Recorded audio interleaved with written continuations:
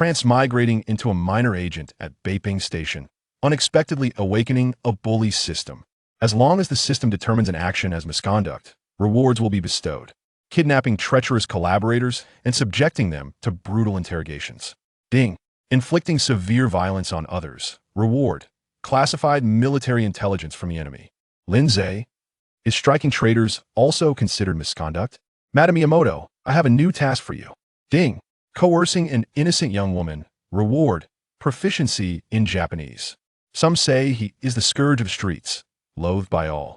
Others claim he is a savior, helping countless souls. Readers, the author humbly acknowledges their shortcomings and welcomes your criticisms. Your support is appreciated for the author's growth. Best wishes for all readers to become increasingly handsome and prosperous. The main text begins.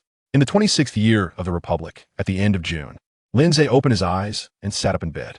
Mr. Lin, you're awake? Please wash up first. I will prepare breakfast right away. A woman resembling Matsumoto Natsuko knelt beside the bed, holding a small tray. On the tray, there lay a toothbrush already dipped in toothpaste, a cup of warm water, a small basin, and a steaming white towel. Lindsay, around his 20s, had large, spirited eyes and a prominent nose. With a playful tone, he remarked, Madam Miyamoto, I am grateful for your hospitality. This trivial matter need not be mentioned to Mr. Miyamoto, I hope. Ding. The bully system is at your service, detecting that the host has threatened another. Reward. Proficiency in Japanese. Lindsay found this absurd system rather exasperating. What part of his earlier statement constituted a bully's behavior?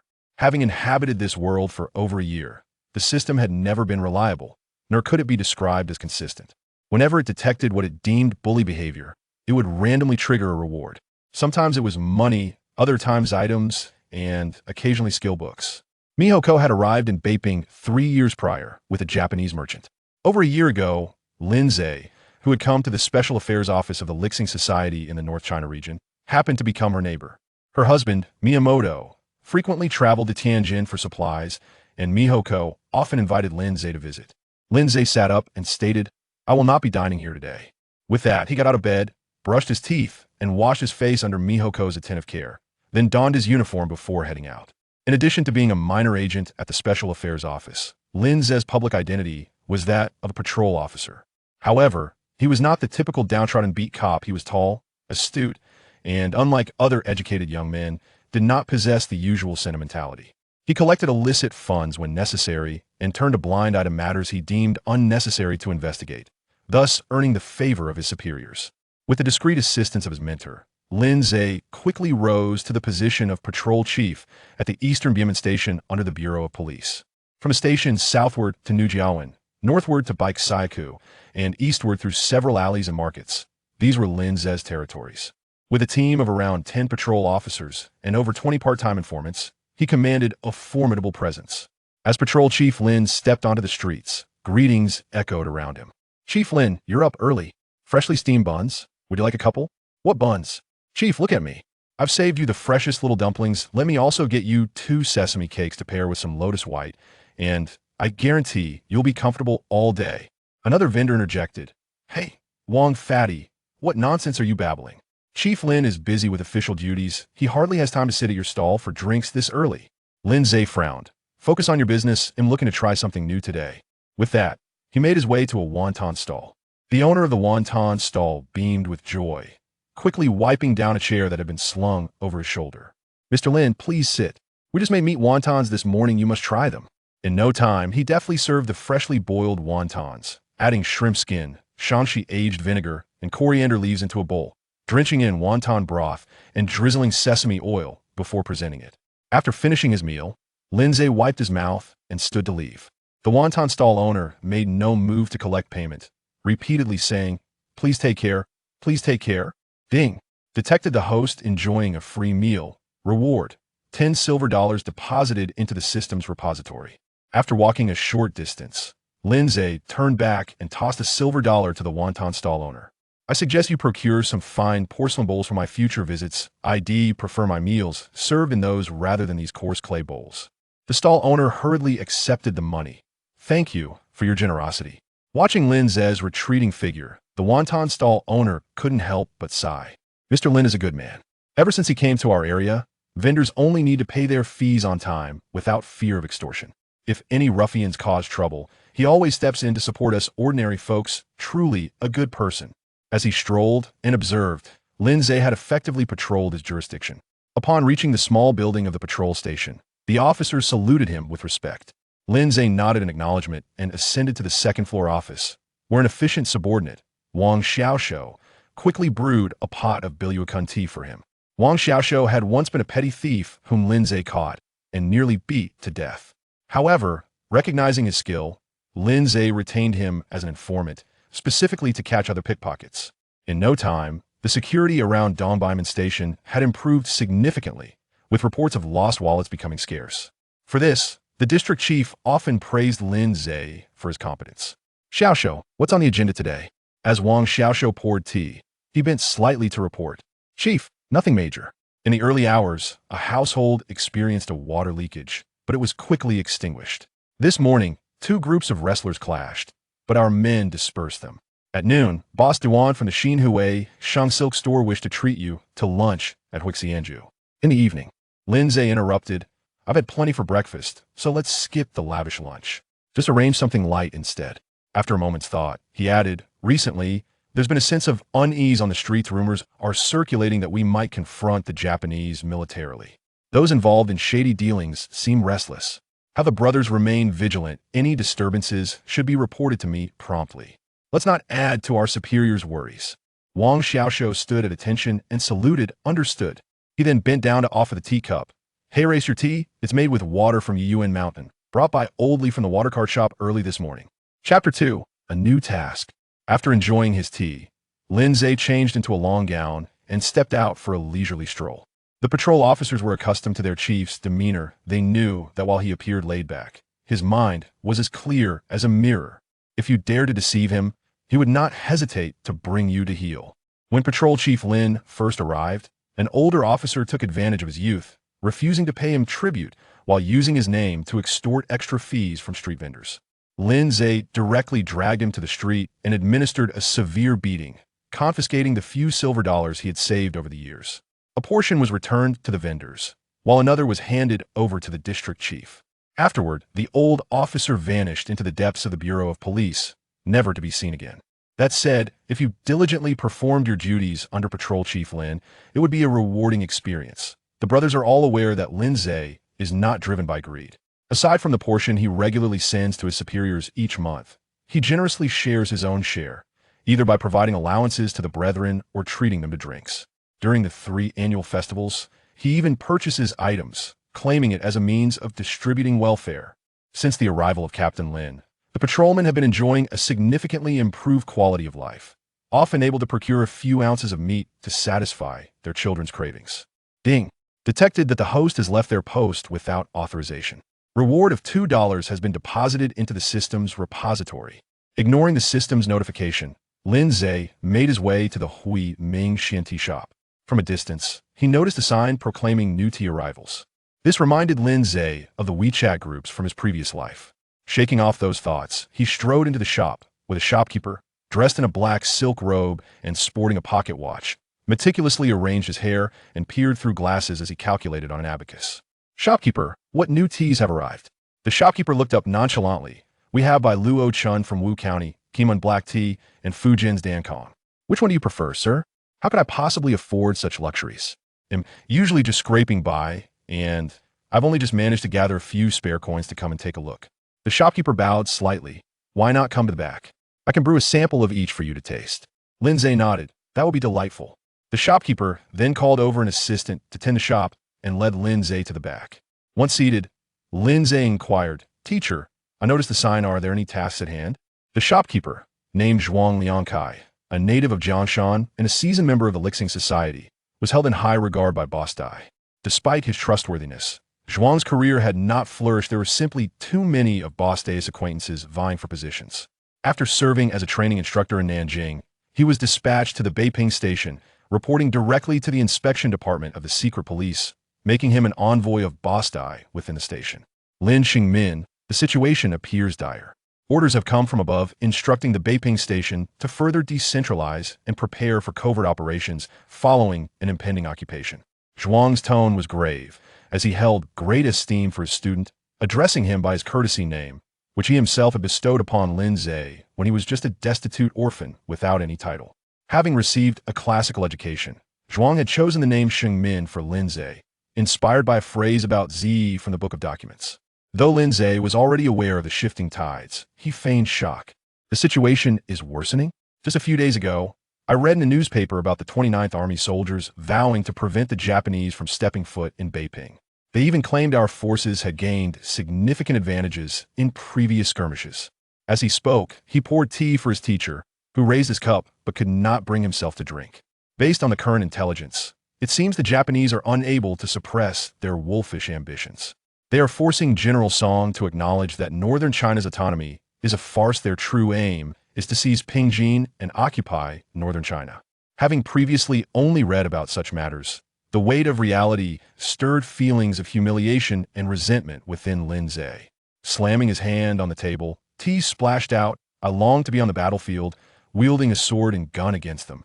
It is far better than patrolling the streets day in and day out. Zhuang Liangkai looked upon his student with pride. Shengmin, the role you can play is far more significant than that of a mere soldier. After inspecting the doors and windows once more, he returned and spoke in hushed tones. Orders have come for Nanjing. The command structures of the 1st and 2nd stations, as well as the Chashui station in Beiping, are to withdraw south. Each station must select capable personnel for undercover operations, maintaining 3 parallel lines of communication, without overlap or contact. Our inspection department personnel must also evacuate. At this point, Zhuang gritted his teeth. Shengmin, Boss Dai has personally instructed that we must select one individual from our inspection department to remain in Beiping.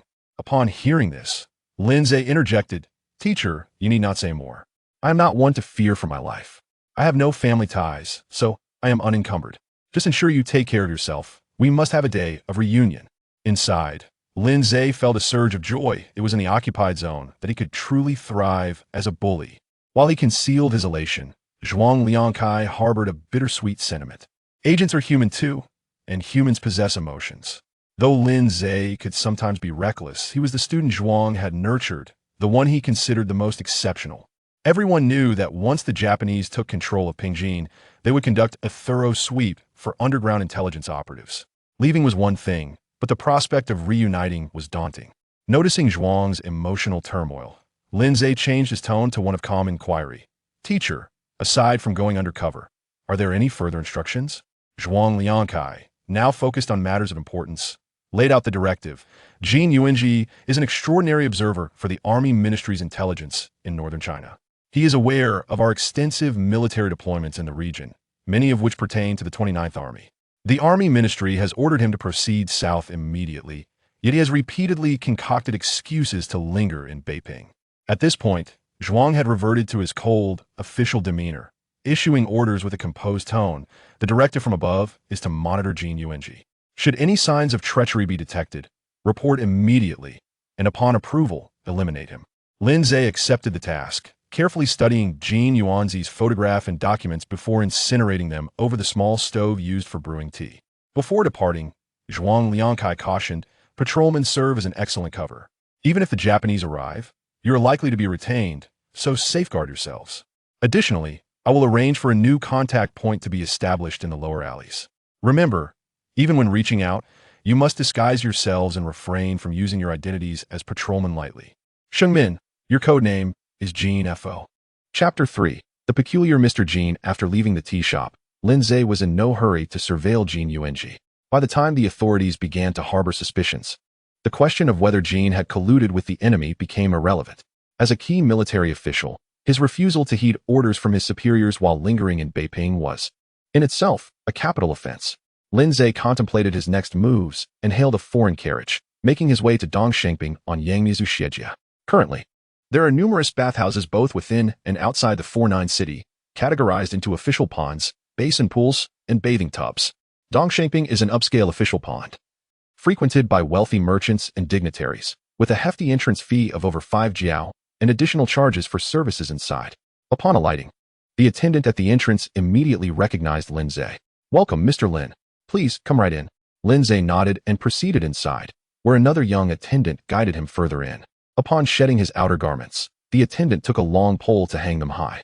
They arrived beside a soft couch, where the attendant laid down a large white towel, followed by serving tea, snacks, and fruits.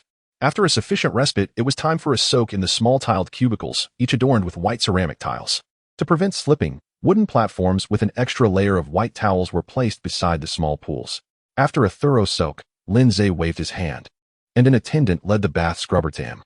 Once scrubbed clean, the attendant added a bit of cool water to a dedicated small pool, allowing Lindsay to soak a while longer before wrapping himself in a large bath towel or resting.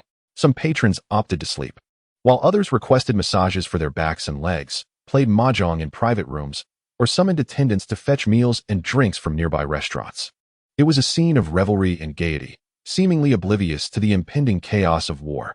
At a nearby mahjong table, players adorned with jade rings and golden accessories engaged in spirited conversation. In my view, this is all just hot air, nothing will come of it. If the Japanese demand something, we simply acquiesce. It's no skin off our backs. Look at what happened 6 years ago when we ceded Northeast China. Didn't the emperor live quite well there? The common folk have managed to survive, haven't they? If we can negotiate, why resort to war? Open conflict is inauspicious and disrupts trade. As the conversation heated up, one individual could not tolerate the remarks and abruptly overturned the mahjong table, seizing the loudmouth by the collar and delivering a slap.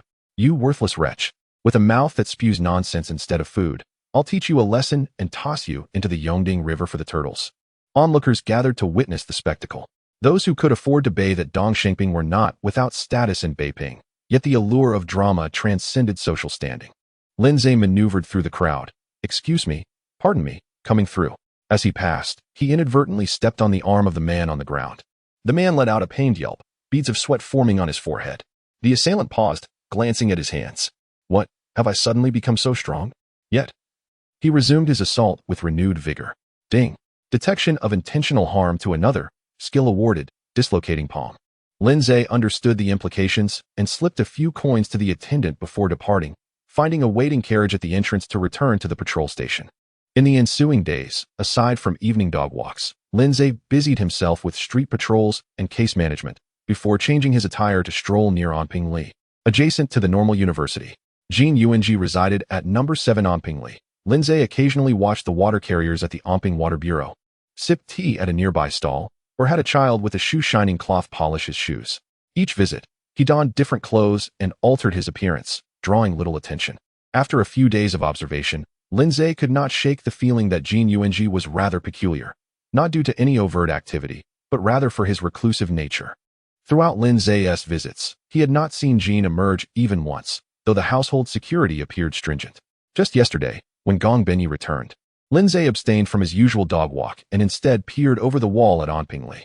Even in the dead of night, lights were still on in the house, indicating vigilant guards. The premises were well designed, with shards of glass embedded along the eaves from the gatehouse to the inner courtyard, making it nearly impregnable unless one were a legendary martial artist like the mythical Yanzi Li San. On the 4th day, Jean Yuanji finally ventured out. He was accompanied by a man who appeared to be a steward.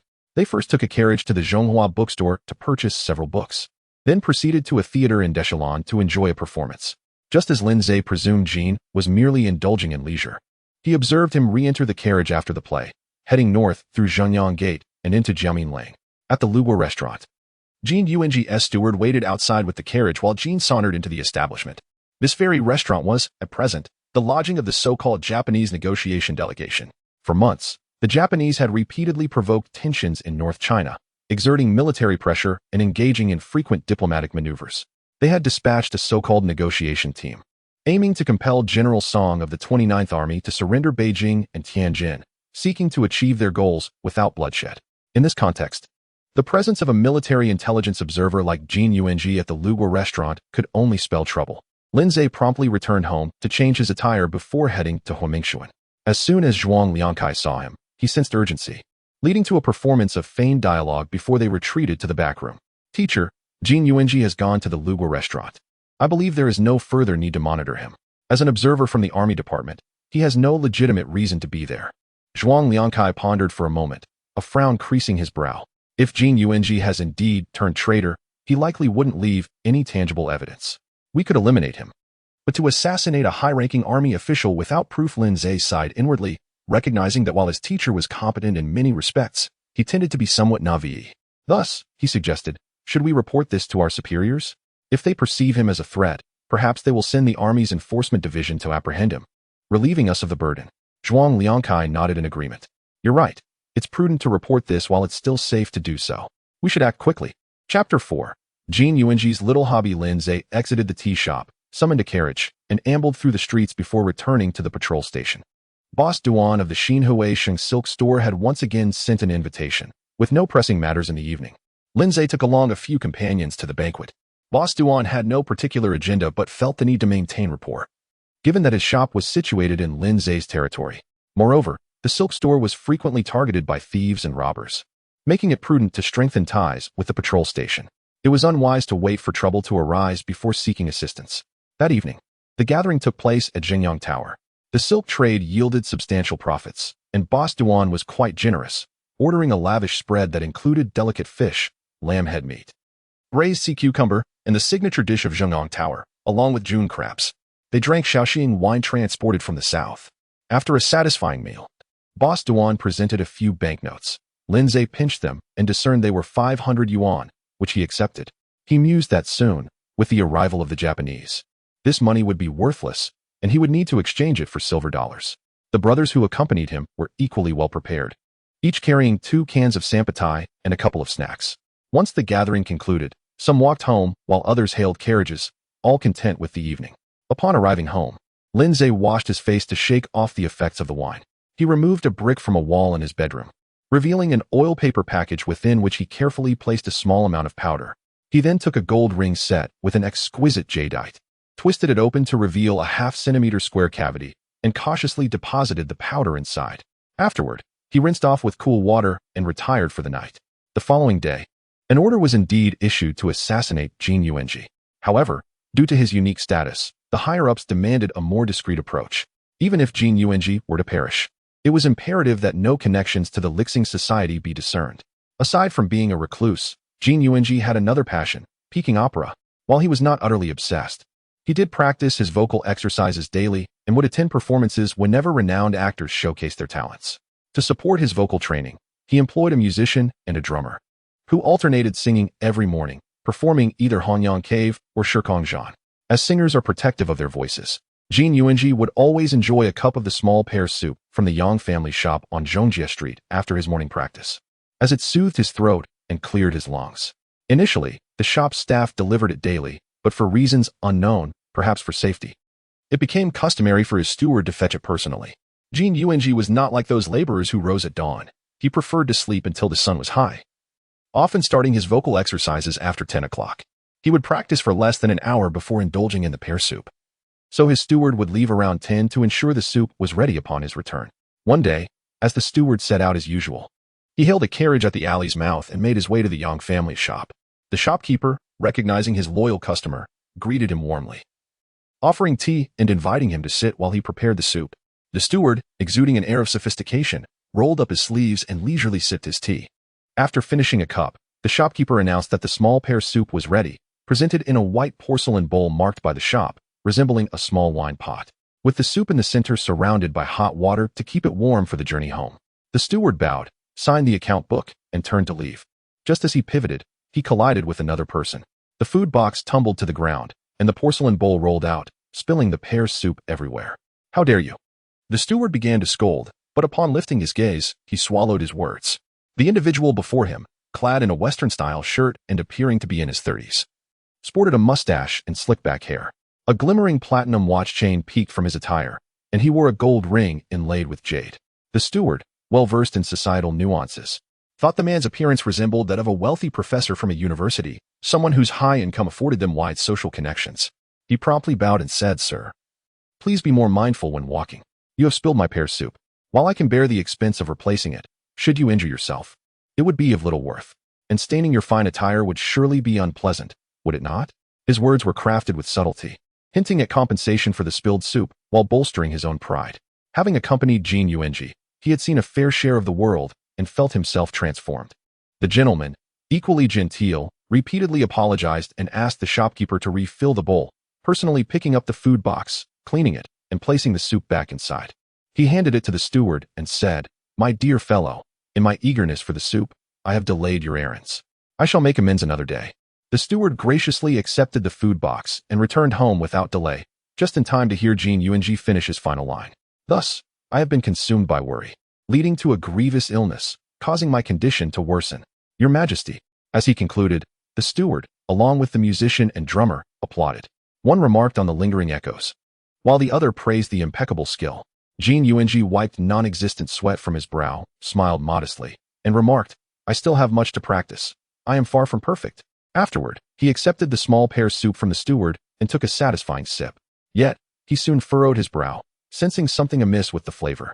After another sip, he chuckled and mused. It seems I have grown weary from practice. Ah, it is still the same taste. The steward breathed a sigh of relief and quickly flattered him. If you were to take the stage, you'd surely be a renowned star of the two major ports. He added, though practice is essential, I must advise you not to overexert yourself. Not only do we depend on you, but the nation too cannot do without you. Jin Yuanji laughed heartily indeed. The nation truly cannot do without me. I too have studied abroad in the East. Yet the generals in the army department are mired in intrigue and refuse to utilize my talents, leaving me with skills unexpressed. He then set down the porcelain bowl, pondering whether the 29th Division could withstand the Japanese. Once the Imperial Army arrives, we shall see. Even the Japanese must regard me as an esteemed guest. As he spoke, Jin Yuanji's eyes suddenly widened, and he felt a sweetness in his throat before spitting out a mouthful of black blood and collapsing backward. The others were alarmed, rushing to assist him, but upon checking for a pulse, they realized he had already drawn his last breath. Chapter 5. Precious intelligence. Not far from Anping Lane, Lin Zhe sat at a tea stall, dressed in casual attire, sipping tea and listening to the opera. Ordinary folk also have a penchant for singing, unlike the affluent observer Jean, who could afford to hire a musician at home. Thus, they would come to the tea stall during their breaks, singing a few lines while beating on the table as a makeshift drum, indifferent to the quality of their performance. A couple of verses accompanied by a cup of tea, or perhaps a bit of labor afterward, brightened their otherwise dreary days. As Lin Zhe savored his tea, he spat out the tea leaves, while nearby, an elderly man clapped the table thunderously, belting out a few lines from the Mapai opera. Sun Zhongmo finds it hard to resist decisions. The ministers of Dongwu are warriors in battle, while the civil officials yield. Lu Zijing visited Jiangxia to scout the situation. Just as the performance reached this point, the tea stall owner hurried over, exclaiming, "Take a break. If you continue to sing like that, I cannot guarantee this table won't collapse." He gestured dramatically, eliciting laughter from the onlookers. The off-key singer, slightly embarrassed, was offered another cup of tea by the owner, who insisted it was a gesture to attract more customers. Amidst the laughter, shouts echoed from Anping Lane, and soon, a servant who had gone out to buy a small bowl of pear soup rushed into the street, pale and panicked. "Police! The police! Someone come quickly!" Ding! Host detected homicide. Reward: 2 small yellow fish. Reward: fragment of intelligence. Lin Zhe felt a jolt, maintaining a calm facade as he lifted his teacup, while secretly accessing the intelligence fragment in his mind. The fragment played out like a video. A city gate appeared gradually, shrouded in darkness, with a horde of Japanese soldiers gathered beneath it. Shortly after, a Japanese official, accompanied by 2 others, entered the city for negotiations. They claimed that the Japanese soldiers stationed in Fengtai admired Chinese culture and wished to visit the Forbidden City, promising to follow a designated route and requesting the convenience of the 29th Army. The video abruptly ceased at this point. To his embarrassment, Lin Zhe was not well versed in history. He only recalled that on July 7th, the Japanese had engaged in conflict with them at the Lugo Bridge, which continued until the end of July when Generals Tong and Zhao fell, and by the 29th, Beijing was besieged. Recognizing the appearance of Guang'an Gate, he couldn't recall where he had read about it. After some contemplation, he decided to stand up, tossing a few coins as payment for the tea, and made his way around to the back of Anping Lane. Upon reaching the rear wall of the residence at number 7, he took a few steps back, gathered his strength, and climbed onto the bricks with agile precision, careful not to cut his clothes on the shards of glass. Lin Zhe tumbled into the courtyard. "System, could you possibly assist me with a reward for lightness of foot someday?" Since Jin Yuanji had met his demise in the front courtyard, all the guards and servants had rushed to the front, leaving the back courtyard deserted. As in Yuanji had come to Beijing as an observer and had not brought his family due to the uncertain situation, this provided Lin Zhe with an opportunity. He slipped into the main house and quickly scanned the area, finally locating the study. Time was of the essence, and he could not afford to worry about leaving traces. As a military intelligence observer, Jin Yuanji must have been familiar with Beijing's defenses. The intelligence fragment mentioned Guang'an Gate and Japanese soldiers, implying that the enemy either intended to feign an attack on Guang'an Gate or genuinely aimed to launch a surprise assault from there. Could it be that Jin Yuanji advised the Japanese on this? After rummaging through the study, he found nothing of reliable evidence. Hearing the commotion growing louder from the front courtyard, Lindsay had no choice but to leave, climbing back over the rear wall. Instead of returning to his own residence, he sought out a tailor and purchased a long gown commonly worn, stowing away his casual attire. He then summoned a rickshaw and returned home, where he incinerated the casual clothing. He had found no information regarding Guang'an Gate in Jin Yuanji's study. However, if Jin Yuanji had been able to meet with the Japanese at the Lugua restaurant, there would be no need for him to leave any written records, would there? Yet, how could he convince Zhuang Liangkai that he had stumbled upon this intelligence by chance? Reflecting on the intelligence fragment in his mind, Fengtai Garrison, Guang'an Gate. Feigned opening of the city gate, Lin Zhe began to strategize. After pondering for most of the day, he arrived at a tea shop and found Zhuang Liangkai. The latter welcomed him with a smile into the back room, but then quickly sobered, saying, "I will know if the mission succeeds or fails. Am I unaware of whether he lives or dies? You shouldn't come here so frequently. Who visits a tea shop every day?" Lindsay did not argue, but instead remarked, "Sir, I have made a significant discovery. The Japanese may attack Guang'an Gate." Zhuang Liangkai, an experienced operative, could not help but be taken aback by this news. "Where did you hear this?" "Various parties are still negotiating. While the situation is tense, whether or not there will be a battle remains uncertain." "How can you assert that the Japanese intend to attack Guang'an Gate?" Zhuang Liangkai, understanding the gravity of the situation, still afforded Lin Zhe some courtesy in his tone. He knew that conflict was likely imminent, yet Lin Zhe was merely a patrol officer, lacking the intel of a seasoned spy. How could he make such bold claims? Lowering his voice, Lin Zhe explained, "I first used that poison, fearing Jin Yuanji would not die, so I stealthily entered through the rear courtyard to observe.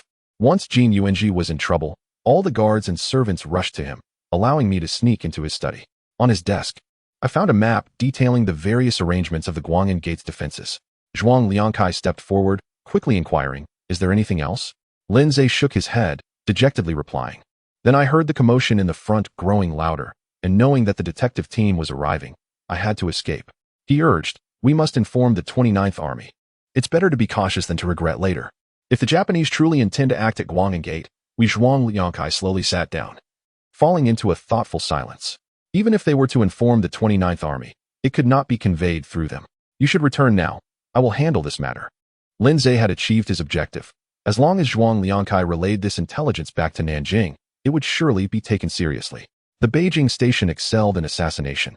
But when it came to intelligence gathering, their capabilities were rather mediocre. The situation in Pingjin had become perilous with Japanese infiltration. Yet their intelligence work against Japan had been lackluster at best. Now, with Lin Zhe's intelligence, regardless of its veracity, it was akin to a lonely bachelor encountering a doll. Truth mattered little. Action was imperative. Chapter 6. The appreciation of Boss Dai on that day. A series of radio waves transmitted vital intelligence back to Nanjing. Unfortunately, Boss Dai and several department heads were not in Nanjing. They had traveled to Lushan. The deputy head of the intelligence department, who remained behind, deemed the matter of great significance and, without delay, forwarded the intelligence, numbered as Jinkingzi No. 6, to Lushan. Boss Dai had been exceedingly busy lately, tasked with ensuring security across all fronts with meticulous attention. However, his high standards often led to his frequent reprimands.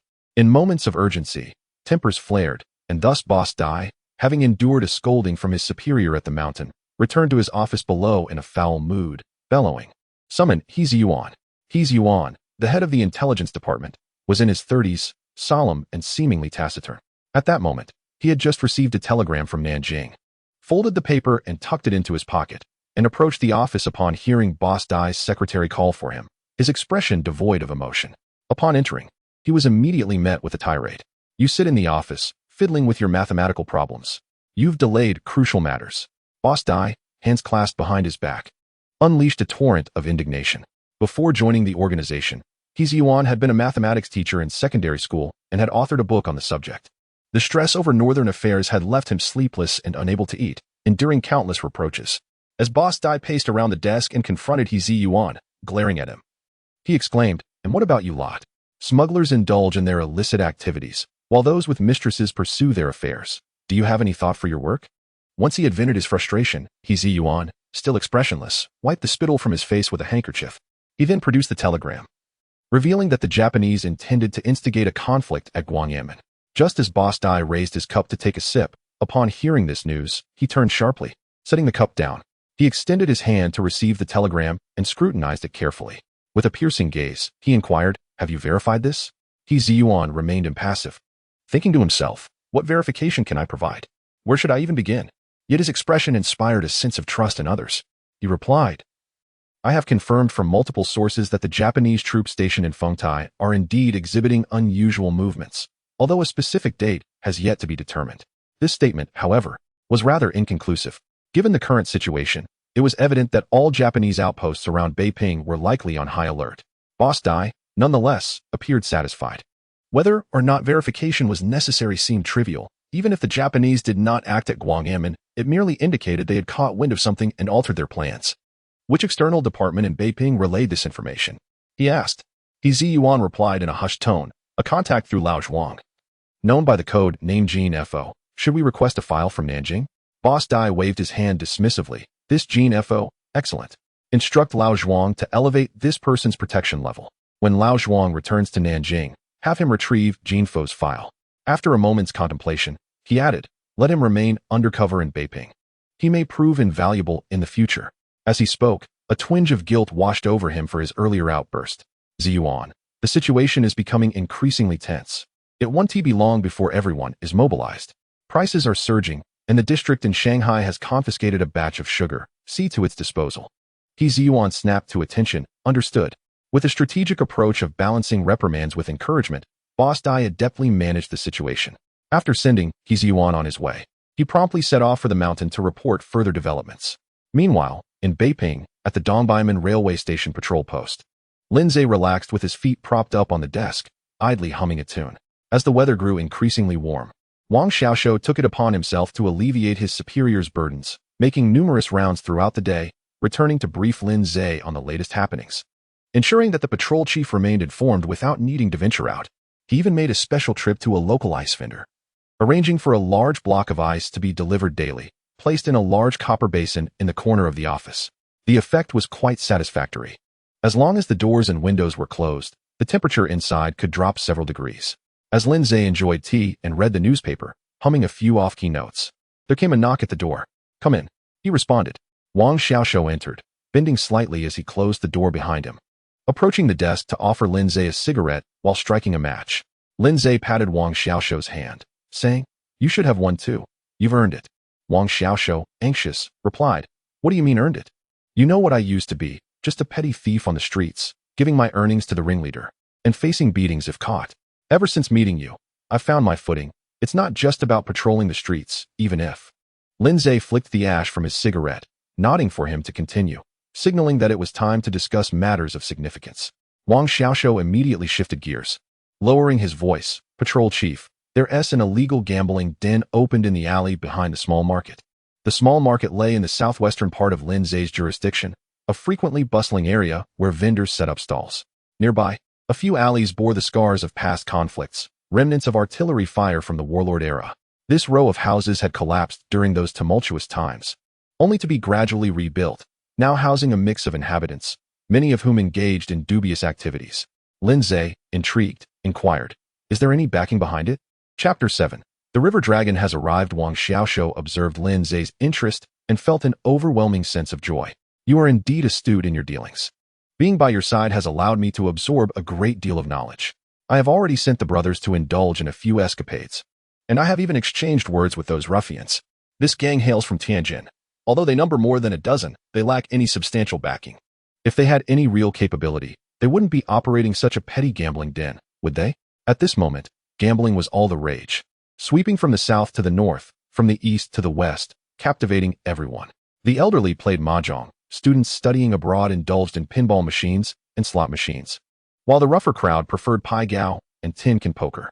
Establishing a casino was indeed feasible, albeit requiring approval and the payment of hefty taxes. Simultaneously, many casinos had ties to officials, making them formidable entities, which only served to tighten the restrictions on private gambling establishments. The Beijing Police Department stipulated that when encountering illegal gambling dens, they could conduct raids. to incentivize the public to combat private gambling. A portion of the confiscated funds would go to the patrolling officers, another portion would be retained for operational expenses, and the remainder could be distributed among the officers. The intricacies of this arrangement were profound. Who could truly ascertain the amount confiscated? After a moment of contemplation, Lindsay extinguished his cigarette, waved his hand, and summoned his brothers. Let us get to work. Engaging in this line of work required discernment. The honest old patrolmen were not to be called upon, as they had families to support, some even grandchildren. It was not worth the risk of incurring vendettas. Although they could not be summoned, a portion of the spoils should still be allocated to them, albeit a lesser share. This endeavor primarily called for those part-time informants, known as baudating in the south and zwatan in the north. These individuals were already accustomed to the streets, some handling litigation, others engaging in brawls, and some specifically capturing individuals for rewards. Most spent their days idling in tea houses, and when flush with cash, ventured into the bustling alleys. When broke, they resorted to foraging for scraps. These individuals were bold and reckless, and crucially, anyone who dared to reveal Lindsay's illicit activities would face dire consequences without any inquiries made. Wang Xiaoshou was the leader of this cohort of informants and soon gathered 17 or 18 individuals. Clad in black silk shorts with broad belts or sporting shaved heads while juggling iron balls, they hardly appeared virtuous.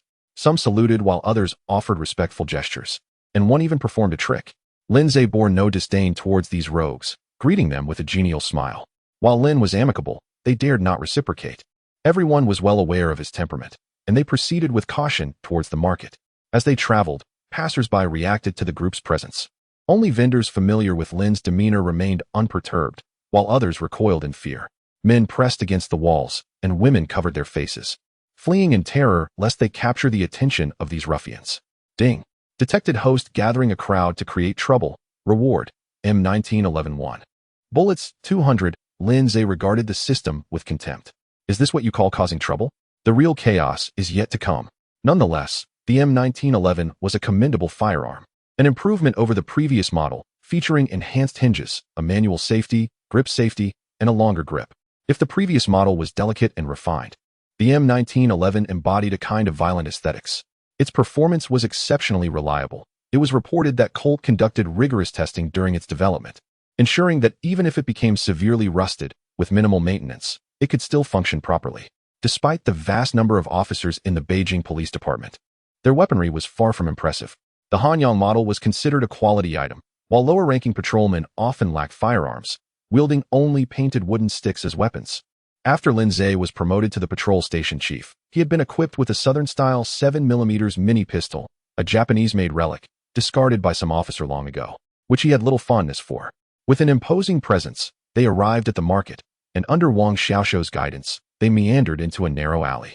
The area was visibly dilapidated, with some sections lacking even walls, merely a few wooden sticks haphazardly arranged to deter the righteous while inviting the unscrupulous.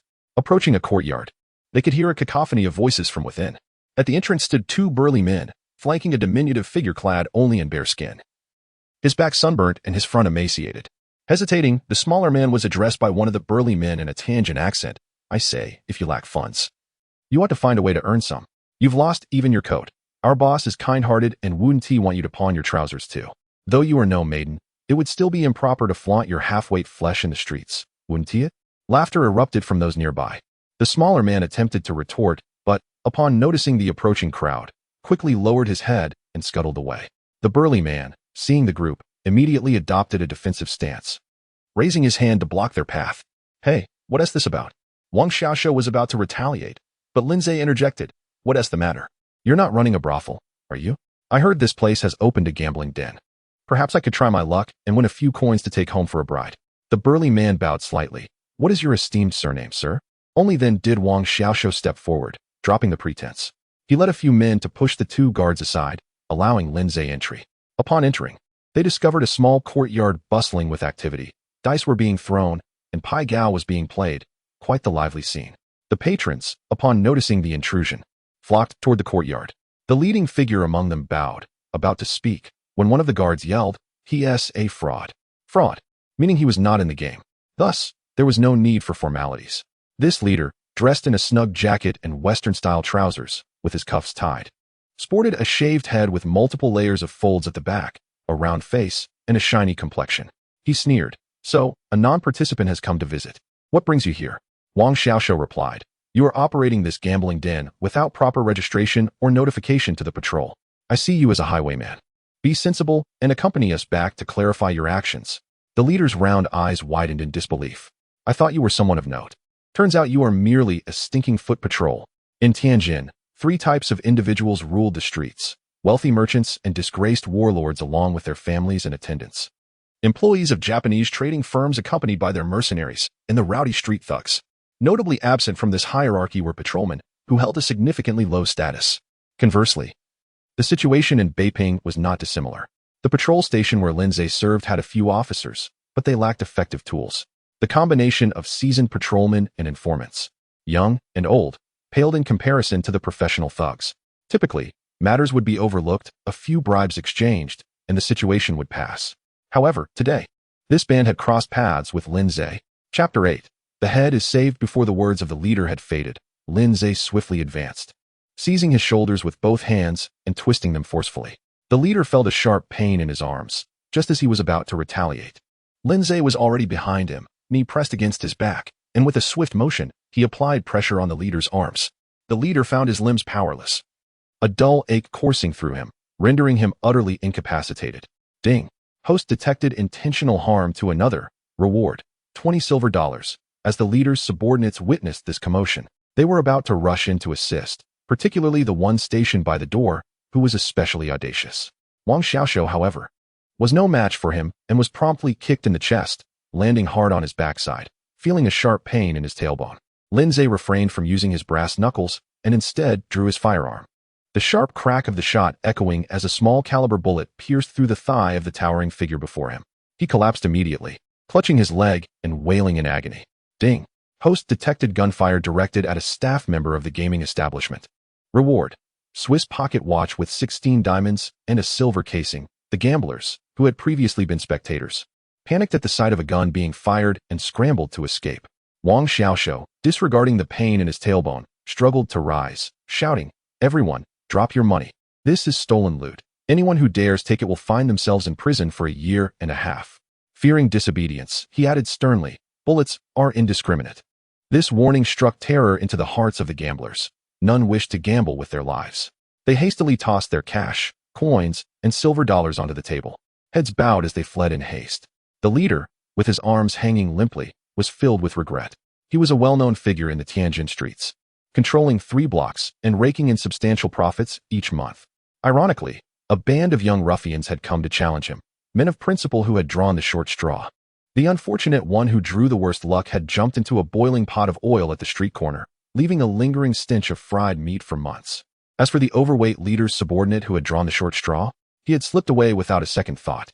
According to their code, the leader was obliged to jump into the pot himself. After all, maintaining face was paramount in Tianjin. If he failed to respond, he would lose his territory to others. The leader, deep in thought, concluded that with his considerable girth, he would indeed be fried, and the oil would only increase. Thus, he gathered a dozen trusted brothers and made their way to Beijing. Upon arriving at the Eastgate Station, they settled in nearby, establishing a gambling house to make a comeback. Being an experienced figure, he understood the importance of alliances, but upon hearing that the local station chief was a young man, he felt a wave of relief. He had been lamenting the loss of revenue from Tianjin's 3 blocks, but now, he could spare the tribute to this young chief. When Lindsay arrived, the leader immediately sensed his intent.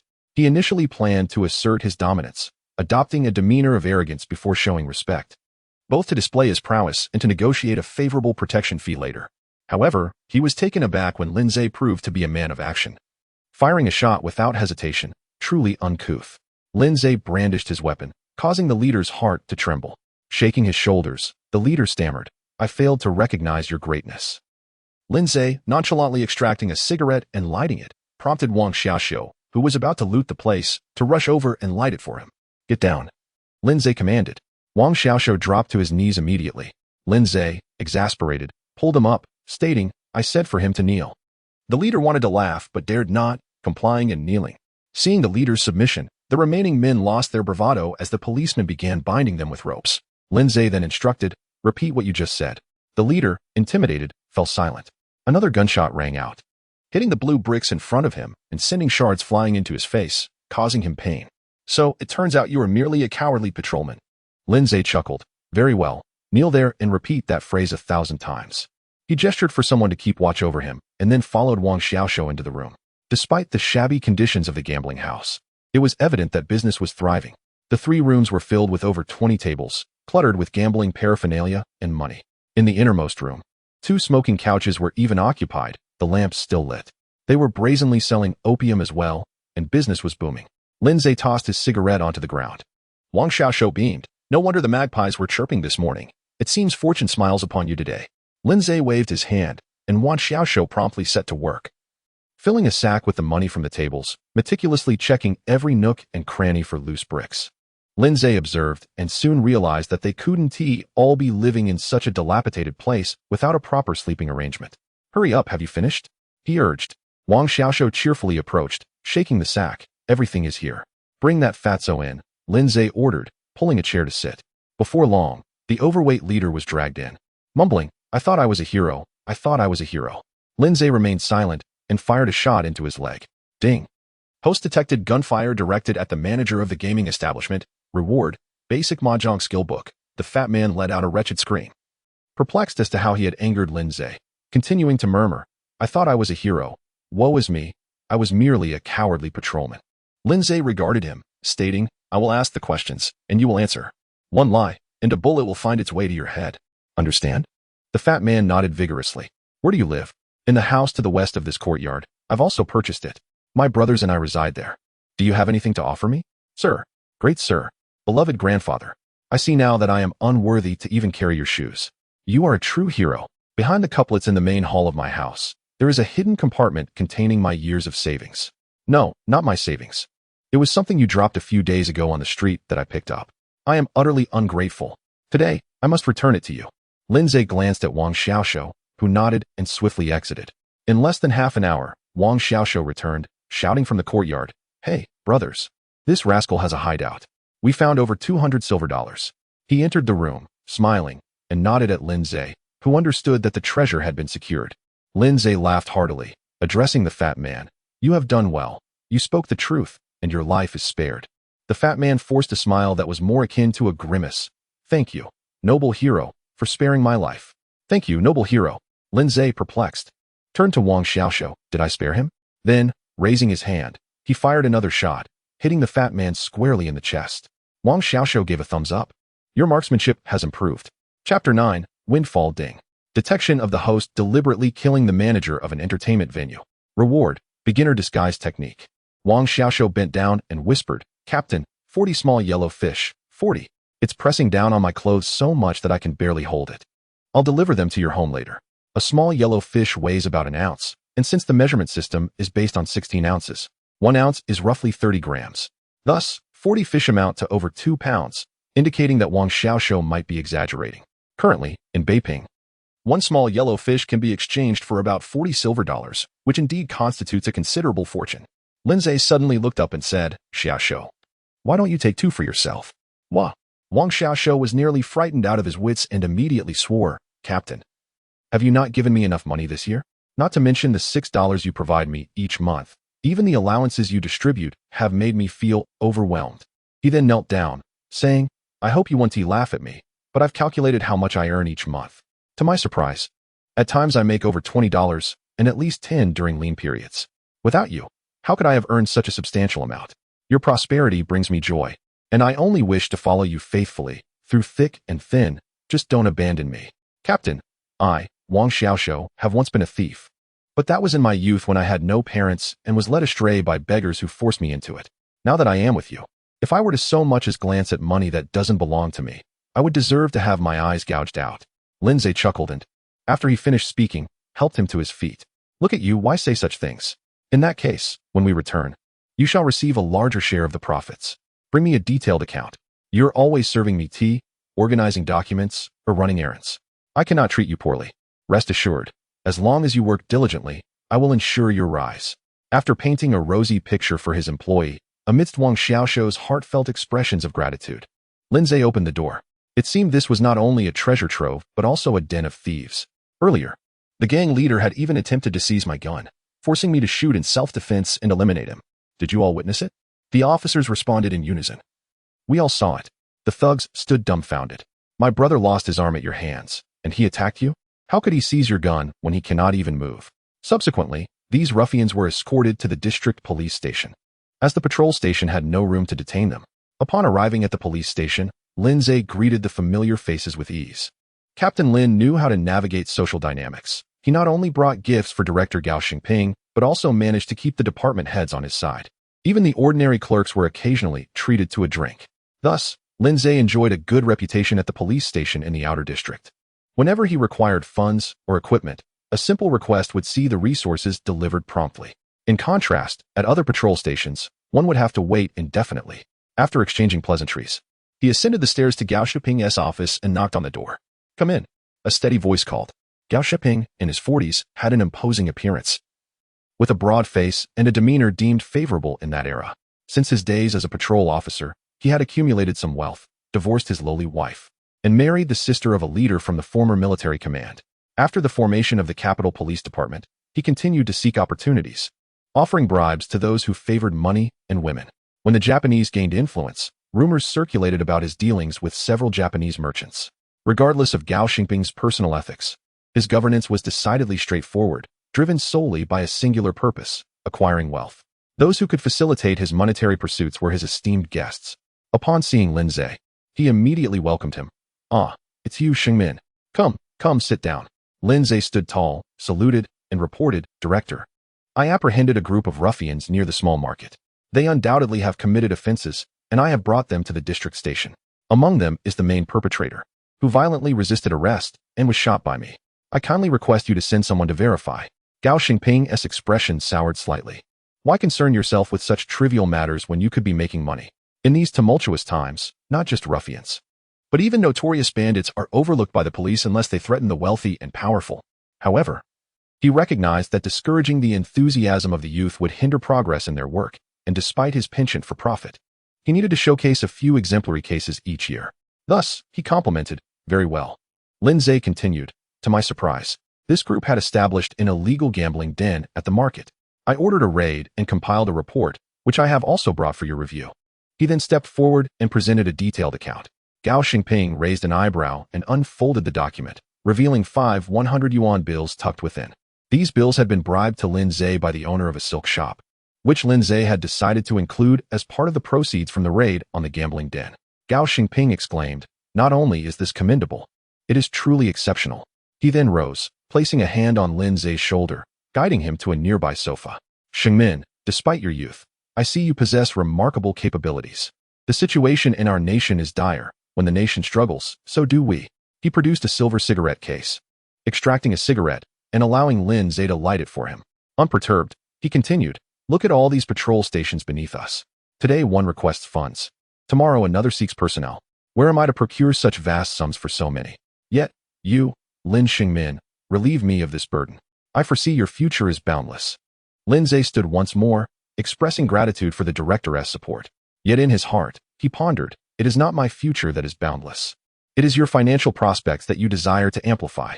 500 yens were sufficient to facilitate this conversation, and just as Gao Xingping was about to mention other business, Lindsay interrupted, Director, I have a humble request. Gao Xingping, wary of the youth's boldness, thought to himself, is this not a bit presumptuous? How can one ask for favors right after receiving gifts? Yet, considering Lindsay's unwavering loyalty, he inquired, what is it? Is it someone seeking your intercession for a legal matter, or perhaps a rural relative in need of a job? Speak freely. I shall assist as long as it is within my power. With utmost respect, Lindsay produced the Swiss luxury pocket watch, a reward from the system. Recently, a merchant from Tianjin had passed through his jurisdiction and, after a car accident, presented it to Lindsay as gratitude for his rescue. However, noticing the watch was faulty, Lindsay asked, Director, could you assist me in finding someone to repair it? Gao Xingping's eyes widened in delight upon seeing the exquisite watch, with a platinum chain, silver casing, and a diamond-studded dial, the rhythmic ticking audible even from a distance. Ah, you've asked. I want to put you in a difficult position. Leave it with me. I shall find someone to mend it, he said, beaming. Xingmin, we are comrades. Let us not stand on ceremony. One day I'll have my wife prepare a few dishes, and you can join me for drinks. Ding. Detection of the host bribing the police chief. Reward, 500 yens. Lindsay nearly lost his composure, his face flushed with embarrassment, and he exclaimed, "Thank you, Director." Gao Shiping, recognizing the youth's excitement, offered a few words of encouragement before allowing him to leave. Chapter 10. New contact point. Upon returning to the patrol station, Wang Xiaoshou presented another set of account books. Lindsay took a glance and noted that Wang Xiaoshou had received $6 silver, while the brothers involved in the operation each received 4, and the remaining patrol officers 2 each. Lindsay nodded in acknowledgement, recognizing that not only had Wang Xiaoshou participated in the action, but he had also provided crucial leads for the gambling raid and taken on the counting duties. There are still some tables and chairs in that courtyard. Once the police have finished examining the body, you can clean up and sell the furniture. I will keep the house. I have use for it. Wang Xiaoshou had already received more than the others, and to grant him further bonuses would not only seem unfair, but could also impact Lin Zay's own reputation.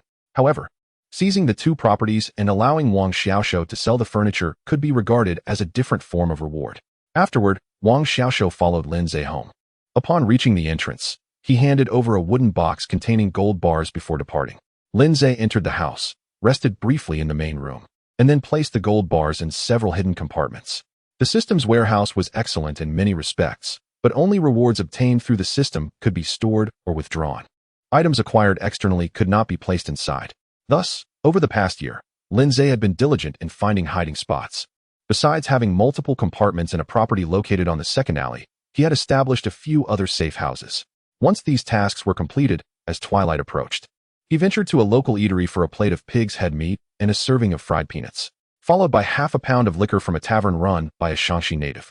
Upon returning home, he turned on the radio, where Yang Baosen's Wenjiao Pass was playing. Sipping his drink while enjoying the performance and occasionally nibbling on peanuts, he felt utterly at ease. After finishing half a pound of liquor, he washed up, extinguished the lights, and fell into a deep slumber. The next morning, he awoke feeling refreshed and stretched his limbs in the courtyard, only to hear a knock at the door. Upon opening it, he was pleasantly surprised to find Wang Xiaoshou standing there. "I thought you would be off to Han Family Alley to find your old flame, now that you have some money. What brings you here so early?" Wang Xiaoshou chuckled sheepishly, raising the food box in his hand.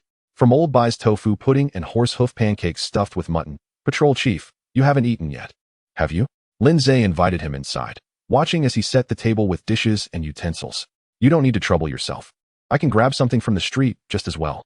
Wang Xiaoshou busily replied, "You don't have a housekeeper here, so you have to do everything yourself." While simplicity is commendable, it can be rather inconvenient. Lin Zay invited him to join in the meal, but Wang Xiaoshou insisted, "I've already eaten. You go ahead." After washing his hands, Lin Zay sat down at the table, savoring the tofu pudding while eyeing Wang Xiaoshou. "All right, speak your mind." Wang Xiaoshou quickly bowed and said, "Nothing escapes your notice, Patrol Chief. I've managed to save some money lately, and I was wondering if you could help me find a position at the patrol station. I'd be happy to patrol the streets. I think being a mere listener isn't a sustainable job. If you get promoted one day, I could be left high and dry." Lin Zay had not anticipated this request. He had always thought of Wang Xiaoshou as somewhat clever and resourceful, a person who could handle tasks with ease. Yet, he had not expected this young man to be so earnest in seeking a change for the better. "You should save your money for a future wife instead. In today's world, many struggle to make ends meet. Your request may not be easily fulfilled." Wang Xiaoshou's heart sank at these words. Lin Zay continued, "But let me do this. In a few days, I'll mention it at the district police station. If fortune favors you, perhaps the officials there will look kindly upon my request." Wang Xiaoshou's spirits soared, and he hurriedly expressed his gratitude. After Lin Zay finished his meal, Wang Xiaoshou joyously gathered his things and left. Lin Zay changed into his patrol uniform and stepped out for a stroll. The tea shop, Huamingxuan, was closed, and inquiries revealed that the owner had gone south due to a family illness, and the shop, being rented, was simply shut down. A neighboring shopkeeper, mistaking Lin Zay's interest for a desire to take over the tea shop, whispered, "Patrol Chief, you've been kind to your brethren. I'll add a word of caution, the place has bad luck. Think about it. The tea shop has only been open for a little over a year. Whether it made any profit is debatable, but the owner's family has fallen ill, definitely not auspicious." Lin Zay nodded, "You make a valid point. I shall keep an eye out for who rents it next. Some misfortunes may arise." Ding. Host detected glee in another's misfortune. Reward, $5 silver. Lin Zay, is this a reward too? After agreeing with the neighboring shopkeeper to share a drink in a few days, Lin Zay continued his leisurely stroll. Upon reaching the street near the Dongbeiman bus station, he spotted a shop festooned with decorations and a troupe of musicians. As he approached, he shouted, "Who allowed you to block the street? With all this noise, how can anyone walk?" One might think someone is getting married. The crowd, recognizing Lin Zhe as the patrol chief, quickly greeted him with respect, to which he responded with feigned indifference. The owner of the newly opened Su-style pastry shop, a man in his 50s dressed in a thin cotton long gown and a small hat, appeared seasoned in earnest. Seeing Lin Zhe in uniform, he produced a red envelope from his waist and said, "Patrol Chief, thank you for your hard work. A small token of appreciation, please enjoy some tea." Lin Zhe accepted the envelope without hesitation, replying, "This shall not become a habit." Ding. Host extorted a merchant, reward, a pair of sunglasses. With the envelope in hand, Lin Zhe made his way toward the patrol station without delay. Onlookers informed the pastry shop owner, "Let me tell you, your money is well spent. Our Lin Chief is unlike other bosses. If he accepts your money, you can rest assured that if any ruffians come calling, just send them to the patrol station, and they will handle it." The conversation soon shifted from the new shop opening to tales of Lin Zhe. One recounted how he had shot and killed a notorious bandit who had terrorized several provinces in the north, a robust man, capable of riding horses with ease. Yet Lin Zhe had brought him down with a single shot. Another remarked that while Lin Zhe was a decent man, he was rather shrewd, with a penetrating gaze that commanded respect but made it difficult to approach him. As the chatter continued, the shopkeeper served a platter of pastries for everyone to sample. As the saying goes, a mouthful of food binds the heart, and no one dared to voice any discontent about the taste, although few were willing to pay for their own. Despite this, the old proprietor maintained a cheerful demeanor, encouraging everyone to enjoy a bit more. Chapter 11. Guang'an Gate. By early July, the atmosphere in Beiping suddenly grew tense. Many households began stockpiling salted vegetables and grain, while rice and flour prices escalated daily. Various rumors circulated throughout the city. Today, news of the 29th Army's defeat spread, while tomorrow brought hopeful whispers of peace talks, suggesting that the conflict would soon subside. Lin Zhe remained dedicated to his duties, reporting to the patrol office as usual and occasionally taking strolls around the neighborhood, which provided some reassurance to the local populace. General Song's motivations were unclear, as he continued negotiations with the Japanese, even going so far as to remove sandbags from the city gates to demonstrate goodwill. However, the Japanese appeared indifferent to his overtures. By mid to late July, a group of Japanese soldiers stationed in Fengtai approached Guang'an Gate, claiming they wished to visit the Forbidden City and requested the guard to open the gates. The defending commander, a Colonel Liu of the 29th Army, was taken aback by this development, realizing that accurate intelligence had indeed reached the higher-ups. The Japanese were planning a surprise attack on Guang'an Gate. He consented to allow the Japanese soldiers entry, which elicited their jubilant response. However, upon crossing the threshold, they found the gates shut, trapping them within the moat. Subsequently, the soldiers atop the city walls unleashed a barrage of gunfire, inflicting casualties upon the invaders. News of this victory spread like wildfire, causing the citizens of Beiping to rejoice. Taverns were bustling with business, and both white and yellow liquor flew off the shelves, with inebriated patrons filling the streets, their faces alight with joy. Yet, this singular victory did little to alter the overall situation. By the end of the month, the Japanese launched an offensive on Nanyuan, leading to the fall of Beiping.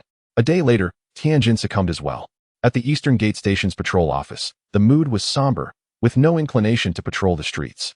Instead, everyone congregated in the office, some smoking, others engaging in hushed conversations. In Lin Zhe's office upstairs, Wang Xiaoshu brewed tea while casting furtive glances at Lin Zhe. Hesitating to speak, Lin Zhe urged, "Speak your mind, don't mince words." Wang Xiaoshu, unable to muster a smile, expressed his concerns. "Patrol Chief, with the Japanese here, what should we do?" Lin Zhe replied resolutely, "We will continue our duties as before, patrolling and collecting fees. What does it matter if the Japanese are here? Should they not maintain order on the streets?" Just then, a call came in from the 3rd District Police Station, requesting Lin Zhe's presence for a meeting. Upon arrival, it was evident that representatives from all patrol offices had gathered for an announcement. Indeed, Gao Xingping exuberantly proclaimed several matters.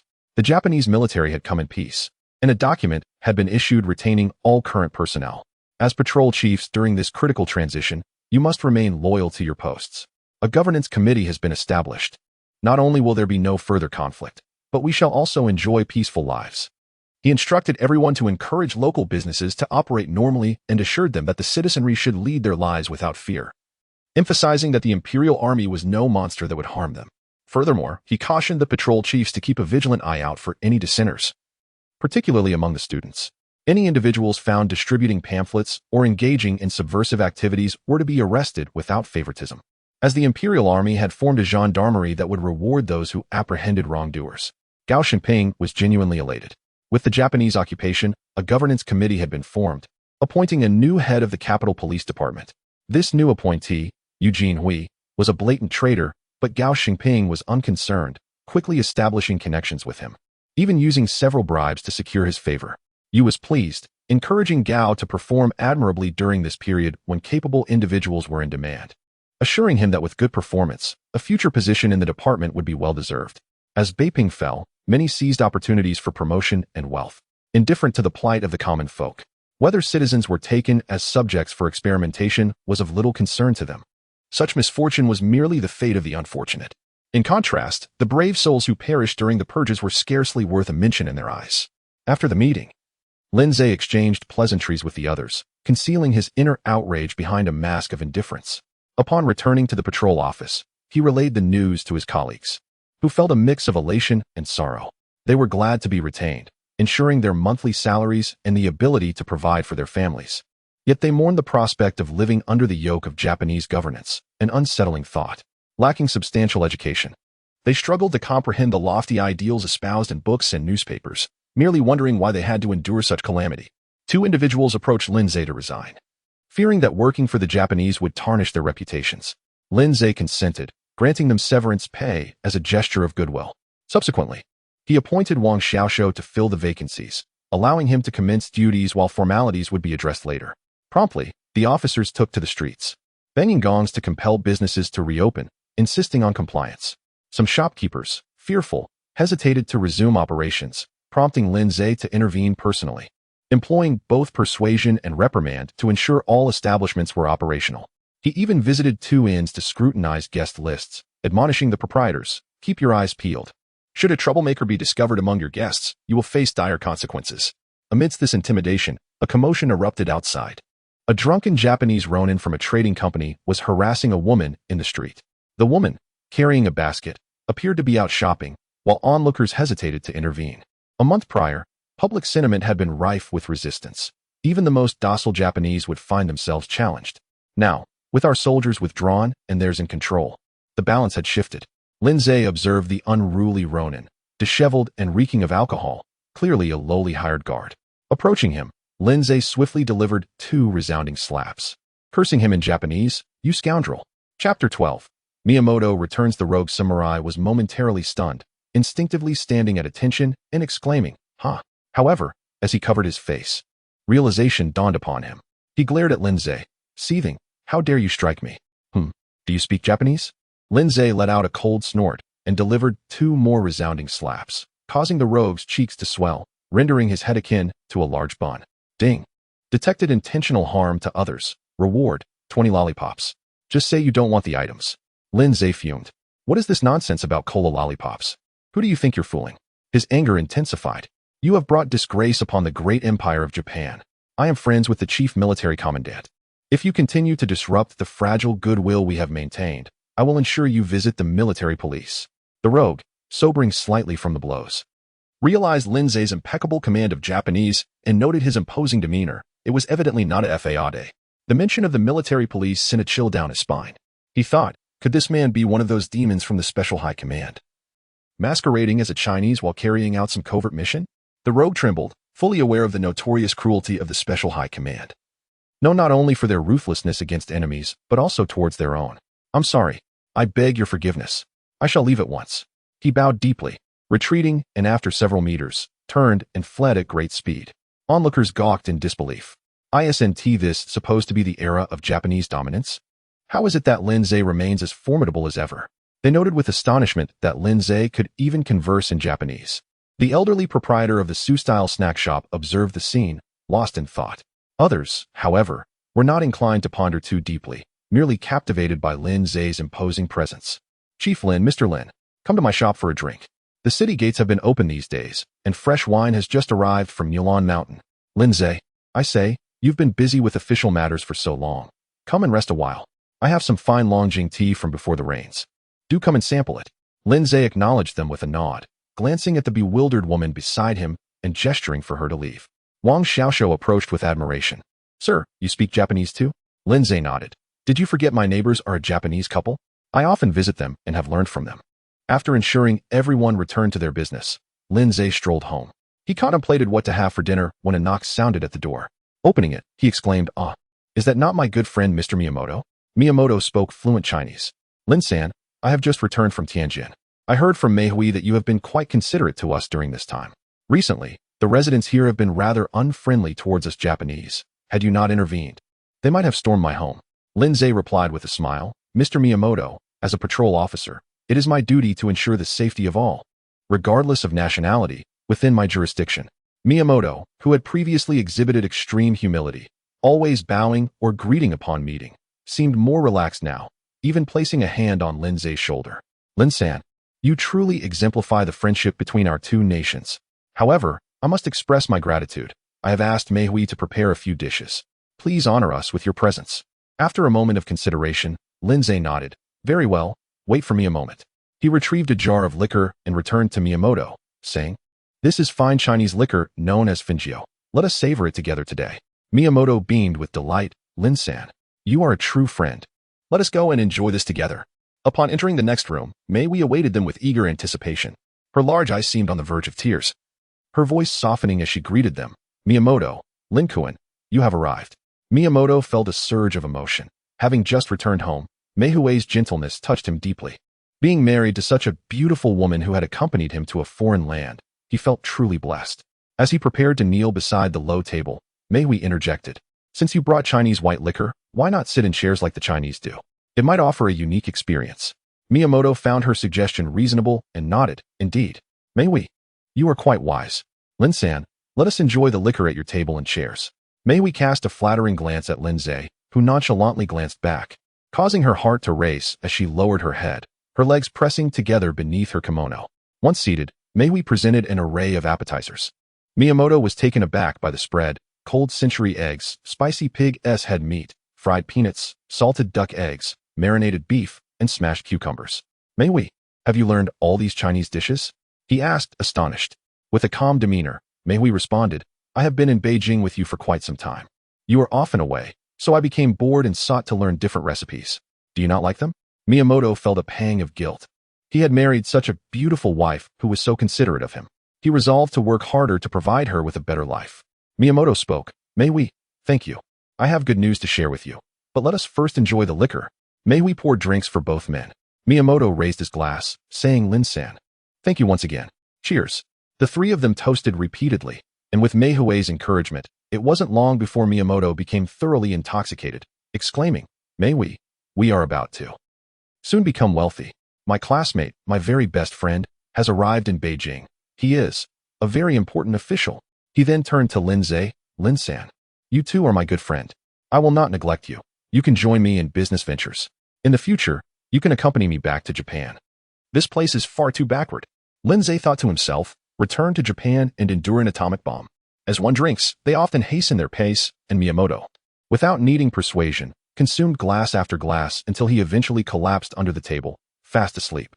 Meihui approached Lindsay, saying, "Lin-kun, once Miyamoto is drunk, he will not awaken until dawn." Lindsay? Ding. Detected insult to others. Reward. Strengthening and fitness techniques. Chapter 13.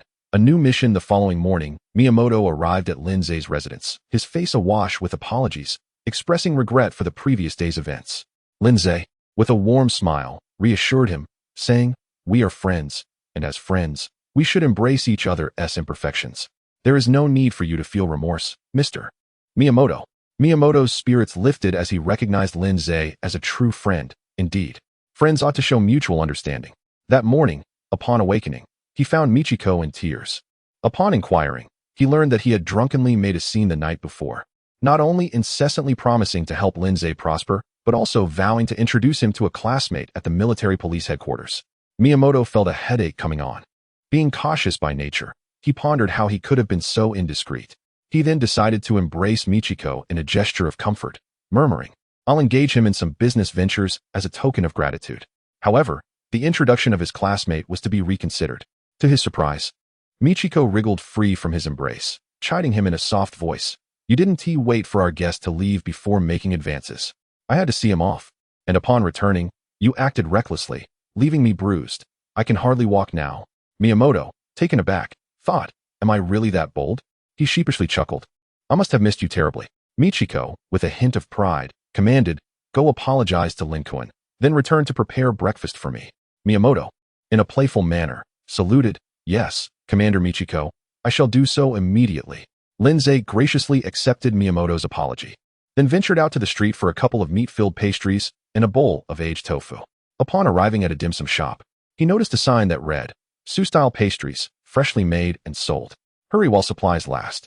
Unperturbed, he proceeded to the patrol station, where he encouraged the officers to conduct their rounds diligently and instructed Wang Xiaoshou to assign the informants to various locations to detect any dissenters against goodwill within the precinct.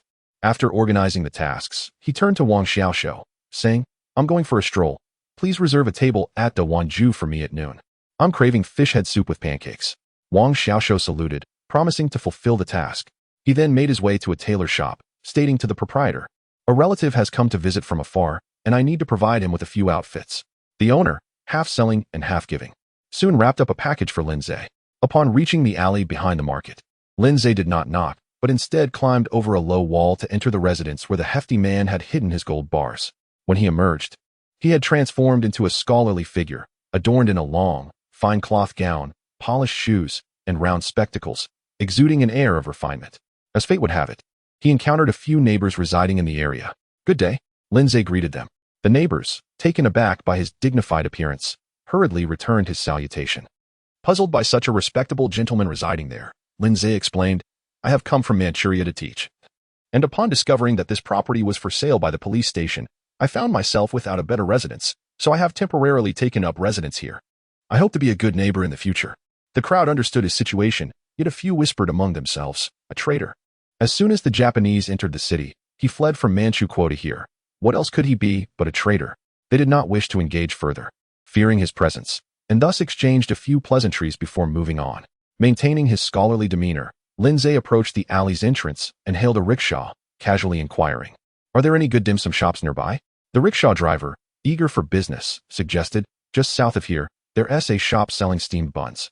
But if you'd prefer something farther, I can take you to a Su-style pastry shop near the Eastgate station. Their craft is exceptional.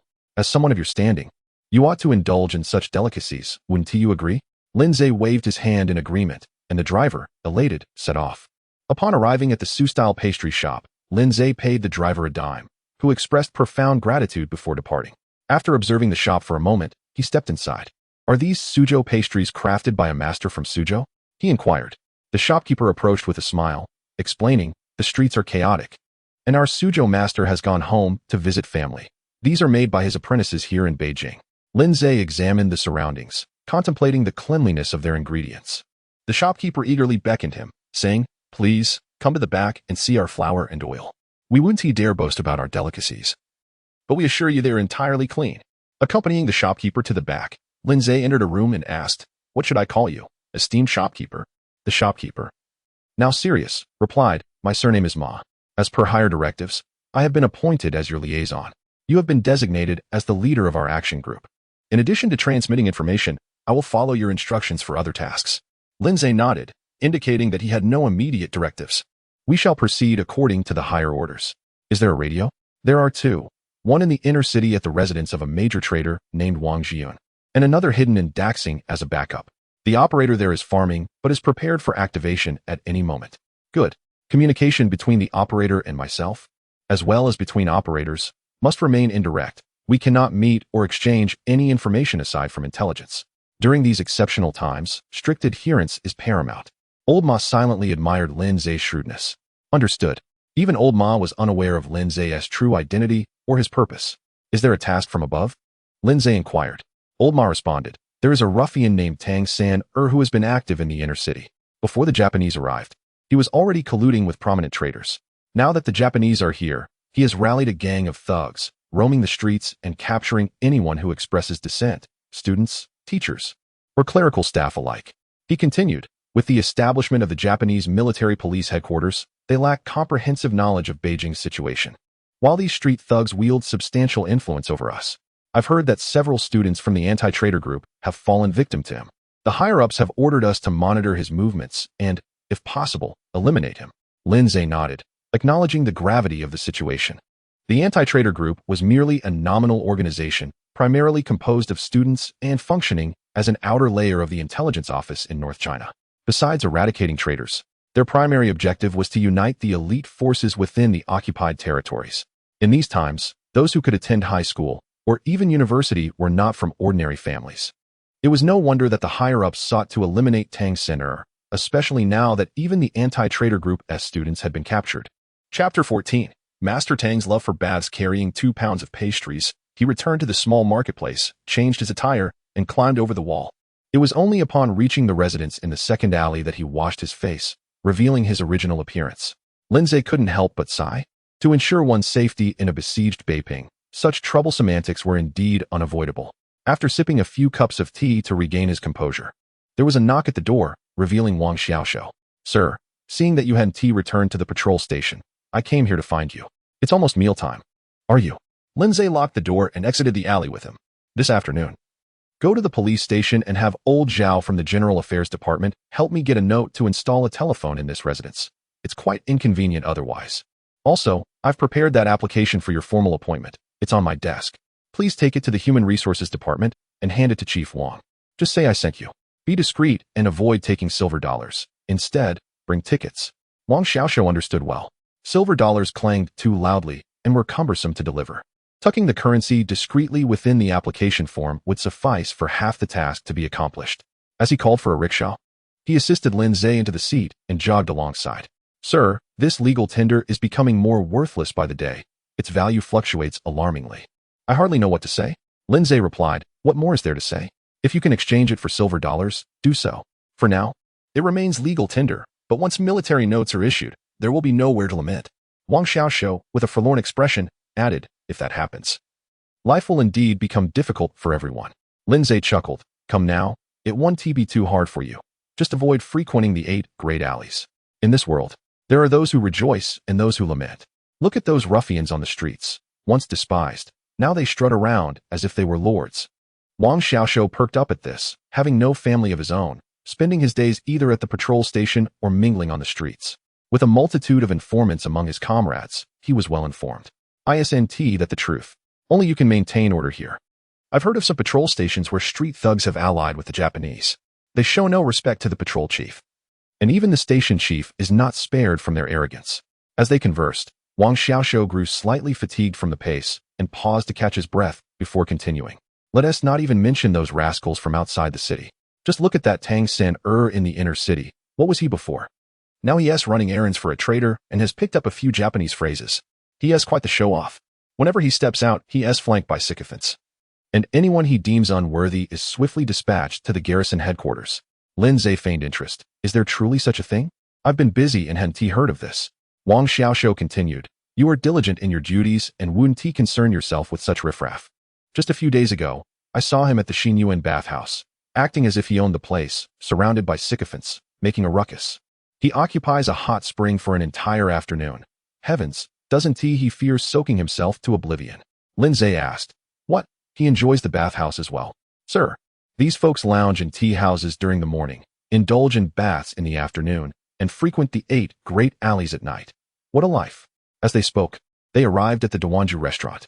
Lindsay ascended to an elegant table on the 2nd floor, ordered 2 dishes, fish head soup and kung pao chicken, along with 2 small plates of cold appetizers, and settled down to eat and drink. Duanju, a renowned Huizhou cuisine establishment run by the Su family for over 2 centuries, originally named Dewan Noodles, had diversified its offerings to include various stir-fried and stewed dishes. Their fish head soup, made with sole, was exceptionally delicious, with the bread soaked in flavorful broth, a delightful and affordable meal. As Lindsay savored his food and drink, he gazed out the 2nd floor window.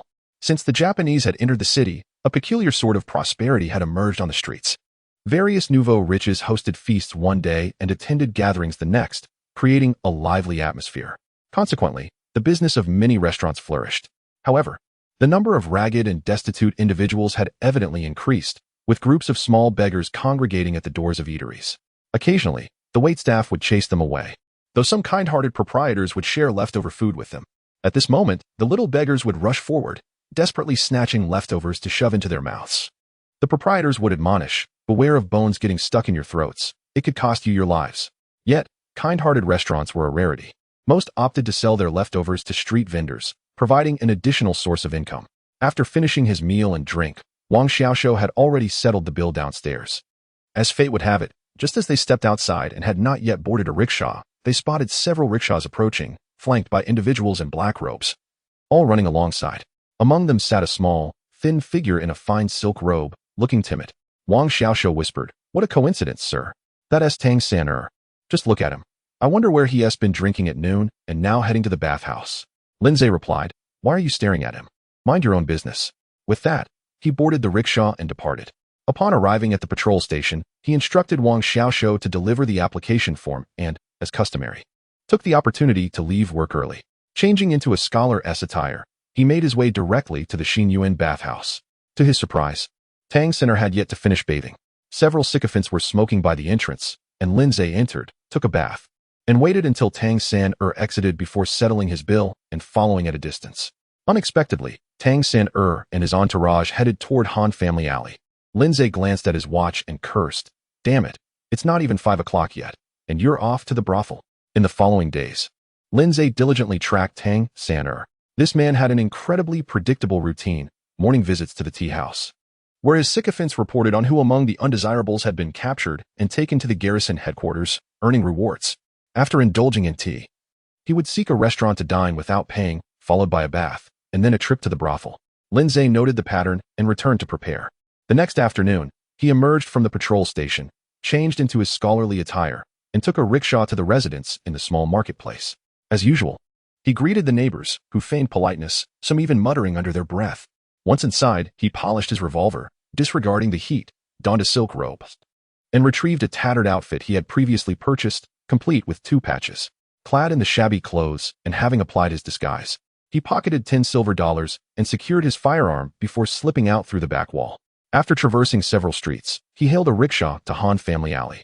The rickshaw driver was bewildered by his attire and questioned, "Are you really going to the brothel dressed like that? And it's still light out." Realizing the driver was a local, he retorted, "What do you mean? I can't afford a rickshaw." With a flourish, he produced a $1 to wave before the driver. "Hurry up, I'm off to find some pleasure." Seeing the money, the driver wasted no more words, thinking, "Money speaks volumes. Hold on tight, sir." Chapter 15. The demise of Master Tang. Upon arriving at Han Family Alley, Lindsay alighted from the carriage, yet he feigned ignorance. "It was but a short distance. Back in my hometown, I would traverse 10 or 8 miles to attend the market. Here, a mere corner of a small coin suffices. If you desire it, take it. If not, I shall consider it a saving." The coachman, flustered, exclaimed, "I say, sir, we had agreed upon a fare." To his astonishment, Lindsay retorted, "With whom did you negotiate? I never acquiesced. Let me inform you, my cousin works for the Japanese, and I have come here to seek his support. I too shall ascend to a position of influence. Dare you demand more? I shall have you apprehended and punished at the magistrate's office." Upon hearing this, the coachman resignedly accepted the small coin and departed. Onlookers inevitably whispered and pointed, while Lindsay strode boldly into a courtyard. "Is there anyone to attend to me? Bring forth your most exquisite companions." A middle-aged woman emerged, glancing at him with disdain, ready to dismiss him, when he jingled his pocket, producing a clinking sound of silver coins. "My cousin serves the Japanese. I am affluent, and should you fail to serve me well, I shall have you taken to the magistrate for punishment." The middle-aged woman hastened towards him, her demeanor transforming into a radiant smile. "Good sir, what is the rush? Do come inside for a cup of tea." Once inside, Lindsay placed $10 on the table. The madam, upon seeing this, grinned and tucked away the coins, contemplating how this Navi man truly possessed wealth. This establishment, after all, was not particularly upscale. Yet his immediate offering of $10 as a tea fee marked him as a generous patron. $10? Quickly summon all the young ladies." The middle-aged woman, momentarily taken aback, replied, "Sir, this sum is merely sufficient for tea. Should you wish to engage a lady, you must negotiate with her." Unperturbed, Lindsay insisted, "What do you mean by negotiating? $10 could procure several fine young ladies in the countryside. Do not deceive me, call them forth." Just as the commotion escalated, Tang San arrived at the entrance. His companions awaited outside as he bellowed, "Where is Xiao Chunong? Bring her to entertain me." Upon entering, he observed the middle-aged woman entangled with a rustic fellow and could not contain his anger. "What are you discussing with him? Leave at once. This is not your place." The rustic patron, indignant, retorted, "My cousin serves the Japanese. What authority do you presume to wield? I shall have you taken to the magistrate for punishment. Tang San Er's eyes darted as he quickly addressed the madam. Why have you not fetched tea? This gentleman seems to align with my temperament. We ought to cultivate a friendship. Lin Zhe, perceiving the situation, thought to himself, I need not even draw my weapon. The middle-aged woman, not daring to defy Tang San hurried to prepare tea. Lin Zhe, feigning innocence, marveled at the surroundings. Good heavens, is this candlestick made of silver? Tang San approached with a grin. Indeed, it is silver. Pray tell, where does your esteemed elder brother hold office? Lin Zhe inquired. Curious, are we? Give me this silver candlestick, and I shall divulge that information. Tang San laughed heartily. What worth is this? It is of no consequence. Take it. I shall settle the account with the madam shortly. He then took the candlestick, removing the candle from atop, ready to hand it to Lin Zhe. In a swift motion, Lin Zhe grasped Tang San-er's wrist, twisting his hand, and the sharp end of the candlestick pierced Tang San-er's throat. With a quick slash, his windpipe ruptured, and as he attempted to utter something, blood spewed forth. Lin Zhe chuckled. My cousin serves in the secret police, specializing in the extermination of traitorous dogs and Japanese scum. Beat. Post detected for intentional homicide. Reward. Basic microexpression analysis technique. As Tang San collapsed, Lin Zhe exited the house, darting around the back wall and fleeing. By the time anguished screams erupted in the courtyard, Tang San-er's lackeys discovered him lying in a pool of blood, while Lin Zhe had already discarded his bloodied attire, donning a coat instead. Emerging nonchalantly from another alleyway, he summoned a carriage and returned to the marketplace, incinerating the bloodied garments and burying the ashes in the courtyard. After washing his face, he transformed back into the guise of a scholarly gentleman. That evening, he sought a modest tavern for a meal, ordering a plate of peanuts and a dish of meat jelly, opting for one of the few bottled drinks instead of the large vat of wine. After slowly finishing his drink, he requested the tavern to prepare 2 meat dishes, both generously sauced, to accompany a bowl of hand-pulled noodles. The patrons regarded him with curiosity, whispering amongst themselves, is he not the new collaborator from the back alley? Collaborator? Teaching the Japanese. One wonders what he is doing in Beiping. Just look at his demeanor. He is unlike us. And he resides in our area? Did you not hear? This residence was seized by our precinct and sold off. It seems this fellow is merely trying to save a penny. After his meal, Lin Zhe staggered back to his lodging in the marketplace, waiting until nightfall before scaling the wall to return home to Urshio Alley. The following morning, Wang Xiaoxiu arrived to deliver breakfast, consisting of fermented mung bean milk, deep-fried dough sticks, finely chopped pickled vegetables drizzled with sesame oil, and a steaming basket of buns. Sir, from Eryoju. Still warm, with beef filling. Eryoju was once the domain of the imperial chef, Chang'er, renowned for its buns and meat pies in the capital. As Lin Zhe savored his meal, Wang Xiaoxiu, brimming with excitement, inquired, have you heard? Lin Zhe, not even glancing up, took a bite of the bun and sipped the mung bean milk before responding. Heard what? Can you not adjust your manner of speaking? I am trying to engage you here. Wang Xiaoxiu eagerly replied, I dare not. Yesterday, in the 8 great alleys, Tang San-er was killed.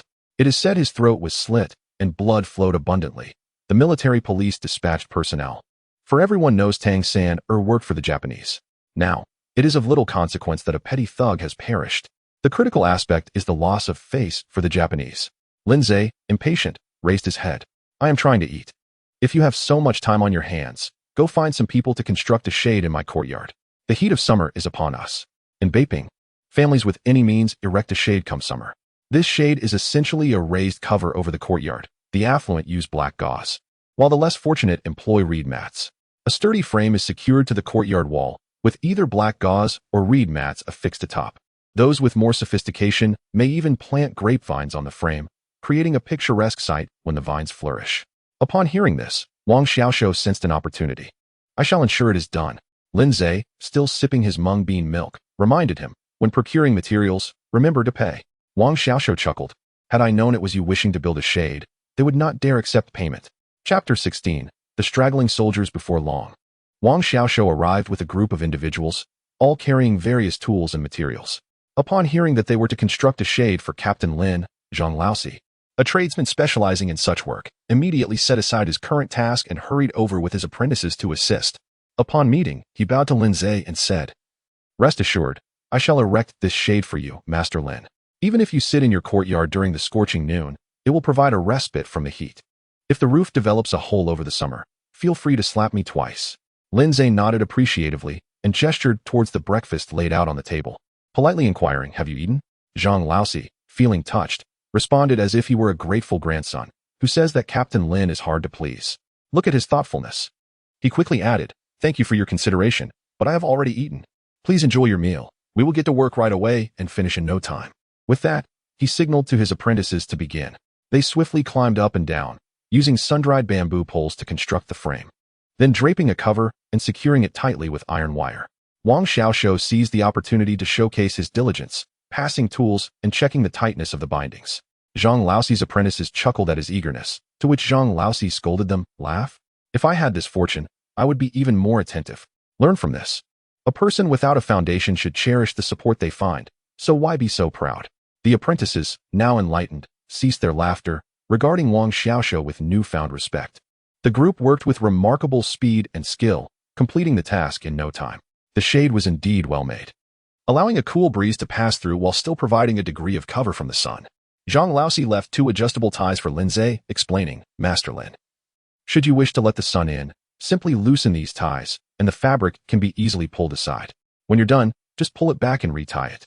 Lin Zhe surveyed the finished product with satisfaction, producing $2 silver to treat the workers to tea.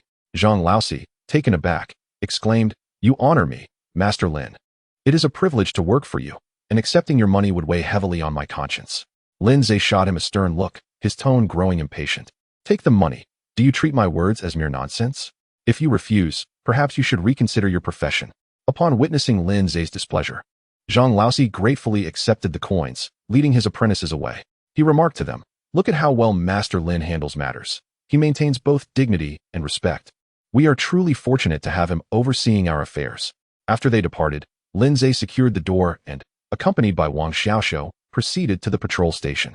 Just as they ascended the stairs and had yet to brew tea, the innkeeper appeared, requesting an audience. Lin Zhe allowed him entry.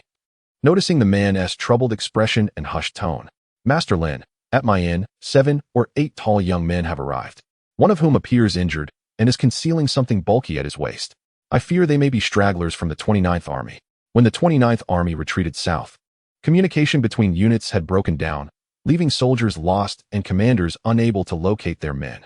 Many had returned to the city, only to be later ordered to evacuate by the Japanese, with most departing southward while a few lingered behind. Lin Zhe inquired, "Did you allow them to stay?" The innkeeper, upon hearing this, panicked, "Master Lin, I assure you it was not my intention. I could not dare to refuse them. They are armed, and if I utter a word of dissent, they could wreak havoc in my establishment." Lin Zhe leaned back, propping his legs on the table. "So, you did not report them to the Japanese?" The innkeeper hesitated. "I felt uneasy about informing the Japanese. If they truly are from the 29th Army, they have fought valiantly despite their defeat. They are still our people. That is why I came to you." Lin Zhe rose, saying, "You've brought me a fine task before I've even settled in. Lead the way. Let us meet these brave souls."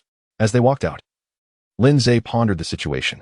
The Japanese forces were divided, with one group advancing south from Beijing, while another sailed from Tianjin to Shanghai. The stability of Beijing was crucial for the Japanese, who had ordered a city-wide search soon. It was likely that these straggling soldiers would face dire consequences. Chapter 17, Zhang Laoxi. This is your nephew. The inn, named Xinshin Hotel, is situated not far from the East Beiping Station. Upon entering, Lin Zhe inquired, "Where are they?" The innkeeper promptly gestured ahead, explaining, "It's too conspicuous in the front, so I've arranged for them to stay in the courtyard." The establishment featured a 2-story building. The ground floor served as the dining area and reception, while the upper floor housed several rooms. Behind, there was a spacious courtyard with numerous rooms, and the center courtyard was designated for guest goods. The innkeeper naturally went to knock on the doors, and after a few taps, one swung open. A young man, approximately 25 or 26, with closely cropped hair and a tall stature, emerged, his demeanor cold and detached. Lin Zhe assessed him and discerned that he was indeed a soldier, familiar with bloodshed. Such a gaze was not typical of common folk or merchants. At the sound of commotion, doors from adjacent rooms opened, and a total of 8 individuals emerged. It appeared that the first to exit was the leader, who silently regarded Lin Zhe, clad in a patrol officer's uniform. Lin Zhe smiled and remarked, "Gentlemen, why aren't you heading south?" The young leader responded coolly, "Is there something you need?" Lin Zhe turned to the innkeeper and nodded. "Look, these people are digging their own graves. They cannot blame me for this predicament. I can no longer involve myself." The innkeeper, nearly in tears, pleaded, "Master Lin, you must intervene. I beg you, if the Japanese discover them, my fate is sealed as well." He then addressed the leader, "This gentleman, Officer Lin, is a good man. It's unwise for you to stay here. You should heed his advice. Understanding the futility of their situation, the young man acknowledged his precarious position. None of them were from Beijing, and with the Japanese conducting extensive searches for remnants of the army, escape was impossible. Finding a place to stay was a stroke of luck. They had to survive day by day. After hearing the innkeeper's words, the young man showed a hint of respect and invited Lindsay inside. As Lindsay entered, the soldiers crowded in after him. He frowned. Why are you all coming in? There is hardly any space to stand. The leader, cupping his fist in salute, introduced himself as Xie Quan, stating, I won't conceal anything from you, Officer Lin. We are all Chinese, and I trust you wouldn't betray us to the Japanese. We are soldiers from the 132nd Regiment of the 29th Army. Lindsay scoffed. How many times have Chinese sold out their own? You cannot linger in my jurisdiction. Whether you choose to flee the city or find another refuge, one thing is clear, you cannot remain here. One young soldier, unable to contain himself, drew a pistol, a replica known as the 17th year model, produced by Yin's Mechanical Bureau in Shaanxi. Before he could raise the weapon, Lindsay swiftly moved, employing a martial technique to disarm him, effectively disabling his arm and seizing the gun. Alert! Detected intentional harm to another person. Reward: 1 military Mauser pistol, 500 bullets. Seeing this, the other soldiers hastily pulled out their weapons. Xie Quan intervened, commanding, everyone, stand down. Put your guns away. He then turned to Lindsay and added, Officer Lin, I can see you are not in league with the Japanese. To be candid, our brothers cannot leave the city, nor do we have anywhere else to go. Staying at this inn is merely a temporary solution. We could be captured at any moment, so we ask for your assistance. Lindsay remained indifferent. Where you go is of no concern to me. Xie Quan gritted his teeth, asserting, if you can provide us with a means of escape, I would gladly pledge my life to you, serving you faithfully in life or death. Lindsay chuckled. In times of chaos, lives are cheap. Very well. I am in a generous mood today. There is indeed a way out.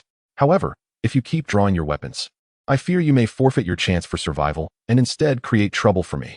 Xie Quan, as if clutching a lifeline, quickly responded. We will surrender our weapons to you, as long as you can save a few of us. Even if we ultimately fall into Japanese hands, we will never betray you. He glanced at the others, and they nodded in agreement. Naturally, no one wished to die. Leaving the city meant facing Japanese checkpoints, and they had no place to land. As for surrendering to the Japanese, the thought was laughable. After fighting them for so long, many brothers had perished at their hands. The soldier who had been disarmed gazed at Lindsay in admiration. Officer Lin, your skills are remarkable. Where did you learn such techniques? Xie Quan shot him a glare. Erju. Lindsay smiled. If you wish to learn, I can teach you. He then led the group towards the patrol station. The innkeeper wiped his brow, thinking that while Lindsay might be fierce, he would indeed stand up for you in times of need. He resolved to host a grand banquet in gratitude. If Lindsay managed to rid them of these soldiers, he would avoid the wrath of the Japanese. Upon arriving at the patrol station, the soldiers were instructed to surrender their weapons. Although a few remained skeptical, they reluctantly followed suit upon witnessing Xie Quan comply. Lindsay pointed at Xie Quan and the now recovering Erju, declaring, You two shall serve as part-time informants for our station. As for the rest, he paused, considering, wait here, I will summon a few individuals. He called out, Wang Xiaoshou. Wang Xiaoshou, having been on alert at the sight of Lindsay's arrival with so many men, rushed in, weapon at the ready. Go fetch Zhang Laosi, Old Lu from the wonton stall, Duan from the silk shop, and bring them all here. Yes. Wang Xiaoshou saluted and left. Zhang Laosi, busy boasting in the tea house, perked up at the mention of Lindsay, his eyes gleaming with excitement. He stood up, adjusting his waistband and wiping his nose with his thumb, surveying those around him. Just as he was about to continue his chatter, Wang Xiaoshou urged, Laosi, hurry up. The officer is calling for you urgently. Zhang Laosi hastily exited, exclaiming, Ah, the bonds of brotherhood truly cannot be severed even for a moment. My friends, we shall continue our conversation another day. Upon reaching the patrol station, Lindsay casually pointed to a soldier. This is your cousin. Zhang Laosi exclaimed, Huh? Lindsay clapped him on the shoulder. Laosi, we are kin. You must ensure this matter is handled well. No matter who inquires, even if the Japanese point a gun at you, this is your cousin. Upon hearing Lindsay affirm their kinship, Zhang Laosi's face flushed with pride, and he vigorously thumped his chest, declaring, Rest assured, officer, even if the Jade Emperor himself were to ask, this is still my cousin, my true cousin. Lindsay then instructed the two to verify their names, origins, and addresses to avoid any mistakes before issuing a residence permit dated 6 months prior. All right, you will learn to set up the canopy from Zhang Laosi. Jobs are scarce these days. Thus, one by one, the 5 soldiers were escorted away, leaving Xia Quan and Air Zhu to assist at the patrol station. Chapter 18. The Grand Registration. After a long and arduous day, Lin Zhe was drenched in sweat. Wang Xiaoxiu brought over some sour plum soup, eyeing Xia Quan and Air Zhuzi warily. It seemed there were those vying for favor. Leaning closer to Lin Zhe's desk, he inquired about dinner plans for the evening. Lin Zhe pondered for a moment and decided against any grand restaurant. Instead, they would gather a few dishes from the modest eatery behind the street to welcome these 2 brothers. Upon hearing this, Wang Xiaoxiu thought, what a privilege for these 2. Nonetheless, he naturally acquiesced to Lin Zhe's wishes and hurried off to make arrangements. Wang Xiaoxiu found the food at the small eatery to be rather mediocre, so he made a trip to Niu Street to purchase 2 pounds of marinated meat to complement the drinks. When the time came, the group arrived at the eatery. There was no manager or staff, just a cook who also acted as the proprietor and server. Upon seeing Lin Zhe, it was as if a sovereign had graced their presence. The previously grimy tables and benches were polished to a gleaming shine. The burly cook, nearly 200 pounds, beamed with childlike glee. Lin Yi, oh Lin Yi, you truly honor us, he exclaimed, but Lin Zhe waved him off. Enough of that. Just quickly prepare some pig's head meat, smashed cucumbers, peanuts, braised pork, a stewed chicken, and a claypot fish. Let us eat. The giant cook nodded vigorously and dashed to the kitchen, knocking over a couple of stools along the way. In less than 5 minutes, he brought out the smashed cucumbers and peanuts, but then regretted not having purchased better wine. The only alcohol available was from a large vat, far from suitable for Lin Yi. However, Lin Zhe had already taken matters into his own hands, pouring 4 bowls of wine. Wang Xiaoxiu quickly accepted them. The cook exclaimed, Lin Yi, oh Lin Yi, you truly honor us. Lin Zhe shot him a glare. Get moving. If you keep babbling, I'll smash your shop. Suddenly, a notification chimed. Detected host threatening the amiable restaurant owner. Reward, a complete set of Ming Dynasty wine vessels. Lin Zhe thought, is the system out of its mind? Lifting his bowl, Lin Zhe introduced, this is Wang Xiaoxiu, an esteemed veteran of the patrol division. He possesses remarkable abilities, so feel free to ask him any questions. Wang Xiaoxiu felt a surge of pride at this recognition, standing tall to accept the praise. Xia Quan and Air Zhuzi stood to salute him. Wang Xiaoxiu hastily added, all thanks to the patrol leader's guidance. My current standing is entirely due to Lin Zhe interrupted. This is Xia Quan, and this is Air Zhuzi. They are old friends entrusted to my care by acquaintances from beyond the borders, so I must make arrangements for them. Wang Xiaoxiu understood now. These were individuals who had fallen on hard times. No wonder they looked so rugged. The cook then served the spicy pig's head meat, and Wang Xiaoxiu unwrapped the marinated meat he had brought, and they began to drink. Though Xia Quan and Air Zhuzi had been hiding for days, they had little money despite being armed, and it had been a long time since they had enjoyed a proper meal. Xia Quan was able to restrain himself, but Air Zhuzi could not. He eagerly devoured several pieces of fatty pig's head meat, his mouth glistening with grease. Lin Zhe chuckled, take your time. There's plenty to go around. Xia Quan discreetly kicked Air Zhuzi, who, with his cheeks full, grinned. Ah, this is delicious. Lin Zhe observed them thoughtfully, realizing that Xia Quan would need some careful handling before he could be fully trusted, while Air Zhuzi showed potential for proper development. He lifted his bowl again and said, from now on, we're in this together. Let us navigate through this current situation first, and we'll deal with future matters as they arise. You both have your own paths to forge. Take it one step at a time. Xia Quan promptly raised his bowl, assuring, rest assured, patrol leader. I will be at your service. Air Zhuzi drank his bowl down as if it were water, remarking, this is splendid. Wang Xiaoxiu felt relieved. These 2 were quite entertaining. One shrewd and cunning, the other a simpleton, neither of whom could compare to his own esteemed position as Lin Zhe's right-hand man. He too took a hearty gulp of wine.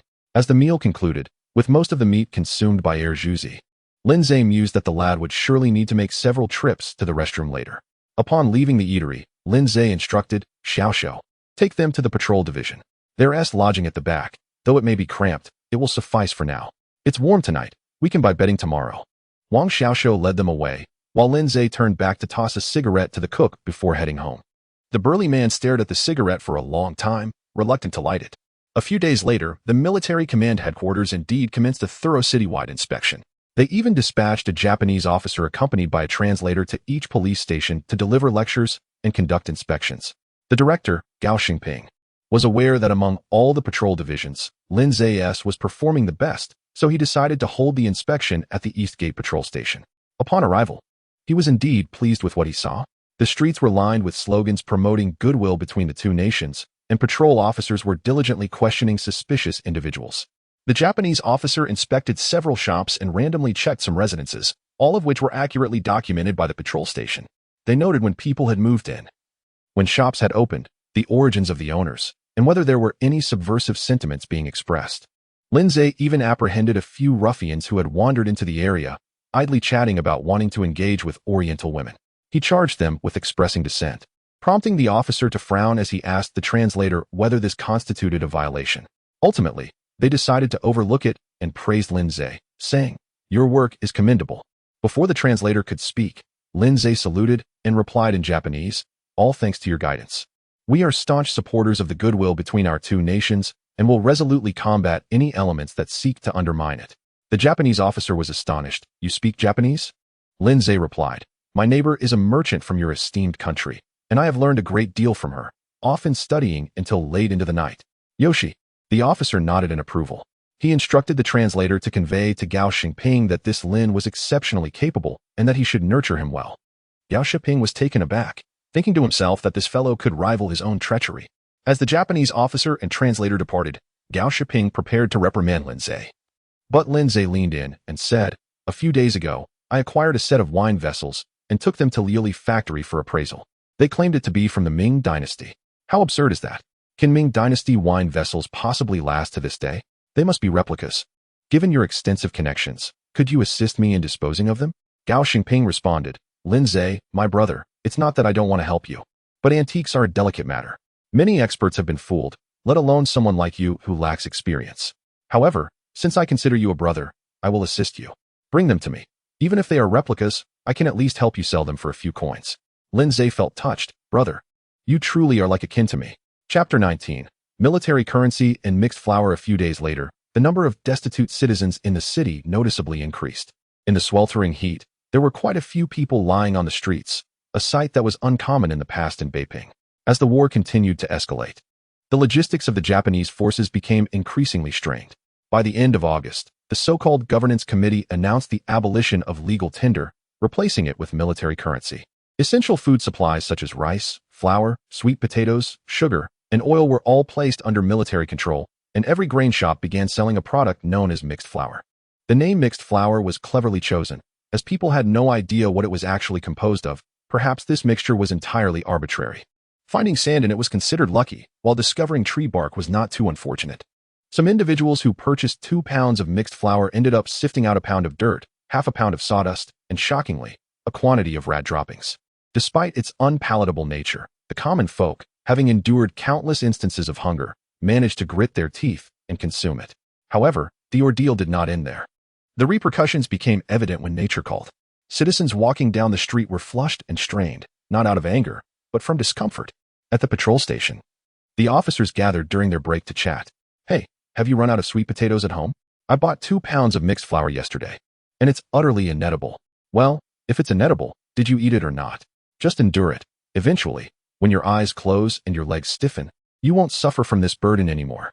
Just as they were speaking, Wang Xiaoxiu mysteriously beckoned the group. "Shoo, keep it quiet. Line up and go one by one to the captain's office." Everyone was puzzled, but they never hesitated to follow Lindsay's orders. Lining up to go upstairs one by one, each person emerged with an uncontrollable smile, crouching as if concealing something within their arms. Wang Xiaoxiu exclaimed, "I say, with a captain like ours, we must have accumulated immense virtue over 8 lifetimes. Anyone who dares to wrong the captain will surely face divine retribution, straight down to the 18th layer of hell." Tears welled up in everyone's eyes. Who could argue with that? It turned out that Lindsay had not given them anything else but 2 large sweet potatoes each. In the past, this would have been considered nothing special, but now, it was a treasure. With cash in hand, where could one even buy white flour? As everyone returned home, Wang Xiaoxiu ascended the stairs again. "Sir, you are truly remarkable. Where did you procure so many sweet potatoes?" Lindsay shot him a glare. "What sweet potatoes? Have you gone mad from eating mixed flour?" Wang Xiaoxiu lightly slapped his own face. "Look at my mouth." In the past few days, Lindsay had assisted the military police headquarters in sealing grain shops that failed to comply with regulations. As a result, the erratic system had rewarded him with 2 tons of sweet potatoes, a quantity he would take ages to consume alone. Moreover, Lindsay had no need for this. Despite strict food controls, a black market persisted. Take old Lou, who sells wontons. He still secretly sets up his stall. Even that Sioux-style pastry shop had found a way to keep its doors open. However, the prices had transformed drastically previously. One could enjoy a bowl of meat wontons for just 5 cents, but now, without at least half a dollar, one wouldn't even be able to taste the broth. As for military currency, it mattered not how much one offered. The response was simple: no change. Lindsay sipped his tea, instructing, "Go out and remind those selling meat pies, wontons, and baked pancakes to be cautious. They shouldn't risk their lives for profit. We might turn a blind eye, but if the Japanese catch sight of them, it won't be a trifling matter." Wang Xiaoshu nodded. "You are truly a living bodhisattva. Those Japanese are indeed vile. And what about those treacherous collaborators? Where do you think this black market grain comes from? Isn't it all orchestrated by those few traders? If the Japanese officials aren't profiting from it, I'd gladly lose my head." Lindsay waved him off, urging him to cease with the jesting. After several pots of tea, noon approached, and he took his gun to stroll the streets once more. The streets had indeed become quite desolate. Only a few could afford to buy food from the black market. While most wore pallid expressions, the pastry shops remained open, yet not a single customer was in sight. Turning a corner, Lindsay spotted a vendor at his stall, frying meat pies with a sizzling sound. Upon seeing someone in uniform, the vendor nearly lost his wits, ready to abandon his stall and flee, but upon recognizing Lindsay, he relaxed. "Sir Lin, I thought you were someone else. You gave me quite a scare. Have you eaten?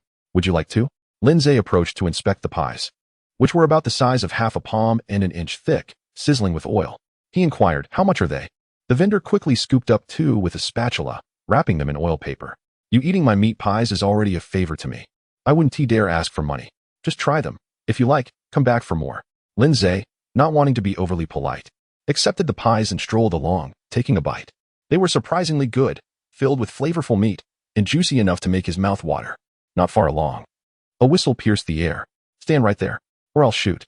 Lindsay instinctively reached for his gun, only to discover that the command was not directed at him. A Japanese military policeman, flanked by 2 lackeys, charged towards the meat pie vendor. The soldier unloaded his rifle, aiming it at the vendor. Upon seeing the gun pointed at him, the vendor's legs turned to jelly, and he collapsed to the ground, raising his hands in surrender. The Japanese officer barked something in a rapid-fire manner, and one of the lackeys translated. "The officer asks where you bought your flour and meat. Speak quickly, or it'll be the end for you." The vendor stammered, unable to utter a coherent response. Admitting to buying from the black market would mean certain death.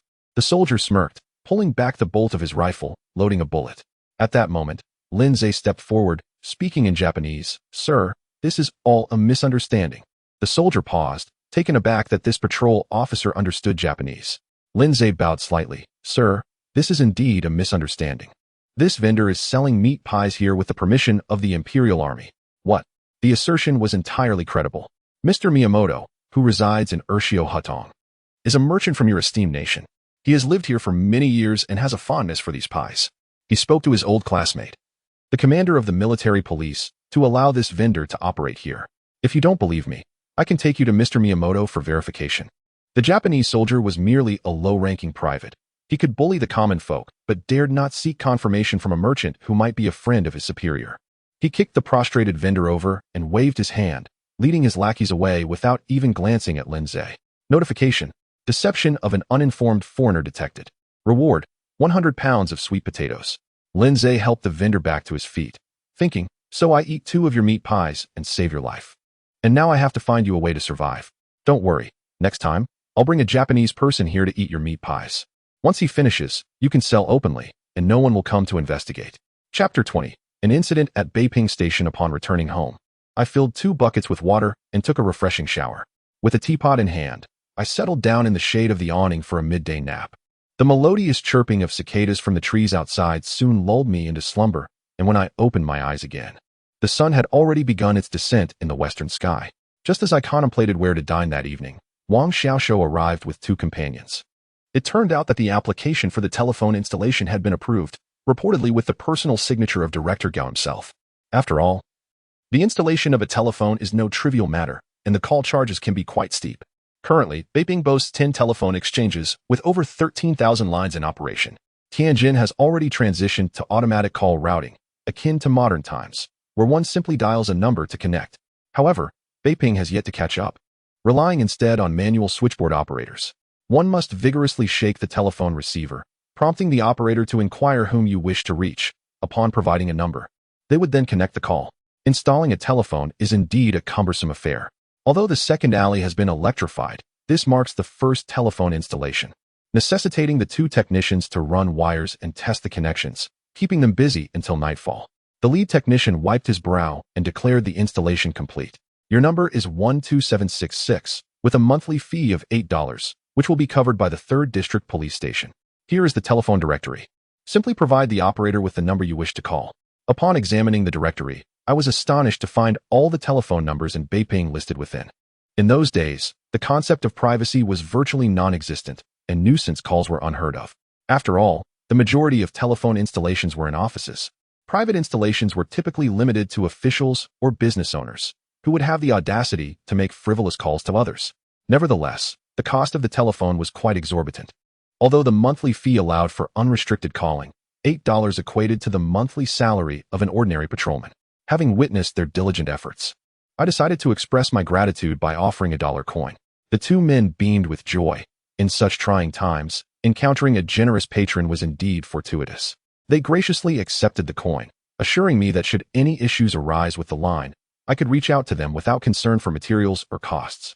After bidding farewell to the technicians, I turned to Wang Xiaoxiao and said, "You need not depart. Let us prepare a couple of dishes at the alley and enjoy a drink." The establishment at the alley had begun operating discreetly to evade food rationing, resulting in inflated prices. Thus, patronage had noticeably dwindled. Wang Xiaoxiao ordered 2 meat dishes, which deemed him a significant customer, prompting the shopkeeper to swiftly prepare and deliver the food. As we set up a small table in the courtyard, I inquired, "How are Xia Quan and Zhuzi faring?" Taking a sip of my drink, I asked slowly. Wang Xiaoxiao hesitated. Although he sensed a threat to his standing with my acquaintances, he dared not deceive me. Zhuzi was honest and diligent, always assisting with chores upon returning from patrol. As for Xia Quan, he seemed somewhat reserved, rarely engaging in conversation. But he conducted his duties with integrity and treated the local populace with courtesy. I nodded, keep a close eye on them. With spirits lifted, Wang Xiaoxiao declared, With the dishes nearly finished and the drinks almost consumed, he naturally took charge of the cleanup while I prepared for bed after a brief wash. The following day, as I approached the patrol station, I noticed a sign at the pastry shop, Su-style pastries, freshly made and sold. Pre-order promptly. I continued my leisurely walk to the patrol station, attending to official matters before instructing Wang Xiaoxiao to keep watch. I then made my way to the residence at Xiaoshika, as per usual, entering from the rear and donning the guise of a schoolteacher. This schoolteacher now possessed a registered identity. A few days prior, during a comprehensive investigation by the Japanese, I had seized the opportunity to procure a household registration page for this persona, adopting the name Lin Shaoan. With a Japanese alias of Katsumura Yoda, hailing from Manchuria and working as an educator. Once I was properly attired and stepped outside, I encountered some neighbors, exchanging greetings as usual.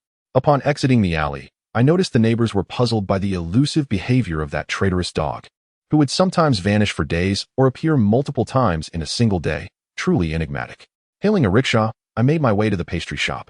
Upon my arrival, the shopkeeper, Master Ma, approached me. Esteemed guest, you have returned.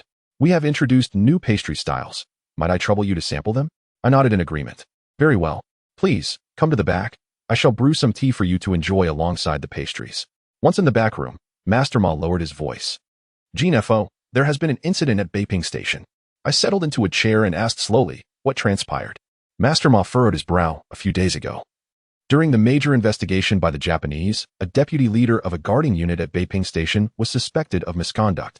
This individual even spent the night in the 8 great alleys and was apprehended by the military police. Furthermore, just the day before yesterday, the leader of the 3rd unit was also captured. What information does this leader possess? I inquired swiftly. He has connections with Zhou Wangquan, the leader of the Beiping Station Action Unit, and is privy to the 2 contact points at the station, as well as the roster of 3rd unit personnel. As I contemplated the implications, it became evident that if even Master Ma was aware of the situation, the personnel at the station would not be oblivious. The contact points would undoubtedly be abandoned, and all operations suspended. As for the ordinary members of the 3rd unit, to put it bluntly, their lives were of little concern to the higher-ups. Did they truly believe everyone was indispensable? Given this scenario, the only risk lies in whether the Japanese would conduct further investigations, seeking to apprehend Zhou Wangquan based on the information provided by the captured leader of the 3rd unit. If Zhou Wangquan were to be captured, it would spell disaster for Beiping Station. Have they ordered Zhou Wangquan to retreat? I inquired. Master Ma shook his head. Such orders would not be communicated to us. However, the superiors have indicated that we must either rescue him or eliminate the leader of the third unit. I chuckled at the notion of superiors giving directives. Such commands were futile. If the leader of the third unit were confined within the military police headquarters, who among us possessed the strength to eliminate him? Noticing my silence, Master Ma cautiously asked, Jean Fo, where are you? Before he could finish, I cast a steely gaze upon him, emanating a sense of danger. Master Ma fell silent, realizing the gravity of the situation. At this moment, aside from Zhuang Liangkai and Boss Dai, who had access to his file, no one else was privy to my true identity. Of course, it's possible that certain higher-ups were aware of my concealed identity, but individuals like Master Ma would never learn the truth of my whereabouts or my undertakings. After a moment of contemplation, I asked, do you have any information on the leader of the third unit? Master Ma quickly produced a photograph, which I accepted. The image depicted a well-proportioned middle-aged man, appearing to be in his late 30s, with large, expressive eyes, though a mole on his left cheek slightly disrupted his symmetry. The photo bore the name Hu Jinglong. Finally, Master Ma retrieved a small pouch containing $50, the reward from the previous mission involving the elimination of Tang Sainer. I accepted the pouch without uttering a word and exited the premises. Chapter 21. A traitor emerges from Beiping Station stepping out of the dim sum shop. Lin Zhe felt a wave of annoyance wash over him. He was acutely aware of the superior's intentions.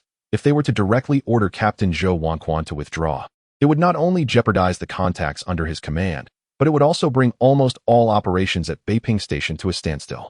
For instance, the anti-Japanese group composed of students had many operations guided by the action team at Beiping Station.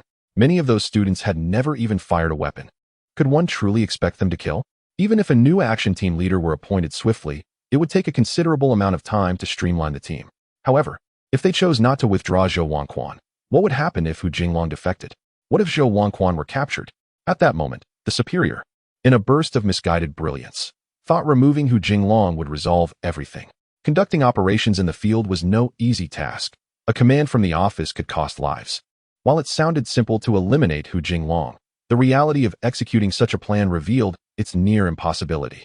Not to mention, they had no idea where Hu Jinglong was located. Even if they knew he was imprisoned at the military police headquarters, would it be feasible to organize a jailbreak? The Japanese were beasts, but they were not fools. As these thoughts spiraled in his mind, Lin Zhe became increasingly agitated. He returned to the residence to change clothes and proceeded to the patrol office. Upon seeing Lin Zhe's dark demeanor, Wang Xiaoxiu promptly brewed a pot of tea and presented it.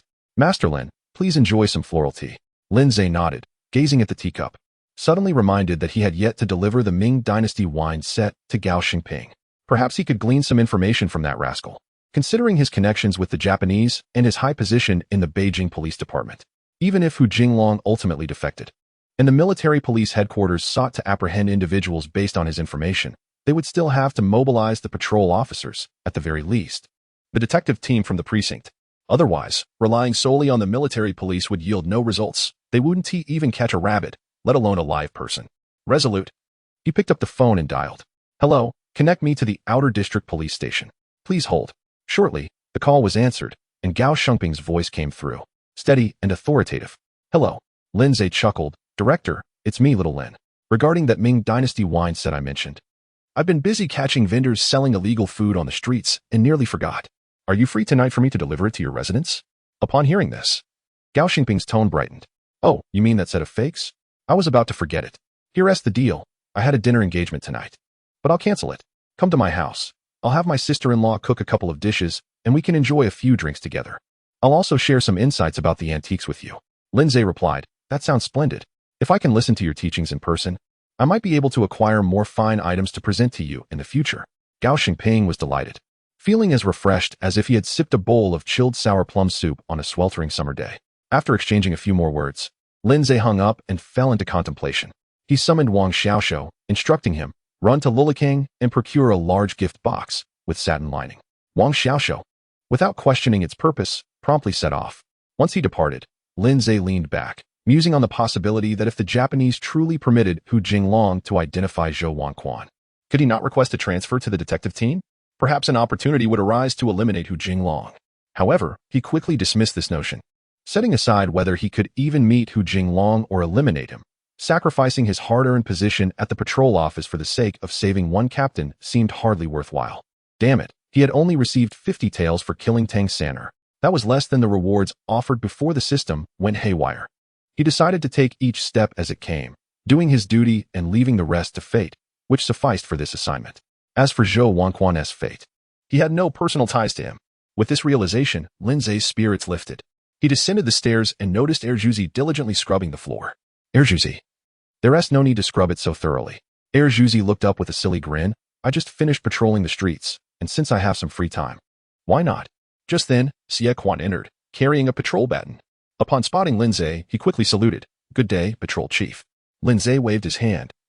No need for formalities among brothers. How are you finding the work? Everything is going quite well. Lin Zhe nodded, appreciating the diligence. Save some money to marry a wife. Living well is more important than anything else. Xie Quan added, I understand. Thank you for your concern, patrol chief. Observing his demeanor, Lin Zhe recognized that he still held onto some pride, but given his background as a veteran of the 29th Army, it was only natural he maintained a high spirit despite being in a subordinate position. As long as he didn't cause trouble, Lin Zhe was content to let him be. Patrol officers returned one by one to rest, and Lin Zhe inquired about the situation on the streets. Several more hawkers had appeared near the train station, but they had already been cleared away. Previously, in Outer District 2, a vendor selling buns had been shot dead by the military police, instilling fear in the street vendors. Consequently, those who dared to set up stalls became increasingly cautious, avoiding open sales on the streets and instead hiding in alleyways or renting someone else's property. To buy a bun, one now had to knock on doors and use secret passwords, resembling a spy meeting. Some patrol officers complained that their families were barely able to afford food as grain prices soared daily, with most being mixed flour. Lin Zhe refrained from distributing sweet potatoes to them, realizing that this was not something to be handed out freely. After some thought, he addressed the group. I understand that those with many children face hardships. Whose life is easy? Regarding the grain situation, I have no solutions. As the month nears its end, I'll allocate an additional 10% from the fees collected from merchants to distribute among you. Whether you choose to buy grain on the black market or save your money is your own affair. The crowd erupted in cheers. Lin Zhe added sternly, let me be clear. If you're caught on the black market, do not come to me for help. I will not take responsibility. If it comes to execution, so be it. Don't involve the station in your troubles. The crowd understood. Those with some savings had already gained experience navigating the black market. While the chatter continued, Wang Xiaoshou returned, drenched in sweat, carrying a bundle that concealed its contents. Lin Zhe promptly ascended the stairs. In the office, Wang Xiaoshou opened the bundle. Master, I brought it back. Take a look. The box was indeed impressive, adorned with lacquer art and intricate patterns, some highlighted with gold thread. Inside was fine satin from Ruofuxiang, layered and soft to the touch. Lin Zhe extracted 5 taels, saying, keep the rest for food. Wang Xiaoshou gratefully accepted, grinning, Master, if you keep sending me on errands, I might just strike it rich. Chapter 22. Gao Xingping's family banquet. Today, Lin Zhe did not take leave from work. He remained diligent until after 5 o'clock. Without changing his uniform, he carried a parcel and boarded a rickshaw heading towards the inner city. Despite Gao Xingping holding the position of director in the outer district, he resided in a grand residence located in the official hat alley of the inner district. This area is quite expensive, yet Gao Xingping managed to acquire a spacious courtyard, showcasing the wealth of his family. Although the distance was not too far, it was still considered a rewarding task for the rickshaw pullers. Nowadays, there are many people without work and few with jobs, making rickshaw pulling a viable option for those with physical strength. Consequently, many have taken to renting rickshaws, causing the owners to become quite arrogant, raising their fees and demanding more from the pullers. Their attitude was clear. Those who wish to ride rickshaws are abundant.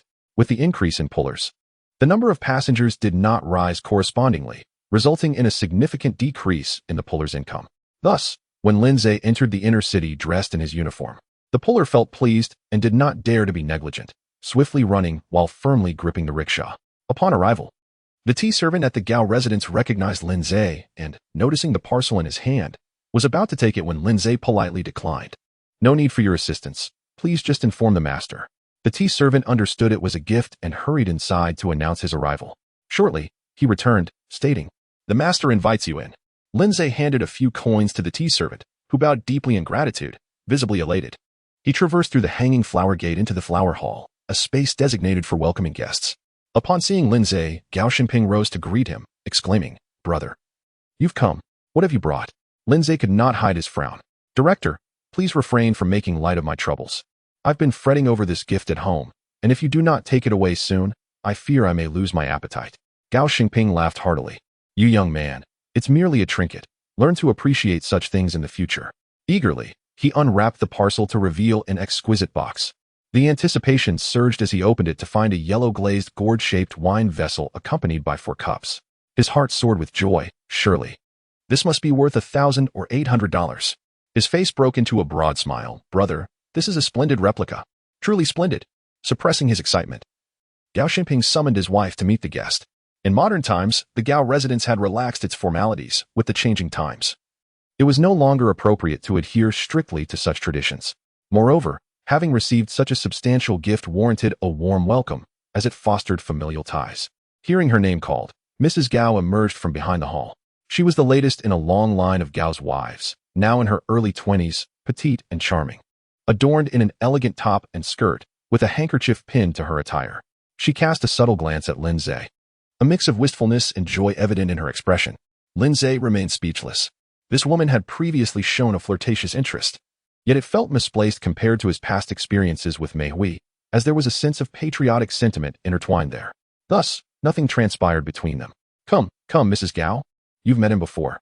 This is Lin Xingmin from the Dongbeiman Patrol Station, a young talent.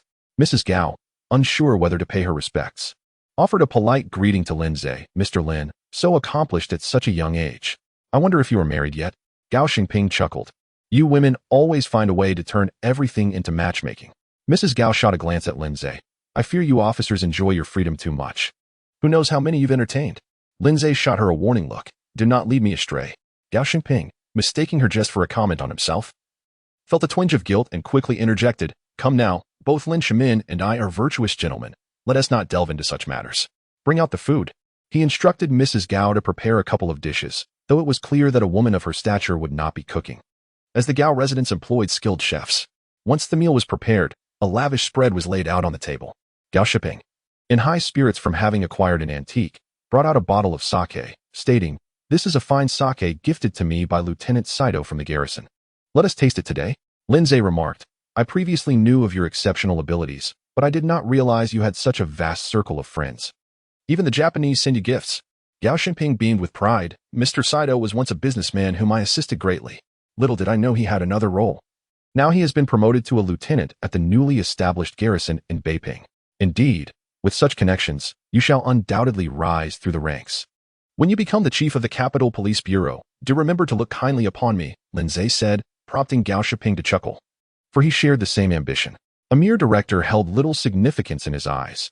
Every time he witnessed the display of authority from Eugen, the chief of the Capital Police Bureau, a thought echoed in his mind. I could easily take his place. It was merely a matter of collaboration with the enemy, and he too could partake in such treachery.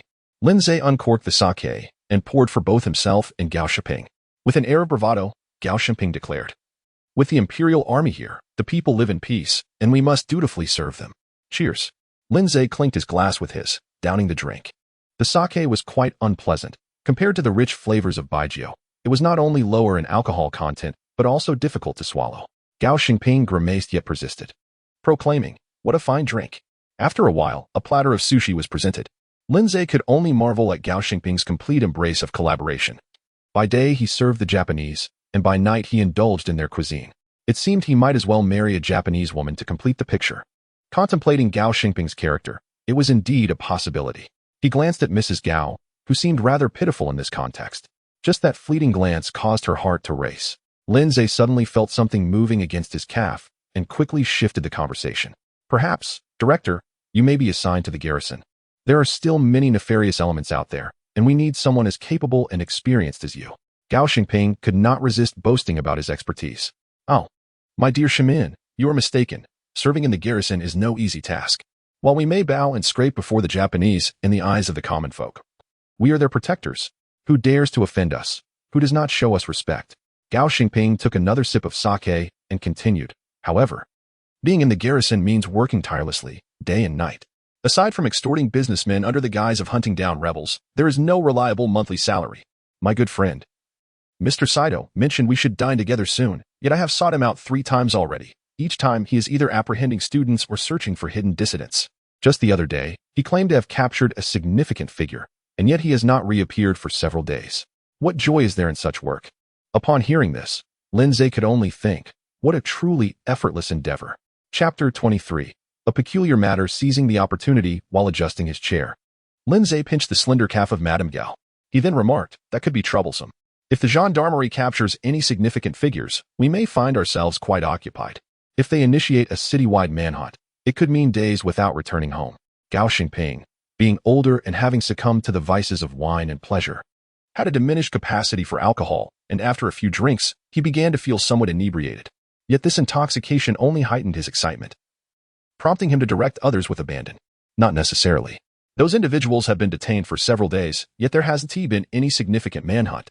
I did hear from Fatty Fan in the outer district that a few days ago, some minor figures were apprehended in his jurisdiction. They didn't appear to be of any consequence. This time, the gendarmerie seems to have reliable intelligence. They caught their targets with little effort and didn't even require the patrols from the outer districts. Fan's grandson is secretly reveling in it. Lindsay found himself perplexed. Could it be that Hu Jinglong had not defected? According to Gao Xingping, the minor characters apprehended a few days prior should have been members of that operational team. So why were they not pursuing more significant prey? After some contemplation, he concluded that the Japanese were likely not harboring any benevolence.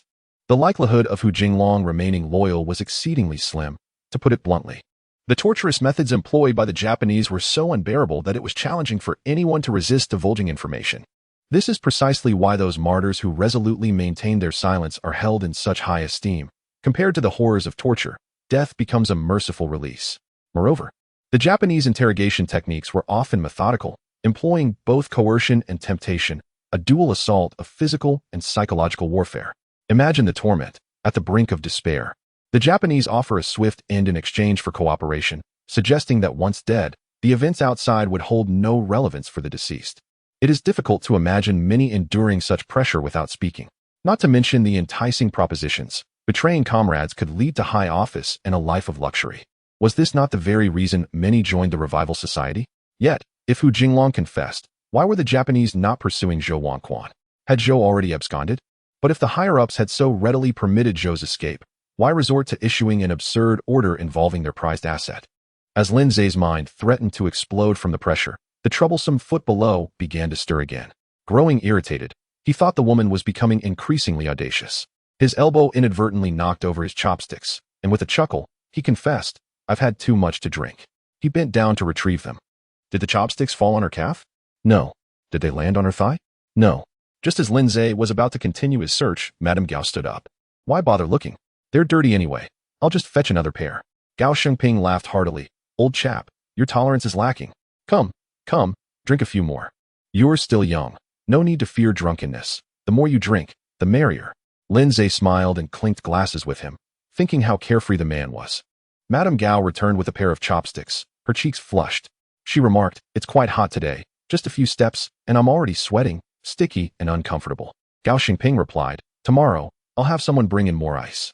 Madame Gao glanced at Lindsay, placed the chopsticks on the table, and exhibited an aura of grace and poise. Lindsay expressed his gratitude to Madame Gao and then addressed Gao Xingping, Director. Should we not intensify our scrutiny in the district? Perhaps we could uncover some significant targets. Gao Xingping shook his head. Ah, the eagerness of youth. I too was once like that, but you must understand, earning merit is no easy feat. Look at the gendarmerie. They finally captured a significant figure. Yet all that resulted were a few insignificant cats.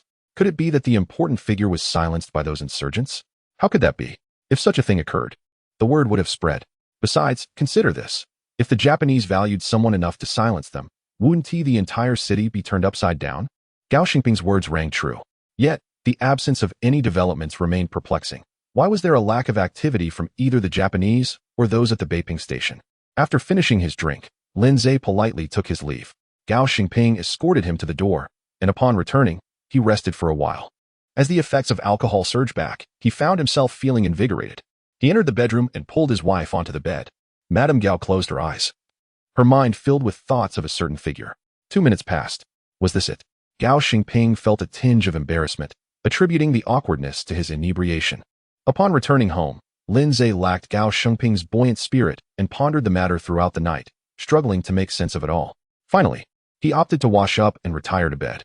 The next morning, he arrived at the patrol station and, as customary, inquired about any developments from the previous night and early morning. The The patrol reports indicated several more bodies found, which were subsequently taken out of the city to a mass grave. Lindsay remarked, "This is absurd. In the past, we only saw frozen corpses in winter, and now, even in the mild weather, we're carrying out the dead in the streets." It was common knowledge that for the impoverished, summer was more bearable than winter. As summer approached, the necessity for bedding and winter clothing diminished, allowing them to be sold for a few coins. Additionally, summer offered a greater variety of food, unlike the meager offerings of spring and winter. Yet, despite autumn having arrived, the heat persisted, and the frequent occurrences of death on the streets were decidedly abnormal. There was a significant problem with food supply. Those who had managed to survive were now unable to do so. Suddenly, Lindsay experienced a jolt of realization. Speaking of the deceased, could it be that Hu Jinglong had met his end? However, Old Ma had merely mentioned Hu Jinglong's arrest, without any indication of his death. Ascending the stairs, Lindsay held a teacup and lit a cigarette, meticulously recalling his conversation with Old Ma, from Old Ma's expressions and gestures upon his arrival to every word spoken. Each scene replayed vividly in his mind. Where was the inconsistency? Suddenly, Lindsay sat up straight. The photograph. Why did Old Ma possess a picture of Hu Jinglong? According to Zhuang Liangsai's prudence, his line of inquiry had no intersection with the Beiping Station. Orders from above were communicated via telegram. Where in the world had Old Ma obtained Hu Jinglong's photograph? In the worst-case scenario, Old Ma had defected and sought to ensnare him. Yet, such elaborate schemes were unnecessary. If they intended to capture him, they could simply post a sign at the pastry shop, lay an ambush with gendarmes inside, and even Lindsay's martial skills would pale in comparison to a gun. Therefore, there was only one possibility. This was a loyalty test orchestrated by Boss Dai. They must already have known of Hu Jinglong's demise. Either he was killed during capture or concealed poison in his mouth, or perhaps he had taken his own life by other means. Lindsay had previously acquired intelligence regarding Guang Yamen, and it was clear that someone at the top was paying attention. Following the cold-hearted methods of these individuals, they likely wished to employ him, but would not rest easy without conducting some form of loyalty test. If Lindsay, in his Nav-vet, sought out information but uncovered nothing, it would suggest loyalty, albeit lacking the expected capability for utilization. Conversely, if he obtained news of Hu Jinglong's death, it would indicate not only loyalty, but also a remarkable aptitude for intelligence, rendering him suitable for reassignment. Should Lindsay simply feign ignorance or comply outwardly while dissenting inwardly, it would imply a wavering resolve, making him a mere expendable piece. If he inadvertently exposed himself while seeking information and was captured, then Old Ma would retreat. One could only blame Lindsay's misfortune. Boss Dai, your methods are truly remarkable. Chapter 24. The death of Hu Jinglong. Upon coming to terms with this matter, Lindsay ceased to feel any urgency. After leisurely passing 2 more days, no significant news emerged from Beiping. Although the gendarmerie apprehended several so-called dissidents, they turned out to be either students or hidden remnants of the defeated army. Lindsay's judgments were further validated. On the 3rd day at noon, Lindsay arrived at the courtyard in Zyashika to change his attire, once again donning the guise of a teacher as he made his way to the pastry shop. "Shopkeeper, I've run out of pastries at home. Do you have any new varieties? Please weigh me 2 pounds. Shopkeeper Ma clasped his hands together. "Esteemed sir, I truly apologize. The ingredients are difficult to procure, and as a result, we can only produce a limited quantity each day. It would be fortunate if we even had the old varieties." "Very well, then. Bring me a cup of tea and a selection of your best treats for sampling. But let me make it clear, if they do not please my palate, I shall not purchase." Shopkeeper Ma beamed with a smile. "Your presence here for tea is a blessing for us. Please, right this way." Once in the back room, Lindsay feigned a troubled expression. "I suspect this is a trap set by the Japanese. Hu Jinglong may already be dead. This should be reported to our superiors immediately, especially to prevent anyone at the Beiping Station from attempting a rescue or assassination." Old Ma was taken aback, his mind racing. Goodness, this golden Buddha truly possesses remarkable insight. Old Ma, having been a seasoned liaison, felt conflicted upon receiving the directive to test the golden Buddha. Yet, his ingrained habit of following orders compelled him to comply. He turned slowly to close the door, then faced Lindsay with an expression of shock. Hu Jinglong is dead? Previously, Lindsay might not have noticed the subtle shift in Old Ma's demeanor, but now, equipped with basic micro-expression observation skills, he perceived the unnatural tension on Old Ma's face with clarity. Lindsay inwardly scoffed, recognizing the collaboration among these old schemers to test him. Indeed, this was his conclusion. He had been busy these past few days, almost visiting the garrison command. Hu Jinglong was surely dead. Old Ma pondered. The golden Buddha's capabilities were staggering, unmatched like a cow flying through the sky. This was a decision Lin Zhe had contemplated for some time. Should he conceal his talents or elevate the attention of individuals like Boss Dai towards him? He chose the latter. For an ordinary person, hiding their skills might afford them safety. But Lin Zhe was a spy. What fate awaited a mediocre spy? Numerous possibilities, such as being used as bait, scapegoated, or presented as a token of loyalty to infiltrators. Commander, I genuinely pledge my allegiance to the greater Japanese Empire. I have a deeply embedded spy to offer to the Imperial Army, codenamed Golden Buddha. The very thought of such a scenario was enticing. Yet, what if it raised significant concern from above, leading even Boss Dai to become perplexed about his true value? Perhaps, should the Golden Buddha find himself in peril, the entirety of the Beiping Station and even the North China region would spare no expense to protect him. You can still access the garrison command? Old Ma asked incredulously, his disbelief genuine rather than feigned. Currently, the intelligence agency had not yet become an independent military unit. That would only occur early next year. The talent pool within the agency could hardly be described as abundant, approximating zero. Despite a few ace assassins, their inability to gather intelligence rendered them ineffective. Intelligence on the Japanese was in disarray. In clandestine battles, they could only endure passive assaults. Beiping was relatively better off, while agents in Shanghai busied themselves with evasion rather than intelligence gathering. Today, a group leader defected, tomorrow a captain might be captured, and the day after, even the station chief could turn traitor. In such circumstances, the Golden Buddha's displayed abilities were indeed an eye-opener for Old Ma. Lin Zhe continued to weave his narrative. I understand Japanese. Recently, a prominent traitor engaged me as a consultant. A few days ago, he was at the gendarmerie command discussing matters, and I overheard snippets. What did you hear? Hu Jinglong was already dead when he was captured. The reason the gendarmerie managed to apprehend a few members of the third group was due to that deputy leader. However, that individual's value has diminished as he has already provided all pertinent information. Initially, the gendarmerie intended to eliminate him, but that prominent traitor insisted on securing him a nominal position, stating that it was worth spending money to keep him. Lin Zhe looked at Old Ma. I believe the Japanese are withholding this information because, if Hu Jinglong is indeed dead, this operation is a failure and not worth publicizing. Furthermore, they aim to see if anyone would attempt a rescue or assassination of Hu Jinglong by concealing this news. Therefore, the urgent task is to notify the Beiping Station that no one should act rashly and to remain hidden. Old Ma nodded, sincerely expressing, you have worked hard. Lin Zhe sighed deeply. Old Ma, to be honest, I am also afraid. When I was eavesdropping at the gendarmerie command, if I had been discovered, my life would have been forfeit. But I am a disciple of Boss Dai. They have trained me. I cannot bring shame upon them, even if the Japanese suspect me. Even if I perish, as long as I can relay this message to prevent rash actions by the Beiping Station, we can preserve our strength and ultimately achieve victory. Lin Zhe inhaled deeply. For Boss Dai, for our cause, I am willing to sacrifice everything, even my life. Ding. Deception detected. Reward. Persuasion card X10. Enhancing persuasion effectiveness by 20. Old Ma was moved. No, your value is immense, not merely significant. Only by continuing to remain concealed can your worth be realized. Rest assured, I will promptly disseminate this information. Your efforts will not be in vain. Lin Zhe rose, solemnly saluting Old Ma. The aged man broke into tears. What a fine comrade. He cautioned Lin Zhe to exercise caution, and after seeing him off, instructed the staff to keep an eye on the shop while he ventured into the inner city to find a telegrapher. Upon returning to the Zayashika courtyard, Lin Zhe greeted his neighbors with a smile.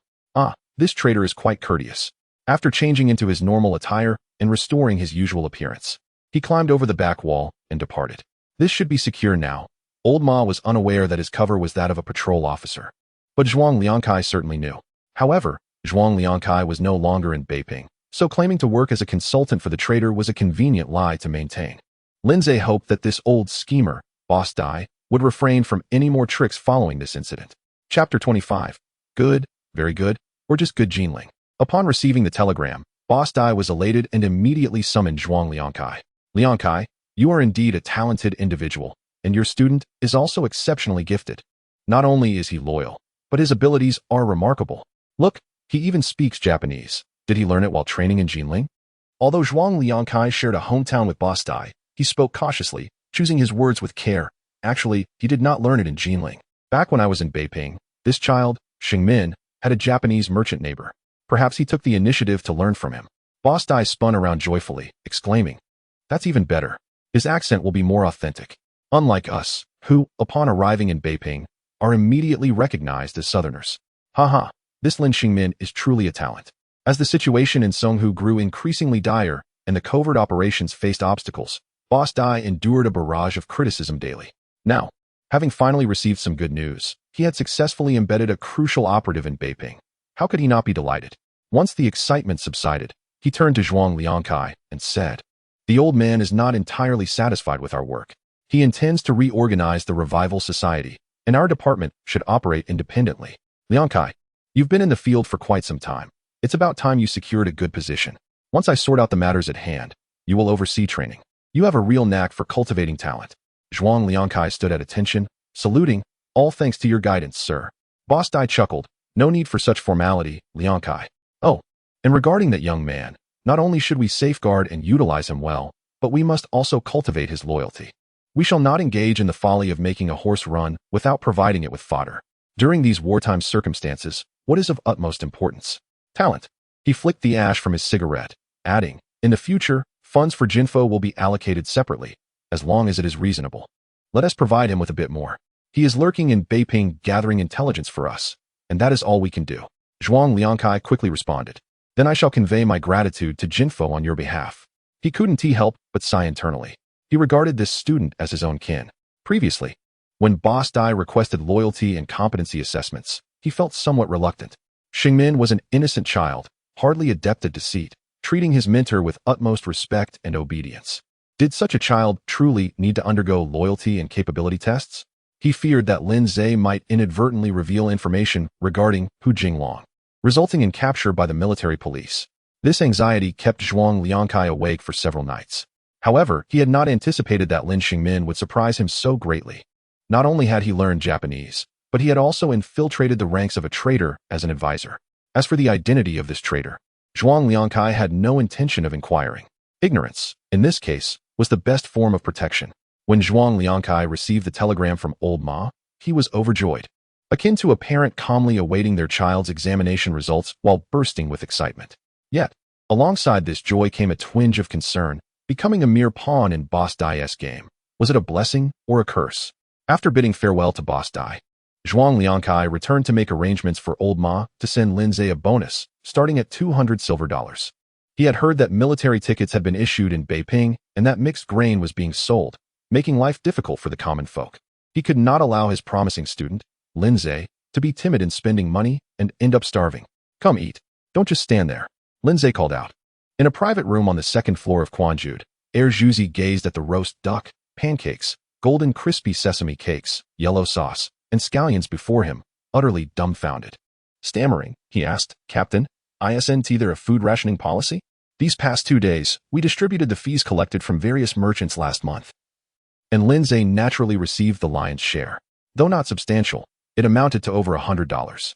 Recently, with all the bustling activities, I hadn't had a proper meal. So I invited Wang Xiaoxiu and Zhuzi to Quanjude for a feast. Watching Zhuzi's astonishment, Lin Zhe casually took a leaf pancake, layered it with scallions, dipped cucumber strips in yellow sauce, added some duck meat, and took a bite. He lifted a small wine cup, savoring the taste. "Ah, delightful. Zhuzi, just eat without so much chatter. Rationing is one thing, but Quanjude is packed every day. That is not something for us to worry about." Zhuzi was ultimately swayed by the enticing aroma. He had never encountered such a dish. He dipped a cucumber strip in sauce and tasted it. "Hey, this sauce is sweet. I could easily consume 2 bowls of just this." He then found the leaf pancake insufficient, picked up a sesame cake, specially made, hollow in the center, stuffed it with duck meat, dipped it generously in sauce, and took a hearty bite, his cheeks bulging.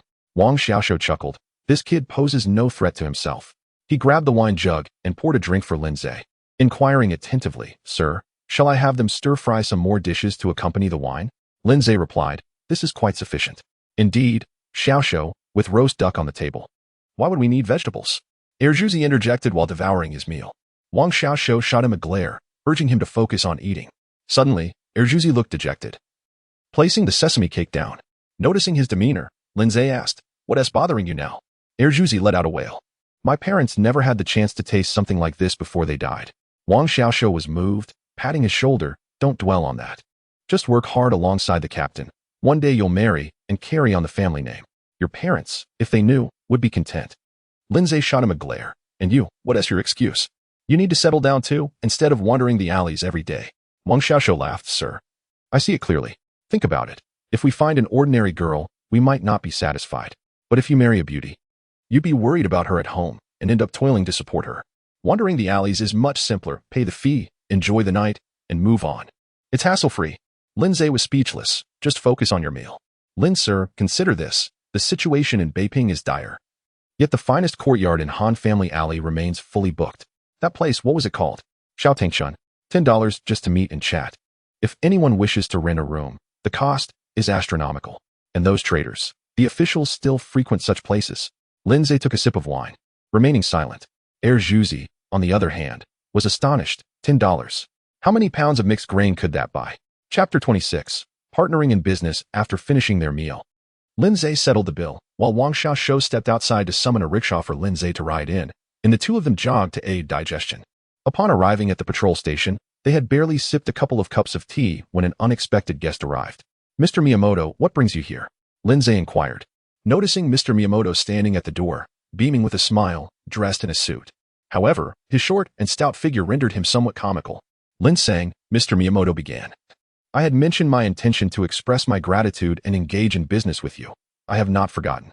We Japanese hold our integrity in high regard. Today, I came to your home, but finding it locked, I decided to come here instead. Internally, Lindsay scoffed at the notion of integrity, thinking how duplicitous the Japanese could be. Yet, he replied with a smile. Oh, there is no need for such formality. I merely assisted Mei Huizi. It was a trivial matter. Mr. Miyamoto responded with seriousness. One cannot dismiss such words. Mei Huizi informed me of the dire circumstances when lawless individuals besieged my home. If it were not for your intervention, she might have suffered greatly. I must repay you. Lindsay acknowledged this, recalling how fiercely he had confronted the assailants. Please, have a seat and enjoy some tea. It must be exhausting to run such a distance in this heat. He closed the office door, invited Mr. Miyamoto to sit, and poured him a cup of tea. Mr. Miyamoto continued, I will be brief, as I am quite busy, due to a connection with my classmate. I am now engaged in the grain trade, dealing with grains, oils, and sugars in the Pingjin area. Since you hold a public office and cannot work with me directly, I propose that you invest a sum of money to participate in my current transaction. Once the goods are sold, I will distribute the profits to you accordingly. Upon hearing this, Lindsay thought to himself, how generous of him. Oh, I couldn't possibly. He replied, please, Lin sang, do not be so polite. Very well. I shall go home and fetch the money. They returned together to Tiao Hutong, where Lindsay entered his home and retrieved a cloth bag containing 512 silver dollars, both whole and in smaller denominations. He emerged and presented it to Mr. Miyamoto. Mr. Miyamoto, to be frank, this is all I possess, $512. I entrust it to you. Mr. Miyamoto laughed heartily. Lin sang, as a patrol officer, you are already quite wealthy. While this amount might be insufficient for business, I shall consider it as $600 for the sake of distribution. Lindsay was overjoyed. Mr. Miyamoto, you are truly a good man. Not at all, Mr. Miyamoto replied, clearly pleased. If a small investment could settle the debt of gratitude owed to Lindsay, it would be quite advantageous. In China, there is a saying, a county official is not as good as a local officer. Since his residence fell within Lindsay's jurisdiction, it would be beneficial for both his and Mei Huizi's safety if Lindsay remained vigilant. Mr. Miyamoto, your classmate at the Gendarmerie Command, must wield considerable influence. Not everyone can thrive in the commodities trade. Mr. Miyamoto smiled. Indeed, he is an old friend. We enjoyed our school days together. After I ventured into business, he joined the military, and by chance, we reunited in Beiping. Truly the blessings of the sun goddess. Lindsay noted Mr. Miyamoto's reticence regarding his classmate's role at the gendarmerie, realizing he would need to devise a way to coax this information out of him later. Lin sang, I mustn't linger. I have to head to Tianjin this afternoon for further matters, Mr. Miyamoto stated. You must be exhausted, as it will take several days, I presume? Lindsay replied. Mr. Miyamoto nodded. Indeed, a few days. Therefore, as business partners, I implore you to keep an eye on my residence. Mei Huizi is often home alone, living in constant fear. You are aware of the many vagrants and thieves on the streets these days. Lindsay asserted, rest assured, Mr. Miyamoto. Ensuring the safety of the residents is my duty. Moreover, you and Mei Huizi are dear friends of mine. Since you have graciously invited me into business, I will certainly safeguard your home. I shall assign 2 patrol officers to patrol this vicinity.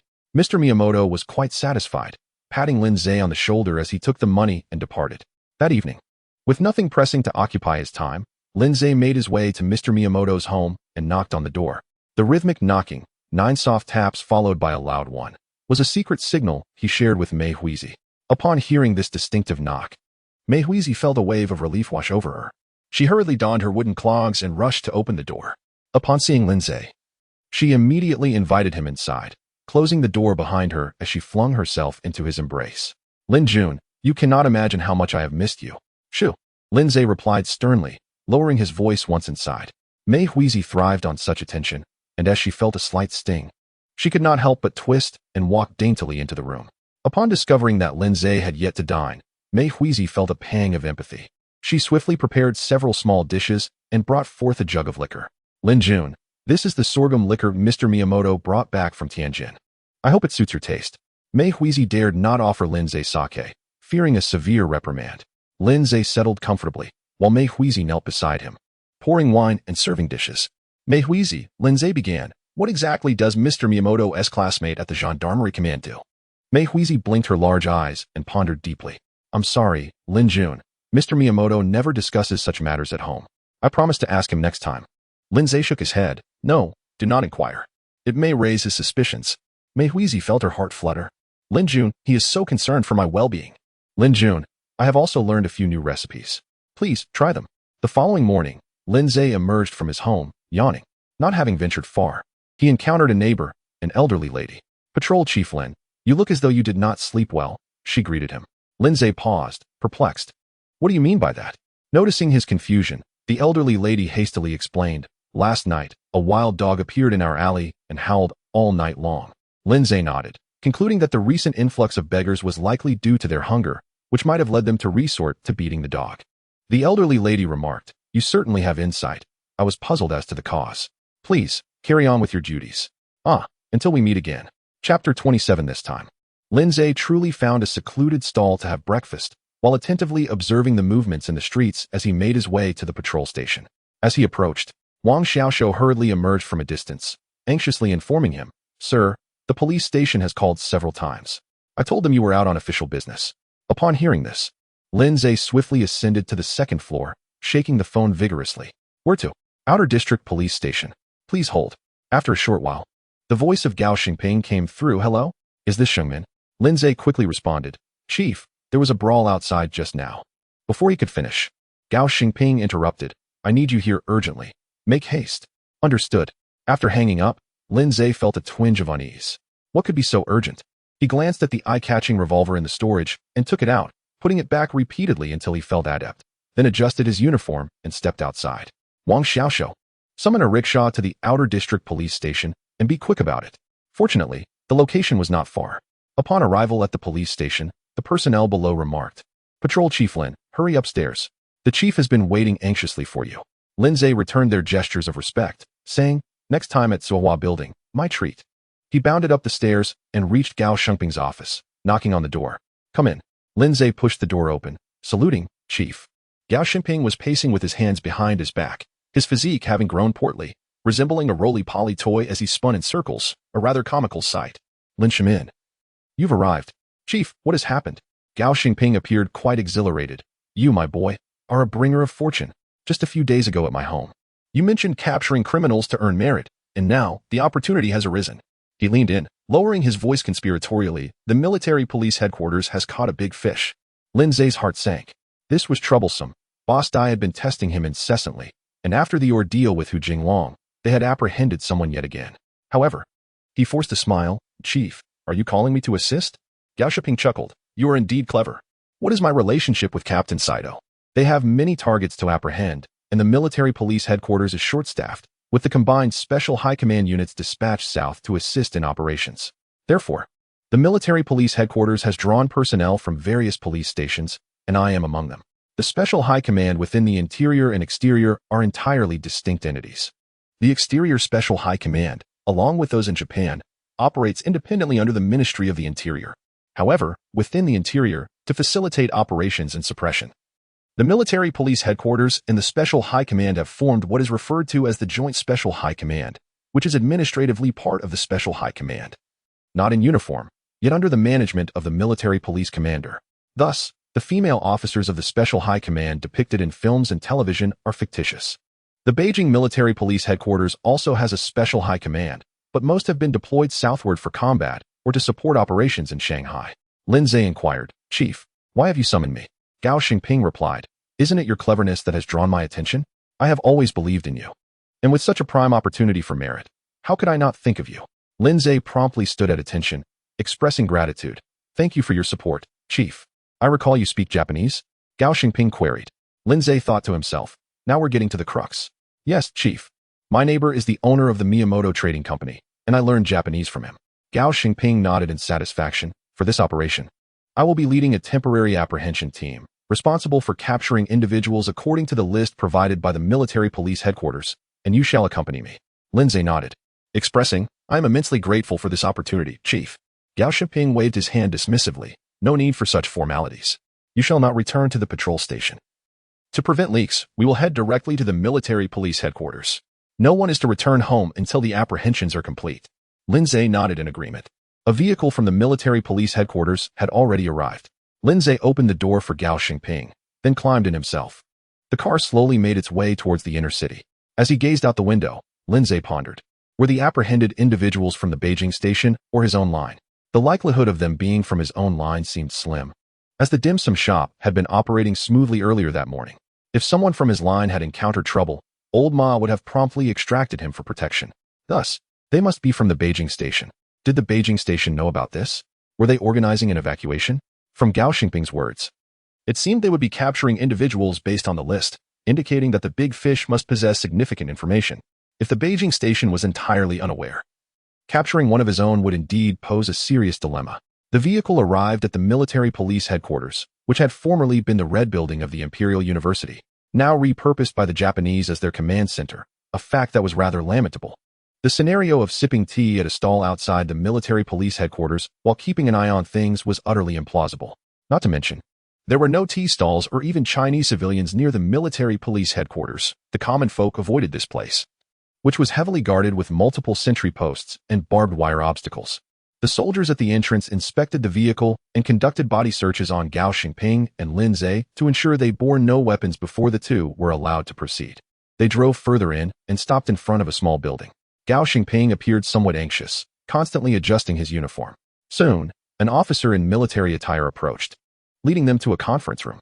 Inside, Lin Zhe recognized some familiar faces, having been reassigned from other police stations, along with several members of the investigation team. Yet no one dared to greet one another. After a short while, a Japanese major entered, accompanied by a translator, and began outlining the tasks. The attendees were divided into 4 groups, each consisting of over 20 members, and handed a list. Fortunately, the list contained only names, devoid of addresses. Lin Zhe breathed a sigh of relief. The Japanese major continued, "These individuals are enemy spies, including several young students. The arrest must be conducted discreetly to avoid drawing undue attention. For the ordinary names on the list, capture them regardless of their condition, but for the names circled, ensure they are taken alive." Lin Zhe felt a twinge of confusion. Had the Beiping Station recruited many young students? Each group began passing around the list, and Gao Xingping furrowed his brow as he finished reading it, then handed it to Lin Zhe. There were 6 names total, 2 of which were circled. Then, the Japanese major instructed, "You will each have your own arrest command office. Group members must quickly organize under their leader's guidance to initiate the apprehension process. During the operation, all personnel will reside at the Military Police Headquarters.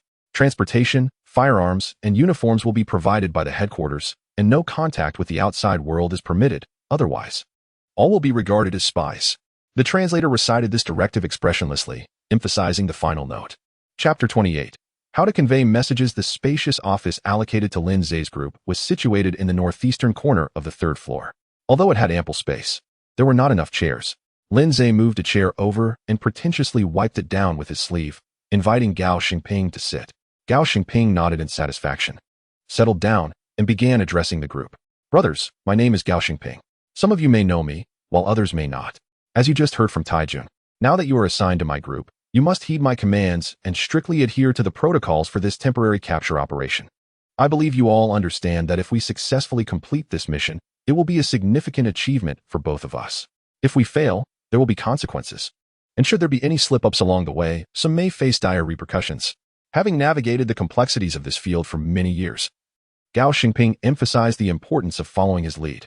He continued, Of course, we are all here to earn a living, to seek promotions, and to attain wealth. If we execute this operation successfully, I will be the first to commend you before Taijun.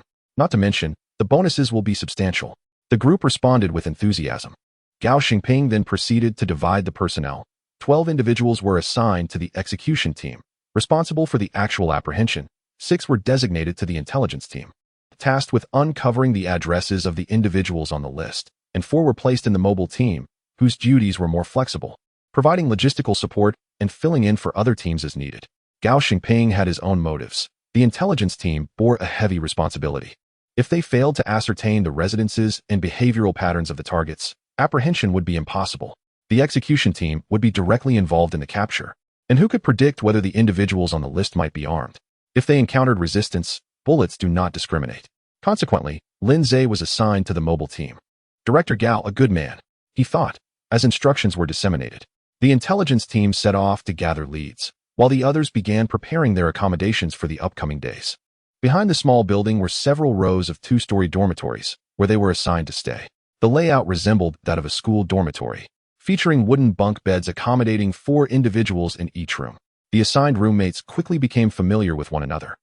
The 3 individuals sharing a room with Lin Zhe were all from the Beijing Police Department's Urban Investigation Team.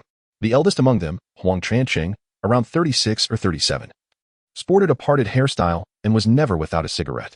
His 2 front teeth were stained a yellowish black, making him look like a traitorous character from a bygone era. The other 2 were younger, one named Yu Guquan and the other Gong Fugui. Clearly, Huang Tranqing was the leader among them. After collecting their bedding, he claimed a lower bunk for himself and, lighting a cigarette, inquired of Lin Zhe, "Brother Lin, I see you are quite familiar with our team leader Gao?" Occupying the lower bunk himself, Lin Zhe was tidying his bedding when he replied, "Not really." Noticing Lin Zhe's choice of a lower bunk, Huang Tianqing thought to tease him.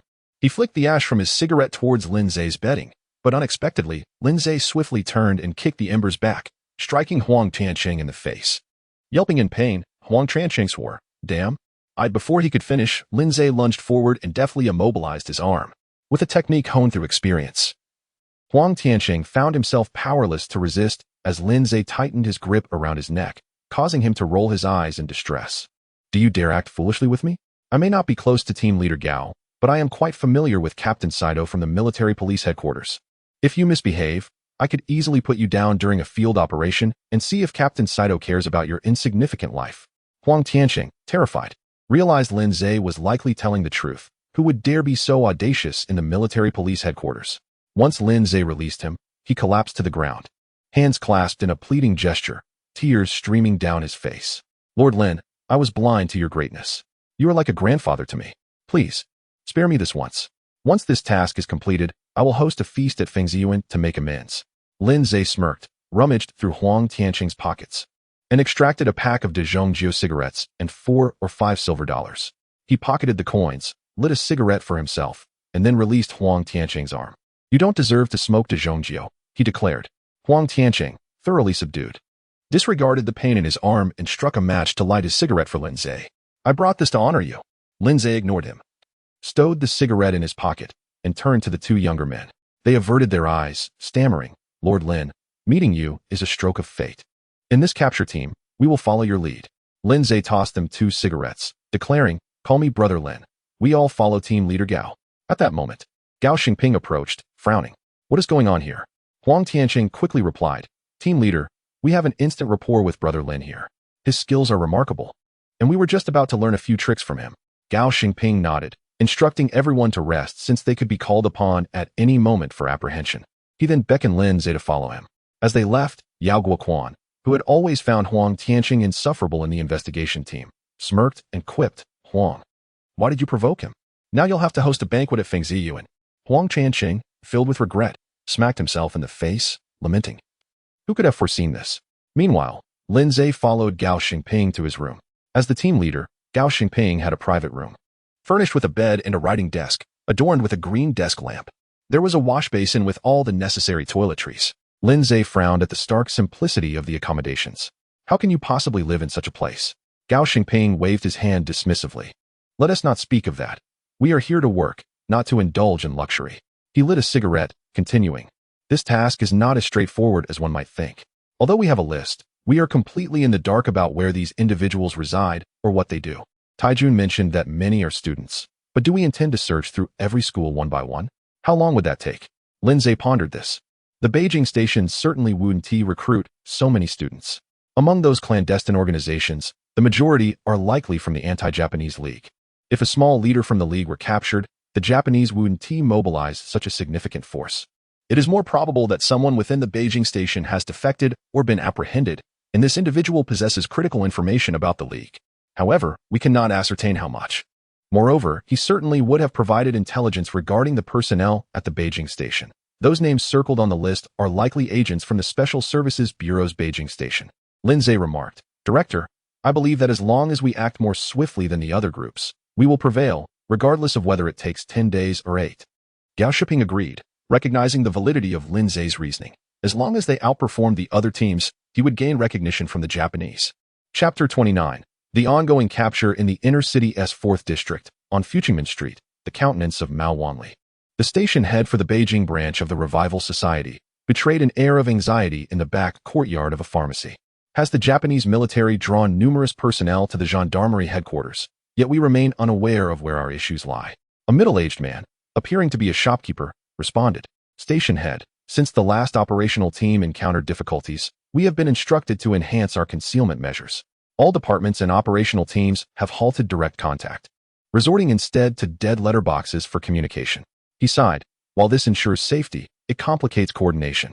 Thus far, we have been unable to reach a deputy director from the intelligence department, another from the personnel department, and the leader of the 6th operational team. Mao Wanli rose and paced, commanding, relocate all 3 departments immediately. All activities of the operational teams are suspended.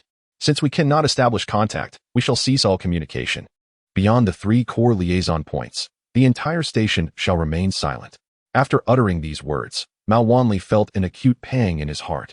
As a fellow townsman of Boss Dai and a relative of the secretive Mao from the Special Affairs Bureau, he had always been held in high regard.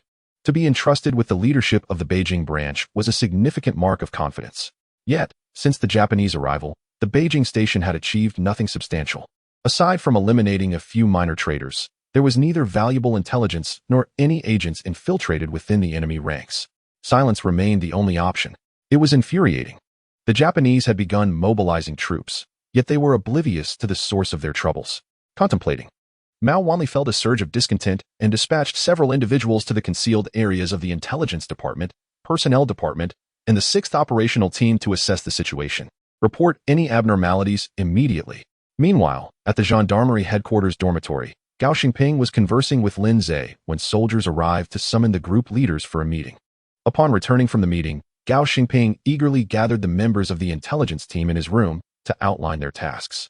Lin Zhe remained, responsible for pouring tea and taking notes. This was his suggestion to Gao Xingping, to document and archive each internal meeting. Should any discrepancies arise later, it could demonstrate that Gao Xingping had acted correctly and that the fault lay with the subordinates. Naturally, to avoid misunderstandings, Gao Xingping personally retained the records after each meeting. This time, aside from students, we are capturing enemy agents, those marked individuals. These individuals are armed, and the higher-ups have instructed us to capture them alive. I'm sure there are doubts among you. Yet for those of us engaged in intelligence work, this is indeed a fortuitous opportunity. Gao Xingping whispered. We recently received information regarding the approximate hiding places of these operatives, their methods of contact, and some coded signals.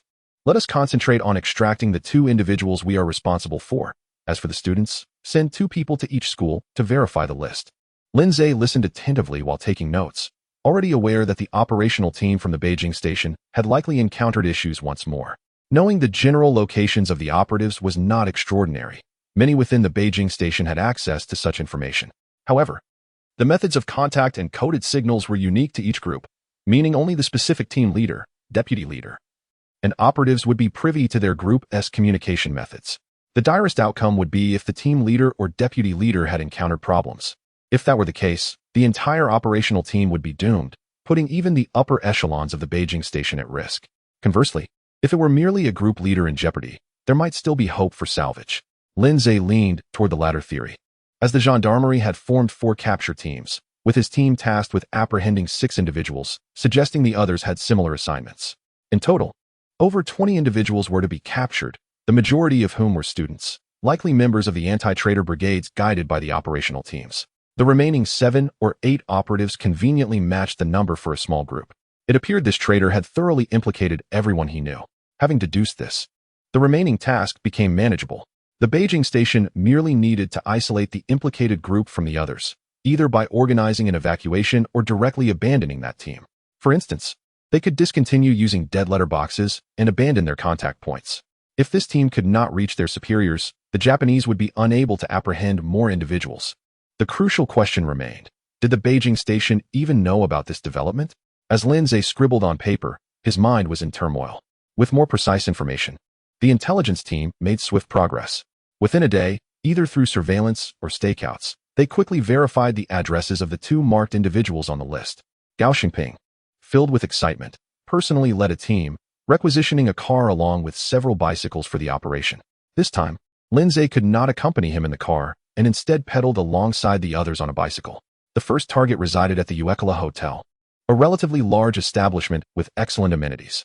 It was unexpected that the Beiping Station personnel were quite affluent. This individual had been staying there for several days, leaving daily at intervals only to return after a stroll. Each time he departed, he would linger by the stone lion at a nearby residence, drawing the attention of the stakeout team.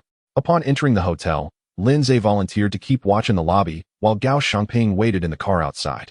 The front desk clerk hurried over, but unexpectedly, Lindsay pressed a gun to his head, commanding, "Do not speak." There's a man, a tall, robust fellow, who wears a top hat and strolls about daily. Which floor does he occupy? The clerk, paralyzed with fear, stammered, "If I recall correctly, that person is on the 3rd floor." Lindsay instructed the clerk to hide in the back and not to emerge. The terrified clerk scurried away. Uncertain if the higher-ups were armed, Lindsay directed, "I will keep watch here. You all proceed with the capture immediately." The team swiftly ascended to the 3rd floor. Once there, Lindsay noticed paper and pen at the counter, tearing off a sheet to write. "Cousin S. home has a cousin captured." He folded it and tucked it away, just as he heard several gunshots from above. As he prepared to check, Huang Tianqing descended forcefully, pinning a man as he came down. Upon seeing Lindsay, Huang Tianqing exclaimed, "This scoundrel dared to fire back. I shot him in the thigh. Haha. We caught him red-handed this time."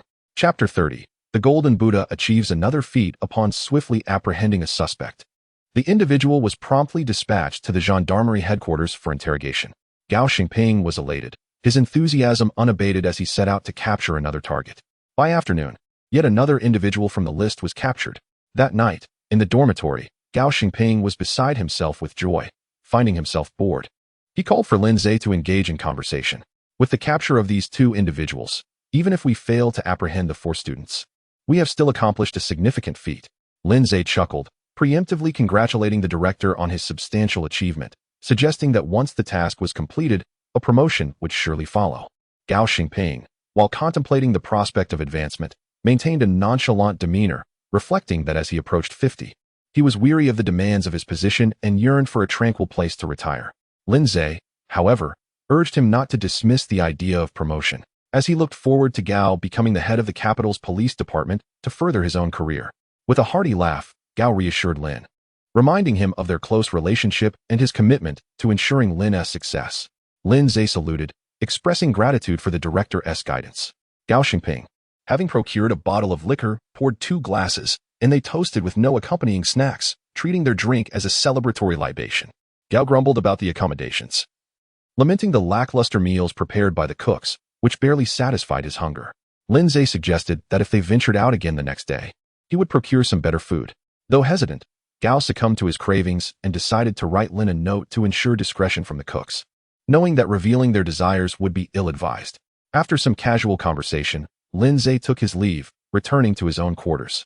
Huang Tianqing, who had been boasting on his bunk, immediately stood upon seeing Lindsay enter. "Brother Lin, you've returned." Lindsay greeted him warmly, devoid of the earlier hostility. "Old Huang, you've made quite a name for yourself by hitting that spy in the thigh. Team leader Gao was thrilled and intends to report your success, ensuring you receive due recognition." Huang was overjoyed. If his name reached the ears of the Japanese, this endeavor would be exceedingly worthwhile. In these times, the Japanese were the most powerful figures in Beiping, and aligning with them could lead to great fortunes. Yet, he soon realized that Lindsay had deep connections with the Japanese, prompting him to flatter Lin instead. "Brother Lin, your leadership and coordination were pivotal. Without Team Leader Gao's direction and your support, this success would not have been possible. I am indebted to you, and, upon completing this mission, I will offer you a grand token of my appreciation. Lindsay dismissed Huang's flattery with indifference, opting to rest on his bunk. Unexpectedly, Huang brought in a basin of warm water. Brother Lin, you've worked hard today.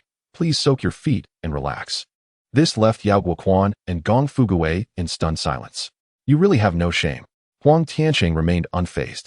What value did his modesty hold? The following day, at Su-style pastry shop, Master Ma pondered why the patrol captain had not made his rounds in the past couple of days. Typically, that officer would emerge frequently to intimidate beggars on the streets or assert his authority over merchants. Whenever he visited, he always took a few bags of pastries without fail. What irked Master Ma most was that this Lin patrol captain seemed to have a particular disdain for his shop, while others would bribe him. He never left without taking something from Ma's establishment. According to the proprietor of a neighboring shop, although Lin was young, he was ruthless and audacious, even daring to confront Japanese ruffians. Master Ma shook his head. Such a person, instead of fighting for his country, squandered his life in petty tyranny. Business was slow as usual. With the cost of living soaring, who could afford pastries? Master Ma was concerned about his dwindling trade. The daily expenses for ingredients were mounting, and he needed to sell more to offset the costs, perhaps even saving enough to buy a few bullets to fight the Japanese. He understood how the high-ranking members of the Revival Society mismanaged funds, living lavishly while he struggled to make ends meet. Resolutely, he chose not to dwell on such matters. As long as he could contribute to the resistance, he would be content. Outside, a foreign carriage sped by. Lindsay had just purchased 2 roasted chickens and 2 pounds of marinated beef, wrapped them in oil paper, and settled into the carriage. He urged the driver to hurry, promising a reward upon arrival. The driver, spurred by the prospect of a tip, quickened his pace. As they passed the pastry shop, Lindsay crumpled a note and flicked it inside, where it landed neatly on the counter. Master Ma took a moment to comprehend what had transpired, quickly collecting the note. When he stepped outside to check, no one remained. Returning to read the note, he realized with alarm that the Golden Buddha had sent a message. There had been a significant incident at the Beiping Station. In Jinling, Boss Dai was exceedingly busy. Despite his hectic schedule, he insisted on personally overseeing crucial developments in the covert operations. Upon learning that important personnel had been captured or had defected at the Beiping Station, he erupted in furious curses. What is Mao Wanli doing? I entrusted such a critical location to him, and he is oblivious to the capture of his own men? Immediately contact the Beiping Station. Isolate any personnel at risk of capture. Evacuate those who can be moved. Those who cannot must be dealt with according to protocol. Send an urgent telegram to Mao Wanli. If there are traitors among us, he must find a way to eliminate them. We cannot allow the Revival Society's reputation to be tarnished any further. After venting his anger, a flicker of relief washed over him. Such vital intelligence had been delivered by the Golden Buddha himself. He had not misjudged this individual. Truly a treasure. Mao Wanli soon received the news and wished he could vanish into the ground. Their investigations were nearly complete, and it seemed likely that the missing action group leader had encountered trouble. He was mortified that others had learned of the situation before him, leading to a significant loss of face before Boss Dai. Yet, it was a well-intentioned warning. Had the message not been relayed in time, who knew how great the losses could have been? Gritting his teeth, Mao Wanli proceeded with the isolation plan, assigning 2 groups to locate the traitor. No matter where he hid, even within the gendarmerie headquarters, he would be eliminated at all costs. API call failed with status code 429. Doc type HTML. If LT IE7 HTML class Node.js IE6 oldie lang enus. And if IE7 HTML class Node.js IE7 oldie lang enus. And if IE8 HTML class Node.js IE8 oldie lang enus. And if GT IE8 HTML class Node.js lang enus. And if head title access denied generative language. Google APIs. use Cloudflare to restrict access title meta charset UTF. 8 meta HTTP equiv content type content text HTML. Charset UTF. 8 meta HTTP equiv XUA compatible content edge meta name robots content noindex. No follow meta name viewport content with device width. Initial scale 1 link rel style sheet ID CF style CSS ref CDN styles main. CSS script function if document. Add event listener window. XML HTTP request JSON. Stringify var e function a var c document. Get element by ID error feedback survey d document. Get element by ID error feedback success b new XML HTTP request A event, feedback clicked, properties, error code, 1015, helpful. A version, 1, B, open, post, HTTPS, Sparrow, Cloudflare, COM API v1 event, B, set request header, content type, application JSON, B, set request header, Sparrow source key. C771F0E4B54944BEB4261D44BD79A1E, B, send JSON. Stringify, A, C, class list.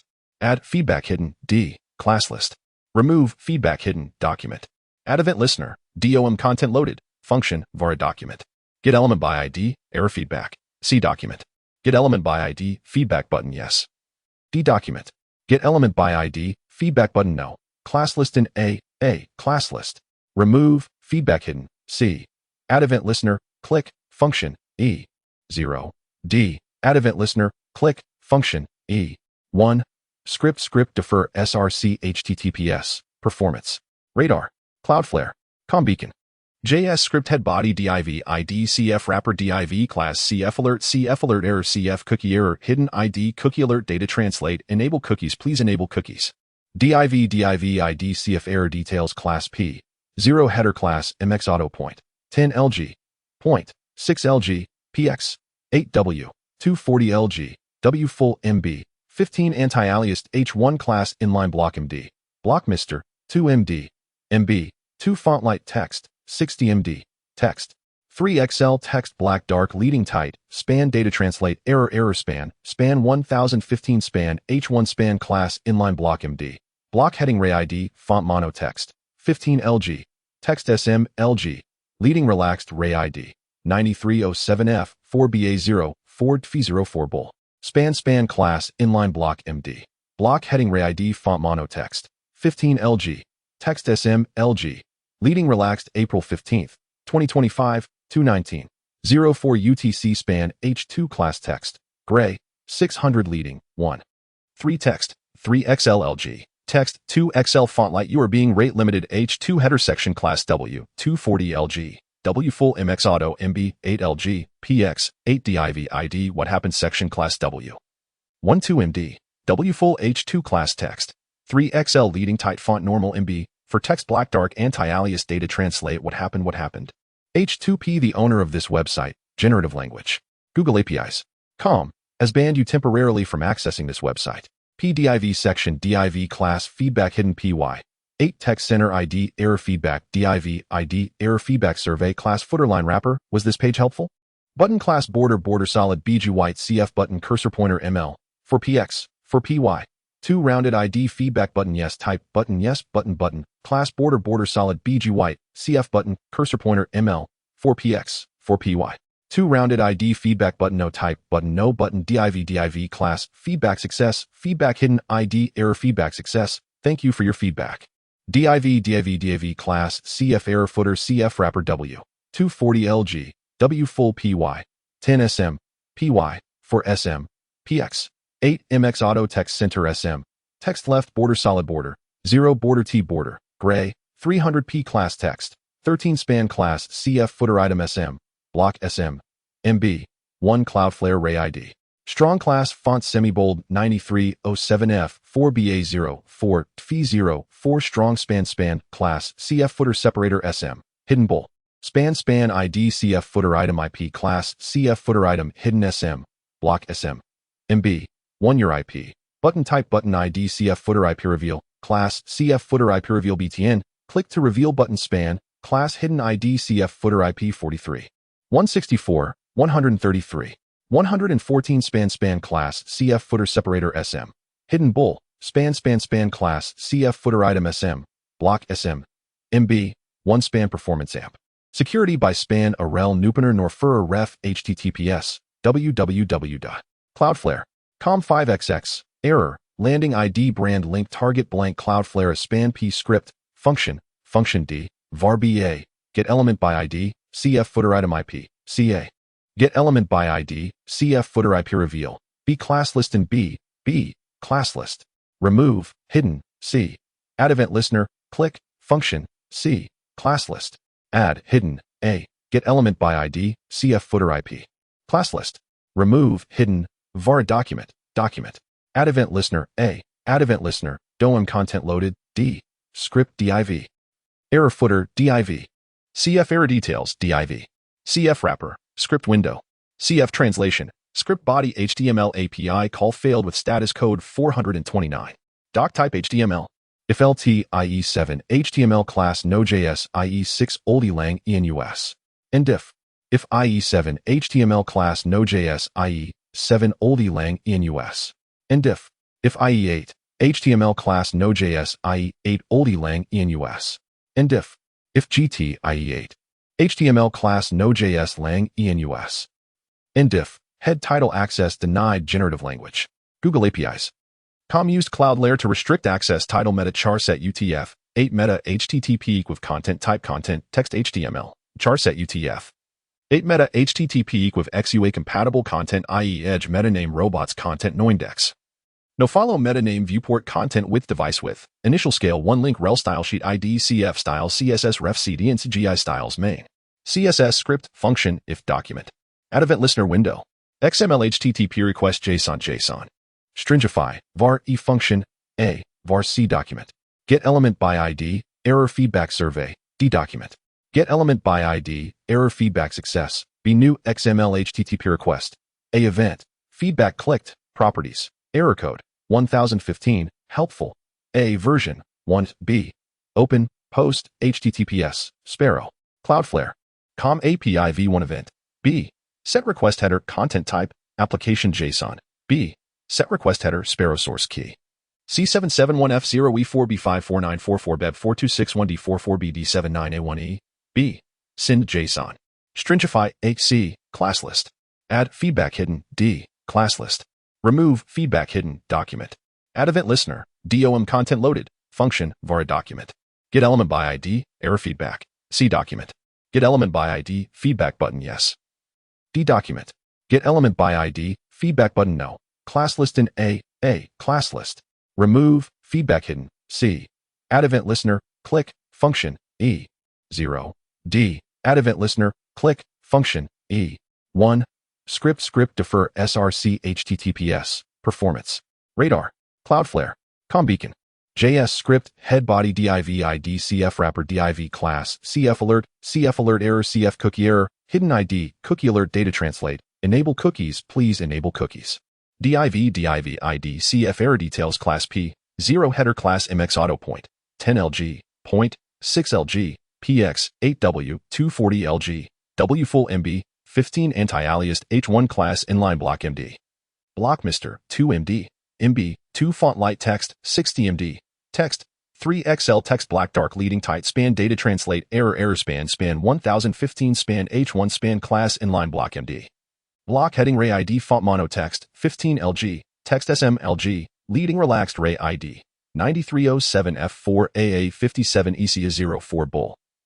Span class inline block MD.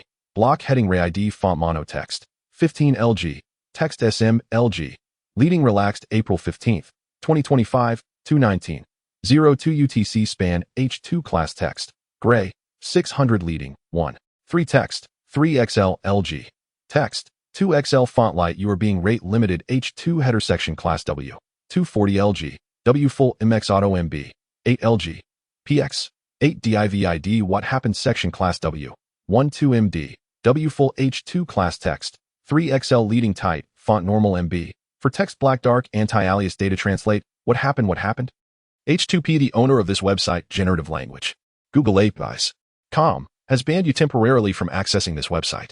PDIV section div class feedback hidden PY 8 text center ID error feedback div ID error feedback survey class footer line wrapper. Was this page helpful?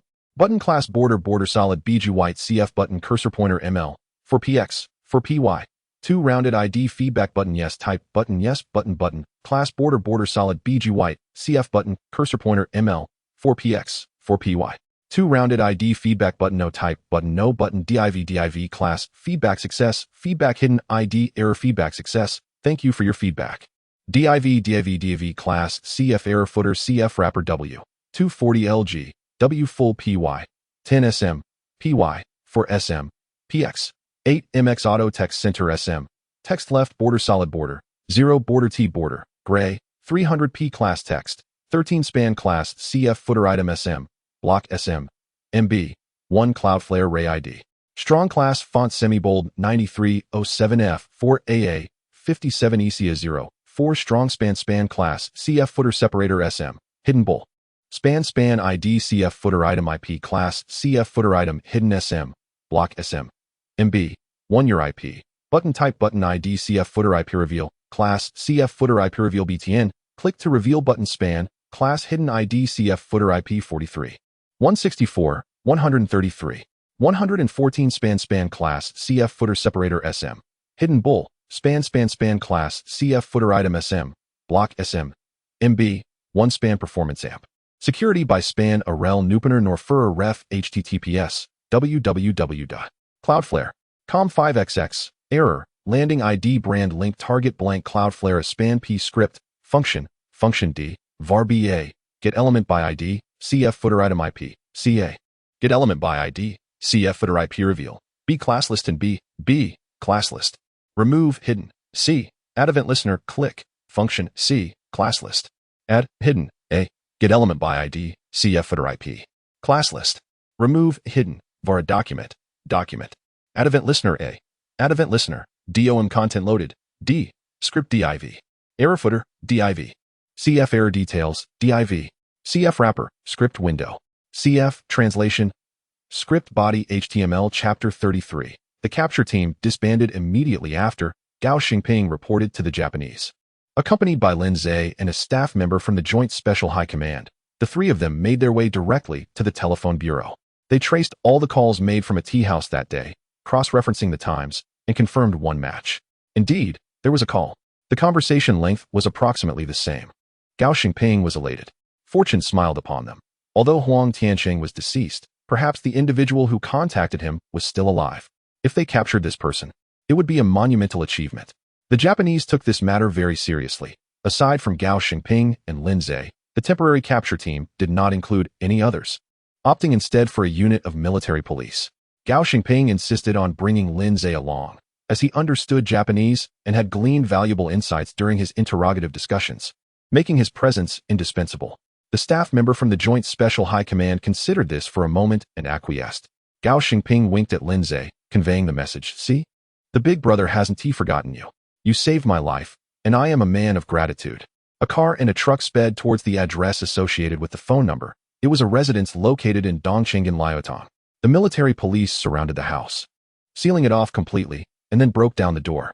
Upon entering, both the occupants and the military police were taken aback. There were indeed many people inside, as well as numerous items piled in the courtyard, large bags and small bundles alike. The staff member from the Joint Special High Command was so excited that his nose twisted. With a grand sweep of his hand, he ordered everything to be taken away. Gao Xingping was grinning from ear to ear, exclaiming, "Good heavens, look at all these people. Could we have possibly uncovered the Beiping Station of that revival society?"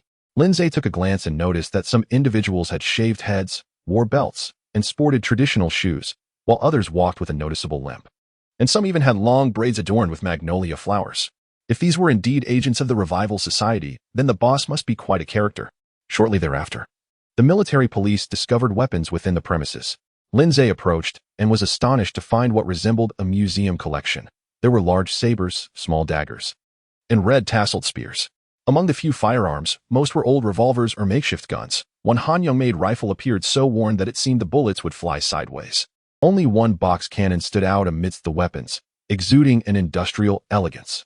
Gao Xingping remarked, "These individuals are living in dire conditions. How can they possibly act as spies?"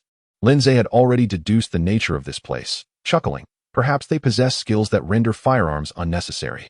Upon hearing this, Gao Xingping instinctively shrank back, repositioning himself behind the Japanese, scanning the surroundings warily. His mind was clouded with apprehension. With individuals in custody and evidence in hand, they triumphantly returned to the military police headquarters. Gao Xingping and Lin Zhe naturally took a moment to rest, while the captured spies were taken to the interrogation area. After a rigorous session of memory recovery techniques, these rascals divulged everything. Upon reviewing the report, Kitahara Randre's expression soured. It turned out this was merely a gang of thugs operating a small black market in Dongqing, buying low and selling high, trafficking goods. Huang Tianqing was their protector. The reason for the call that day was to warn them of his absence from the investigation team, advising them to be cautious and avoid being swept up. But why did he speak for such an extended duration? It emerged that Huang Tianqing harbored concerns that they might tamper with the accounts, failing to distribute their earnings as agreed, which led him to probe into some transaction details, hence the delay. The Japanese were furious and soon commenced torture against all suspicious individuals. Gao Xingping's informant, who had previously acted independently, along with the individual he had reported, were also taken away. The others were left without tasks and were not permitted to return home, left to languish in the military police headquarters, idly waiting to be fed. Gao Xingping fashioned a set of playing cards from paper, engaging others in gambling. It mattered not that he had no money. Those who lost simply wrote IOUs.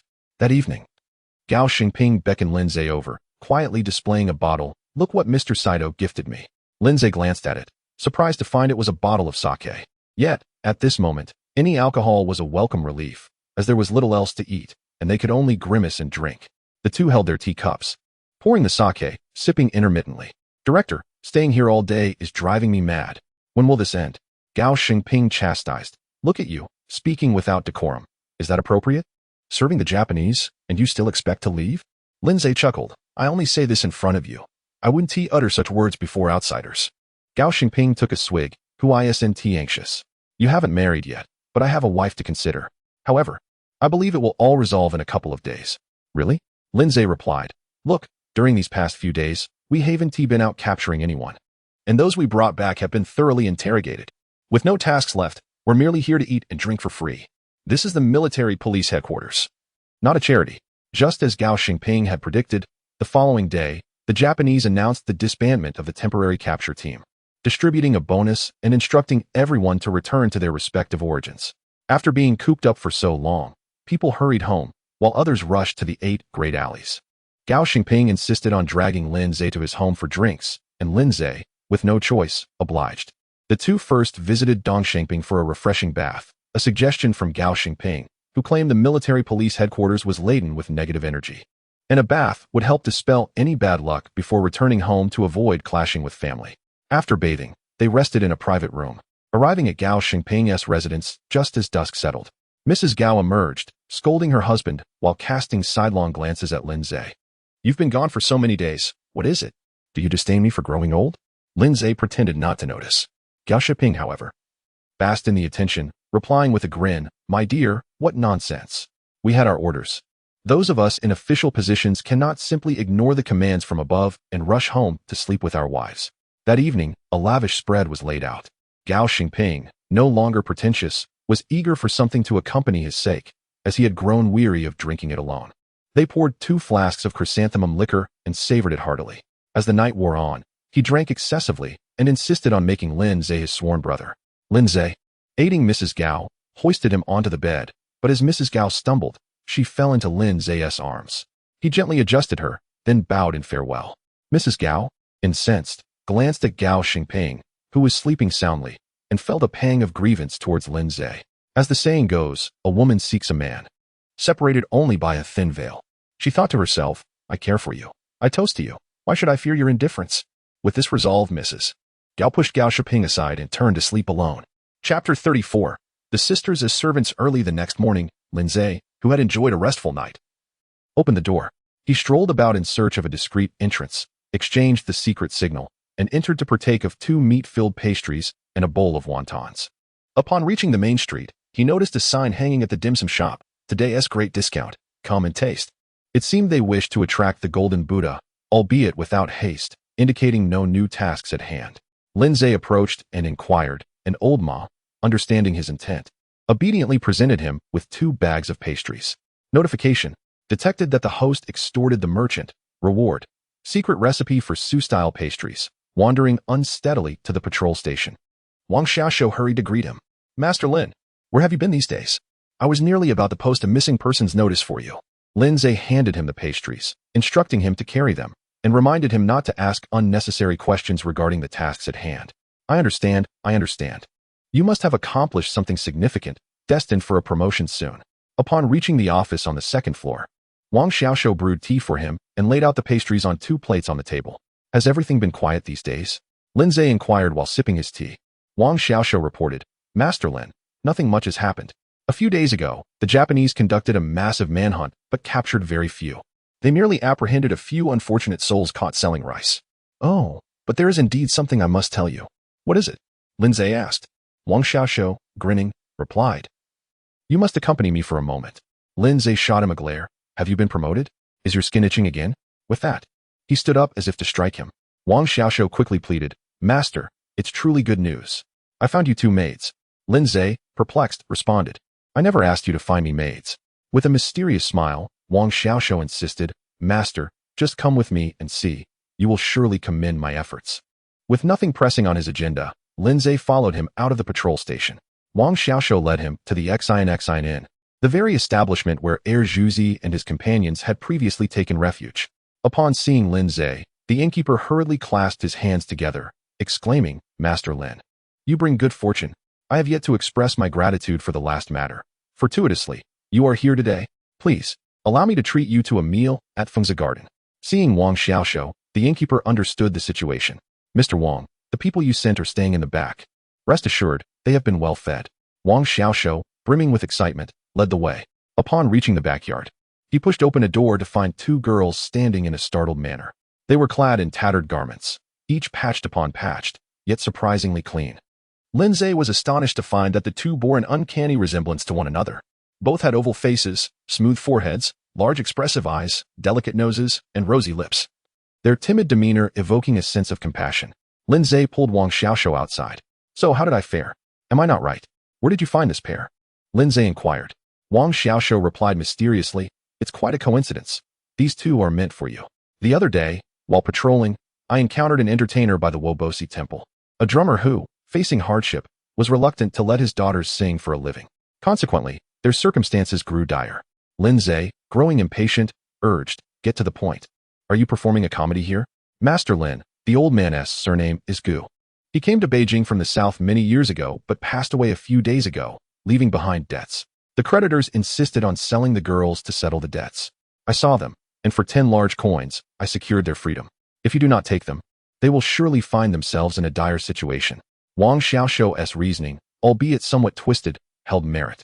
Had the creditors sold them off, they might have ended up as servants, but if sold to the 8 great alleys, their fate would be bleak indeed. Judging their appearance, even as servants, they would likely be victimized by their masters. Lindsay inquired, Do you understand their background? Wang Xiaoxiu patted his chest. Master, if their origins were unclear, would I dare bring them to you? I have inquired thoroughly. Their deceased father had been residing near the Wobosi temple for many years, well known among the locals. And he was of decent character, albeit a bit naive. He raised these 2 sisters well, keeping them sheltered from the outside world. Lindsay nodded and re-entered the room. What are your names? One girl, too frightened to respond, lowered her head, while the other, mustering her courage, spoke in a voice nearly indistinguishable from a mosquito's buzz. In response, I am the elder sister, Gu Xie, and this is my younger sister, Gu Ruoxue. To Lindsay's surprise, the old man had some education, naming them after lines from the ode to the goddess of Luo, evoking imagery of clouds and moonlight, of drifting winds and swirling snow. The sisters stealthily observed Lindsay, noting his tall stature, clad in a uniform that accentuated his gallantry. His neat hair was swept back, his gaze sharp, nose prominent, and lips pressed together, standing with an air of authority that inspired both admiration and trepidation. Sister Gu Xie had been restless in these past days. Though inexperienced, they were not entirely naive. With their father's passing, creditors would inevitably seek to sell them into servitude. Being sold to others was preferable, but if they were to find themselves in a disreputable place, it would be a fate worse than death. Wang Xiaoxiu's act of buying them and placing them in the inn revealed to Gu Xie the intention behind it. Fate, akin to raindrops on floating duckweed, was beyond their control, leaving them in a state of despair. Upon seeing Lindsay today, she realized this opportunity must not be squandered, lest they fade into obscurity forever. With a gentle bite of her lip, she knelt before him, lowering her head in humility. Esteemed sir, we beseech you to take us in. We have been working since childhood. We can cook a few dishes and are adept at cleaning and sewing. Please, show us mercy. As long as you provide us with a meal, we shall work tirelessly in your service. Noticing her sister still standing, she tugged at her, prompting Gu Ruoxue to hastily kneel beside her. Lindsay sighed deeply. At this age, young women in later generations might be dreaming of the universities they would attend and the bright futures that awaited them. However, he revealed none of his thoughts, coldly stating, Rise. I could provide you with sustenance, but as a servant, I cannot abide those who seek to curry favor with their masters. If I discover any wrongdoing or loose tongues, I shall not hesitate to dispose of you in the most unceremonious manner, a fate I have dealt out more than once. Chapter 35. A Comfortable Life, Beep. A threat has been detected against the host, who is intimidating a vulnerable young girl. Reward, 10 danger detection cards. This card is passively used and will automatically trigger when the host encounters danger. What nonsense is this system? Who is intimidating anyone? Gu Ruashua trembled in fear upon hearing the chaos, while Gu Xia knelt upright, swearing to the heavens, "If you take us in, you shall be our master, and we will serve you wholeheartedly. Should we harbor any ill thoughts, may we be struck by lightning and left without a grave." Lindsay nodded. "Get up. Come with me to my home." Gu Xia, overwhelmed with joy, shed tears, and after bowing her head several times to her sister, she finally stood, took a small bundle, and timidly followed him outside. Lindsay instructed, "Xiaoshou, go back and bring me 20 yuan." Wang Xiaoshou was ecstatic, knowing he had done well this time and gained Lin Ye's favor. He then performed a dramatic bow, exclaiming, "Yes." Lindsay kicked him lightly. "Do you think you are Lilianing?" Passing by a clothing shop, he bought the two girls new outfits. Gu Xia felt a bit apprehensive, and Lindsay admonished, "Look at how you're dressed. Are you trying to disgrace me?" She lowered her head in silence, obediently clutching the hem of her garment. Beep. The host has reprimanded the kind-hearted young girl. Reward, 2 sets of school swimsuits.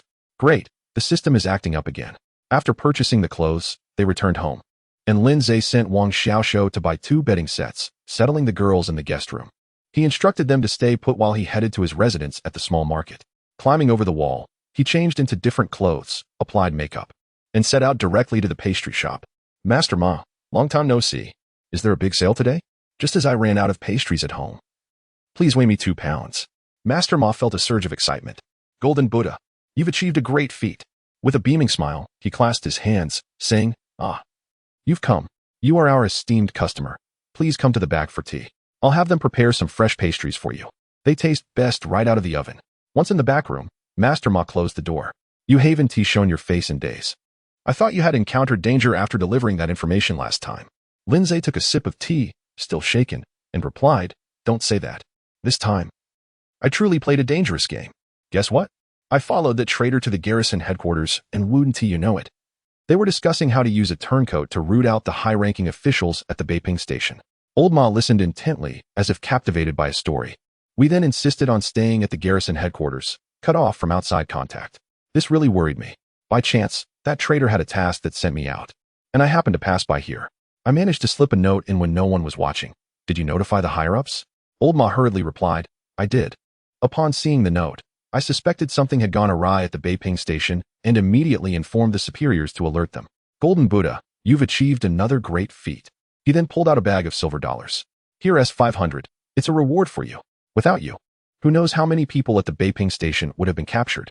Lindsay merely glanced at it, tossing it casually on the table. "Money is not the issue. I nearly lost my life this time. I understand now. The higher-ups notified the Beiping Station, and their personnel must have gone into hiding. No matter how the Japanese tested them, they wouldn't take the bait, leading the Japanese to believe the information had leaked. A high-ranking Japanese officer requested a self-investigation, and I almost got caught." He sighed.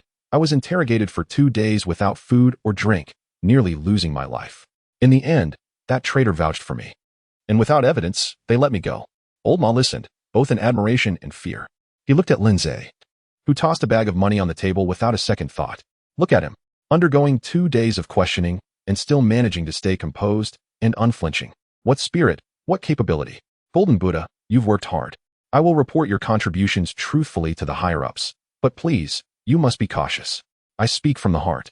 In my eyes, your value exceeds that of the entire Beiping Station. We are comrades on the same front, and while we must assist them in times of trouble, you must never risk your own safety." Lindsay nodded. "Thank you, Old Ma. I will be careful. Are there any tasks from above?" Old Ma shook his head. "We knew you were in trouble when you didn't show up for so many days. Golden Buddha, take this time to rest. Frequent activity isn't conducive to your concealment. If there's an urgent task, I'll hang a sign requesting to meet with you." Lindsay nodded, standing to leave when Old Ma called out, "Hey, don't forget this." He picked up the bag of money from the table. Lindsay took it, smiling wryly. "Money. Oh, money. Old Ma, you and I risk our lives for the nation. Who pays any heed to these trivial matters? Nevertheless, since it's a reward from above, I want to make it difficult for you. I will accept it. Old Ma grasped Lin Zay's hand tightly. You must accept it. You risked your life. And you deserve to enjoy some benefits. Golden Buddha, please take care of yourself. Indeed. Watching Lin Zay's departing figure, Old Ma felt his eyes grow misty. What a wonderful colleague. What a remarkable agent. Upon returning to his residence at the small market, Lin Zay hid the money well, changed clothes, removed his makeup, and climbed over the back wall. Ah, this time it truly went well. The Japanese issued rewards, and even Boss Dai gave bonuses. Such generosity. 500 silver dollars at once. That's enough to buy 100 young maidens. He had also rescued Gao Shiping, leaving him utterly moved. With Huang Tianqing's divine assistance, he faced no suspicion whatsoever.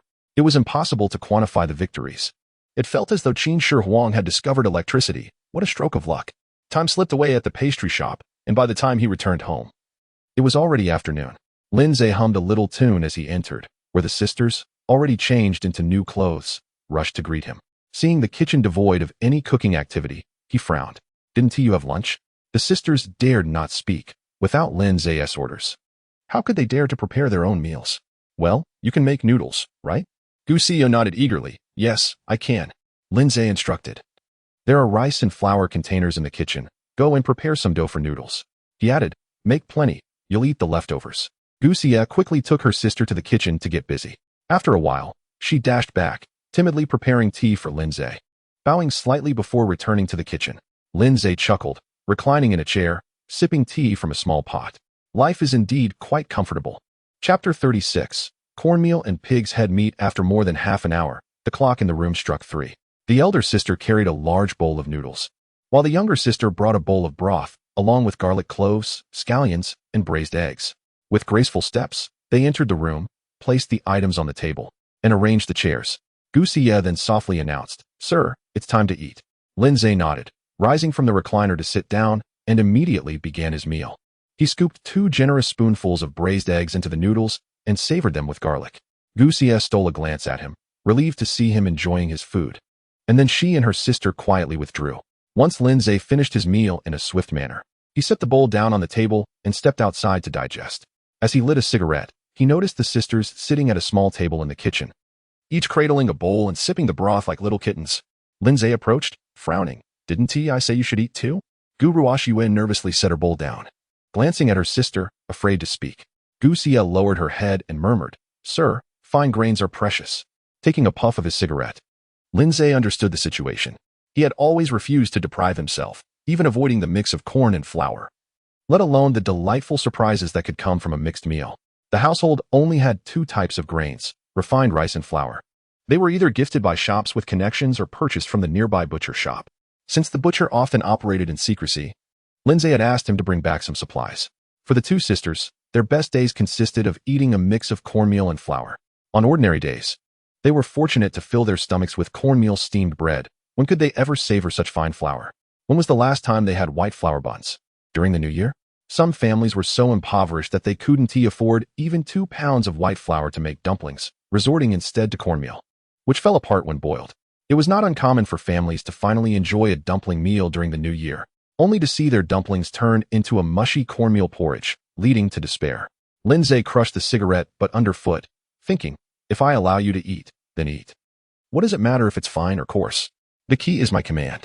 If I let you starve, you must starve, but if I allow you to eat, you shall partake of everything, not just flour but also meat, fish, and poultry.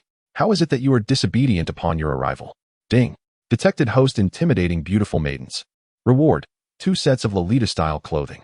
Gu Ruoxue was extremely anxious, fearing they might be dismissed. Though somewhat naive and lacking in speech, she could tell that Lin Zay was different from others, a truly good person they had encountered. If they were sent away, their future would be bleak. She hurriedly looked at her sister. Gu Xia stood and bowed slightly. Yes, sir, we will obey. Rest assured, since entering this household, we will be your servants for life. How could we disobey? It was merely a concern for the grain. From now on, whatever you tell us to eat, we will eat. Whatever you command, we shall follow. Ahem. Lin Zay's expression faltered slightly as he waved his hand and stepped outside. He first knocked on the door of the Gong family. Knock, knock, knock, knock, knock. A series of sounds followed. Mei Wei opened the door and promptly pulled Lin Zay inside, shutting the door behind him with practiced ease. She invited him to recline on the soft couch while she knelt beside him, massaging his legs.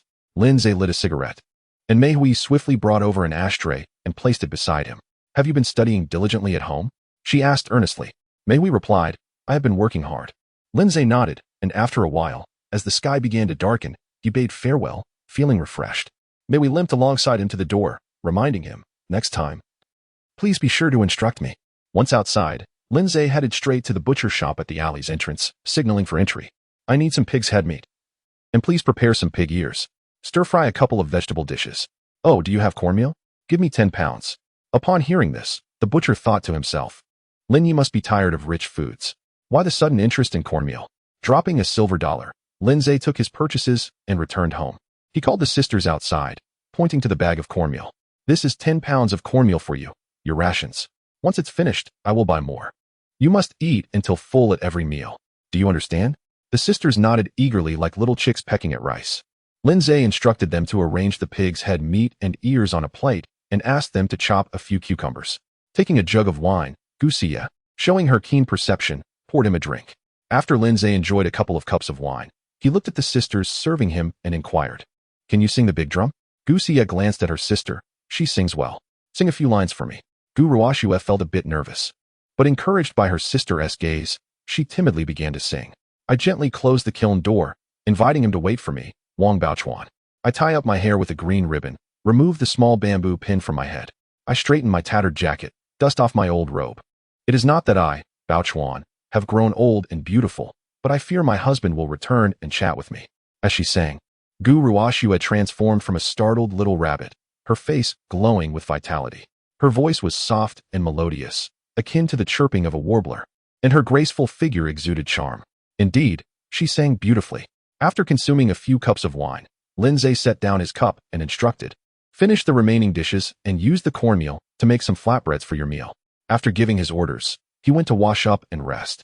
Gusia approached, helping to wring out a towel, preparing the tooth powder, and even fetching warm water for foot washing. She had already boiled hot water in the kitchen. She placed a dry towel on his lap, squatting beside the basin to wash Lindsay's feet. He did not stop her, lazily enjoying the care. Once finished, she wiped his feet dry with the towel and took the basin away. When she returned, Lindsay had already entered the bedroom behind the main room. Gusia bit her lip, wrestling with herself for a moment, but ultimately did not follow him in. That night, the two sisters who slept in the chamber whispered to each other, Sister, the meat was truly delicious. Gusia chuckled, pinching her nose. Ruoxue, you truly are a glutton. Gu Ruoxue nestled against her. Sister, did you not find it tasty? Our sir is truly a good person, allowing us to eat meat. Gusia smiled blissfully. We have encountered good people. From now on, we must work diligently and honestly. Do you understand? Yes, I will listen to you, sister. Gusia embraced her sister, soothing her to sleep. We will listen to the sir. That night, Gusia tossed and turned, unable to sleep for a long time. Would he be dissatisfied? Would he one day send the two of them away? When he eventually married, would his wife dislike them? Chapter 37. The gendarmerie assassination incident. The following morning, Lindsay rose from his slumber, stretching languidly as he donned his robe. Just as he stirred, a voice from outside called out, Sir, you are awake? Would you like to wash up now? Lindsay paused, taken aback by the industriousness of the two young maids. Life with servants was indeed different. He was experiencing a taste of the daily life of a wealthy landlord. Come in, Lindsay replied. Gusia entered, cradling a basin, a towel draped over her arm, while Gu Ruoxue followed with the earnestness of a young soldier, carrying a tray that held a toothbrush, a cup, and a small copper basin. Upon entering, the sisters were momentarily stunned, quickly lowering their heads, their cheeks flushed as they approached Lindsay shyly. Lindsay shrugged. This is no fault of mine. It is merely a natural phenomenon, a testament to our robust health. After brushing his teeth and rinsing his mouth into the copper basin, he washed his face and dried it with the towel. The sisters took the items away to clean up. Breakfast was ready, comprising scallion pancakes, rice soup, and 2 eggs. A meal prepared by Gusia with ingredients from the kitchen.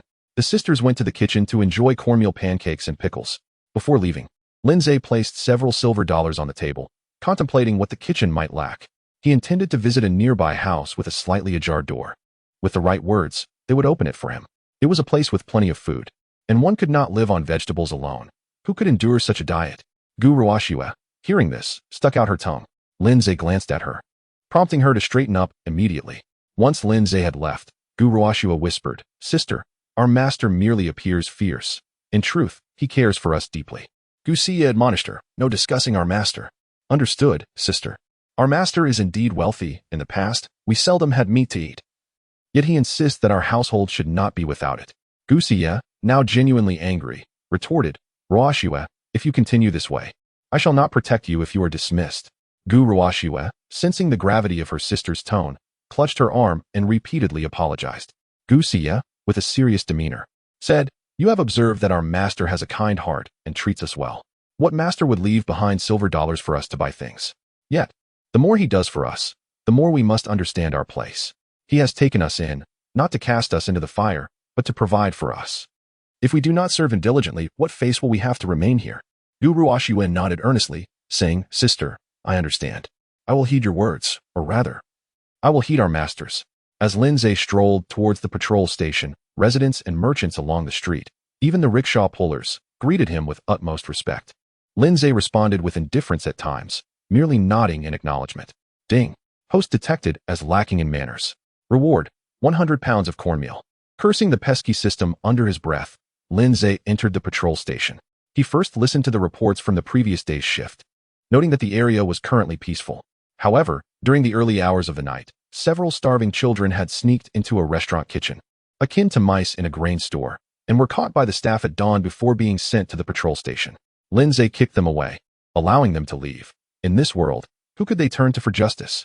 Ascending to the second floor, he found Wang Xiaoshou absent, likely on patrol. He brewed a pot of Biluakun tea and picked up the newspapers scattered on the table. There were numerous publications, including the Beiping Evening News and the Beiping Express. Each morning, the paper boys would deliver the various newspapers to the patrol station before heading out to sell them on the streets, with one boy making it a point to deliver the first copies to the station without fail. Half a year prior, this boy had been struck by a car while delivering papers, an incident Lindsay had witnessed. He had intervened, compelling the driver to provide medical fees, thus saving the boy's life. After recovering, the boy resumed his paper route, always ensuring to deliver the first copy to the patrol station, rain or shine. Lindsay perused the headlines detailing both significant and trivial happenings in Beiping. There were reports of a goodwill performance between two nations at the Chang'an Theater, rising food prices attributed to this year's poor harvest, and a warning regarding a reckless individual obstructing diplomatic relations. Amidst these serious matters, there were also sensational tidbits, such as a concubine eloping with a young singer and a celebrity preparing for his fourth wedding ceremony. There were tales of socialites cohabitating with impoverished youths, prompting their parents to publicly sever ties, and news of a notorious thief operating in the inner city, with special teams dispatched for capture. Just as he was engrossed in reading, Wang Xiaoshou hurried up the stairs. He knocked at the door, and Lindsay recognized his voice immediately. Come in. Wang Xiaoshou burst through the door, drenched in sweat, exclaiming, Master Lin, something has happened, something grave. Lindsay set aside the newspaper, observing Wang Xiaoshou's unusual excitement. What is it? Did you play without paying in Han Family Alley and get caught? Wang Xiaoshou replied mysteriously, Master Lin, I always pay. This is serious. 2 Japanese gendarmes have been killed at the nearby Ziyuan patrol station. Lindsay sat up abruptly. When did this happen? Wang Xiaoshou continued. This morning, before dawn. I inquired further. According to the brothers at Ziyuan, there were 2 gunshots heard early in the morning. When the crowd rushed over to the vicinity of Chongwenmen East Moon Wall, they found 2 gendarmes lying dead, one shot in the head, the other in the chest. Both killed instantly. Remarkable marksmanship. Lindsay pondered. Could this be an act of retribution from Beiping Station? It seems unlikely. The Revival Society targets traitors and spies. But what purpose would there be in killing 2 gendarmes? It would only provoke a massive manhunt. Regardless of who the assailants were, it was certain that those at Beiping Station would have to remain silent for a while. To shoot gendarmes in broad daylight would surely infuriate the higher-ups among the Japanese. They would likely turn Beiping upside down in retaliation. Lost in thought, the phone rang, prompting Wang Xiaoshou to step out. Hello, Beiping Station Patrol. Captain Lin, this is the General Affairs Department. Please make your way to the headquarters immediately. Director Gao has called a meeting. Understood. I will be there shortly. After hanging up, Lindsay donned his hat with a sense of resignation and stepped outside. Wang Xiaoshou flagged down a rickshaw for him. Make haste to the district police station. Understood. Master Lin, is there another task at hand? Stop prying into matters that do not concern you. Are you a rebel or part of the anti-corruption team? The rickshaw driver dared not utter another word. Ding. Host detected intimidating service personnel. Reward, speedster, enhanced running speed by 20. At last, the system proves reliable. This speedster sounds like an essential skill for a hasty retreat. Chapter 38. The brand new bicycle upon arriving at the district police station. Lindsay tossed a small coin to the carriage driver. The driver squinted with a smile, acknowledging that while Lin was somewhat intimidating, he had a principle. He never used Japanese military notes, only silver dollars or small coins. Today, it seemed, he would feast on a mixed flour bun once more. As soon as he entered, a chorus of greetings enveloped him. One inquired why Chief Lin hadn't gathered the brothers for drinks lately, while another suggested an evening stroll down Shanxi Lane. There was no escaping his popularity. After addressing everyone, Lindsay made his way straight to the conference room. Many had already gathered, all chiefs from various patrol stations. In the corner sat Qian Dana from the Xiangyi patrol station, his complexion ashen, silent, and isolated. Others avoided him, fearful of catching his misfortune. Poor fellow. 2 Japanese soldiers had perished in his jurisdiction. If the case remained unsolved, would Qian Dana emerge unscathed? It was possible he would be held accountable for failing to maintain public order and jeopardizing Sino-Japanese relations, possibly leading to his execution. Lindsay, valuing camaraderie, approached and patted Qian's shoulder. Brother Qian, why the long face? Qian Dana forced a grim smile, replying, Little brother, please don't tease your elder brother. Just seeing you is enough. Who knows when I might face the Japanese executioners? Lindsay whispered, Do not speak such doom-laden words. Once the meeting concludes, I will speak with Director Gao. After all, you are one of us. How could the deaths of 2 Japanese soldiers be blamed on you? If Director Gao does not defend you before our superiors, who will heed his words in the future? As the saying goes, it is easy to add flowers to a brocade, but difficult to offer charcoal in the snow. Though Lindsay had yet to take any tangible action, his words warmed Qian Dana's heart. Emotion welled in Qian's eyes as he responded, Brother, no need for further words. If I can escape this calamity, we shall hold a ceremony, and what is mine will be yours, and vice versa. Even my wife will be yours. Lindsay quickly interjected, Brother, this is neither the time nor place for such trivialities. Please, tell me what happened this morning. Qian Dana clenched his teeth. That scoundrel must have clung to a train. I questioned nearly everyone nearby early this morning, and no one saw any suspicious strangers. How else could he have entered the city? With his marksmanship. He must have calluses on his hands. The guards at the city gate would have spotted him immediately. Lindsay pondered. If he had clung to a train to enter, he couldn't have clung to one to leave. After all, he wasn't the one operating the train. At this thought, Lindsay fell silent. Gao Xingping entered the conference room. His face darkened with fury. What a mess this was. Just days after earning some merit, calamity struck in his jurisdiction. As if fate were mocking him, he shot a glare at Qian Dana, who seemed ready to bury his head in shame. Gao sat down, neglecting tea or clearing his throat, and vented his frustration. Idiot. Useless. I could train a dog to bark at strangers. Yet 2 Japanese soldiers were killed. And you didn't even catch a glimpse of the perpetrator. The higher-ups had issued an ultimatum. The case must be solved within 2 days. If the culprit was not captured, Qian Dana would be the first to be bound and sent to the military police headquarters. Some beneath him reveled in his misfortune. Do not laugh. Do you understand the concept of shared glory and shared disgrace? Such a heinous incident, if the culprit remains at large. None of us can expect promotions this year. Each patrol station was ordered to send out personnel, scouring every household, leaving no stone unturned. Any suspicious individuals discovered would be arrested on the spot. As the meeting concluded, Gao Xingping halted Lindsay, Come to my office. Lindsay patted Qian Dana's shoulder before following him out. In the office, Gao paced anxiously. Lin, you were clever. What do you propose we do about this situation? After some thought, Lindsay replied, Director, the crux lies in apprehending the suspect before the military police and the investigative team. If we catch him first, we may not achieve great merit, but at least we can balance the scales. However, should someone else capture him first, we could find ourselves blamed for negligence in maintaining public order. Gao Xingping nodded appreciatively, lighting a cigarette and inhaling deeply to calm himself. You are correct. We must seize the suspect before the military police and the investigative team do. Then he sighed. But look at this bunch of incompetents. They excel at taking bribes. Yet when it comes to crucial matters, they either gloat or stand idly by, as if nothing is amiss. He then turned to Lindsay. It seems this time, I shall need your assistance once more. Lindsay stood at attention. Please, Director, give your orders. Gao Xingping felt a surge of satisfaction. This was the kind of subordinate one needed. Capable of leading a team and providing sound strategies, Lindsay was indeed a valuable asset. And with such a subordinate, how could Gao not rise in rank? Lin, I suspect the perpetrator struck near Dongwei Wall, adjacent to Chongwenmen. At that hour, the gates were not yet open. So the suspect must have either remained hidden in the outer city or traveled along the railway.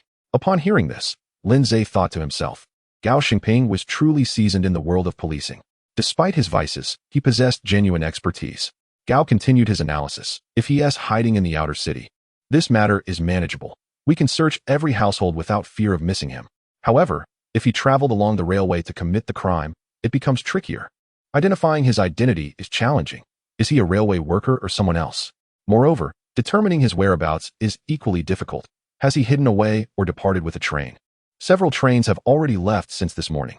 Therefore, you must lead a team to inspect the various stations along the route, thoroughly examining every staff member, drivers, ticket agents, boiler operators. Everyone must be scrutinized.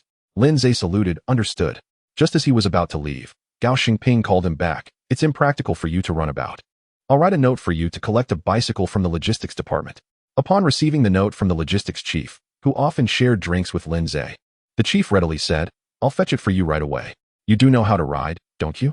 You're quite fortunate. Many covet this bicycle. Lin Zhe chuckled. I've had my share of riding trends a few times. At the rear warehouse, the logistics chief unlocked the door, and moments later, wheeled out a bicycle. Look at this. Brand new, a British Five Flags model, worth nearly $300 silver. Just listen to that bell, so crisp. And the spokes. This bicycle won't rust, even if you ride it to pieces.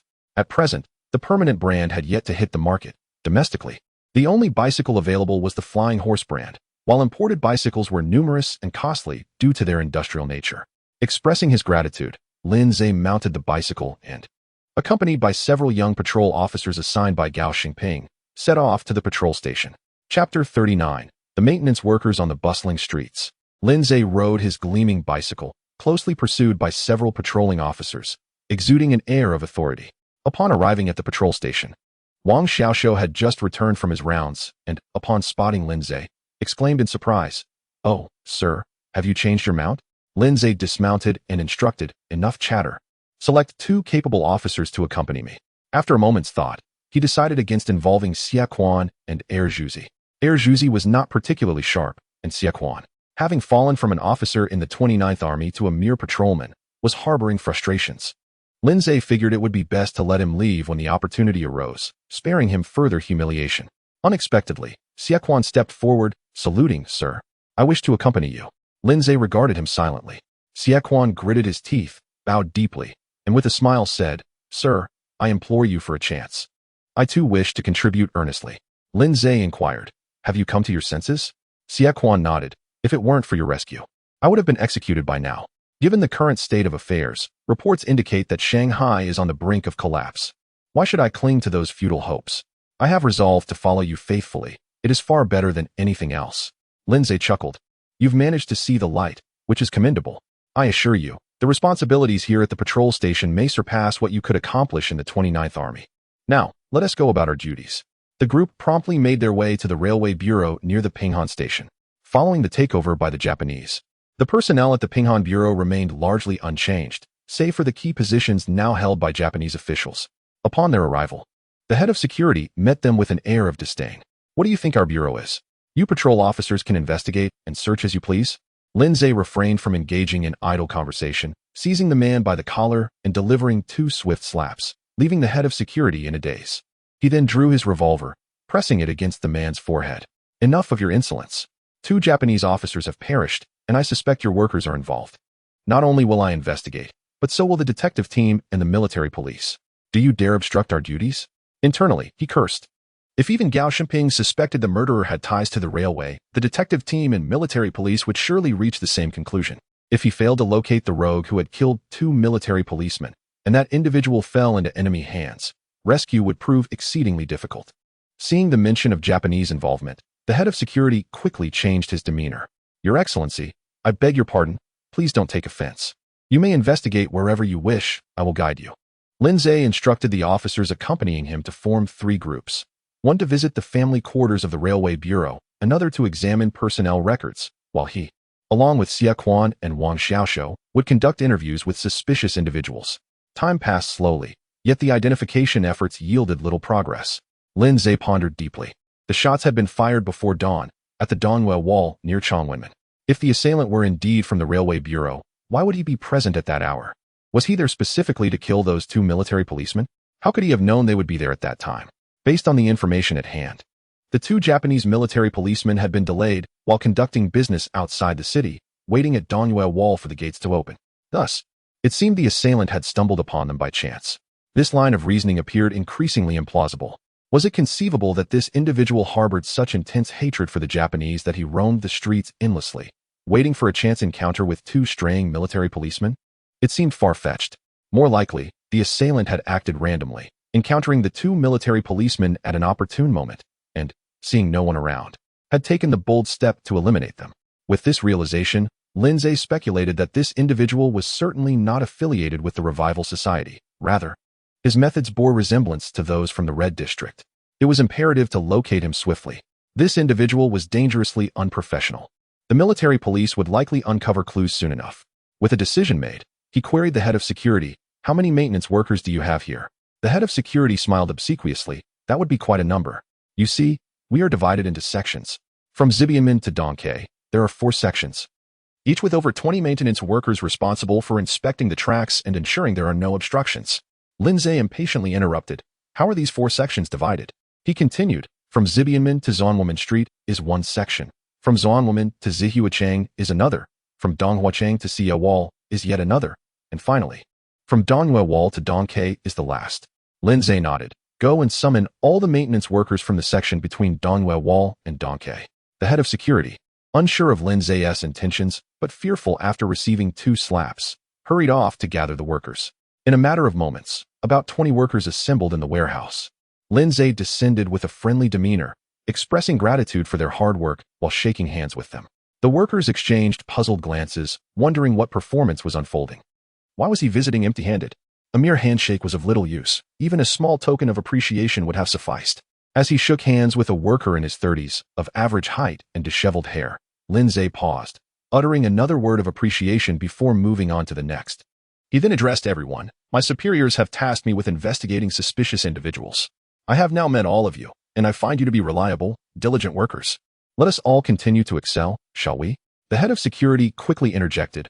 "Aren't you going to show your respect to the officer?" Only then did the workers disperse.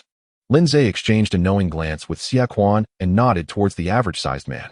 The head of security, relieved that Lindsay had found nothing amiss, felt a weight lift from his shoulders. After all, if the perpetrator turned out to be from the Railway Bureau, he too would bear some responsibility. With a smile, he approached Lindsay. "I suspect the culprit might have come from outside the city. Just think, the outside is a mix of people. Even if the officers are vigilant at the gates, it is inevitable that some ill-intentioned individuals slip through." Lindsay nodded in agreement. "You make a valid point. I shall report this accurately to my superiors. My friend, I apologize for today's inconvenience. I must focus on my duties. If I fail to find the truth, I shall be held accountable. Please do not take my urgency to heart." The head of security, while feigning understanding, thought to himself, "Let us see if you uncover a single clue. If nothing emerges, it would be best for the Japanese to deal with you." Chapter 40. Where did you go wrong? Just as Lindsay was about to take his leave, personnel from the Beijing Police Headquarters Criminal Investigation Division arrived. The leader, exuding an air of arrogance, inquired about the situation. Lindsay responded, "We have investigated everything and found no abnormalities. The salaries of the Railway Bureau employees are quite decent. Even those engaged in manual labor can support their families without issue. Who would stoop to such a level? By the way, the family quarters are quite extensive, and our manpower is insufficient. We have yet to complete our inquiries, but I believe there are no problems." The leader scoffed, stating, "Whether there are problems is not for you to decide." He then commanded a large contingent of subordinates to scour the family quarters, searching house by house. Lindsay remained unfazed, smiled at him, and exited. Waiting at the entrance of the Pinghan Railway Bureau, Lindsay spent quite some time until Xia Quan returned. He addressed his companions. "Brothers, you have all worked hard. Let's head to the police station and await orders. I will follow shortly." Wang Xiaoshu glanced at Xia Quan and followed the main group back. Only then did Xia Quan whisper, "I kept up with him. This person does not seem trained. I have not followed anyone before, but he consistently failed to conceal his trail, and yet he did not notice me." "Where?" Lindsay inquired. "He does not reside in the family quarters. Near Huangjiadian, there is a cluster of illegally constructed houses. Entering is a narrow pathway. At a fork, he turns east, and the 6th small house is his residence." Lindsay patted Xia Quan. "I understand now. From what you describe, he should not be a suspect. You take my vehicle back. I will report to the chief." Xia Quan was taken aback. "Captain, wouldn't it be more convenient for you to ride?" Lindsay's expression turned serious. I must run. It shows my diligence, understand? Once Xia Quan rode away, Lindsay made his way to Huangjiadian, found a secluded spot, changed clothes, and applied makeup before proceeding. This area resembled a slum. There were no courtyards, just streets upon opening the door. The better houses were made of brick and tiles, while the lesser ones were propped up by wooden sticks and covered with iron sheets, coated with mud to qualify as homes. The worst were merely mud walls with thatched roofs. Maintaining such dwellings was rather simple. Just replace the roof every couple of months and the walls every 3 months. If heavy rains occurred, repairs would be more frequent. The worker he had seen earlier occupied one of these rudimentary houses. This situation was peculiar. It had been stated earlier that the workers at the Pinghan Railway Bureau had decent salaries. Even a maintenance worker like him could earn around $10 silver a month. No one would fall to such a lowly state unless it were intentional. Lindsay listened for sounds outside, then kicked the door open. The man, initially facing away as he packed, turned to grab his gun upon hearing the door burst open. However, he was a moment too late. A weapon pressed against the back of his head rendered him motionless. Lindsay asked, "Where did you go wrong?" The man, surprisingly defiant, appeared to have no intention of surviving. He sneered, "My mistake was not killing more of the devils. Now that I've fallen into your hands, you can do as you wish. Do not expect a word from me." This was a ruse to distract Lindsay while he attempted to shoot himself in the chest, hoping to take Lindsay down with him. However, Lindsay was skilled. He twisted the man's wrist, disarming him and immobilizing his arm. The worker's spirit sagged. Still striving to provoke Lindsay, he spat, "My error lies in being careless and not anticipating you, traitorous dog. You will die a miserable death. If you have the guts, shoot." Lindsay shook his head. "Your error lies in being disorganized and undisciplined, failing to rely on the masses. Instead, engaging in this form of personal heroism. Do you realize that your actions will lead to a massive crackdown by the devils, exposing countless comrades?" Upon hearing this, the worker was taken aback. "Isn't that our terminology?" He stammered. "You, who are you?" Lindsay released him. "Do you still have contacts?" The man fell silent. Lindsay nodded. "All right, I will not press further. You need not concern yourself with my identity. Just know I am a Chinese and follow my instructions. I will find a way to get you out of the city." He then admonished, "You are truly inexperienced. You revealed yourself with a single attempt. Remember, in such situations, do not return home. Seek any location to lay low for a day or two, understand?" The worker mumbled, "I am not on the front lines. I fought the devils in the Northeast. Because I could read, I was later assigned to organize strikes. Yet you impulsively killed those 2 devils?" Lindsay questioned. The worker hung his head. "They were conducting registrations and searches, and all lines of communication were cut. We couldn't even organize a strike. When I finally encountered 2 isolated devils, how could I not kill them?" Lindsay was at a loss for words. "From now on, do not speak of this to anyone. What if I were to regret it and turn you in for a reward? Truly inexperienced, utterly unqualified." Indeed, there was a lack of systematic training for professional undercover agents at that time. It relied heavily on a few exceptionally gifted individuals, only developing more talent 7 or 8 years later, setting the stage for invisible battles against the likes of Boss Dai. This man was not cut out for espionage. However, considering he had killed 2 devils, Lindsay resolved to assist him without revealing any personal information or allowing him to glimpse his true self. "Do you have any other hiding places?" The man nodded. "There is another shack in the southern part of the city." Lindsay instructed, "Immediately go there and leave the address for me. I will come to find you and arrange your escape from the city." After the man departed, Lindsay skillfully tidied up the dilapidated house, ensuring no traces remained before leaving. Fortunately, the local impoverished populace was out working during the day, and he encountered few people along the way. Upon arriving at the district police station, Lindsay reported to Gao Xingping, his expression troubled. "Chief, I am racing against time, checking every file and searching every household, yet we have not outpaced those detectives. As soon as they arrived, we were dismissed, claiming they were taking over this case. What a load of nonsense." Gao Xingping was equally frustrated, making several phone calls in quick succession. Finally, he sank into a chair. "The Japanese have stated that the military police headquarters will take over entirely, with the detectives providing assistance. Damn it, this has landed me in a heap of trouble." Chapter 41. Advice for Moneybags given the circumstances. Gao Xingping could only console himself with the thought that perhaps the perpetrator was not within the jurisdiction, but rather hiding in some corner of the outer city. He wearily pinched the corners of his eyes and softly spoke to Lindsay. "Enough of this. Let not one matter trouble 2 masters. Those individuals I reassigned will still report to you. Take them to each of our patrol stations in the outer district and see if they are diligently performing their duties. My dear fellow, if you manage to capture this fiend, I shall promote you to deputy director. Lin Zhe's face lit up with excitement. Yes, fear not. I shall scour every household. No matter how formidable the culprit, can he truly evade the heavens and earth? He turned away, inwardly cursing, realizing that even if he managed to present the worker to Gao Xingping, it would merely serve to redeem Gao's shortcomings. The promotion to deputy director required the approval of the capital's police department. Could Gao Xingping simply decree it? Even if the police department were to heed Gao Xingping's counsel, they would not promote anyone amidst the turmoil of 2 enemy soldiers being slain in the district. He stepped outside to summon the patrolmen, instructing them to pair up and oversee the door-to-door searches across the outer district's various stations. After all, the individuals they sought were likely hiding within their own jurisdiction, and there was little sense in Lin Zhe personally visiting each station. He delegated this task to the patrolmen. As for whether those stations would cooperate, Lin Zhe was indifferent. As long as he sent someone, the task would be deemed accomplished. It might even be preferable if they did not comply. Providing an excuse for the failure to locate the suspect, the patrol stations have their territorial and clique consciousness, often treating directives from superiors with indifference and negligence. Oh, Wang Xiaoxiu, you need not go. Return to the patrol station and oversee the search efforts. Ensure that the team searches appropriately and refrains from any impropriety. If anyone attempts to exploit this opportunity for gain. Upon hearing this, Wang Xiaoxiu promptly declared, "How could that be, Patrol Chief? We are all your trusted subordinates. None would dare act without decorum. Should anyone be foolish enough to overreach, I shall deal with him myself." Lin Zhe nodded. Indeed. The monthly fees from the street vendors must remain consistent. Any discrepancies will render them unable to operate. However, we must not demand more than what is owed. Once they have paid, we must uphold our integrity. As for the common folk within our jurisdiction, if we neglect them, we shall surely earn their contempt. Wang Xiaoxiu nodded in agreement. Looking around, he inquired, "Patrol Chief, where is Xie Quan?" With 2 additional mouths to feed at home, he was tasked with scouring the black market for supplies. Lin Zhe replied, continuing on his way. Wang Xiaoxiu lightly slapped his own face in frustration. How could he have been so foolish? He had been preoccupied with sending a maid and failed to ensure follow-up work, allowing that rascal Xie Quan to get ahead. No. He must devise a stable channel for procuring food supplies by tomorrow. From now on, he would deliver provisions to the patrol chief's residence every fortnight.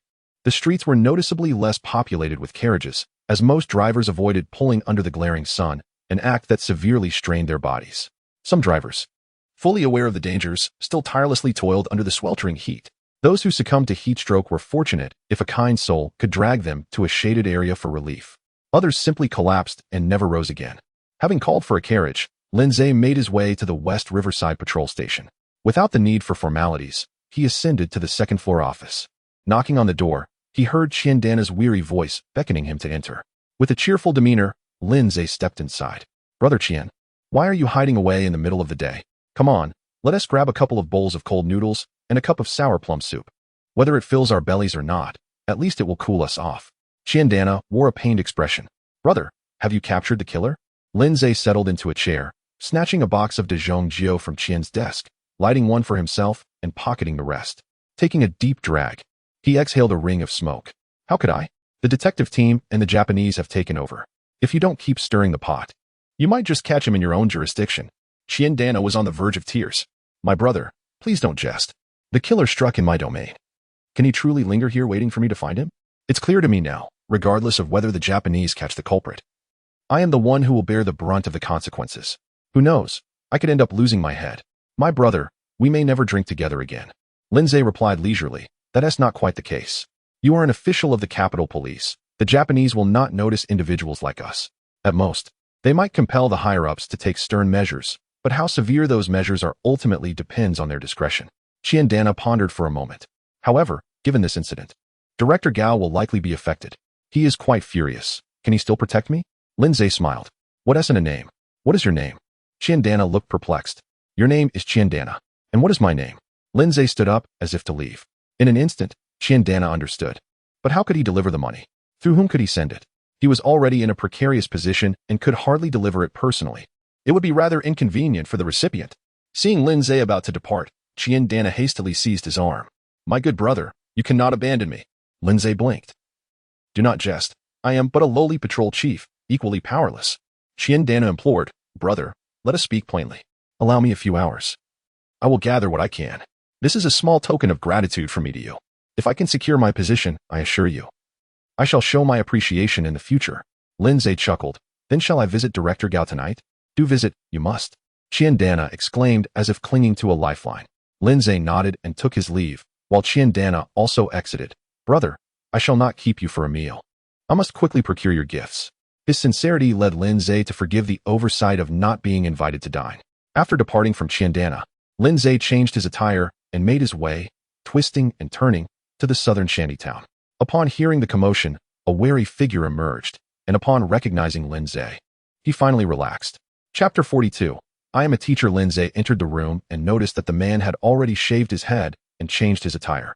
This transformation rendered him quite presentable, easily instilling a sense of trust.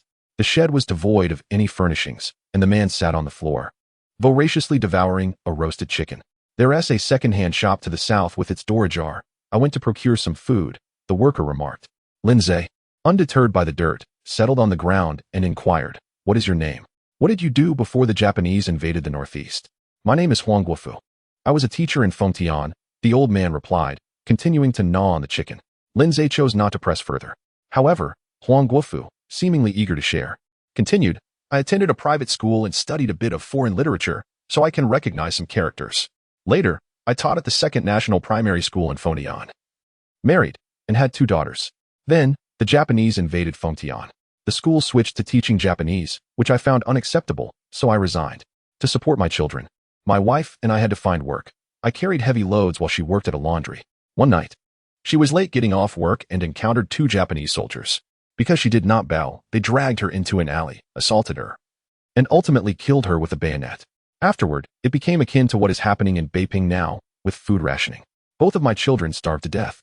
I was left with a flicker of life and fled to join the anti-Japanese Allied Army. Initially, I engaged in guerrilla warfare, but as my superiors recognized my literacy, they assigned me lighter duties.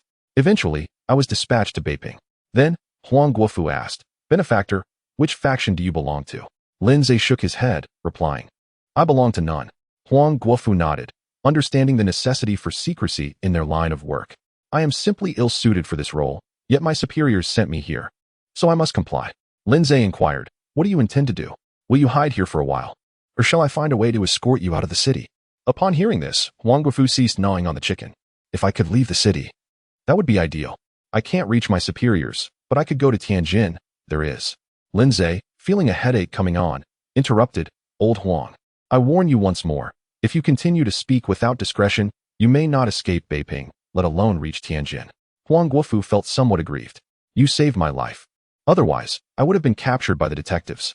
Moreover, you clearly seem one of us. How do you know who I am affiliated with? Moreover, even if I wish to rescue you now, should the Japanese issue a bounty and I were to change my mind for monetary gain, what would you do then?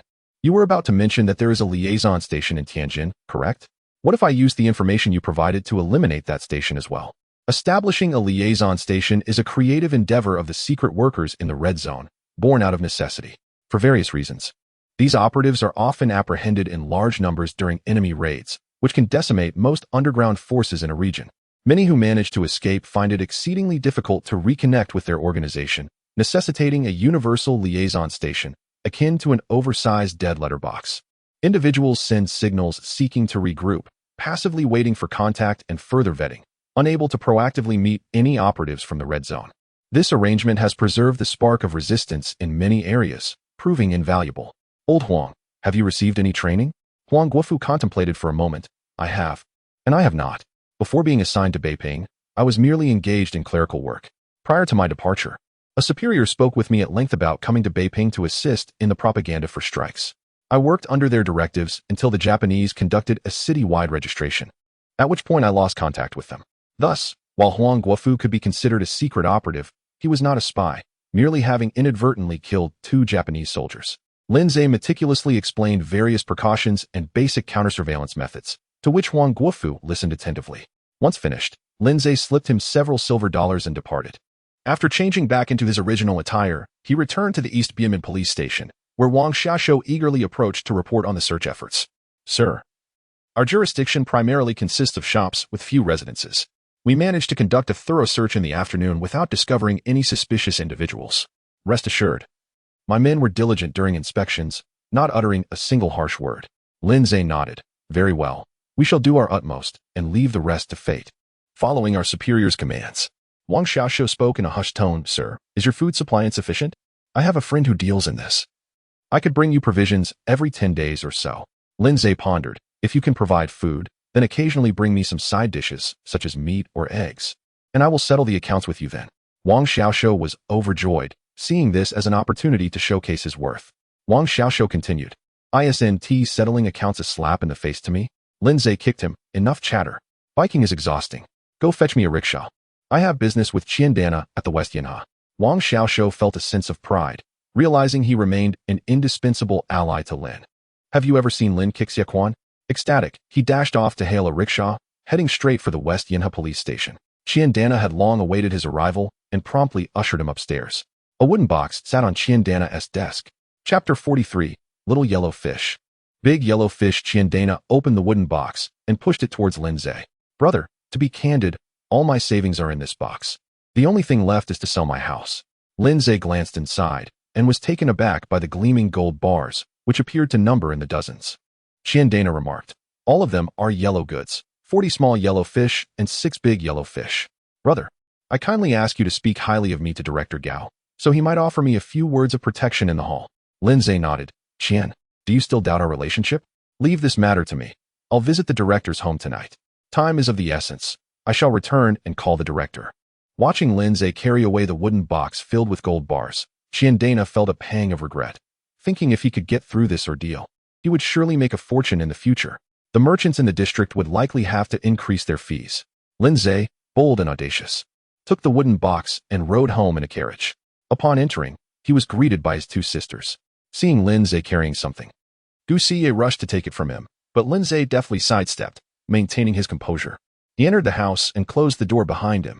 He opened the box and stowed all 6 big yellow fish in a hidden compartment. Ding! Detected that the host has embezzled funds for official duties.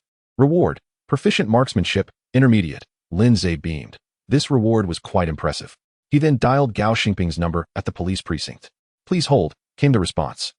After a brief wait, the call connected. Hello, Director, it's me, Lindsay. Gao Xingping sounded utterly fatigued. What have you discovered? Lindsay replied, Director. Our jurisdiction has been thoroughly searched, yet nothing has been found. Gao Xingping thought to himself. Why are you calling me then? This is just adding to my frustration. Lindsay, the investigation team has not yet made any progress.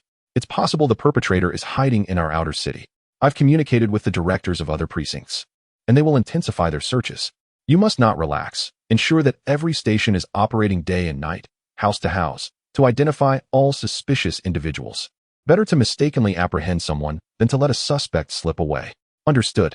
Director, there is one more matter I need to report. Speak. Gao Xingping's tone was a bit irritable. Qiandana from the West River sought me out today. Upon hearing this, Gao Xingping felt exasperated. Lindsay, you usually keep your distance from such people, but what is this timing? I have warned you to stay away from him. Regardless of whether we catch the murderer or not, there will be accountability from above, and I will not protect him. His fate, whether dismissal or disgrace, will be his own doing. Understood, I will return the items to him. Gao Xingping paused. What items? Director, he gave me a heavy wooden box today, claiming it was something you left behind. I didn't dare to open it. Should I return it to him? Gao Xingping replied, well, Lindsay, it has been a while since we've had a proper sit-down. Given how busy we have been with work, why not come to my house tonight? I'll have my wife cook a few dishes, and we can unwind over a couple of drinks. Director, is that all right? Lindsay, it's not that I'm criticizing you, but at your age, why are you so inflexible? For the manhunt, just assign your subordinates to the various stations. Do you need to oversee everything personally? That said, work must be done, but reasonable rest is also essential. All right, we'll talk later. See you soon. Yes, Director. After hanging up, Lindsay stepped outside. I want to be home for dinner tonight. You all can manage something for yourselves. Guxie nodded. You've been busy all day. You must be tired, and with your outing tonight, let me give you a massage to relieve your fatigue. Lindsay asked. You possess such skills? Guxie lowered her head, feeling shy. Our neighbor used to sell medicinal plasters, and their matron taught me some techniques. A wave of inferiority washed over her. Coming from a humble background, she had only interacted with those engaged in lowly trades. Compared to Lindsay, she felt worlds apart. Noticing her expression, Lindsay understood her thoughts but saw no need to console her. Frankly, as long as he provided for her, her mindset ultimately benefited her. If she were to elevate herself to the status of a pampered young lady, it would only lead to her downfall. Moreover, Lindsay harbored many secrets. And should she encounter someone with lofty ambitions, who knows what treachery might arise? He nodded lightly, saying, "Then go ahead. I am indeed weary from a long day." Gu Xie quickly led her sister, with her taking care of Lindsay's head while her sister focused on his legs. Remarkably, Gu Xie's technique was commendable. She began by gently massaging his scalp and then circled around his temples. This soon relaxed Lindsay, who leaned back and closed his eyes. Ah, this is soothing. Gu Xie's ears flushed crimson, yet her hands did not falter. Gu Ruoxue, feeling competitive, removed Lindsay's shoes and began to knead his feet. After some time, the clock struck 6, and Lindsay finally rose, feeling refreshed. That was quite pleasant. I'll be off now. You both enjoy your meal. Hearing his praise, both sisters beamed with joy as they escorted him to the door.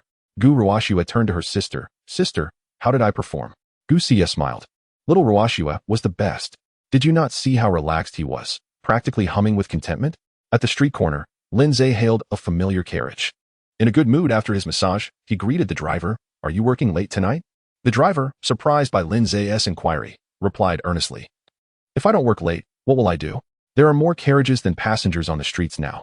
If I can snag a couple of fares tonight, it will help put food on the table for my family." Lindsay nodded, saying nothing more. Upon reaching his destination, he handed the driver 3 small coins. "Wait here. I'll return on your carriage." The driver was grateful, exclaiming, "Lord Lin is truly a good man." As per the usual protocol, Lindsay instructed the tea boy to announce his arrival and rewarded him with a tip before striding into the hall. Inside, Gao Xingping, who had returned home, awaited anxiously. "Lindsay, why did you take so long?" Lindsay saluted and placed the wooden box on the table. "Director, I must attend to my subordinates." Chapter 44. Layered cuts. Upon hearing this, Gao Xingping realized that the young man was indeed diligent. His gaze then became fixated on the wooden box. He approached and picked it up, immediately sensing its weight. A smile spread across Gao Xingping's face as he exclaimed, "Indeed, it is my possession. I left it at Qindana's last time." Without opening it, he embraced the box and said to Lindsay, "Please, have a seat for a moment while I set this down, and then we shall dine." With that, he eagerly made his way to the study, carefully closing the door. Gao Xingping approached the table and slowly opened the box. Just as he had anticipated, it was filled with gold. 1, 2, 3. Gao Xingping's heart soared with joy as he counted, occasionally unable to resist biting down on a gold bar, leaving teeth marks that made him smile even wider. Now, where was I in my counting? 1, 2, 3.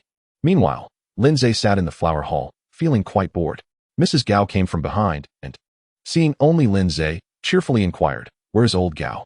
Lindsay did not look at her and replied, "The director has gone to put something away." Upon hearing this, Mrs. Gao felt a bit disheartened. The task of putting things away would not take long, and she would miss the opportunity to spend a moment alone with Lindsay. Seizing the moment while her husband was absent, Mrs. Gao boldly remarked, "Hey, Lin Shengmin, do you truly look down upon me?" Lindsay found himself at a loss for words in response to her absurdity. "Madam, what do you mean?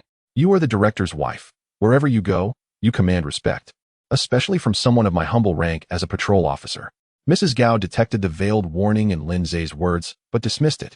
"Lin Shengmin, look at your timidity. What are you afraid of? Even if you were to do something, would I tell Gao?" Lindsay remained unfazed, asserting that he never engaged in improper conduct and had nothing to fear. With no other recourse, Mrs. Gao picked up a feather duster and pretended to tidy up.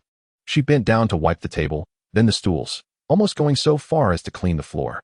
One could say that Mrs. Gao possessed a certain charm. She was both youthful and graceful.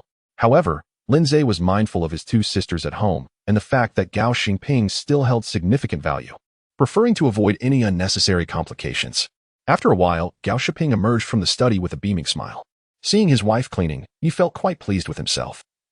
It was a testament to his meticulous household management. "Lin Shengmin, come. Today we must drink to our heart's content."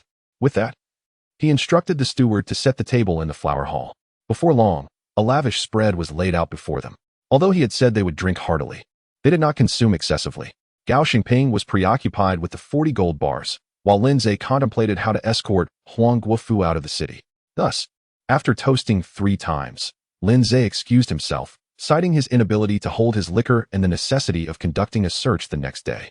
Before leaving, he mentioned that the chef at the Gao residence prepared an exquisite immortal duck and sweet and sour fish. Gao Xingping waved his hand grandly, instructing the steward to have the kitchen prepare 2 more portions for Lindsay to take home. Once Lindsay departed, Gao Xingping smugly asked, "Can you guess what he brought me today?" Mrs. Gao, somewhat absent-minded, inquired, "What did he send?" Gao Shiping extended 4 chubby fingers and proclaimed, 40 little yellow fish. Mrs. Gao was taken aback. Lin Shengmin is so wealthy? Gao Xingping responded, "Of course not. The lad has only been in service for a few years. Where would he acquire such wealth? These little yellow fish were sent by Qiandana. He has been stationed at the Xiangyi Patrol Office for so long that he has reaped a bountiful harvest." Upon hearing about the 2 Japanese soldiers who had perished in the jurisdiction of the Xiangyi Patrol Office, Mrs. Gao asked, "Is he attempting to use you to send a gift to the higher-ups in hopes of extricating himself from this predicament?" Gao Xingping nodded, saying it was an easy matter, merely find a scapegoat to deal with it. "Tomorrow, I will take 10 more little yellow fish to the office to settle this matter. Since Qiandana has invested so much, I must ensure that everything is handled properly. Otherwise, who would continue to send me gifts in the future?" Mrs. Gao was unconcerned about his petty schemes. "You must also show some consideration towards Lin Shimin, invite him to dine frequently and promote him. He is exceedingly loyal and devoted to you." With the effects of alcohol surging, Gao Xingping waved his hand dismissively. "Of course, madam, worry not. I have it all arranged." He then pulled Mrs. Gao into the room. 2 minutes later, Mrs. Gao emerged with a blank expression and proceeded to take a long bath, lasting over an hour. Meanwhile, Lin Zhe carried the food box back home in a rickshaw. Upon arriving, he produced a small coin to pay the driver. It was customary for the customer to treat the driver to a meal or offer money, and although usually it was just a bun or a few coins, Lin Zhe's gesture was quite generous. The driver nearly bowed to him, deciding to linger around the vicinity of Ershio Hutong daily, hoping to transport Patrol Officer Lin again, which would be equivalent to several days' worth of work on the streets. Upon reaching home, his 2 sisters had already finished their meal. Unsurprisingly, it was the usual cornmeal steamed buns accompanied by pickled vegetables. One must not complain about the quality of food in these times. Any family in Beiping that could eat cornmeal buns daily was indeed living quite well. Lin Zhe placed the food box in the kitchen and instructed, "Please slice this duck for me to enjoy with my drink. As for the fish, I do not care for it. You may have it." His appetite was substantial, and having not eaten his fill at Gao Xingping's, he sought to make up for it at home. Gu Xie hurriedly sliced the immortal duck and brought it to Lin Zhe. Hesitantly, she murmured, "What about the fish?" Lin Zhe shot her a glance, urging, "If I say you can have it, then enjoy it. It is far too hot to let it spoil." Gratefulness shone in Gu Xie's eyes, while Gu Ruoshue's sparkled with delight at the prospect of delicious food. In the kitchen, as they savored the sweet and sour fish, Gu Xie pondered whether she should visit Lin Zhe's room that evening. They spoke of warming the bed, but with the heat, it seemed unnecessary. Gu Ruoshue, ever innocent, chewed her food with bulging cheeks. "Slow down, Ruoshue, and be careful not to choke on the fish bones." Gu Ruoshue replied, "Sister, take a big bite. See, there are no bones here." Gu Xie laughed, "I believe you're simply being greedy. How could fish not have bones?" She took a generous piece and bit down, only to discover there were indeed no bones. Well, not entirely. Rather, there was a large bone in the center, devoid of the smaller, troublesome bones. It turned out that the chef at the Gao residence was quite skilled, expertly filleting the fish and using a special tool to extract the small bones along the grain of the fish. The 2 sisters, born into poverty, could hardly fathom the many delicacies the wealthy would invent to satisfy their culinary desires, while the poor struggled for basic sustenance. "Sister, teach me how to serve the master properly," Gu Ruoshue inquired. "Huh." Gu Xie looked at her sister, surprised by her sudden insight. Gu Ruoshue lamented, "This fish is so delicious. How can I repay him for bringing me such a delightful treat?" Chapter 45. Bidding farewell to Huang Guofu after Lin Zhe finished his 2 liang of wine and devoured the plate of duck. He had nearly finalized his plans in his mind. He smoked a cigarette after the meal and then decided to wash up and retire for the night. The 2 sisters had already prepared hot water and began by washing his feet. Lin Zhe then mixed some water for a shower and carried the basin outside. Gu Xie gently bit her lip and stepped forward to help him pour water over himself. Thus, he took a rather arduous shower under such conditions. Lin Zhe thought to himself that he must install a proper bathing area at home in the future. The next morning, Lin Zhe inspected the search operations and then privately signed a few residence permits at the patrol station. After applying some makeup, he purchased several train tickets, one in the name of Wang Xiaoshou and the others using the counterfeit identification he had just procured. He then headed straight to the south of the city to discuss the plan with Huang Guofu. Huang Guofu hesitated, questioning whether this would work. Lin Zhe, growing impatient, insisted, "Just follow my instructions. Remember what I've told you, and you'll be able to leave. Otherwise, you'll have to stay here quietly for 3 to 5 months. And this will all blow over." With a determined bite of his lip, Huang Guofu replied, "I still need to go to Tianjin. I will listen to you." Lin Zhe then helped Huang Guofu with his disguise, noting that Huang Guofu's stature was quite similar to that of Wang Xiaoxiao. Now that he had shaved his head, it was not difficult to transform his appearance. Not long after, Huang Guofu bore an 8-part resemblance to Wang Xiaoxiao. Lin Zhe also had him practice Wang Xiaoxiao's usual mannerisms, occasionally chuckling, nodding, and displaying a sycophantic smile. Understanding that this was for his benefit, Huang Guofu practiced diligently. As the time approached, Lin Zhe handed the train tickets to Huang Guofu, instructing him not to slack off and to remember that this afternoon, according to the ticket schedule, he must proceed confidently to board the train. Regardless of any inquiries, he should bow and ingratiate himself with the officials. Huang Guofu nodded, looking gratefully at Lin Zhe, thanking him. Lin Zhe patted his shoulder, suggesting that they might meet again in the future. Once outside the southern city, Lin Zhe found a secluded spot to revert to his original appearance. Then, taking a fake ticket, he extracted one that corresponded to Huang Guofu's train schedule and went to the patrol station to find Wang Xiaoxiao. Xiaoxiao, come to my office. I have something to discuss, he called. Upon hearing this, Wang Xiaoxiao hurried upstairs. Once in the office, Lin Zhe began to complain about the heat and the inconvenience of bathing at home. Wang Xiaoxiao, with a flattering smile, suggested, Sir, shall we find a bathhouse this afternoon? Lin Zhe pondered this, realizing that he could not go to a bathhouse every day. He recalled a conversation with a colleague from Dongxing, who mentioned that it was now fashionable to heat water at home with a small boiler. With a twist of a faucet, hot water would flow, and it could cool down or heat up as desired. Wang Xiaoxiao thought for a moment and exclaimed, I understand what you mean. Those Western-style mansions have this, and even the Luhua Hotel has it. It's said to have been brought over from the Tianjin concession, featuring a large water tank on top and a small boiler below, connected to the household plumbing. Once the water is heated, you can control the temperature by turning the faucet. It's indeed quite convenient. He was not wrong. Bathing facilities had developed significantly, though not universally adopted. They were certainly utilized by many, especially the affluent and foreign-run hotels. Realizing this, Wang Xiaoxiao inquired, Sir, should I run an errand to procure some materials and hire workers to install one for you? Lin Zhe hesitated. That might not be wise. They are currently conducting searches, and the pressure from above is mounting daily. If I send you to Tianjin just to build a bathhouse, and if they find out, it could lead to serious consequences. Wang Xiaoxiao quickly reassured him, You stay here, and I will go discreetly. Who would recognize us? Moreover, you have worked so diligently. And installing a bathhouse at home is hardly extravagant. Every official has their home lavishly adorned, with phonographs, telephones, and even cooling devices, which are also known as air conditioning.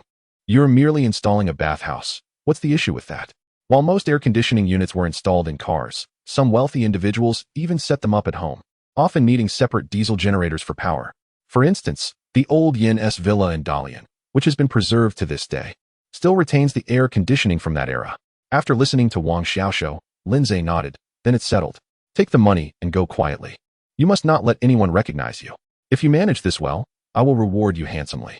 I will procure a train ticket under another name for you shortly.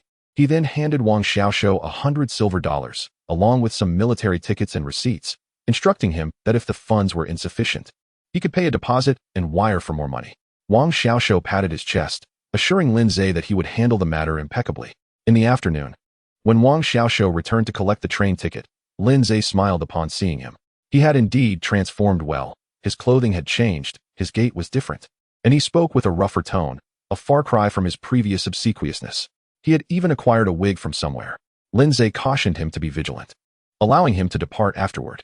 Lin Zhe then went to another residence in the small market, changed his clothes to mimic Huang Guofu's appearance, and carried a bundle. He then called for a rickshaw and headed straight to Yongdingmen, leaving the driver quite delighted, as this was a rather long journey and a substantial fare. Upon arriving at Yongdingmen, Lin Zhe alighted and walked out. At the city gate, a long line of citizens awaited inspection, with both military police and local guards present. When it was Lin Zhe's turn, he nodded and bowed, presenting a residence permit, saying, Sir, I am visiting relatives in the southern suburbs. The local guard, haughty and arrogant, questioned, Visiting relatives? What's in the bundle? He then forcibly seized the package. Hearing a clinking sound from within, his expression brightened. He tossed the bundle to the ground and pried it open with his gun. Inside were several pieces of clothing, 2 brand new pairs of cloth shoes, and a small bag of mixed flour. After rummaging through the clothes, they finally uncovered 3 silver dollars. The guard smirked, gleefully jingling the coins in his hand. Lin Zhe hurriedly pleaded, Sir, my relatives in the countryside are ill and waiting for the money to buy medicine. The guard glared at him, raising his gun. Shut your mouth. Either leave, or I'll give you a peanut. Lindsay continued to plead desperately, fearing that the military police might discover he had taken the money. The guard kicked Lindsay to the ground. Lindsay could only lament as he gathered his belongings and left the city. Ding. Deception detected during entry inspection. Reward, a handcrafted 3-piece suit. At this moment, a train slowly departed from Beiping Station. Huang Guofu gazed out at the scenery, silently bidding farewell to Beiping. 20 minutes later, another train departed. The aloof Wang Xiaoxiu, wearing a hat and keeping his head down, remained silent. 2 hours later, a plainly dressed man entered the city through Yongdingmen and hailed a rickshaw to the small market. By evening, the military police and investigative team, who had spent 2 days in the Pinghan Road residential area, thought to interrogate the repair workers. Upon discovering Huang Guofu's absence, they immediately issued wanted posters and began a citywide search. Soon, reports came in from the guards at Yongdingmen stating that they had seen this individual leave the city today. Chapter 46. Another traitor, a murderer, who had slain 2 military policemen, brazenly exited the city, provoking the military police headquarters to erupt in fury. In their wrath, they executed the fool who had stolen $3 silver from Lindsay. Subsequently, they dispatched orders to military police units across various cities and counties in the occupied territories to hunt down the fugitive maintenance worker with utmost diligence. However, the Japanese understood that once a person escaped the city, it was akin to a fish swimming into the vast ocean. If they could not find him within the city, the chances of locating him outside were even slimmer. The military police headquarters then demanded the replacement of the ineffectual detective team leader from the capital's police department and insisted on stern repercussions for the relevant patrol officer at the crime scene. Gao Xingping personally submitted a self-criticism to the military police headquarters, while Qiandana not only accompanied him in this self-critique, but also faced a deduction of a year's salary, in addition to being relieved from his post as the patrol leader in the Shiyuan River area. Nevertheless, considering Qiandana's extensive experience and years of service in Shiyuan River, the authorities hesitated to find a suitable replacement for him and allowed him to continue overseeing the patrol station. At the Shiyuan River Patrol Station, there was a constable who was on night patrol duty during the incident, but had shirked his responsibility by sleeping and was subsequently imprisoned by the military police headquarters. Qiandana promised him a reward of $100 silver for enduring this imprisonment, assuring him that once the storm had passed, he would be extricated from jail. Thus, everyone was satisfied, and the matter was laid to rest. Lindsay had played a significant role in orchestrating these events, garnering deep gratitude from both Gao Xingping and Qiandana. Gao Xingping even proclaimed that once the Western New Year had passed, he would promote Lindsay 1 rank higher. Qiandana, in a more direct manner, presented Lindsay with $200 silver as a token of appreciation, which Lindsay resolutely declined, only accepting a meal invitation from Qiandana instead. The older man was genuinely touched. What kind of brother would assist you in your endeavors without seeking any reward? After this incident, the city of Beiping enjoyed a few days of tranquility. Lindsay relished the leisurely pace of life, spending his days managing official duties and enjoying the comforts of home. In the past, solitude often bred boredom, but now he was either listening to Ruoshua sing or having Xia prepare meals, leading a most fulfilling life. As time passed, Xia became increasingly adept at her tasks, intuitively grasping Lindsay's preferences, while Ruoshua shed her timid demeanor, her smile becoming more frequent. One day, while Lindsay was reviewing the latest documents at the patrol station, he heard a commotion below. A short while later, there was a knock on his office door. "Come in." Wang Xiaoxiu, brimming with excitement, entered. Though unaware of the finer details, Wang Xiaoxiu had nonetheless accomplished something noteworthy. Lindsay rose to welcome him, exclaiming, "Xiaoxiu, you're back. You've worked hard." Wang Xiaoxiu was deeply moved. Lindsay had not inquired about the progress of his tasks first, but had instead acknowledged his efforts, an uncommon courtesy. "Sir, it was nothing," he replied. "The journey was simply by train, though I did have a bit of trouble on the way back. I purchased quite a few pipes and tiles, and since I couldn't manage a truck, I had to hire 2 donkey carts. Fortunately, Tianjin isn't too far." Lindsay nodded. "Have you secured the workers?" "Yes. I found 5 skilled laborers. They're coming by train and will arrive this afternoon. In just 3 to 4 days, they'll have the bathhouse repaired for you," Wang Xiaoxiu replied. Lindsay took out a packet containing $20 silver and placed it on the table. "As long as you return safely, make sure to accommodate the workers tonight and arrange their lodging, so they can start tomorrow. And don't forget, your sweetheart from Han Family Alley must be missing you. Make sure to visit her tonight, but don't let it interfere with tomorrow's work." Wang Xiaoxiu readily accepted the silver dollars, grinning from ear to ear. "You truly care for your subordinates, sir. To be honest, I've been quite anxious these days.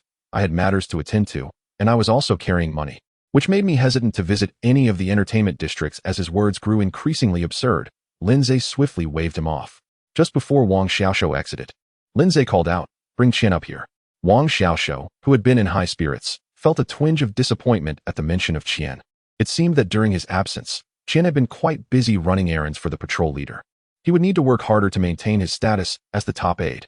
Shortly after, Qian knocked and entered. "Patrol leader, you called for me?" Following the events involving Huang Guofu, the two shared a tacit understanding. Qian, having previously managed to rise to the rank of junior officer, was no fool, and now, free from any sense of dependency, he devoted himself wholeheartedly to assisting Lindsay, executing tasks with remarkable efficiency. Lindsay's recent assignments were always completed swiftly and effectively. A notification had been issued from above, mandating that for every 5 households, a guarantor must be elected who would represent these households in all matters, large or small.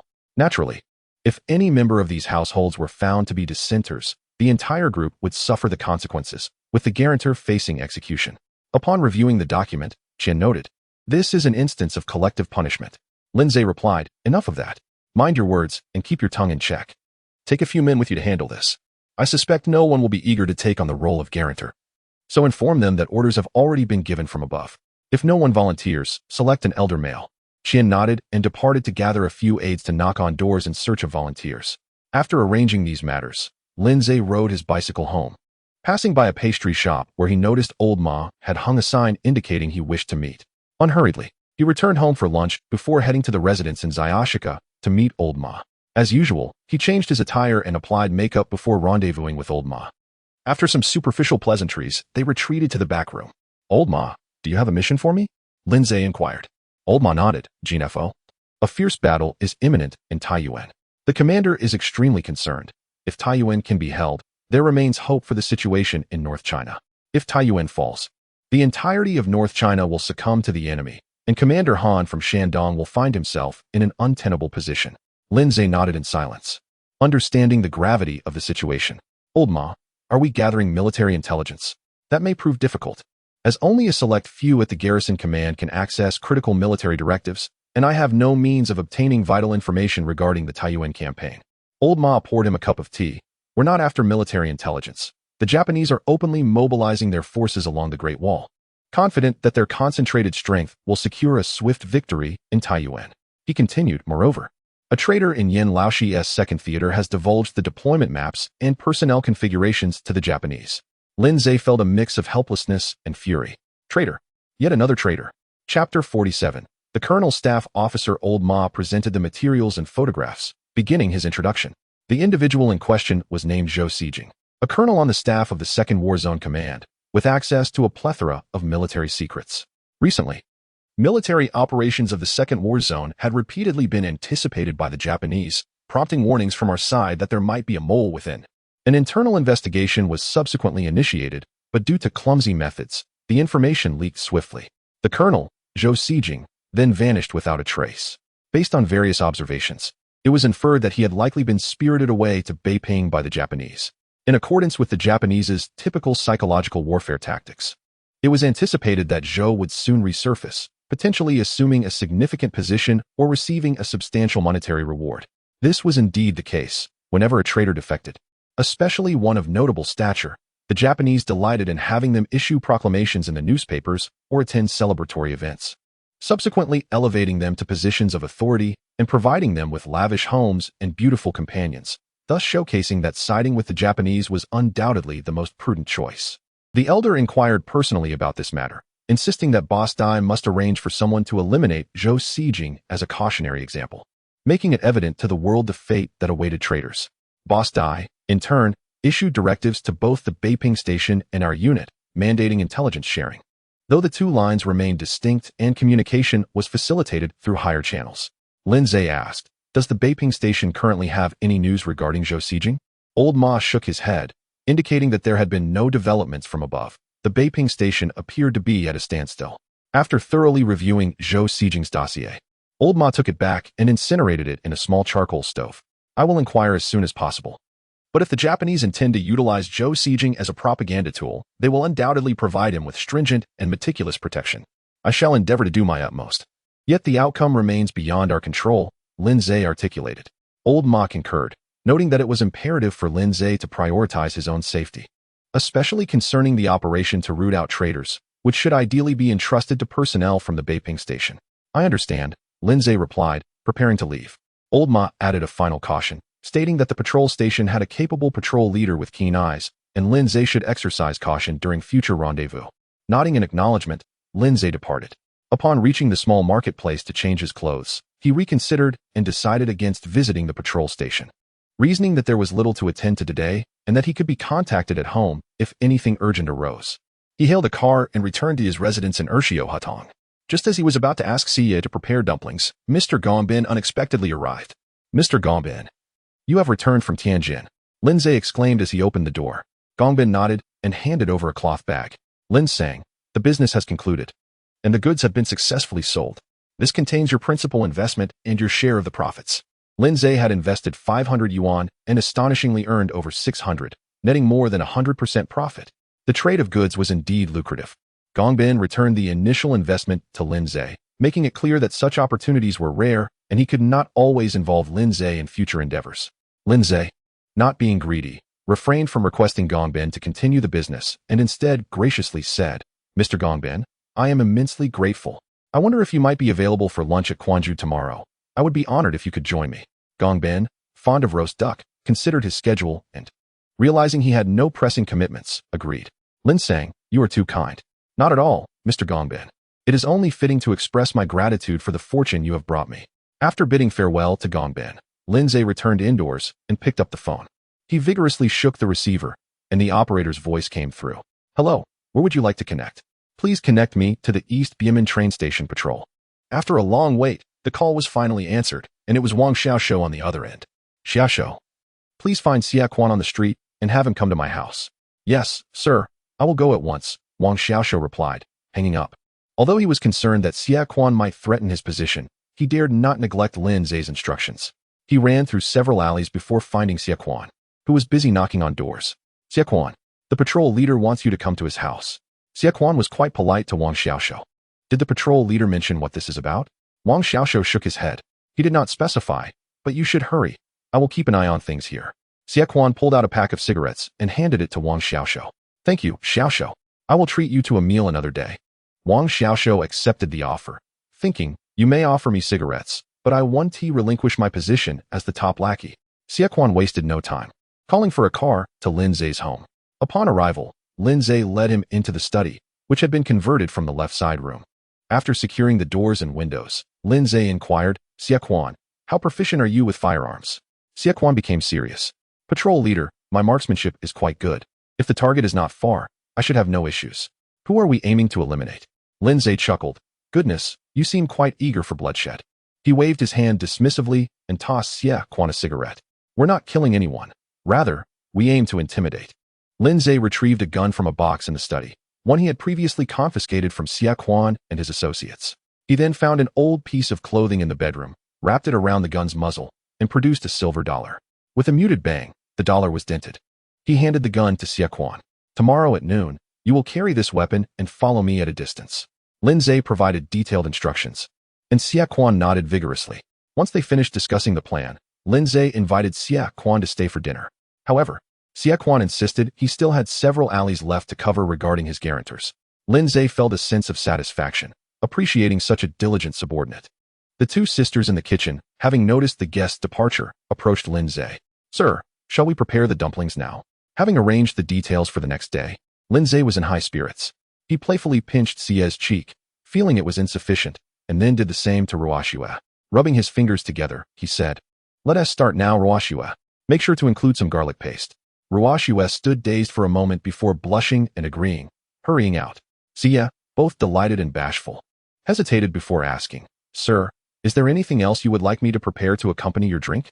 Seeing her demeanor, Lin Zai playfully pinched her cheek again. Dumplings are enough for drinks. The more you drink, the better. You two needn't prepare any pancakes. Let us all enjoy dumplings together. Unable to contain her shyness any longer, Xia dashed to the kitchen. Ding! Detected host teasing a beautiful girl. Reward, Lollipops x 10 dog system.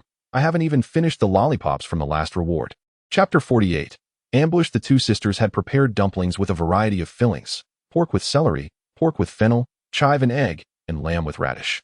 Once the dumplings were cooked, Roashue had also prepared a garlic sauce, stirring in some aged vinegar and adding a few drops of sesame oil before serving. As was their custom, they moved to the kitchen to eat. Lindsay pondered for a moment. Dumplings were best enjoyed in a lively atmosphere. "How about you bring a small table over here to eat beside me?" he suggested. Sia hesitated a bit, but Roashue obediently fetched the small kitchen table and placed it beside the dining table. She then hurried over to pour Lindsay some wine. Lindsay felt a twinge of confusion. It seemed that this girl, usually shy and reticent around him, was acting differently today. He absent-mindedly pinched her cheek. Roashue's face flushed crimson, and she quickly stepped back, only to return moments later to pour more wine. Lindsay raised an eyebrow in surprise. "Do you enjoy this kind of interaction?" he asked. "All right, go sit and eat." Finally, Roashue sat down with her sister at the small table, stealing glances at Lindsay from time to time. The sisters were quite skilled in the kitchen. Having grown up working, their dumpling fillings were delectable. Lindsay devoured 2 large plates before putting down his chopsticks, prompting Sia to rush off to brew some tea. After enjoying a post-meal cigarette and sipping jasmine tea, Lindsay languidly retired to a recliner for an afternoon nap. In the kitchen, while washing the dishes, the two sisters remained silent. Suddenly, Roashue broke the silence, asking, "Sister, don't you think touching your face feels quite pleasant?" Sia felt a flush on her cheeks and shot her sister a glare, admonishing her lack of modesty. Roashue, ever the mischievous one, retorted, "But, sister, I don't do farm work. There are no calluses on my hands, just a tickle on my face." Sia rolled her eyes. "Haven't you seen how he carries a gun all day? Our Lindsay is a man of importance. Any calluses he has are from handling firearms." Roashue's eyes sparkled with imagination, picturing Lindsay in uniform, coldly aiming his weapon at foes. "Sister, remember this morning at the shop by the alley? The vendor was so courteous to us, nearly bowing in deference," she giggled. Sia, diligently scrubbing the dishes, replied, "That's because he respects our Lindsay. He isn't just being polite to you." Roashue fell silent. Feeling the spot on her cheek where Lindsay had pinched her start to heat up, causing her heart to race. Activating the Muchang genes. By afternoon, Lindsay awoke from his slumber. To his surprise, Roashue had taken the initiative to wring out a towel and bashfully said, "Sir, here, wipe your face." Lindsay absent-mindedly acknowledged her with a grunt as he accepted the towel. The moment their hands touched, Roashue felt her heart race anew, her face warming once more. Summoning her courage, she asked, "Sir, would you like to hear a little tune today?" Still groggy from sleep, Lindsay sipped his tea and replied, "Sure. Sing a couple of verses. We have nothing pressing to attend to." Sia observed this exchange with a mix of emotions stirring within her. After a while, Lindsay called out, "Sia, bring a plate of grapes." Sia felt inexplicably cheerful at this request, responding sweetly, "All right," and cheerfully went to wash the grapes. The following morning, after dressing, Lindsay first went to the patrol station to attend to business. Noticing it was nearly 11, he made his way to the Miyamoto residence. Since it was an outing for a meal, Mei could not accompany them. With a look of disappointment in her eyes, Miyamoto and Lindsay departed. They called 2 carriages, heading straight for Quanjude. "Mr. Miyamoto, let me tell you, there are many delectable dishes in Beiping. If you seek local flavors, visit the Tianxiao and find a small stall. You can enjoy your meal while watching the bustling crowd. If you desire a fine dining experience, the options are abundant. Today, we have Quanjude's roasted duck, and tomorrow, we could savor the fish from Guangheju. You could dine here for months without repeating a dish." Feeling in high spirits, Miyamoto replied from the carriage, "Lin-san, you are absolutely right. Beiping is indeed a wonderful place. Under the protection of our great Japanese empire, it will only become more splendid." Lindsay chuckled coldly to himself. "One day, I will deal with all of you." Upon arriving at Quanjude, they were greeted by an eager attendant. "Welcome, gentlemen. Ready for some duck? Please, follow me inside." Lindsay nodded, requesting a private room on the 2nd floor. The server called out, "Private room on the 2nd floor for 2, coming right up." No matter if they ascended the stairs or settled into their seats, there were attendants at their service. "Mr. Miyamoto, aside from the roasted duck, what other dishes would you like?" Miyamoto, maintaining a reserved demeanor, politely replied, "I'll leave it up to Lin-san." Lindsay nodded, instructing the attendant, 2 cold dishes for drinking, 2 hot dishes for the meal, and 1 roasted duck. Please arrange it." The attendant cheerfully responded, coming right up. 1 plate of cold jellyfish, 1 plate of mustard duck feet, 7 inches of scallion braised sea cucumber, 7 inches of stir-fried kidney, and 1 plump duck. Then, bending down, the attendant inquired, What kind of wine would you like, gentlemen? Lin-Zai ordered. Please bring a jug of lotus blossom white. Miyamoto looked puzzled. Lin-san, what is this lotus blossom white? Lin-Zai smiled, explaining, Mr. Miyamoto, this lotus blossom white was once a court wine, highly prized. It is made with fine sorghum spirits, infused with lotus flower petals, and enriched with angelica, cooked earth, sand ginger, and Rehmannia. Not only is it delightful, but it is also very nourishing. Upon hearing that it was nourishing, Miyamoto exclaimed, That's exactly what I need. Their meal was filled with merriment, and Miyamoto, a true foodie, even finished the soup from the duck carcass. After settling the bill, Lin-Zai tipped a generous silver dollar, prompting the head attendant to express gratitude. Thank you, gentlemen, for your kindness. Once outside, Lin-Zai suggested to Miyamoto, Mr. Miyamoto, since it is overcast today, it's pleasant without the heat. After our meal, let us take a stroll to aid digestion. We can buy a couple of ice bowls from the roadside afterward, which will refresh us. Miyamoto, slightly tipsy, dropped his pretense, removing his hat and holding it in his hand, repeatedly exclaiming, Yoshi. He inquired about the ice bowls. Lin-Zai explained, the ice bowl is made with lotus leaves at the bottom, filled with crushed ice, topped with fresh water chestnuts, walnuts, and slices of fresh lotus root, crunchy, refreshing, and perfect for beating the heat. As the two chatted and walked, they inadvertently wandered into a narrow alley. Miyamoto, wanting to smoke, hadn't he even struck a match when a sharp gunshot rang out. Instantly, Miyamoto's hat flew off. The effects of his earlier intoxication vanished as he looked at his hat lying on the ground, fear washing over him, leaving him frozen in place. Fortunately, Lin-Zai reacted swiftly, positioning himself in front of Miyamoto to shield him, shouting, Mr. Miyamoto, run. Another gunshot resounded, and Lin-Zai grunted as he collapsed to the ground. Miyamoto, witnessing Lin-Zai, the very man he had just dined with, falling, regained some sense and scrambled out of the alley, with the sound of gunfire attracting the attention of patrolling officers. Chapter 49. True friends. As Miyamoto returned to the scene with his companions and beheld Lin-Zai lying on the ground, tears welled up in his eyes. This was a sacrifice made with life itself. Lin-Sang was a true friend, indeed a remarkably genuine friend. Just as he was about to wail in despair, he noticed Lin-Zai slowly opening his eyes. With a voice filled with surprise, he exclaimed, Lin-Sang, are you all right? Lin-Zai coughed a couple of times, rummaged through his clothing, and produced a silver dollar, tossing it onto the ground. Damn it, this silver dollar saved my life. Miyamoto picked it up and saw a distinct dent from a bullet on the coin. A wave of dread washed over him. Had it not been for that silver dollar, his true friend Lin-Sang might have perished at this moment. The patrolling officers, noticing a Japanese individual at the scene, acted swiftly, escalating the report up the chain. Soon, the military police headquarters dispatched personnel. At this moment, Miyamoto regained his authoritative demeanor and admonished in Japanese, I am a close friend of Lieutenant Nakahara Ranjia from Kitahara. Please expedite the investigation and ensure the perpetrator faces justice. Upon hearing this, Lin-Zai committed the name Nakahara Ranjia to memory. Subsequently, Miyamoto requested the military police to arrange a vehicle to take Lin-Zai to the hospital for a checkup. Once it was confirmed that he was not seriously harmed, he was returned home. Before departing, Miyamoto grasped Lin-Zai's hand tightly and implored, Lin-Sang, please grant me the opportunity to repay you. In the future, we shall engage in business together. Rest assured, I will make you a wealthy man in Beiping, and we shall travel to Japan together. You are my dearest friend. After ensuring Lin-Zai would rest well, Miyamoto returned home. Upon seeing his disheveled state, Meihui hurriedly inquired about his condition. Sighing, Miyamoto recounted, Today, I went out for a meal with Lin-Sang, and after our meal, while taking a stroll, we were unexpectedly shot at by some rebels. Such people deserve execution. Meihui's head nearly exploded upon hearing this, and she slapped Miyamoto across the face, exclaiming, Baka Yuru. Miyamoto was momentarily stunned, standing in shock. Realizing her outburst, Meihui quickly added, You, how could you be so careless? Miyamoto thought to himself, so she was worried about me. Seeing her anxious expression, he felt her deep affection for him. He comforted her, saying, It's nothing, Meihui. The assailant's aim was poor. The first bullet struck my hat, and the second was blocked by Lin-Sang. Upon hearing this, Meihui nearly lost her temper again. Thankfully, Miyamoto promptly clarified, Fortunately, Lin-Sang is unharmed. The bullet hit a silver dollar on him, causing no injury. He then noticed Meihui holding a stool. Meihui, what are you doing with that stool? Embarrassed, Meihui set the stool down and adopted a more concerned expression.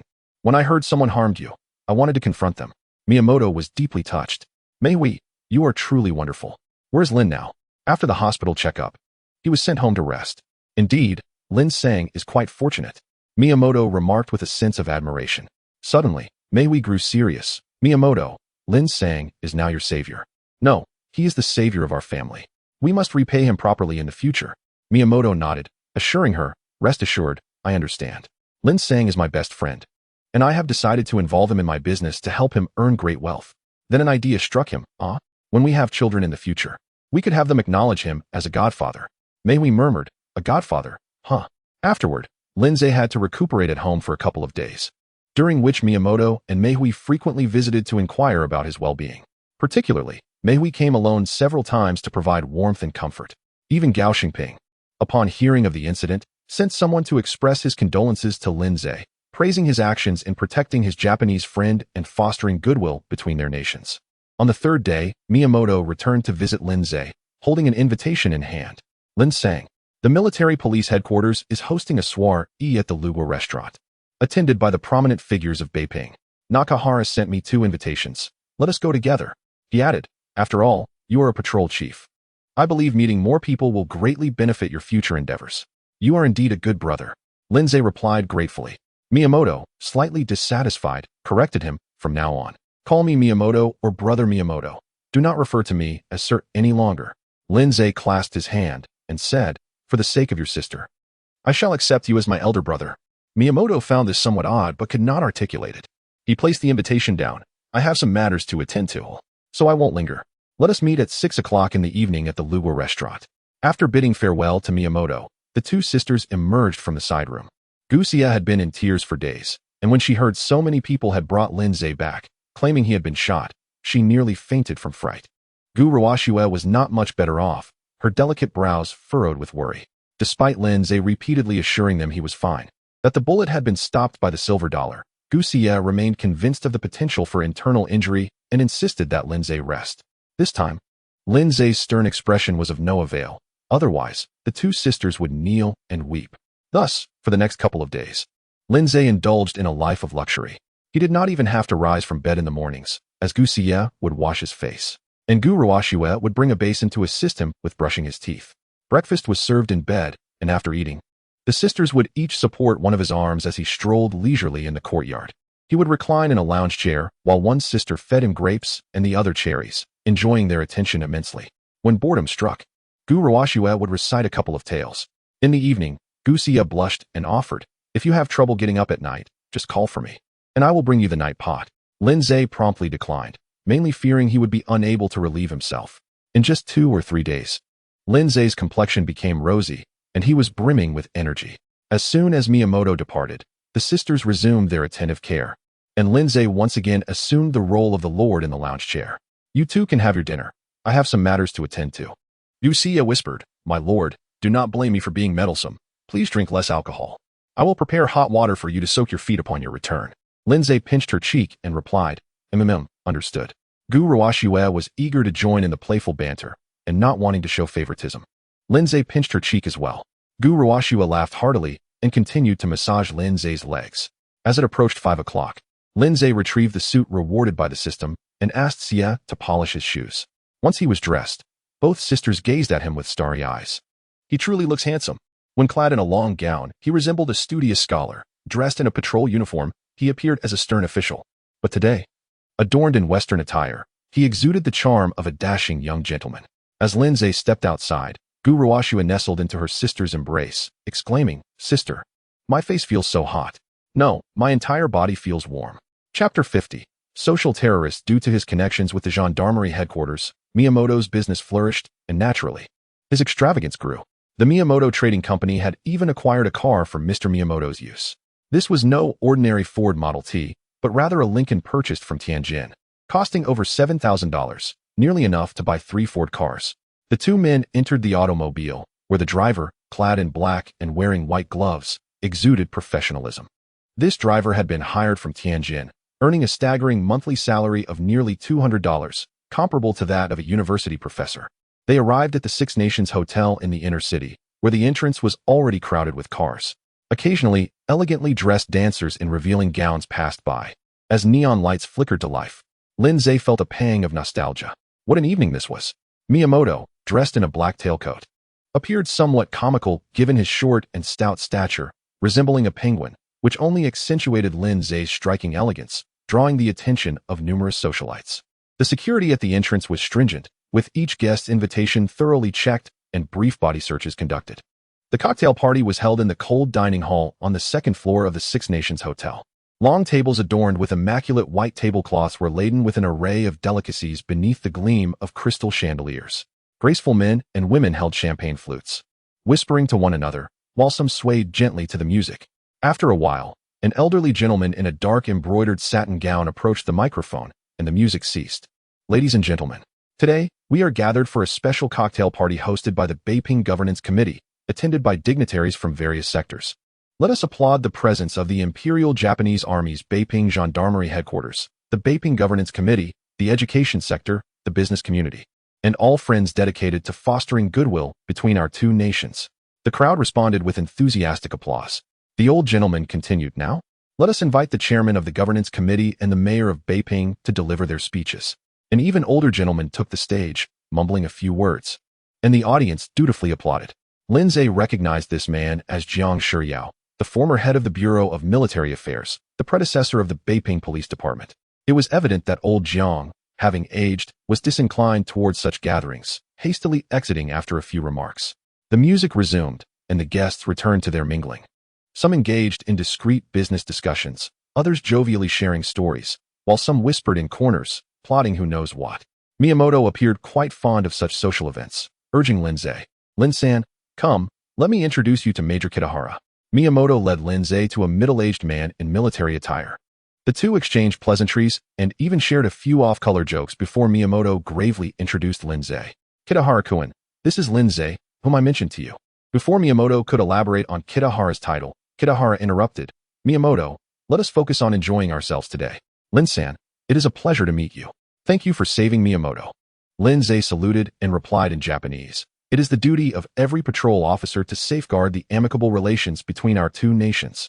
Kitahara expressed interest. "Oh, Lin-san speaks Japanese."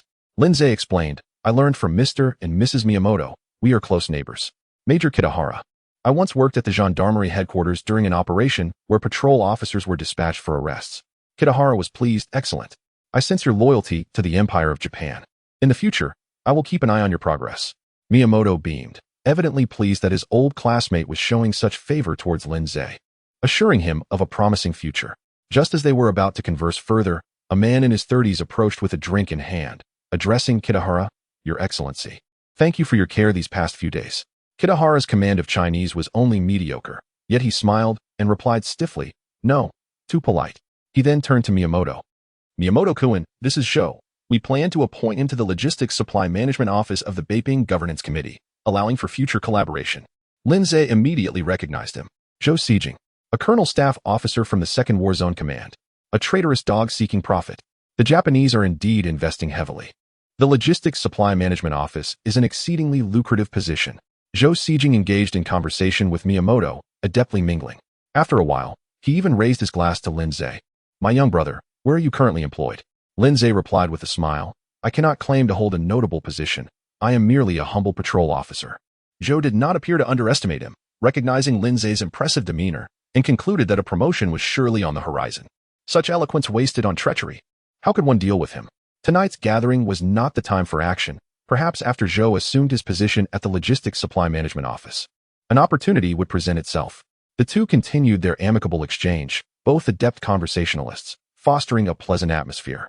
After a few drinks, Zhou leaned in closer. "Brother, I see you enjoy a good rapport with the Japanese?" Lin Zhe chuckled. "Who among us at this gathering does not have ties with the Japanese?" Zhou erupted in laughter. "You speak the truth.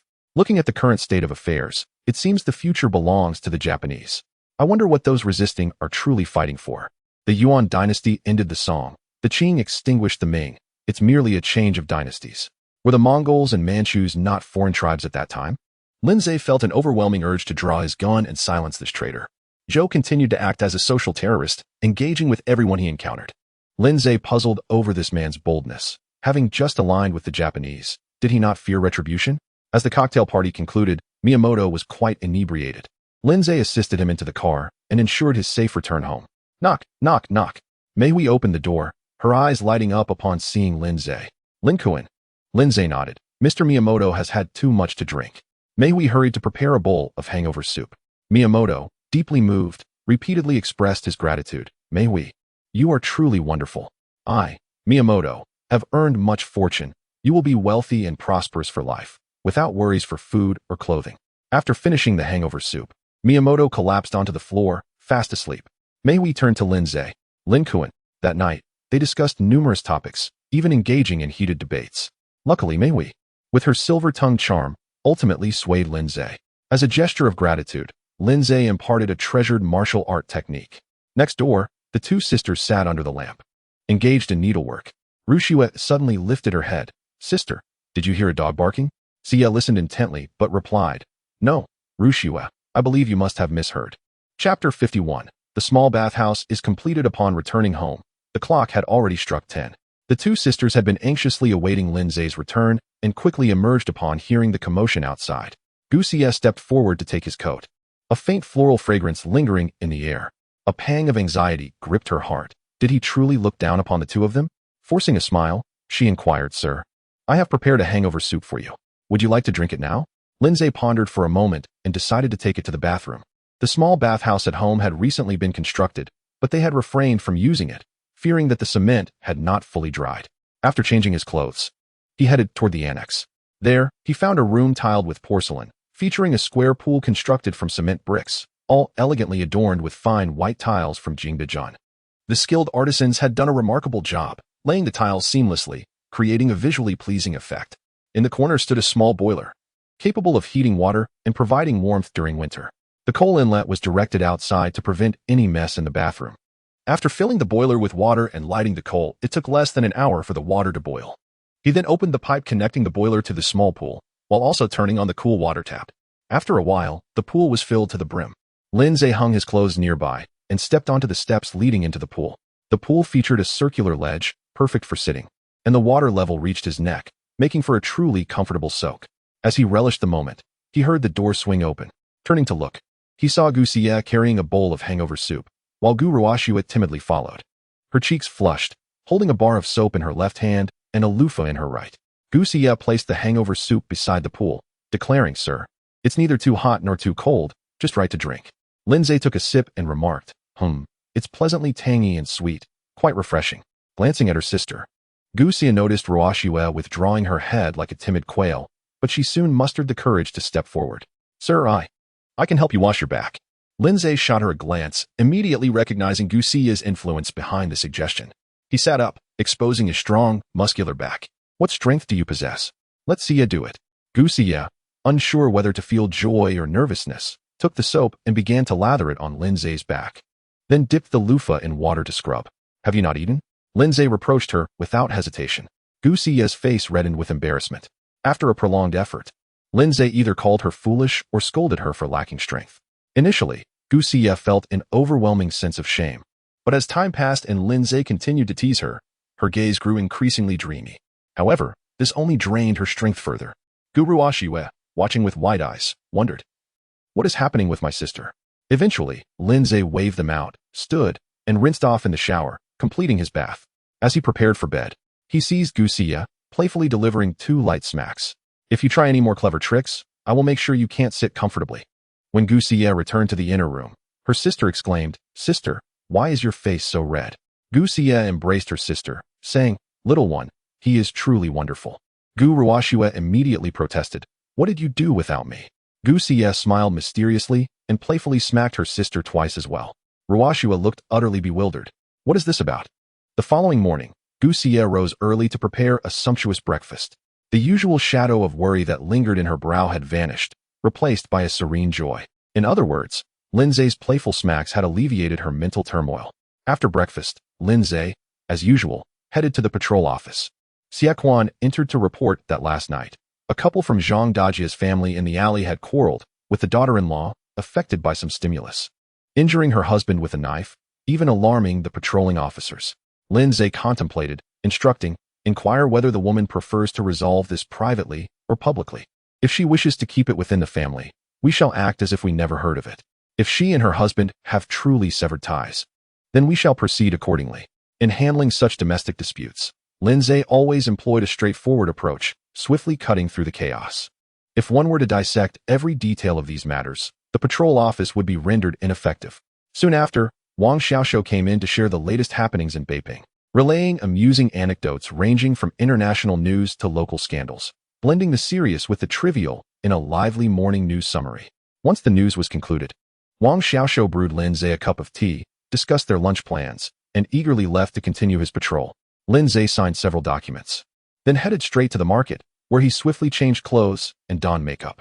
Upon reaching the dim sum shop, the proprietor, Ma, greeted him with his usual calm demeanor.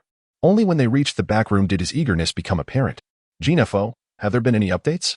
The higher-ups were closely monitoring this individual, and it was said that Yin Laoshi harbored a deep resentment toward this traitor, repeatedly contacting the committee chair to arrange for his removal. Ma had always taken the chair's orders seriously, executing them without fail. The prolonged silence from both the Beiping Station and GNFO was a source of discontent, prompting him to send multiple telegraphs in a single day to coordinate efforts against the traitor. Seated, Lin Zhe addressed Ma. "I can preliminarily confirm that Zhou Xijing is set to become the head of the Logistics Supply Management Office of the Beiping Governance Committee. However, I have yet to devise a plan for his elimination."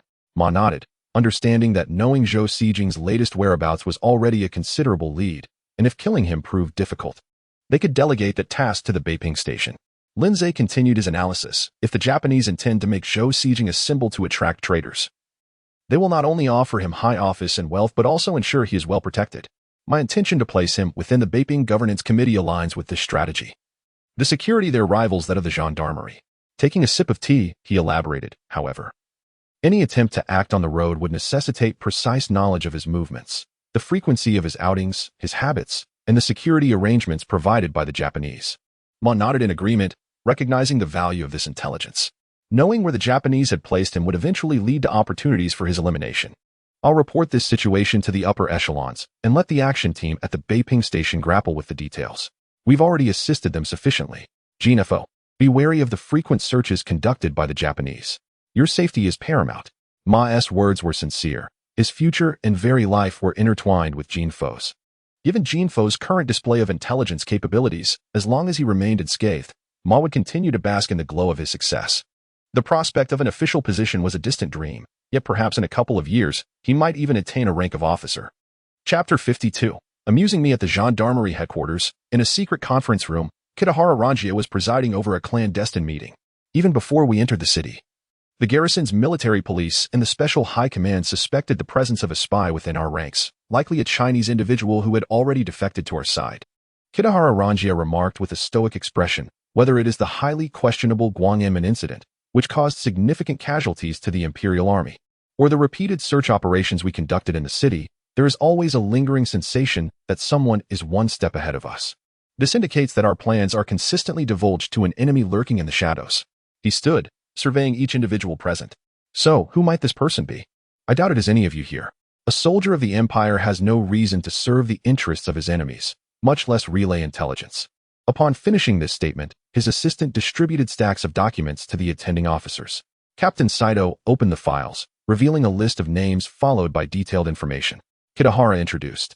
These are profiles of senior members from organizations such as the Governance Committee and the New People's Association. Notably, they all attended a recent social gathering, which is pivotal to our latest strategy.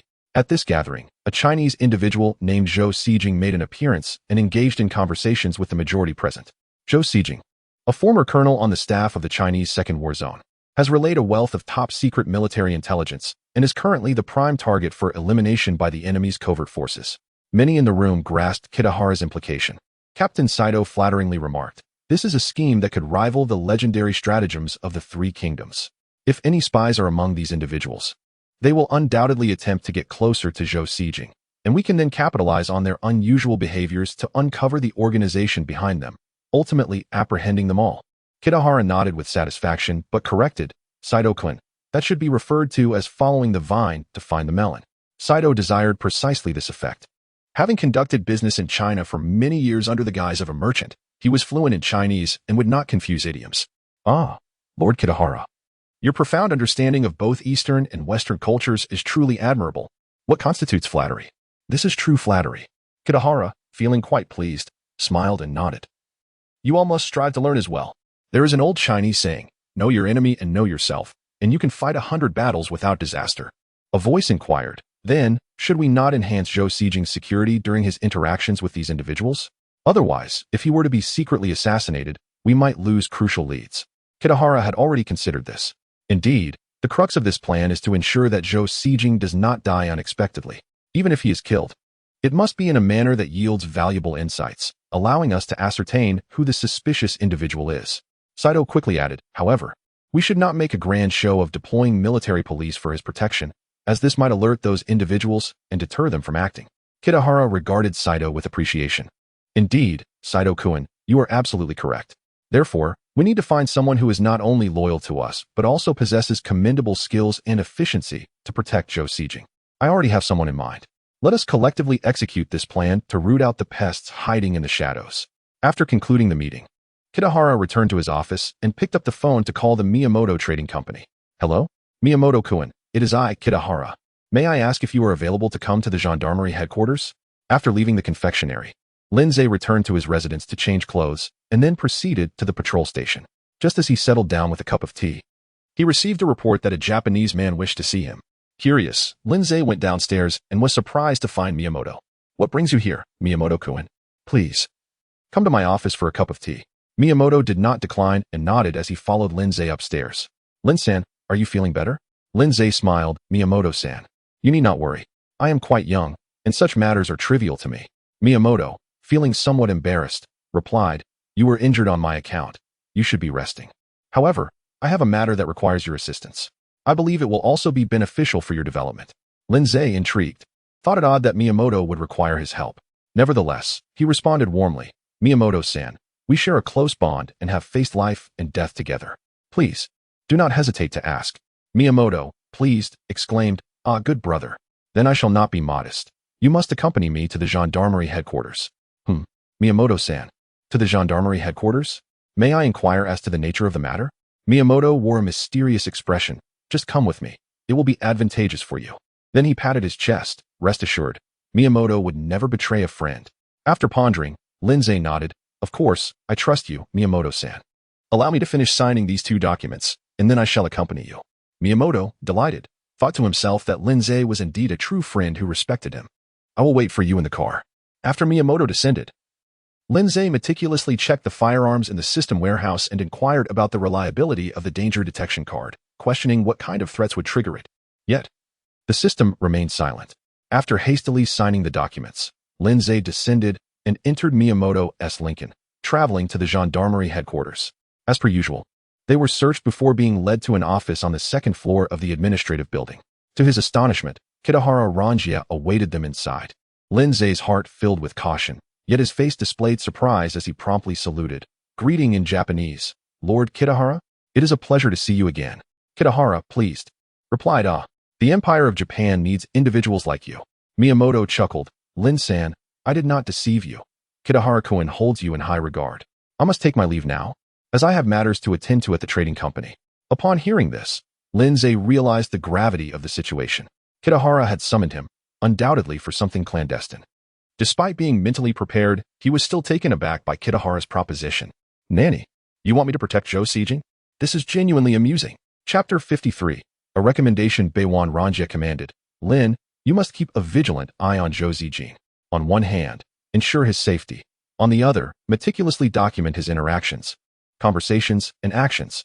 Any suspicious individuals or events must be promptly reported to me. Do you understand? Lindsay immediately saluted, affirming, understood, sir. Beiwan nodded in satisfaction. Excellent spirit. He approached Lindsay, lightly patting his shoulder. Lin sang, you are a dear friend of Miyamoto-kun and have even saved his life. Rest assured, the Empire of Japan will not neglect its friends. Once this mission concludes, I shall recommend to the capital's police bureau that you be placed in a more suitable position. Do you comprehend?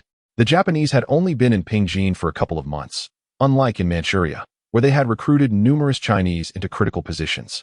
In some areas of Manchuria, even Chinese individuals served as department heads, but such occurrences would not be seen in Pingjin. To date, the gendarmerie headquarters had no Chinese employees. All assignments requiring Chinese personnel were drawn from the capital's police bureau, as the bureau chief, Eugene He, was quite obedient and easy to utilize. Thus, Beiwan would not hastily transfer Lindsay to the gendarmerie headquarters, as it would violate protocol. Lindsay pondered, while he could monitor and protect Zhou Zijin alone. Doing so would hinder his ability to relay information effectively.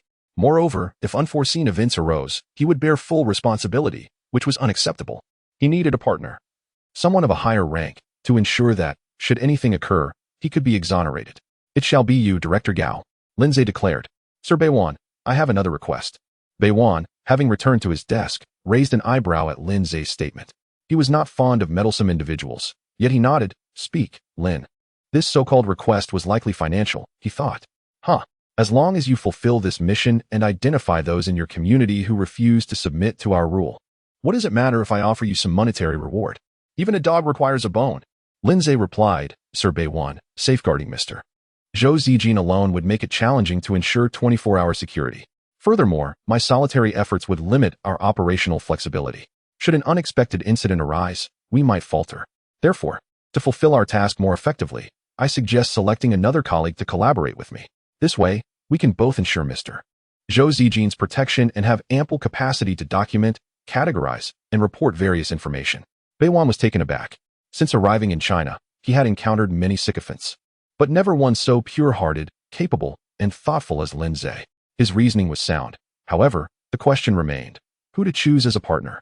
Few were as loyal to the Empire of Japan as Lindsay, who actively learned Japanese and saved Japanese friends. Using someone else would be less reassuring. "Sir Beiwan, I have a recommendation," Lindsay asserted. Beiwan, intrigued, responded, "Oh, do elaborate." "This individual is Gao Xingping, my superior and the chief of the Outer District Police Station. He has previously participated in gendarmerie operations, demonstrating exceptional capability and efficiency. Most importantly, he is a close friend of Captain Saito from the headquarters and has consistently aligned himself with the Empire of Japan. He is undoubtedly a trustworthy ally." Beiwan had no particular impression of this Gao Xingping, so he made a call to summon Saito. It was unclear how many gifts Gao had bestowed upon Saito, but the latter held him in high regard. As the crisis involving the two gendarmes gradually subsided, Gao Xingping returned to his routine. He spent mornings at the police station, enjoyed luncheons with various business figures, relaxed in the afternoon, and later met with civilians at the station.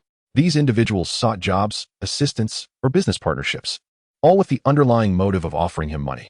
Whether it was a large fish or a handful of silver dollars, Gao did not discriminate. His services were transparently priced. He had built a solid reputation for delivering results, refunding fees if he failed to provide assistance. Truly a conscientious merchant. However, today's earnings were not substantial due to the challenging economic climate, resulting in fewer gifts and requests for favors, which left Gao feeling rather disheartened. He had a grand estate to maintain, a wife and mistress to support, and numerous staff to pay. With no gifts coming in, what was he to do? Just as he pondered this while smoking, the phone rang. "Hello?" Gao answered nonchalantly. "Gao, it's Saito. You need to come to the gendarmerie headquarters immediately. There's a task for you." Gao sprang to attention, standing upright and leaning forward, responding crisply. "Yes, sir." "Excellent. The commanders have given me another assignment." Tasks represented opportunities for merit, and merit equated to promotion. Gao understood this well. Although he served as a district chief, handling the duties of maintaining peace and order, capturing a resistance figure for the gendarmerie would far outweigh apprehending a common criminal in terms of prestige. For Gao, a promotion signified wealth. He had his own formula. The frequency and amount of gifts received were directly proportional to his rank. Thus, he promptly arranged his uniform in front of the mirror, instructed his subordinate to hail a vehicle, and hurried off to the gendarmerie headquarters. Upon meeting Saito, he was subsequently led to Beiwan Ranji's office. Upon entering, Gao promptly saluted. "Sir Beiwan, I am Gao Xingping, chief of the Outer District Police Station, reporting for duty." Beiwan Ranji noted. Lin Sang's recommendation indeed proved prudent. Gao Xingping exhibits commendable enthusiasm. After exchanging pleasantries, Gao's gaze fell upon Lindsay. What brings Lindsay here? A sense of unease washed over him, as he wondered if Lindsay had grown too close to Beiwan Ranji, potentially positioning himself as Gao's superior in the future. However, Beiwan's subsequent words filled Gao with gratitude.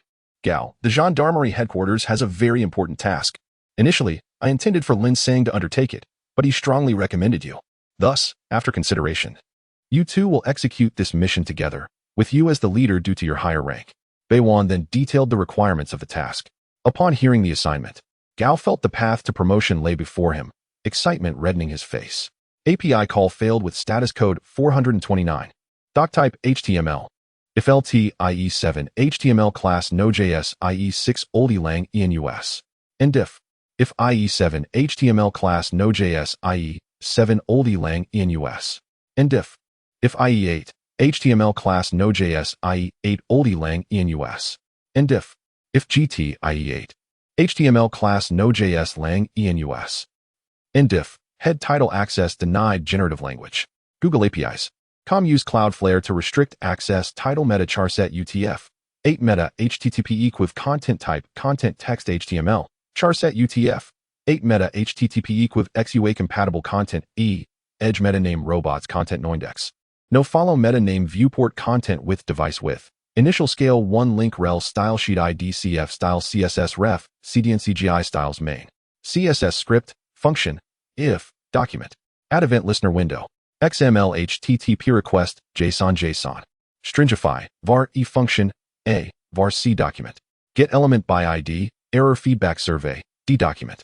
Get element by ID error feedback success b new XML HTTP request a event feedback clicked properties error code 1015 helpful a version 1 b open post HTTPS Sparrow Cloudflare API v1 event b set request header content type application JSON b set request header Sparrow source key C771F4B54944B4 to 61444B7 b send JSON stringify a c class list add feedback hidden d class list remove feedback hidden document add event listener DOM content loaded function var document get element by ID error feedback c document get element by ID feedback button yes d document get element by ID feedback button no class list in a class list remove feedback hidden c add event listener click function e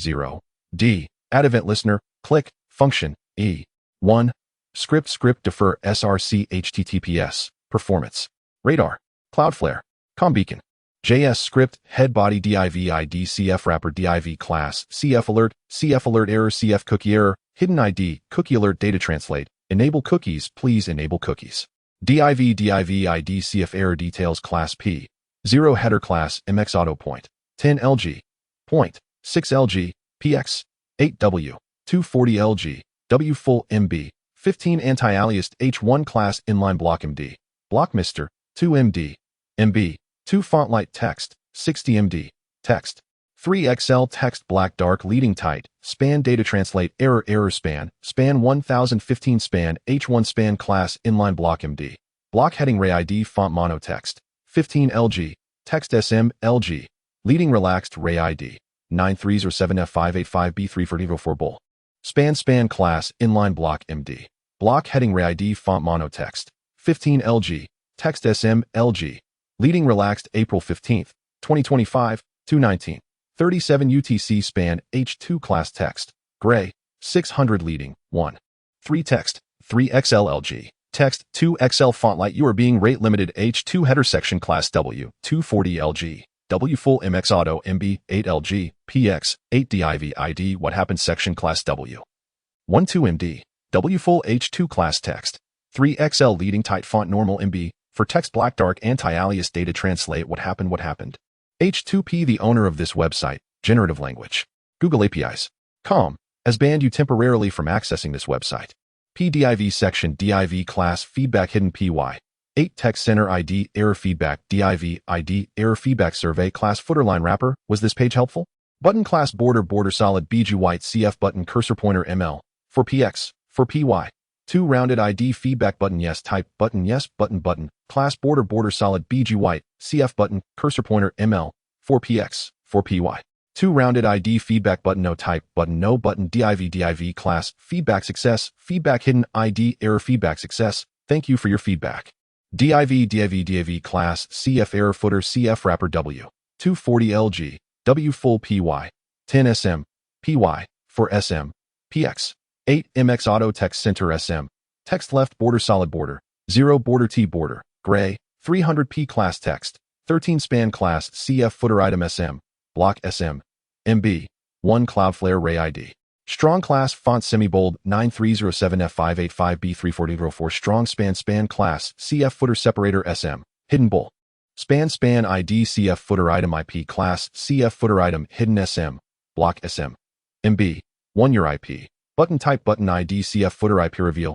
class CF footer IP reveal BTN click to reveal button span class hidden ID CF footer IP 43 164 133 114 span class CF footer separator SM hidden bull span class CF footer item SM block SM MB 1 span performance amp security by span arel nupener norfur ref https www.cloudflare com5xx error landing ID brand link target blank Cloudflare span p script function d var ba get element by ID CF footer item IP CA get element by ID CF footer IP reveal B class list and B class list remove hidden C add event listener click function C class list add hidden A get element by ID CF footer IP class list remove hidden var document add event listener A add event listener DOM content loaded D script div error footer div CF error details div CF wrapper script window CF translation script body HTML chapter 55 what does it feel like? Upon arriving at the destination, I sought refuge in a courtyard named Qingyin. As soon as I stepped inside, the matron greeted us warmly. Esteemed gentlemen, welcome. Gao Xingping, a seasoned patron of this establishment, requested several young ladies to join him for a game of mahjong. In the midst of our conversation, he tossed a handful of silver coins towards the matron. Promptly, she ushered us into a room adorned with a harmonious blend of Eastern and Western decor, an exquisite pearwood table, a writing desk, and beside it, a porcelain jar from Jingdezhen filled with scattered scrolls of art. Instruments such as the sanxian and pipa hung decoratively on the walls, while a Western-style crystal chandelier illuminated the ceiling. No sooner had we settled and then an array of fruits, delicacies, premium teas, and foreign sodas were presented before us. Alongside a set of ivory mahjong tiles, a few young ladies entered the room, some clad in traditional skirts, others in kipayos, and a couple in Western dresses. Indeed, this showcased the allure of product differentiation, ensuring there was a style to delight every patron. Once inside, the young ladies busied themselves, some served tea, others offered shoulder massages. While a couple sat down to join in the game of mahjong, Lindsay leaned closer to Gao Xingping and whispered, "Brother, you carry on with your games. I shall return home to compile today's events and will fetch you at dawn." Gao Xingping felt a pang of reluctance to let him go, but Lindsay winked. "I, too, have a companion to entertain." This elicited a chuckle from Gao Xingping, who remarked, "I never expected you to be quite the expert yourself. Very well. I shall see you in the morning." Lindsay then bid farewell to Zhou Sijing and exited, instructing the driver to take him back to the garrison. Upon alighting, he handed the driver a few silver coins, saying, "Thank you for your efforts today. There's nothing more to attend to, so please rest easy. Tomorrow morning at 8. Come back to this spot to collect me. We shall then pick up Director Zhou." The driver, grateful, accepted the coins with profuse thanks before departing. Lindsay returned to the residence at Xiaoshika, changed his attire, and freshened up before heading to the pastry shop to seek out Master Ma. As he arrived, he found the shop on the verge of closing. Master Ma, upon spotting Lindsay, quickly greeted him. Esteemed guest, you have arrived. We were just about to shut down." Lindsay feigned inebriation, claiming, "I had a few drinks this evening and crave some of your pastries." Master Ma, ever the accommodating host, urged, "Oh dear, you appear unsteady. Please, come inside and have a cup of tea to sober up." Following him to the back, Lindsay lowered his voice. "Old Ma, please inform the upper echelons to set up an ambush near Jiang Shiyao's mansion in the coming days. Zhou Sijing will surely pay him a visit. Remember, there will be 2 cars. Zhou Sijing will be in the second. Do not confuse them." Master Ma, wide-eyed with realization, nodded vigorously. "Rest assured, I will report this first thing in the morning." Given the late hour, their conversation was brief. Lindsay left with a bag of pastries while Master Ma promptly secured the shop for the night.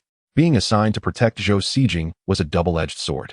It meant Lindsay could not personally eliminate him without risking complications at the scene, making it imperative that Zhou Sijing's demise occur while Lindsay was present, allowing for a narrative of inadequate protection, perhaps even a scapegoat. Upon returning to his residence, Lindsay changed back into his normal attire and carried the pastries home. As he entered, his 2 sisters greeted him. He handed them the pastry box, saying, "These were sent by someone else. I have no taste for them." You both may enjoy them as snacks.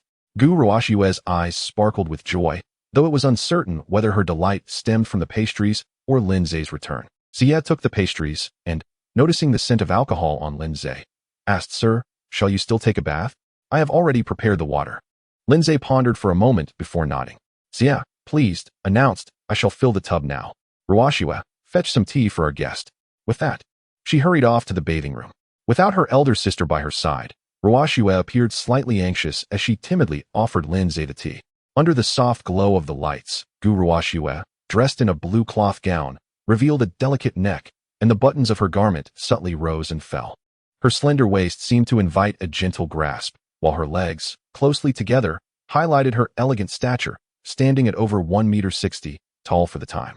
With her long legs, she appeared both graceful and charming. Lindsay accepted the tea, their fingertips brushing, causing Ruoshue's cheeks to flush. "Need my legs," he commanded. Gu Ruoshue eagerly complied, half kneeling beside him as she gently massaged his legs, her mind wandering as she stole glances at Lindsay. He playfully pinched her cheek, asking, "What are you looking at?" Ruoshue, blushing deeply, let out a soft whimper and lowered her gaze. Lindsay lifted her chin, compelling her to meet his gaze. From this angle, she appeared even more adorable, with her large, glistening eyes, a delicate nose, and a slightly puckered mouth, exuding a charming innocence. Lindsay leaned closer, causing Gu Ruoshue's eyes to widen in surprise, rendering her momentarily speechless. After a while, Xie called out that the water was ready, prompting Lindsay to release Ruoshue and head to the bathing room. Gu Xie returned with towels and soap, noticing her sister standing there in a daze, repeatedly touching her lips. "Ruoshue, what are you doing? Bring over the loofah." After calling her name twice, Gu Ruoshue snapped back to reality, lowering her head as she retrieved the item and followed her sister to the bathing room. One scrubbed soap while the other washed, their faces occasionally flushing with embarrassment. Yet they grew increasingly adept at the task. After bathing and changing clothes, Lindsay instructed, "I may not return for the next few nights. After 10 o'clock, please secure the door and brace it with that wooden stick." Xie complied, preparing his bed, yet stubbornly lingered, refusing to leave until Lindsay playfully swatted her twice. At which point she finally exited, her cheeks flushed with satisfaction. Amused, Lindsay found humor in their peculiar habits. He switched on the desk lamp and meticulously documented the events of his first day monitoring Zhou Xijing. Of course, the outing to the brothel had initially been suggested by Gao Xingping, but in Lindsay's narrative, it transformed into a proposal by Zhou Xijing. In the adjoining room, the sisters continued their chatter. Observing her sister, Gu Ruoshue suddenly leaned in closer. Gu Xie, startled, pushed her away, exclaiming, "What are you doing?" Gu Ruoshue, with wide, blinking eyes, asked, "Sister, what does it feel like?" Gu Xie, flustered and irritated, retorted, "What kind of feeling? Ruoshue, I think you need a good thrashing." With that, she playfully mimicked Lindsay and gave her sister a couple of light taps. Afterward, Gu Xie blushed first. Gu Ruoshue nestled into her sister's embrace, writhing playfully. "Sister, do you truly feel nothing?" "Oh, sister, I miss him again." Gu Xie, exasperated, replied, "Then go to the main room and find him." "Hee, I wouldn't dare, would you?" Gu Xie fell silent, her face reddening once more. Chapter 56. Visiting the monk, but not the true Buddha. The following morning, Lindsay had breakfast served by the two sisters before calling for a car to the patrol station. Upon arrival, a Ford was already waiting. He handed a box of Dazhangju cigarettes to the driver and asked if he had eaten. The driver, seemingly new to this line of work, felt a bit embarrassed after Lindsay had given him money the previous night and now cigarettes. He shyly replied, "Thank you for your concern, but I've already eaten at home." Lindsay, unhurried to board the vehicle, invited the driver to step down. "No need to rush. Have a cigarette before we set off. I reckon the two officials won't be up so early," he said with a mysterious smile. The driver understood the implication. Given that the two men had indulged in drinks, mahjong, and company the night before, it would be quite a feat for them to rise early. Thus, he chuckled as he stepped out to light a cigarette for Lindsay and then one for himself. As they chatted, Lindsay inquired, "Is your home far from here?" The driver cautiously responded, "Not too far, but I don't go back often. I usually reside at the garrison headquarters." Lindsay remarked, "Your profession is quite favorable. Sitting and steering, earning several hundred a month. Nowadays, working for the Japanese offers both benefits and prestige." The driver, with a hint of pride tempered by modesty, replied, "You flatter me. I learned to drive in Tianjin and indeed have hit a good streak, but it's not as easy as you suggest. Whenever the higher-ups require a vehicle, regardless of the hour, we must be ready. Sometimes we sit in the car all day and can hardly walk afterward." By the time they finished their cigarettes, the two men boarded the car and headed to the Qingyin Hall.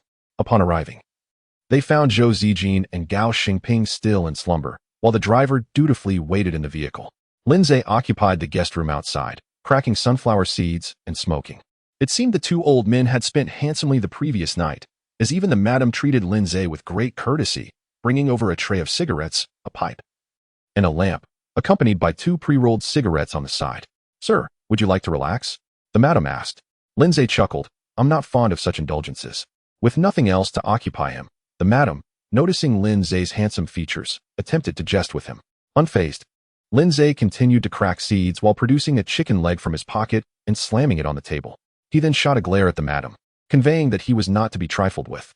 The madam, a bit taken aback, quickly instructed, "Serve this gentleman the finest tea and cigarettes. Attend to him properly." Beep. Detecting the host intimidating the brothel madam. Reward, physical enhancement capsule X1. Ah, splendid. Lindsay quickly turned to the madam, contemplating whether to frighten her again. Just then, Gao Shiping emerged, looking weary, with dark circles under his eyes, continuously rubbing his waist. Zhou Zijin followed from another room, appearing slightly better but still showing signs of fatigue, suggesting they had exerted themselves the previous night. Such an upscale establishment naturally offered exquisite breakfasts, employing skilled chefs. Whether one craved meat-filled pancakes or hamburgers, they could cater to any desire with authentic flavors. Rumor had it that there was another establishment nearby, promoting a maritime style, where the girls were all high school graduates. And even one was a St. John's University student. They served not only Russian and French cuisine, but had recently added Japanese dishes, which even the higher-ups praised. It seemed that regardless of the profession, there was an emphasis on staying current and striving for excellence. Gao Xingping ordered a bowl of wontons and 2 meat buns, while Zhou Zijin requested a bowl of noodles with extra chili and vinegar. After devouring their meals, the two finally regained their senses. Their demeanor noticeably softened, with Gao Xingping addressing Zhou Zijin as little brother and Zhou Zijin referring to Gao Xingping as big brother. Having survived one of life's major tribulations, they finally dropped the formal titles. Lindsay inquired, "Director, the car is waiting outside. What are today's plans?" Gao Xingping looked to Zhou Zijin and said, "Little brother, I was thinking we should procure some gifts. It's time for you to pay a visit to the dignitaries of Beiping. Since you serve on the committee, why not start with your peers?"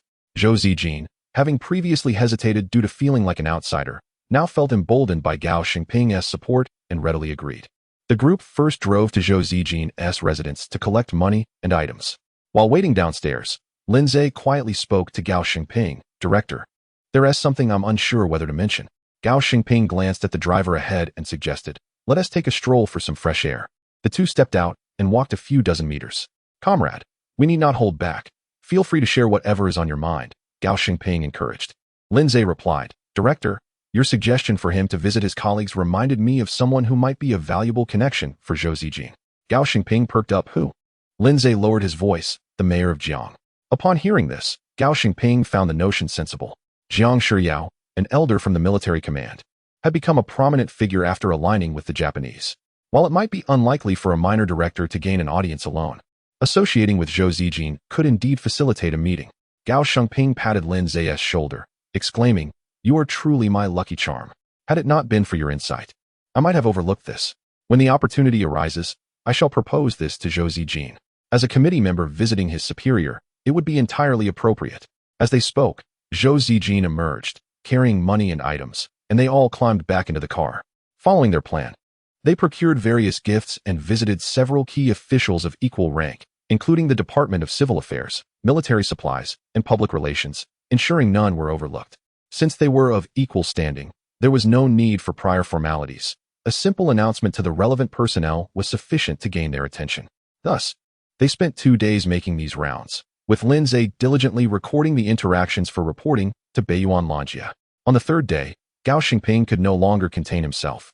He turned to Zhou Zijin, saying, "Little brother, there is one significant figure you have yet to visit." Zhou Zijin, now trusting his elder, asked, "Oh? We have covered all these offices. Who have we missed?" Gao Xingping chuckled, "Little brother, you have visited the monks but neglected the true Buddha. While you have engaged with your peers, what about your superior?" Zhou Zijin suddenly realized, "You mean the mayor of Jiang? But would he be willing to see me?" Gao Xingping patiently guided him. "What are you saying? You are his subordinate, and now a notable figure in front of the Japanese. He would be delighted to meet you." Chapter 57. Cadillac. Upon hearing this, Zhou Xijing quickly offered a cigarette to Gao Shiping. Brother Gao, as you know, I hail from Jin province, and my understanding of the various customs and protocols of Beiping is rather limited. Please do advise me on the etiquette for visiting the mayor. Gao Xingping took a leisurely puff of his cigarette and replied, he is your superior, and you are his subordinate. Whether you approach him on official business or personal matters is your choice. If you wish to treat it as an official visit, present a business card to indicate which department you represent. On your second visit, arrange a time with the mayor's steward to find out when he is available. The third visit will be the actual call, but for the first two, you need not go in person. I can handle that for you. Zhou Xijing inquired, Brother Gao, what should I bring when I visit? Gao Shiping chuckled without responding. It depended on how Zhou Xijing intended to present his gifts. If he considered Jiang Shiyao merely a superior, then a couple of boxes of pastries or some local specialties would suffice, perhaps accompanied by a few rare scholarly items. However, if he viewed Jiang Shiyao as a potential stepping stone in his career, his approach would need to be more thoughtful. A discerning individual might seek out exquisite calligraphy or paintings from Lulikang that could be returned for cash, while a more straightforward approach could involve presenting a few large yellow croakers, albeit a bit crude, yet still a sincere gesture. Seeing Gao Shiping smile in silence, Zhou Xijing understood. He clasped his hands in gratitude, saying, thank you, Brother Gao. If I manage to ascend in my career, I will certainly host a banquet to express my appreciation for your guidance. Gao Xingping, eager to leverage his connection with Jiang Shiyao, waved his hand dismissively. No need for such formalities, Zhou. Though our acquaintance is brief, it feels as though we've known each other for ages. You needn't speak in such a roundabout manner. Thus, Gao Xingping arranged for Lin Zhe to deliver the visiting card to Jiang Shiyao's residence and subsequently went to discuss the timing of Zhou Xijing's visit with the steward. Recognizing Zhou Xijing's significant role in the eyes of the Japanese, Jiang Shiyao naturally did not treat the matter lightly, agreeing to meet 2 days later in the evening. This kept Zhou Xijing quite occupied. Aware of Jiang Shiyao's traditional demeanor, he opted against wearing a suit, instead commissioning a long gown and jacket from Rua Fuxiang, while entrusting Lin Zhe with the procurement of various gifts. With ample funds at his disposal, courtesy of the Japanese rewards amounting to several $1,000s, he acquired an assortment of scholarly items and local delicacies, and prepared a small wooden box filled with seafood. On the day of the visit, Zhou Xijing enlisted Gao Xingping and Lin Zhe for a rehearsal. Even Gao Xingping was impressed, noting, this fellow is quite determined to climb the social ladder. Brothers Gao and Lin, when I enter the residence and meet the mayor, should I bow first or speak first? Zhou Xijing pondered aloud. After a moment's thought, Gao Xingping suggested, perhaps you should speak first and then bow, to convey a sense of formality. Zhou Xijing hesitated. But what if I finish speaking just as the mayor begins to respond while I am still bowing? Lin Zhe offered, Director Zhou, I propose that as you enter, you speak while walking, and once you reach the mayor, complete your speech and then bow. Zhang Laosher has seen many such situations and will surely wait for you to finish your bow before responding. Zhou Xijing considered this and found it reasonable. He then practiced, stating, I, Zhou Xijing, Director of the Logistics Supply Management Office, seldom make greetings and have come to visit the mayor. He practiced walking and bowing simultaneously, leaving Gao Xingping and Lin Zhe in awe. Gao Xingping whispered to Lin Zhe, see that? To be an official, one must possess such ambition. I cannot compare to him. Otherwise, I wouldn't have been stuck in the outer districts for so long without advancing. Lin Zhe quietly remarked, no matter how well he performs, he is merely stitching clothes for you. Upon hearing this, Gao Xingping was elated but stifled his laughter. He thought to himself, this time, he would not only fulfill his assignment from the military police command, but also gain Zhou Xijing's friendship, and in the process, connect with Jiang Shiyao, truly a rare opportunity. However, Lin Zhe remained furrowed in thought, occasionally glancing at Zhou Xijing. Eventually, Zhou Xijing noticed and asked, Brother Lin, is something amiss? Lin Zhe quickly smiled, no, Director Zhou. Your practice is excellent, your words are appropriate, and your demeanor is commendable. Zhou Xijing sensed Lin Zhe's reluctance to speak. Please, don't hold back. We've been close these past few days, so feel free to share your thoughts. Gao Xingping echoed, yes, Lin, speak your mind. Lin Zhe hesitated, then said, Director, it is indeed a good thing that you are visiting the mayor, but I worry that this approach may not earn you the respect you desire. Feeling anxious, Zhou Xijing pressed, what do you mean, Brother Lin? Lin Zhe explained, although you are now entrusted with an important role, in Zhang Laosher's eyes, you are still a minor official. Moreover, being an outsider from another province, you lack the familial connections that some of the local departments possess, which may lead to the mayor underestimating you. Zhou Xijing reflected on Lin Zhe's words and found them insightful. Brother Lin, please don't keep me in suspense. What should I do? Lin Zhe took a deep breath, Since you asked, I feel comfortable sharing this with you. Were it someone else, I would not utter a word. Yes, both you and Brother Gao are my benefactors. If you ever need assistance, I will do my utmost to help. To gain the mayor's esteem, first, you must leverage connections, specifically the Japanese. While we cannot bring a Japanese person along to the meeting, I thought that if we requested Gao to accompany you as your protector, it would certainly enhance your standing. Zhou Sijing was elated. And the second point? The second is to create an impressive display. For instance, while your attire may be modest, your pocket watch should be gold, your hat adorned with jade, and your cigarettes should have ivory tips. Overall, your clothing, food, and lifestyle must surpass those of others. That is all I can think of. Perhaps you can consider other ways to elevate your presentation. Zhou Sijing ceased practicing his bow and sat in contemplation. Meanwhile, Gao Xingping gave Lin Zhe a thumbs up, as in just a few words, he had successfully arranged for himself to accompany Zhou Sijing to meet Jiang Shiyao. After deliberating for some time, Zhou Sijing remarked, "As for what I wear and use, you've covered that. Dining will be at the mayor's place. And we shouldn't be picky. Accommodation is less visible to them. I believe we can make an impression with our transportation. Our current vehicle is a Ford, which feels somewhat inadequate." With a cheerful demeanor, Gao Xingping interjected, "That is easily resolved. I have a rental service in my jurisdiction. Let us rent a Cadillac. It's a fine vehicle. We can have the Ford lead the way while you ride in the Cadillac." Chapter 58. A call for reinforcements eager to demonstrate his zeal. Gao Xingping personally contacted a car dealership and leased a Cadillac for the exorbitant sum of $30 silver per day, excluding fuel expenses and the chauffeur's $5 wage, a sum that would take a rickshaw puller over a month to earn. As dusk descended, Zhou Sijing meticulously primped, while Gao Xingping donned his pristine uniform. Gao Xingping and Zhou Sijing settled into the Cadillac's rear seats, while Lin Zhe occupied the Ford in front. The journey to Jiang Shiyao's residence in the inner city unfolded without incident. Upon their arrival, the Jiang family's steward, upon beholding the two automobiles and Zhou Sijing's resplendent attire, adopted a markedly more cordial demeanor. "Director Zhou, a pleasure indeed. My master has been anticipating your arrival and has expressly instructed me to open the central gate. Please, come in." Zhou Sijing cast a grateful glance at Gao Xingping and Lin Zhe, inwardly acknowledging that without their presence, the haughty Jiang family steward would never have deigned to treat him with such deference. Subsequently, he clasped his hands in a gesture of humility. "You are too kind. Too kind." After a protracted exchange of courtesies, they eventually entered through the side gate. The steward exchanged a few pleasantries with Gao Xingping, albeit with less enthusiasm. In his estimation, Gao Xingping was merely a petty bureaucrat, whereas his master was a figure of considerable stature, a former commander of the infantry headquarters. Consequently, the steward held the head of a district police precinct in relatively low regard, extending him only a modicum of respect in light of his collaboration with the Japanese. Gao Xingping, unperturbed by this perceived slight, followed along with a cheerful countenance. As for Lin Zhe, he was denied entry altogether, remaining in the Ford with the driver. Lin Zhe tossed him a cigarette. "Brother, thank you for your service." The driver responded with a smile, producing a lighter to ignite Lin Zhe's cigarette. "Director Lin, you are too kind. This is nothing. In the past, when we drove out to apprehend dissidents, we would stake out for an entire day and night. That was truly arduous." "Oh, you've been involved in such operations?" The driver, feeling a surge of pride, couldn't resist boasting. "Director Lin, don't let the military police headquarters prestige fool you. They possess a mere handful of vehicles, a dozen or so in total, and most are reserved for the exclusive use of high-ranking officers. What remains is scarcely sufficient. Moreover, the military police rarely conduct arrests themselves, invariably dispatching personnel from the detective squad. The number of vehicles allocated to them is even more limited." He concluded with a self-deprecating chuckle. "To be frank, the other drivers possess varying degrees of influence, whereas I lack any connections whatsoever.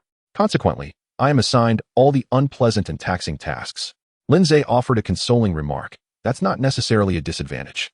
There are more opportunities to earn merit on field assignments. Who knows, one day you might impress those above and receive an official appointment." The driver nodded in agreement. "That's true. Last time, when we apprehended those suspected of being anti-traitors, one individual attempted to escape by leaping from a window. I alighted from the vehicle and promptly subdued him with a single kick. The commanding officer praised me effusively."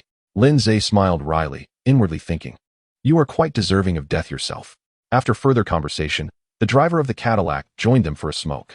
Aware that Lin Zhe was the director of the Dongbeiman garrison, he was exceedingly courteous, even offering them premium cigarettes.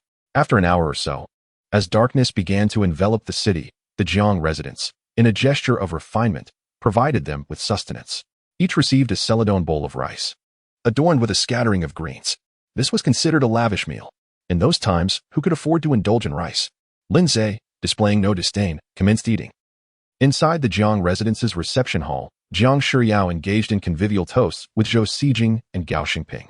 Jiang Shiyao, a seasoned fox, had initially intended to reserve the lucrative position of logistics supply management for his own protege. However, upon learning that the military police headquarters had directly appointed Zhou Xijing, he recognized the latter's considerable influence.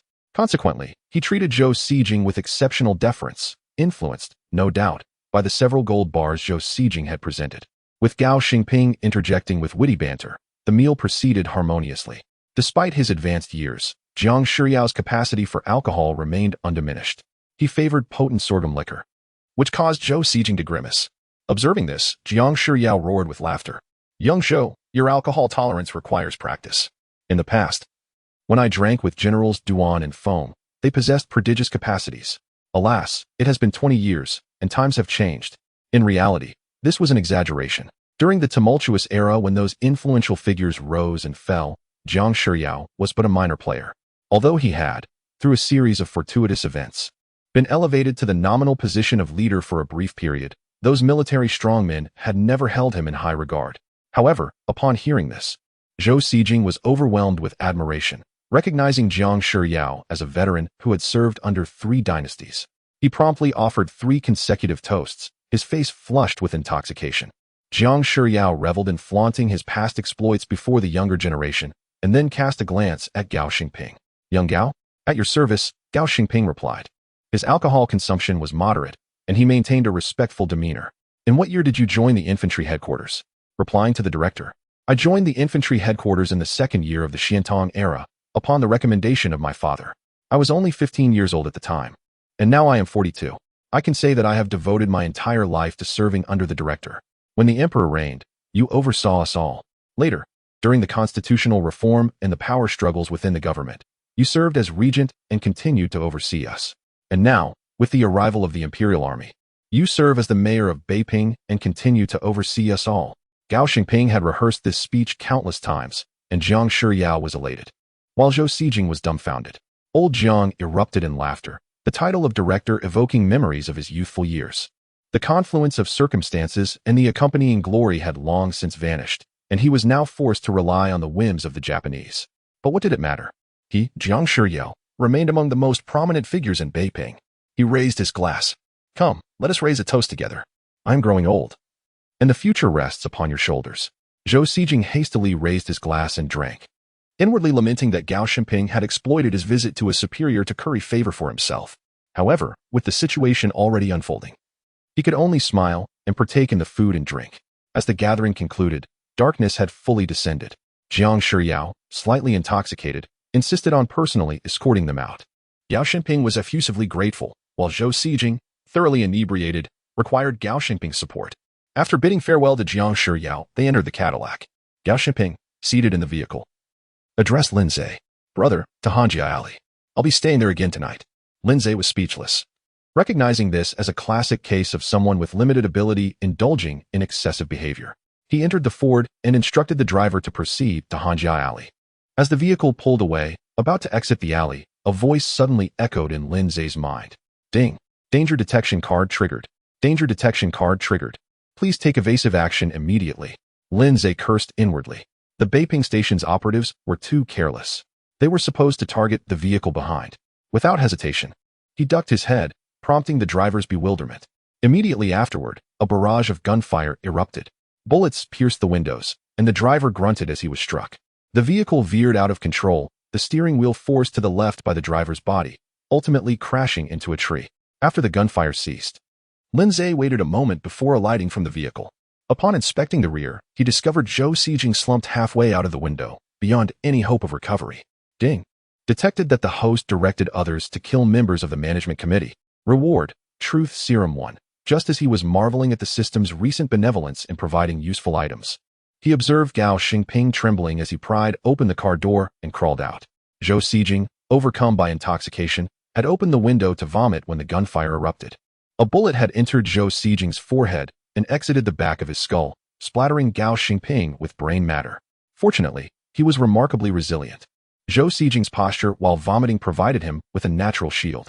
Aside from his head, which was fatally injured in the car crash, he faced no imminent threat to his life. The hired driver, however, was less fortunate, having been shot in the right arm, rendering him speechless and trembling in fear. Gao Xingping glanced at the concerned expression of Lin Zhe, then at the lifeless Zhou Xijing, and painfully shut his eyes. It was all over. Policeman. Military police. Lin Zhe. Hurry, summon help. Chapter 59. Think of a solution. As Gao Xingping shouted with his head held high, Lin Zhe stepped forward, seized Gao Xingping's collar, and delivered 2 resounding slaps. Slap. Slap. Gao Xingping's cries were caught in his throat as he stared, dumbfounded, at Lin Zhe. Lin Xingmin you. Before he could finish, Lin Zhe interjected, Director, have you lost your mind? Gao Xingping retorted, Isn't that my line? Lin Zhe, with a forceful pull, yanked him off the ground. Director, you only know how to call for help, yet you remain unaware of the impending disaster. Gao Xingping, trembling, fumbled for his cigarette case and shakily placed a cigarette in his mouth, but he couldn't strike a match to light it. Lin Zhe produced a lighter and ignited it for him. Taking a deep drag, Gao Xingping finally spoke, Shengmin, how am I in danger? Although Zhou Xijing is dead, we might only face accusations of inadequate protection. Lin Zhe cut him off sharply, Director, who set the date for the meeting with Jiang Shiyao? Gao Xingping stammered. It was the steward of the Jiang residence. With me. Lin Zhe pressed on. And who rented this Cadillac? Gao Xingping was nearly in a panic. It was me. Lin Zhe continued. When Zhou Xijing was shot, why was his body leaning out? Gao Xingping grew anxious. That wasn't me. He was drunk and leaning out to vomit. Lin Zhe asked calmly, who was sitting with him at that moment? Defeated, Gao Xingping muttered, it was me. Desperately grabbing Lin Zhe's arm, he urged, Shimin, you're the most resourceful. Think of something. If this escalates, the Japanese might execute me. Lin Zhe lit a cigarette for himself. Director, how many people did Zhou Xijing visit in total? At least 8 or 10, Gao Xingping replied. Lin Zhe nodded, with so many visits. And something happening at the mayor's house, it's highly suspicious. Of course, the mayor wouldn't betray us, but his large household could lead to unintended consequences. Upon hearing this, Gao Xingping seemed to regain his composure, his legs steadying and his hands ceasing to tremble. As he finished his cigarette, a swarm of patrol officers arrived at the scene, demonstrating a response speed far superior to that of the outer city patrols. This was no surprise, as the area was populated by the wealthy elite. The station patrols here were numerous and well-funded, primarily serving the affluent. The lead officer, upon seeing the shot-up vehicle and the lifeless body slumped against the window, was utterly shocked. A shooting incident. Here of all places. The situation had escalated. Gao Xingping addressed the officer. I am Gao Xingping, Director of District 3. Quickly return to the garrison and inform them of the incident. No need to make a call, the officer replied. The sound of gunfire has already been reported up the chain. Shortly after, a truck rumbled onto the scene, from which a contingent of military police disembarked to secure the area. Among them was a photographer equipped with a magnesium flash, displaying a professional demeanor. The officer in charge was none other than Saito, who alighted with a grim expression, fixing a serious gaze upon Gao Xingping. Gao, can you explain what transpired here? Gao Xingping, trembling with fear, realized that any misstep could cost him his life. Saito, Zhou Xijing had long wished to visit Mayor Jiang. Today, he finally had the opportunity. But just as we left the dinner, he was ambushed. Ambushed. In truth, when the gunfire erupted, Gao Xingping had instinctively crouched behind Zhou Xijing, unable to discern how many assailants were present. However, he adamantly insisted, yes, it was a group. Look, our car was nearly riddled with bullets. He added. The driver was injured, and I took a hit as well. Indeed, Lin Zhe's slaps were not without consequence. Saito began examining the scene. What about this vehicle? Gao Xingping quickly replied. Saito, this car was insisted upon by Mr. Zhou. He deemed the Ford too unrefined for his stature. Were you in this vehicle? Saito pressed. Yes. I was with Mr. Zhou, as I was responsible for his safety. I thought being beside him would allow for a quick response. But who would have imagined this would happen? Ignoring Gao Xingping, Saito turned to Lin Zhe. Lin, where were you at the time? Lin Zhe appeared visibly terrified. Saito. I was in the lead car. When the gunfire erupted, our driver was shot dead, and I was so scared that I crouched down. Once the shooting stopped, I emerged to find Mr. Zhou had already been shot. Saito took deep breaths, leaving a team behind for further investigation before escorting Gao Xingping and Lin Zhe to the military police headquarters. Upon arrival, they were separated and confined to different rooms. Half an hour later, Kitahara Ranke arrived to hear Sato's report. Kitahara, based on the bullets and other evidence at the scene, there were likely 4 to 5 assailants. all armed with handguns. Kitahara's face darkened, and he remained silent. Saito continued. Zhou Sijing was reportedly drunk and leaning out of the window to vomit. We found the vomit nearby, which corroborates his position at the time of death. Kitahara coldly remarked. There were 2 vehicles at the scene. One was ours. Where did the other come from? Saito lowered his head and softly replied. Gao Xingping said Zhou Sijing insisted on renting it due to his vanity. Kitahara scoffed. This car is so ostentatious that it practically invites the enemy to recognize it. Saito, Gao Xingping is your acquaintance, is he not? Saito, feeling pressured, responded, Sir. While I had contact with him during my time in Beiping, I would never betray the interests of the empire. Kitahara waved his hand dismissively. Interrogate Gao Xingping and Lindsay and conduct routine inquiries. As Saito exited the office, Kitahara began to pace thoughtfully. The death of Zhou Sijing, while tragic, was not without merit. At the very least, he had been killed after visiting Jiang Shiryao. The military police commander, Matsuzaki Naoto, was far from pleased with this particular mayor of Beiyang heritage. Firstly, Jiang Shiryao was already 76, frail and of little use. More importantly, the intention behind appointing him was to leverage his connections to rally the former Beiyang powers under Japanese authority. However, the retired military leaders showed no inclination to align with Jiang Shiryao. Consequently, Jiang had become a liability of little worth. Furthermore, he was notoriously greedy. As special mayor, he had implemented numerous taxes in Beiping, diverting funds that should have benefited the Japanese into his own pockets. Kitahara pondered whether this shamelessly avaricious old man might indeed have clandestine ties to the south. Even if he did not, his vast family connections could harbor spies. Why had Zhou Sijing encountered such peril after dining at his residence, when he had visited so many others without incident? The only individuals privy to the dining arrangements were Gao Xingping and those affiliated with the Jiang household. Chapter 60. Are there really experts? Saito felt the wrath of Kitahara Ranka as he entered the room where Gao Xingping was temporarily detained, seething with anger. What on earth have you done? Why did Zhou Sijing have to die? Gao Xingping recalled Lin Zhe's words. Upon seeing Sato's fury, he feared that the Japanese would turn on him and quickly replied. It must be Mayor Jiang. No, I mean, even if it's not the mayor himself, it could be someone close to him. Sato's interest was piqued. Could they have indeed caught a big fish? Oh, Gao, you must understand that Jiang Shiryao is a special mayor. There's an old saying, you can eat your fill, but don't speak carelessly him. Gao Xingping stated. Firstly, the Jiang residence is vast, with so many people. Just the servants who attend to meals, the tea servers at the door, and the various stewards could all potentially know about Zhou Sijing's visit to the mayor. After a moment's contemplation, he added, even the butler has asked me repeatedly when Zhou would arrive. Oh, when we got there, the butler was fixated on our vehicle. Saito continued to interrogate him further, eventually leading to inquiries about Lindsay. Lin, why were there 2 vehicles at the scene of the incident? Lindsay presented a convincing facade of fear. General, that was Director Gao who specially called to arrange it. Mr. Zhou insisted on making an impression. Ding. Deception detected in the response to the violent agency staff. Reward, Mental Fortitude Enhancement Capsule 1. Is that really the case? Saito questioned. Wasn't he that how it happened? Lindsay, sensing the tension, explained at that time. Why wouldn't I be in a separate vehicle? Director Gao is my superior. With 2 vehicles, I had to be in the front car. Ding. Deception detected in the response to the violent agency staff. Reward, Mills Grenade 10. Lindsay began to anticipate more probing questions from Saito. During your visit to the Jiang residence, did you notice anything unusual?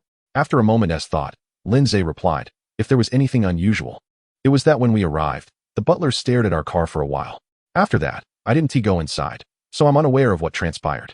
Saito continued to ask questions, and Lindsay answered truthfully. The system did not register any further rewards. After taking notes, Saito returned to report to Kitahara Ranka. Major, it appears these 2 have no significant issues. Their testimonies align. Additionally, they both mentioned a crucial detail. The Jiang residence is crowded with many eyes, from the butler to the servants, making the risk of leaks quite high. Kitahara Ranka snorted coldly. This Jiang Shiryao, despite our generous offers, remains uncooperative. He then donned his hat. You will personally lead a team to the Jiang residence and search for suspicious individuals. If Jiang Shiryao obstructs you, tell him it's my order. I am going to report to Colonel Matsuzaki. As Kitahara Ranka deemed Lindsay to be of little suspicion, his treatment remained relatively favorable. Even the military police guarding him provided meals, tea, and cigarettes. Lindsay was not anxious. If any real trouble arose, the danger detection card would surely alert him. However, Gao Xingping was not as comfortable. After all, he had been involved in numerous matters, several of which were closely tied to Zhou Sijing's death. and there were even suspicions that he had used Zhou as a shield. Throughout the night, he faced interrogation from various individuals. Fortunately, Gao had undergone many interrogations before, albeit as a questioner. He possessed sufficient experience. His responses were consistent, albeit not precisely clear, and he avoided contradictions. When discussing the suspicions surrounding the Jiang residence, he refrained from providing leading answers, simply stating the facts. After enduring such torment throughout the night, the next day, both men were informed they could leave. With Zhou Sijing deceased, their mission had concluded. Although they had failed to protect Zhou, they had at least provided the military police with a means to take action against Jiang Shiyao. Thus, with both merits and faults considered, any bonuses were out of the question. Upon exiting the military police station, Gao Xingping appeared disheveled and weary, with dark circles under his eyes, not from being beaten, but from fatigue. Lindsay offered a wry smile. "Director, look at the mess this has caused. I initially thought it was an opportunity, but it ended up like this." Gao Xingping, still shaken, remarked, "You saved me once more. If you hadn't timely awakened me with your words and prepared me, I might have blurted nonsense in front of the Japanese. Had they seriously suspected me and resorted to severe measures, it would have been disastrous." Lindsay reassured him. "You were friends with Saito. They wouldn't treat you like that. While this time may not have yielded merit, you have certainly endured hardship. Haven you. At least you made an impression in front of Major Kitahara. There is no need for excessive worry." Hearing this, Gao Xingping felt somewhat relieved. The two then headed to Dong Xingping to wash up. Gao Xingping, feeling utterly exhausted, decided to sleep there. Lindsay summoned a carriage back to the patrol station. Upon arrival, he found everyone gathered together. "What is going on? Aren't you supposed to be on patrol?" As everyone dispersed upon seeing him, not daring to speak, Wang Xiaoshou approached Lindsay quietly. "Sir, you've returned. We encountered a minor incident." Lindsay raised an eyebrow. "What incident?" Wang Xiaoshou appeared somewhat hesitant. "We were robbed." Lindsay was taken aback. "What happened here?" Wang Xiaoshou lowered his head, too timid to respond. Lindsay's anger flared. "So, in my absence, someone managed to steal from the patrol station? What is next? Will they come to my home?" Everyone lowered their heads in shame. Lindsay, usually kind to them, found himself in such a predicament, and they felt unable to face him. Zhuang Er, summoning his courage, spoke, "Sir, I slept in the station and truly heard nothing. The next morning, when I went upstairs to sweep, I found your office door ajar. I thought you were back, but upon looking inside, everything was in disarray. So I quickly called for help." Lindsay let out a slight sigh of relief. Aside from some military tickets and a few silver dollars in his drawer, there was nothing else of value. Just documents, nothing classified. He waved his hand. "Everyone go out. Patrol. Check if anything else has been stolen. If not, then it's clearly aimed at me. Keep your eyes peeled this month. Otherwise, no one will receive a bonus." The group held their breath and rushed out to search for the thief. Lindsay ascended the stairs to inspect the scene. The intruder had moved lightly. Aside from the disordered documents and open drawers, there were no other traces. The window latch was loose, indicating they had climbed from the exterior and used a blade to pry it open. However, given the lack of air conditioning units or pipes, how could this person have accessed the second floor from outside? Could there truly be an expert? Chapter 61. An intruder in my home. As the case remained unsolved for the time being, Lindsay decided to summon Wang Xiaoshou. After several exhausting days of work, it was time to delegate. "Please tidy up the office and select a few individuals to investigate this matter," he instructed. Wang Xiaoshou promptly agreed, aware of the intricacies involved. Having previously engaged in similar endeavors, not as a master thief, but as a pickpocket, which still counts as relevant experience, Lindsay called for a carriage to return home. After several days apart, the two sisters were overjoyed to see him. Guxia, shedding her usual reserve, exclaimed, "Master, would you like to take a bath?" Lindsay raised his hand dismissively. "It's nearly lunchtime. There's no time for a bath. Prepare a couple of simple dishes instead." Ecstatic, Xia hurried off to the kitchen. Ruoshua, eager to follow, was gently pulled back by Lindsay. "What have you been doing at home these past few days?" he inquired. With a slight bow of her head, Ruoshua fidgeted with her clothing, her large eyes blinking shyly. "I've been sewing with my sister," she murmured. "Sewing? What have you made?" Lindsay pressed, earning a blush from Ruoshua, who fell silent. Upon seeing her embarrassment, he narrowed his eyes. With a voice barely above a whisper, she stammered, "Just some pockets." Beep. Detected host intimidating a cute girl. Reward: 2 sets of pure cotton undergarments. Lindsay chuckled and reclined comfortably in a chair. "Come, massage my legs." Ruoshua first poured him a pot of tea and placed it beside him before obediently kneeling down to massage his legs. "Master, what have you been doing these past few days?" Lindsay languidly replied. What could I have been doing but earning money? How else could I support both of you? Ruoshua pouted. Then I shall eat less, so you won't tire yourself out. He playfully pinched her cheek. How can you have the strength to massage my legs if you eat less? Ruoshua giggled and proceeded to remove his shoes, tenderly kneading his feet. Before long, Gu Xie returned with a fried egg spiced with chili, along with some mutton from the butcher, which she intended to stew with radishes. After heating a few white buns and setting them on the table, she brought over a jug of wine and cups. Master, it's hot out. If you don't wish to eat buns, I can prepare some noodles for you later. Lindsay nodded. You two can have the buns. I will have noodles later. As he sipped wine and savored the dishes, the sisters set a small table beside him to make it easier to refill his cup. Once Lindsay had eaten his fill, Xie began preparing the noodles, kneading the dough with eggs and rolling it out into thin sheets. She cut the dough into strips and rinsed them in cool water, garnishing the dish with shredded cucumber, carrot, and a savory sauce made from minced meat and eggs before adding a clove of garlic for good measure. This dish is refreshing and filling, she declared. After the meal, they moved the chair into the shade to rest. One sister fanned him while the other massaged his shoulders. What a wretched life, Lindsay mused as he drifted off to sleep. Upon awakening that evening, he ventured to the station, only to find that the patrolling officers had uncovered no unusual activity. Wang Xiaoshou deduced that the thief was likely young, noting the light footprints on the wall, suggesting either exceptional agility or a lightweight physique. Later that night, after a refreshing wash attended to by Xie, Lindsay intended to rest well, having spent countless hours contemplating how to eliminate Zhou Sijing. The previous night's lack of sleep had taken its toll, even on someone as resilient as himself. At the stroke of midnight, Lindsay was stirred to wakefulness by a faint noise. Someone was tampering with the wooden slats of the window. The window creaked open silently, greased by the intruder. Then, a shadowy figure slipped inside. Lindsay observed closely, noticing that the system did not issue a warning. The intruder, moving stealthily, rummaged through his clothing hanging by the door, pocketing several notes from his uniform.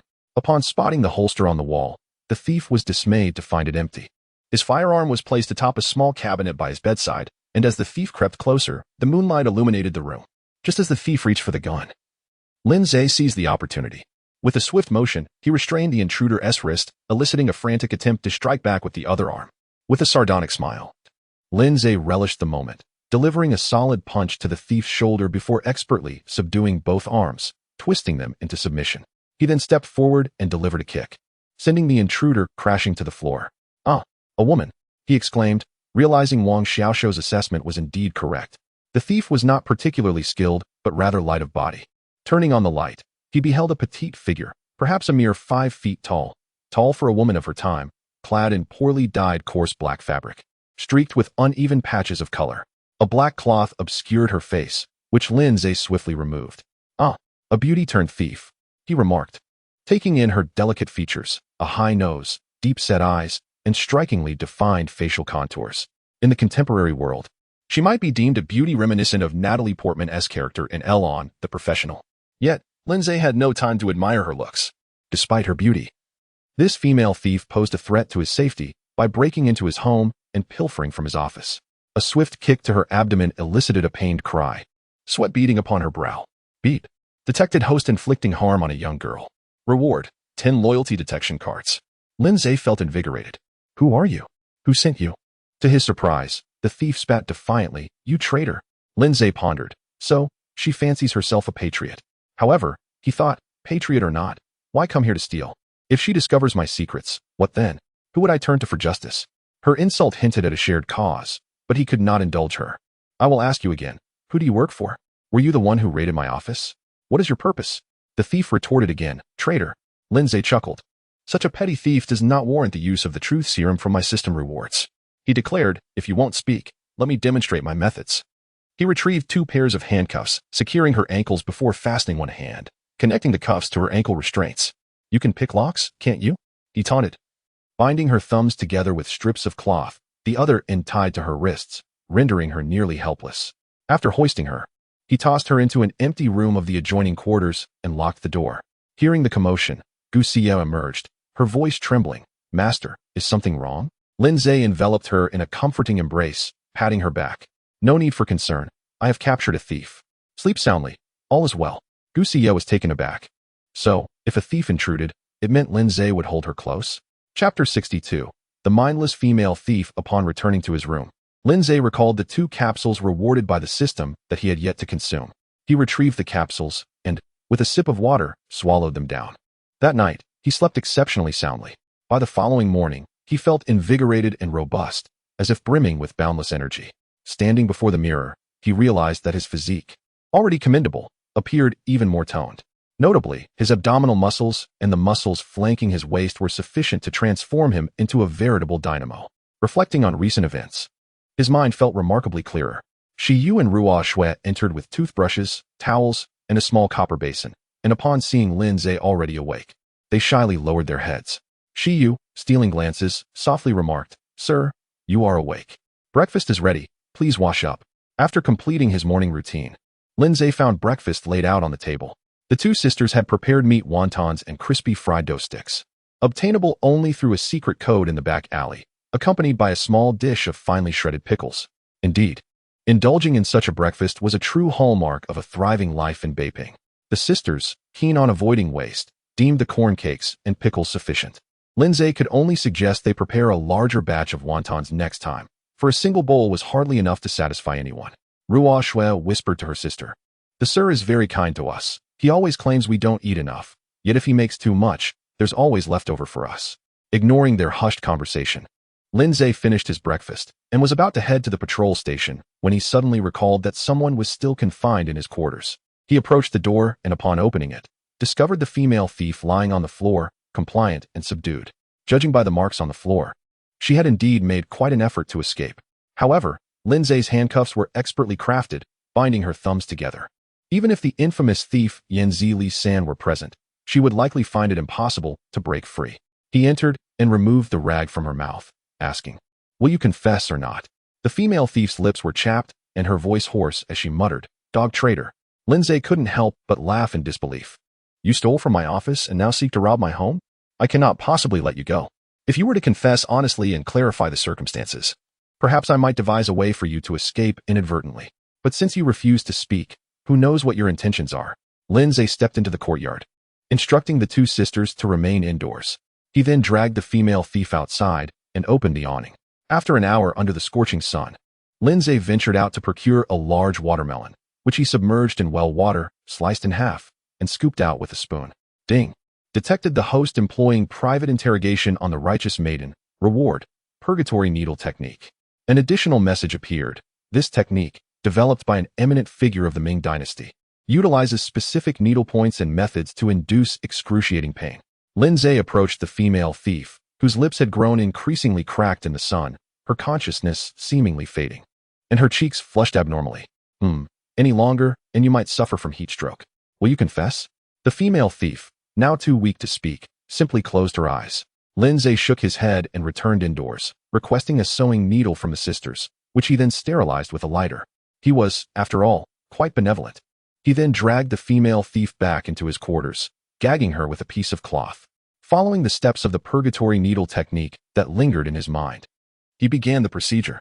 The moment the needle pierced her skin, her eyes widened in terror, her expression shifting from defiance to sheer panic. She thrashed violently, emitting inhuman screams from her throat. Ding! Detected the host brutally torturing the righteous maiden. Reward, tracking card X1. Lindsay halted his actions and removed the rag from her mouth. "This is just the beginning. I will ask you one last time. Will you confess? If you refuse to speak, I shall continue to pierce every acupoint and then ask again." Tears streamed down her cheeks as she resignedly nodded. She could not articulate the agony, as if the pain penetrated to her very bones and soul. The man before her was a demon. In a rare act of mercy, Lindsay fetched a bowl of water and offered it to her. "Tell me, who are you, and who sent you?" The maiden lowered her head. "My name is Tang Wana from the South City. No one sent me. I came of my own volition to acquire a gun." "You also stole from my office?" "Yes. I wanted a gun. When I found nothing in your office, I followed you here last night." Lindsay narrowed his eyes, lighting a cigarette. "Where else did you follow me?" Tang Wana, fearing another needle prick, replied anxiously, "I only followed you from the patrol station to here, nowhere else." Lindsay suppressed his murderous intent and continued, "What do you intend to do with the gun?" "To kill the Japanese and the traitors." "Had I not awakened and you succeeded in stealing the gun, would you have killed me too?" Tang Wana remained silent. "Where do you live?" "I have no home." "Who taught you to climb walls and pick locks?" "My father." "And where is your father?" "He joined the National Salvation Society and was killed by the Japanese." Lin Zhe felt a pang of frustration. It seemed her father had been a bandit of sorts. Who told you I am a traitor? Tang Wana replied. Does it require someone to tell? Everyone knows that the patrol captain at Dongbianmen is a favorite of the Japanese, commanding authority in the outer city, leading hunts for righteous men, and even speaks Japanese. Lin Zhe lost interest in the girl and called Wang Xiaoxiu, instructing him to bring 2 men. Shortly thereafter, Wang Xiaoxiu hurried over, and Lin Zhe pointed at the female thief. I caught this thief. Take her back and lock her up. Wang Xiaoxiu, naturally, complied without question. Lin Zhe beckoned him aside, knowing he had something to discuss. Xiaoxiu, this thief isn't too bad looking. Lock her in a separate room. And don't put her in handcuffs, understood? Wang Xiaoxiu thought to himself, the sir seems quite taken with this female thief. Keeping her in a separate room without handcuffs suggests he might take her out one night to keep her.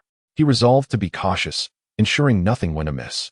The group returned to the patrol station, where Lin Zhe made a phone call to the bureau, learning that Gao Shiping had yet to report for duty. He mused that Gao must have been quite frightened, likely suffering from psychological trauma, even skipping work. With the chief absent, the department heads reveled in their freedom, and Lin Zhe arranged for them to drink together at noon, to which they readily agreed. Thus, another banquet unfolded at midday, where these middle-aged men, having indulged in drink, began to pontificate on matters of state. From the situation in Europe to that in Songhu, the conversation inevitably turned to women, leading to suggestions of visiting the brothels post-meal. Who would venture to the brothel at midday? The technicians haven't even reported for work. Lin Zhe declined their invitation, citing business at the station, and returned to the patrol station for a midday nap. Feeling that peace reigned in the district that day, he decided to head home. Chapter 63. Unexpected gains. The leisurely days persisted for many days. As October commenced, a sensational piece of news emerged from Beiping. Jiang Shiyao, who had recently basked in glory, was unexpectedly dismissed by the Japanese. To everyone's astonishment, his successor was none other than the former director of the Beijing Police Department, Yu Jinhao. Lin Zhe, perusing the newspaper at the patrol station, contemplated the implications. It seemed the Japanese had long been plotting to oust Jiang Shiyao. After all, this individual had been amassing wealth in his position, contributing little to the goodwill between the two nations. Following the assassination attempt on Zhou Xijing, which had failed to yield the assailant, even Colonel Matsuzaki Naoto expressed his fury, ordering Kitahara Ranjie to conduct a thorough investigation, regardless of who was involved. Kitahara scoured Jiang's residence, interrogating everyone from the steward to the servants, even tapping Jiang Shiyao's phone. The investigation yielded shocking revelations. It appeared Jiang's household could host a spy convention. Initially, they apprehended an individual with connections to the south, who, surprisingly, was not sent by the Revival Society but was instead kept by Jiang Shiyao to maintain ties with southern factions, hoping to preserve a semblance of influence. Matsuzaki was incensed. How could Jiang, while pocketing my money and holding an official position, still be in cahoots with the southern faction? Utterly absurd. Subsequently, several suspicious individuals were uncovered among Jiang's staff, including spies sent by Wang Qimin, the chairman of the Maintenance Society, and agents infiltrating Jiang's estate for smuggling operations. Most alarmingly, a spy from the Northern Red faction was discovered hidden within Jiang's household. At this juncture, Zhou Xijing's fate became inconsequential. After extensive deliberation among the senior officials of the North China garrison, the Japanese decided to relieve Jiang Shiyao of his duties. Considering his advanced age, with only a few years left to live, they opted not to execute him, instead placing him under house arrest. As Lin Zhe read the newspaper, Wang Xiaoxiu entered to serve tea. Sir, do you recall the saying? One moment you are hosting guests, and the next, your house is collapsing. Jiang's reign lasted but a few days. As he spoke, he discarded the remnants of tea from the cup and brewed a fresh pot. In my opinion, one should not hold office too grandly nor too insignificantly. A minor position leads to endless toil, while a major one brings excessive worries. A moderate rank offers both dignity and security. Lin Zhe closed the newspaper. Ah, Captain Wang, you certainly possess insight into the ways of governance. Wang Xiaoxiu, diligent and perceptive, took charge of the aides. Now, he served as the temporary squad leader. Wang Xiaoxiu placed the teacup beside Lin Zhe and, with a playful grin, remarked, Lin, if we are discussing the path of governance, I have resolved to follow in your footsteps. Just then, the telephone rang, prompting Lin Zhe to gesture for Wang Xiaoxiu to leave. Hello? Dongbianmen Patrol Station. Lin, it's Gao Shiping. Let us have lamb at Zhongyang Tower for lunch. Ever since the previous incident, Gao had come to regard Lin as a true brother. No matter how flawed a person may be, emotions still bind them. Gao, driven by greed, had not yet sunk to irredeemable depths. For Lin, who had saved him several times, his sincerity remained intact. Splendid. I was just pondering what to eat. How about noon? After a moment's thought, Gao added, let us meet a bit earlier to discuss matters. Lin Zhe hung up, his mind racing. What could Gao possibly want to discuss? His gaze fell upon the newspaper again. With Jiang Shiyao's dismissal and Yu Jinhao's ascension, the position of director of the Beijing Police Department was now vacant. Gao certainly had no hopes for it, but as those ahead progressed, so too would those behind. It was likely a fortuitous development. After idly processing a few documents, Lin glanced at the clock. It was nearing 11. He instructed Wang Xiaoshou to summon a vehicle while he changed out of his uniform into a long black silk gown before heading out. Upon arriving at Zhongyang Tower, Gao had yet to arrive, so Lin opted for a private room upstairs. Though the faade of Zhongyang Tower was modest and less grand than establishments like Quanjude, it was indeed an excellent restaurant. Previously, figures like Yuan and Duan often dined here. The establishment was renowned for its two specialties, crabs and lamb. The crabs at Zhongyang Tower were procured from Tianjin, carefully selected for their size and fattened in baskets for a few days until they expelled impurities, making them suitable for sale. The lamb was equally exceptional. Zhongyang Tower maintained its own sheep pen outside Yongding Gate, where sheep were raised, fed with fine grains to gain weight, and cleansed of any gamey flavor with spring water. Furthermore, they had developed a unique technique for pressing the meat. After disassembling the lamb into different cuts, they would place a large block of ice atop the meat. After a day and a night, the unpleasant odors were eliminated, and the meat was easy to slice, yielding thin cuts as delicate as a cicada's wings. What would you like, sir? The waitstaff at Zhongyang Tower were particularly refined, catering to the many dignitaries who frequented the establishment, unlike other restaurants that shouted orders. Lin ordered 4 crabs, 2 males and 2 females, along with a hot pot. A pound of lamb, some crispy fish, cold lamb head, stir-fried meat slices, and kung pao chicken. After a moment's thought, he decided on 4 ounces of Qinglu Daku from Hengfeng Tai for the wine. This Qinglu Daku would later evolve into Mianzhu Daku. Following the establishment of public-private partnerships, several distilleries merged to form what became known as the Jiannan Spring. Before the lamb pot had even begun to boil, Gao arrived, his face alight with joy. He sat down and took a sip of wine. Brother, you has been promoted to mayor. Lin nodded, encouraging him to eat. I've read about it. Can you elaborate? Gao, brimming with pride, declared, look at how many tasks Yu Jinhao has accomplished for the Japanese. Not to mention, every time the gendarmerie apprehends someone, they require the assistance of the investigation team, right? He enthusiastically picked up a piece of lamb head, pausing to add, he even studied in Japan. Lin raised his glass. So, does that mean your good fortune is imminent? Gao burst into laughter, clinking his glass with Lin's. Indeed, I'll take whatever arrangements are made. Where I go makes no difference. Lin discerned that Gao was likely to become a deputy in the department. Gao leaned in conspiratorially, rest assured, brother, once I rise, I will certainly consider your interests. Lin chuckled, I'm also open to arrangements. As long as it's for my elder brother, it matters not where I go. After downing several more cups, Gao exhaled deeply. To be honest, the last incident truly rattled me. Who could have anticipated such a turn of events? Now, let us work diligently, for our good days are yet to come. Chapter 64. A sudden turn of events as the two indulged in their meal. An unexpected knock resonated through the private room. Gao Xingping set down his chopsticks, expressing his discontent. Come in. To their astonishment, it was the head of the General Affairs Department from the 3rd District Police Station. He rushed in, exclaiming, Director, there's an urgent meeting in the hall. You must hurry. The phones are nearly overwhelmed. Upon hearing this, Gao Xingping, not daring to delay, hurriedly descended the stairs. Lin Zhe greeted the General Affairs head, saying, Brother, since Gao is busy, why not stay and share a drink? The General Affairs head grimaced, My dear Lin, I fear there will be no drinking today. A grave situation has arisen. Lin Zhe chuckled, What's the matter? Did your wife find out about your little affair? The General Affairs head leaned closer, whispering, Brother, haven't you heard? The Japanese have just ordered the city gates to be closed. Lin Zhe's heart sank. This was indeed a serious matter. In Beiping, the closure of city gates was no trivial occurrence. During the fierce battles with the Japanese, the 29th Army had merely piled sandbags and fortified the gates, allowing civilians to pass after inspection. Even after the Japanese had entered the city, they only enforced stricter inspection protocols, closing the gates at night while allowing normal passage during the day. After all, the livelihoods of millions depended on supplies from outside, coal from the western hills, water from Yuquanshan, and vegetables from the southern suburbs. If the gates were shut for even a few days, the entire city would be left to face starvation. Lin Zhe rose, incredulous. What do you mean, closing the gates? Surely you jest, brother.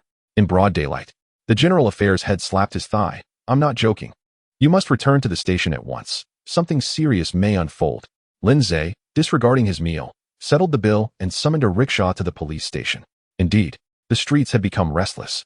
News of the gate closure spread, causing some citizens to barricade themselves in their homes, while others gathered in small groups to speculate on the reason behind the closure. Many hurriedly rushed to the grain shops, anxious to purchase mixed flour.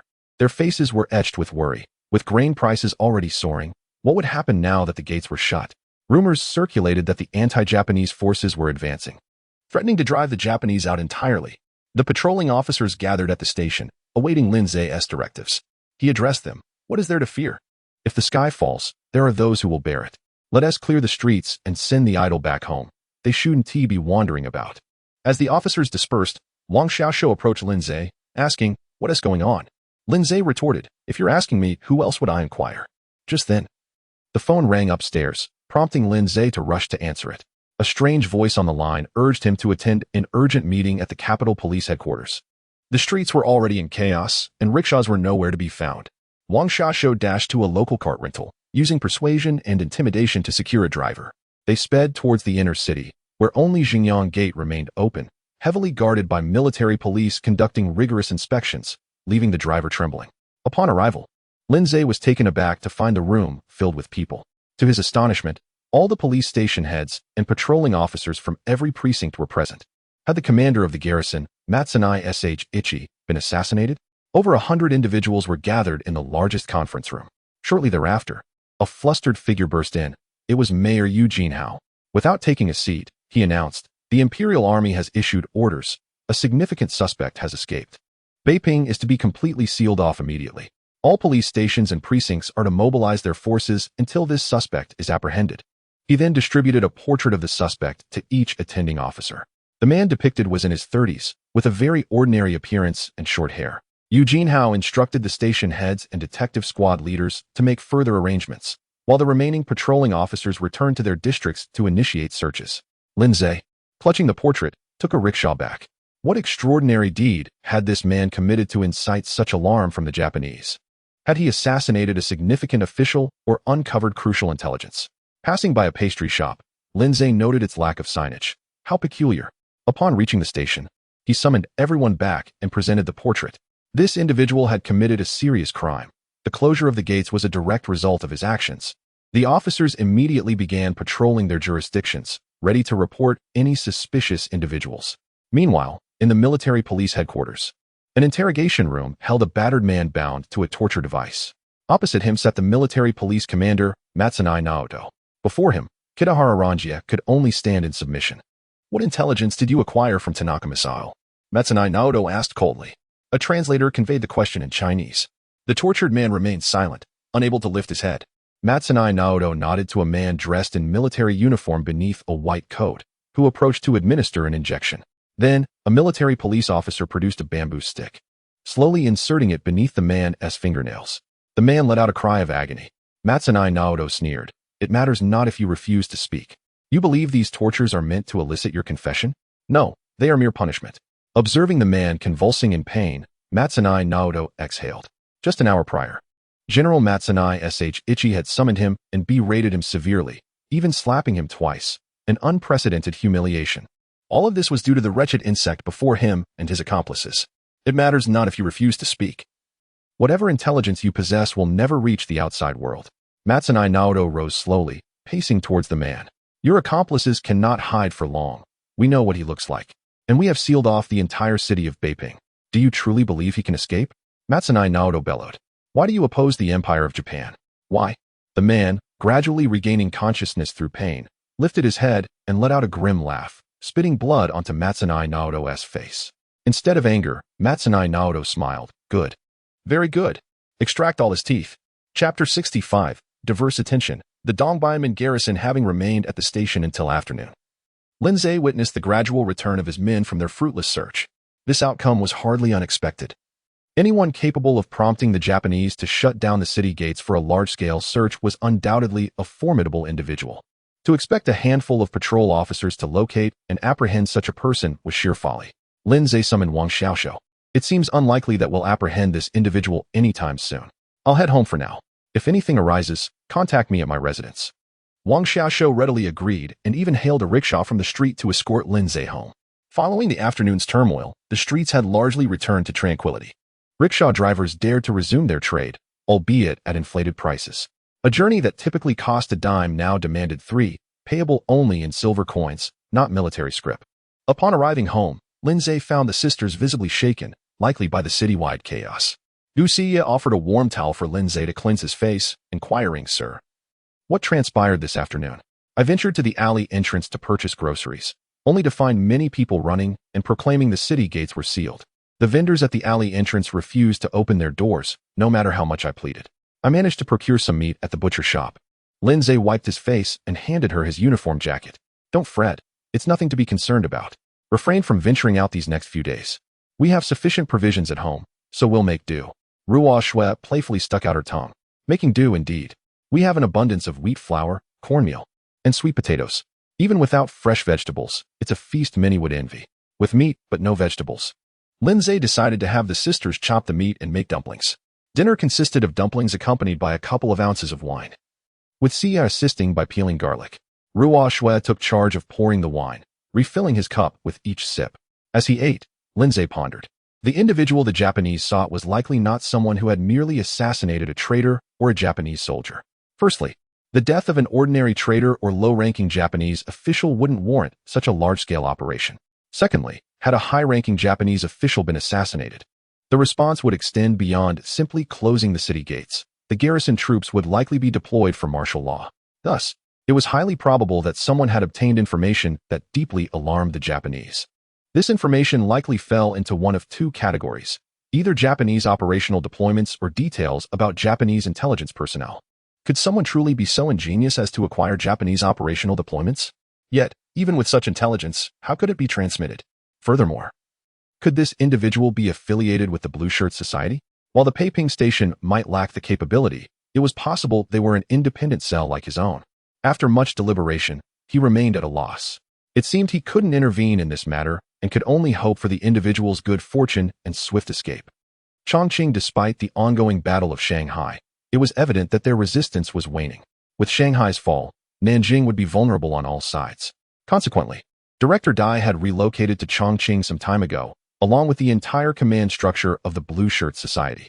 In addition to continuing the dispatch and command of covert operatives across various regions, Director Dai was also restructuring the administration of the Special Service Section, with the intention of establishing a new intelligence agency. At that moment, Director Dai paced back and forth in his office. Secretary Mao Dafeng stood nearby, reporting. Regarding the anomalies in Beiping, there has been no information from the 1st, 2nd, or Cha-Harsui-Yuan stations. The first station's last report indicated that the enemy had deployed several signal detection vehicles, and they were preparing to maintain radio silence for a period. Director Dai impatiently lit a cigarette.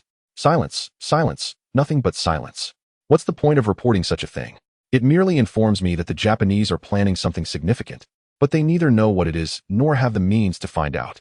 Dafeng, I truly don't know what to say about your cousin. Mao Dafeng remained silent, unable to offer a response. After a moment, he cautiously suggested, Director, could it be related to the Second War area? Director Dai retorted with venom. That Yin Shishan, even at this juncture, clings to his independent kingdom. He refuses to allow our personnel to be stationed there, insisting on running his own intelligence network and refusing to share information with us. Now, look at the situation. If something happens, we can't even offer assistance. Assistance was out of the question. Seizing credit was imperative. A Director Dai who couldn't seize credit was a disgruntled one. Shanxi Province Yin Shishan was raging in the Second War area headquarters. Find the traitor. We must find the traitor. We barely managed to seize Pingsingwen, only to lose it again. Before the 14th Army even reached Shinko, the Japanese knew our deployments. How can we fight this war? A staff officer responded. Shinko cannot be lost. If Shinko falls, Taiyuan will be indefensible. We have divided our forces into 3 corps across a 25-kilometer front, each mutually supporting the others.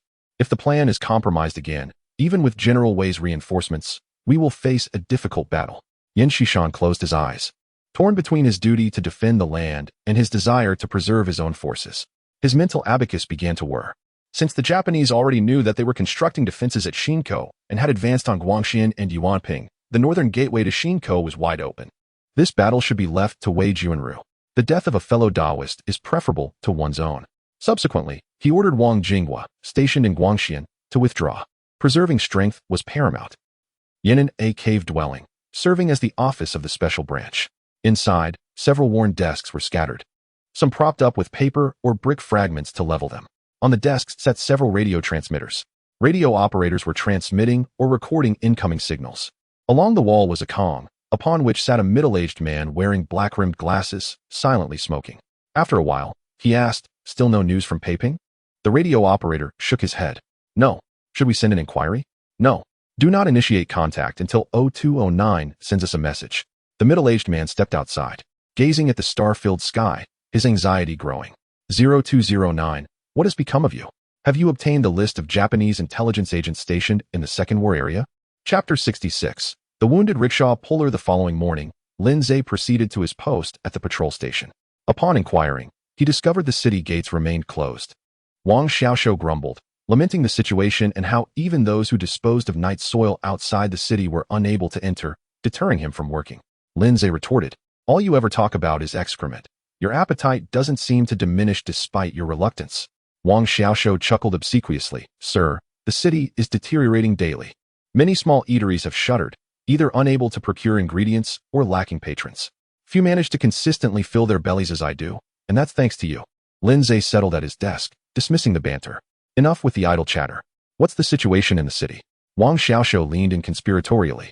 "I heard gunfire in Outer District 1 last night. Perhaps they've located the individual." Also, he lowered his voice. "The female bandit cell was empty this morning. She seems to have absconded. I've already filed a report." Wang Xiaoshou winked, assuming Lin Zhe had orchestrated her escape.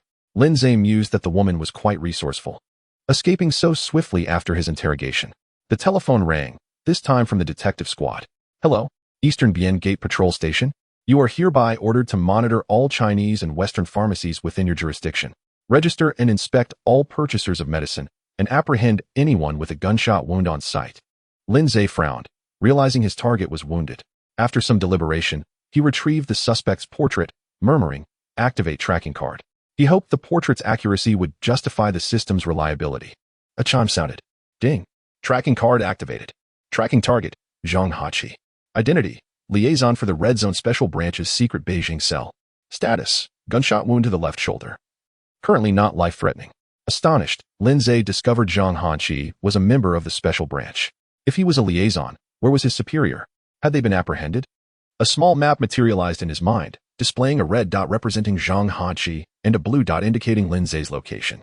A countdown in the upper right corner indicated a little over 4 hours remaining for tracking, identifying Zhang Hachi's location near South Xinhua Street in Outer District 2.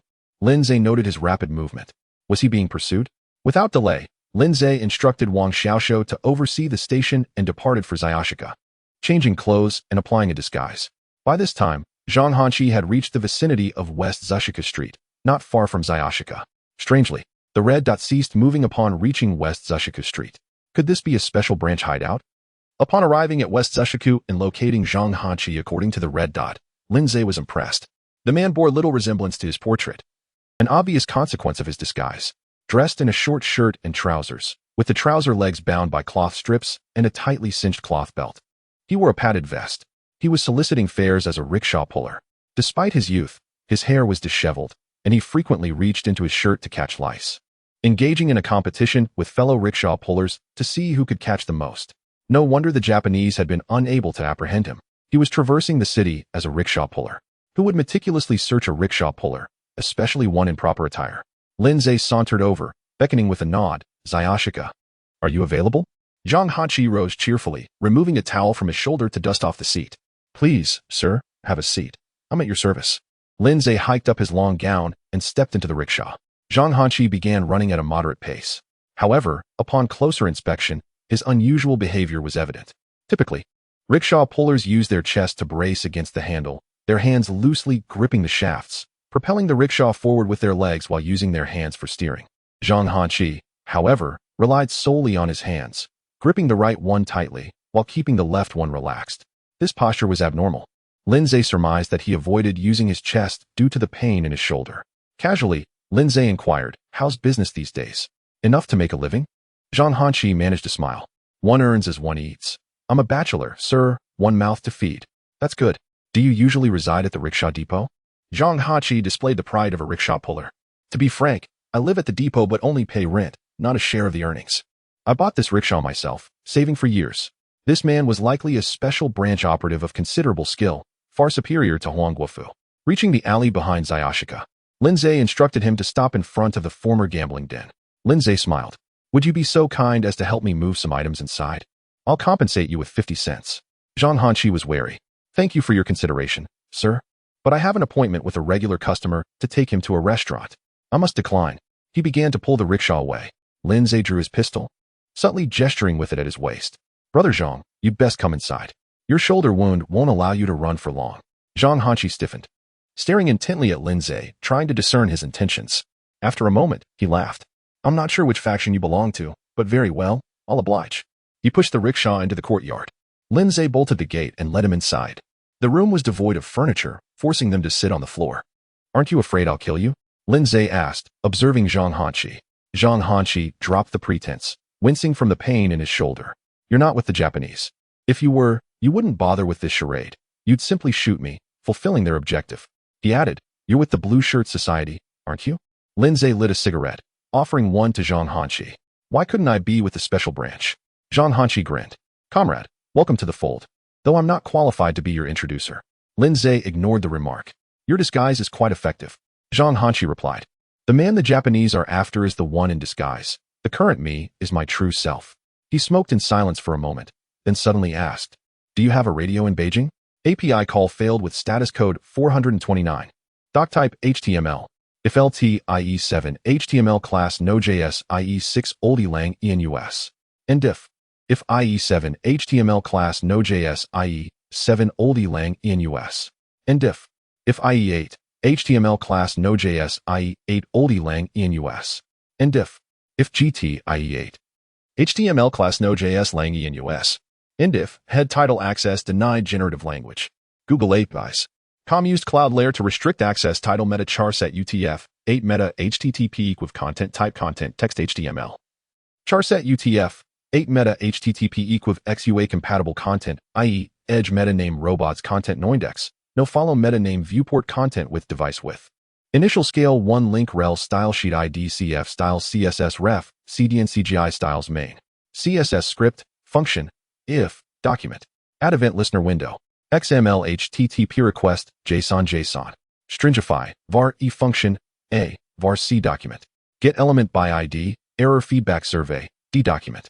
Get element by ID, error feedback success. B new XML HTTP request. A, event. Feedback clicked, properties, error code, 1015, helpful. A, version, 1, B. Open, post, HTTPS, Sparrow. Cloudflare. Com API v1 event. B. Set request header, content type, application JSON. B. Set request header, Sparrow source key, C7715F4B54944B4 to 6144B7N1. B. Send JSON. Stringify, A. C. Class list. Add, feedback hidden, D. Class list. Remove, feedback hidden, document. Add event listener, DOM content loaded, function, var document. Get element by ID, error feedback, C document. Get element by ID, feedback button yes, D document. Get element by ID, feedback button no. Class list in A, class list. Remove, feedback hidden, C. Add event listener, click, function, E. 0. D. Add event listener, click, function, E. 1. Script defer SRC HTTPS, performance. Radar, Cloudflare, ComBeacon. JS script, head body div ID CF wrapper div class, CF alert error CF cookie error, hidden ID, cookie alert data translate, enable cookies, please enable cookies. Div ID CF error details class P. 0 header class MX auto point.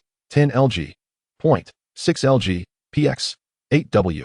240 LG. W full MB. 15 anti-aliased H1 class inline block MD. Block Mr. 2 MD. MB. 2 font light text, 60 MD, text. 3 XL text black dark leading tight, span data translate error span 1015 span H1 span class inline block MD. Block heading ray ID, font mono text, 15 LG, text SM LG, leading relaxed ray ID. 9307F779B4261D2 bull.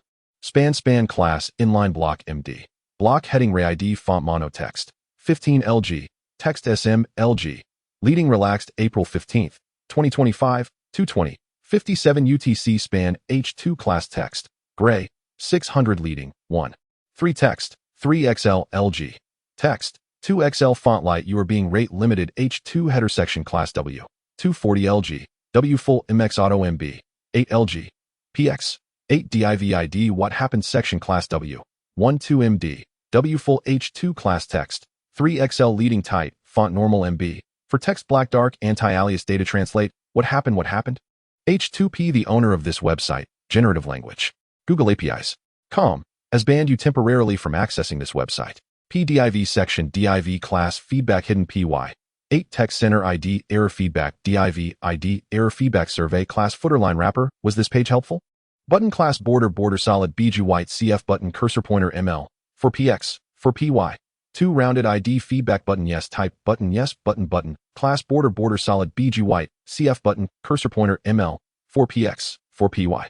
2 rounded ID feedback button no type button no button div class feedback success feedback hidden ID error feedback success. Thank you for your feedback.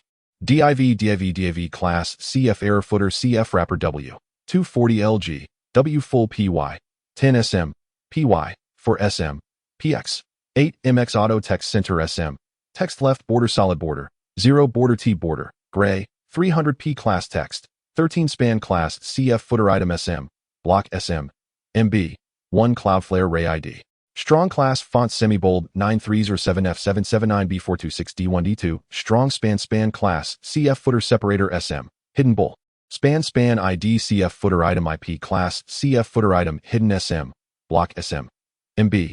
1 your IP. Button type button ID CF footer IP reveal. Class CF footer IP reveal BTN. Click to reveal button span. Class hidden ID CF footer IP 43. 164. 133. 114 span class CF footer separator SM. Hidden bull. Span class CF footer item SM. Block SM. MB. 1 span performance amp. Security by span rel nupener norfura ref https www.cloudflare.com 5xx. Error. Landing ID brand link target blank Cloudflare span p script. Function D. var ba. Get element by ID. CF footer item IP. CA. Get element by ID. CF footer IP reveal. B class list and B. Class list. Remove. Hidden. C. Add event listener. Click. Function. C. Class list. Add. Hidden. A. Get element by ID. CF footer IP. Class list. Remove. Hidden. var document. Add event listener. A. Add event listener. DOM content loaded. D. Script div. Error footer. div. CF error details. div. CF wrapper. Script window. CF translation. Script body HTML chapter 68. What are you murmuring about? The following day, Lin Zhe first visited the residence at Xiaoshiko, where he stowed away his cosmetics and several outfits into his spatial storage. Frequently altering his appearance at this location posed inherent security risks, but with the advent of spatial storage, matters had become considerably more manageable. Furthermore, the household registration page he had inadvertently created had transformed into a protective talisman. As long as Lin Zhe refrained from any further association with the Xiaoshiko address for a period, it would gradually be cleansed of its dubious past. Even if his identity were exposed, he could still utilize this guise to evade capture. Of course, the likelihood of such a scenario was minimal. He meticulously wiped down the firearms he had collected and placed them into the spatial storage as well. Zhang Hanqi's words had served as a timely reminder.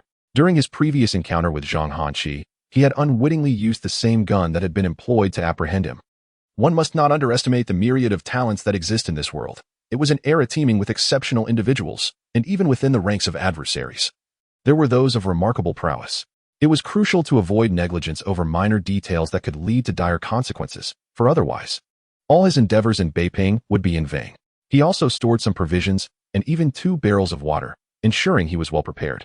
Were it not for the suspicion that would arise from a sudden visit to the apothecary for medicinal supplies, Lin Zhe would certainly stockpile some medicine.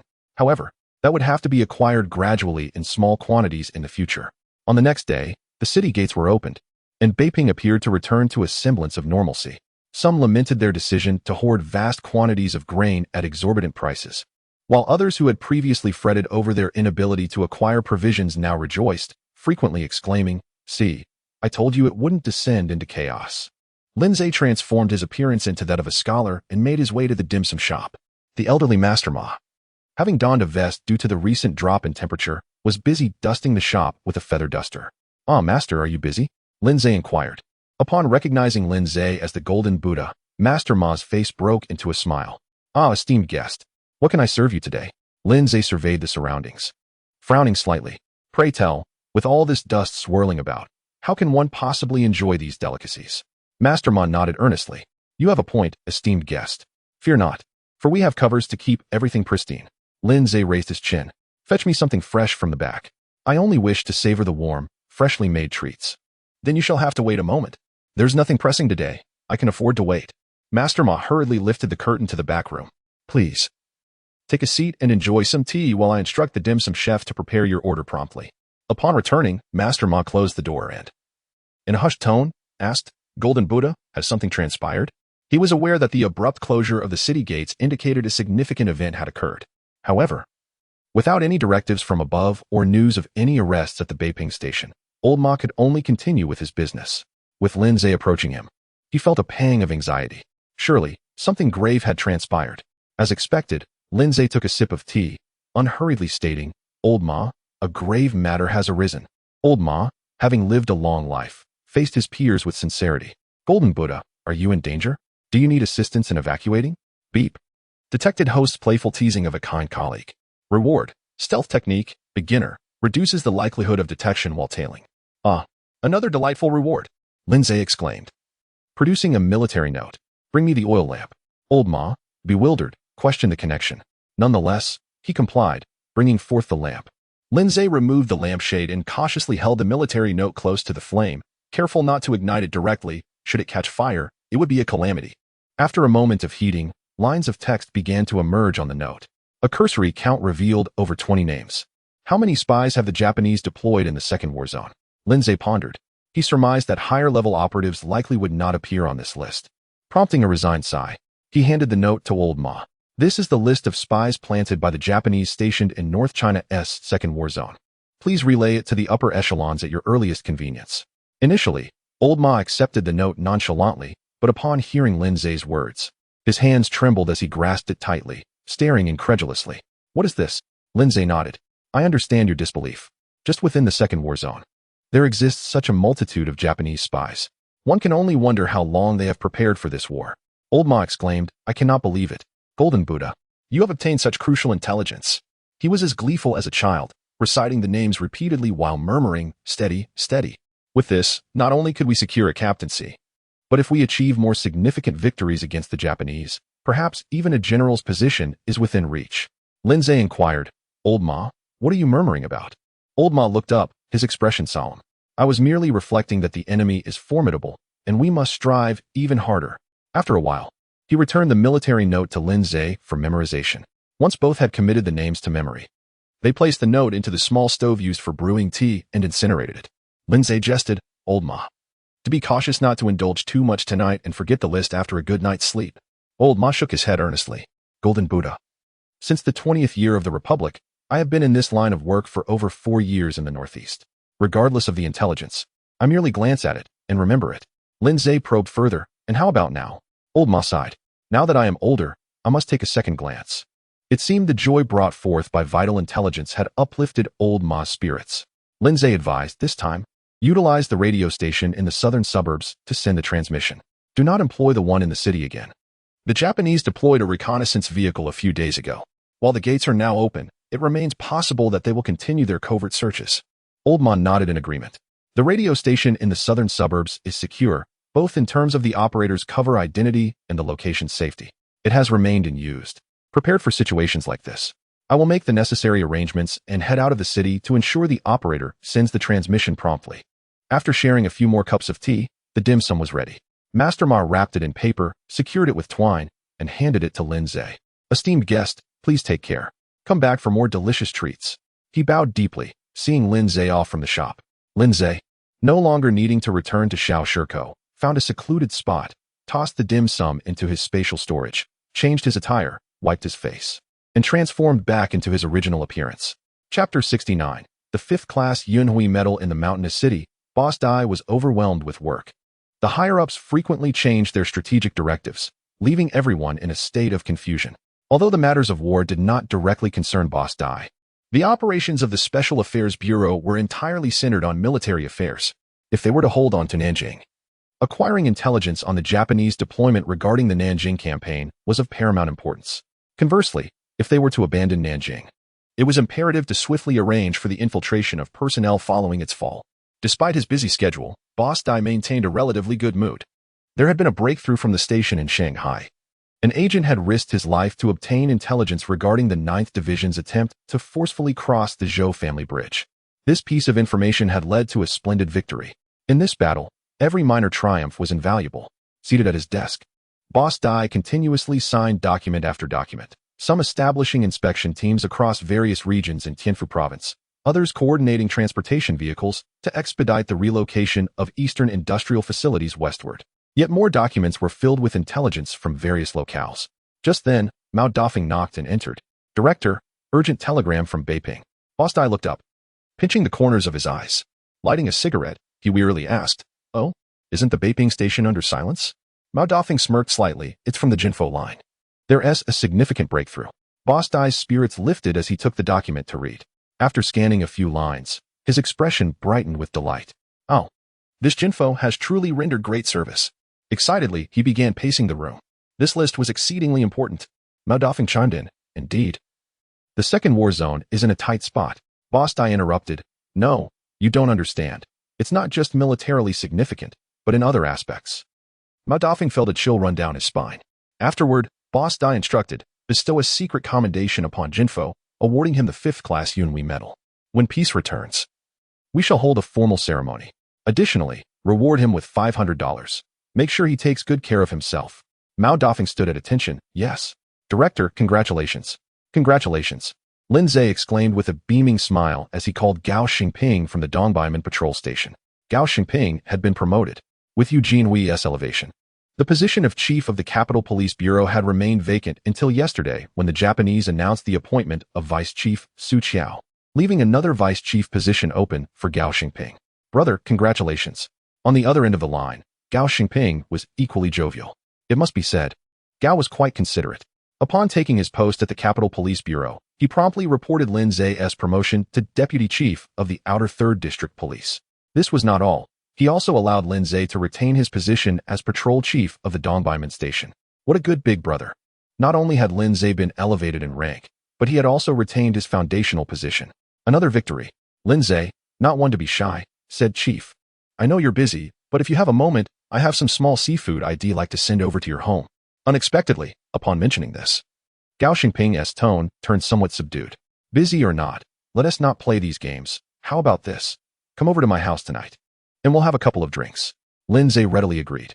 After hanging up, he pondered why Gao Xingping, having just been promoted, invited him over for dinner.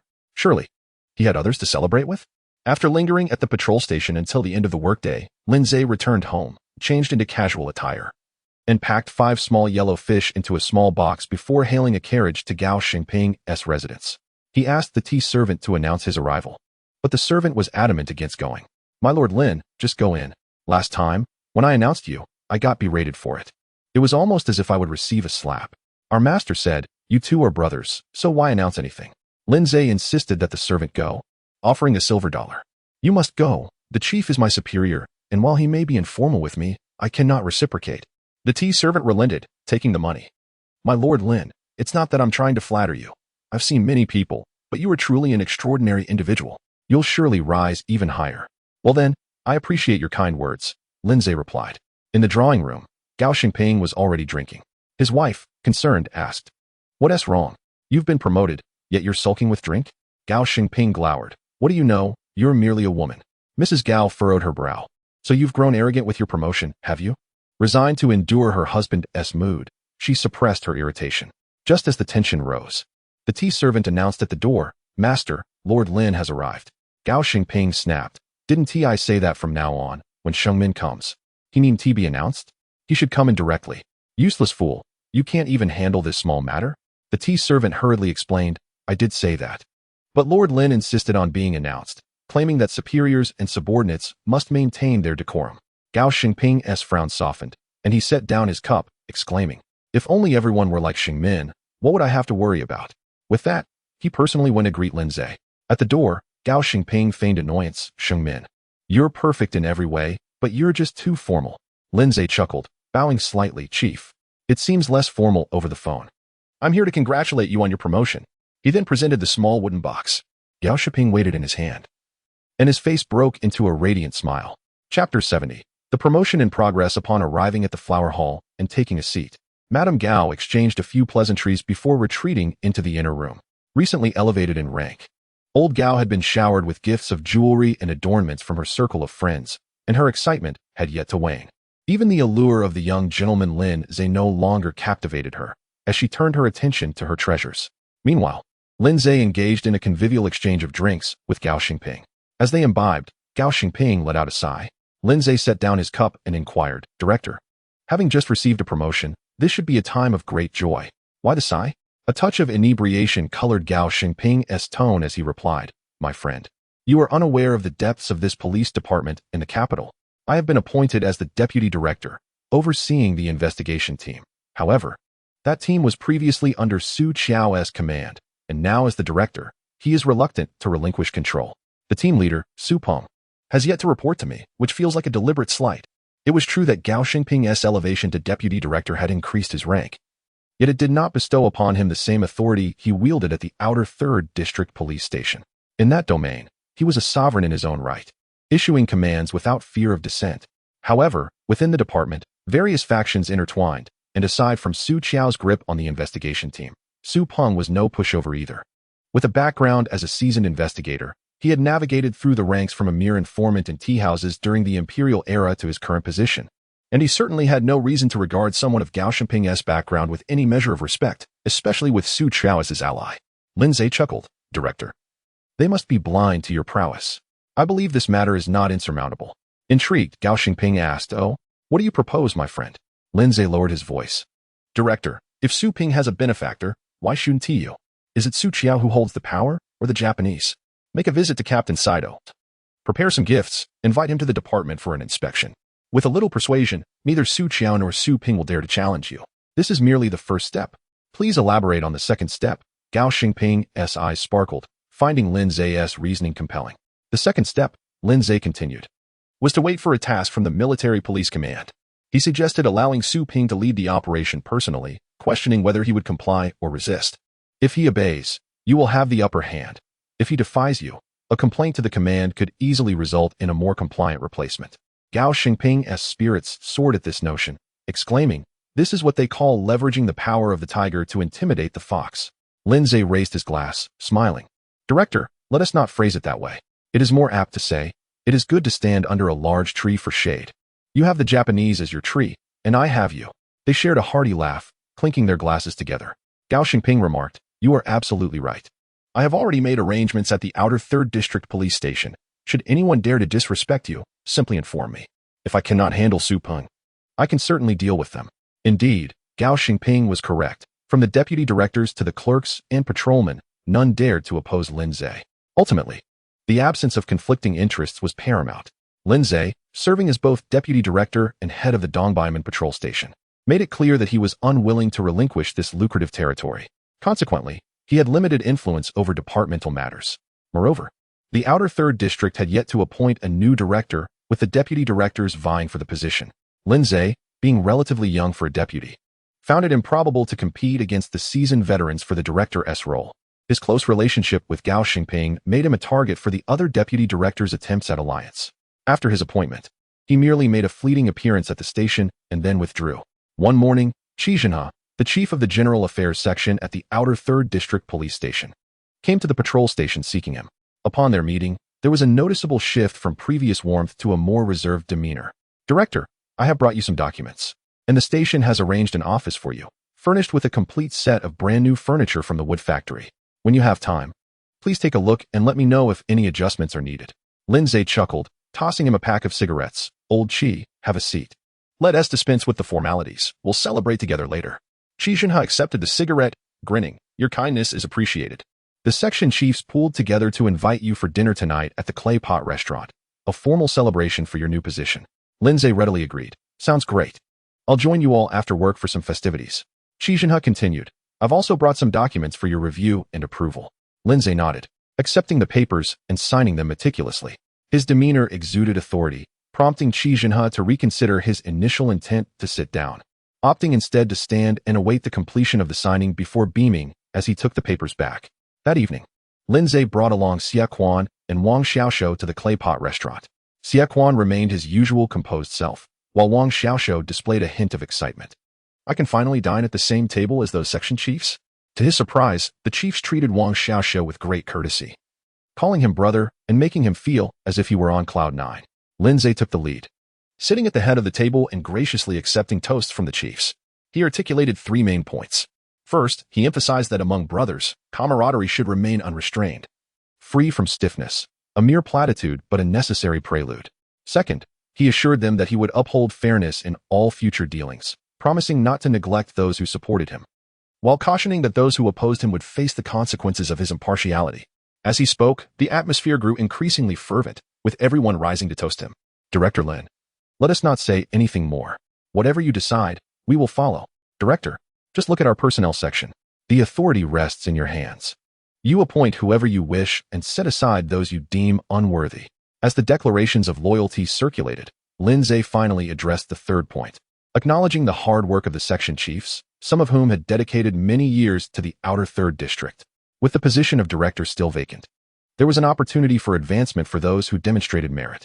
He assured them that he would advocate for their efforts to the higher-ups. The chiefs were moved, exclaiming, "What an admirable leader! We are proud to serve under Director Lin." Chapter 71. A visit to the theater in the midst of revelry. The Chief of General Affairs, Chi Jinhe, proposed, Director, this evening, the Shengping Theater has posted a new performance featuring the renowned old performer, Yu Shuyan, in his acclaimed role of drumming and cursing Chow. I managed to procure a few tickets through a friend. Shall we attend?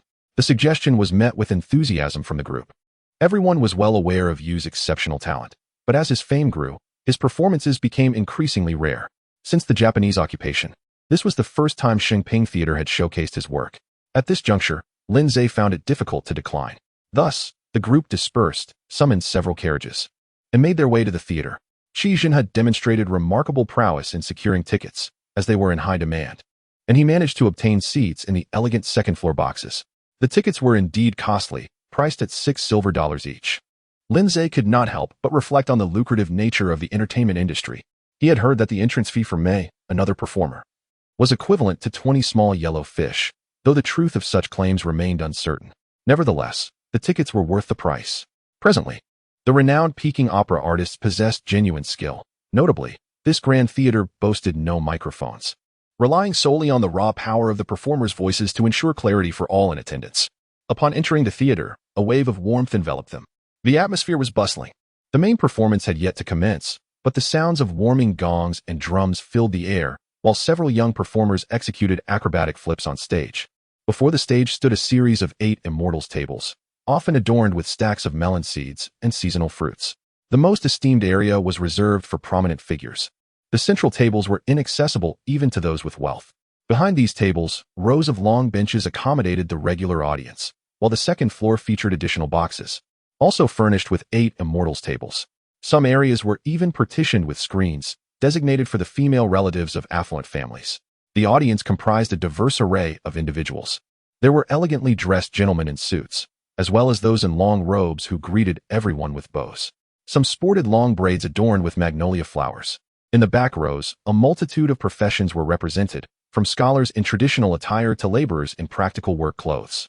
In this venue, individuals who might never cross paths outside found a shared identity as theater enthusiasts. Upon encountering one another, regardless of familiarity, conversations would often revolve around the day's performance, Yu Shuyan, and the ongoing reform trends in Peking opera. If the discussion flowed well, it was not uncommon for 2 strangers to forge a friendship. Of course, some conversations proved less harmonious, leading to silence. Those with impatient tempers might even engage in quarrels, and in a fit of anger, a full-blown brawl could ensue. The men of Beiping were always eager to witness a spectacle, finding the conflicts between others far more entertaining than the performance itself. As the audience settled in, vendors began to circulate. One hawker, balancing a tray of cigarettes, called out, "Hardamans de Chongjio, Laodao brand Sampatai, whatever you wish to smoke, we have it all. Both boxed and loose. Just give a shout if you desire a smoke." Meanwhile, another vendor, holding a platter of roasted sweet potatoes in one hand and fanning with the other, wafted the enticing aroma towards the crowd. The sweet scent was irresistible.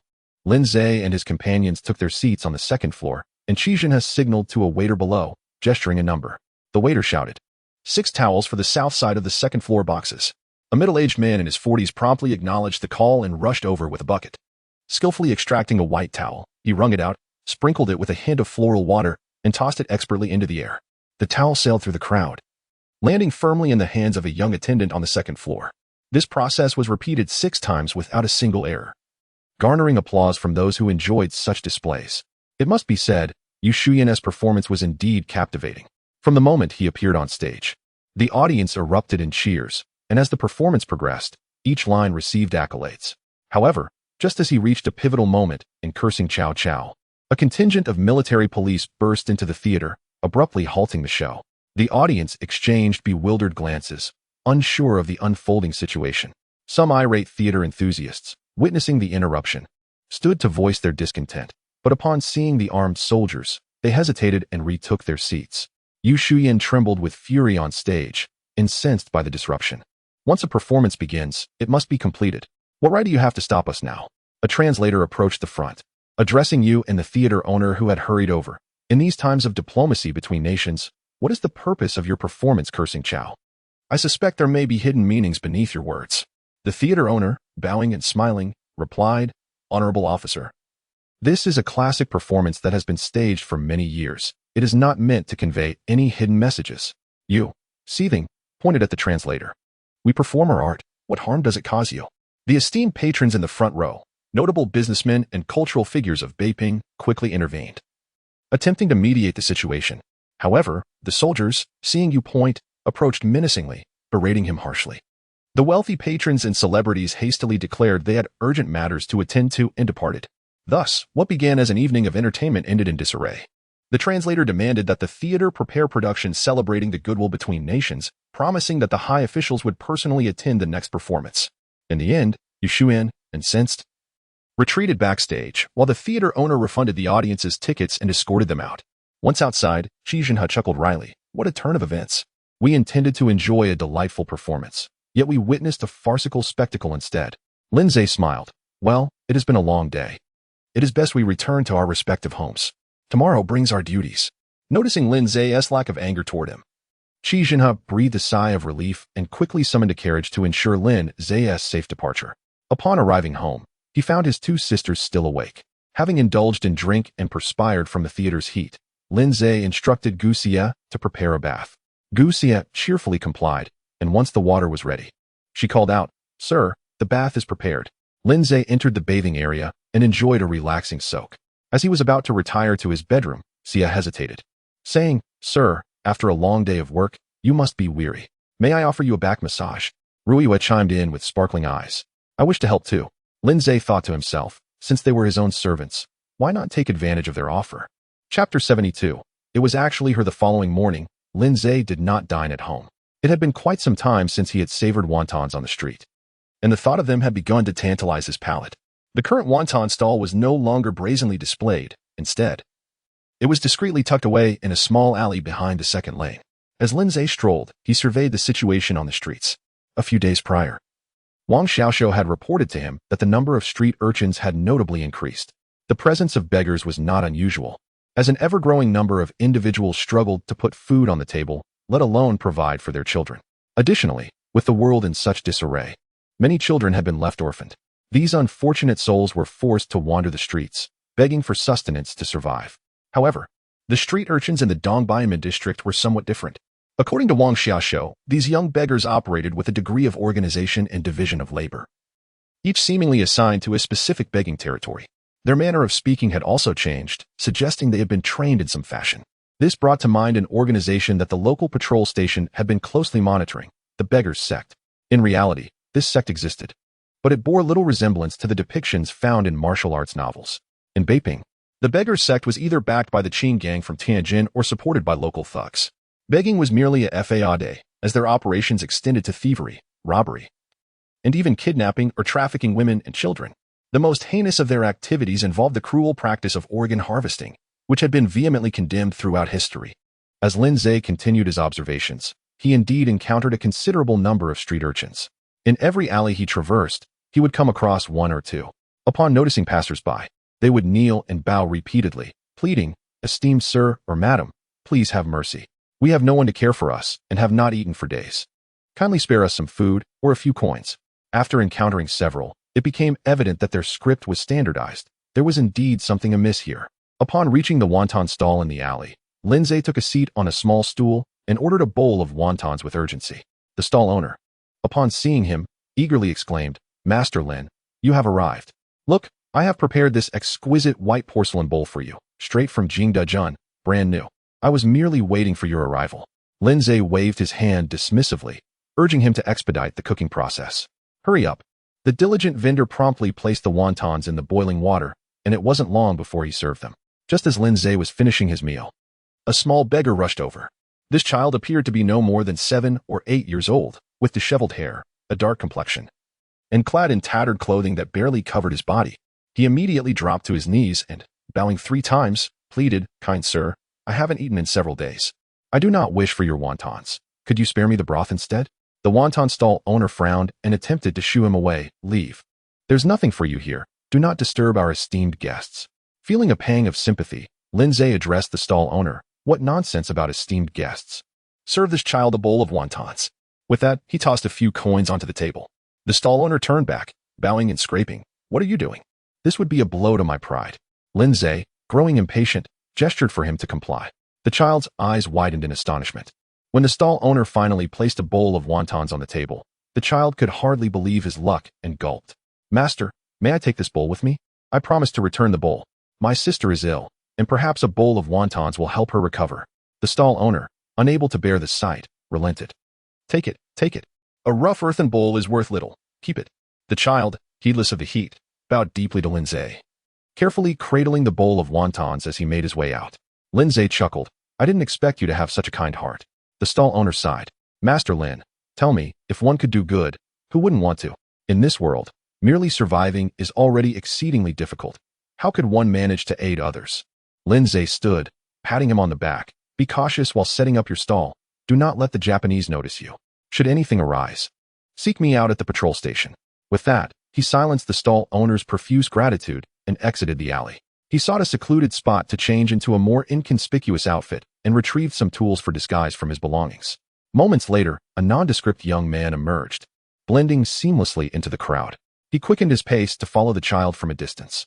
The child maneuvered through several alleys, eventually reaching the easternmost edge of the outer 3rd district, where the reclining Buddha temple stood. He then proceeded southward to the Guangdong province's Yuan, finally disappearing into a dilapidated alley. Lindsay scaled the wall and continued to follow at a distance. Eventually, the young beggar entered a crumbling courtyard, whose neglect was evident in the collapsed-out buildings and the main structure, which bore numerous scars, long devoid of its protective function. Peering over the courtyard wall, Lindsay observed several street urchins gathered inside. To his astonishment, they were engaged in a lesson. He initially thought he was mistaken, but indeed, they were being taught. A woman stood at the front, holding a piece of charcoal, drawing and writing on the ground while guiding the children in recitation. Do Yenshan, a man of righteousness. The child who had carried the bowl of wontons entered, exclaiming, Sister, are you feeling better? Look, I brought a whole bowl of wontons." Upon hearing this, the woman lifted her head, coughing softly. Her complexion was pale, yet her cheeks bore an unusual flush. It was none other than the mindless female thief. What was her name again? After a moment, Lindsay recalled. Her name was Tang Wanner. Could it be that his previous actions of leaving her exposed to the sun and administering needles had caused her to fall ill? Tang Wanner smiled at the child. "Sanwazi, you are quite resourceful, managing to acquire a whole bowl of wontons." The child beamed with pride. "Sister, I encountered a kind-hearted person. I only intended to ask for some wonton broth, thinking it might contain some fat to help you recover. To my surprise, they gave me an entire bowl of wontons. Please, eat quickly. Today, fifth brother and the others might manage to gather a few coins. Once we have enough, we will buy you medicine." Tang Wanner coughed a few more times, accepting the bowl and sipping some broth before sharing the wontons with the other children. Lindsay had initially intended to leave, but reconsidered. These young ones, traversing the streets, could prove invaluable in the future. Moreover, if he could nurture a few clever ones, he might very well establish a reliable network. Such self-trained individuals would inspire confidence.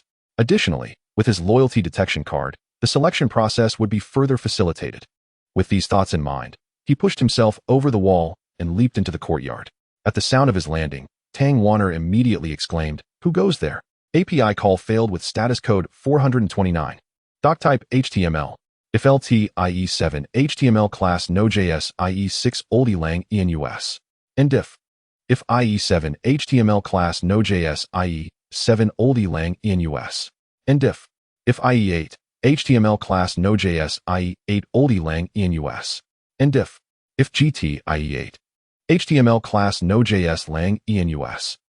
And if head title access denied generative language. Google APIs. Use Cloudflare to restrict access title meta charset UTF. 8 meta HTTP equiv content type content text HTML. Charset UTF. 8 meta HTTP equiv XUA compatible content, i.e. edge meta name robots content noindex. No follow meta name viewport content with device width. Initial scale 1 link rel style sheet ID CF style CSS ref CD and CGI styles main. CSS script function if document. Add event listener window. XML HTTP request JSON.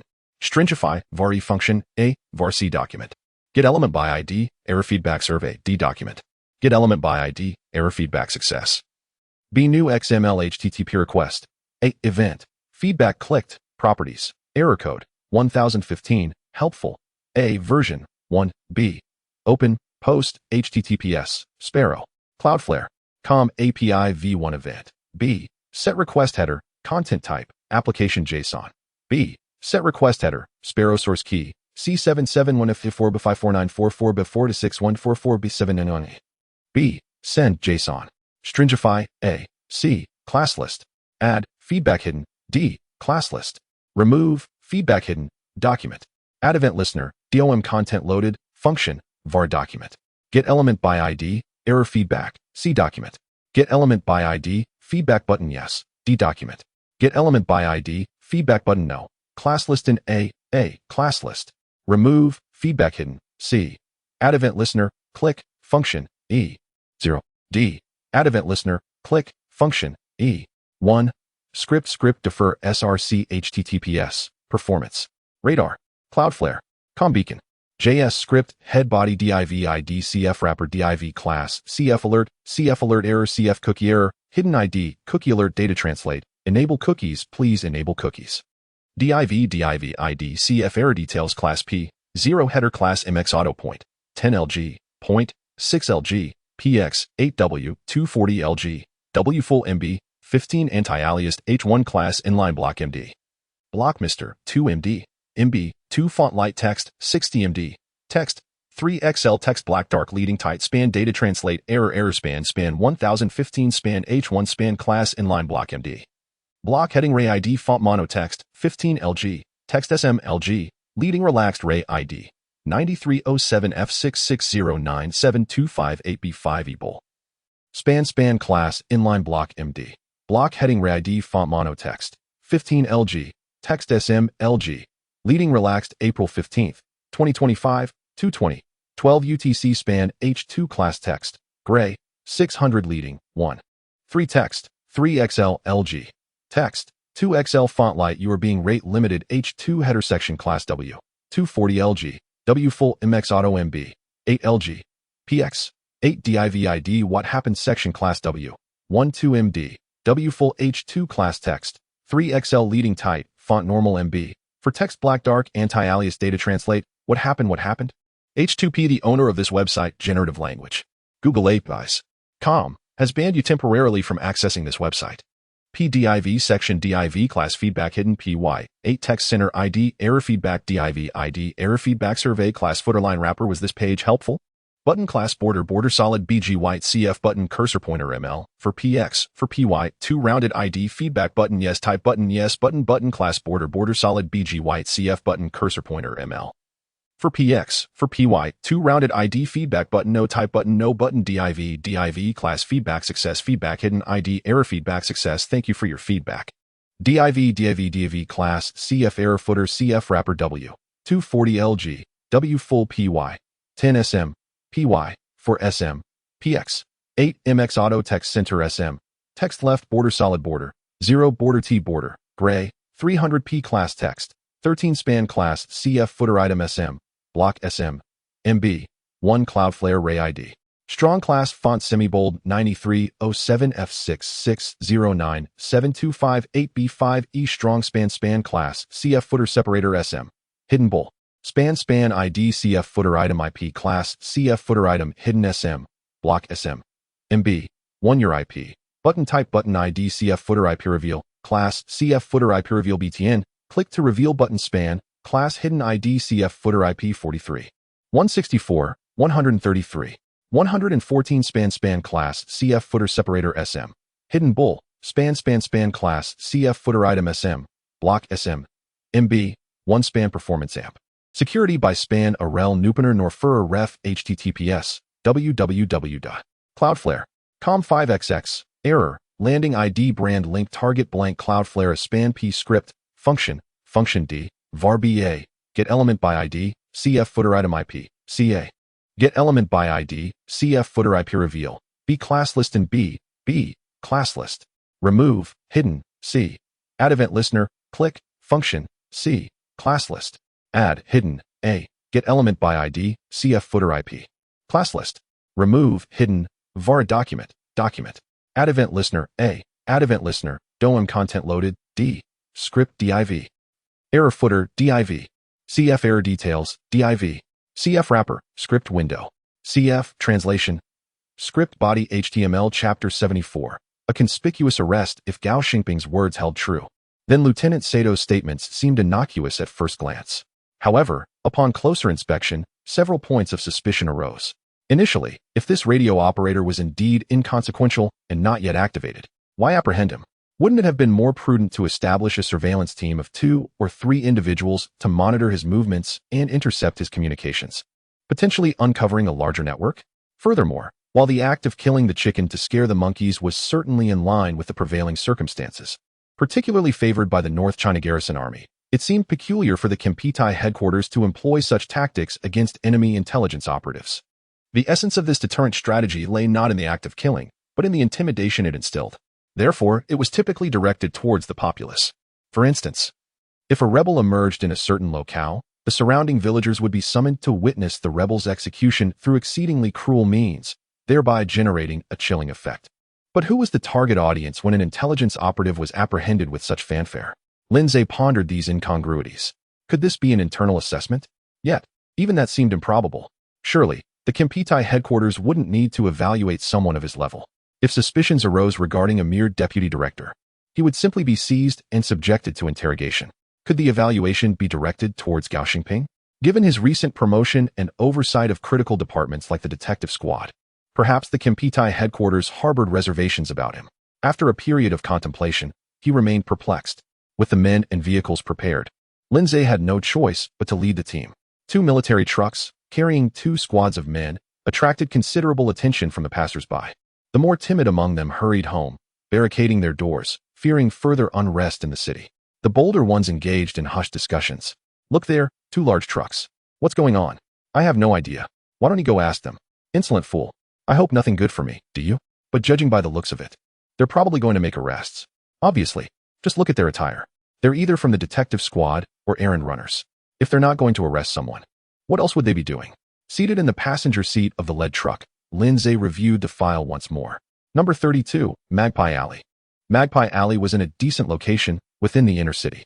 Why would a dormant radio operator reside in such a bustling area? Something felt amiss to Lindsay. The file also contained a photograph of a man in his 30s, captured surreptitiously. The man appeared to be in a hurry, his destination unknown. Lindsay closed the file, opting to set aside his doubts.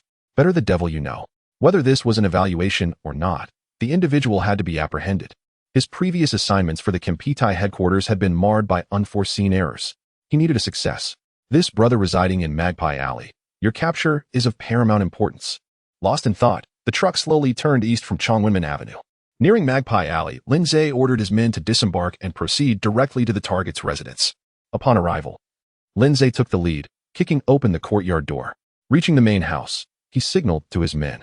2 detectives, one tasked with breaching the door, the other with swiftly entering the premises.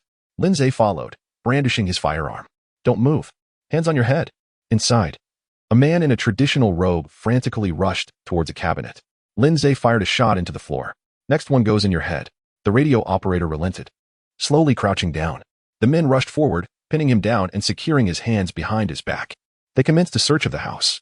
A handgun was discovered behind the bed in a small drawer. Lindsay examined it before handing it over to the evidence collector. In the cabinet the radio operator had been attempting to reach, they found a transmitter. The detective who retrieved the transmitter exclaimed, "We've got a code book." Jubilation erupted. "We've finally made a contribution. The Kidnapping headquarters will be pleased. We thought this guy was a small fry, but it turns out he's a decent catch." Lindsay was equally astounded. What kind of operation was this? The code book was kept alongside the transmitter? At least try to disguise it with a book. Despite his inner thoughts, he smiled.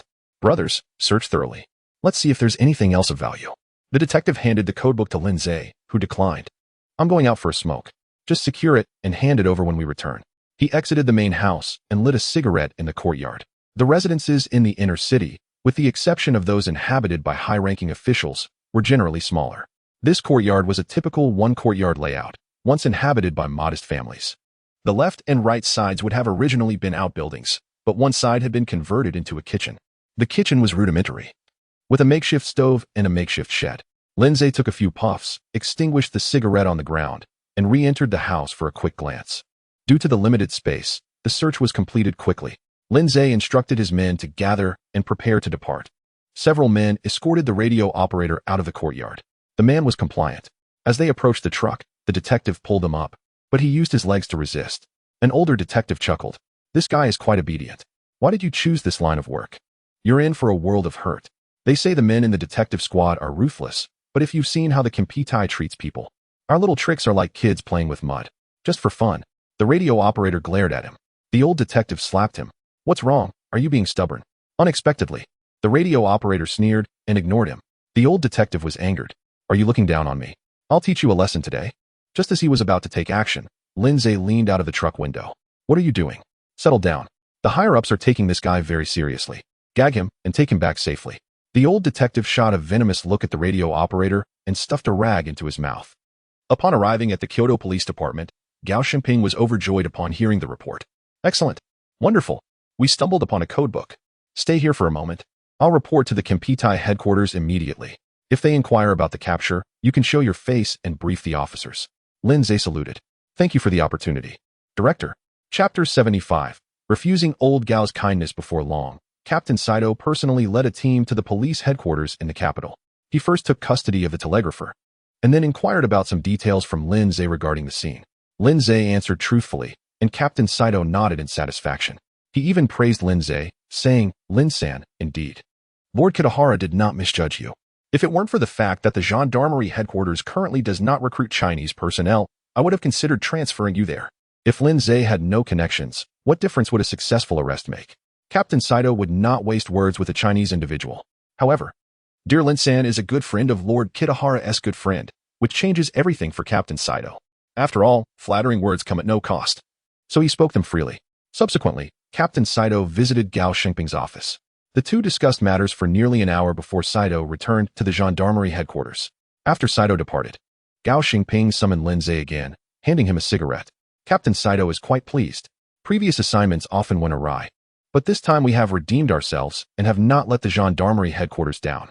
Lindsay lit the cigarette for him, and Gao Xingping patted Lindsay's hand. "Just now, Captain Saito assigned me a new task," saying. Lindsay quickly interjected, "Director, I don't think it's appropriate for me to take this on." Gao Xingping laughed heartily. "You rascal, everything about you is commendable, except that you can sometimes be overly rigid. I had intended to assign this task to you as well. Captain Saito just asked us to track and monitor someone. I thought, why not let you lead the team? Is there any reason to shy away from such an opportunity for merit?" Lindsay pondered for a moment. He could not accept this task. He had finally grasped the gravity of the situation. "Director, your support is greatly appreciated, but I believe I cannot undertake this mission." Gao Xingping asked in surprise, "Oh? What is your reasoning?" "Director, capturing a suspect and obtaining a cipher book is already a significant accomplishment that would surely draw envy. Moreover, I am still affiliated with the 3rd District Police Station. It would not be proper for me to constantly take on the detective team's assignments. You oversee the detective team, and now Su Peng and his crew seem somewhat more compliant. It would be better to offer them a chance to carry out this tracking and monitoring task. Gao Xingping took a few puffs of his cigarette, contemplating for a moment before nodding. Indeed, you speak with reason. Tracking and monitoring is something the detective team often does, and they are proficient at it. However, if they happen to catch a big fish, will Su Peng become arrogant again?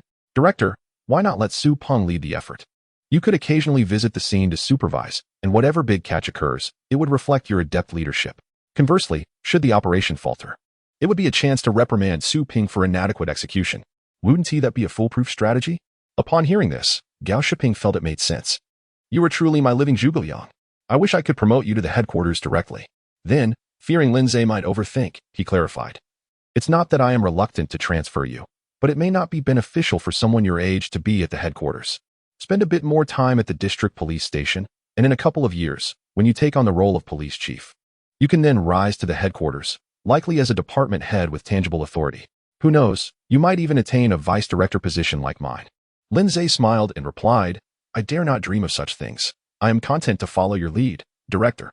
Gao Shiping was pleased and offered some encouraging words before allowing Lindsay to return. Upon returning to the patrol station, Lindsay confined himself to his office. It seemed that a significant incident might unfold. The telegrapher was highly suspicious. The kitchen of that residence was unnaturally clean. There were no signs of cooking on the stove, and not even a trace of ash remained in the fire pit. These days, dining out was inconvenient. One might not even find food without the correct signals. How could a covert operative, who was supposed to be residing there, eat out every day? More importantly, Lindsay had confirmed upon returning to the main room that the scoundrel's bed lacked a mosquito net. Although the weather had turned cooler, it was customary in Beiping to set up a light net during the summer until it became quite cold, then switch to a heavier one. Even if that scoundrel was diligent and removed the net early, what about the net poles? Surely he wouldn't dismantle the poles only to reassemble them later when it was time for the heavier net. Additionally, the peculiar act of placing the cipher book alongside the radio was baffling. Even if some communication units could not provide both a telegrapher and a code clerk due to practical constraints, at the very least, the translation work should be assigned to the telegrapher's superior. In clandestine operations, coincidences are never a factor. That telegrapher must have already defected or been captured. He did not reside at 32 Magpie Alley. Allowing him to be apprehended there was merely a charade. This act was either a performance for internal personnel or for the Beiping Station's agents. When Gao Xingping mentioned that they would soon undertake a new tracking and monitoring task, Lindsay had already made his conclusion. This was a phishing plan targeting the Beiping Station. The gendarmerie headquarters had at least identified a rendezvous point or a Beiping Station personnel who would be at risk of communication due to the telegrapher's capture. If executed well, they might reel in an unimaginable big fish. Now, another question arose. How did the gendarmerie headquarters ascertain that capturing a telegrapher outright would prompt the Beiping Station personnel to initiate contact? How did they know the identity of the contact person and the meeting place? Was there an insider? By evening, Lindsay prepared to leave the office for home. He chose not to visit the dim sum shop to find Old Ma. The emergence of that cipher book indicated that communication between the Beiping Station and headquarters was likely compromised. Visiting Old Ma would serve no purpose. If he sent a telegram to headquarters as a warning, and in turn, they contacted the Beiping Station, the exposure of their communication would lead the gendarmerie headquarters to suspect an insider. Moreover, the scope was too narrow, making Lindsay's suspicion quite evident. Thus, not only could he not seek out Old Ma, but he also decided that even if Old Ma displayed a request to meet in the coming days, he would refrain from any rendezvous. This was not a matter of trust in Old Ma. Rather, at such a critical moment, he had to prioritize his own safety. As for whether to devise a way to alert the Beiping Station, Lindsay's choice was to take it one step at a time. Assisting them was out of camaraderie, as they too were engaged in the secret anti-Japanese struggle. Not assisting them was a prudent measure for his own safety. As Lindsay prepared to leave, Wang Xiaoxiu hurried over, excitedly saying, Sir, a new restaurant has opened in Baishan Alley. Shall we go and sample it? Seeing his enthusiasm, Lindsay said, Wang Xiaoxiu, have you been up to something again? Wang Xiaoxiu grinned. Nothing escapes your notice, sir. I assure you, I Haven T acted recklessly. Two families behind the street quarreled over construction issues, and I mediated for them. Both are business people, and once settled, they were quite generous. I managed to pocket $10 or $8, enough for a meal at a restaurant. The term tangzi kai refers to dishes prepared by courtesans. One cannot strictly call them courtesans. They are akin to skilled chefs in upscale establishments, crafting exquisite and delectable dishes. They set a lavish table for you, dine and drink alongside you, and are well versed in any entertainment you desire, whether it be poetry or games. Should you wish to engage in drinking games, these ladies are equally spirited companions for the night. However, should you desire to partake in more intimate activities, well, that would require a hefty expenditure. In contemporary Beiping, the lives of the common folk have become increasingly dire. Paradoxically, the 8 great alleys have experienced a grotesque prosperity. On one hand, the traders have suddenly amassed wealth through various means, indulging in a life of extravagance and revelry. On the other hand, the economic decline has led to a steady influx of young women into the 8 great alleys, continuously replenishing the ranks, which in turn amplifies the patron's desire to spend. Indeed, even southern delicacies such as tongzi kai have made their way here. Chapter 76. What they were up to. Lindsay pondered for a moment before agreeing to Wang Xiaoshuo's suggestion. The more tense the spirit, the more one must seek a place to unwind. This was how Lindsay rationalized his decision. Wang Xiaoshuo was overjoyed. Accompanying a superior to such an establishment was a testament to the trust placed in him. The two hailed a rickshaw and headed straight for Baishan Hutong. Baishan Hutong was not only home to brothels but also numerous residences of renowned figures, many of whom were celebrated Peking opera artists. For instance, the illustrious Qing Changgang, one of the 3 great Lao Sheng, resided here, as did the esteemed Mei Lanfang. This elucidates why affluent families might support opera performers. Yet if a family member wished to marry one, it would be deemed a disgrace to their lineage. The residences alone reveal the reasoning. At that time, both actors and courtesans were mere amusements for the powerful, belonging to the lower echelons of society. Hence their communal habitation was unsurprising. The establishments along Baishan Hutong were relatively upscale, lining the street with over a dozen venues, including 2 or 3 owned by Japanese, catering to high-ranking officials. Additionally, there was a well-known opium den called Shangyuan Gao, adjacent to a casino named Chengji. This casino was a legitimate establishment, wielding considerable influence, where no one dared to default on their debts, hence its name. In summary, this locale offered a complete array of indulgences. Wang Xiaoshuo mentioned a newly opened establishment called Xiaoshang Pavilion.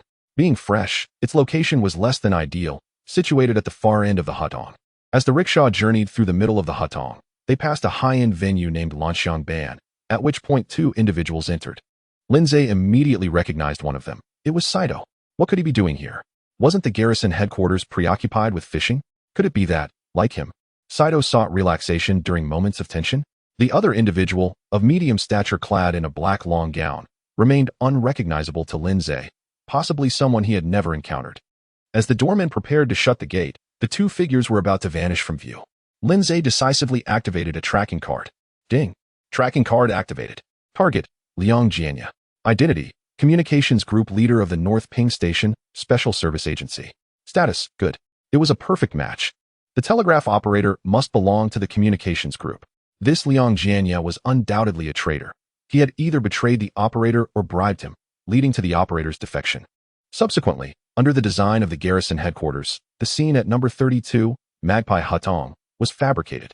If all went as planned, Liang Jianya would soon connect with higher-ups under the pretense of the operator's arrest and the confiscation of a codebook.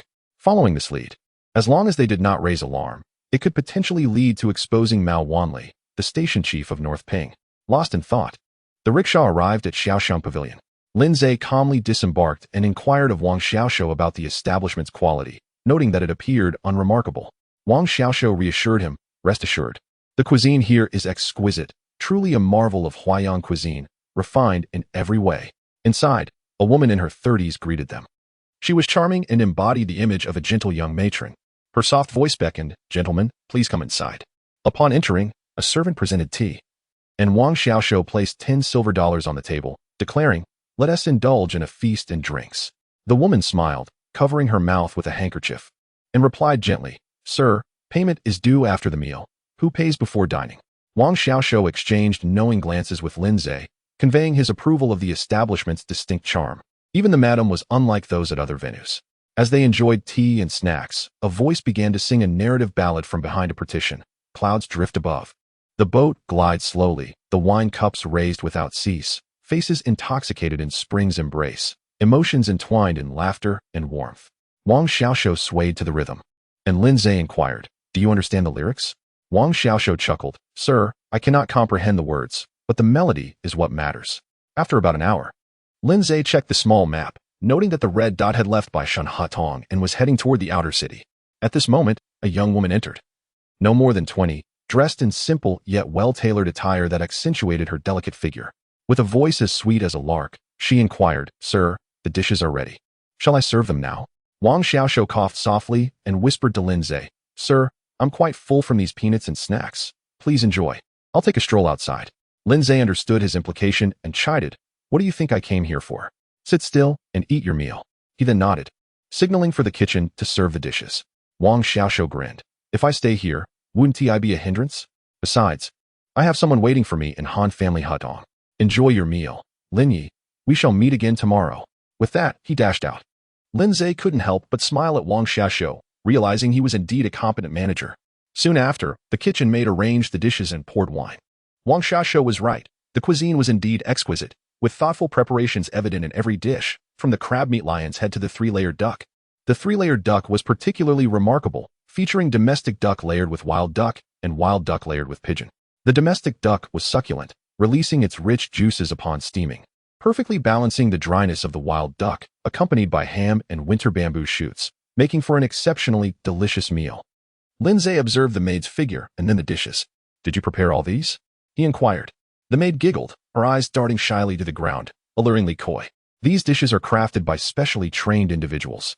Sir, whether it's boat cuisine or brothel fare, it's merely a fade. Should a girl step into the kitchen to fry and salt, covered in grease, would you still want her to serve you wine?" With that, she turned her face away, modestly fidgeting with her clothing, and added, "However, upon seeing you, I couldn't resist cooking a dish myself. Would you care to taste my Wensi tofu? I hope it suits your palate." Her cheeks flushed slightly. Lindsay smiled, refraining from comment. These were indeed skilled performers. In the realm of Qinlu and Chuguan, one had to master the art of evoking tears or laughter, delicately charming patrons into willingly offering their silver. Beijing was comparatively mild. In Shanghai, the competition among courtesans was fiercer, with tales of young masters and wealthy heirs driven to jealousy over a so-called refined courtesan, even leading to tragic ends. Chapter 77. The master of performance after meeting with the traitor Liang Jianya, who had turned his back on his own kind. He called for a car and headed straight to Guang'an Market. Within this market lies a shop specializing in bird cages. Despite the harsh times in Beiping, some individuals would rather endure hunger than compromise the well-being of their cherished birds. Bird keeping is an art. It requires meticulous attention to detail. Each type of bird, whether a yellow canary or a thrush, demands specific cage designs. The choice of wood, the height and width of the cage, whether the food container should be porcelain or clay, and the decision to feed grains or live food. All these details are of great significance. Thanks to these fervent enthusiasts, the birdcage shop managed to sustain its business even in these turbulent times. As Liang Jianya sat in the carriage, he pondered his speech for later and lamented his own misfortunes. One could hardly say he had been fortunate. In his youth, he was once filled with passion and joined the army, only to find himself selected by the secret police due to his education. After 2.5 years of training at the Telecommunications Academy, he was assigned to the Beiping Station. Logically, Beiping should have been a promising location. Yet who could have foreseen its imminent downfall? Although the funding for the Beiping Station was relatively ample, Liang Jianya, being merely a telecommunications chief, received a modest salary. Moreover, his undercover identity as a downcast intellectual limited his spending. He would calculate accounts and write letters, but dared not indulge in extravagance, even if he had the means. His experience of betrayal was nothing short of dramatic. Ever since the imposition of military control over various resources, Liang had been surviving on a meager diet of mixed flour. Unable to bear it any longer, he sought to purchase some food from the black market. However, fate intervened when the military police swept through the East City Wall. And in a moment of panic, he fled at the sight of them, not realizing that they would be after him specifically. Before he could even be apprehended, he had already abandoned hope. Adjusting his posture in the carriage, Liang lit a cigarette. Yet, aligning himself with the Japanese had its advantages. No longer did he need to live in constant fear. The Japanese were generous, providing not only money and food, but also conveniently arranging their meetings in the bustling 8 great alleys, where he could indulge himself from time to time. He had come to understand that at this rate, not just the secret police, but even his superiors were doomed. The Japanese had both soldiers and resources. What could they possibly use to fight back? Surrendering sooner meant enjoying life sooner. Lost in thought, he arrived at Guang'an Market. With a serious demeanor, he approached the birdcage shop. The shopkeeper, preparing to close, was startled upon seeing him and greeted him with a smile. "Sing, Sir, we are closing for the night. If you need anything, please come back tomorrow. Liang Jianya, anxious, replied, my yellow canary has escaped its cage and is flapping around chaotically. It's on the verge of perishing. Please, help me exchange for a new cage. Perhaps it can be saved. The shopkeeper hesitated but relented. All right, come inside. It's possible the cage has absorbed some unpleasant odor. The canary recognizes its home, so let me find you another one. Liang Jianya entered the shop as the shopkeeper glanced around and noticed the street was deserted, promptly securing the door. Once inside, the shopkeeper scolded, Liang Jianya, you are violating regulations. I must report this. Liang's face turned pale, sweat beading on his forehead. Old Jiang, do you think I wish to take such risks? One of my operators has been captured. The shopkeeper calmed down, realizing that 2 trucks of people had paraded through the streets today, all for this matter. Liang, still trembling, added, it's likely true. That operator knows my address, but I have already relocated and rented a place in the outer city. I plan to remain silent. My team can no longer handle the transmission tasks. The shopkeeper nodded, no problem. You should hide for now. We will find a way to send you out of the city in a few days. Liang continued, that operator's residence contains a code book. I fear it might have been discovered. The shopkeeper was alarmed. If the Japanese got hold of the code book, it would be catastrophic. He paced back and forth, questioning how he could possess a code book. Liang explained, during the emergency silence, all stations ceased transmission and could not separate receiving from decoding. We selected reliable individuals to handle both tasks simultaneously to minimize the risk of additional transmission steps. The shopkeeper murmured, if the military police discover our communication codes with headquarters, they could intercept all our orders. But if we need to change codes, Liang sat silently, appearing utterly terrified. After a moment, the shopkeeper resolved, I must report this. Changing the code is crucial and requires the station chief's approval. We must send the report to headquarters as agreed. Regardless, you should return and hide for these few days. Liang nodded in agreement and exited through the back door of the birdcage shop. Left alone, the shopkeeper sat in front of the oil lamp, lost in thought. At the Xiaoxiang pavilion, Lin Zhe was enjoying his meal while engaging in casual conversation with the young kitchen maid, leaving her feeling increasingly self-conscious. Since starting her career at 15, she had traveled from south to north for 4 to 5 years without encountering a rival. Previously, a lovesick wealthy young man had even divorced his wife for her sake. She had thought this would lead to a life of luxury, only to discover that the old man was ruthless, hiring someone to take her life. After much hardship, she had come to the capital to start anew, yet this customer seemed utterly uninterested. Lindsay, however, was indifferent to her thoughts. He observed the small map, noting that Liang Jianya had first gone to Guang'an Market before entering a shop. He mentally recorded the location before watching Liang return to a residence in the inner city, contemplating how to seize the opportunity to end his life soon. Yet, the situation was rather complicated. The shopkeeper was likely Liang Jianya's contact. If he could merely alert the shopkeeper, or even eliminate him, Liang's connection would be severed, thereby neutralizing any threat. But how could the Beiping Station be informed that their codebook had been confiscated? Just as he pondered this, he suddenly heard a sound of sobbing. Turning around, he found the kitchen maid quietly shedding tears. She had her body slightly turned, with her head lowered and her shoulders trembling. Her side profile, glistening with tears, was heart-wrenchingly beautiful. Just as Lin Zhe awaited a moment to console her, he unexpectedly scolded, Am I paying to watch you cry? Who are you making that miserable face for? Smile? Beep. The system detected the host reprimanding service personnel at an entertainment venue. Reward. Spades, A10. Chapter 78. The cautious manager Jiang at last. Lin Zhe leisurely finished his meal and drink, leaving without offering a tip, much to the bewilderment of the young kitchen maid. That night, the maid tossed and turned, unable to sleep. Am I devoid of charm? Meanwhile, at the gendarmerie headquarters, a light still illuminated an office. Kitahara Ranjie sat at the desk, while Saito stood opposite him. Your Excellency Kitahara, everything is proceeding according to plan. Liang Jianya has arrived at the rendezvous point, which we have already under surveillance. It has been verified that there are no telephones installed at the location. The light from the desk lamp illuminated the left side of Kitahara's face, while the other side remained shrouded in darkness. Nodding in acknowledgement, he emphasized the need for utmost caution, insisting that the contact must not sense any irregularities. Then, appearing somewhat fatigued, he leaned back in his chair and lit a cigarette. This contact likely lacks the authority to directly reach the highest commander at the Beiping Station, so he will resort to communicating through a higher-level liaison. Until I give the order, no one is permitted to act rashly. Anyone who jeopardizes this operation will face execution. Saito stood at attention, exclaiming, Yes, sir. I have mobilized the investigation team, collaborating with the elite personnel from the Special High Command. all of whom are unfamiliar faces, ensuring absolute security. Kitahara nodded. Saito, you have done well. If this operation succeeds, I shall personally report your contributions to His Excellency Matsuzaki Naoto. Upon returning home, Lindsay was greeted by the two sisters who dutifully presented him with a towel and assisted him in changing into comfortable clothing. Observing the sisters' somewhat flimsy attire, Lindsay retrieved several silver dollars, instructing Sia to take Ruashiwe to purchase some fabric for new garments. As the cold was approaching, Sia promptly replied, "We are fine in this, master. Even in winter, we have worn thin clothing while staying warm at home. There is no need for new outfits." Lindsay shot her a stern look, warning, "If you catch frostbite, I shall sell you both off." Ding. Detected host threatening innocent maidens. Reward, Truth Serum 1. Sia recognized his jest, understanding his concern for their well-being. Seeing his stern expression, she reluctantly accepted the money. Ruashiwe, less adept at expressing herself, hurried to fetch water for Lindsay to wash his feet, each sister carrying a basin as if cradling a treasured possession. The next morning, Lindsay did not visit the birdcage shop nor seek out Liang Jianya. Being formally trained in Jinling, he was well aware of the operational style of the Intelligence Bureau.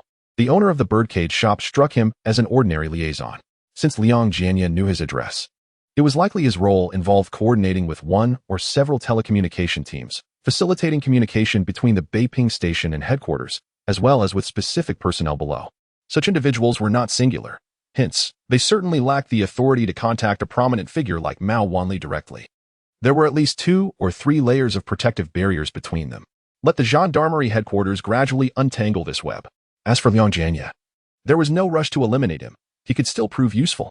Lindsay diligently attended to his duties, first addressing matters at the station patrol office, then proceeding to the police station to report various issues, placing several calls to the department to update on his work.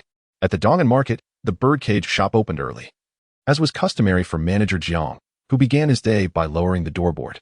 Bird enthusiasts rose with the dawn, often taking to the streets with their cages before sunrise. Once daylight broke, some chose to visit tea houses for refreshments, while others gathered at Manager Jiang's shop for exchanges. Many transactions were completed during this time. Today, as usual, numerous bird lovers flocked to Manager Jiang's shop, one boasting of acquiring an exceptionally handsome songbird, while another lamented the demise of his yellow bird, which he had killed in a fit of anger after it became dirty. Manager Jiang bustled about with a smile, serving tea and proudly presenting new bird cages to the crowd. "Master son, take a look at this cage. The wood, the craftsmanship. Boss Gu, I found the bird feed jar you requested a few days ago. It's from Jingdezhen. Just think, in these times, sourcing items from the south is no easy feat. If you weren't a regular customer, I wouldn't have gone to such lengths. Brother Zhang, the feed for your bird is improper. You cannot solely feed it millet. You must provide live food. With the cold approaching, hurry to the southern suburbs and catch some grasshoppers or crickets. See how joyfully the little creature will eat." Across from the birdcage shop stood a small inn. On the second floor, several individuals peeked through a cracked window, observing discreetly and taking photographs. One murmured, "Why are there so many people? Are they all going to be followed one by one? We don't have that many personnel." This was an unforeseen development. Since Manager Jiang had learned of the leaked codebook, he would undoubtedly communicate this information to someone. However, it was unexpected that so many visitors had arrived at his birdcage shop early in the morning. Should they investigate everyone? If all were to be scrutinized, it must be done stealthily to avoid detection. A daunting task indeed. Reluctantly, the leader of the surveillance team reported this situation to Saito, who promptly decided to reinforce the monitoring group. He would not overlook any suspicious individuals. If this fishing expedition could indeed lure out the head of the Beiping Station, it might elevate Saito from lieutenant to major. In that case, he could stand shoulder to shoulder with Kitahara Ranjia. By noon, the flock of bird enthusiasts had mostly dispersed. Manager Jiang hung an array of bird cages on the store's exterior rack, then instructed his assistant to watch the shop while he changed clothes and stepped outside. The surveillance team was instantly invigorated. Hey, is he heading to a meeting?" The leader commanded, mobile unit, followed discreetly. 2 operatives descended the stairs, trailing Manager Jiang from a distance. Wandering about, Manager Jiang first paused at a bridge to observe a street performer, then proceeded to a sour plum shop to enjoy a bowl of chilled sour plum soup, engaging in light conversation with the shopkeeper. The 2 watchers, feeling helpless, took notes. Well, everyone he speaks to must be investigated. Thus, they continued to meander until arriving at the South City Park, formerly known as the Xiannong Altar, which had been converted into a public park for leisure. Unhurriedly, Manager Jiang found a bench and sat down, eliciting excitement from the watchers. This could very well be a dead drop. Chapter 79, The Loyalty Card of Subordinates on One Side. The subordinate urged his brother to swiftly report to the higher-ups while keeping a vigilant eye on the actions of Manager Jiang. Manager Jiang was seen fidgeting on the bench, occasionally shielding his hands with his body, uncertain whether he was searching for something or concealing an item. After sitting for about 15 minutes, Manager Jiang stood up and left. Having discerned the location of the dead letter box, the next step was to wait patiently for the opportune moment. Upon receiving the report, Saito ordered everyone to maintain a distance from the dead letter box to avoid alarming the target. All individuals approaching the bench were to be documented. However, a challenge soon arose. The southern park was bustling with people. Exhausted from strolling, many sought refuge on the benches. After monitoring for merely a morning, at least a dozen individuals had occupied the bench. Did this mean they had to track each person one by one? After the report, Saito promptly sought counsel from Kitahara Ranke. After a moment of contemplation, Kitahara gritted his teeth and declared, "As long as we can catch a big fish. What does it matter if we assign more personnel?" Meanwhile, while the military police headquarters was engaged in a standoff at the bench, Manager Jiang leisurely returned to his shop. He hung a freshly painted, gleaming birdcage at the entrance and affixed a note to the exterior wall. The note bore the words, "Exchange old for new." The agents stationed at the nearby hotel were perplexed. What could this mean? Was it a covert signal? However, reports from other agents indicated that Manager Jiang had activated the dead letter box in the southern park. Why would he post a signal at his shop? After deliberation, Kitahara and Saito convened their core team to analyze the situation. They concluded that Manager Jiang's message could either be a ruse to protect the dead letter box or a legitimate business tactic, as promoting exchanges could indeed boost sales. With the prospect of a significant breakthrough, Kitahara's spirits soared, and he even jested, "Manager Jiang possesses quite the acumen for business. Had he not been a dissident, he might have thrived as a merchant in Beiping, leading a prosperous life under the empire's rule." The others readily agreed. Saito, eager to flatter, remarked, "Had he not become a dissident, he might have evaded detection, but he encountered you. Your strategic planning is meticulously interconnected. Truly, you are the tiger of the military police headquarters." Typically cautious, Kitahara Ranke laughed heartily and reminded everyone not to falter at critical moments. They needed to keep a close watch on the dead letter box while remaining vigilant at the birdcage shop, seizing every opportunity to root out the hidden dissidents. At the Eastern Gate Patrol Station, as Lindsay began his shift, Wang Xiaoshu approached with a teasing grin. Lindsay kicked him away, admonishing, "What are you acting all coy for? You're a veteran here. Can't you be a bit more composed?" Ding. Detected host assaulting subordinate. Reward, subordinate loyalty card 1. The bound individual must be the host's subordinate. After binding, they will exhibit absolute loyalty to the host. What the? The system has such delightful rewards. If more of these cards were to surface, wouldn't I become invincible? Lindsay's gaze towards Wang Xiaoshu grew fervent. Wang Xiaoshu, initially intent on making a quip, felt a shiver at Lindsay's intense stare. "Ellen, I'm tough. If you have any desires, I can arrange for a companion tonight. The gentlemen there are more delicate than the finest ladies." Lindsay delivered another kick. The system remained silent. Lindsay scoffed. The dogged system was as unpredictable as ever. Wang Xiaoshu attempted to say more, but Lindsay waved him off. "Enough of this nonsense.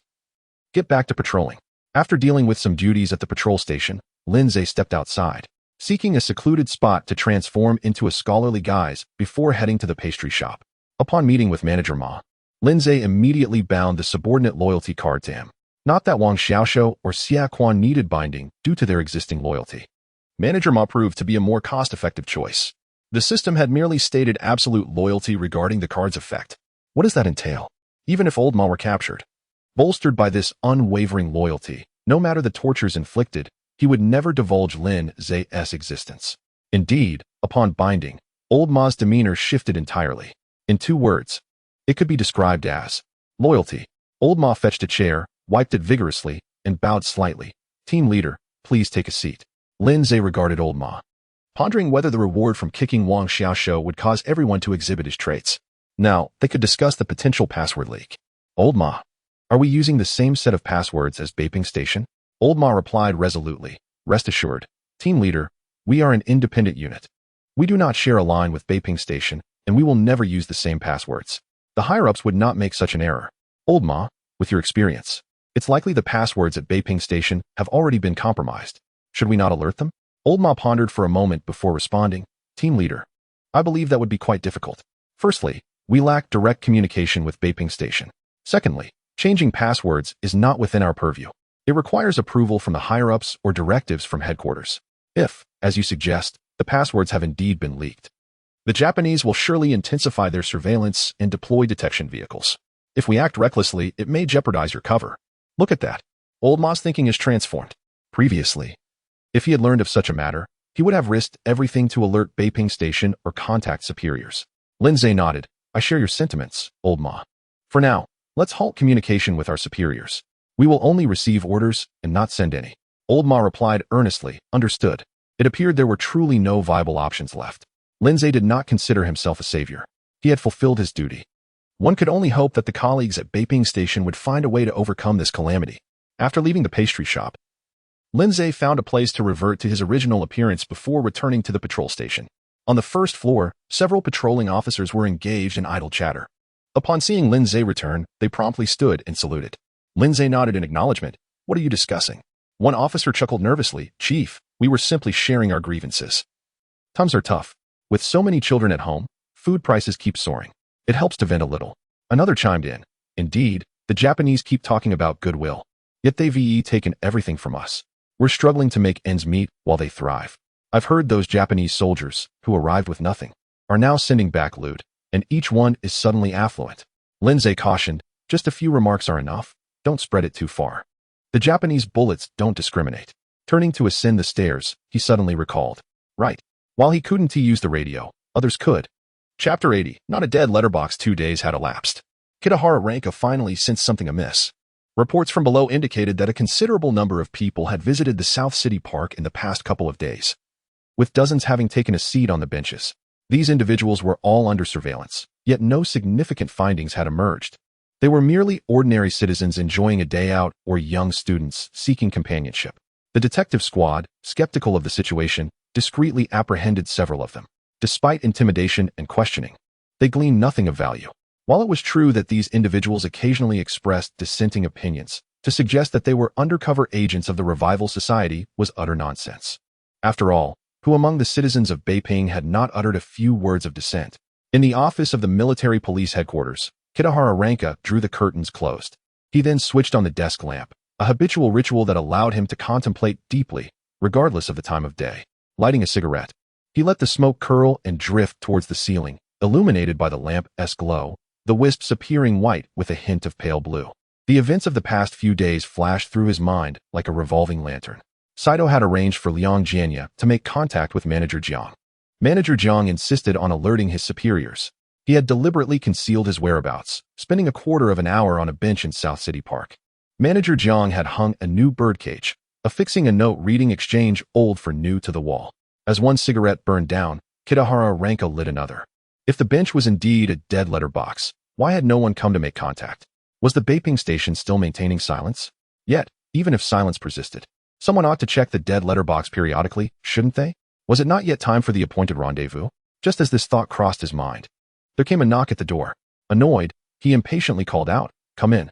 Saito entered, closing the door behind him. His face lacked the excitement of previous days. Stubble adorned his chin, and his eyes were sunken, clearly indicating a prolonged absence of rest. "Sir, I personally interrogated several suspects, but regrettably, they are not undercover agents of the Beiping Station," Saito reported. Kitahara nodded, having anticipated this outcome. Saito continued vehemently, "That Manager Jiang is truly despicable. That place must be a dead letterbox. Perhaps his rank is insufficient, or maybe that location has already been prudently abandoned by the Beiping Station. How ridiculous. That Manager Jiang continues to hang birdcages and post notes, engaging in such theatrics." Kitahara suddenly lifted his head. "What did you just say?" Saito, taken aback, stammered. "I said, that Manager Jiang is truly despicable." The latter part. Realizing the implication, Saito continued, "You mean, that note?" Kitahara slammed his hand on the table. "Baka Yuru, we have been fooled. The note is not a distraction. That damn bench is the diversion. The birdcage and the note are the true signals. Quickly, arrest Manager Jiang." Saito, still perplexed, replied, "But aside from those who keep birds, hardly anyone visits the birdcage shop. And those who have already come under our surveillance." In a fit of rage, Kitahara struck Saito hard across the face. "Fool. Exchange old for new. That is the message they intended to convey. Hurry." Saito, jolted by the slap, rushed out to organize the capture. Kitahara paced the room, seizing the desk lamp and smashing it to the ground. "Damn it. Fool." Cursed. At the birdcage shop, Manager Jiang remained in his elegant long gown, leisurely dusting with a feather duster. Outside, the crowd bustled noisily. Suddenly, Manager Jiang seemed to spot someone and smiled casually, only to adopt a serious expression moments later. He returned inside to fiddle with a drawer, pulling out a small handgun. Striding to the entrance of the birdcage shop, he called out to the crowd on the street. "Ladies and gentlemen." The crowd halted, drawn by his voice. Agents monitoring him from the inn across the street grew tense, rushing to the windows. What is this fellow up to? A mere birdcage seller trying to make a spectacle? Manager Jiang no longer appeared the submissive, agreeable man he once was. He stood tall, exuding an undeniable presence. "The little devils have seized our territory, enslaved our people, and plundered our resources. They are a band of robbers. They are nothing but beasts." More and more people gathered. Although the citizens of Beiping were filled with resentment towards the little devils, under the guns of the military police and the oppression of the traitorous puppet soldiers who would dare to openly curse them on the street, Manager Jiang's words struck a chord deep within the crowd. "I am a businessman. Many of you are merchants, laborers, craftsmen, and educated gentlemen. We strive to live honestly. Yet the little devils have arrived, plunging our market into despair, with prices rising daily. We must bow to the devil soldiers at the city gates. And any woman with a hint of beauty is subject to their insults. This is the life of a subjugated nation." He then pointed to the note affixed to the wall. "I hang this exchange old for new not only for business, but also as a hope. When shall we rid ourselves of the little devils and live anew?" Hearing this, the agents in the inn realized the gravity of the situation. Oh no, there are informants in the crowd. This old fellow is sending messages. They rushed down to apprehend Manager Jiang. However, as they plunged into the crowd, Manager Jiang raised his hand and fired 2 shots. 2 agents fell to the ground, lifeless. The crowd screamed and scattered in all directions. Manager Jiang noticed a figure escaping and smiled faintly. Saito finally arrived with his team, and the military police immediately spread out to shoot. Manager Jiang took cover behind a pillar, returning fire. Seeing the odds against him, he aimed the gun at his own temple. Bang! Sato's eyes widened in horror as Manager Jiang collapsed to the ground, a smile still gracing his lips. Soon, chaos erupted in Beiping once more. Frantic military police officials began investigating Manager Jiang's connections, launching a massive manhunt. At the fish market, a steward was sifting through a pile of dead fish. The fishmonger, reeking of fish and tangled hair, exclaimed, "No need to pick through. All my fish are fresh." The steward scoffed, "Fresh? This fish has already spoiled. You have no idea how long it's been dead." As he glanced around, news of Manager Jiang's suicide reached him, leaving behind the message exchange old for new. That evening, the fishmonger delivered fish to a wealthy drugstore owner who was fond of fish, often receiving deliveries from him. Chapter 81. Liang sang, "It's me at this moment." Several individuals had gathered in the residence, with Mao Wanli at the forefront. Upon learning of Manager Jiang's suicide, he was taken aback, and the mention of old for new prompted him to pace thoughtfully. Clearly, the communication line managed by old Jiang had become compromised, fearing surveillance that could expose his superiors. He opted for this method of warning. But what did old for new signify? Why not articulate it more clearly?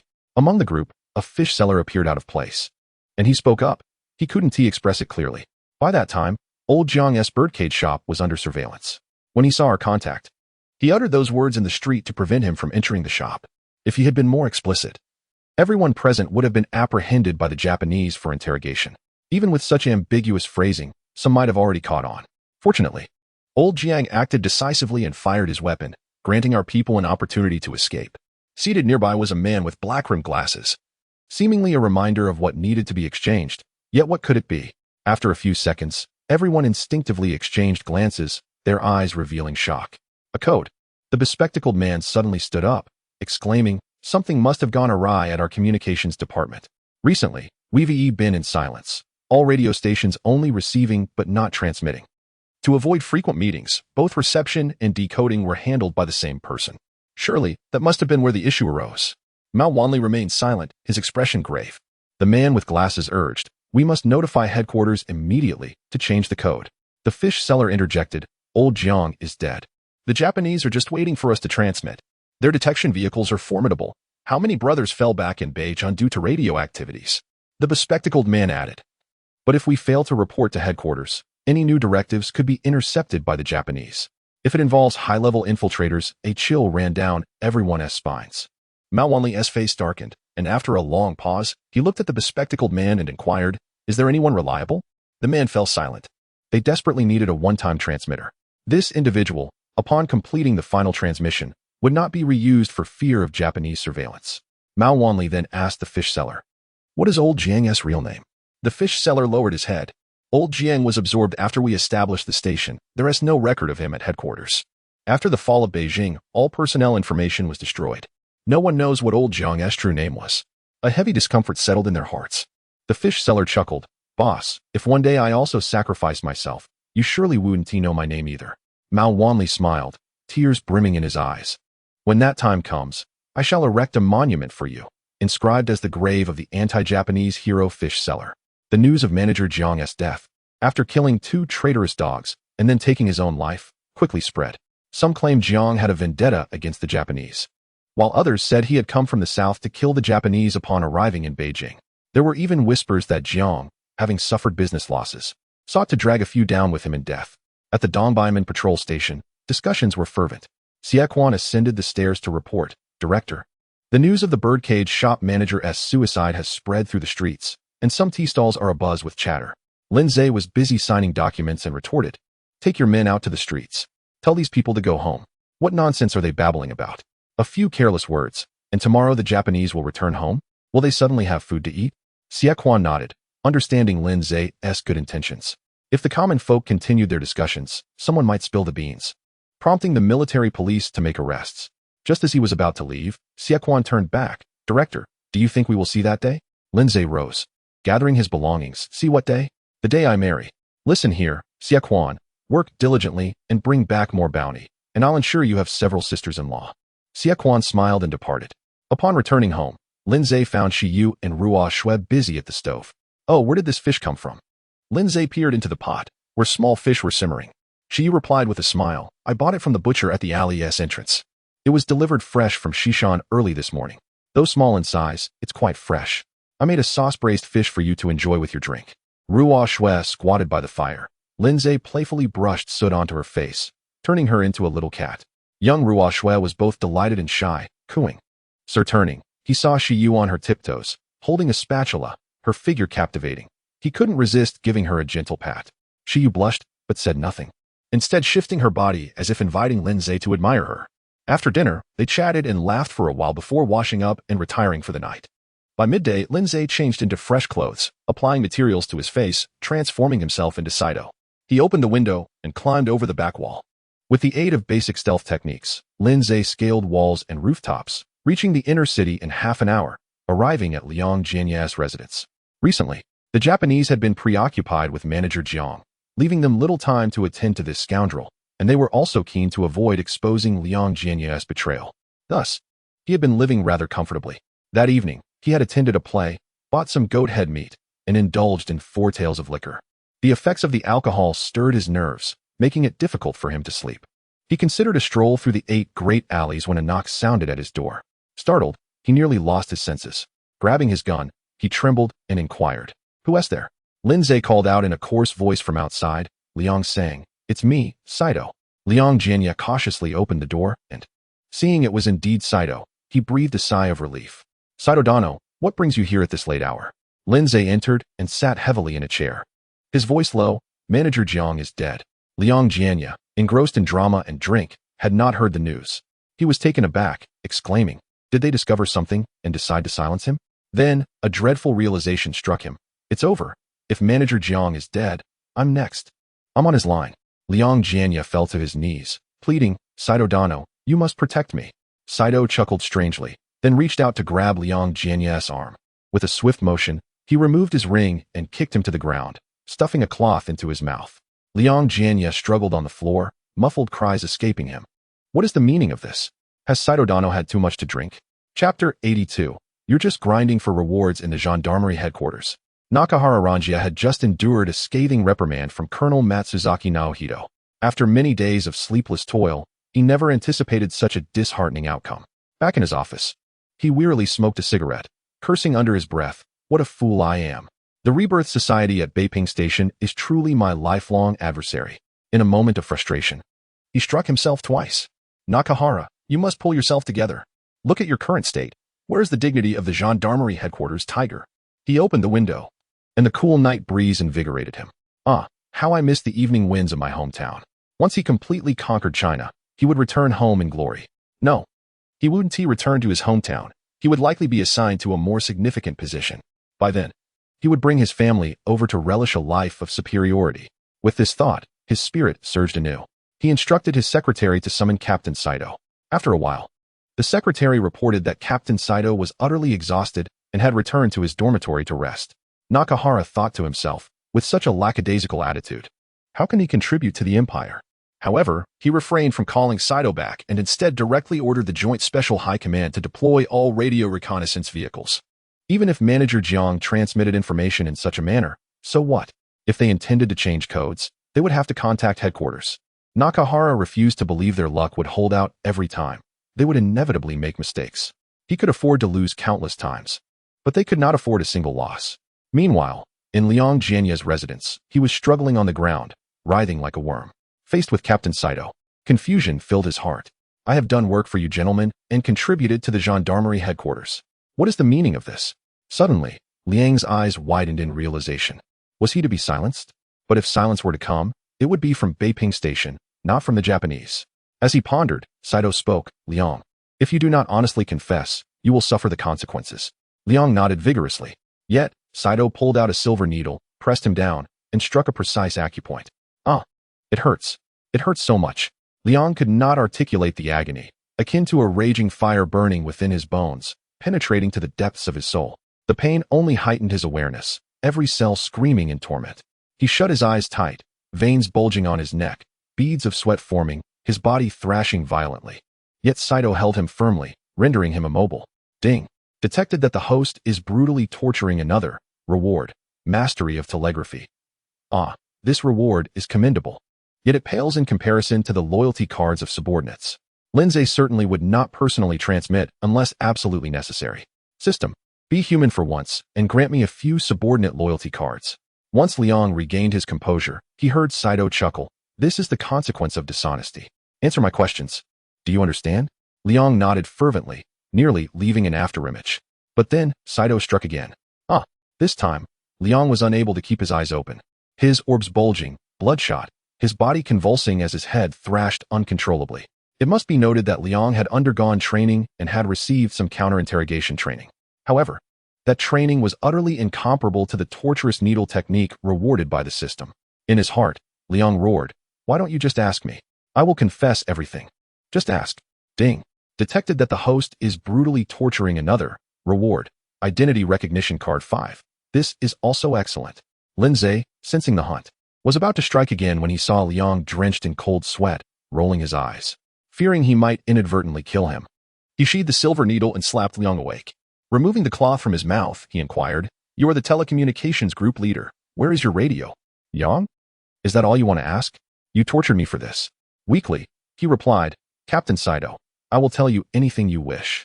There is no need for such cruel punishment. I, Liang Jianya, am utterly loyal to the Empire. The radio is hidden beneath the large cabinet in the bedroom.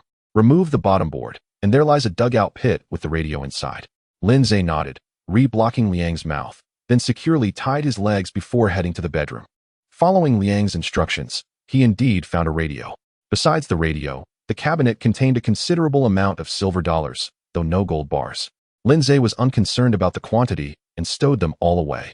Carrying the radio to the outer room, he powered it up, realigning Liang's dislocated arm and sitting him at the table. Write the telegram. I will dictate. Liang, fearing further needles from Saito, nodded vigorously despite having his mouth covered. Code leaked. Request for change. Liang's eyes widened. What the hell?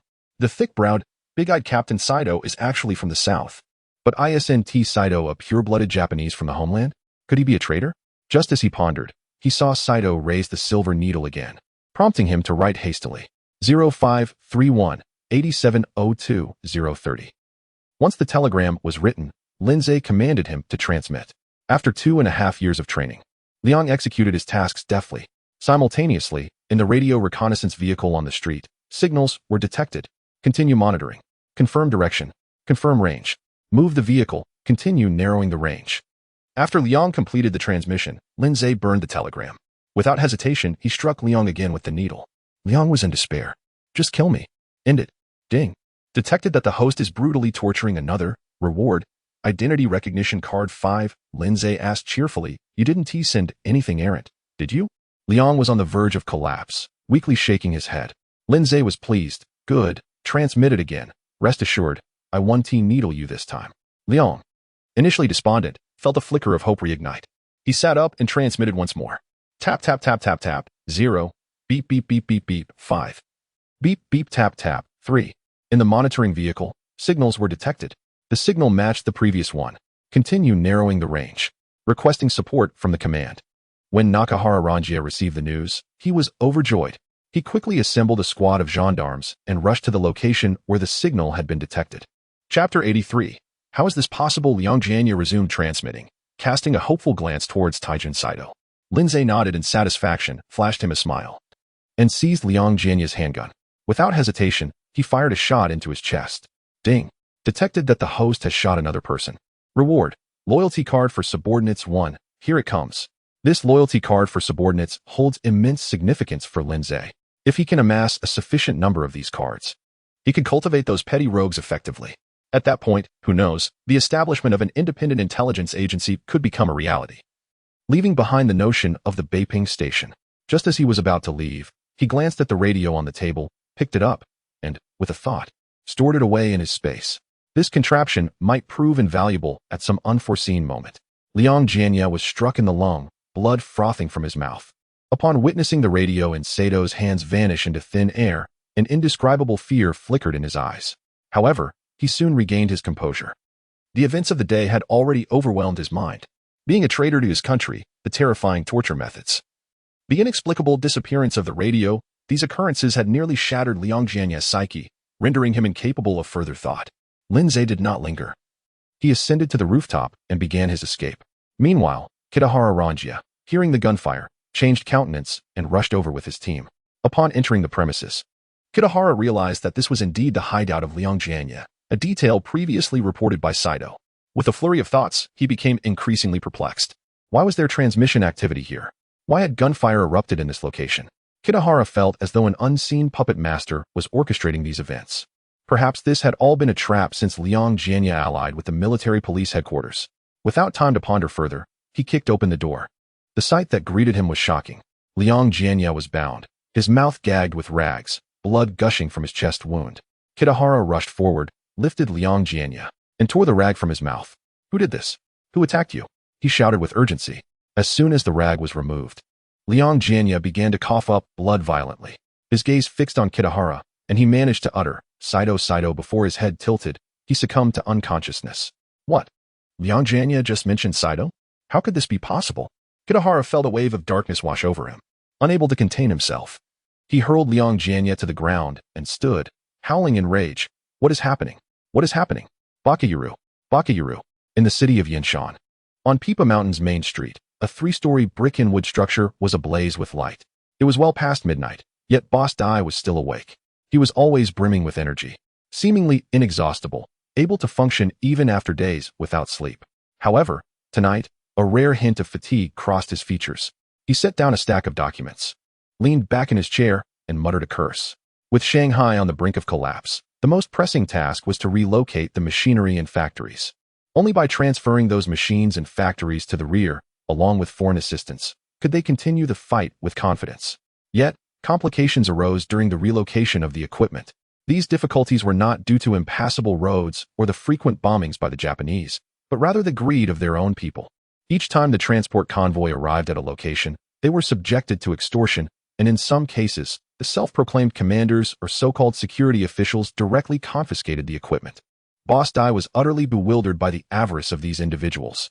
What could they possibly want with the machinery? Were they planning to establish factories themselves? Thus, he resorted to sending telegram after telegram to negotiate, solving one issue after another, becoming increasingly overwhelmed. While he was lost in thought, Mao Dafeng knocked and entered, holding a telegram that seemed to weigh heavily in his hands. Boss Dai glanced at him, impatience creeping into his voice. When did you become so indecisive? Speak up. Mao Dafeng reluctantly handed over the telegram, stating that the Beiping Station had reported a possible code leak and requested a change of communication codes, but could not confirm the details. Upon hearing this, Boss Dai took the telegram, furrowed his brow as he examined it, then placed it back on the table. He remained silent, lighting a cigarette and sitting motionless in his chair. After a long pause, he flicked off the ash and addressed Mao Dafeng. Reply to the Beiping Station. Effective immediately, all radio transmissions are to cease. Select trustworthy individuals to travel to Beiping and provide them with a new set of codes. Mao Dafeng nodded. Boss Dai was an experienced hand, and this was indeed a prudent course of action. After all, the current focus of the authorities was on the relocation of equipment and international support, making it unnecessary for the Beiping Station to undertake any critical tasks. Maintaining a steady course was sufficient. Just as Mao Dafeng was about to leave, Boss Dai suddenly looked up and inquired, "What about Jean Fo?" Mao Dafeng shook his head, indicating there had been no news. Boss Dai smiled with satisfaction. Jean Fo was a talent. No news was good news. He compared this to the Beiping Station, which seemed to constantly stir up trouble. After a moment, he added, "Also, let someone pass a message to Mao Wanli. He has worked hard, and I hope he takes care of himself. I look forward to seeing him again after our victory." Mao Dafeng saluted yes, inwardly reveling in the thought that no matter how formidable Jean Fo might be, he could never surpass their own local talents. Military Police Headquarters. Interrogation Room. Kitahara Ranjia's eyes were bloodshot. Sitting in the interrogation chair was none other than Lieutenant Saito. Saito wore a bewildered expression. "Major Kitahara, during this operation, I misjudged Manager Jiang's actions, but surely you need not bring me here?" Kitahara's tone was icy. "Saito, I ask you, besides you and me, who else knows Liang Jianya's address?" Saito insisted earnestly. "Major, I personally arranged Liang Jianya's address. It is absolutely secure and reliable. Apart from reporting to you, I have not disclosed this matter to anyone." Taking a deep breath to suppress his fury, Kitahara replied, "Just half an hour ago, the Joint Special Hire Police detected a transmission from Liang Jianya's residence, followed by a shooting death and the disappearance of the radio. Saito, where were you at that time?" Upon hearing this, Saito's expression shifted as he realized the gravity of the situation, and he exclaimed in fear, "I was asleep. You summoned me here. Until I was awakened, I was in my dormitory, asleep." API call failed with status code 429. Doc type HTML. If LT IE7 HTML class Node.js IE6 oldie lang ENUS. And if IE7 HTML class Node.js IE7 oldie lang ENUS. And if IE8 HTML class Node.js IE8 oldie lang ENUS. And if GT IE8 HTML class Node.js lang ENUS. And if head title access denied generative language. Google APIs. Com use Cloudflare to restrict access title meta charset UTF. 8 meta HTTP equiv content type content text HTML. Charset UTF. 8 meta HTTP equiv XUA compatible content, i.e. edge meta name robots content noindex. No follow meta name viewport content with device width. Initial scale 1 link rel style sheet ID CF styles CSS ref CDN CGI styles main. CSS script function if document. Add event listener window. XML HTTP request JSON. Stringify var e function a var c document. Get element by ID error feedback survey d document. Get element by ID error feedback success. B new XML HTTP request a event feedback clicked properties error code 1015 helpful a version 1 b open post HTTPS Sparrow Cloudflare com API v1 event b set request header content type application JSON b set request header Sparrow source key C771F4 B54944 B4261444 B799 b send JSON stringify c class list add feedback hidden d class list remove feedback hidden document add event listener DOM content loaded function var document get element by ID error feedback c document get element by ID feedback button yes d document get element by ID feedback button no class list in a class list remove feedback hidden c add event listener click function e 0 d add event listener click function e 1 script defer src https performance radar Cloudflare com beacon JS script head body div ID cf wrapper div class cf alert error cf cookie error hidden ID cookie alert data translate enable cookies please enable cookies div ID cf error details class p 0 header class mx auto point 10 lg point 6 lg px 8w 240 lg w full mb 15 anti-aliased h1 class inline block md block mister 2 md mb 2 font light text 60 md text 3XL text black dark leading tight, span data translate error span 1015 span H1 span class inline block MD. Block heading ray ID font mono text 15 LG, text SM LG, leading relaxed ray ID 9307F18965D3D1D2 bull. Span class inline block MD. Block heading ray ID font mono text 15 LG, text SM LG, leading relaxed April 15th, 2025, 221. 56 UTC span H2 class text, gray, 600 leading, 1. 3 text, 3XL LG, text, 2XL font light you are being rate limited H2 header section class W, 240 LG, W full MX auto MB, 8 LG, PX, 8 DIV ID what happened section class W. 12 MD, W full H2 class text, 3XL leading tight font normal MB, for text black dark anti-alias data translate what happened. H2P the owner of this website, generative language, Google APIs, com, has banned you temporarily from accessing this website. PDIV section DIV class feedback hidden PY, 8 text center ID error feedback DIV ID error feedback survey class footerline wrapper. Was this page helpful? Button class border solid BG white CF button cursor pointer ML, for PX, for PY. 2 rounded ID feedback button yes type button yes button class border solid BG white CF button cursor pointer ML for PX for PY. 2 rounded ID feedback button no type button no button div class feedback success feedback hidden ID error feedback success. Thank you for your feedback. div class CF error footer CF wrapper W 240 LG W full PY 10 SM PY for SM PX 8 MX auto text center SM, text left border solid border, 0 border T border, gray, 300p class text, 13 span class CF footer item SM, block SM, MB, 1 Cloudflare ray ID. Strong class font semi-bold 9307F18965D3D1D2, strong span class CF footer separator SM, hidden bull.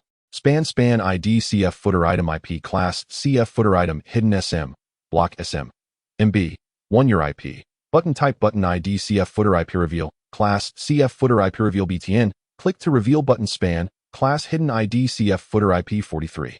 164, 133, 114 span class CF footer separator SM, hidden bull, span class CF footer item SM, block SM, MB, 1 span performance amp.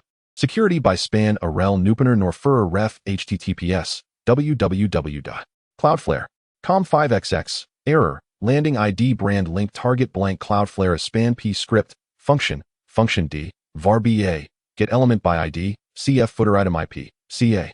Get element by ID, CF footer IP reveal, B class list and B, class list.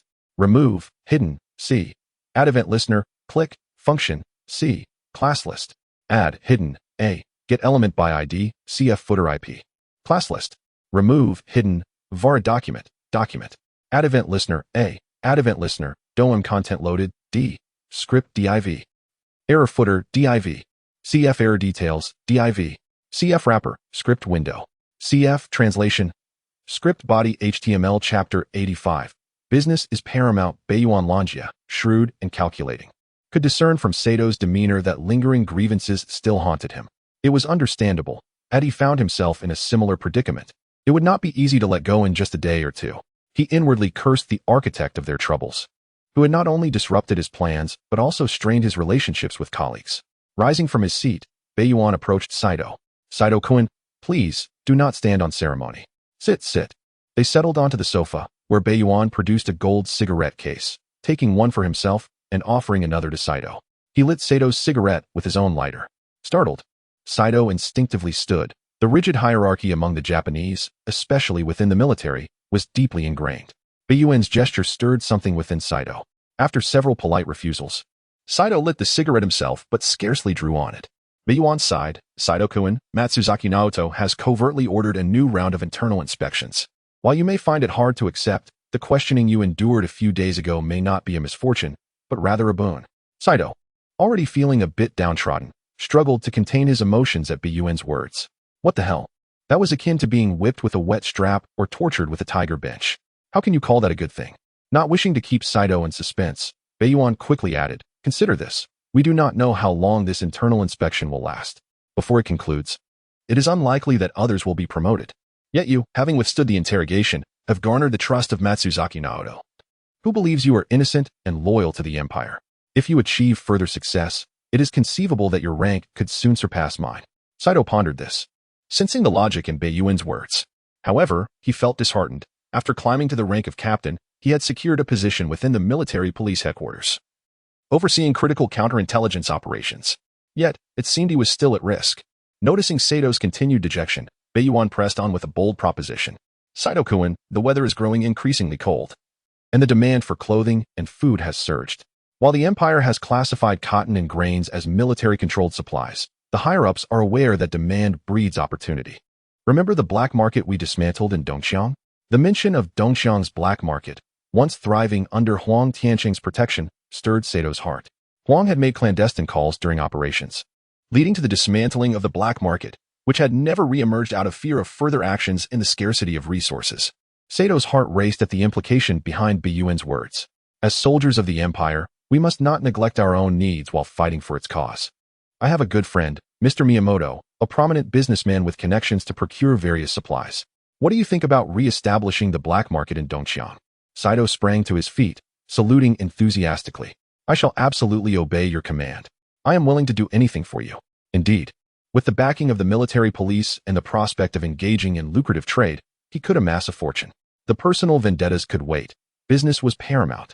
If he succeeded, he could easily find an excuse to return home, emerging as a wealthy man rather than just a soldier. Beiyuan nodded in approval. Excellent. I will arrange for Mr. Miyamoto to meet with you. In the meantime, gather some trustworthy individuals to organize the black market. Finally, Beiyuan imparted a significant reminder. Saito-kun, do not forget our mission. Everything we do aims to root out those hidden in darkness and eliminate them one by one. The more we capture, the greater our standing. And a higher standing means everything. The black market is but a trivial matter compared to our true objectives, understand? Saito nodded thoughtfully. As October progressed, the chill in the air became more pronounced. While one might still wear light clothing during midday, mornings and evenings had begun to carry a biting cold that troubled the impoverished populace. During the summer, many had pawned their thicker garments for meager sums to buy food. But what options remained now? Some lamented their plight, sighing, why must I endure until winter? Lin Zhe donned a simple outfit, transforming himself into an ordinary youth as he made his way towards the reclining Buddha temple. Upon arriving at the dilapidated courtyard, he found Tang Wanner still there. Though her attire remained tattered, her complexion indicated that her health had improved. Upon seeing Lin Zhe, she exclaimed, Zhendage, you've come. The money Zhendage had left previously proved invaluable, allowing her to purchase food and medicine, which had been crucial for her survival. As they conversed, several children returned, dejected. There are more beggars on the streets. One child lamented, we've searched all day and have yet to find anything to eat.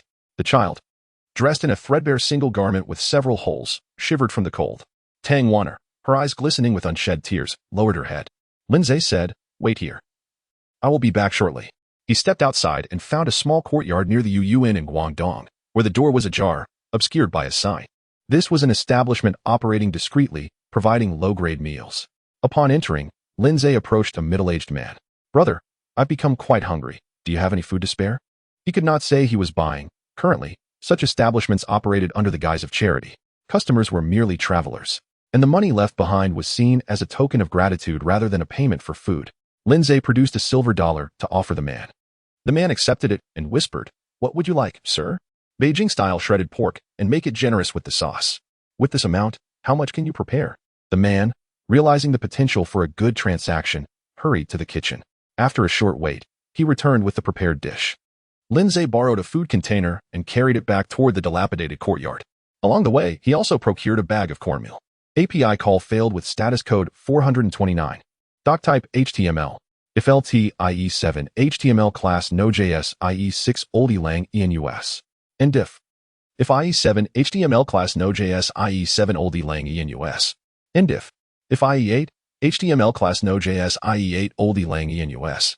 And if GT IE8 HTML class Node.js lang enus. And if head title access denied generative language. Google APIs. Com used cloud layer to restrict access title meta char set UTF 8 meta HTTP with content type content text HTML. Char set UTF 8 meta HTTP equals XUA compatible content, i.e. edge meta name robots content no index, no follow meta name viewport content with device width. Initial scale 1 link rel style sheet ID CF styles CSS ref, CDN CGI styles main. CSS script, function, if, document. Add event listener window. XML HTTP request, JSON. Stringify, var e function, a, var c document. Get element by ID, error feedback survey, d document. Get element by ID, error feedback success. B new XML HTTP request. A, event. Feedback clicked, properties, error code, 1015, helpful. A, version, 1, B.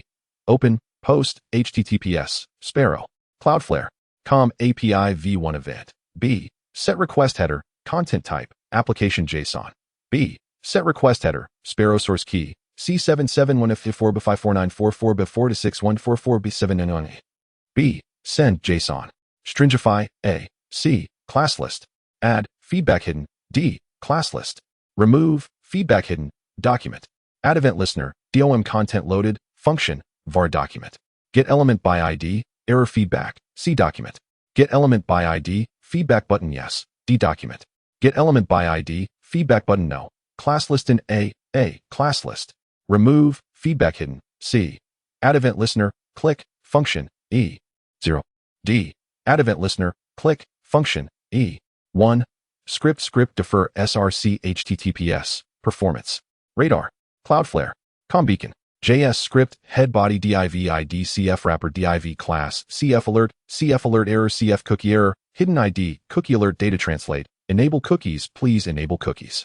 div ID CF error details class P, 0 header class MX auto point, 10 LG, point, 6 LG, PX, 8 W, 240 LG, W full MB, 15 anti-aliased H1 class inline block MD, block Mr, 2 MD, MB, 2 font light text, 60 MD, text, 3 XL text black dark leading tight, span data translate error span 1015 span H1 span class inline block MD, block heading ray ID font mono text, 15 LG, text SM LG, leading relaxed ray ID, 9307F740275 EA04 bull, span class inline block MD, block heading ray ID font mono text, 15 LG, text SM LG, leading relaxed April 15th, 2025, 2:20, 48 UTC span H2 class text, gray, 600 leading, 1.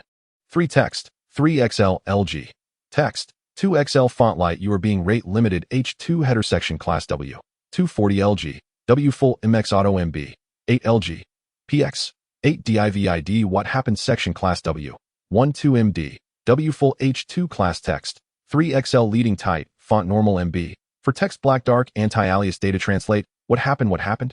H2P the owner of this website, generative language, Google APIs, COM, has banned you temporarily from accessing this website. PDIV section div class feedback hidden PY, 8 text center ID, error feedback div ID, error feedback survey class footerline wrapper was this page helpful? Button class border solid BG white CF button cursor pointer ML, for PX, for PY. 2 rounded ID feedback button yes type button yes button class border solid BG white CF button cursor pointer ML for PX for PY 2 rounded ID feedback button no type button no button div class feedback success feedback hidden ID error feedback success thank you for your feedback div class CF error footer CF wrapper W 240 LG W full PY 10 SM PY for SM PX 8 MX auto text center SM, text left border solid border, 0 border T border, gray, 300p class text, 13 span class CF footer item SM, block SM, MB, 1 Cloudflare ray ID. Strong class font semi-bold 9307F740275 AEA0, 4 strong span class CF footer separator SM, hidden bull. Span ID CF footer item IP class CF footer item hidden SM, block SM. MB, 1 your IP, button type button ID CF footer IP reveal, class CF footer IP reveal BTN, click to reveal button span, class hidden ID CF footer IP 43, 164, 133, 114 span class CF footer separator SM, hidden bull, span class CF footer item SM, block SM, MB, 1 span performance amp.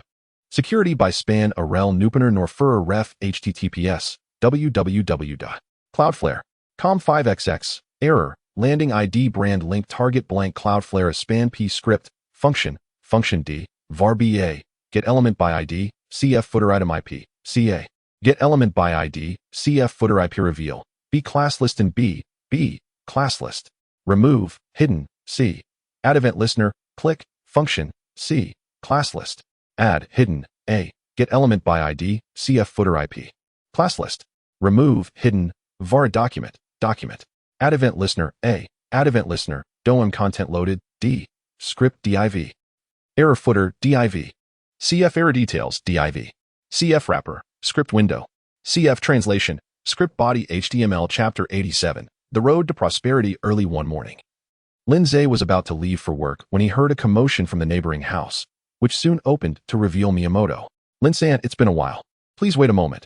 I have something to discuss with you. Upon hearing this, Lindsay wondered if it was about another bonus. Miyamoto-kun, when did you return? Miyamoto smiled. I arrived yesterday. Behind him, Mei-hui anxiously nudged him. Miyamoto, why don't you invite Mr. Lin inside? It's quite impolite to stand here. Being a dutiful husband. Miyamoto quickly said, Lin-san, please come in and sit for a while. It's good news. Lindsay graciously accepted the invitation and greeted Mei-hui, who returned his greeting with a wistful gaze. You haven't visited in a long time. Lindsay signaled her to be discreet, thinking, it's because of you that my father's books were almost lost. Perhaps another time would be better. Once inside, Miyamoto intended to kneel beside a small table. But Mei-hui had already placed the tea tray on a tall table, so he had no choice but to join her there. After pouring the tea and having a few sips, Miyamoto began, Lin-san, I'm back for a short break, and I have a request from Mr. Kitahara Ranjia. Lindsay, intrigued, responded, oh, Mr. Kitahara is a high-ranking officer in the gendarmerie. He has a request for you? No matter their nationality, such connections were always valuable. Miyamoto felt pleased and affected a modest demeanor. We are classmates. Whether in government or business, it's all the same to us. What matters most is our bond of friendship. Realizing he had digressed, he continued, but let us not dwell on that. Mr. Kitahara wishes to reopen the black market in the East Wall area. As you know, underground transactions cannot be entirely suppressed. It's better to bring them under the military's control rather than let them spiral into chaos. The project is overseen by Captain Saito, whom I believe you've met. I would like to provide the necessary supplies and, at times when I'm not in Beiping, request your representation in this venture. Of course, I wouldn't let you suffer any loss. You saved my life, so we would share the profits equally. What do you think? Miyamoto spoke fervently, while Mei-hui subtly nudged him under the table. Lindsay adjusted his posture and replied, Miyamoto-kun, I cannot accept your proposal. It would be unjust for you. I have done nothing to deserve half of the profits. Miyamoto was deeply touched. Lin-san, your integrity has always earned my respect. However, to be frank, no matter how large this black market may become, it cannot surpass my business in Tianjin. Moreover, this endeavor is merely a favor to Mr. Kitahara. So please don't take it to heart. After all, as my representative, you will undoubtedly put in considerable effort. At this point, Mei-hui pulled Miyamoto aside. You don't understand the Chinese character. Your persuasion will not convince Lin-san. Allow me to speak with him. Miyamoto beamed. Ah, Mei-hui, you truly are my wise partner. Please ensure that Lin-san accepts this proposal. He saved my life and is my dearest friend. Very well, dear husband. I would like some candied chestnuts from Xingyangman Street. Could you fetch me some? Miyamoto, feeling guilty for being away from his lovely wife, melted at her request, his face breaking into a smile. Yes, Mei-hui. I shall go right away. With that, he playfully saluted and eagerly set off for Xingyangman Street. Before leaving, he apologized to Lindsay, Lin-san. I'm sorry for my abrupt departure. As soon as he left, Mei-hui crawled closer to Lindsay. What business is Miyamoto involved with in Tianjin? Mei-hui hesitated before replying. He mentioned yesterday that the station troops are requisitioning grain and cotton. These supplies will be collected by the troops and then purchased and processed by him to create food and clothing for the military. Ah, a grain station. No wonder he speaks so boldly now. When Miyamoto returned, Lindsay had already left. He hurriedly inquired, did Lin-san agree? Mei-hui nodded. I convinced him. Miyamoto was delighted. Looking at his wife, he thought she appeared even more beautiful and began to peel chestnuts for her. At the patrol station, Wang Xiaoshou came to brew tea. Linyi, the coal has been purchased and is piled in the storage room. However, there are no whole pieces left. The Japanese requisitioned them all. So we could only get coal dust. Lindsay waved his hand. As long as it burns, that suffices. I just remembered I have tea stocked up at home. Please arrange to have a cart of coal delivered there. Wang Xiaoshou was thrilled. Being entrusted with such matters indicated Lin Zhe regarded him as close, not merely as an outsider. He was still the chief's confidant. He bowed. Rest assured, I shall take care of it right away. With that, he skipped work, taking the money Lin Zhe had given him to buy coal. After all, personal matters held greater importance than official duties. As Lin Zhe read the newspaper while sipping tea, the phone rang. Dongbeiman Patrol Station. On the other end was Gao Shengping. Brother, I have some good news for you. After Gao shared the news, Lin Zhe realized it was indeed about the reopening of the black market in the East Wall area. It appeared that Saito had not forgotten his old friends. Being a military officer at the gendarmerie headquarters, he could only oversee the situation. He could not personally monitor the black market. Eventually, he entrusted this task to Gao Shengping. Upon hearing this, Gao was thrilled but realized that, as the deputy director, his support would be limited to official matters, like dispatching personnel for patrols.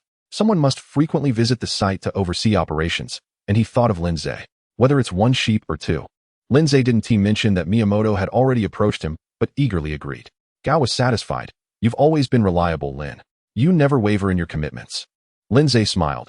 How could I not devote myself to your requests? After hanging up, Lin Zhe pondered for a moment before stepping out to find a secluded place to disguise himself, heading towards the Yiyuan in Guangdong province. Upon arriving at the dilapidated courtyard, Tang Wan rushed to greet Zhendage, who had come again. Chapter 88. Another encounter with Muchang brother Zhen. You have arrived. Thanks to the grains you provided. The children have been well fed these past few days. Lin Zhe nodded, sighing, yet, we must find a way to procure some cotton clothing. The weather is still bearable.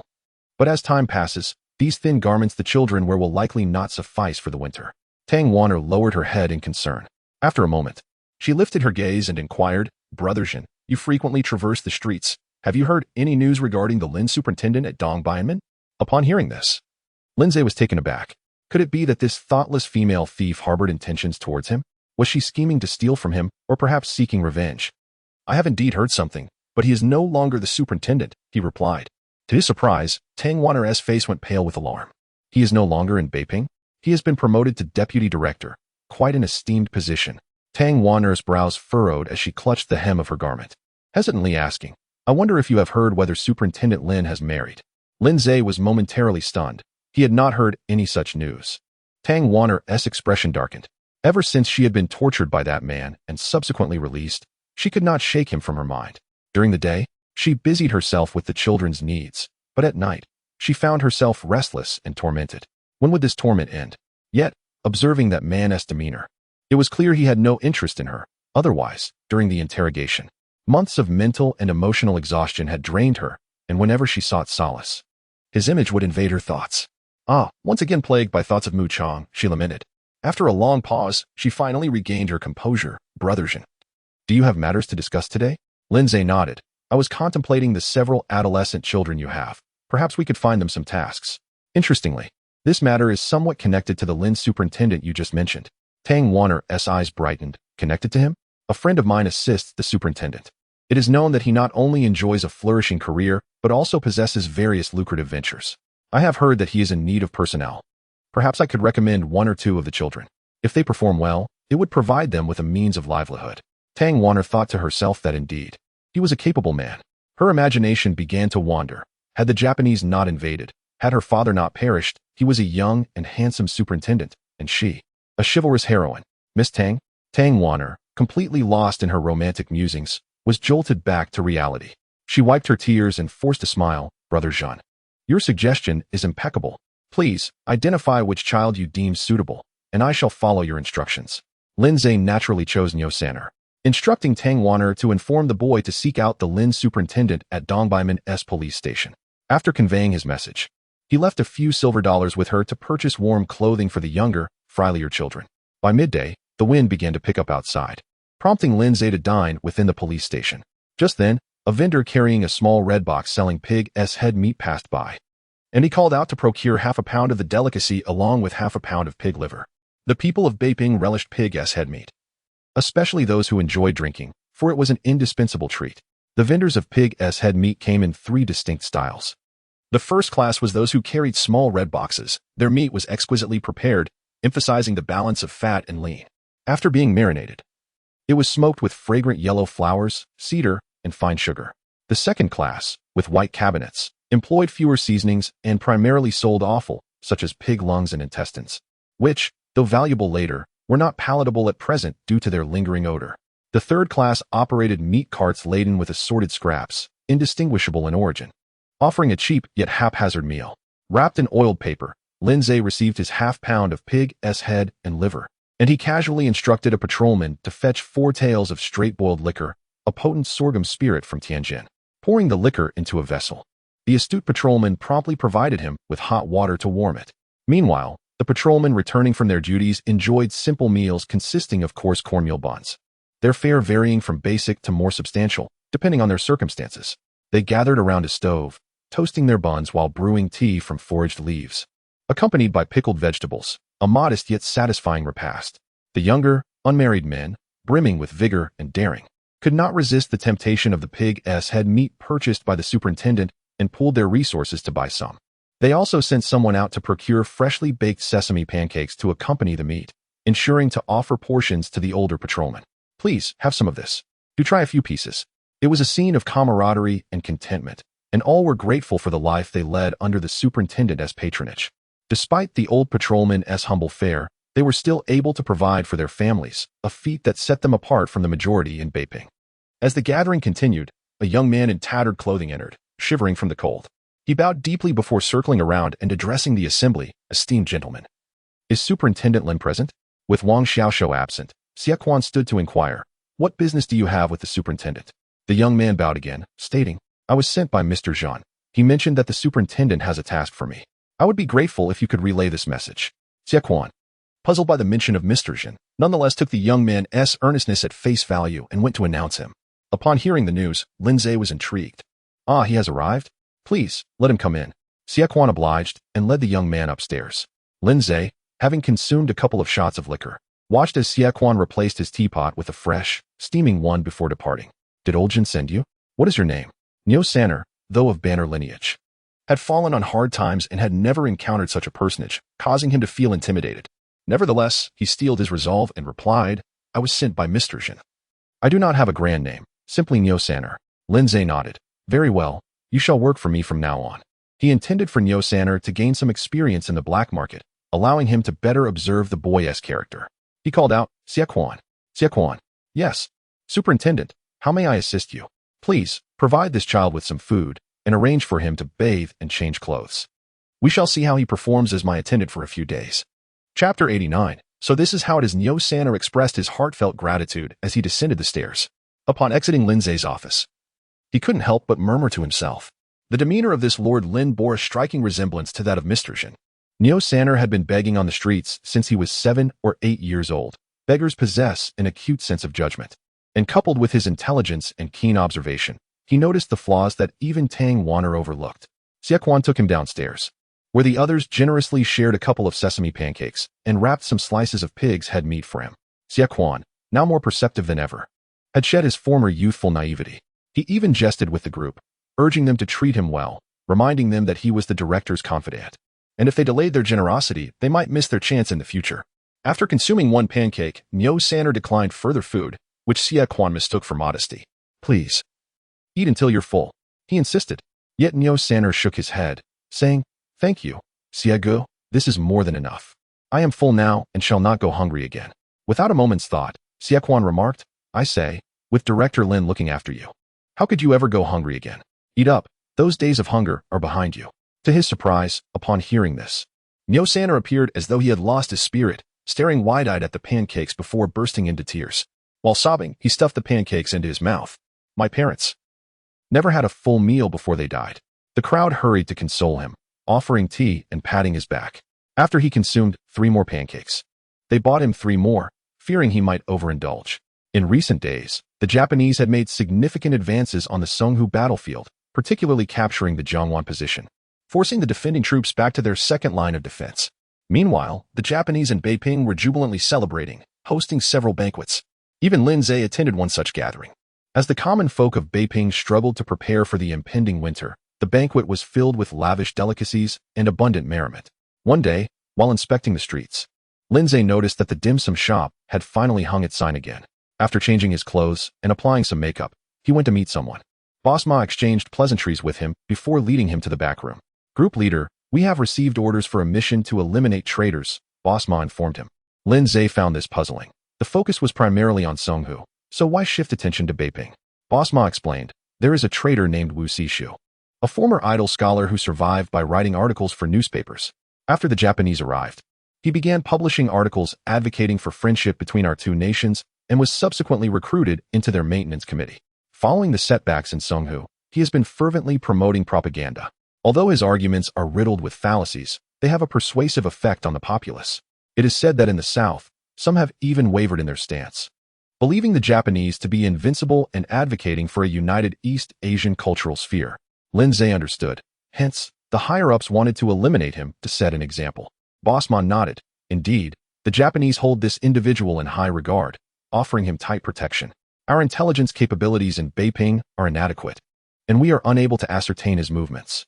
Our superiors have tasked us with quickly determining Wu Xishu's residence and movements, after which the Beiping Station's action team will carry out the mission. Lin Zhe considered the challenge of approaching this man. He had no prior connections in the cultural sphere, and any attempt to befriend Wu Xishu would raise suspicions. Moreover, if Wu Xishu were to die, anyone who had interacted with him would inevitably face scrutiny, increasing the risk of exposure. It seemed that the only viable option was to track him discreetly. Fortunately, he still had 4 tracking cards at his disposal, making the task manageable. Boss Ma earnestly reminded him, Group leader, whether or not this mission is accomplished is secondary. Your safety must come first. Lin Zhe nodded in acknowledgement, assuring him, I am well aware. When you communicate with the telegraph operator, ensure discretion. Upon leaving the dim sum shop, Lin Zhe decided to return home. While on the way, he contemplated how to encounter Wu Xishu, knowing he was under strict protection with his whereabouts unknown. There was no way to inquire casually. Arriving home, he found his 2 sisters playing jianzi in the courtyard.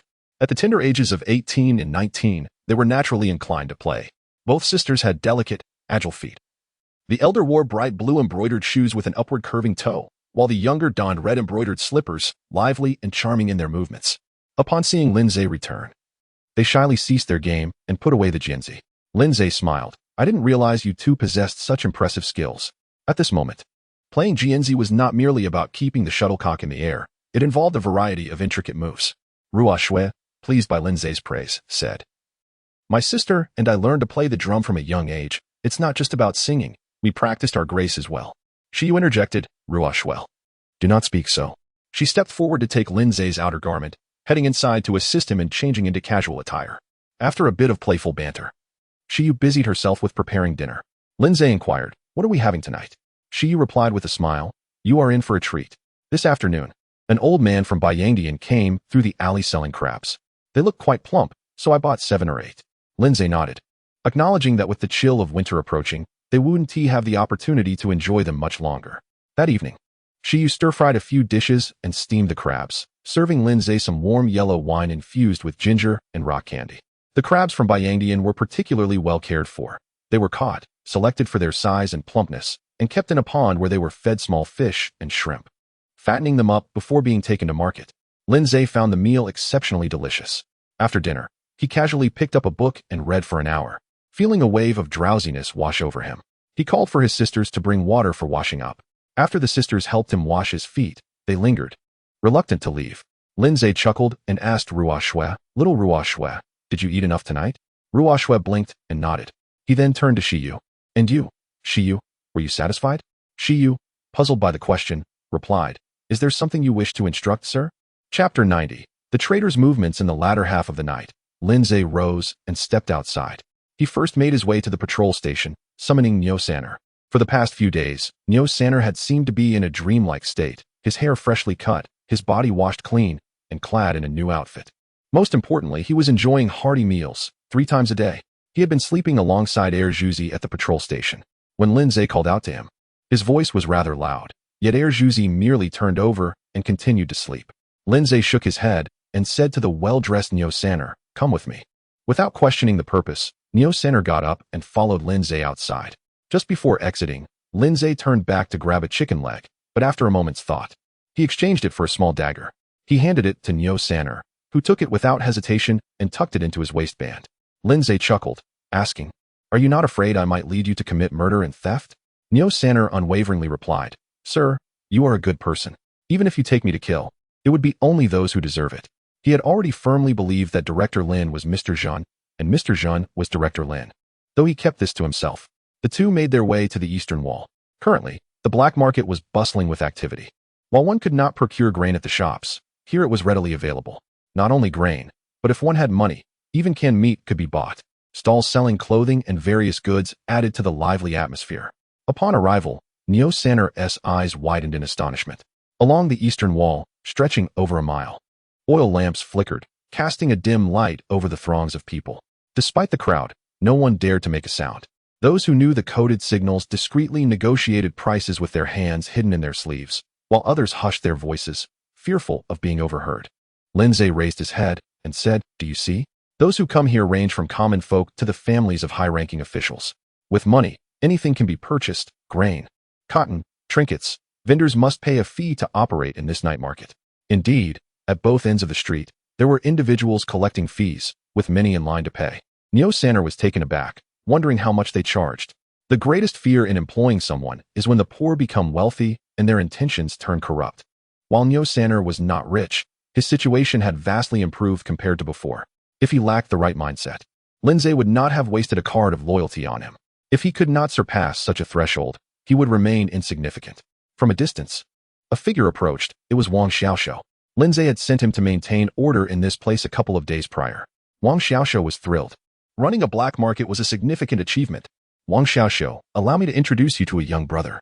You will take him under your wing. During the day, he will assist me, and at night he can gain some experience here. Without questioning who he was or why, Wang Xiaoxiao nodded to Neo Sanner and assured Lindsay.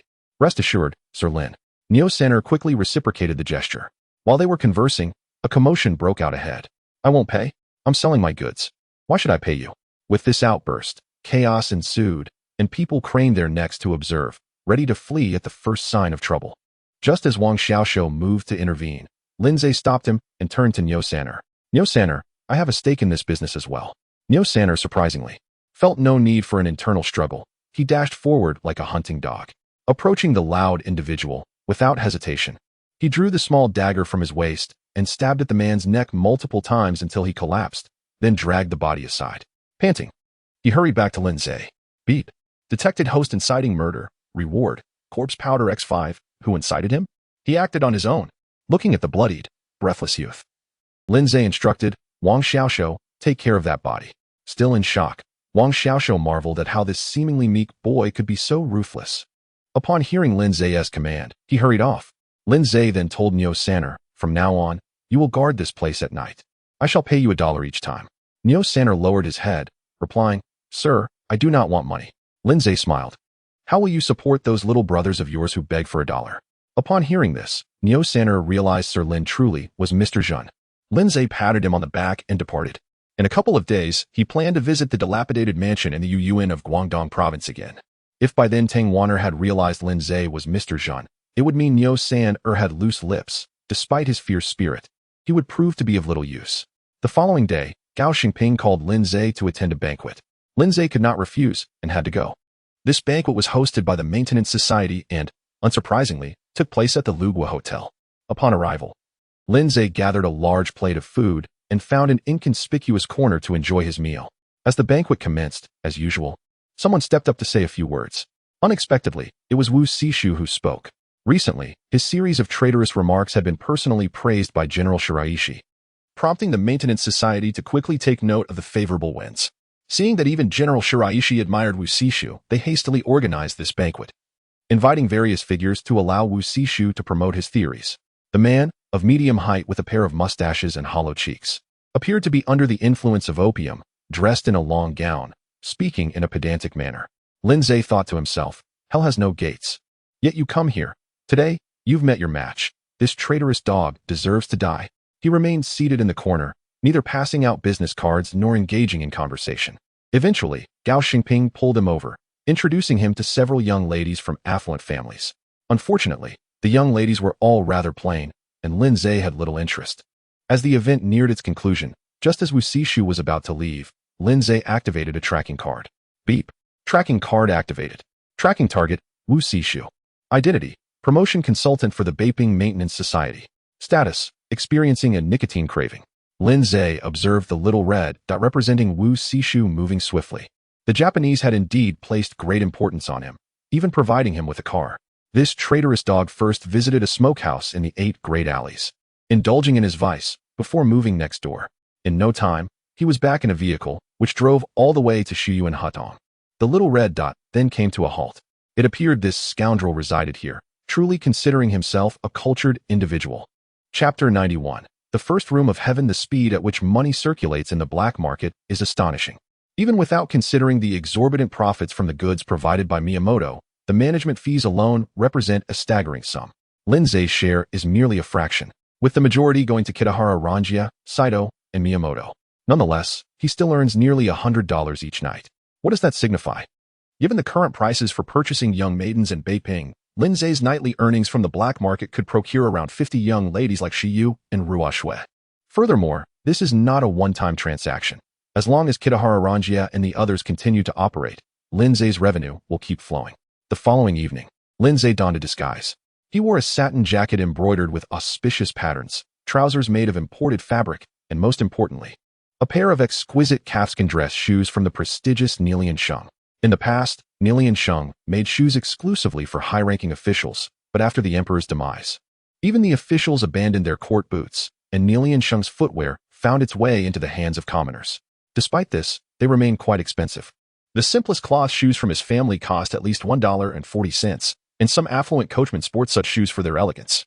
Lindsay's calfskin dress shoes, priced at $60 a pair, are undoubtedly a luxury. After adding a false beard and a ring, he presented himself with both dignity and grandeur. He called for a carriage, heading straight to a renowned opium den in the 8 great alleys. The young attendant at the entrance, upon seeing him, immediately recognized him as a distinguished guest. Such patrons typically seek the finest opium from Yunnan, not only to smoke, but also to enjoy tea and snacks. The tea served here ranges from $2 by Luo Chun to the finest Preaching Longjing. Beyond beverages, entertainment is essential.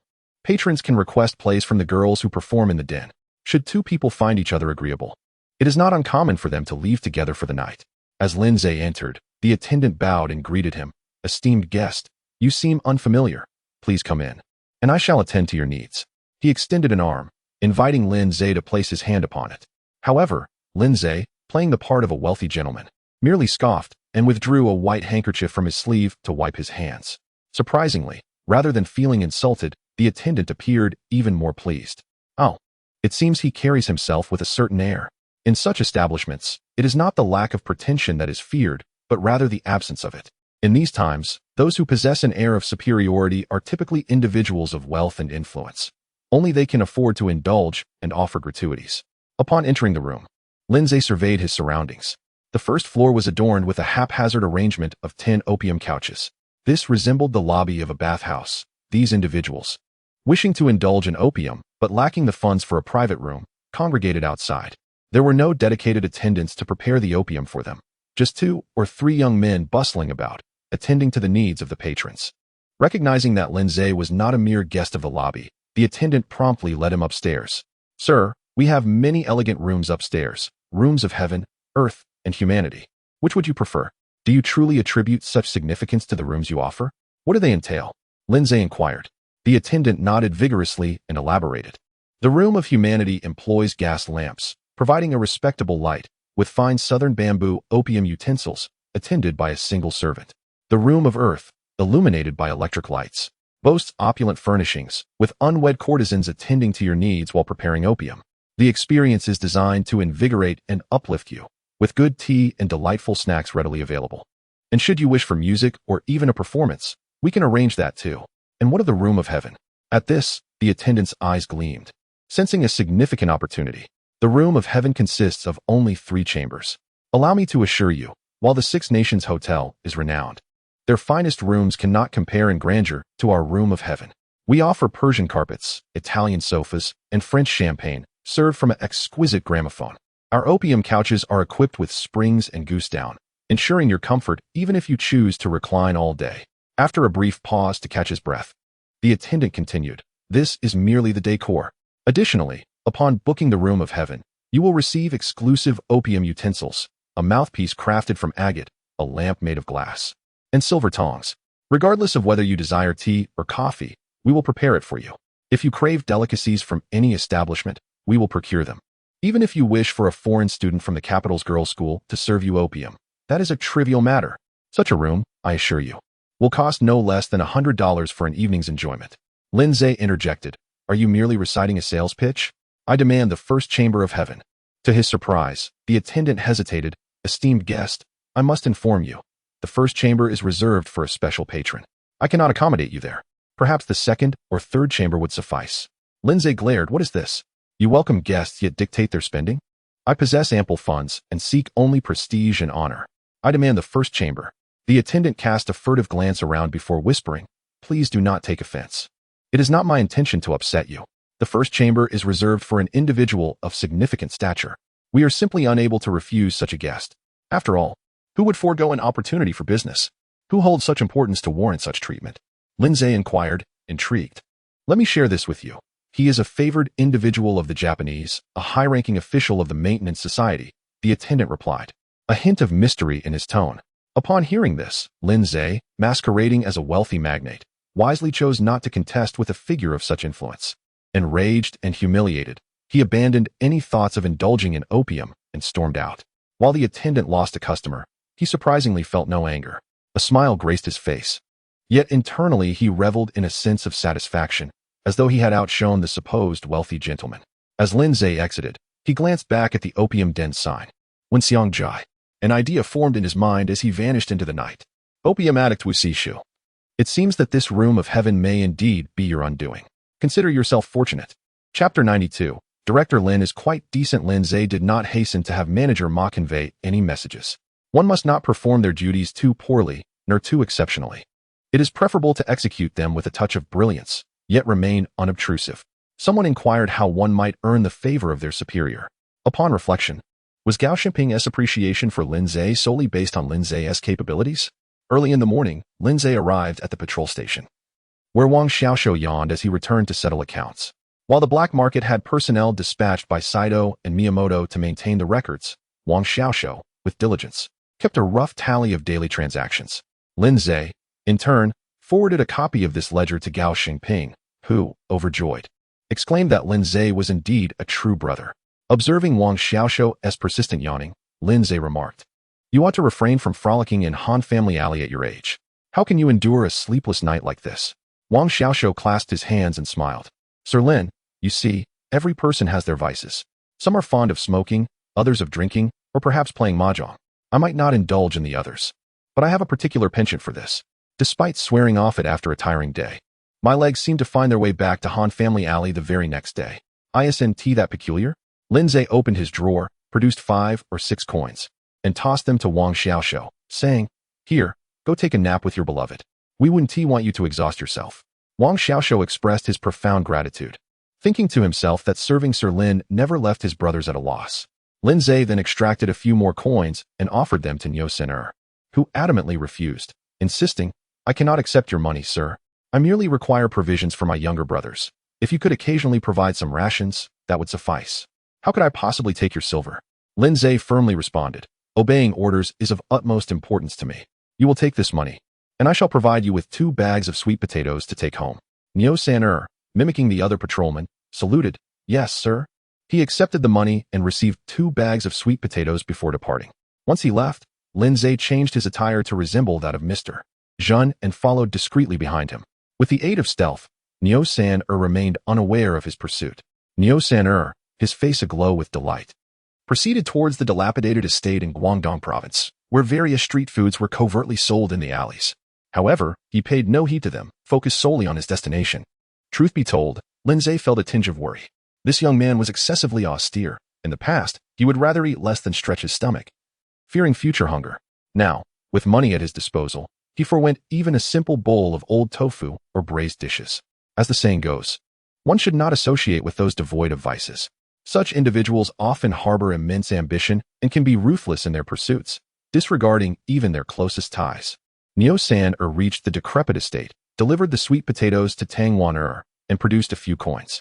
After some back and forth, Tang Wan ultimately accepted them. She inquired about the work Mr. Zhun had arranged for him, to which Niu Sen replied that it merely involved observing the market for prominent figures. A rather effortless task. After a brief conversation, Nyo San-er took his leave.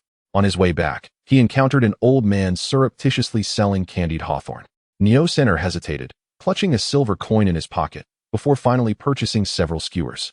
The old man was overjoyed, as was Nyo San-er, who, with an oil paper bag of candied hawthorn in hand, walked back to the patrol station, his face beaming. Only then did Lindsay feel reassured and turned back to the dilapidated estate. Upon seeing Mr. Jun again, Tang Wan-er quickly approached to pay her respects. Mr. Jun, Nyo San-er has delivered 2 large bags of sweet potatoes and even brought money. I am grateful to you. In these times, finding work is incredibly challenging. Lindsay waved his hand. Nyo San-er is a promising lad. The master of the house holds him in high regard. Tang Wan-er nodded. He is resourceful. Mr. Jun, I wish to ask a favor of you. Lindsay, sensing a request for assistance in finding work for the little beggar, replied, Speak freely, Miss Tang. She continued, Nyo San-er is growing up. Soon, he will be of marrying age. Now that he has secured a job, he ought to save some money for his future. He doesn't listen to me, so I hope you might persuade him to save rather than continue bringing me money. Lindsay thought to himself that this young woman had a good heart.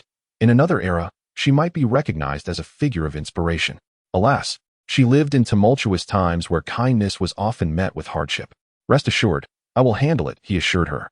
But tell me, Miss Tang, if he is of marrying age, should you not also consider finding someone yourself? It is not wise to linger here indefinitely. Unexpectedly, Tang Wan-er misinterpreted his words, wondering if Mr. Jun held feelings for her. Her thoughts drifted to another figure, and a pang of bitterness rose within her. She nearly shed tears but forced a smile. I have no parents, and neither do these children. We rely on one another, living day by day. As for marriage, I already have plans at this point. Her heart felt increasingly heavy, and she could not bring herself to utter the words, I will never marry. Instead, she asked, Mr. Jun, could you possibly inquire about Director Lin for me? Lindsay discerned her intentions, realizing she harbored feelings for him. What a perplexing situation.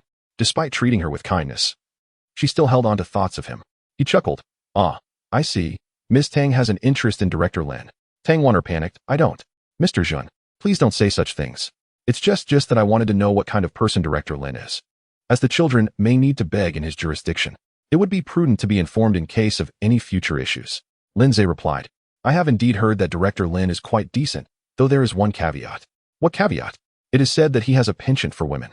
Upon hearing this, Tang Wan-er glanced down at her attire and then at her feet, realizing her appearance might not align with conventional beauty standards. She had trained in martial arts since childhood, her long legs unbound by the practice of foot binding, yet she felt self-conscious.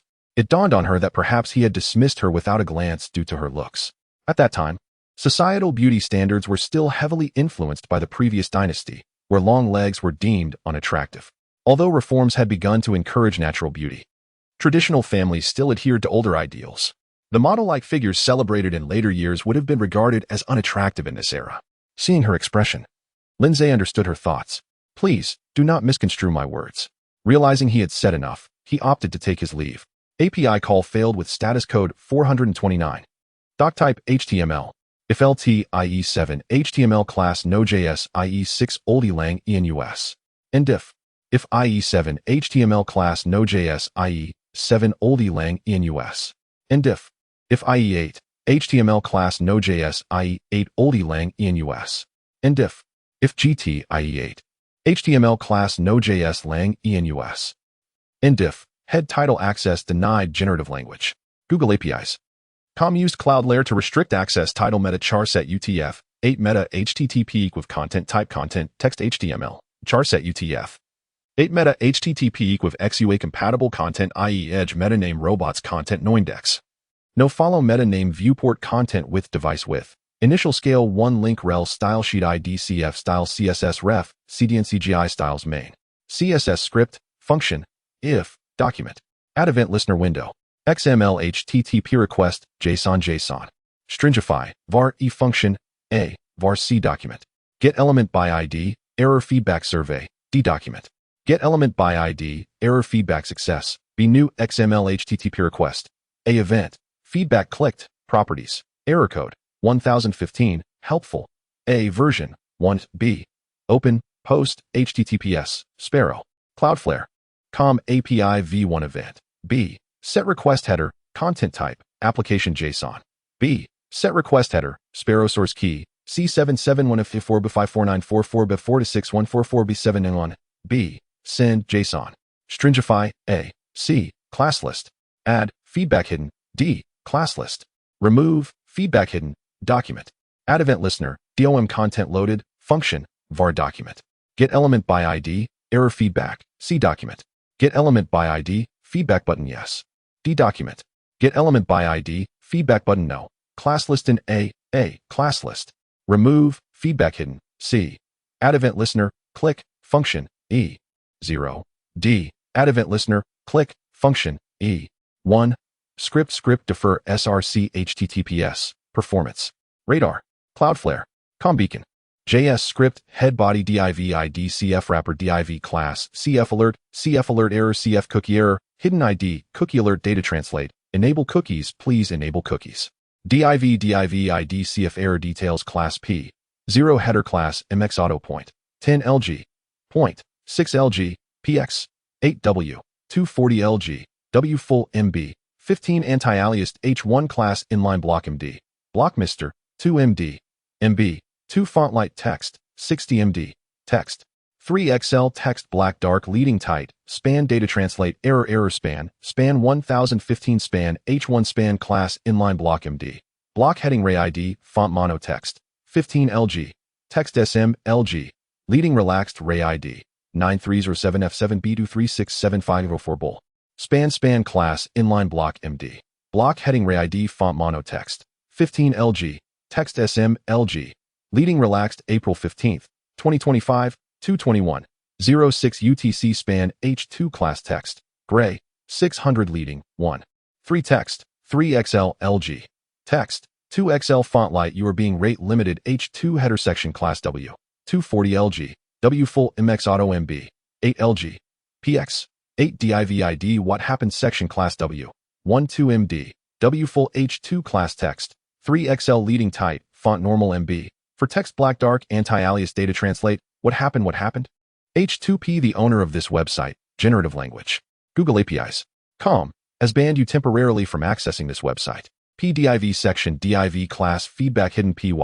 8 text center ID error feedback div ID error feedback survey class footer line wrapper. Was this page helpful?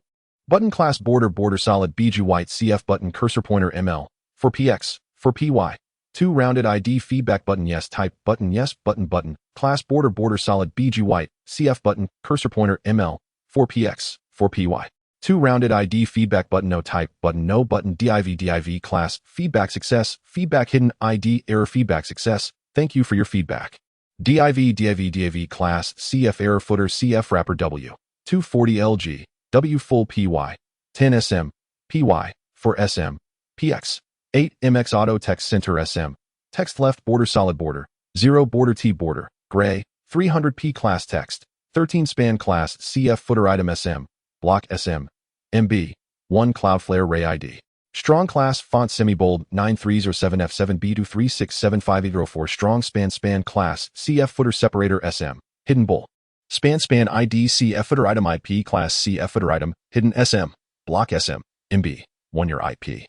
Button type button ID CF footer IP reveal class CF footer IP reveal BTN click to reveal button span class hidden ID CF footer IP 43 164 133 114 span class CF footer separator SM hidden bull span class CF footer item SM block SM MB 1 span performance amp security by span arel nupener norfur ref https www.cloudflare.com 5xx error landing ID brand link target blank Cloudflare span p script function D var ba get element by ID CF footer item IP CA get element by ID CF footer IP reveal B class list and B class list remove hidden C add event listener click function C class list add hidden A get element by ID CF footer IP class list remove hidden var document add event listener A add event listener DOM content loaded D script div error footer div CF error details div CF wrapper script window CF translation script body HTML API call failed with status code 429 doc type HTML If LT IE7 HTML class Node.js IE6 oldie lang ENUS. Indif. If IE7 HTML class Node.js IE7 oldie lang ENUS. Indif. If IE8 HTML class Node.js IE8 oldie lang ENUS. Indif.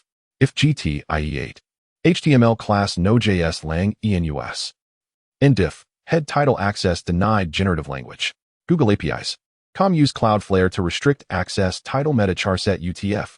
8 meta HTTP equiv content type content text HTML charset UTF. 8 meta HTTP equiv XUA compatible content edge meta name robots content noindex. No follow meta name viewport content with device width. Initial scale 1 link rel style sheet ID CF style CSS ref CDN CGI styles main.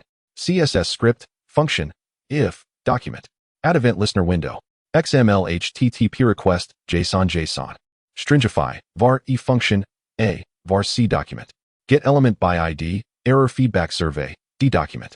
Get element by ID error feedback success b new XML HTTP request a event feedback clicked properties error code 1015 helpful a version 1 b open post HTTPS Sparrow Cloudflare API v1 event b set request header content type application JSON b set request header Sparrow source key C771F0E4B54944BEB4261D44BD79A1E b send JSON stringify c class list add feedback hidden d class list remove feedback hidden document add event listener DOM content loaded function var document get element by ID error feedback c document get element by ID feedback button yes d document get element by ID feedback button no class list in a class list remove feedback hidden c add event listener click function e 0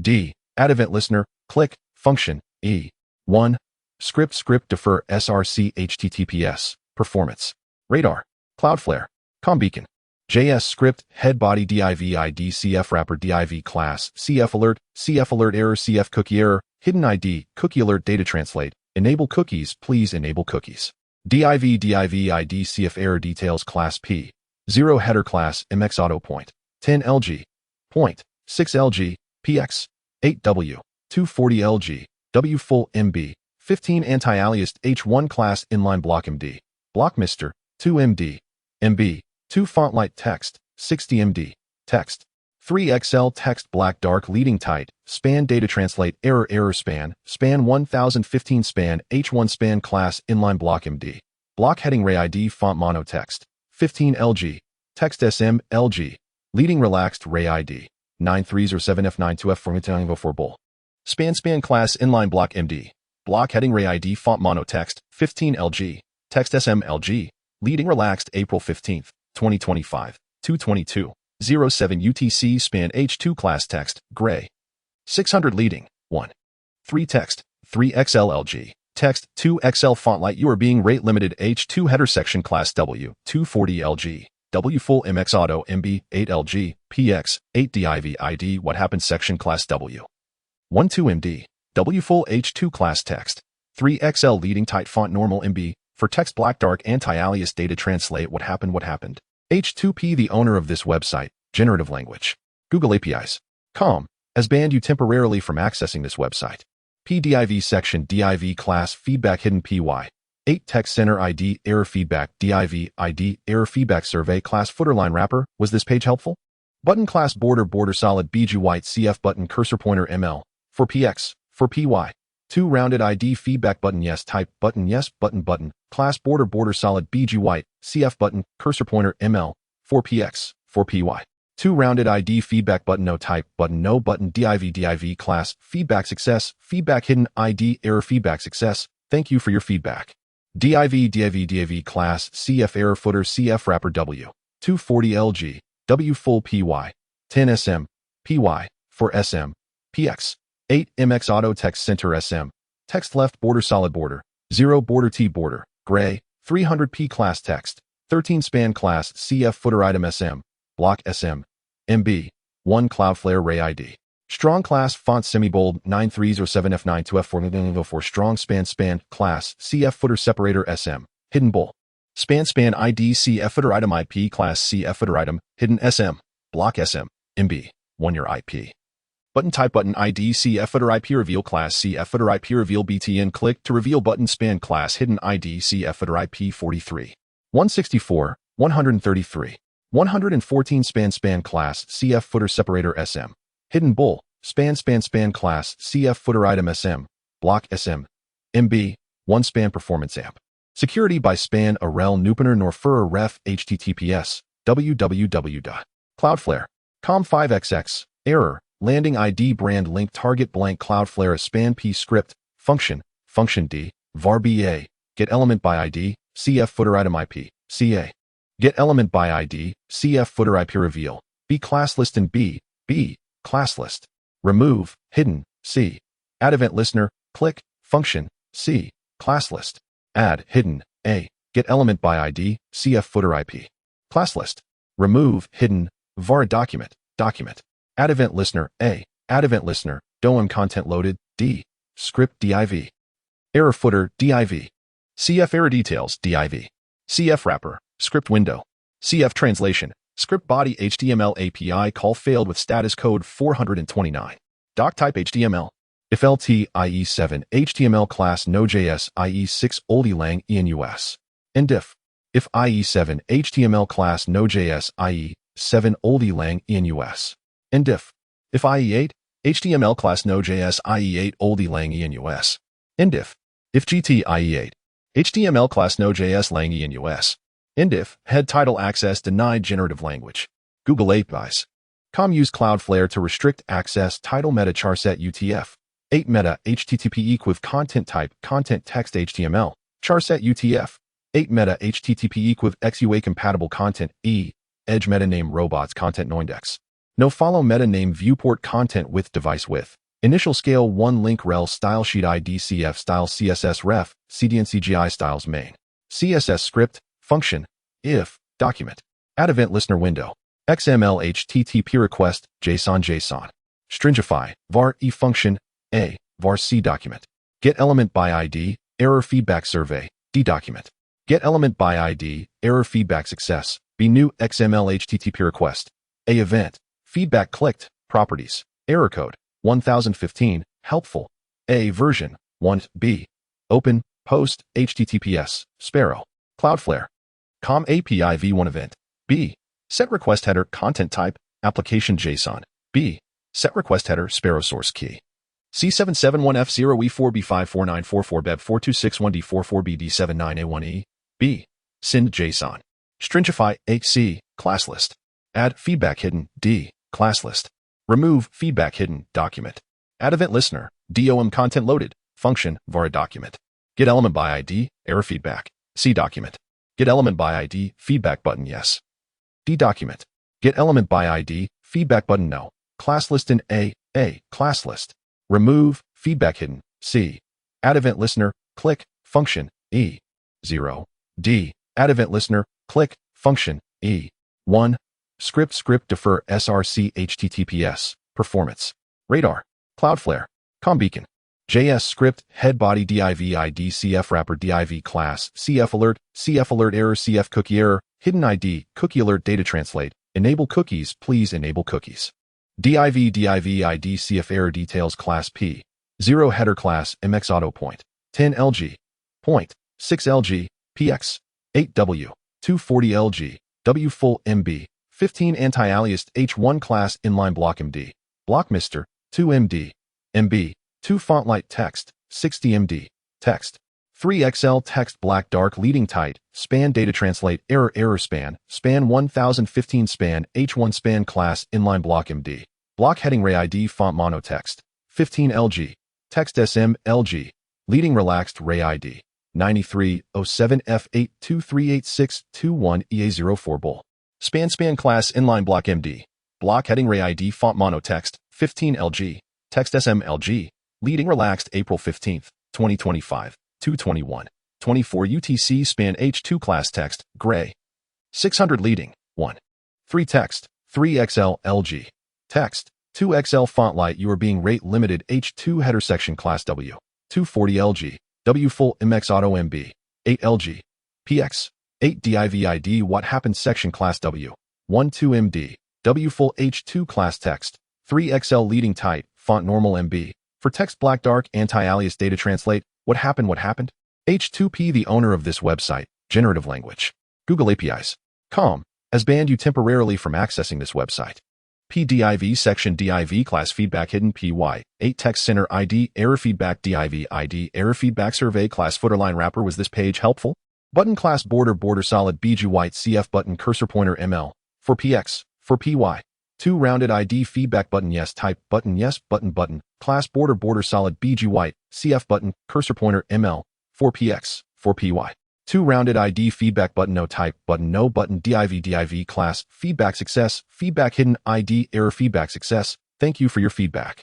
Div class CF error footer CF wrapper W 240 LG W full PY 10 SM PY for SM PX 8 MX auto text center SM text left border solid border 0 border T border gray 300p class text 13 span class CF footer item SM block SM MB 1 Cloudflare Ray ID. Strong class font semibold 9307F 8238621 EA04 strong span class CF footer separator SM hidden bull. Span ID CF footer item IP class CF footer item hidden SM block SM MB 1 your IP button type button ID CF footer IP reveal class CF footer IP reveal BTN click to reveal button span class hidden ID CF footer IP 43 164 133 114 span class CF footer separator SM hidden bull span class CF footer item SM block SM MB 1 span performance amp security by span arel nupener norfur ref https www.cloudflare.com 5xx error landing ID brand link target blank Cloudflare span p script function d var ba get element by ID CF footer item IP CA get element by ID CF footer IP reveal B class list and B class list remove hidden C add event listener click function C class list add hidden A get element by ID CF footer IP class list remove hidden var document add event listener A add event listener DOM content loaded D script div error footer div CF error details div CF wrapper, script window, CF translation, script body HTML chapter 96. The fate of a traitor. The situation had become quite clear, and Lindsay decided not to linger any longer.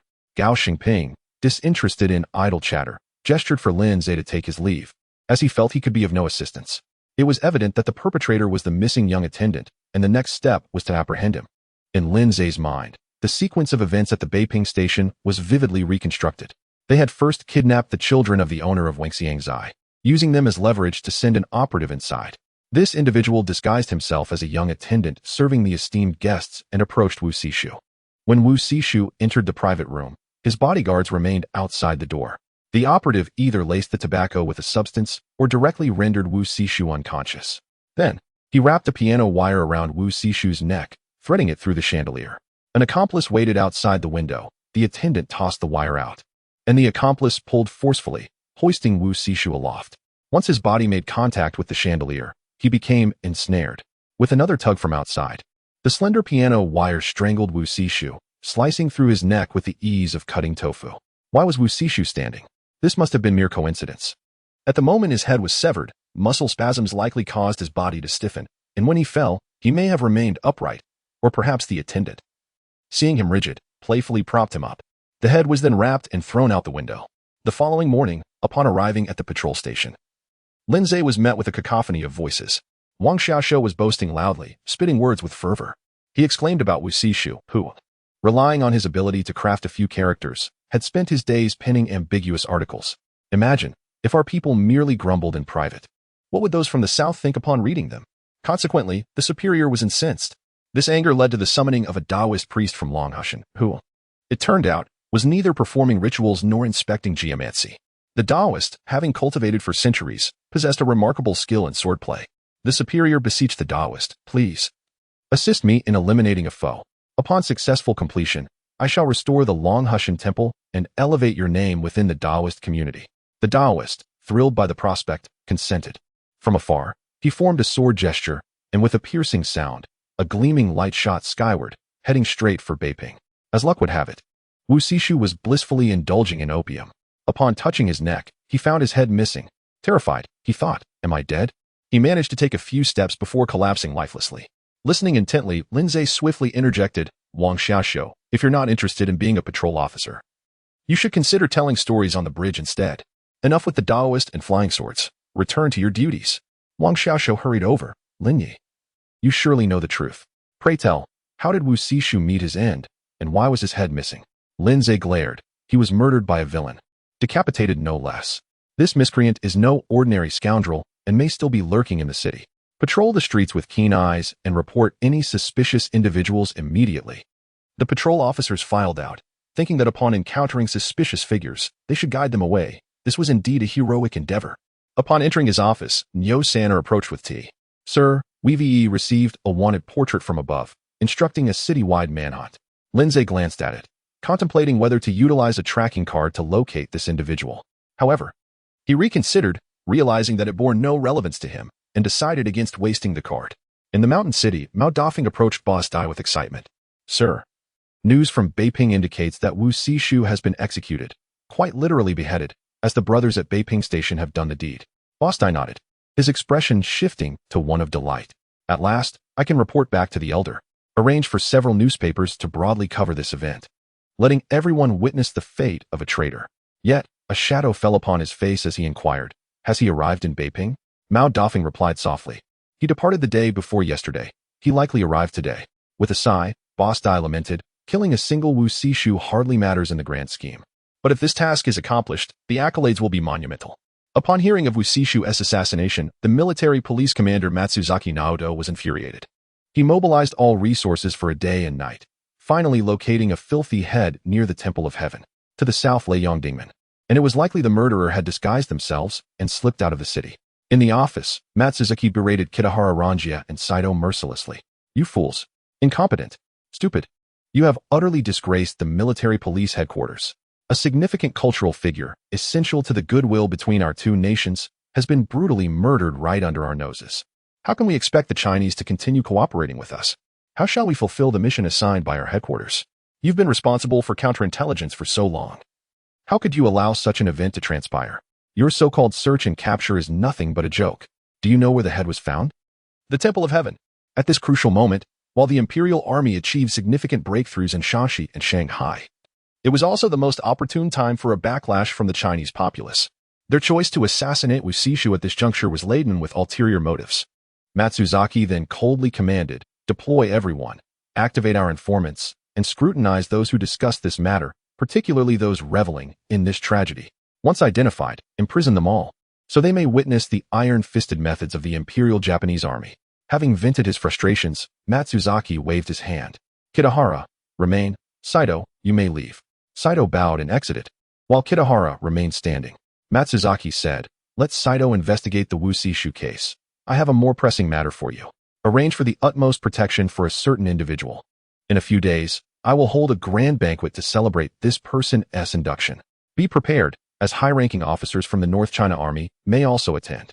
Ensure that security is tight at the Lugua Hotel to prevent any untoward incidents." Kitahara was overjoyed. It was clear that Colonel Matsuzaki placed great trust in him. Chapter 97. An important mission initially. I believe that after such a heinous case emerged, the authorities would be in disarray, allowing me a few days of peace. To my surprise, the following morning, Gao Xingping called me. "Dear men," he said, "there's an important task at hand, and I truly cannot spare the time. The investigation team is busy with the case, and after much consideration, I thought of you. You're familiar with the Japanese, and you are reliable. How about you lead the team for a while?" Lindsay, puzzled, responded, "Director, with such a significant case just unfolding, the entire city is on a manhunt. What could possibly be so important?" Gao Xingping hesitated, sensing the sensitivity of the matter. "It's not convenient to discuss over the phone," he said. "Why don't you come to see me? We can head to the military police headquarters together. His Excellency Kitahara Ranjia will personally brief us." Upon hearing this, Lindsay quickly made several deductions. First, the fact that Kitahara Ranjia, at such a critical moment, chose to engage in task deployment rather than investigating the assassination of Wu Sishu indicated the gravity of the situation. It suggested that the individuals involved were of considerable importance, perhaps even surpassing that of the notorious traitor Wu Xishu. Second, Gao Xingping's request for him to lead a team rather than merely run an errand hinted that this task likely did not involve apprehending suspects. With these thoughts in mind, Lin Zhe concluded that there was likely no major incident in Beiping, especially concerning his colleagues at the Beiping Station. Reassured, he exited his office. Niu San hurriedly followed, hailing a carriage. Just as he was about to accompany Lin Zhe, he was gestured to return to the patrol station. This matter cannot involve you, Lin Zhe insisted. Niu San scratched his head and complied. At that moment, he encountered Wang Xiaoxiu, who was about to head out for his patrol. Upon seeing Niu San, Wang smiled and remarked, "I told you, brother, this is surely a confidential matter. You can take a break." Niu San chuckled innocently, "I'm not tired following the chief." Wang Xiaoxiu, puffing on a cigarette, teased, "Hey, who did you learn to speak so carefully from?" Niu San produced a brass lighter, lighting Wang's cigarette. This gesture of natural respect greatly pleased Wang Xiaoxiu. "Brother, if you need anything in the future, just let me know. I won't hesitate to help." "Brother Xiaoxiu, could you please enlighten me about our chief's preferences in food and drink, what he enjoys in leisure, and his working habits?" Wang Xiaoxiu was taken aback, but after a moment, he gave a thumbs up. "Brother, I see great potential in you. Given time, you will surely achieve greatness. All right, let me share what I know. Our chief is much easier to please compared to others in authority. Regarding food, whether it's a renowned restaurant or a street vendor, if it piques his interest, he'll gladly partake. However, his choice of drink is quite particular, intricately tied to his meals." Wang Xiaoxiu shared freely, imparting all he knew. "That's all I can recall for now. If I think of anything else, I'll let you know." Niu San, I truly envy you for being able to stay close to our chief. To be honest, I once held a similar position, but our chief, being kind-hearted, thought I was nearing my 30s and should focus on my duties, aiming for promotion. Niu San, pay attention. Your future is bright. Niu San quickly bowed with gratitude. "Thank you, brother Xiaoxiu." Wang Xiaoxiu, with an air of camaraderie, waved him off and hurried outside. He needed to patrol the streets and attend to several duties. He couldn't afford to delay his evening rendezvous in Han Family Alley. Lin Zhe met with Gao Xingping, who wasted no time and escorted him to the military police headquarters. On the way, Gao remarked, "That headless murder case seems quite challenging. Aside from the trace of that piano wire at the scene, there are no useful clues. The severed head was left in a horrific state, rendered unrecognizable by wild dogs. It's highly likely the perpetrator has already fled the city." Lin Zhe smirked, "Perhaps in a couple of days. I should consult General Kidahara and have him instruct Captain Su Peng to solve the case within a deadline." Gao chuckled, realizing he had the upper hand over Su Peng this time. If the case were resolved, it would be commendable. If not, he would be at Gao's mercy, forced to comply and offer bribes, revealing his true character. Upon arriving at the military police headquarters, they were soon received by Kidahara Ranjia. As they met, Gao Xingping saluted. "Your Excellency, I have brought Lin Zhe with me. If there are no further instructions, I shall take my leave." Previously, Kidahara had emphasized the high confidentiality surrounding this mission, urging Gao to exercise caution in staffing decisions. Now that the personnel were arranged and Lin Zhe was selected to lead, Gao naturally took a step back. Kidahara was pleased, gesturing for Gao to depart. He then addressed Lin Zhe. "Lin, it is good to see you again. The military police headquarters has great trust in you." And upon Gao's recommendation, we promptly agreed. Lin Zhe saluted, expressing gratitude for Kidahara's confidence. "I am committed to tirelessly fostering goodwill between our nations. Rest assured, I shall execute any orders given by you without fail." Kidahara Ranjia felt a sense of reassurance. With someone like Lin Zhe on their side, the success of their grand endeavors seemed assured. "Excellent, Lin. I shall outline the following arrangements. I have instructed Gao to secretly form a temporary security team of 30 individuals.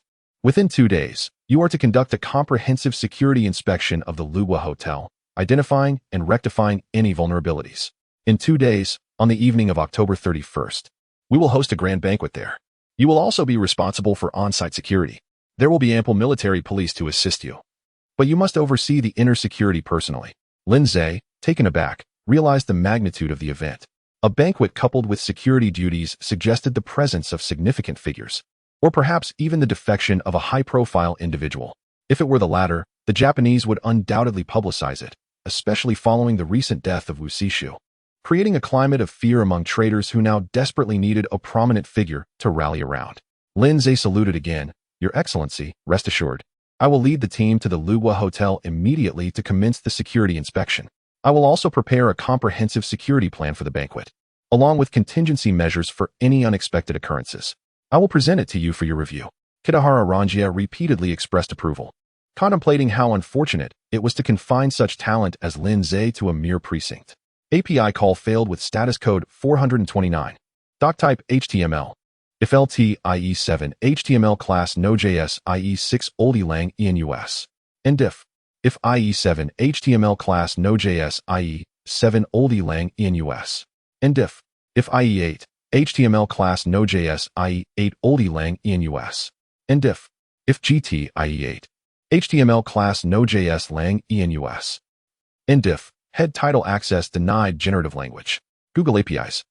Com used cloud layer to restrict access title meta char set UTF 8 meta HTTP equal content type content text HTML char set UTF 8 meta HTTP equal XUA compatible content i.e. edge meta name robots content no index. No follow meta name viewport content with device width. Initial scale 1 link rel style sheet ID CF style CSS ref CDN CGI styles main. CSS script function if document. Add event listener window. XML HTTP request JSON. Stringify var e function a var c document. Get element by ID error feedback survey d document. Get element by ID error feedback success b new XML HTTP request a event feedback clicked properties error code 1015 helpful a version 1 b open post HTTPS Sparrow Cloudflare com API v1 event b set request header content type application JSON b set request header Sparrow source key C771F4 B54944 B4261444 B7N1 b send JSON stringify a c class list add feedback hidden d class list remove feedback hidden document add event listener DOM content loaded function var document get element by ID error feedback c document get element by ID feedback button yes d document get element by ID feedback button no class list in a class list remove feedback hidden c add event listener click function e 0 d add event listener click function e 1 script defer src https performance radar Cloudflare com beacon JS script head body div ID CF wrapper div class CF alert error CF cookie error hidden ID cookie alert data translate enable cookies please enable cookies div ID CF error details class p 0 header class mx auto point 10 lg point 6 lg px 8w 240 lg w full mb 15 anti-aliased h1 class inline block md block mr 2 md mb 2 font light text 60 md text 3 xl text black dark leading tight span data translate error span 1015 span h1 span class inline block md block heading ray id font mono text 15 lg text sm lg leading relaxed ray id 9307 f81287 ccd 1d2 bull span class inline block md block heading ray id font mono text 15 lg text sm lg leading relaxed April 15th 2025 221 21 UTC span H2 class text gray 600 leading 1 3 text 3XL LG text 2XL font light you are being rate limited H2 header section class W 240 LG W full MX auto MB 8 LG PX 8 DIVID what happened section class W 12 MD W full H2 class text 3XL leading tight font normal MB for text black dark anti-alias data translate what happened H2P the owner of this website generative language Google APIs com has banned you temporarily from accessing this website PDIV section div class feedback hidden py 8 text center ID error feedback div ID error feedback survey class footer line wrapper was this page helpful button class border solid BG white CF button cursor pointer ML for PX for PY 2 rounded ID feedback button yes type button yes button class border solid BG white CF button cursor pointer ML for PX for PY 2 rounded ID feedback button no type button no button div class feedback success feedback hidden ID error feedback success thank you for your feedback div class CF error footer CF wrapper W 240 LG W full PY 10 SM PY for SM PX 8 MX auto text center SM text left border solid border 0 border T border Gray, 300p class text, 13 span class CF footer item SM, block SM, MB, 1 Cloudflare Ray ID. Strong class font semi-bold 9307F81287CCD1, D2 strong span class CF footer separator SM. Hidden bull. Span ID CF footer item IP class CF footer item hidden SM, block SM. MB, 1 your IP. Button type button ID CF footer IP reveal, class CF footer IP reveal BTN, click to reveal button span, class hidden ID CF footer IP 43. 164, 133. 114 span class CF footer separator SM. Hidden bull, span class CF footer item SM, block SM. MB, 1 span performance amp. Security by span arel nupener norfur ref https www.cloudflare.com5xx error landing ID brand link target blank Cloudflare span p script function d var ba get element by ID CF footer item IP CA get element by ID CF footer IP reveal B class list and B class list remove hidden C add event listener click function C class list add hidden A get element by ID CF footer IP class list remove hidden var document add event listener A add event listener DOM content loaded D script div error footer div CF error details div CF wrapper script window CF translation script body HTML chapter 99 truly reversed at the Six Nations Hotel. Lindsay reclined with his feet up, indulging in a cigarette while drafting a security plan, eagerly awaiting a call from Yo Saner. He contemplated that upon his return, he would not afford Wang Xiaoxiu any kindness, and he must deliver a few solid kicks to see if he would dare to babble nonsensically again. Just as he was immersed in his thoughts, the phone rang. Upon answering, he was met not with Wang Xiaoxiu, but with Xie Quan on the line. Linyi, the investigation team is refusing to release him. They claim Wang Xiaoxiu is a key suspect. Lindsay's heart sank as he stood up, incredulous. Did they not mention me? They did, but the investigation team said they didn't recognize anyone named Lindsay, just some grassland.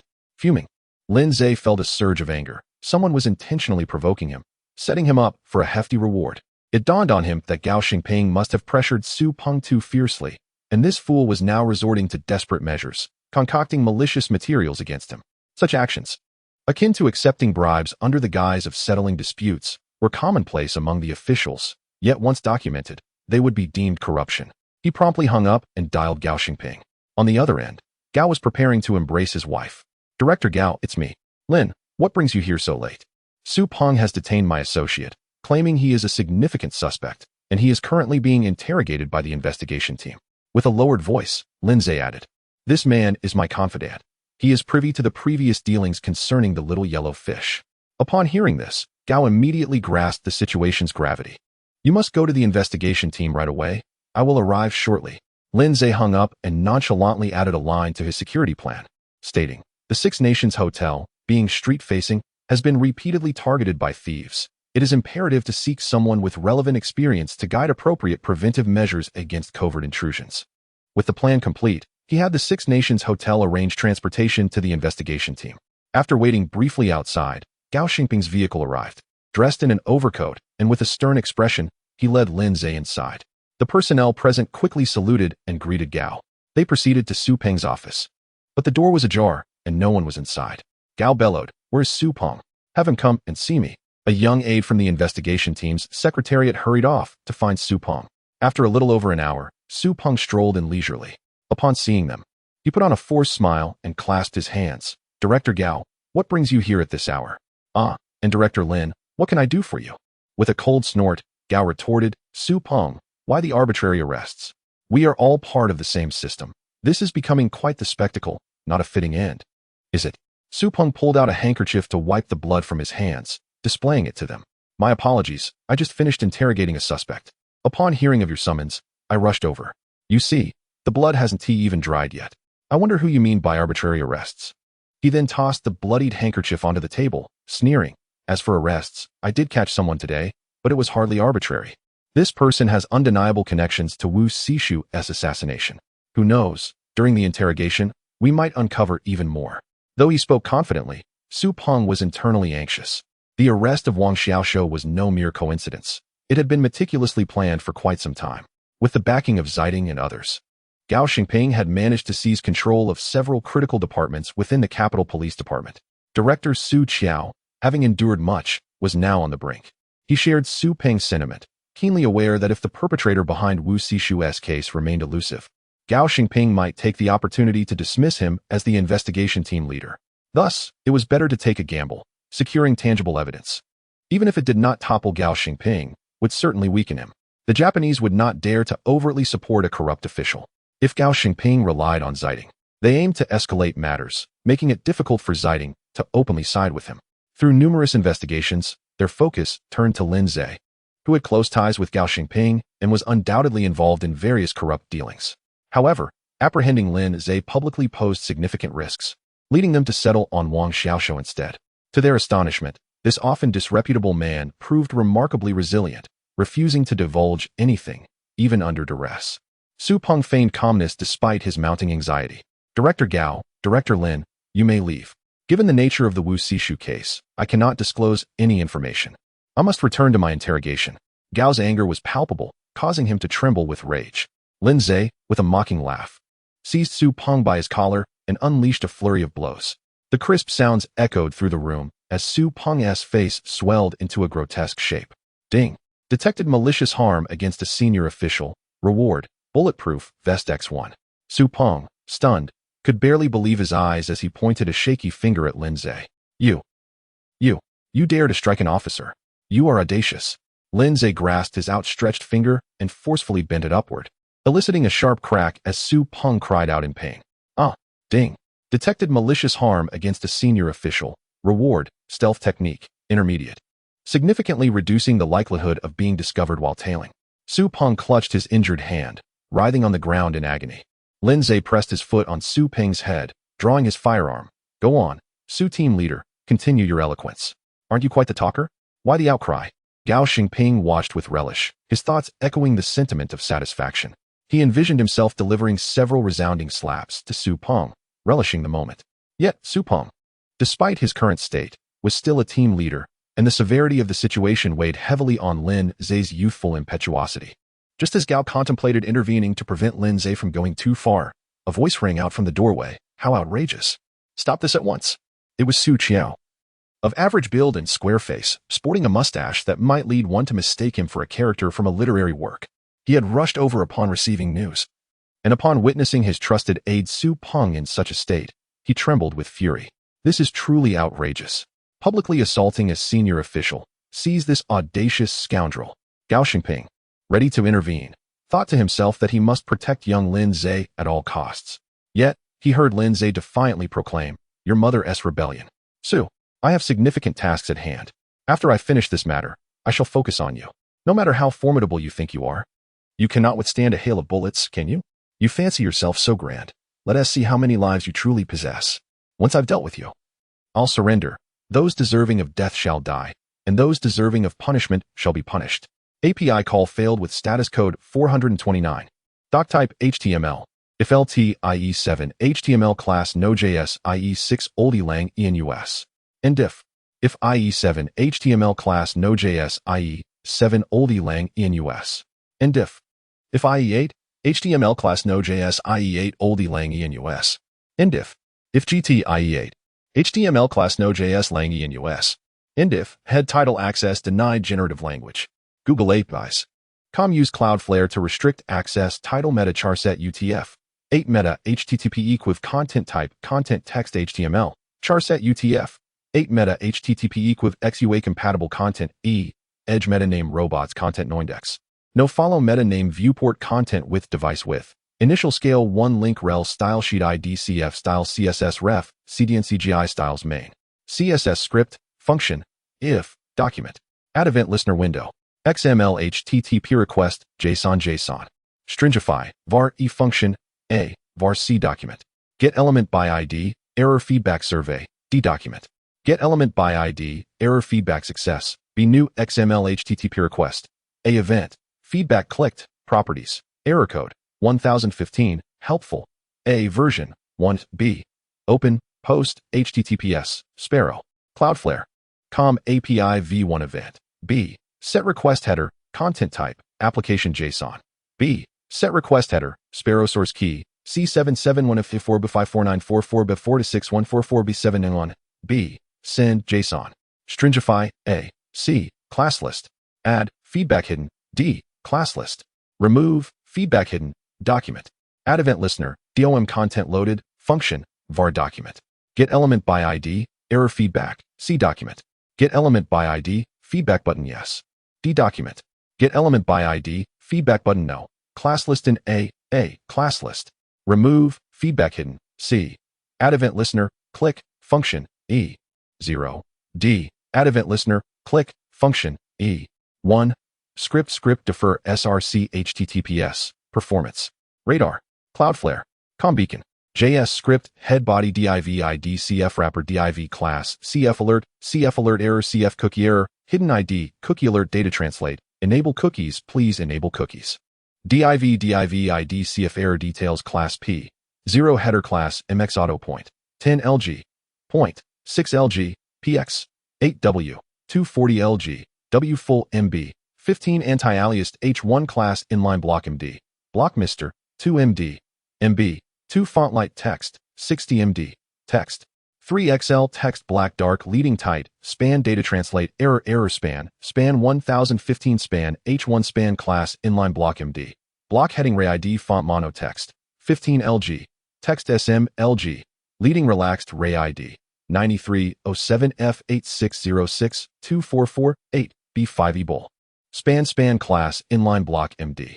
Block heading ray ID font mono text, 15 LG, text SM LG, leading relaxed April 15th, 2025, 221, 34 UTC span H2 class text, gray, 600 leading, 1, 3 text, 3 XL LG, text, 2 XL font light you are being rate limited H2 header section class W, 240 LG, W full MX auto MB, 8 LG, PX, 8 div ID what happened section class W, 12 MD, W full H2 class text, 3 XL leading tight, font normal MB. For text black dark anti-alias data translate, what happened?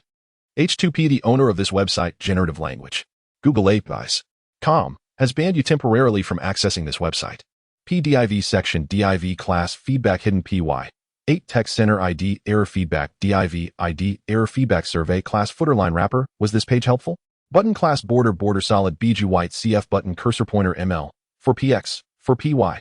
2 rounded ID feedback button yes type button yes button class border solid BG white CF button cursor pointer ML.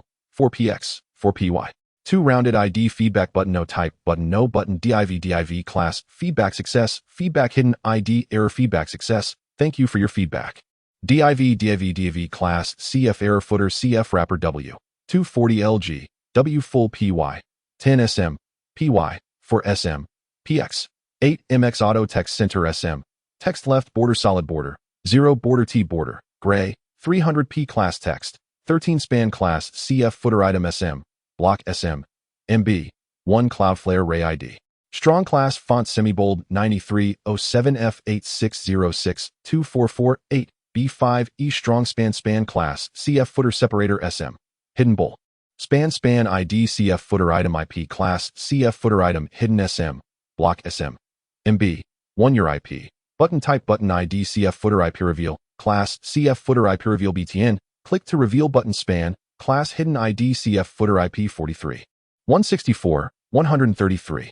114 span class CF footer separator SM. Hidden bull. Span class CF footer item SM. Block SM. MB. 1 span performance amp. Security by span rel nupener norfer ref https www.cloudflare.com 5xx. Error. Landing ID brand link target blank Cloudflare span p script function d var ba get element by ID CF footer item IP CA get element by ID CF footer IP reveal B class list and B class list remove hidden C add event listener click function C class list add hidden A get element by ID CF footer IP class list remove hidden var document add event listener A add event listener DOM content loaded D script div error footer div CF error details div CF wrapper script window CF translation Script Body HTML Chapter 101. The True Nobility. The group escorted Wang Xiaoxiu onto the truck, which was headed to Peking Union Medical College. It must be said that at this time, the hospital was quite benevolent towards the common folk, frequently offering free medical consultations. The relationship between the Japanese and the Americans had not yet soured, and as a hospital funded by the Rockefeller Foundation, Peking Union Medical College was still considered safe. When the Japanese first entered Beijing, they took control of many hospitals, some of which were repurposed into so-called sanitary testing facilities. However, they did not interfere with the normal operations of Peking Union. Taking advantage of this situation, the hospital organized several training sessions for military medical officers and established several student medical teams, which played a significant role on the front lines.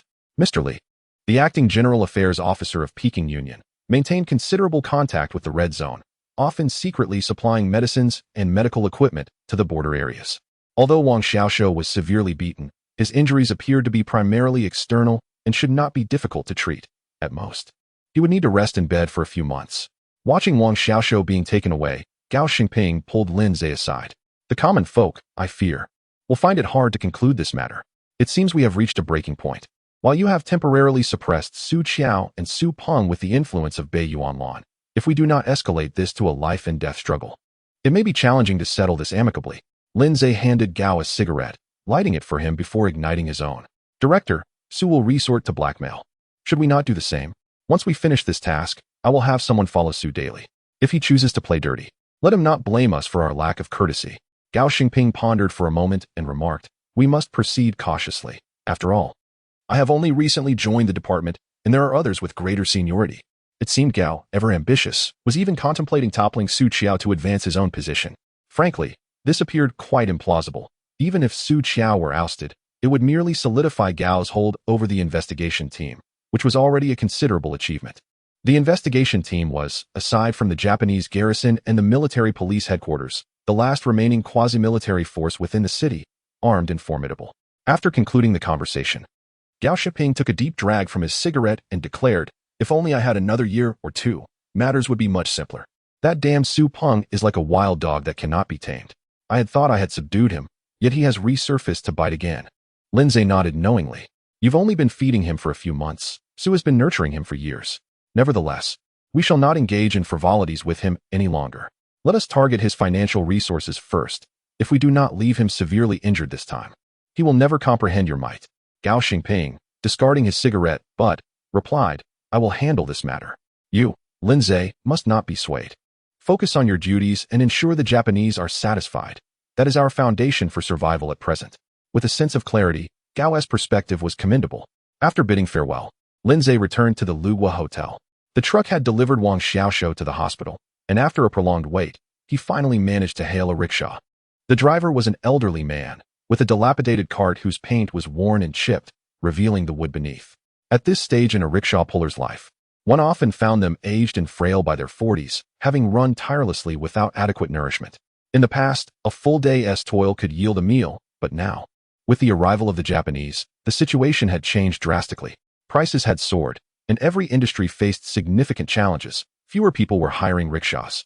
Some, unable to find other work, joined the rickshaw trade, leading to an oversaturation of drivers. As a result, seasoned drivers like this one faced dwindling competitiveness, resorting to late-night shifts, hoping to encounter affluent patrons departing from banquets, thus earning a few coins.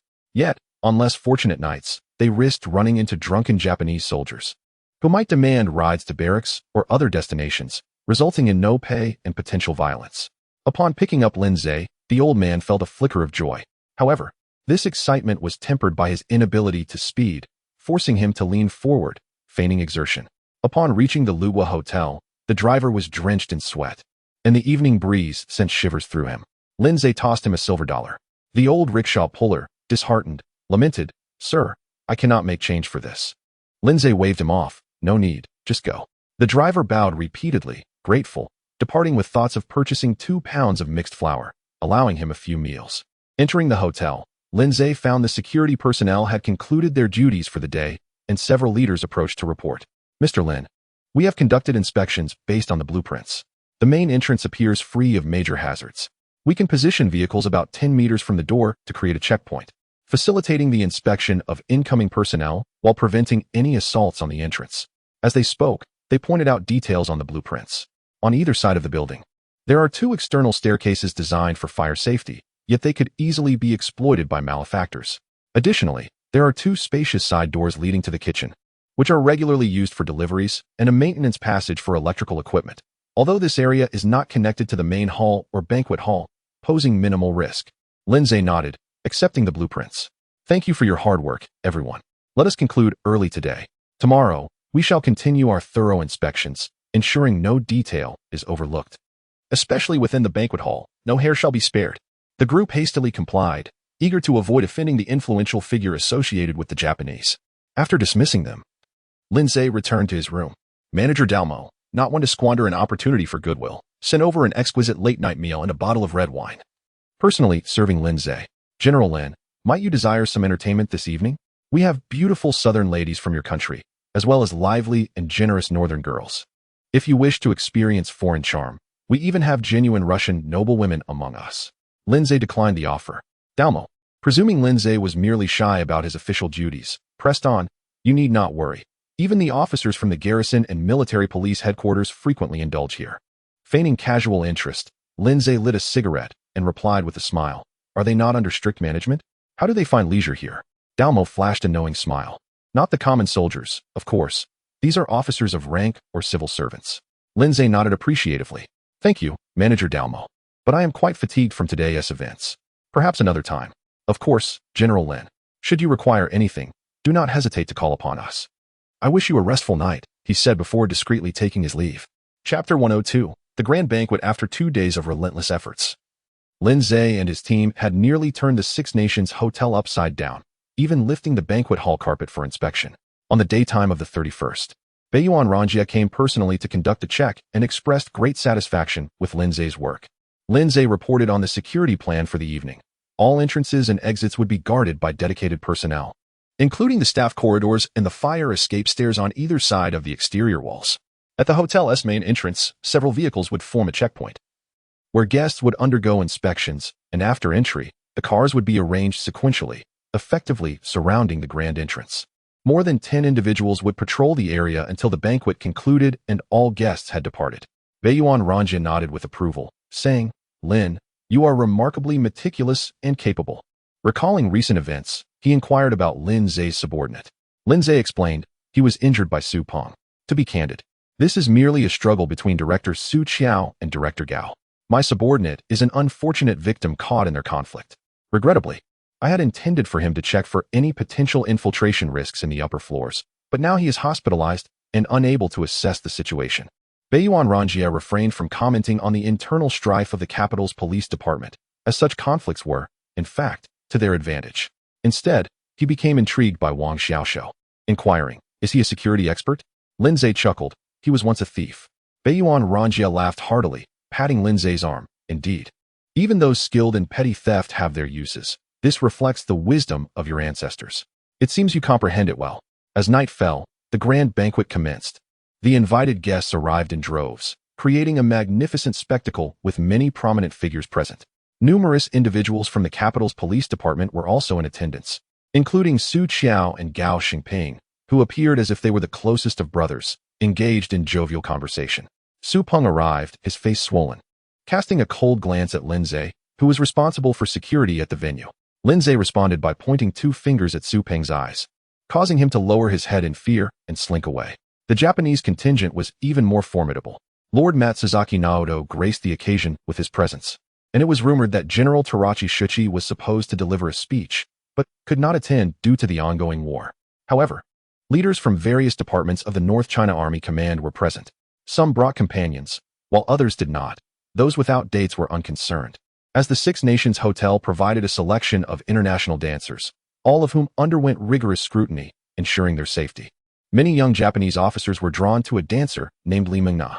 Before the Japanese entered the city, Miss Mingna had been performing at the Six Nations Hotel, not only renowned for her beauty and graceful movements, but also for her refined demeanor.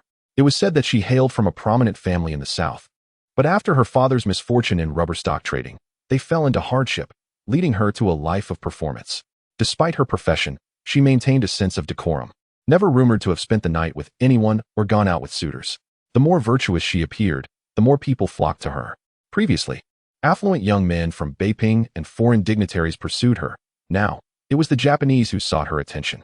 Lindsay, responsible for security in the inner hall, cast a glance at Li Mingna. She was indeed quite beautiful, engaging and courteous, yet her air of commercialism was rather pronounced. Even flirtation seemed overly rehearsed and lacked spontaneity. As he observed his surroundings, the attendant at the entrance swung open the doors and announced loudly, "Lord Matsuzaki Naoto has arrived. Mr. Song Hongi has arrived." It seemed this was the main event. The guests began to murmur among themselves, and a Japanese officer approached Li Mingna, boasting, "This Song Hongi is a high-ranking official. But what does that matter? He still has to rely on us.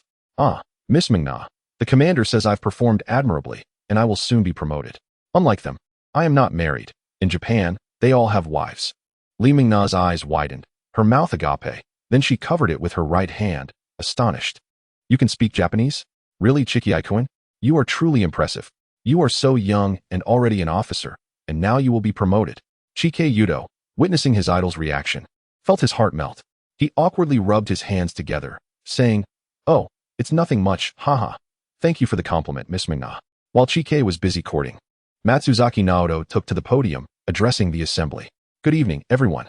Tonight, we gather for this grand banquet to welcome a dear friend, Lord Song Hongi." Song was formerly the Major General of the 7th Independent Division of the 14th Army Group of China. This announcement provoked a stir throughout the hall. Even the Japanese were incredulous. Such a significant official had defected. Lindsay tightened his grip on his firearm, cursing under his breath. The figure of Song Hongi, a man in his 40s with a dignified appearance, wore a shameless grin upon hearing Matsuzaki's introduction. Numerous journalists from various newspapers were present, eagerly capturing the moment. Not long ago, fierce battles had erupted between the Second War Zone and the Japanese forces at Shinko. Song Hongi was tasked with defending the Nanhuihua position. But due to poor command from superiors and a disparity in military equipment, his troops were encircled along the riverbank. After multiple failed breakout attempts, they found themselves in dire straits. In a final desperate attempt to escape, he could no longer restrain his troops. Some died, others fled, and a few were captured. Harboring resentment against Yen Laoshi for neglecting the 14th Army Group while hiding in Taiyuan, he chose to defect in a fit of rage. Coincidentally, with Wu Sishu's assassination stirring public sentiment in the south, Song Hongi's defection became even more valuable to the Japanese. The loss of one Wu Sishu was inconsequential. They had gained a major general.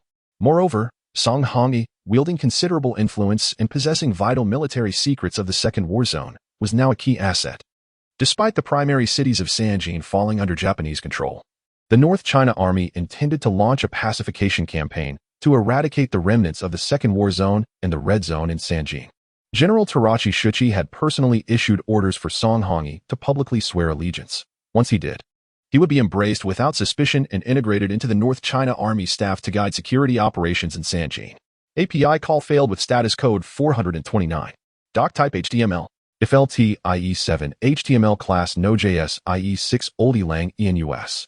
And if IE7 HTML class Node.js IE7 oldie lang enus. And if IE8 HTML class Node.js IE8 oldie lang enus. And if GT IE8 HTML class Node.js lang enus. And if head title access denied generative language. Google APIs. use Cloudflare to restrict access title meta charset UTF. 8 meta HTTP equiv content type content text HTML charset UTF. 8 meta HTTP equiv XUA compatible content edge meta name robots content noindex. No follow meta name viewport content with device width. Initial scale 1 link rel style sheet ID CF style CSS ref CDN styles main. CSS script function if document. Add event listener window. XML HTTP request JSON. Stringify var e function a var c document. Get element by ID error feedback survey d document. Get element by ID error feedback success b new XML HTTP request. A event feedback clicked properties error code 1015 helpful. A version 1 b open post HTTPS Sparrow Cloudflare com API v1 event b set request header content type application JSON b set request header Sparrow source key C771F0E4B54944BEB4261D44BD79A1E B Send JSON. Stringify A C class list. Add feedback hidden D class list. Remove feedback hidden document. Add event listener DOM content loaded function var document. Get element by ID error feedback C document. Get element by ID feedback button yes. D document. Get element by ID feedback button no. Class list in A class list. Remove feedback hidden C. Add event listener click function E 0 D. Add event listener click function E 1 script defer src https performance radar Cloudflare Beacon JS script head body div id cf wrapper div class cf alert error cf cookie error hidden id cookie alert data translate enable cookies please enable cookies div id cf error details class p 0 header class mx auto point 10 lg point 6 lg px 8 w 240 lg w full mb 15 anti-aliased h1 class inline block md block mister 2 md mb 2 font light text 60 md text 3 xl text black dark leading tight span data translate error span 1015 span h1 span class inline block md block heading ray id font mono text 15 lg text sm lg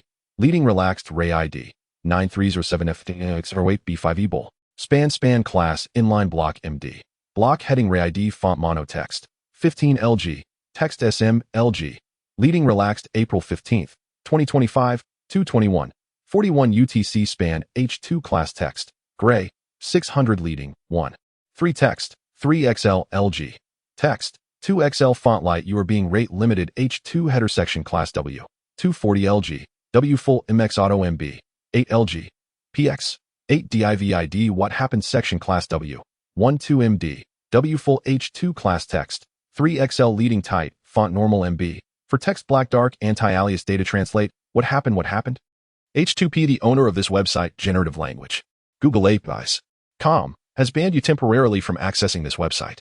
PDIV section div class feedback hidden py 8 text center ID error feedback div ID error feedback survey class footer line wrapper was this page helpful? Button class border solid BG white CF button cursor pointer ML for PX for PY 2 rounded ID feedback button yes type button yes button class border solid BG white CF button cursor pointer ML for PX for PY 2 rounded ID feedback button no type button no button div class feedback success feedback hidden ID error feedback success thank you for your feedback div class CF error footer CF wrapper W 240 LG W full PY 10 SM PY for SM PX 8 MX auto text center SM text left border solid border 0 border T border gray 300p class text 13 span class CF footer item SM block SM MB 1 Cloudflare ray ID strong class font semi-bold 9307 f08 b5e strong span class CF footer separator SM hidden bull span ID CF footer item IP class CF footer item hidden SM block SM MB 1 your IP button type button ID CF footer IP reveal class CF footer IP reveal BTN click to reveal button span class hidden ID CF footer IP 43 164 133 114 span class CF footer separator SM hidden bull span class CF footer item SM block SM MB 1 span performance amp security by span arel nupener norfur ref https www.cloudflare.com 5xx error landing ID brand link target blank Cloudflare span p script function D var ba get element by ID CF footer item IP CA get element by ID CF footer IP reveal B class list and B class list remove hidden C add event listener click function C class list add hidden A get element by ID CF footer IP class list remove hidden var document add event listener A add event listener DOM content loaded D script div error footer div CF error details div CF wrapper script window CF translation script body HTML chapter 104 Supong has disappeared. The banquet continued as usual while Kitahara Ranjie summoned Linzei to investigate the scene. The 3 individuals who had stormed the entrance were the focus of their attention. One lay sprawled on the steps.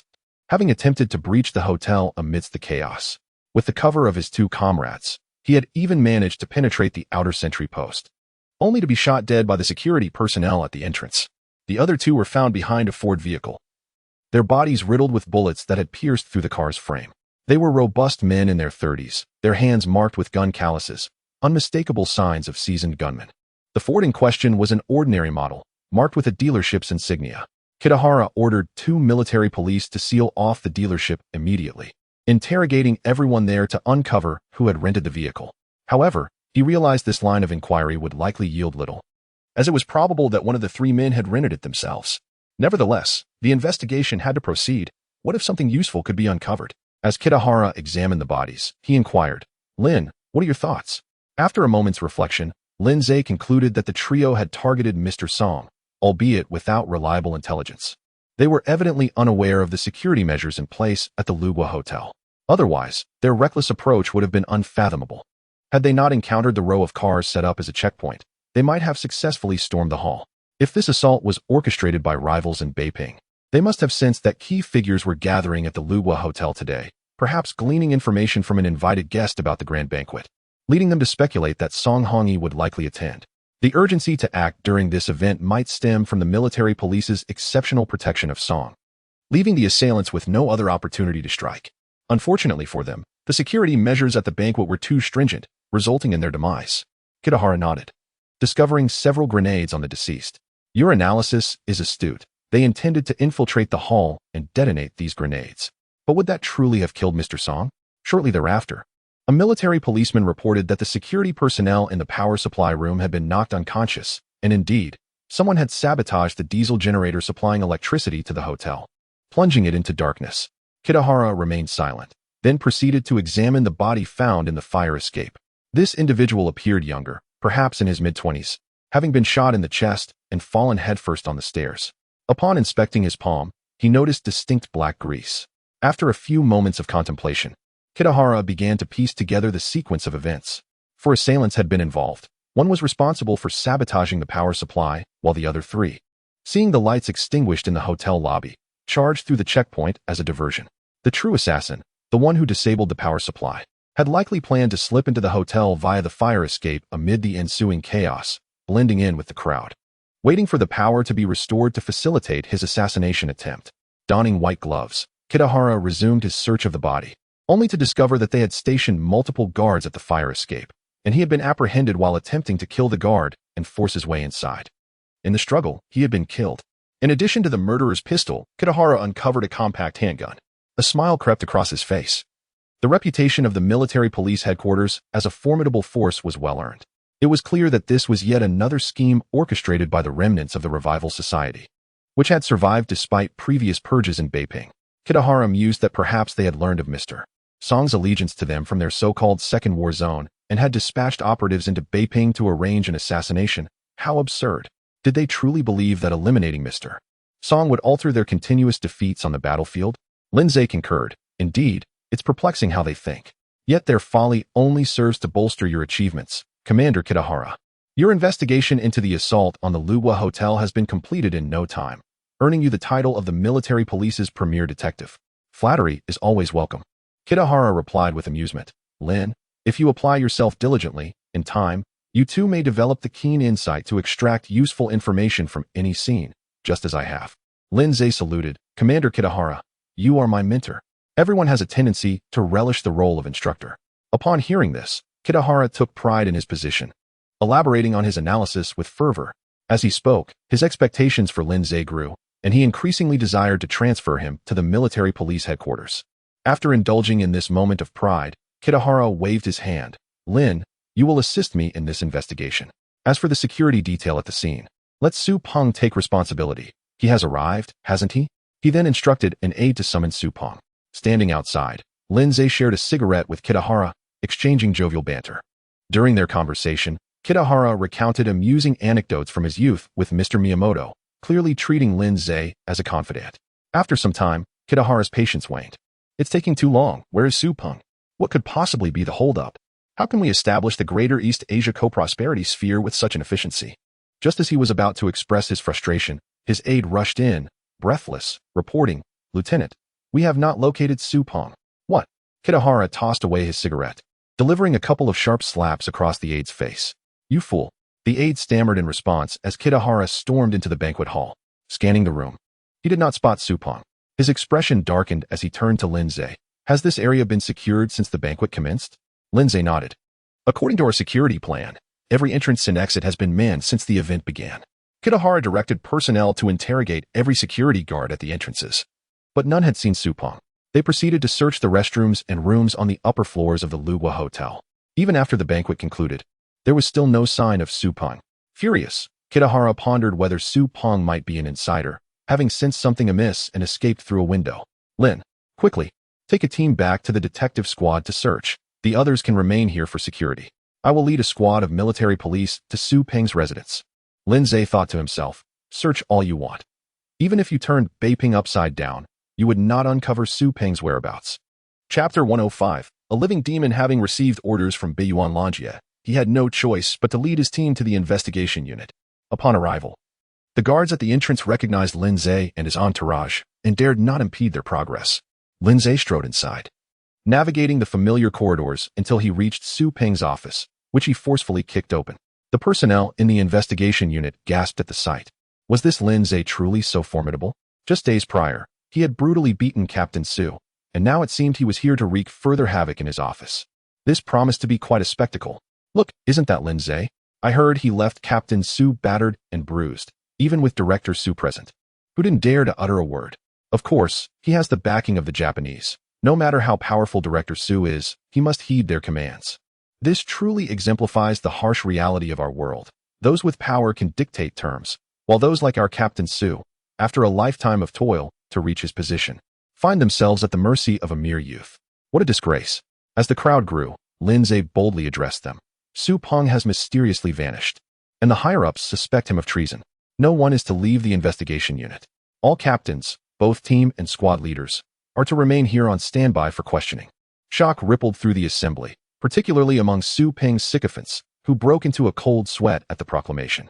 This can't be true. Captain Su would never betray us. He may be unscrupulous, but who among our enemies would find him worth allying with? Watch your tongue. If someone hears you, what is there to fear? Haven't you heard?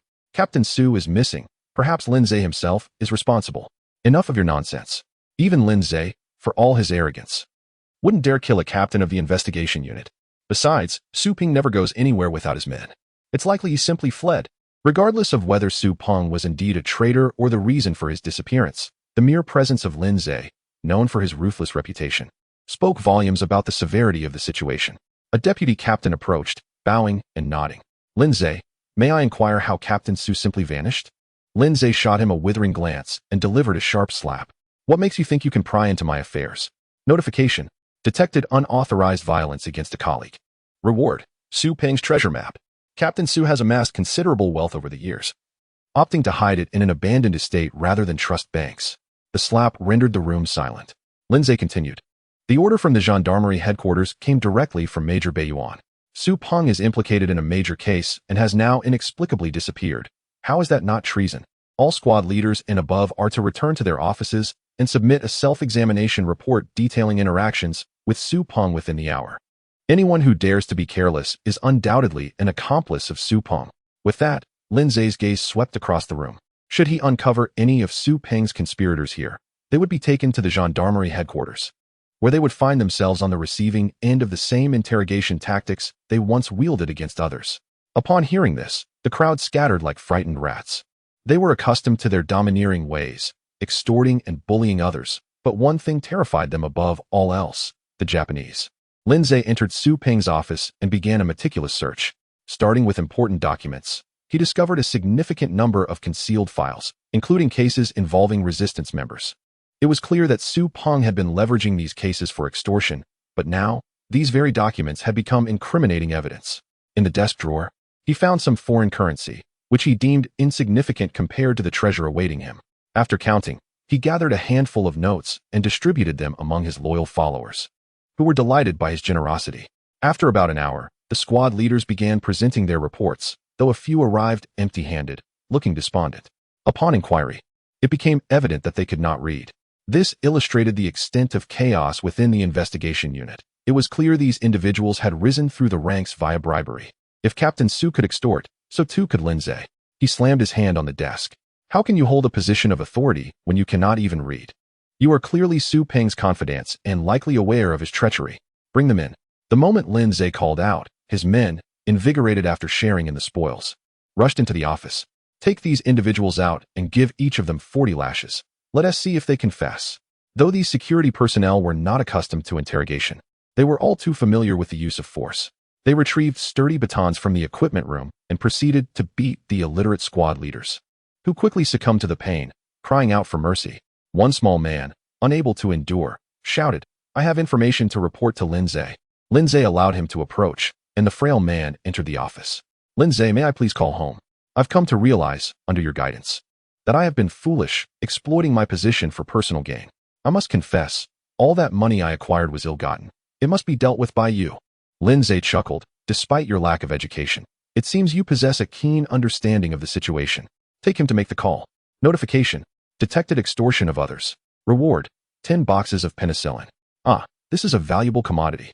In terms of currency, it holds substantial worth. It is a life-saving resource.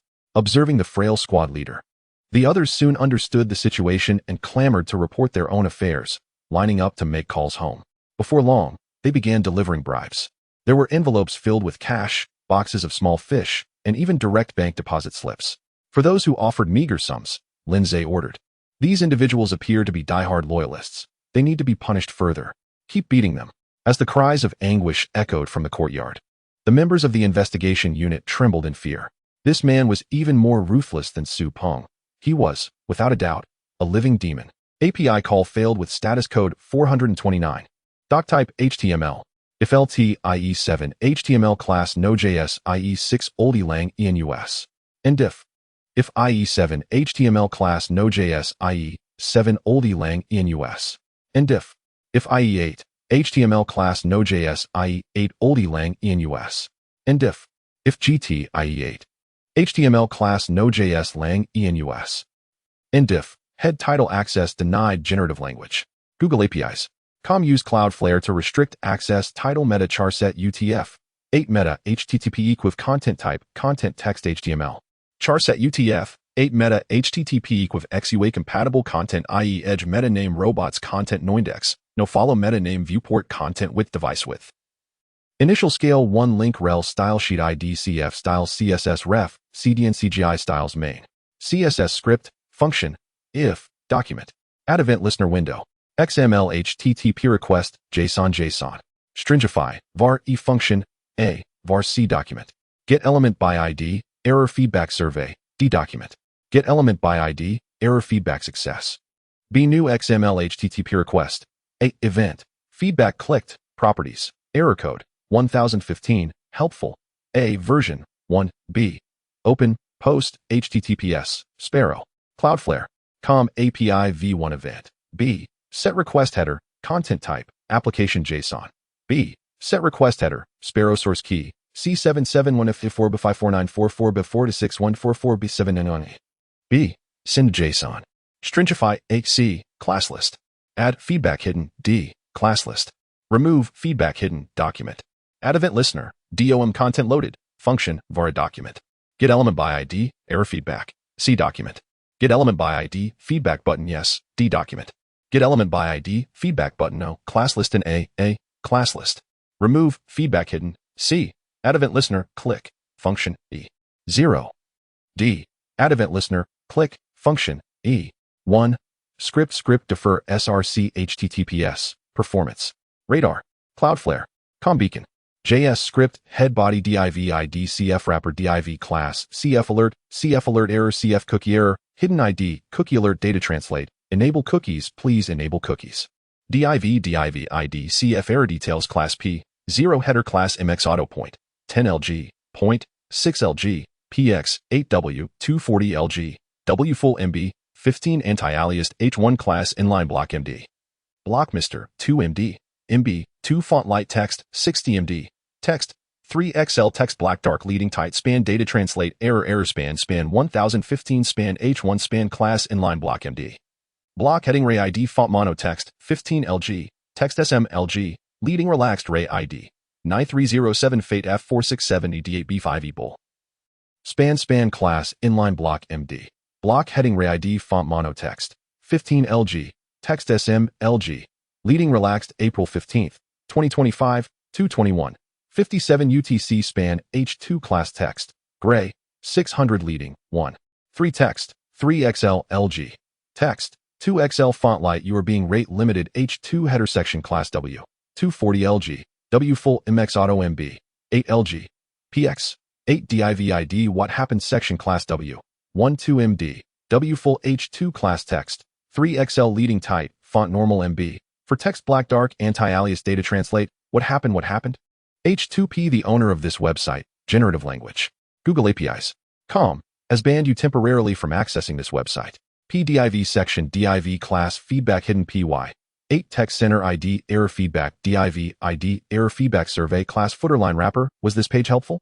Button class border solid BG white CF button cursor pointer ML for PX for PY 2 rounded ID feedback button yes type button yes button class border solid BG white CF button cursor pointer ML for PX for PY 2 rounded ID feedback button no type button no button DIV class feedback success feedback hidden ID error feedback success thank you for your feedback. DIV class CF error footer CF wrapper W 240 LG W full PY 10 SM PY for SM PX 8 MX auto text center SM text left border solid border 0 border T border gray 300p class text 13 span class CF footer item SM block SM MB 1 Cloudflare Ray ID strong class font semi-bold 9 3s or 7 F8 F46788 B5E strong span class CF footer separator SM hidden bull span ID CF footer item IP class CF footer item hidden SM block SM MB 1 your IP button type button ID CF footer IP reveal class CF footer IP reveal BTN click to reveal button span class hidden ID CF footer IP 43 164 133 114 span class CF footer separator SM hidden bull span class CF footer item SM block SM MB 1 span performance amp security by span arel nupener norfur ref https www.cloudflare.com 5xx error landing ID brand link target blank Cloudflare a span p script function D var ba get element by ID CF footer item IP CA get element by ID CF footer IP reveal B class list and B class list remove hidden C add event listener click function C class list add hidden A get element by ID CF footer IP class list remove hidden var document add event listener A add event listener DOM content loaded D script div error footer div CF error details div CF wrapper script window CF translation script body HTML chapter 107 Chike Yudo is infatuated with love. Gendarmerie headquarters in a nondescript dormitory. The furnishings had been completely renewed, with luxurious bedding moved from the Six Nations Hotel and a bathroom added by connecting to the adjacent room. Matsuzaki Naoto and Song Hongi were conversing within. Mr. Song, this place is rather shabby. I feel it is a bit of an imposition on you. Song Hongi smiled. Colonel Matsuzaki, your kindness is overwhelming. I dare not take such praise. The conditions here are quite satisfactory. To speak from the heart, my allegiance to the Imperial Army was born of necessity, and I lament only the treachery of that old wretch Yen. Matsuzaki Naoto interjected, Mr. Song, let bygones be bygones. Currently, General Tarachi S.H. Ichi greatly values your presence, and I am confident you will achieve remarkable results. Lighting a cigarette, Song Hongi took a deep drag and replied, Indeed, Colonel Matsuzaki, I am deeply touched by the efforts you have made for my safety. If my initial submission was out of compulsion, now I hold immense faith in the friendship between our nations. As Chinese, we value our bonds of loyalty, and I must contribute in some manner. With that, he turned on the desk lamp, stating, I may not possess many skills, but I do have some knowledge regarding the subsequent guerrilla arrangements in the Second War Zone. I shall document their operational zones and contribute to the security efforts of the Imperial Army in Shaanxi. Matsuzaki Naoto was elated. Their interest in Song Hongi was not only due to his symbolic surrender, but also the substantial military intelligence he possessed. Observing Song Hongi's readiness, Matsuzaki politely suggested, Mr. Song, it is getting late. You should rest early. There is no rush for this information. After all, you are staying at the gendarmerie headquarters, and we can exchange ideas at any time. That would be splendid, he replied. After the gathering at the Six Nations Hotel had concluded, Chike Yudo lingered, reluctant to depart. He turned to Li Mingna, saying, Miss Mingna, you must have been startled today. Why not join me for a couple of drinks at the hotel bar? It will help you sleep soundly. Li Mingna appeared still shaken, her brows slightly furrowed, and her right hand pressed against her heart, evoking sympathy from Chike Yudo. Hearing his suggestion, she nodded. That does sound agreeable. If I were to rest now, I truly wouldn't be able to sleep. However, I must trouble you once more, Mr. Chike Yudo, brimming with joy, responded, Not at all. It would be my utmost pleasure to be of service to a beauty such as yourself on this night. Li Mingna, blushing with a shy smile, lightly tapped his shoulder and teased, Mr. Chike, your words make me blush. Why must it always be about the night and service? With that, she averted her gaze, her fingers nervously fiddling with her handkerchief, though Chike Yudo had no such intentions. The intimate words from her lips sent shivers down his spine. Miss Mingna must have feelings for me. How else could she speak to me so? The two made their way to the bar, ordering drinks. Li Mingna barely sipped hers while Chike Yudo drank enthusiastically. Before long, he was intoxicated, insisting on escorting Li Mingna back to her room. She graciously declined, even having the hotel staff summon a car to take him back to the garrison headquarters. The following day, as Chike Yudo awoke from his drunken stupor, he reminisced about the previous day's events, a love-struck smile gracing his face. Mingna is truly considerate. As the investigative team concluded their work, daylight had already broken. After consuming a nutrient capsule, the team members appeared drowsy, except for Lindsay, who felt no fatigue. With their investigations complete, it was best to leave the mess for the gendarmerie headquarters to handle. The investigative team would undoubtedly appoint a new leader, and Gao Xingping could maneuver his way up. First, Lindsay called Gao's residents to inform them of the situation, allowing him to prepare in advance before returning home. Upon arriving, his two sisters rushed to greet him. Brother, I couldn't sleep well last night without you, Ruo Shui remarked. Shiyu hurriedly donned an apron, asking, Have you been busy all night? What would you like to eat? I can make it for you. Lindsay thought for a moment and replied, No need for that. Just buy a couple of bowls of wontons from Old Ho's place at the alley's mouth. I'll eat and then take a nap. Shiyu instructed Ruo Shui to help Lindsay wash up while she went to buy the wontons. Ruo Shui blinked her eyes and said, Since you didn't return last night, I didn't heat the water in the small bath. Let me boil some water on the big stove to wash you up. The big stove boiled water quickly, and soon enough, Ruo Shui efficiently brought in a bucket of mixed hot and cold water. With her head down and a rosy face, she said, You should take off your outer garment. Let me help you wash. Lindsay chuckled. Just the outer garment? Ruo Shui, clad in a blue cloth outfit, had layered it with a small jacket for warmth, which accentuated her delicate chin and slightly chubby cheeks. Her large, sparkling eyes were irresistibly adorable, having become even more radiant after being well-fed and cared for. Hearing Lindsay's words, she pouted, If you take off anything else, I can't stop you. Lindsay laughed and removed his outer garment for her to wash. As she wiped, Ruo Shui felt as though she were tipsy, her head spinning. Her heart raced, thumping wildly. Brother, she began, but then hesitated, saying, We should wait for your sister to return before we eat. When she returned, she found Lindsay lounging in a rocking chair while Ruo Shui knelt beside him, washing his feet. Her face flushed with embarrassment as she quickly closed the door, saying, Don't worry about getting cold. I'll heat the Kong. Lindsay gestured for her not to bother, stating, What kind of weather is it? No need to heat the Kong. I feel quite well. Shiyu heard nothing but his last remark, her mind swirling with thoughts.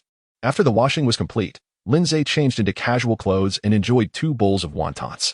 By the time he finished eating, his sisters were still at it. Speaking haltingly, after taking a nap at home, he went to the patrol station to gather Xia Quan and others to visit Wang Xiaoshou in the hospital. Upon arrival, they found Wang Xiaoshou bandaged like a dumpling, with a woman beside him weeping. This woman, aged around 26 or 27, wore simple clothing. Yet her features revealed she was not of ordinary status. Upon seeing a group of people enter, the tallest among them, clearly Wang Xiaoshou's superior, stood and greeted them. Lindsay, here to offer condolences, though not accompanied by cameras, was exceptionally cordial, smiling as he addressed her. You must be Wang Xiaoshou's wife? The woman chuckled. I wish I were his wife, but he always treats me like an outsider. The crowd exchanged knowing glances.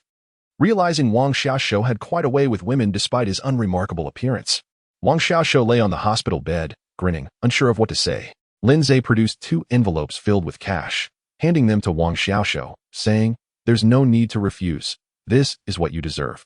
Turning to the others, he added, Wang Xiaoshou performed admirably this time, enduring severe punishment without uttering a word. Once his injuries heal, I will assign him to oversee the patrol station. Here, we always reward merit.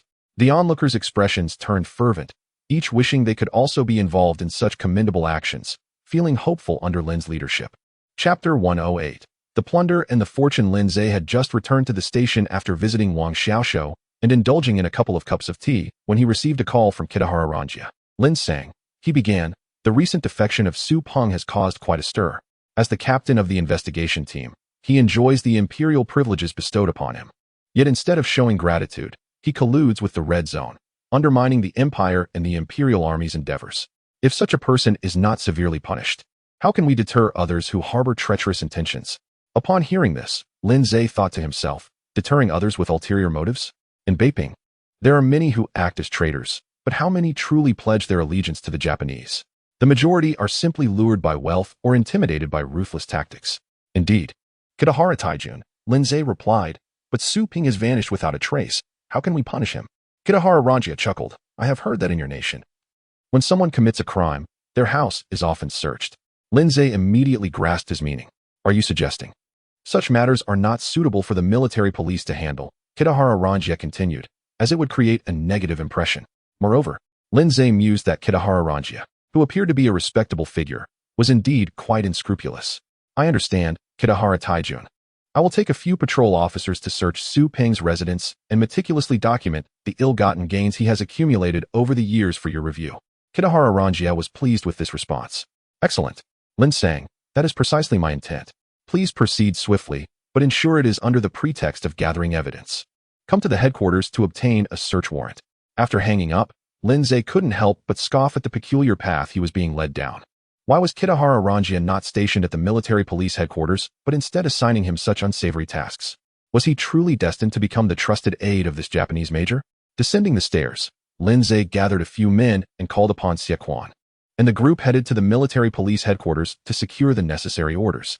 Kitahara Ranjia had even thoughtfully arranged for a truck to facilitate the transportation of evidence. Upon arriving at Su's residence, Lin Zhe wasted no time, kicking open the grant door. Ding! The host has damaged someone else's property. Reward: powerful leg technique. Unable to resist, Lin Zhe delivered 2 more kicks. Xie Quan hurried over to intervene. "Lin Yi, my esteemed Lin Yi, there are valuables inside. We need not quarrel with the door." An elderly steward, alerted by the commotion, emerged trembling in fear. Previously, Kitahara Ranjia had ransacked the Su residence, causing considerable distress among the household, even if nothing was taken. The steward, seeing another group arrive, wondered what was unfolding. As he began to speak, Lin Zhe swiftly presented the search warrant. "This is a search warrant from the military police headquarters. Please cooperate. Otherwise, my men won't be merciful."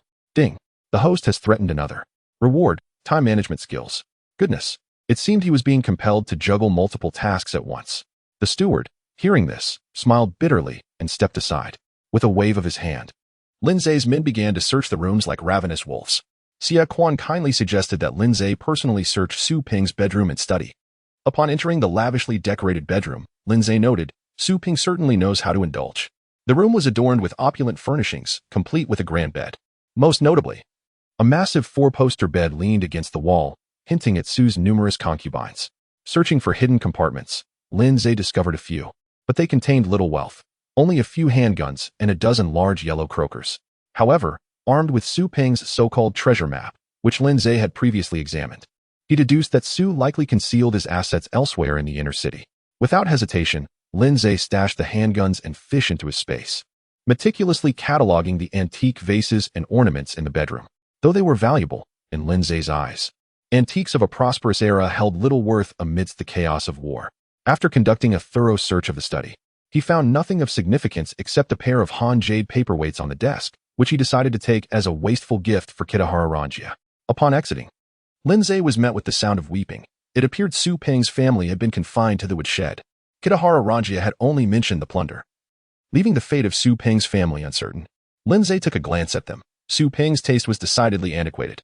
His primary wife, aged, was unremarkable, while several concubines were petite and traditional in appearance, fairly decent-looking, yet certainly not stunning.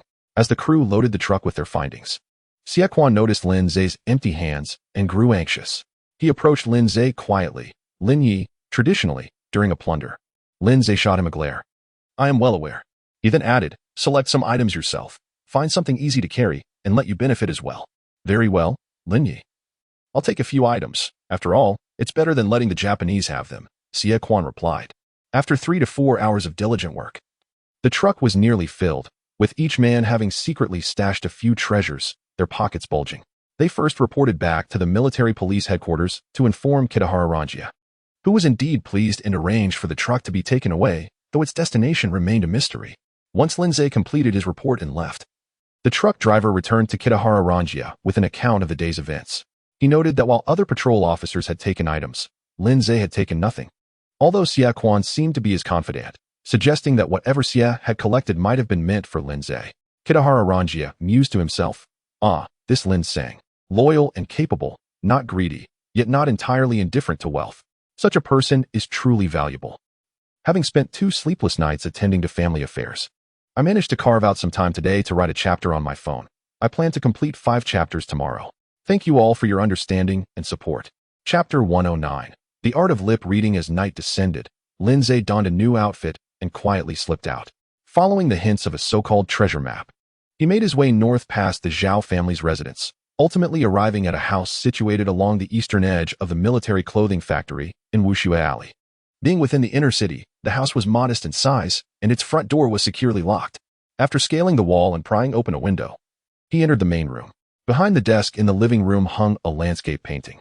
Climbing onto the desk, he carefully removed the scroll, revealing an iron box embedded in the wall. Upon opening it, Lindsay was nearly blinded by the sight within. The box was filled with rows upon rows of large yellow croakers. He counted 30 of them, alongside a collection of foreign currency, jewelry, and exquisite watches. Lindsay was somewhat astonished. Su Peng had truly struck gold. However, considering his position as the head of the investigation team, perhaps 30 large yellow croakers were merely a trifle to him. After collecting the treasures into his space, Lindsay retrieved Su Peng's body. He took out a vial of corpse-dissolving powder, eager to test its effects. Unscrewing the cap, he sprinkled the white powder over Su Peng's remains. Instantly, a sizzling sound erupted, accompanied by a peculiar odor, and within moments, Su Peng had transformed into a puddle of water. Ding! Host detected the destruction of a corpse. Reward: Lip Reading Technique, Beginner. Goodness! This is truly an indispensable tool for those who engage in nefarious deeds. The following morning, as dawn broke, Lindsay was summoned by Ruo Shui to the living room.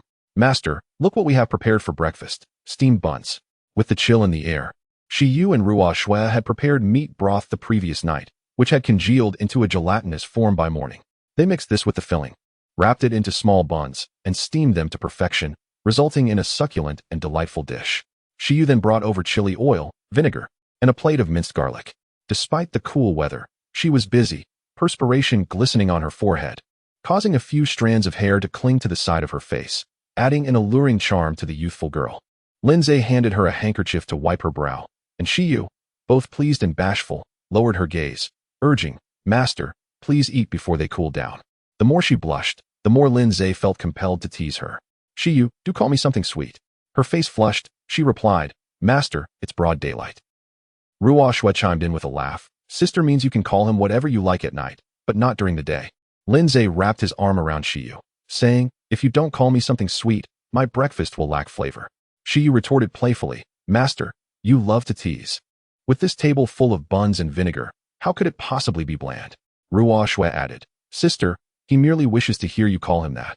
Unable to resist, Shi Yu finally obliged, and Ruo Shui, ever lively, tugged at Lindsay's arm, exclaiming, all right, just enjoy your meal. We can accompany you afterward.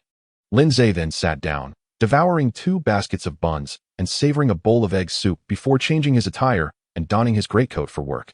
Upon arriving at the patrol station, Nyo-san had already stoked the furnace in his office, making it quite warm, comfortable enough to remain in a light garment. Nyo-san, have you eaten? Nyo-san, while hanging Lindsay's outerwear and greatcoat on a rack, turned with a smile.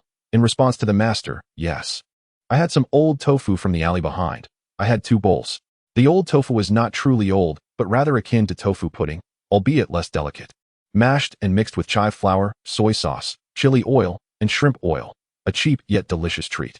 Lindsay remarked, when you're still growing, relying solely on old tofu won't suffice. You need to eat rice and meat. Nyo-san agreed, and lifted the kettle from the small furnace to brew tea for Lindsay. Sipping tea and lighting a cigarette, Lindsay perused the newspaper, while Nyo-san, having procured some peanuts and chestnuts from somewhere, roasted them on the small furnace, providing Lindsay with a delightful snack. Just as Lindsay became engrossed in some sensational news about Grand Estates, the telephone rang. Nyo-san hurried out, and Lindsay answered. Lin sang, "This is Bei Yuan. Good day, General Bei Yuan. What can I do for you? Please come to the military police headquarters immediately. Some documents require your signature." Lindsay hung up, pondering the nature of documents that necessitated his signature. He recalled that Bei Yuan Lanjia had previously mentioned wanting to involve him with the military police. Could it be that he was truly being absorbed into their ranks? Visiting the military police headquarters would undoubtedly be beneficial, affording him access to more intelligence and facilitating the cultivation of his influence. However, conducting affairs under Bei Yuan Lanjia's watchful eye would surely be fraught with peril. Summoning Nyo-san to fetch a car, Lindsay hurried to the military police headquarters. Upon arriving at Bei Yuan Lanjia's office, Lindsay knocked on the door. "Come in." Entering, he found Bei Yuan Lanjia diligently writing at his desk. Upon seeing Lindsay, he greeted him with a smile, gesturing for him to sit. Lin sang, "I have good news to share. Please continue with your work. I can stand for a moment." Lindsay mused that he was likely correct in his assumptions. Bei Yuan Lanjia had probably devised a plan to secure his place at the military police headquarters. Soon, Bei Yuan finished reviewing several documents and looked up at Lindsay. Lin sang, "I have always recognized your capabilities.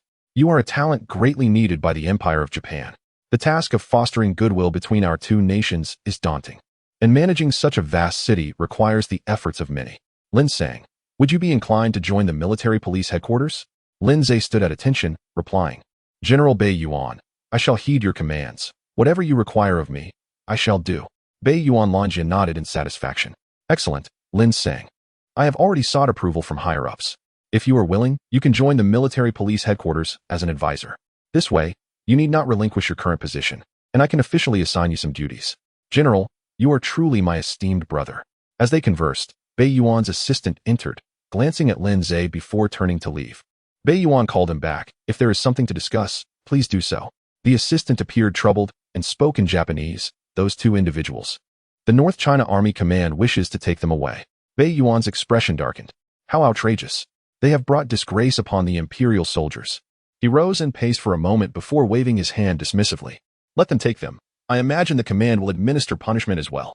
The assistant acknowledged and exited. Bei Yuan instructed Lindsay to sign several documents, and thus Lindsay became a special advisor to the military police headquarters. After bidding farewell to Bei Yuan Lanjia, he contemplated that since the police headquarters was not far, he might as well pay a visit to Gaoxingping. Chapter 110. The Lugua Hotel Club. Upon arriving at the capital police department, Gaoxingping was beaming with enthusiasm. Clearly, Su Ping's disappearance had allowed him to take full control of the detective team, and his ranks had swelled considerably, along with his offerings of respect. Upon seeing Lindsay, Gaoxingping jovially extended a cigarette, saying, "Shimin, what brings you here? Please, have a seat." Lindsay accepted the cigarette and lit it for Gaoxingping before saying, "The esteemed General Kitahara summoned me to meet him and appointed me as a special advisor to the military police headquarters." Gaoxingping, upon hearing this, felt a twinge of envy, yet quickly reconciled himself to the fact that he was already the deputy director, fully in command of the detective team, and held a relatively high status among the Japanese. "Shingmin, this is excellent news. It indicates that General Kitahara values you highly. You must seize this opportunity. If you perform well, promotions and wealth will surely follow." Lindsay nodded. "Regardless, I remain your subordinate. I will report any matters to you and heed your counsel." Gaoxingping was touched. If only the members of the detective team were as dependable as Lindsay, he would have no worries about fulfilling his duties. "Shengmin, there is no need for formalities between us. You saved my life. Though I am your superior, we are akin to brothers." Lindsay inquired, "Director, when I visited the military police headquarters earlier, I heard they apprehended 2 officers from the North China Army. What transpired?" Gaoxingping laughed heartily. "That was an incident from last night. I even led the team to the scene. One was named Qi Jingyong, and the other, Dong Baochiro. Both officers from the North China Army headquarters. They got into a fierce altercation over a dancer at the Lugua Hotel, culminating in a duel and even gunfire. Qi Jingyong was injured, and the hotel manager, sensing trouble, promptly reported it. I arrived, detained them, and turned them over to the military police headquarters." Lindsay was astonished by such absurdity. Gaoxingping wore a knowing smile. "I met that dancer last night, namely something. She is truly captivating. It's no wonder these two officers fought over her. Lindsay jested, perhaps the director should also visit the Lugua Hotel for a dance. Who knows? You might win her heart. Gao Xingping waved his hands dismissively. Xingmin, I'm too old for such pursuits. I have enough to manage at home, let alone outside. However, you are in your prime. You might as well give it a try. Lindsay pondered the implications of the woman, suspecting she was not as simple as she appeared. Maneuvering skillfully among Japanese officers, surely, she harbored ulterior motives. At the military police headquarters, after Lindsay departed, Kitahara Ranka contemplated for a while before visiting Colonel Matsuzaki Naoto's office. In the presence of Matsuzaki, Kitahara adopted a very respectful demeanor, standing straight, slightly leaning forward, and bowing his head to report, Colonel, the two officers involved in the altercation at the Lugua Hotel were taken away by personnel from the North China Army headquarters. Matsuzaki, wearing black-rimmed glasses, was engrossed in some documents. Without lifting his head, he grunted, at this critical juncture for the empire. Our young men are fighting on the front lines while these playboys indulge in drinking and dancing in Beiping. I fear the headquarters has become a gilded cage for these young gentlemen. Given Matsuzaki's high rank, he could afford to speak in such terms. And Kitahara did not dare to concur. Instead, he reported, they quarreled over a dancer. I investigated briefly. Her name is Li Mingna, and she is quite popular at the Lugua Hotel, attracting many patrons, including high-ranking officials and officers from the North China Army. I worry she may pose a problem. Matsuzaki removed his glasses and sipped his tea. She is merely a dancer, perhaps possessing some charm. Are you concerned she is a spy? Kitahara cautiously replied. She interacts with too many individuals. I believe it prudent to remain cautious. Matsuzaki dismissed the matter with a wave of his hand. Then arrange for someone to investigate. But you need not concern yourself further. Let Song Hongi handle it. He is idling, so let him pursue this lead. And assign someone reliable to assist him. Having provided substantial military intelligence about Shaanxi, Song Hongi's usefulness had diminished, and the North China Army headquarters could not directly assign him a position.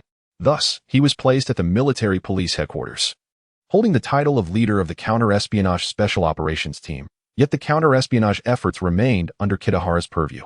Nevertheless, Song Hongi's title allowed him to stand on equal footing with Kitahara, especially since he also held a staff position in the North China Army. Consequently, he became quite popular in Beiping, with many officials eager to host him for meals.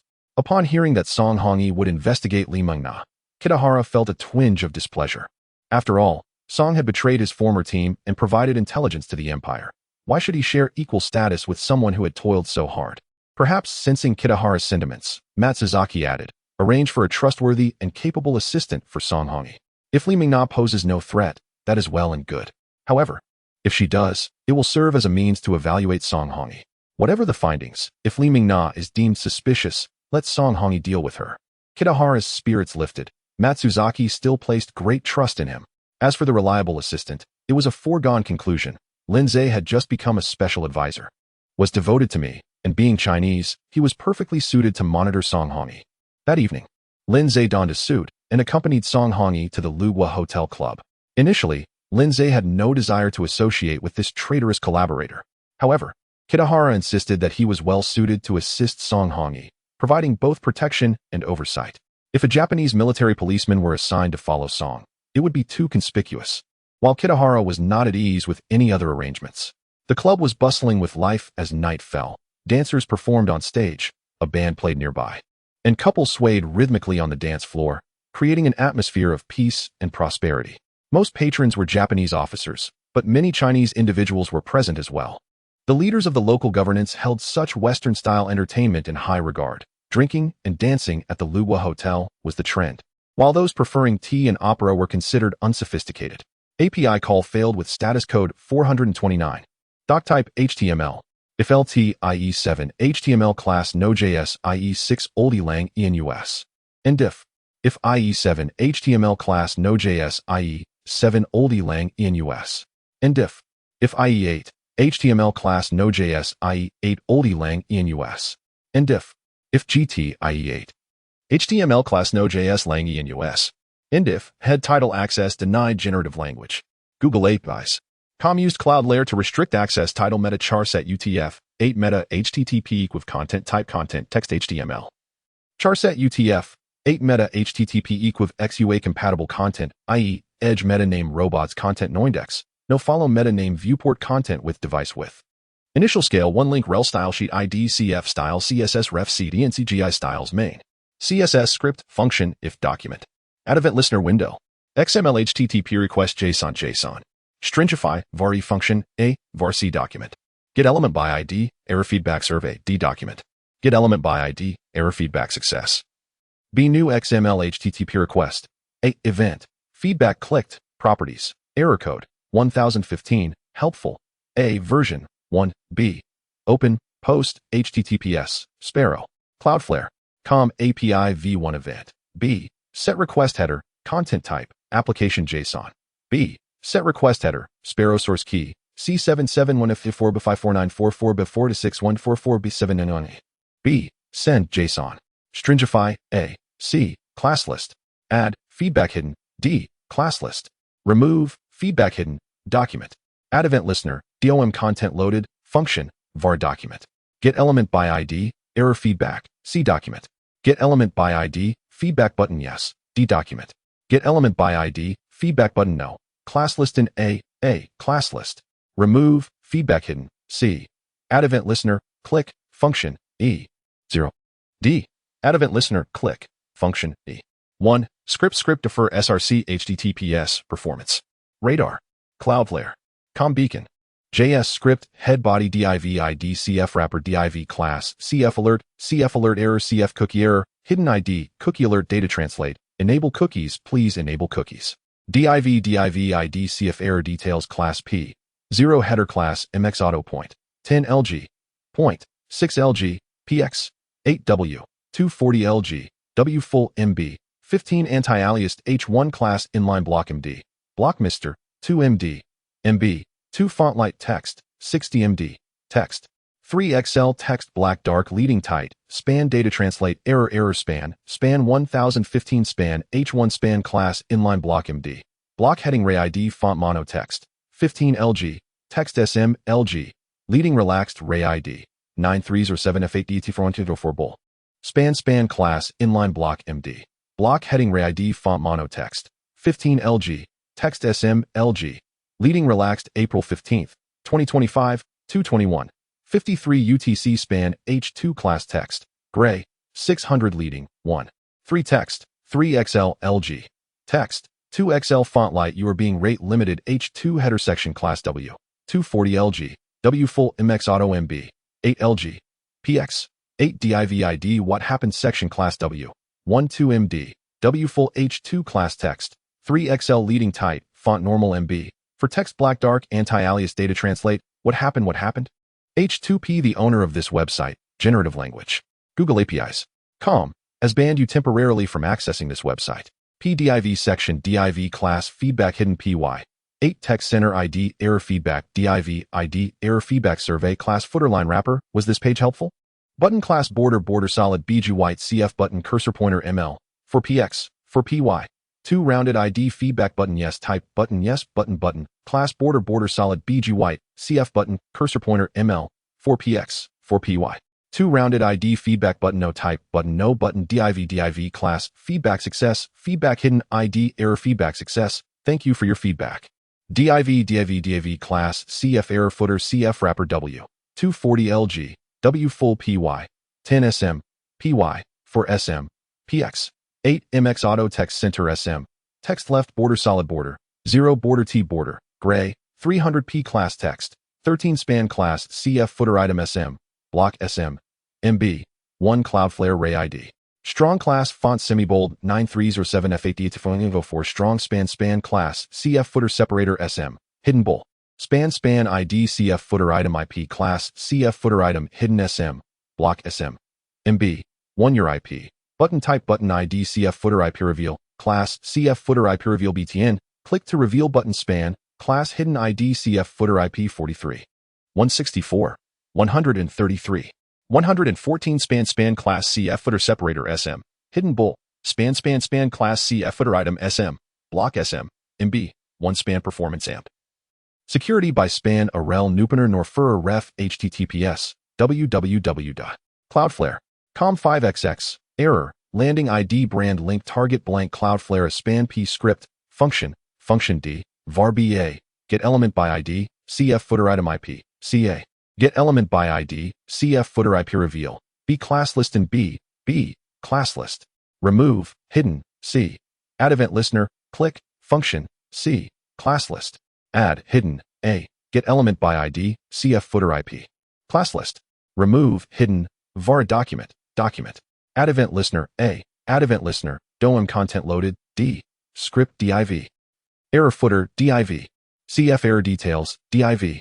CF wrapper, script window. CF translation. Script body HTML chapter 112. Li Mengna indeed has issues as night fell. The two of them once again donned their polished appearances and headed to the Six Nations restaurant. Li Mengna was dancing with a slight man, who seemed to be an official from the city management office. Song Hongyi approached them, and the diminutive man, recognizing him as a favored figure among the Japanese, willingly relinquished Li Mengna to him. Lin Zhe remained seated on the sofa, sipping his drink while observing the pair. Upon seeing Song Hongyi, Li Mengna appeared quite delighted and uttered something. Despite possessing skills in lip reading, the distance and dim lighting made it impossible for Lin Zhe to discern her words. However, given Li Mengna's nature, it was likely some playful banter. Mr. Song, with your esteemed status, you must be quite busy. How is it that you have the time to visit every night? Song Hongyi replied, I miss you. I can't stand a day without seeing you, no matter how busy I am. Li Mengna giggled in response.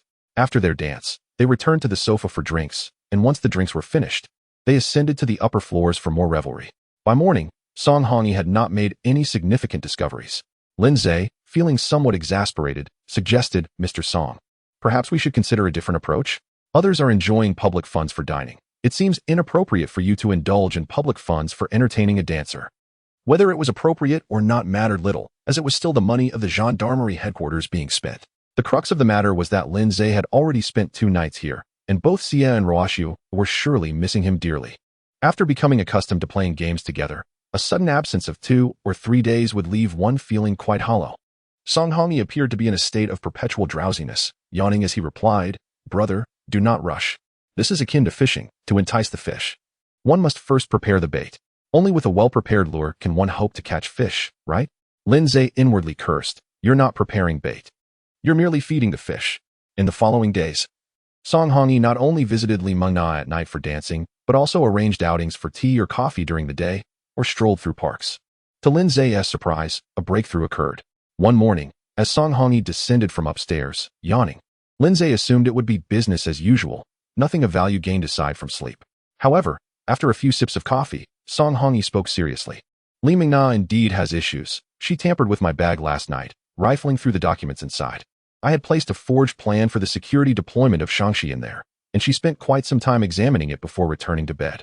Lin Zhe was taken aback. So this woman is truly a spy? He contemplated whether to utilize a tracking device to ascertain her identity, but then decided against wasting a card. Regardless of her affiliations, it did not significantly concern Lin Zhe, as he had not received any relevant assignments.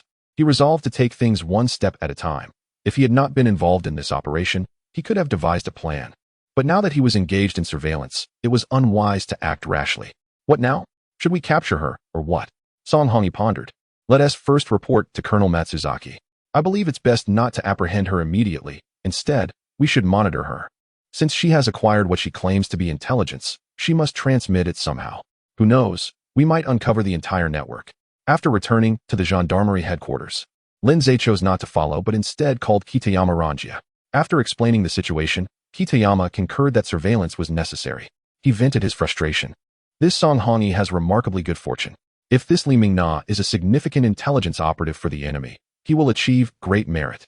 Despite his irritation, Kitayama held professional integrity and did not intend to sabotage Song Hongyi. Upon hearing Song Hongyi's report, Matsuzaki was also pleased and immediately instructed Kitayama to arrange personnel to monitor Li Mengna's movements and to install listening devices in her room at the Six Nations restaurant. He then advised Song Hongyi to continue his interactions with Li Mengna, even suggesting the release of some false intelligence. Lin Zhe initially thought that Li Mengna had revealed her true nature, thus concluding his task. However, Kitayama believed that even if this were the case, it did not entirely absolve Song Hongyi of suspicion, so he instructed Lin Zhe to continue assisting Song Hongyi. Fortunately, he understood that Lin Zhe had been shadowing Song Hongyi at the restaurant, thus allowing Lin Zhe to rest that night, but emphasizing the necessity to keep a close watch on Song Hongyi starting the following day, letting no guard down. Lin Zhe hailed a car, stopping by the patrol station to check in and see if the snack shop had put up a sign. Inside, he found old Ma busy in the shop, wearing a leather coat, and noted that there was no sign displayed outside. It seemed that either Li Mingna was an independent operative, a hidden chess piece planted by Boss Dai in Beiping, or she was not affiliated with the intelligence agency at all. The potential identities were numerous. She could belong to the Red Zone or perhaps some military intelligence department in the war zones. In the past few days, there had been no incidents in the outer districts. Nyosen briefly updated Lindsay and then called for a car to take Lindsay home to rest. Upon entering the door, the two sisters rushed over. Ruashua clung to him tightly, even shedding tears. Lindsay reassured them. All right, it's just a few days away. Now, go prepare dinner. I'm hungry. Sia nodded and dashed to the corner shop to buy ingredients, while Ruashua added coal to the small boiler. Lindsay teasingly inquired, Ruashua, why are you boiling water? Ruashua, slightly embarrassed, replied, to take a bath. Lindsay remarked. After staying at the Six Nations restaurant for the past few days, there's no need to bathe. Ruashua grew anxious, her mind racing. Sir, you've been busy outside for several days. A hot bath at night will be comfortable. Besides, when you bathe outside, who will wash your back? You should wash again. Lindsay laughed. I see someone is quite eager. Ruashua giggled. Sir, the clothes you once gave us, the ones I was too shy to wear, I'll put them on tonight for you to see. Just then, Sia returned with the groceries, and Ruashua went to assist her sister. Before long, they had prepared the meal, which included lamb stew with white radish, stir-fried celery with meat slices, yellow flower vegetables with a young rooster, stir-fried mushrooms, a cold dish of pig ears, and a plate of salted duck eggs. Sia remarked that they had prepared in a rush, asking Lindsay to make do with the meal. She poured a small bowl of wine for him, while Sia kept placing dishes before Lindsay. All right, you sit and eat. Ruashua chimed in. Sister, hurry and eat. We still need to take a bath afterward. Sia shook her head. No? We can't bathe now. Ruashua widened her eyes. After all my efforts to persuade the master, why are you faltering now? Sia blushed and continued, after eating. It's not good. We should rest a bit before bathing. After satisfying their hunger and thirst, they gathered around the small stove to chat for a while. Ruashua retreated to her room to tie her hair into twin tails and donned her swimming attire. All right, time for a bath. Chapter 113. Eavesdropping on Li Mingna after a restful night. Lindsay rose in the morning to enjoy soybean milk and fried dough sticks. The renowned Ma family's fried dough sticks in Urshio Hut on weigh 2 taels and measure 6 inches in length, with a delightful crunch that pairs perfectly with soybean milk. Recently, the strict food control imposed by the Japanese led to the temporary closure of Ma's shop. Fortunately, as black market transactions began to flourish, the Ma family resumed frying dough sticks, albeit discreetly. Those with a modicum of money prefer to fill their stomachs with sweet oil cakes wrapped around the fried dough sticks, providing sustenance before heading to Xingyangmen railway station for a morning's work. After finishing his meal, Lindsay changed his attire and advised the two sisters. We may be occupied for a few more days, so please refrain from wandering about. Be sure to secure the door at night. Rushua, with a hint of reluctance and tears in her eyes, was comforted by Sia, who smoothed the wrinkles from his clothing and softly said, Rest assured, we shall be fine. However, you must take care of yourself amidst your busy errands. The weather is cool, and it is essential to have hot meals. Lindsay smiled, reassuring her. I'll be dining at the Lugua Hotel, where the food is delightful. There is no need for concern. I've left the hotel's number with you. Should anything arise, feel free to call me. With that, he stepped outside and hailed a carriage. First visiting the garrison to remind Nyo-san and Sia-kwan to safeguard the house. If any issues arise, Sia-kwan can handle them, but if he cannot, he should seek assistance from the station, where no one dares to disregard Lindsay's influence. Nyo-san inquired, Sir, may I accompany you? Otherwise, I'm left alone to serve tea and water. After some contemplation, Lindsay decided against it. He was not going out for leisure, but to surveil Songhongyi and Li Mingna. Following Beiyuan Lanji's instructions, Lindsay headed to the military police headquarters to meet him. This time, the scrutiny was less stringent, partly due to Lindsay's frequent visits and the special consultant credentials he had received from the military police headquarters, which were quite effective. The guards even saluted him. Upon reaching Beiyuan Lanji's office, Lindsay asked, General Beiyuan, what are the next steps? Beiyuan Lanji, sporting dark circles under his eyes from several days without rest, appeared energized. He eagerly informed Lindsay, Lin sang, I have arranged a surveillance team and a communications team. The latter comprises elite personnel from the Joint Special High Command, specifically tasked with eavesdropping on Li Mingna's room and monitoring her movements. Once we ascertain her affiliations, subsequent actions will be straightforward. Beiyuan Lanji gestured for Lin Zhe to take a seat on the sofa and joined him. Lighting a cigarette, he continued. The communications team is stationed directly below Li Mengna's room. Lin Sang, you are responsible for coordinating their operations. Additionally, Colonel Matsuzaki has instructed Song Hongyi to maintain contact with this woman. You must remain vigilant about whether Song Hongyi poses any threat. Lin Zhe chuckled softly. General Beiyuan. To be frank, after spending so many days with this Song, he seems to be more of a greedy and lecherous man eager to capture a spy for glory, rather than someone suspicious. Nevertheless, rest assured, I shall adhere strictly to your directives and meticulously observe his every action. Beiyuan Lanji appeared satisfied, patting Lin Zhe on the shoulder. Lin Sang, your efforts are appreciated. Your kindness is undeserved. Without you, I would not be where I am today. I shall exert myself fully in all your arrangements. Lin Zhe replied. Beiyuan Lanji nodded. I have arranged a vehicle for you, complete with a driver. You should take the time to learn to drive. It will be immensely convenient.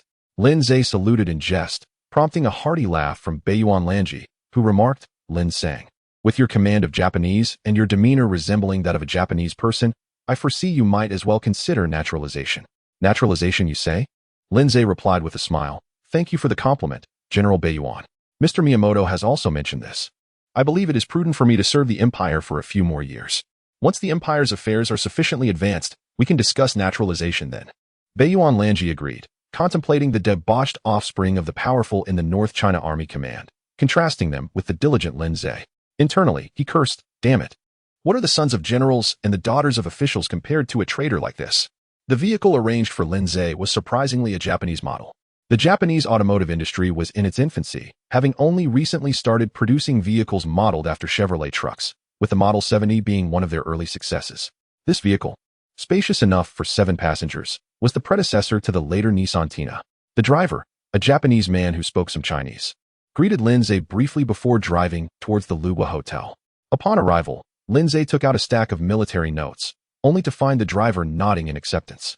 After a moment's thought, Lin Zhe produced several silver dollars, saying, I will trouble you over the next few days. Please accept this as a token for coffee.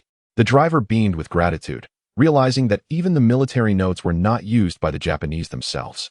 Upon entering the Luwa Hotel, Lin Zhe first visited the room where the communications surveillance team was stationed. Inside were 2 men and a woman, equipped with large listening devices.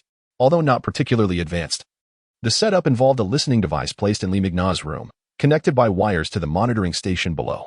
The equipment included a large tape recording device, reportedly supplied by the Germans. As Lin Zhe entered, the 3 individuals stood alert, with one man even reaching for his gun. Lin Zhe displayed his credentials and spoke in Japanese. I am Lin Zhe, special consultant from the headquarters. General Beiyuan has ordered that this team is temporarily under my command. The leader, evidently briefed beforehand, promptly stowed his weapon and saluted Lin Zhe. Apologies, sir. Lin Zhe nodded, asking, what findings do you have so far? The Japanese operative replied in a hushed tone, Li Mengna returned to her room late from the club and has yet to rise. We have not intercepted any useful information. Lin Zhe remarked, if she is indeed a spy, it's unlikely she would bring her contact back to her room. Continue monitoring her room and keep an ear on the hotel's phone lines. Report any discoveries to me immediately, encouraging them with a few more words. Lin Zhe took his leave.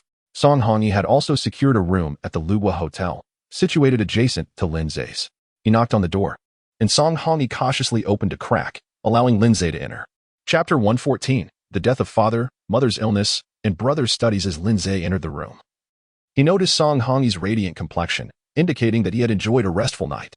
Mr. Song, did you not dance with Li Mengna yesterday? Song Hongyi shook his head and reached for a crystal glass on the small bar, pouring a bit of whiskey and handing it over. No, moderation is key. Even if I wish to appear infatuated with her, I must maintain a distance of a day or 2. Being overly eager is hardly a transaction. Lin Zhe accepted the glass, but did not drink. As Song Hongyi lit a cigarette and donned his coat, he remarked, I must seek out Delmo and investigate the permanent dancers at the Six Nations Hotel. We need to ascertain whether there are any similar situations to Li Mengna's. This establishment attracts officers from the North China Army and the Military Police Command. What do you think it is suited for? Understanding Song Hongyi's implication, Lin Zhe smiled knowingly. What else could it be suited for, if not for indulging in beauty? Taking a deep drag on his cigarette, Song Hongyi grew serious. Brother, I hail from the Shaanxi region, where commerce thrives, particularly in the banking sector. Do you know where they conduct their business? In brothels. It said that prominent families from Shaanxi sent supplies to the steppes and the Jurchens, negotiating deals in the brothels of Datong. Don't you think the Six Nations Hotel resembles an intelligence hub? As he spoke, he tucked his gun into his waist. If we manage to uncover something significant, I could solidify my position with the Japanese. We must collaborate closely. I shall not forget your contributions. Lindsay rose. Then I shall accompany you. There are many dancers here, and reviewing the materials will take several hours. Song Hongyi was more than pleased, and the two descended to seek out Delmo. The management of the Six Nations Hotel was relatively formal, being the most upscale venue in Beiping. The clientele included registered dancers, daughters of affluent families, and students from prestigious schools. The registration of these dancers was stringent, with photos, origins, real names, and even fingerprints required for verification. Lindsay first flipped through Li Mingna's records. The upper left corner featured a striking photograph of her, hand on her waist, gazing to the upper right. Her neck elegantly arched, enhancing her beauty. Her origin was noted as Wuxian, and her reason for this line of work was marked as voluntary. The records detailed her life, including when she arrived in Beiping. According to the documentation, she had been dancing at the Six Nations Hotel before the city fell, and her described experiences had no intersection with any intelligence agencies. Waving the papers, Lindsay queried, "What can we glean from this? These records seem predominantly fabricated." However, Song Hongyi scrutinized each document with diligence. The more dubious, the more we must examine. We should identify those arriving from the south as priorities and closely inspect their pasts. Any records with seamless timelines warrant deeper investigation, while those with apparent gaps may hold more truth. Consider this. The records of those in the flower business are not as meticulously crafted as official documents from the personnel office. They serve a different purpose. Lindsay paused, looking at the engrossed Song Hongyi. Was he truly an officer from the Second Theater? Soon, Song Hongyi lifted his head, laughing. "Ah, Lin, I forgot you were a patrolman and held in high regard by Kitami. You must be quite knowledgeable in this area. I merely browsed some literature on the subject while idling at the military police command. If my analyses are lacking, please feel free to point them out." Lindsay smiled. "Mr. Song, you flatter me. Your erudition is evident. As the saying goes, one who understands one thing understands all. Your talents will allow you to adapt swiftly, no matter the task." Song Hongyi beamed at the compliment. The two spent several hours sifting through the extensive documentation, identifying several suspicious cases for further investigation. Song Hongyi even set aside a few records, winking at Lindsay. "These dancers are equally enchanting as Li Mingna. If you are interested, we could dance together tonight. Rest assured, the allocated funds are ample, and besides, this is part of our work." Lindsay responded, "Mr. Song, I appreciate your kindness, but my coordination is lacking.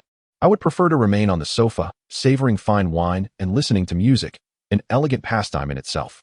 Song Hongyi appeared eager to cultivate a connection with Lindsay. After returning to their room, they conversed for quite some time, with Song pouring drinks and offering cigarettes, alternating between praising Lindsay's youth and accomplishments and extolling his handsome appearance. Later that evening, Lindsay checked in with the listening team, while Song Hongyi proceeded to the club. When Lindsay arrived at the second-floor venue, he found Song Hongyi seated on a sofa, companionably chatting with a Japanese officer. "Lin, come here. Allow me to introduce you to Mr. Qi Jingyuan, a military intelligence officer from the North China Army Command, overseeing the mapping department. This is a position of critical importance. Mr. Qi has been entrusted with significant responsibilities at a young age. His future is sure to be bright." Lindsay realized this was the very officer who had been ensnared by Li Mingna's charm. Qi Jingyuan bore visible injuries and appeared despondent, having likely consumed considerable alcohol. He managed a weak handshake with Lindsay before resuming his complaints to Song Hongyi. "Song, when you previously provided intelligence on the guerrilla warfare tactics of our Shaanxi adversaries, we collaborated well. I must confess, I am genuinely fond of Li Mingna, yet she is so unpredictable. One moment she is a warm, affectionate companion, and the next she is indifferent.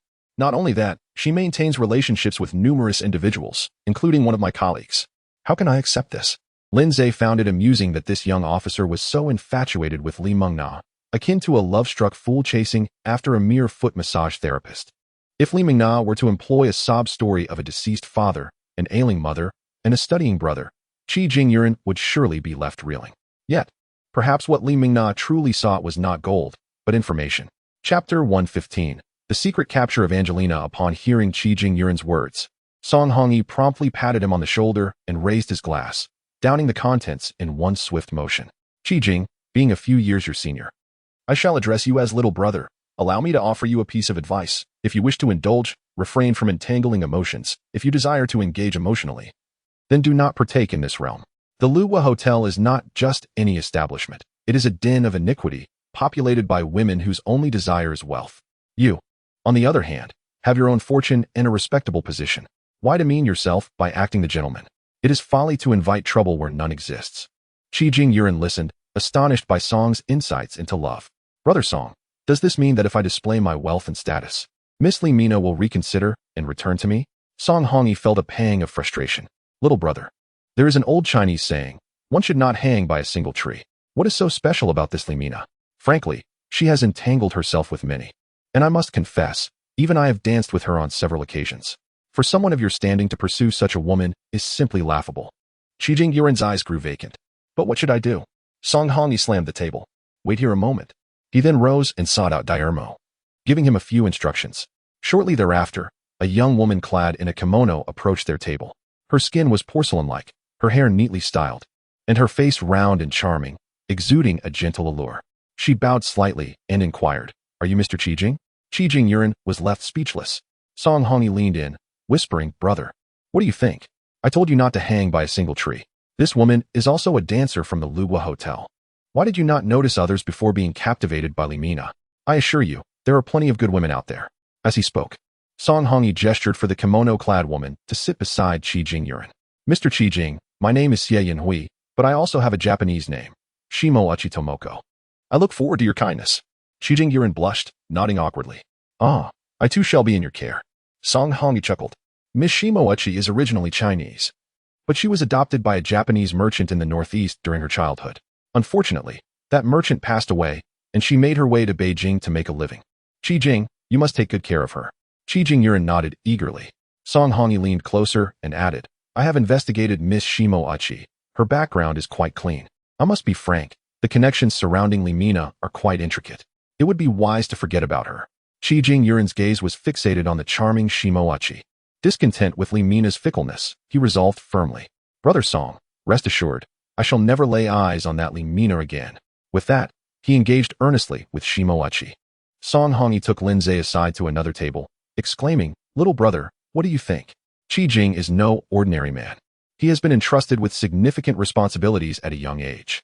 The dancer we found for him is both innocent and fluent in Japanese, preventing any complications should Li Mina turn out to be a spy. Just imagine, if Li Mina were to be caught, Qi Jing would undoubtedly thank us." That evening, for reasons unknown, Li Mina remained in her room, requesting that meals be delivered to her. Unfortunately, the surveillance team found no signs of unusual activity. She appeared to be quite compliant, neither allowing anyone into her room nor making any phone calls. The following morning, a server brought breakfast to Lin Zhe. The server wheeled in a cart laden with plates of food and handed Lin Zhe his portion, also offering a glass of milk. Suddenly, Lin Zhe had a thought and handed the server a coin, asking, "My friend, you must be quite busy. How many rooms do you attend to alone?" The server, taken aback, gratefully accepted the tip. "Sir, I am responsible for delivering meals to the entire floor. If you need anything, please do not hesitate to ask." Lin Zhe's expression shifted. "Oh no." He hurriedly knocked on the door of Song Hongyi's room. "Mr. Song, we overlooked something. If Li Mina wishes to communicate with someone, she need not make a phone call or leave the premises."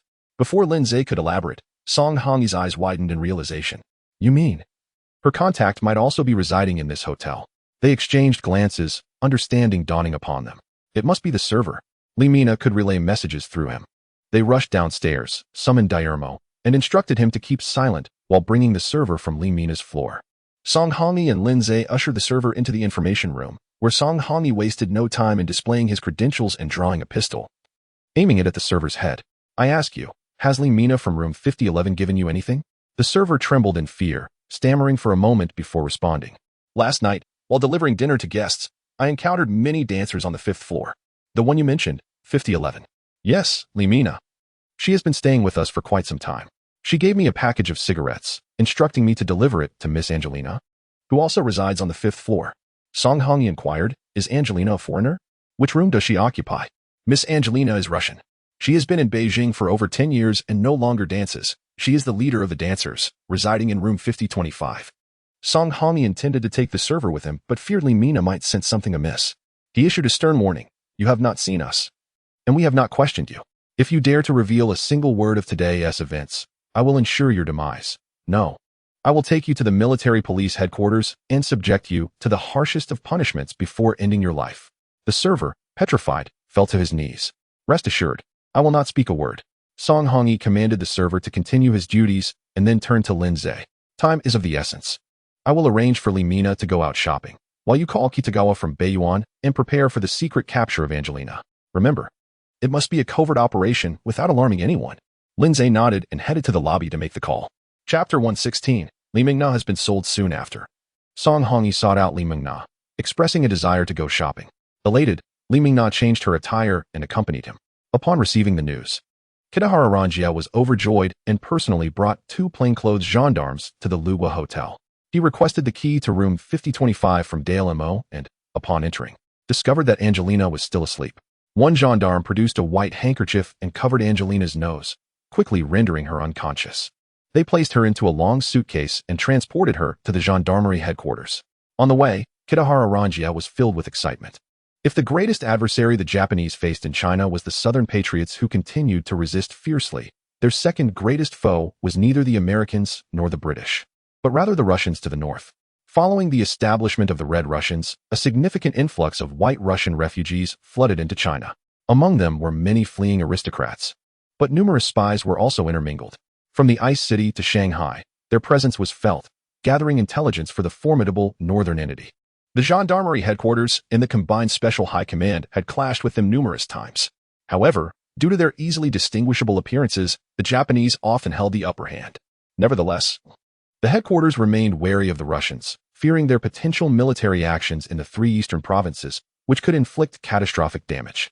Upon arrival at the gendarmerie headquarters, Kitahara Ranjia brought Angelina directly to the interrogation room. Lin Zhe attempted to withdraw, but was stopped by Kitahara Ranjia, who insisted, "Lin, you need not shy away. Feel free to listen in." After dousing her with cold water, Angelina quickly regained consciousness. This woman, in her 30s and slightly plump, was unfazed by her surroundings. Instead, she appeared remarkably composed. In fluent Chinese, she inquired, "Do you have a cigarette?"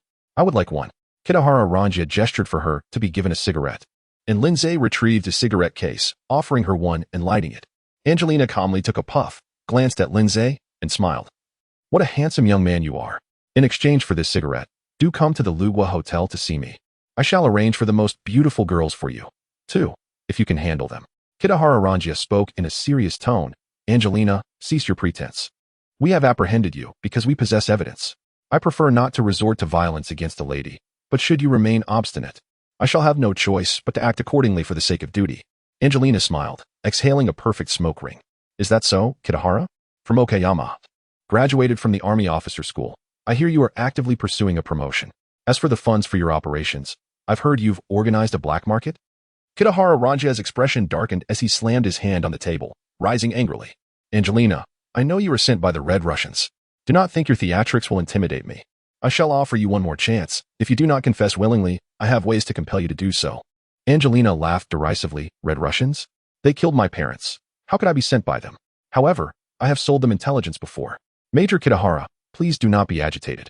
I am not affiliated with any side. I am merely a dance hall manager. Perhaps you could consider me an information broker? I serve only for money." Kitahara Ranjia was taken aback by this revelation. Could it be that a network of information trading was concealed within the Lugua Hotel? Seeing Kitahara's incredulous expression, Angelina continued. "For over a decade, the Lugua Hotel has been the largest intelligence trading hub in North China. Surely, Major Kitahara must be aware of this. I gather intelligence from many sources and sell it to numerous buyers. I've sold information about General Zhang from the 3 eastern provinces to you, and I've provided southern agents with updates on Zhang Jingyao's activities. Of course, I also engage with the Red Russians, selling them information of interest. Major Kitahara, could you find me some clothing to change into? We could collaborate." This left Kitahara Ranjia momentarily speechless. This white Russian woman was indeed extraordinary. Yet he also recognized that if her claims were true, her value was immense. With a cold snort, he ordered someone to fetch clothing for Angelina and hurried to report to Matsuzaki Naoto in Colonel Matsuzaki's office. Upon hearing that a network of intelligence existed at the Lugua Hotel, he too was taken aback. He slapped his forehead, realizing that since entering Beiping, they had been preoccupied with hunting down insurgents, neglecting the chaotic environment of the Lugua Hotel. "However, from what you say, this Angelina seems quite useful." Collaborating with her is preferable to eliminating her. Kitahara Ranjia nodded. Indeed, Colonel, the Luwa Hotel was once the hub for diplomats and consuls. Now, foreigners in Beiping, including our officers, frequent it for leisure, making it an excellent venue for intelligence gathering. Matsuzaki's expression soured. These debauched science. According to your account, this woman knows everything about your operations.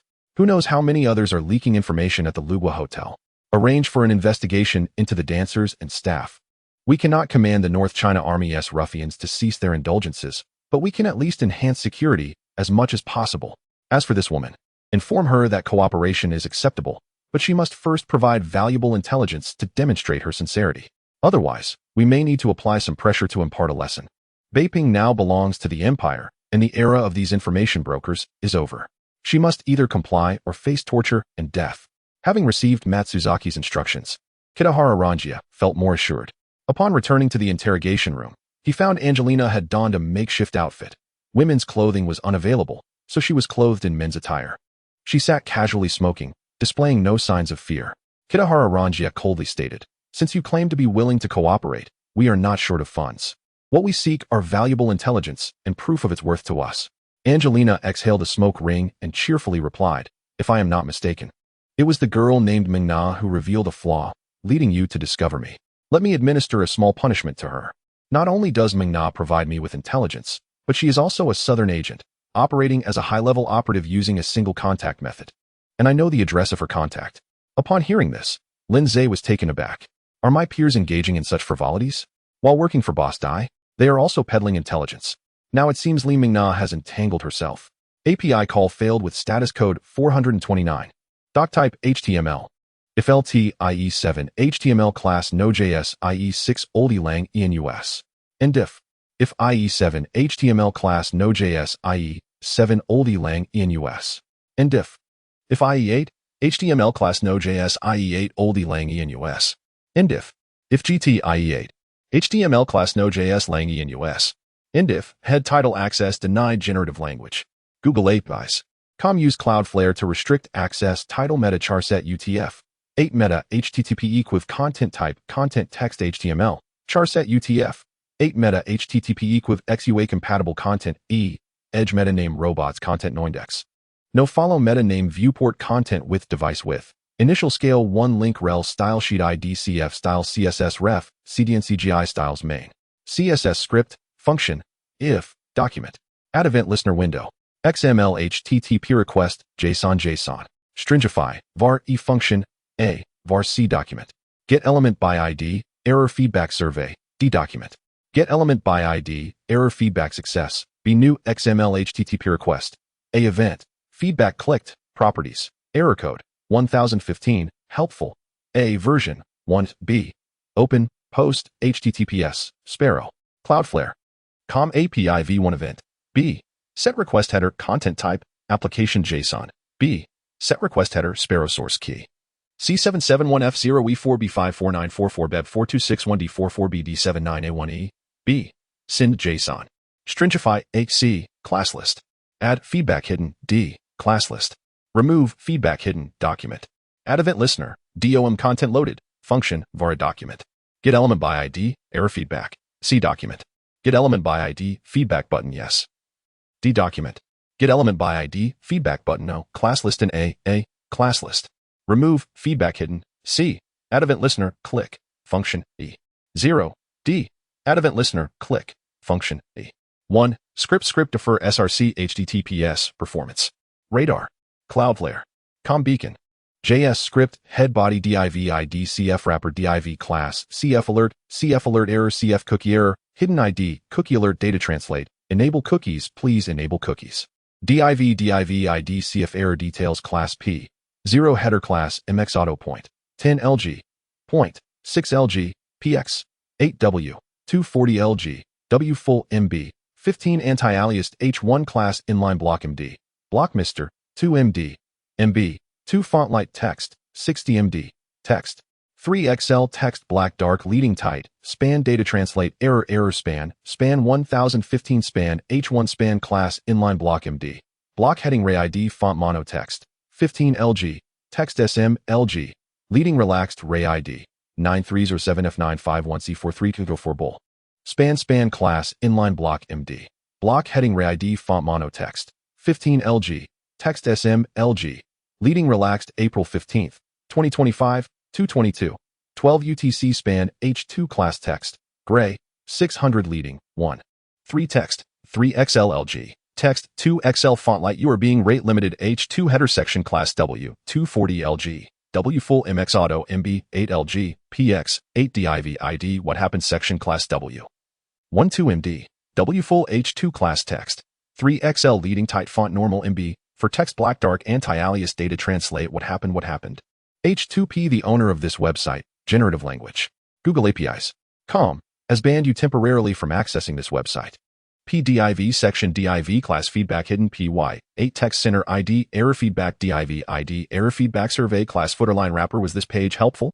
Button class border solid BG white CF button cursor pointer ML for PX for PY 2 rounded ID feedback button yes type button yes button class border solid BG white CF button cursor pointer ML for PX for PY 2 rounded ID feedback button no type button no button div class feedback success feedback hidden ID error feedback success. Thank you for your feedback.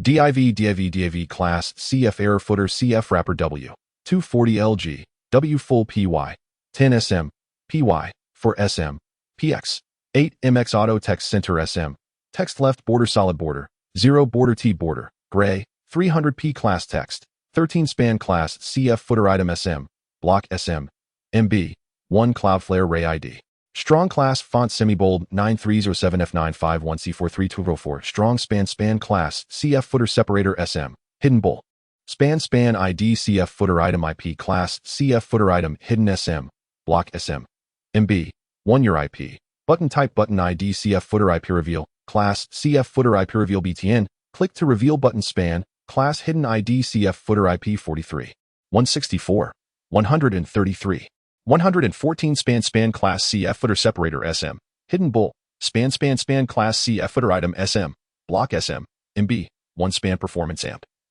security by span arel nupener norfur ref https www.cloudflare.com 5xx error landing ID brand link target blank Cloudflare span p script function D var ba get element by ID CF footer item IP CA get element by ID CF footer IP reveal B class list and B class list remove hidden C add event listener click function C class list add hidden A get element by ID CF footer IP class list remove hidden var document add event listener A add event listener DOM content loaded D script div error footer div CF error details div CF wrapper script window CF translation script body HTML chapter 118 Tang Wanner-s unrequited love. In an effort to swiftly evade the peril posed by Song Hongi, Lindsay decided to take his leave from Bei Yuan Lan. Lord Bei Yuan, since I shall not partake in this operation, it seems inappropriate for me to remain at the meeting. I bid you farewell. Bei Yuan nodded and replied gently, please collect your bonus from the finance department, and do take the time to rest well. Lindsay felt quite satisfied, enjoying complimentary accommodations and meals at the Six Nations Hotel, devoid of any danger. And receiving a bonus, such a splendid job was indeed hard to come by. Upon arriving at the finance department, it was evident that Bei Yuan Lan had made prior arrangements. The finance officer had Lindsay sign some documents and handed him 200 yen. It appeared that Bei Yuan regarded him as one of his own, not merely attempting to placate him with military scrip. Currently, the yen was notably strong, with the exchange rate hovering around 3 yen to $1 and approximately 1.5 yuan to 1 yen. Thus, these 200 yen roughly equated to over 130 silver dollars. Despite Lindsay's daily windfall, as evidenced by the numerous large yellow croakers in his possession, this sum was substantial enough that an average citizen would toil for quite some time to earn it without sustenance. With his task concluded, Lindsay could no longer utilize the gendarmerie commander's vehicle. He summoned a car and proceeded to the patrol station. To his surprise, Wang Xiaoxiu had been discharged from the hospital. Even now, he was swathed in bandages, particularly his head, which was wrapped multiple times. Clutching a cigarette in his left hand and with a broken right arm, he animatedly gestured as he boasted, let me tell you, that Su Peng had a gun pointed at my forehead, trying to intimidate me, asking if Lindsay had committed any corrupt acts. Lindsay approached and gave his chair a light kick. Chief Wang, my apologies for the intrusion. Wang Xiaoxiu grinned. No harm done, no harm done. However, upon realizing it was Lin Zhe, he stumbled off his chair, inadvertently aggravating his injuries, and cried out in pain. Lin Zhe shook his head in disbelief. What are you doing out of the hospital, Wang Xiaoshou? Wang Xiaoshou rose, resembling a resurrected mummy, and chuckled. Ah, Lord Lin, you've returned. I couldn't bear the tedium in the hospital. The expenses were exorbitant, and they imposed so many restrictions. Moreover, they subjected me to that dreadful X-ray. What a misnomer. It feels like they were trying to kill me without reason. Lin Zhe chuckled. That's called an X-ray. It's to see if your body sustained any damage. Modern hospitals had already adopted X-ray machines, and Concordia had been using them for quite some time, though many common folk were still reluctant to embrace such advancements. They regarded photography as sorcery, so the notion of X-rays was even more daunting, akin to a malevolent art. Indeed, they claimed they feared for my lungs, yet guess what? Aside from this broken arm, I'm perfectly fine. Lin Zhe advised, you should refrain from wandering about unnecessarily. Stay home and recuperate. Healing from injuries takes time. There's no need to rush. And please, avoid frightening others in Han Family Alley. Wang Xiaoshou chuckled. I simply grew weary of being cooped up at home, which is why I asked to come here to chat with the brothers and alleviate my boredom. Now, I don't even have to go to Han Family Alley. She comes to my place instead. Lin Zhe chose not to engage further and made his way to the office on the second floor. Nyosen approached with tea, hesitating before saying, Lord, a few days ago I delivered supplies to the Yi Garden in Guangdong province, and Sister Warner persistently inquired about you, even asking if I could bring her along to catch a glimpse of you from afar. Upon hearing this, Lin Zhe recalled Tang Warner's peculiar behavior during their last encounter. What is this? It's quite chilly. Has she been swept away by youthful infatuation?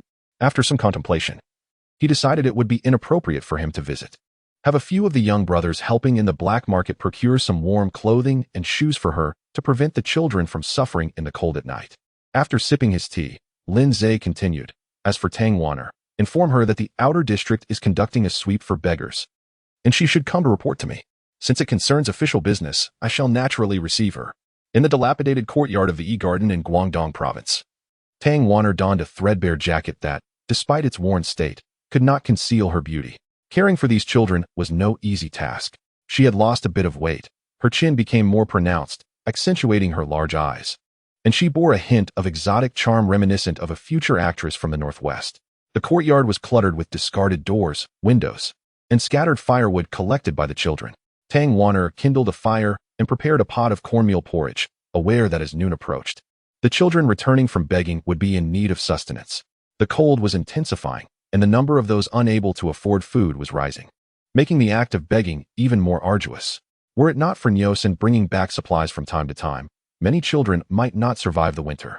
The mere thought of that person cast a shadow over Tang Warner's countenance. She could not fathom her own feelings, having met him only once and having been treated so harshly. Reflecting on her childhood without a mother, the sole child in her family, cherished by her father who had never uttered a harsh word to her, she wondered how anyone could treat her so brutally. Yet, she could not shake off the memory of that despicable man. Lost in her thoughts, Nyosen entered with a sack of cornmeal. Hearing the commotion, Tang Warner snapped back to reality and hurried to assist him in placing the sack inside. Nyosan, you and your companions have it tough out there. We still have enough food here. The children manage to gather some food when they go out, so there's no need to bring too much. Nyosen smiled. It's no trouble at all. We're with Director Lin. Life is good. A few bags of cornmeal or nothing. Is he truly so capable? Tang Warner blinked her beautiful eyes, feeling an inexplicable joy. She relished hearing about Lin Zhe. Every time Nyosen visited, she would bombard him with questions, and Nyosen could only share what little he could. Indeed, Lord Lin is quite extraordinary. He treats his subordinates well and is highly regarded by the common folk in our district. Who doesn't he praise him? A pang of regret pierced Tang Warner's heart. She had once scolded him. Indeed, in today's Beiping, who does not bend to the will of the Japanese? It dawned on her that Lin Zhe must have been compelled to serve the Japanese. He had likely saved countless lives from their clutches without anyone knowing. Just as he had released her when he had captured her, he had shown mercy. Chapter 119. The gunfire at the arrest scene. Will Director Lin be able to meet me? Nyosaner shook his head, then nodded. He mentioned that he could not come here. Sister Warner, you may go to see the director. He said that an inspection of the beggar dens in the outer districts is to be conducted. Whether they are involved or not, they are all targets of this inspection. Although our place is not exactly a den, it can at least be considered a charitable hall. You should report this to the director. It is only proper. Tang Warner's eyes sparkled with excitement. She would be able to see Lin Zhe again. But soon, unease crept in. How would Director Lin view her? According to the information provided by Angelina, Li Mingna's contact had opened a small tea house a few dozen meters east of Chengda Middle School. Although it was called a tea house, its decor was quite chic, featuring 7 or 8 tables, each flanked by high-backed sofas. The establishment offered not only tea but also coffee and exquisite pastries, making it popular among affluent students. Occasionally, it also attracted fashionable men and women from Beiping who used it as a rendezvous spot. The owner, in his 40s, spoke with a Shaoxing accent and always donned a meticulously tailored suit, serving customers with an unhurried demeanor. Patrons appreciated this ambience, feeling that such an owner elevated the establishment's status. In the morning, with few customers, the owner personally tidied up, ensuring the tables were spotless. Song Hongyi arrived with a dozen men, gesturing for them to spread out and secure the perimeter, while dispatching 2 individuals to the back door. He then entered the tea house. "Owner, a cup of coffee, please." The owner set down his cloth and replied, "Please take a seat. It will be ready shortly." He then busied himself, soon returning with a cup of coffee. "We also have cake. Would you like to try some?" Song Hongyi stirred his coffee with a small spoon and took a sip. "Owner, why not sit down and chat?" The owner's expression shifted slightly, but he quickly masked it with a smile. "Enjoy your drink. I still have to tidy up the shop." Song Hongyi produced a gun from his pocket. Placing it on the table, he went away. "Let us have a conversation. I mean no harm. Otherwise, I wouldn't have come to see you in person. Allow me to introduce myself. I am Song Hongyi, working at the military police headquarters. Mr. He, please take a seat. I have people at both the front and back doors." Mr. He's smile faded, and after a moment's hesitation, he chose to sit. "What brings you here, Director Song?" "Mr. He, you are a clever man. Let us speak plainly. Li Mingna has already allied with us. If you choose to cooperate, I want to mention the prospect of high rank and wealth, but I assure you of your safety and that your identity will remain confidential. You could draw funds from both sides." "What do you say?" Mr. He scoffed. "You traitorous dog. You must be dreaming. Since the day I arrived in Beiping, I have ceased to care for my life. You can kill me or torture me as you wish, but collaborate with you? Huh. You would have to bring that emperor of the devils to me, and perhaps then I might consider it." Song Hongyi maintained his cheerful demeanor. "Regardless of your cooperation, it matters little to us. We already have Li Mingna. If necessary, we can eliminate you, and she will simply reconnect with the South, claiming you were captured due to a mishap. The South will naturally arrange for a new contact." He then raised his head. "Your coffee is quite good. Before I finish, you have ample time to contemplate your options. Think carefully." Mr. He fell silent. After a moment, he reluctantly nodded. "There's a password book behind the counter. I can hand it over to you." Song Hongyi smiled with satisfaction. "Wise choice, Mr. He. Do not overthink this. Avoid any tricks. Go fetch the item."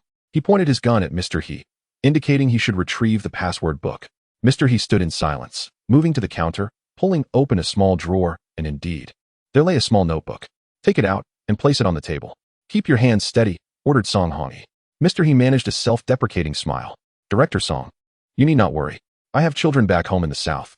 I have imagined this situation countless times, thinking I would face death without fear. Now I realize I wish to live." Song Hongyi agreed. "Indeed, it is better to live than to die. Rest assured, better days are ahead." As Mr. He grasped the notebook, he was astonished to find a gun concealed beneath it. In an instant, he hurled the notebook at Song Hongyi and swiftly seized the gun, firing 2 shots at him. In the chaos, Song Hongyi ducked for cover, his own gun discharging in the process. Outside, the sound of gunfire prompted a swift response. Song Hongyi, clutching his ears, was bloodied on one side of his face, while Mr. He lay on the ground, shot in the abdomen, his fate uncertain. Song Hongyi's expression twisted in rage as he shouted, "Damn it. It's a shame this man isn't in the assassination business. Quickly, get him to the hospital. He must not die." The group hurriedly lifted Mr. He into a vehicle and sped towards the hospital. Meanwhile, Song Hongyi sought a telephone to notify the military police headquarters. He Wenrui has refused arrest, sustaining a gunshot wound to the abdomen. He is still alive, but uncertain if he can be saved. He has been taken to the hospital. Quickly, apprehend Li Mingna. Kidahara Ranjia hung up the phone, cursing Song Hongyi for his incompetence, even failing at a covert operation. "Where's Saito? Bring him in. Capture Li Mingna." He then stopped his assistant.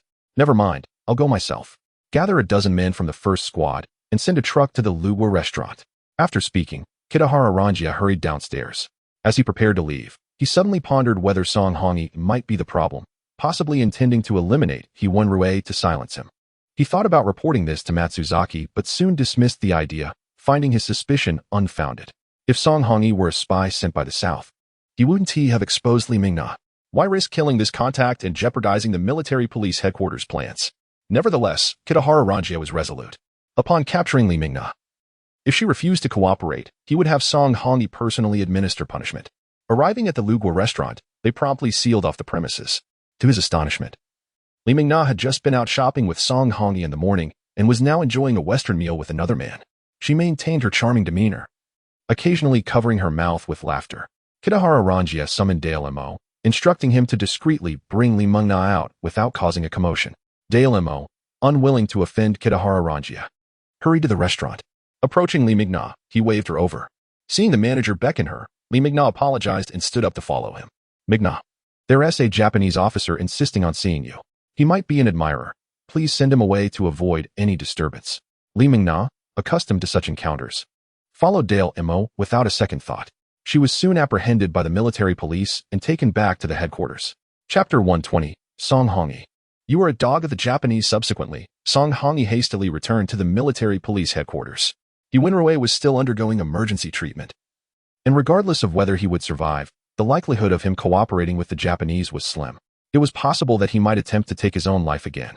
Thus, Li Mingna became the pivotal figure, by any means necessary, if they could ensure her compliance. She could be used to mislead the Southern intelligence agencies and possibly influence their decisions. Conversely, failing to secure Li Mingna would render the entire operation futile, with the military police headquarters gaining nothing more than the capture of 2 spies.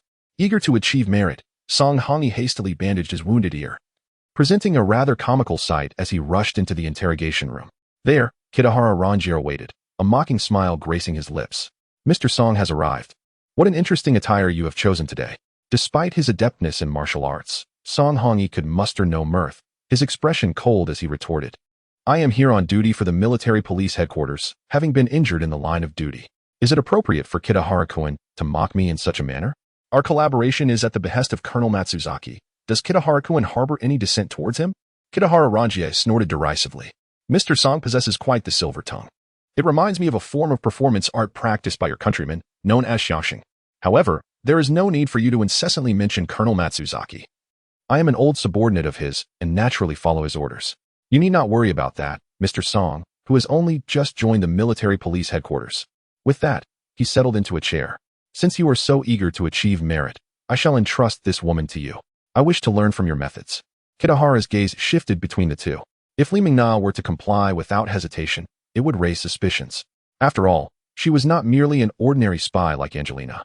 She was a member of the Restoration Society. Frustrated, Song Hongyi pointed at Li Mingna. Mingna, as a woman, I do not wish to make things difficult for you. So please do not complicate matters for us. Wenrui has been captured and has revealed your identities. You are indeed associated with Boss Dai from the south, correct? Li Mingna's face drained of color, her eyes brimming with tears, as she pitifully pleaded, Mr. Song. There is a saying, a day as husband and wife means 100 days of kindness. Although we are not married, we have shared a bed. What have I done to offend you to be brought to this dreadful place? Who is what? With a cold sneer, Song Hongyi's visage twisted into something sinister. Li Mingna, cease your charade.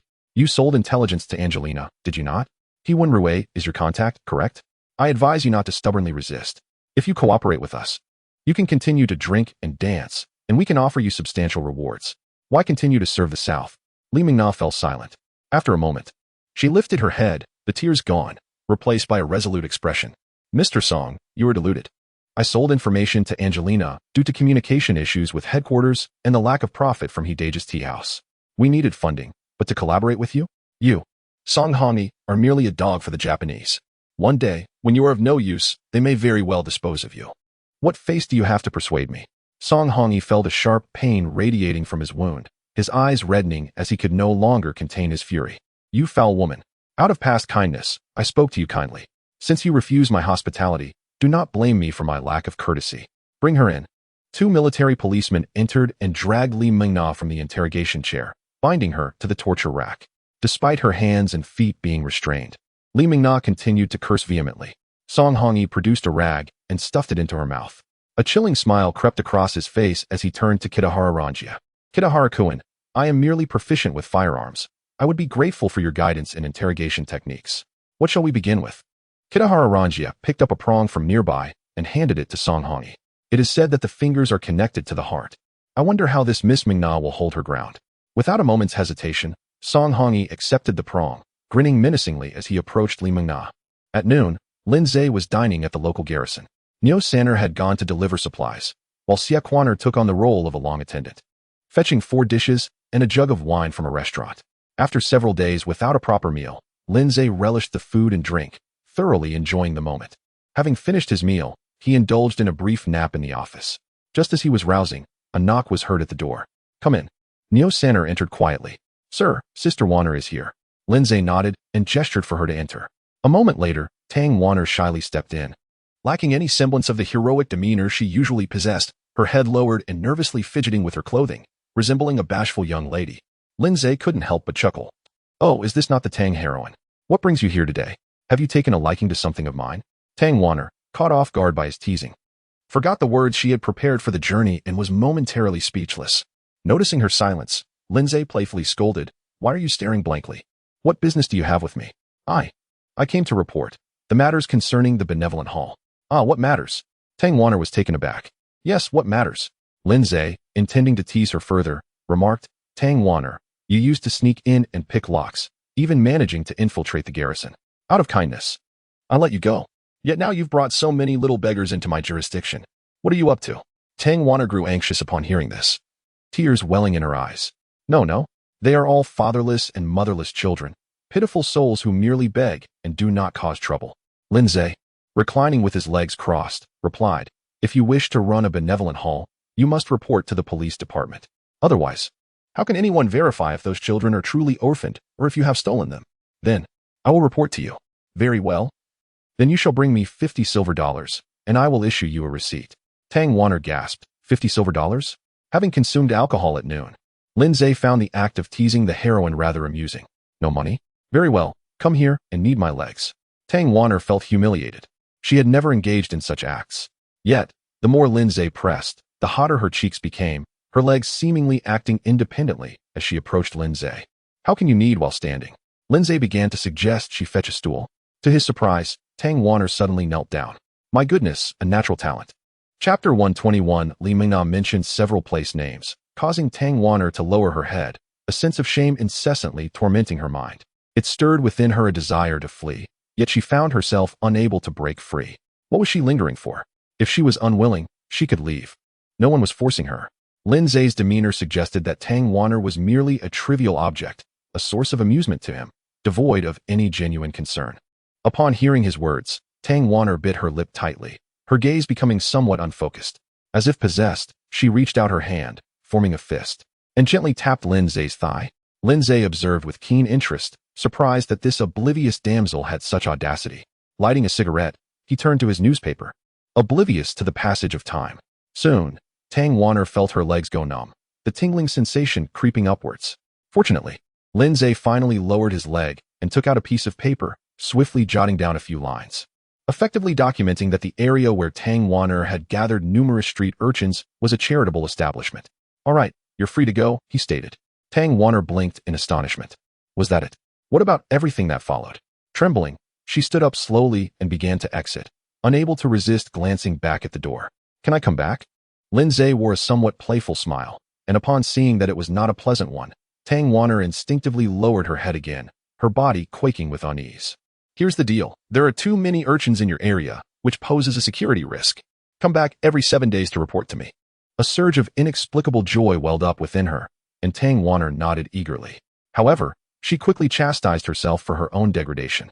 Coming to the patrol station had only subjected her to his mockery. Why was she so elated? Once Tang Wanner departed, Lin Zhe, having just concluded his little game of humiliation, felt in high spirits. He called for Niu Sanner. "Sanner, prepare the carriage, since we have nothing pressing.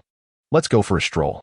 Niu Sanner was equally delighted, for the director had always been diligent, focused solely on his duties, and now he was finally willing to relax. "Coming right away, master." In the street, they hailed a splendid new carriage and returned to the station to fetch a pristine cloth, diligently polishing the seat. The coachman exclaimed, "Sir, my carriage is already clean. You needn't fuss over it so much. You might even strip the paint off."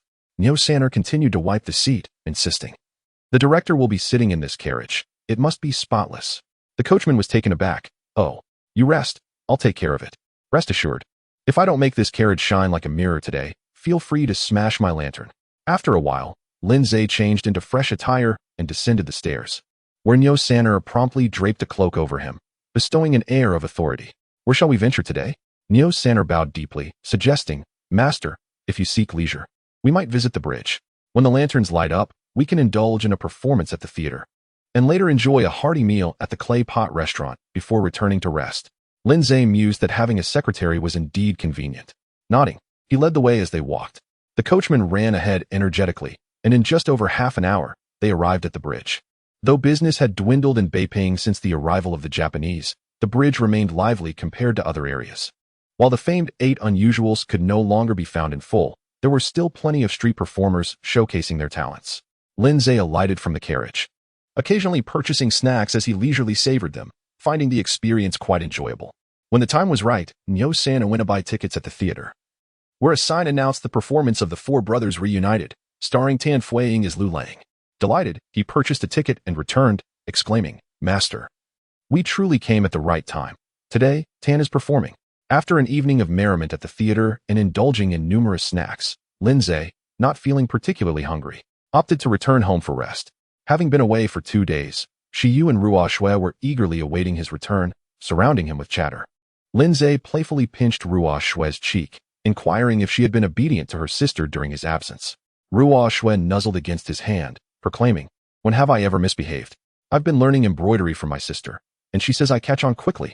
Shi Yu, observing with yearning yet hesitant to voice her desires, caught Lin Zhe's attention. He pinched her cheek as well, eliciting a smile that turned her eyes into crescent moons. Have you been stitching anything at home recently? He asked, noticing her flushed cheeks. Shi Yu remained silent. Show me what you've made, Lin Zhe urged. Ruo Shui hurriedly went to fetch her work, and upon Lin Zhe's inspection, he was taken aback. Wow. Ruo Shui blinked innocently, asking, Is this Mandarin duck I embroidered pretty? Lin Zhe pondered for a moment, responding, Its beauty can only be judged when worn. The following day, Lin Zhe intended to continue his idle pursuits at the patrol station.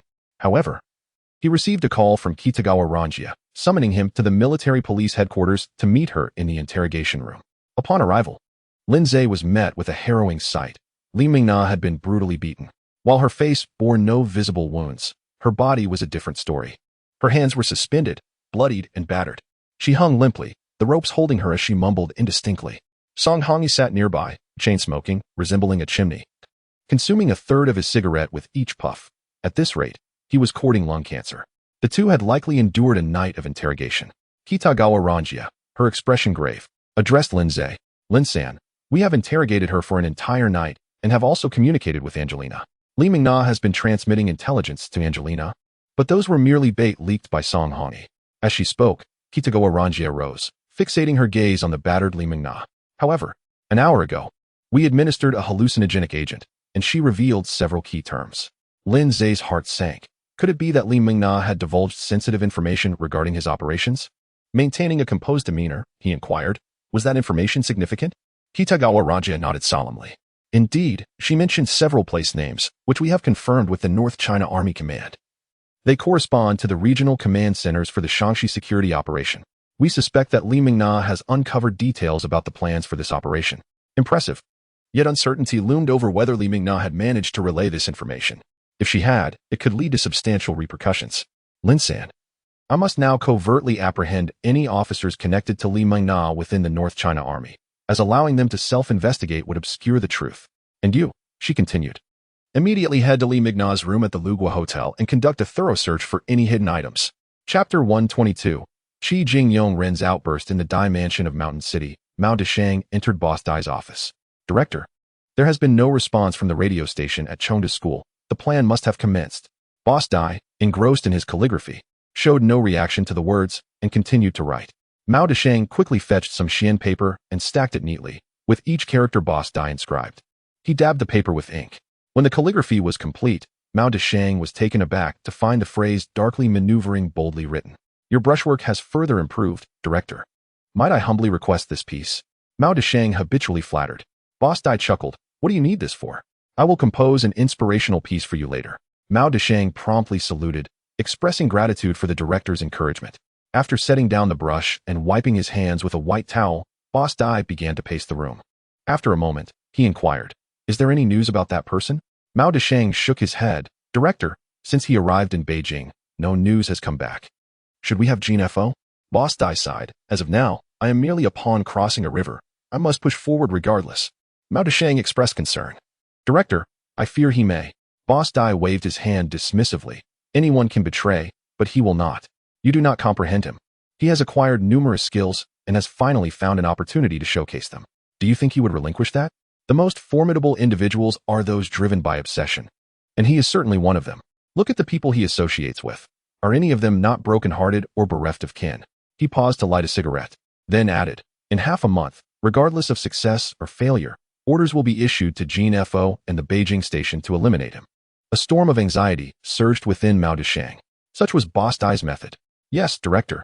In Beijing, Lin Zhe, grumbling, led a group of military police towards the Lugua Hotel. This Bei Yuanlan Jia has gone too far. What little salary we've received. Upon arriving at the hotel, Delmo, spotting Lin Zhe, forced a smile. Mr. Lin. What brings you here? Lin Zhe clapped him on the shoulder. Enough, old Dai, stop frowning. I'm merely here to search Li Mingna's room. It won't impede your business. With that, he led his men to the 5th floor. Li Mingna's room, adorned with various personal items, reflected her frequent stays. Lin Zhe and his men rummaged through the wardrobe and under the bed, even inspecting the lamp's bulb, yet found nothing. In the end, one soldier even slashed the mattress. But still, nothing was discovered. It was reasonable. Even if Li Mingna had obtained intelligence about the Sanjin security war, it was likely just idle gossip shared by a drunken suitor, not an actual plan presented to her. In a CAF within the inner city, Qi Jingyong-ren was enjoying a day off. As a member of the aristocracy, he had developed a taste for coffee from a young age. Today, he sought a CAF to relax while awaiting an evening rendezvous with Naoko. In Qi Jingyong-ren's heart, Naoko far surpassed Mingna. Mingna might tease, but Naoko offered sweet little rewards afterward, while Mingna wouldn't even bait the hook. Last night, Qi Jingyong-ren had secretly met with Naoko, who, touched, shyly bestowed a kiss upon him before parting. From that moment, Qi Jingyong-ren felt he was in love, lost in thoughts of their previous encounter. A group of military police burst into the CAF. Without uttering a word, they handcuffed Qi Jingyong-ren and confiscated his sidearm. Enraged, he shouted, Bakayuru, do you know who I am? Do you know who my uncle is? Bakayuru. Leading the charge was Bei Yuanlan Jia, who, having risen from humble beginnings, had a particular disdain for the privileged elite. With a swift slap, he rendered Qi Jingyong-ren momentarily dazed, then stuffed a napkin into his mouth. With a wave of his hand, he commanded, take him away. The CAF owner and patron stood in shock. What is happening? Did I just see a Japanese man arrest another Japanese man? What is so surprising? Chinese can arrest Chinese, so why not Japanese? It's just dogs biting dogs. Be careful. If the military police hear you, you might get a beating or worse, end up in prison. If that is not enough excitement for you, go shout it at the military police headquarters. Don't worry, I'll take care of your wife. Upon arrival at the military police headquarters, Qi Jingyong-ren was confined to an interrogation room. Song Hongyi had fallen asleep from exhaustion, while Bei Yuanlan Jia, though weary, felt an unusual thrill.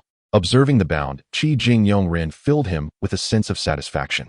These gilded scions, these parasites, indulged themselves while their ranks rose faster than anyone else's.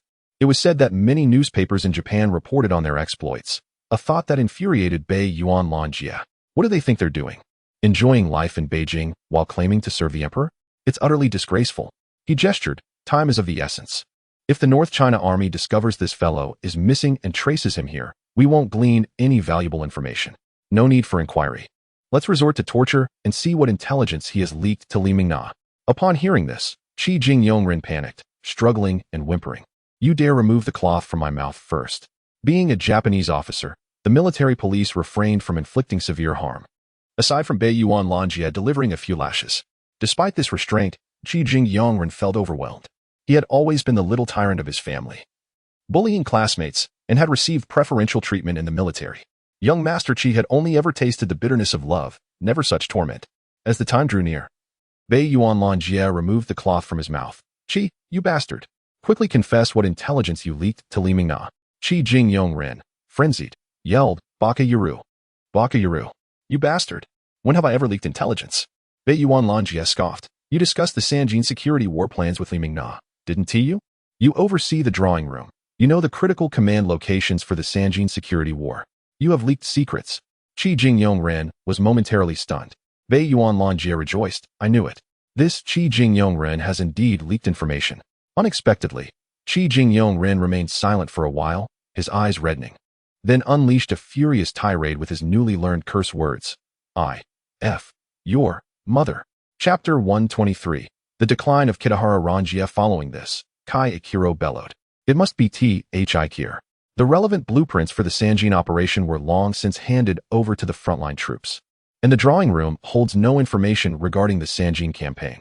T.H.I.Kir, as a staff officer in the operations room, has leaked critical information. Kitahara, you are nothing but a fool. Kitahara Ranjia was momentarily stunned, recalling the officer who had once dueled Ikiro over Li Mingna. Ignoring Ikiro's continued tirade, he rose and declared, "Everyone, follow me. We shall apprehend T.H.I.Kir." At that moment, a group of officers entered, seemingly from the North China Army, accompanied by Matsuzaki Naoto. Upon seeing Ikiro's condition, one officer erupted in fury, who has dared to do this to Ikikun. Kitahara Ranjia resembled an enraged lion, desperately attempting to suppress his fury. He shouted to Matsuzaki, "Colonel, Ikiro has stated that T.H.I.Kir is suspected of a significant leak of military secrets. Please allow me to arrest him." Before Matsuzaki could respond, the officer sneered. "Ah, so you are the esteemed Kitahara of the military police headquarters. How presumptuous of you. Who granted you the authority to arrest our officers without notifying us, and to employ torture in the process?"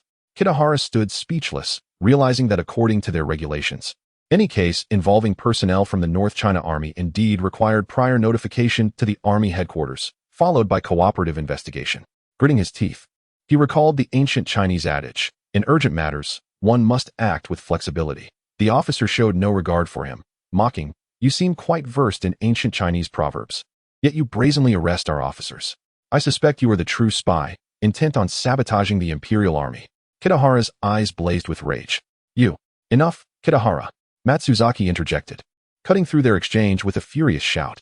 Just moments ago, he had received a call from General Tarachi Yashitake, who had severely reprimanded him, leaving Matsuzaki seething. After Ikiro's arrest at the CAF, the Army headquarters swiftly discovered that the military police had taken him away. Without hesitation, they reported the incident, inciting the fury of the North China Army, renowned for its protective nature over its officers. Even if our officer had erred, when has it been acceptable for the military police to arrest someone without notice? For reasons unknown. What should have been a matter resolvable through private discussion had escalated to General Tarachi himself. Normally, he would not concern himself with such trifles. Yet this time he had taken the initiative to inquire personally. Things had spiraled out of control. "Release Ikikuin at once." Two military police officers stepped forward and freed Ikiro. In truth, he had sustained little injury, merely a few lashes that left visible marks. Yet upon being released, he immediately regained his audacity, striding towards the senior officer. "Colonel, I apologize for the trouble." The senior officer, a colonel, responded courteously, "Ikikun, are you well?" "Not at all. I demand an explanation. Why was I brought here? And why was I subjected to such cruel punishment?" Upon hearing this, Kitahara nearly ground his teeth. Had he known it would come to this, he would have disregarded the repercussions and used the whip without restraint. He should have made Ikiro truly experience the depths of cruel punishment. Matsuzaki, remaining expressionless, commanded, "Kitahara, apologize to Ikikuin." "Colonel, apologize." Kitahara approached Ikiro but had yet to bow when Ikiro delivered a resounding slap to his face. "Here is your slap back. No need for an apology. I want him to face the appropriate consequences." Kitahara roared, "Colonel Matsuzaki, I can endure humiliation, but please allow me to apprehend T.H.I.Kir. He has leaked military secrets." The senior officer scoffed, "If we have traitors on our side, we shall deal with them ourselves. No need for you to concern yourself." Once they departed, Matsuzaki unleashed his fury on Kitahara, reprimanding him soundly. The scolding extinguished the fire within Kitahara. "Here I am, Kitahara, who hails from humble beginnings, dedicated entirely to serving the empire, yet these parasites wield unrestrained power. Even if Ikiro did not leak information, is it not a fact that he disregards military discipline? Reveling in debauchery? How could Matsuzaki compel me to apologize to that imbecile?" Observing Kitahara's dejection, Matsuzaki could not help but sigh inwardly. "Kitahara, you are no longer young. Why do you still act so impulsively like a youth?" While Ikiro has indeed flouted military discipline, he possesses an influential uncle at the headquarters. When Lindsay returned to the military police headquarters, the matter had already concluded. Learning of the incident from Kitahara's assistant, Lindsay contemplated and decided to report to Kitahara Ranjia. He approached the office door and knocked gently. "Enter." A weary voice called from within. Lindsay pushed the door open and softly said, Kitahara Taikuan, I have thoroughly searched Li Mingna's quarters, leaving no corner unchecked. I believe she has not obtained any paper materials. She must have heard about the Sanjin security operations through other means. Kitahara nodded in silence. Lin-san, you are correct, and this person is most likely Thi here. However, he is now undergoing an internal investigation by the North China Army, rendering us unable to interrogate him. Lindsay smiled. Kitahara Taikuan, I believe that even if Li Mingna heard snippets of information, she has not disseminated any intelligence, thus the plans for the Sanjin security operations remain undisclosed. Kitahara approached and offered Lindsay a cigarette. Lin-san, the Empire's plans are monumental, and such greatness requires remarkable individuals to execute them. We are those who quietly contribute to the Empire's endeavors, yet there are always those who not only fail to exert effort but actively hinder our progress. Effort, indeed. Lindsay accepted the cigarette. Kitahara Taikuan, I am your subordinate, and such words ought not to be spoken. However, you have shown me kindness. I must say, do not let these matters trouble you. With unwavering loyalty to the Empire's grand mission, simply focus on your efforts. As the saying goes, what man does is observed by heaven. Amaterasu will punish those who tarnish the Empire's endeavors. His counsel lightened Kitahara's spirits somewhat. He patted Lindsay's shoulder. Lin-san, you are my subordinate, a loyal subordinate. You are also a friend of the Empire. Kitahara Taikuan overestimates me. It is your guidance that is commendable. Lindsay felt a twinge of regret. Had he known Kitahara would resort to torture on Akiro, he should have remained in the interrogation room. Perhaps he could have taken the opportunity to strike Akiro and earn some rewards. Chapter 124. What is your honorable surname? My surname is Song. That evening, filled with pent-up frustration, Chi Jing Yongren went to the Lugua Hotel for a drink. Upon encountering Shimo Naizuko, she gasped in astonishment, covering her mouth. Ah, Chikuin, what happened to you? As she examined the wounds on his face, tears welled in her eyes. Seeing such concern from the beautiful woman, Chi Jing felt a surge of pride, and the pain in his injuries seemed to dissipate. He nonchalantly replied, I had a confrontation with a buffoon from the military police headquarters today. That foolish pig arrested me for no reason and assaulted me without justification. I shall ensure he pays for his transgressions. With tears in her eyes, Shimo, unusually, uttered a curse. How despicable. How could they harm someone as good as you, Chikuin? Chi Jing reveled in her concern, waving dismissively. However, there is no need for me to stoop to the level of such a minor character. Naturally, someone will deal with him. That idiot thinks I leaked intelligence about the Sanjin operation. It's clearly that Dong Baoichiro. Shimo quickly interjected, Oh, Chikuin, these are your secrets. You are a significant figure. How can you speak of such matters in a place like this? Chi Jing, intoxicated by both drink and flattery, boasted, Do you know who my uncle is? If it weren't for my parents' insistence on my coming to Beiping, I wouldn't have come here. However, I consider myself fortunate to have met you. As for secrets, we used to undergo monthly scrutiny of our social relations. But now, after this incident, I wonder who would dare to scrutinize me. Shimo pouted, Chikuin, let us not dwell on such boring topics. Can you still dance? Despite the pain from the lashes he received, Chi Jing could not refuse the invitation from the lovely lady, and with a grimace, he joined her on the dance floor. Later that evening, Lindsay returned home from work, passing through a narrow alley where the enticing aroma of roasted chestnuts wafted through the air. Curiosity piqued, he thought. This vendor is quite resourceful. Acquiring chestnuts is one thing, but securing sugar is remarkable. Sugar is as vital a strategic resource as oil. Venturing deeper into the alley, he found a vendor with an iron pot, busily roasting chestnuts. I'll take 2 pounds, Lindsay requested. The vendor, overjoyed, replied, Sir, I must inform you, this delicacy is not cheap. 2 pounds will cost you $1. I'm not overcharging. The price is steep. Lindsay handed him $1 and inquired, Can you procure sugar? That is quite impressive. The vendor, pleased with the transaction, confided, To be honest, I haven't been in business for a while. Recently, there's been a black market over by the east wall. I managed to obtain some sugar there. If you're in need of anything else, you might find it there, anything you desire. Lindsay, reflecting on the situation, thought about how long it had been since he visited the black market. He speculated whether Miyamoto or Saito had gone mad, managing to sell something as rare as sugar. Most likely it was Saito, who seemed to have no other pursuits aside from making money and consorting with women. He had reportedly taken up opium as well. Don't you worry about the military police inspecting your stall? Lindsay asked. The vendor swiftly weighed out 2 pounds of chestnuts, wrapping them in paper before handing them to Lindsay. With a knowing smile, he replied, Sir, you needn't worry about me. As long as I avoid the military police, I'm safe. Those officers wear heavy boots. The clattering sound alerts me. Just a little ahead is a fork in the road. At the first sign of their boots, I'll abandon my stall and run. Lindsay chuckled at the vendor's ingenuity. So you've devised a guerrilla tactic, he said. The patrolmen won't ruin your business, for they are part of the neighborhood. However, I too am a person of principle. Whenever I open for business, I call out a couple of times, and the nearby patrolmen come running. They impose a fine, of course, but they can't resist $1 or some smaller coins. Once they find me once, they return. Lindsay was struck by the realization. The vendor was left bewildered, pondering the peculiarities of the gentleman before him. Sir? Regaining his composure, Lindsay nodded at the vendor and departed the alley. He hailed a foreign carriage and returned to the second alley.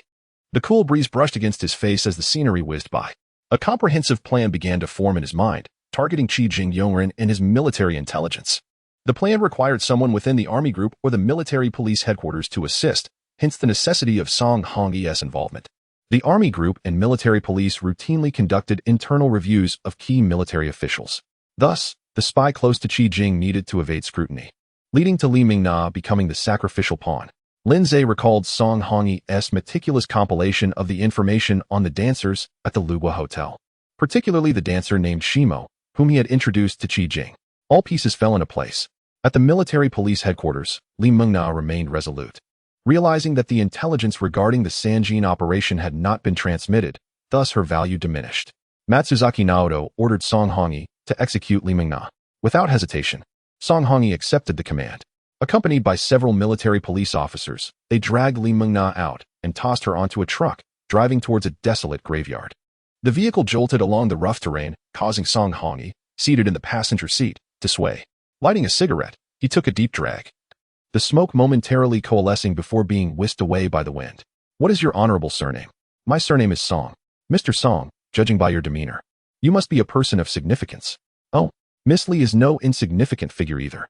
Upon arriving at the graveyard, Li Mingna was unceremoniously dragged from the vehicle and thrown to the ground. Song Hongyi stepped on her, raising his pistol. Bang! Roasted chestnuts burst like small firecrackers when squeezed. Shi Yu and Ruo Shui, being young ladies, were utterly defenseless against the allure of such sweet treats. They indulged, sharing bites with Lindsay, who was occasionally fed by them. Ruo Shui remarked, "How sweet. If only we could have this every day." Shi Yu scolded her sister, Ruo Shui. "Don't say such things. This is laden with sugar, and sugar is precious. How can we have it daily?" Lindsay gently patted Shi Yu's head. "In the future, sugar may not be considered a good thing. Many will have to abstain from it. P.S. Recently, there have been daily updates. Today, I must take a break, as there are matters at work. I hope for your understanding." Chapter 125. Meeting Angelina. Faced with the temptation of candied chestnuts, the two sisters clearly could not resist.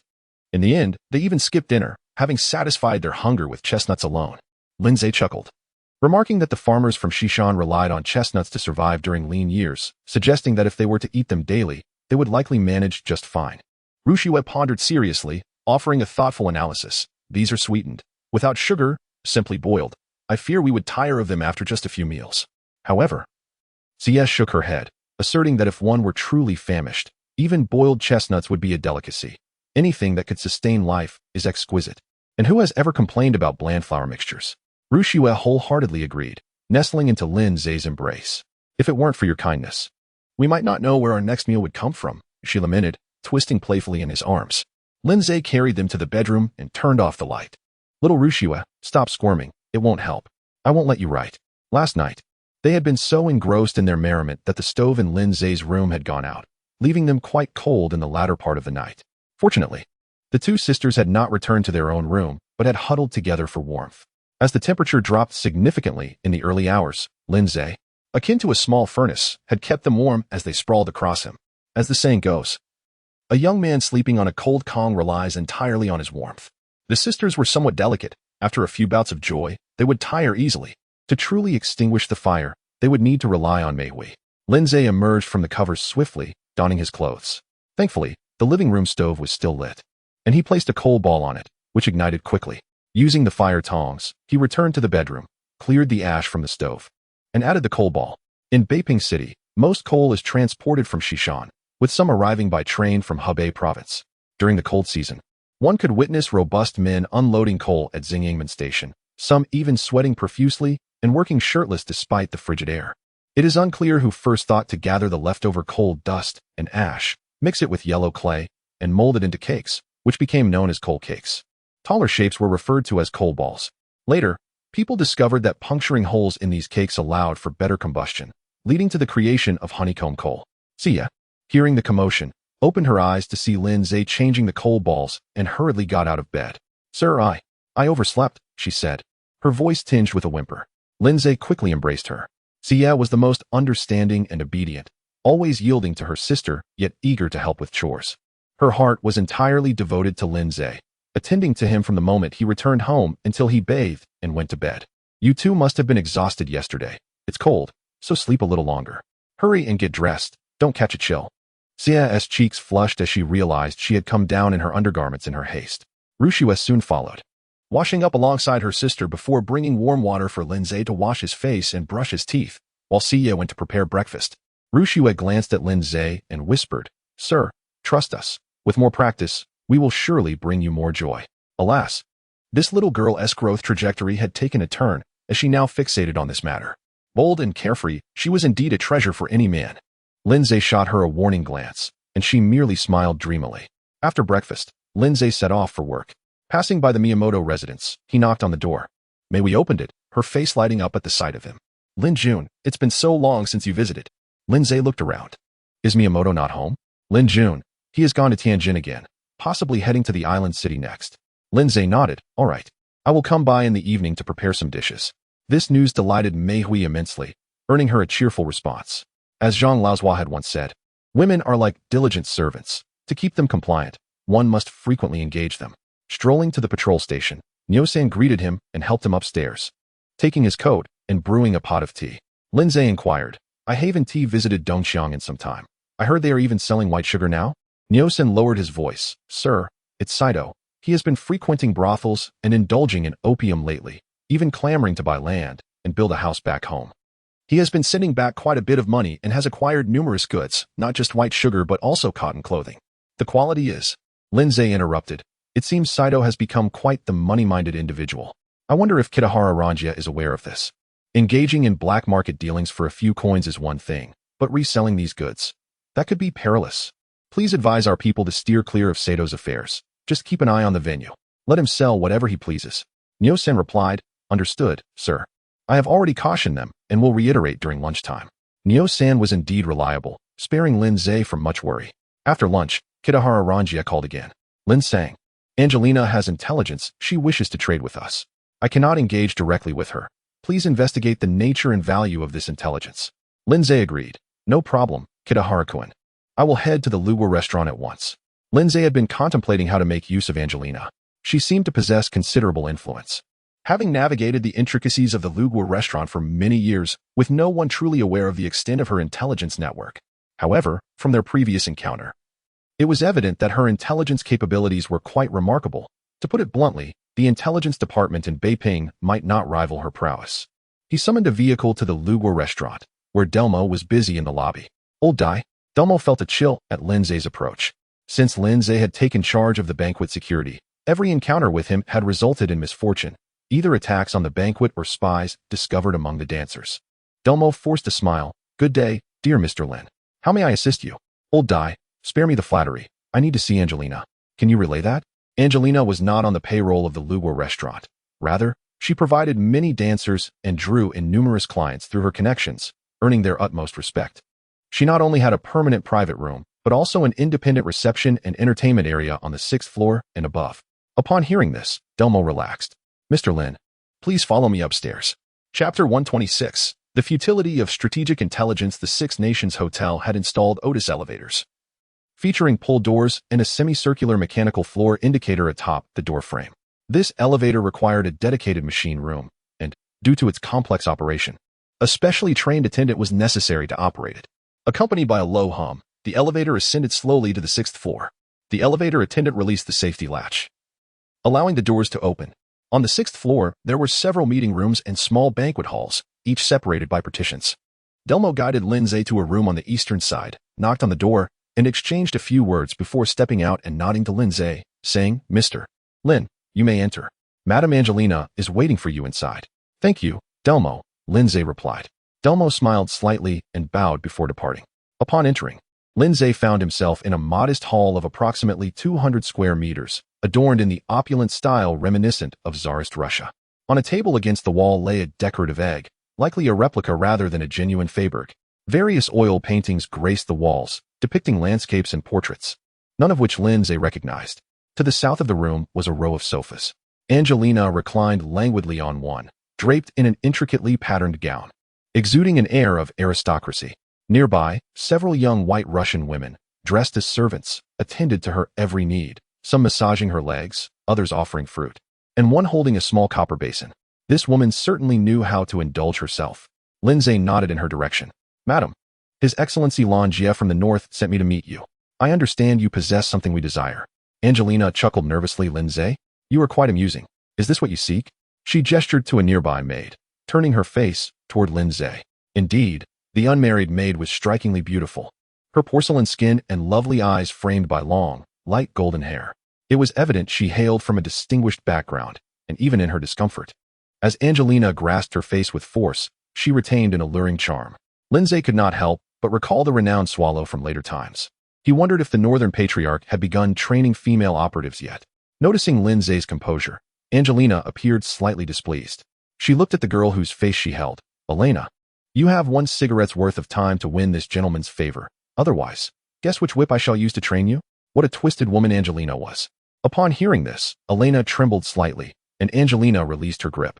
The beautiful maid, dressed in a fitted servant's attire, slowly approached Lindsay, her gaze filled with both pleading and desire. "Madam, if there is nothing of value to discuss, I shall take my leave." Angelina burst into laughter, holding a glass of red wine. "Elena, it appears you lack charm." She then sat up, placing the wine on the coffee table and clapping her hands.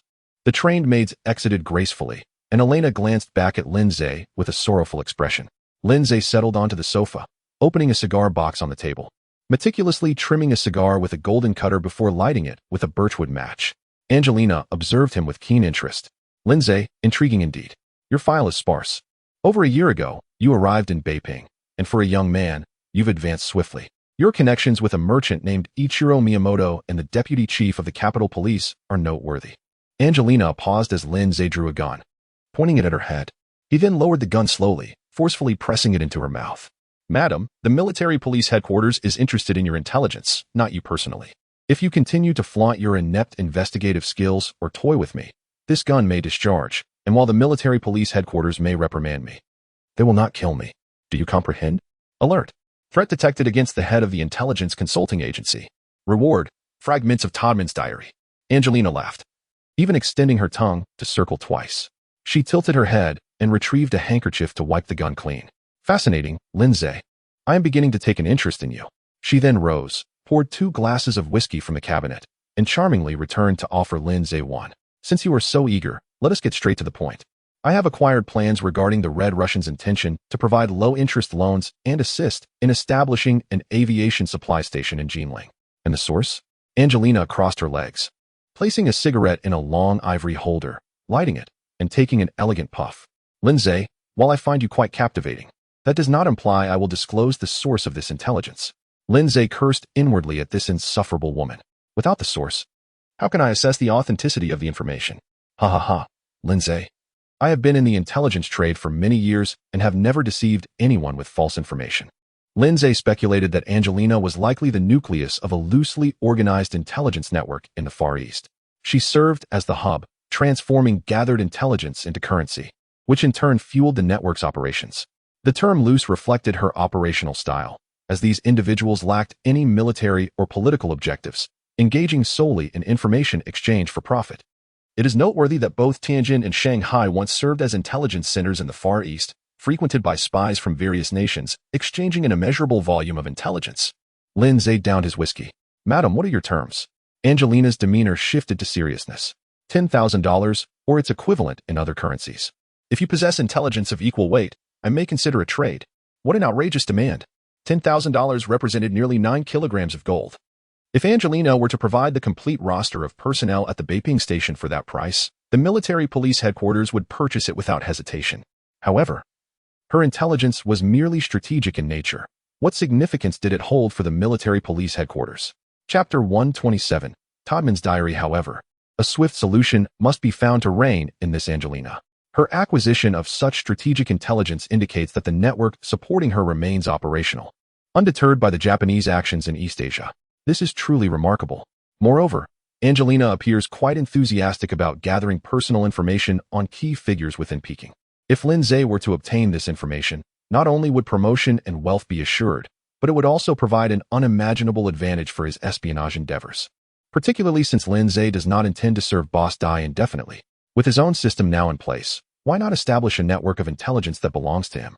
Even the prospect of venturing overseas to carve out a territory could be considered. With this thought in mind, Lin Zhe placed his cup back on the tea table. A scornful smile crept across his face. Madam Angelina, this piece of intelligence, if sold to the headquarters, is worth $10,000. However, to the military police command, it would not fetch even 1,000.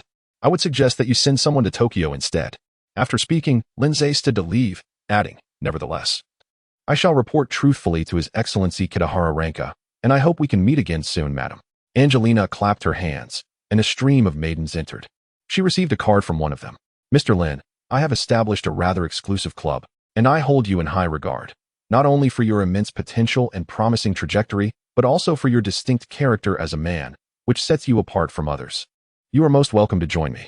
Then, like an enchanting fairy, Angelina leaned closer. I will leave Elena for you.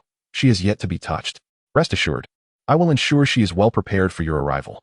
Lin Zhe inwardly exclaimed that he could not provoke her further and hurriedly accepted the card before excusing himself. On his way back to the military police command, Lin Zhe began to examine the system reward, fragments of Todman's diary. Who is Todman? Several pages appeared in Lin Zhe's mind. The first page bore the date December 9th, 1937. It is only 10 days away. The contents of the diary had already been translated into Chinese. Sir Bullwright has requested that I continue my work for the Japanese. However, I understand that the cabinet's opinions are no longer significant. It is the will of the young military officers that will sway Japan's decisions.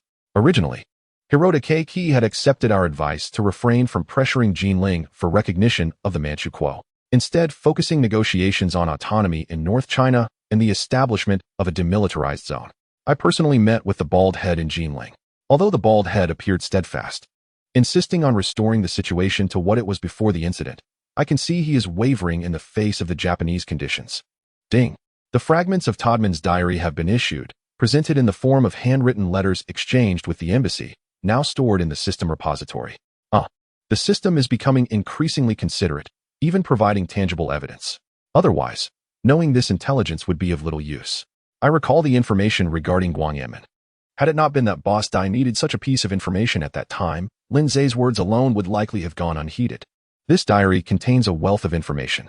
This Todman appears to be a diplomat from Germany, tasked with mediating the escalating Sino-Japanese conflict. At present, the Guofu is embroiled in heated debates over whether to hold fast to Jinling. Some argue that since Shanghai has fallen, Jinling cannot be defended. Others contend that as the capital of the nation, surrendering without resistance would undoubtedly deal a severe blow to both military and civilian morale. The bald head's indecisiveness continues to undermine critical moments as he clings to the hope of foreign intervention for mediation, particularly valuing Germany's role, believing they possess considerable influence over Japan. Due to these continuous secret contacts and negotiations, precious time has been squandered. One moment they speak of holding Jinling at all costs. The next they consider retreating should circumstances prove overwhelming. Yet, whether to defend or retreat, there exists no comprehensive plan, ultimately leading to a historical tragedy. Lin Zhe found himself at a loss. Having just criticized Angelina's intelligence for appearing significant, yet lacking practical value, he was now presented with a similar piece of seemingly useless information by the system. He is aware that Todman will continue to engage in private mediation, and that the Japanese will frequently alter their positions, resulting in the bald head's dreams of international intervention crumbling, culminating in Jinling's downfall. But how should he handle this information? Not to mention the inability to provide a source of intelligence to headquarters. Even if he could, would Boss Dai dare present such intelligence to the old man? Does the old man not realize that the Japanese are untrustworthy and that the prospects for German mediation are bleak? With these thoughts swirling in his mind, Lin Zhe arrived at the military police command. Upon entering Kitahara Ranka's office, he was taken aback. Kitahara no longer bore the previous air of lethargy. He appeared revitalized, speaking with vigor. It must be said that this fellow possesses a robust ability to self-rejuvenate. Kitahara-kun, I met with Angelina. That woman is quite demanding. starting her price at $10,000. Kitahara Ranka was equally astonished. $10,000? What intelligence can she provide? She claims it pertains to low-interest loans from the Red Russians to the Guofu and the establishment of an aviation supply station. Kitahara Ranka lit a cigarette. Contemplating for a moment, $10,000 is exorbitant. We have no use for such resources. Where could her information possibly originate? Lindsay whispered, I inquired. But she refused to divulge. However, I suspect that having resided at the Six Nations Hotel for so long, being of white Russian noble descent, she likely has connections in both Ice City and Shanghai, with numerous channels for information. She also mentioned that if we possess intelligence of equal value, we could exchange it with her. Kitahara Ranka nodded in agreement, then began to ponder. Spending money was out of the question. Did they have any intelligence of comparable value to offer in exchange? Lindsay's mind sparked with an idea. Kitahara-kun, I believe we could explore an alternative form of collaboration with her. If we simply let her provide us with intelligence at her discretion, we may not find it useful. Instead, we could offer her a consultant position, requiring her to gather intelligence according to our specifications. This way, even if her price is high, at least the intelligence would be of use to us. Kitahara Ranka's eyes lit up.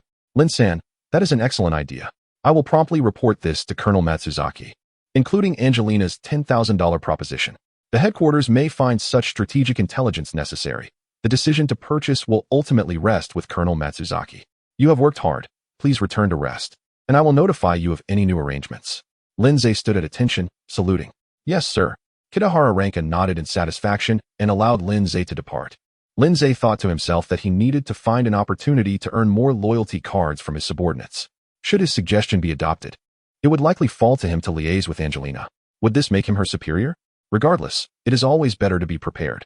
Leaving the military police command, Lindsay sought an unoccupied place to change his appearance, intending to meet with Old Ma.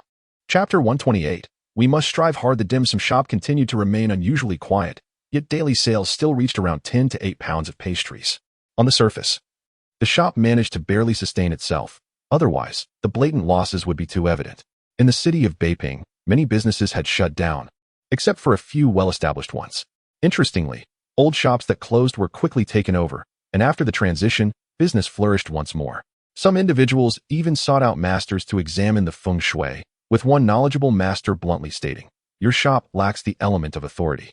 Find someone in the committee to hold a position, offer him a stake, and the feng shui will improve. Upon seeing Lindsay, Manager Ma was elated.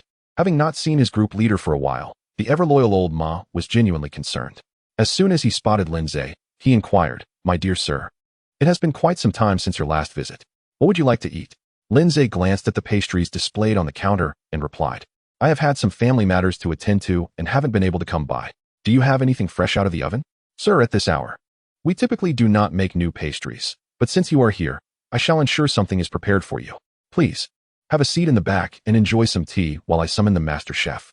Once they were in the back, Old Ma promptly asked, Group leader, nothing untoward has occurred, has it? Seeing the genuine concern etched on Old Ma's face, Lindsay felt a sense of satisfaction. Securing Angelina would allow him to establish a solid foundation for his operations. He could then have Neo-san gather a reliable group of young recruits and impart to them the knowledge of firearms, thereby forming an action team. At that point, the Beiping Station could be sidelined. Old Ma, there's nothing amiss. I've just been a bit busy lately. Any news from headquarters? Old Ma shook his head. No new tasks from the headquarters for now. Group leader, I think this is for the best. After all, those at headquarters only seem to care about making achievements and pay little heed to your safety, even if you are exceptionally capable. Alas, Old Ma, you used to see things differently. Indeed, there should be a distinction between intelligence work and execution tasks. However, the intelligence department seemed indifferent to the classifications of personnel, whether they were intelligence agents or operatives. This approach could lead to complications, yet from headquarters' perspective, it enhanced communication efficiency and minimized coordination issues, without concern for the risks involved. Lindsay gestured for Old Ma to sit and continued, Old Ma, there is something I need to discuss with you. I have received information through discreet channels that the garrison command has intercepted communications between the German embassy and a German diplomat. This diplomat is likely involved in mediation efforts between the conflicting parties in the south. After a moment's contemplation, Lindsay elaborated. The content of the communication reveals that the Germans have lost hope for peace talks between the two nations. According to their predictions, the Japanese may launch an offensive on Jinling as early as next month. They have already made extensive preparations for this. Do you think it's necessary to report this to higher-ups? Old Ma pondered for a moment, This intelligence was crucial, and the higher-ups would undoubtedly engage in extensive analysis based on it. This information would serve as significant support for their assessments and could inform subsequent arrangements, such as evacuating personnel.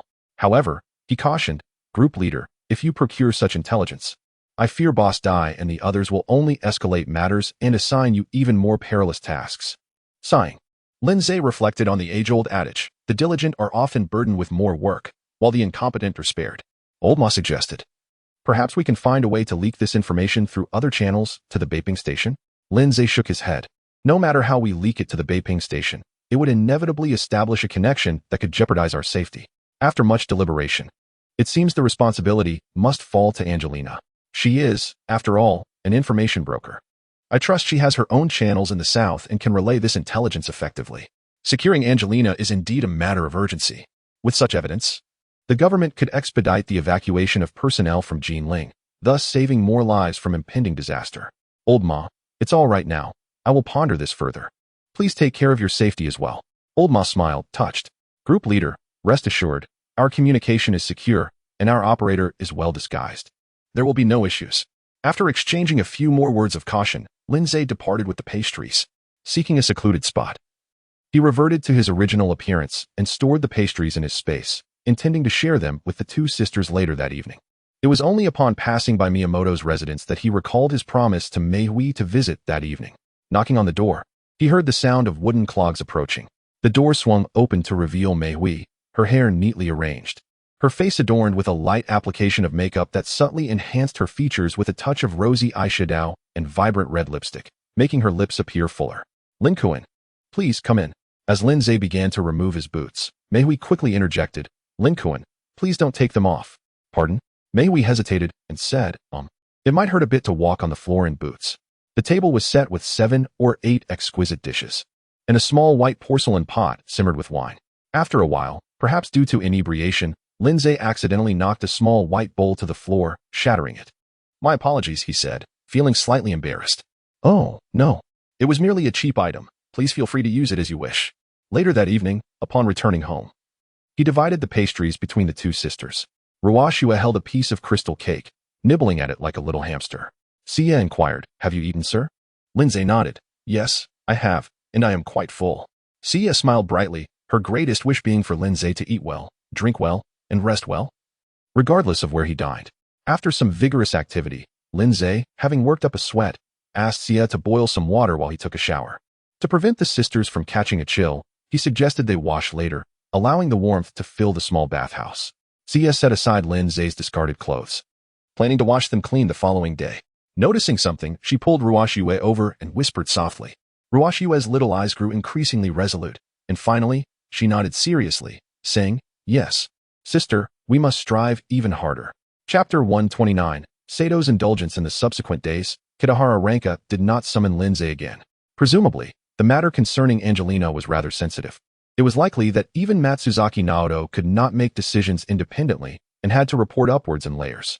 Lindsay relished the leisure, spending his time either sipping tea and reading newspapers at the patrol station or dining and drinking with colleagues from the police station or merchants in Beiping. One evening, Gao Xingping called to invite Lindsay out for dinner. Since Su Peng's disappearance, Gao had increasingly asserted his authority, while Su Qiao had become like a startled bird. Although the Japanese had not replaced him yet, Su understood that his close association with Su Peng implicated him in the latter's troubles.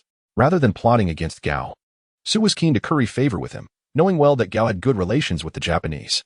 In the world of bureaucracy, one must be astute to the prevailing winds. Observing Gao Xingping's rise to prominence within the police department, many flocked to his home, showering him with gifts.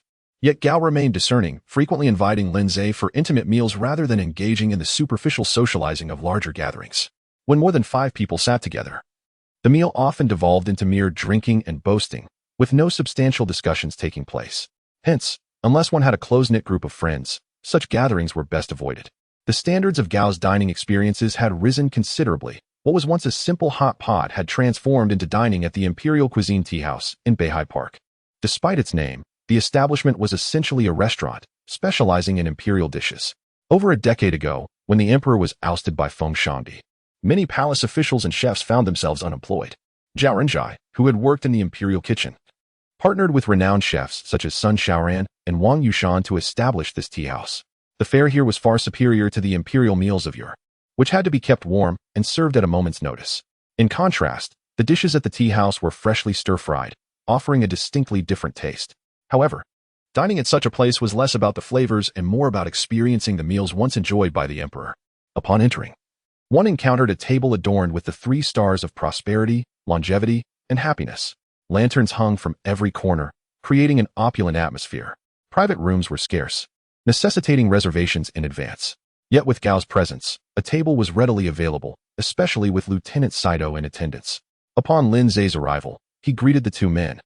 Finding Saito lounging in a soft chair, indulging in his smoking pipe, Saito appeared haggard, with sunken eyes and a sallow complexion, taking leisurely puffs while savoring the moment with closed eyes. After a while, he would open his eyes to take another drag. Lin Zhe glanced at Gao Xingping, who whispered, "Do not mention it. I have no idea what has come over Lieutenant Saito. His daily routine seems confined to eating, drinking, and smoking. He does not care for gambling, deeming it a waste of time. He would rather embrace a lovely lady and smoke a few puffs instead. Director, I must caution you. Saito engages in illicit trade on the black market, which could be problematic. If the authorities investigate, he may simply return to Japan, but we would bear the repercussions." Gao nodded, assuring Lin Zhe, "Rest assured, I am aware of this. There are 2 accounts in the black market. One is our share of the profits, while the remainder is handed over to the military police headquarters for their distribution. This serves as a supplement to military supplies. The other account consists of the items Saito has procured, which do not concern us. Should any issues arise, we shall not be held accountable." As time passed, the quality of Gao Xingping's discourse seemed to elevate, echoing the adage that even outside of one's position, one can still exhibit capability. Soon, a variety of dishes arrived: stir-fried pork tenderloin, fish fillets, kidney, and shrimp, all staples of imperial cuisine, alongside signature dishes like exquisite tofu. Gao called out to Saito, "Lieutenant Saito, let us set aside the smoking and enjoy our meal." Saito finally sat up, rubbed his nose, and retrieved a snuff bottle from his pocket, using a small spoon to extract a pinch and inhaling it. After sneezing twice, he appeared much more alert. Lin Zhe could not help but chuckle at Saito, who resembled a man of the 8 banners, adept in such indulgences. Saito continued, "Lin, I must apologize for my earlier rudeness. However, we are among friends, so I hope you do not take offense." Lin Zhe replied with a smile, "Lieutenant Saito, you speak too modestly. I find your snuff bottle quite impressive." Saito beamed with pride. "Lin, I purchased this from Liuli Factory. It is quite a rare snuff bottle. To be honest, it is here in Beiping that I have truly come to appreciate the pleasures of life. Each morning begins with a pot of jasmine tea, as your people say, to drink deeply of the tea. After breakfast, I commence work, and by noon it is off to a restaurant to dine and drink until a delightful haze envelopes me. Then, a soak in the bath followed by a massage while enjoying my tobacco and pastries. Now that is living." Gao and Lin exchanged knowing glances, sharing a resigned chuckle. Gao poured more wine for Saito, urging him to drink. As the meal progressed, Gao reflected, "Speaking of which, that fellow Song Hongi has recently stirred quite the commotion, publishing articles in various newspapers extolling the virtues of Sino-Japanese friendship." Saito, with bleary eyes, chuckled heartily. "Indeed, those southerners must be restless. This song is indeed quite representative." It turned out that Song Hongi had been idly engaged in literary pursuits due to a lack of new assignments, producing well-crafted articles that lauded the friendship between the 2 nations. Lin Zhe, listening to Gao and Saito's conversation, could not help but sigh deeply. Regardless of whether the Song Hongi was truly the major general of the 14th Group Army, he was genuinely striving to extract the last vestiges of his value. It was likely that the actions of Shimochi Tomoko were still underway, and to ensure the plan's flawless execution, it appeared that Song Hongi had no intention of continuing his existence. If he were to publish fervent declarations of goodwill only to be assassinated, it would not only solidify the military police headquarters' belief in his treachery, but also serve as a formidable deterrent to the other traitors. Chapter 130. Director Lin's discontent. Saito had been drinking for quite a while, nearly succumbing to inebriation. Suddenly, after some contemplation, he remarked, "Why do I feel that Song Hongi's behavior seems rather peculiar?" Gao Xingping, considering him a bit tipsy, playfully prodded, "Dear Saito, what do you find unusual about him?" To his surprise, this question ignited Saito's enthusiasm, prompting him to analyze the situation earnestly. He set down his glass and said, "Look, after aligning himself with us, Song Hongi faced an assassination attempt. Logically, he should be terrified of the spies from the Guo government approaching him. Yet, he is openly publishing articles seemingly eager for everyone to know how active he is. Gao Shiping responded, that's understandable. Perhaps he fears that we might not trust him. Despite this, Saito felt something was amiss. However, the effects of alcohol clouded his thoughts, and the matter was set aside. After their meal, Gao Xingping offered to escort Saito home while Lin Zhe returned alone. The next day, Kitahara Ranjia finally called Lin Zhe. Lin-san, regarding Angelina, there are developments from above. Please come to the headquarters. Understood, Kitahara Dai, Lin Zhe replied, rushing over. Upon arrival, he found Kitahara Ranjia beaming with joy. Lin-san, I have reported on Angelina. And not only is the Army Command interested in her, but even the headquarters has issued orders.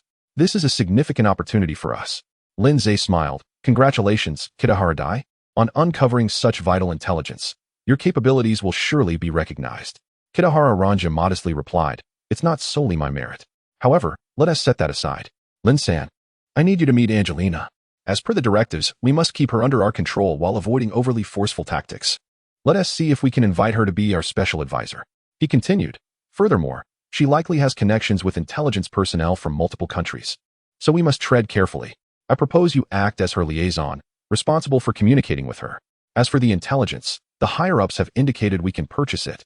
But we must not appear too eager. Understood? Lin Zhe, delighted by the prospect, nodded. Kitahara Dai. I believe it would be prudent for me to refrain from contacting Angelina for a couple of days. The intelligence she possesses, aside from us, will not attract suitable buyers. As the Chinese say, rushing is not a transaction. In a few days, the urgency will shift from us to Angelina, and perhaps we can acquire the information at a lower price. Kitahara Ranjia was pleased. Lin-san, you have always been reliable. I entrust this matter to you. Ensure to report back promptly after your next meeting with Angelina. Lin Zhe saluted. Everything will be according to your instructions. Upon returning to the patrol station, the staff noticed that Director Lin's mood seemed rather foul. He was either kicking someone or berating another. Even the usually kind-hearted Air Juzi found himself inexplicably reprimanded. Air Juzi, look at how you've cleaned the floor. It's utterly unacceptable. Clean it again. With that, Lin Zhe gave Air Juzi a playful kick. Bewildered, Air Juzi glanced at the gleaming stone tiles and scratched his head. Nevertheless, he complied with the director's orders without question and fetched another bucket of water to scrub the floor. Beep. Detected host's harsh treatment of subordinates. Reward: 5 bricks. Brick. The host can summon a brick from the heavens to accurately strike an enemy on the back of the head. System. What is the purpose of these nonsensical rewards? What I desire is a loyalty card for my subordinates. While searching for something to do in the patrol station, Gao Xingping called. Xingmin, I've heard from the subordinates that a black market has emerged near Guangyanmen, significantly impacting our business. Lin Zhe, elated, responded, What? That's splendid news. What did you say? I said, Director, this is utterly unacceptable. Have we identified which faction is behind this? How audacious to establish a black market in the city and compete with us for business. Gao Xingping sighed. Do you remember Zhou Xijing? Yes, wasn't he killed? Indeed. He was appointed as the director of the Logistics Supply Management Office, but after his assassination, a new appointee was named. And it seems this black market is linked to him. However, this individual is likely associated with Mayor Yu. So Lin Zhe interjected, Director, I believe it is irrelevant whose faction he belongs to. Operating a black market disrupts order. Of course, our black market is different. Ours is to fund the garrison command. We must inform Saito and Kitahara. Since he is affiliated with Mayor Yu, we shall not confront him openly. If it comes to underhanded tactics, who can outmaneuver us? Gao Xingping shared this sentiment. Xingmin, I'll assign this matter to you. You handle it with care. After hanging up with Gao Xingping, Lin Zhe called Kitahara Ranjia. Kitahara Dai, I must report an issue. Recently, our nighttime trading market's business has declined significantly. Our investigations revealed a black market in Guangyanmen, likely established by the Maintenance Committee's people. What do you think about this? The Eastern Wall black market had been a continuous source of revenue for Kitahara Ranjia. Regardless of the nation, financial resources are essential for political advancement. Kitahara Ranjia could not afford to lose his financial lifeline, and maintaining the Eastern Wall black market was imperative. This is outrageous. Regardless of the organization, how dare they conduct such activities in the city without our consent? However, negotiating with them will involve unnecessary complications with the Maintenance Committee. I propose this. Lin-san, take a few men, and Lin Zhe, eager for action, interjected. Then I want to hold back. He hung up the phone and went downstairs to summon Xie Quan. Xie Quan, gather 10 or so brothers. We have some work to do tonight. Xie Quan, noticing the director's sudden cheerfulness, thought it peculiar. Yes, Director, I'll get right on it. Chapter 131. The card has yet to be swiped that evening. The group dined at the patrol station. As night fell, they made their way towards Guang'an Gate. Upon arrival, Lindsay observed the area from a distance. It was not particularly large. A few individuals had lit oil lamps, but many were engaging in transactions in the dark. The quantity of goods was significantly lesser, and food items were not displayed openly. Instead, it appeared that the common folk were selling items from their homes. An elderly man squatted nearby, puffing on a clay pipe, releasing large clouds of smoke that were quite visible in the darkness. Before him lay 3 roosters, their legs bound together, struggling helplessly. Their beaks seemed to be held shut, preventing them from making a sound. As Lindsay and his companions approached, he asked, "Old man, how much for them?" The old man glanced up, his eyes widening in the dim light, and seeing the large group behind Lindsay, he stuttered in fear, unable to articulate a response. Soon, their presence attracted the attention of the guards. A tall, burly figure approached, lowering his voice to ask, "What are you doing here? If you wish to buy something, feel free. If you intend to sell, you must register first. Otherwise, leave at once. Do not linger here." Lindsay thought it was unfortunate not to have Wang Xiaoshu with them, as he was the ideal companion for stirring up trouble. Xiaquana retorted, "We are merely browsing." "Are we obstructing you?" Lindsay interjected, "Xiaquana, your words lack impact. Let me show you how it's done." He raised his chin and boldly stated to the towering man, "I am merely wandering here. What will you do about it?" "I say, instead of cozying up to your wife at home, you come here to meddle in others' affairs? You must be quite bored. A good dog does not block the way. Be off with you." Alert. Detected that the host has insulted another. Reward: 5 defiance cards. Upon hearing this, the leader's rage nearly boiled over. However, recognizing his duty to maintain order in the black market and ensure transactions proceeded unimpeded, he suppressed his fury and awkwardly clasped his hands, saying, "Esteemed sir, I apologize if we have offended you. This is a place for trade under the Maintenance Association. I kindly ask you to take your leave and not cause any trouble. I will host a feast for you another day as a gesture of gratitude." One of Lindsay's associates, accustomed to the streets, was quick to seize the opportunity to demonstrate his bravado, saying, "Let us not wait for another day. Let us have a feast at your home tonight, and let your wife pour us a drink." Lindsay, impressed, gave him a thumbs up for understanding how to escalate tensions. He tossed a defiance card at the burly man. The man stood frozen for a moment, then his breathing grew heavy. He tore off the black cloth mask covering his face and bellowed, "I'll curse your ancestors." This outburst echoed throughout the black market, causing some frightened individuals to gather their belongings and flee. A modest shelter nearby housed a refined gentleman who had been sipping tea to ward off the cold. Upon hearing the commotion, he hastily approached. The already enraged burly man, after his outburst, reached for his gun, sneering, "When I was out mixing it up, you were still a child. 2 years ago, someone crossed me, and I even killed his infant child. Today, I will tear you limb from limb." Before he could finish, Lindsay swiftly drew his gun and fired a shot into his forehead. Bang! The burly man fell silent, collapsing backward. Alert. Detected that the host has committed murder. Reward: the secret of Eugene Howe. What kind of secret is Eugene House? It's far less intriguing than Victoria's Secret.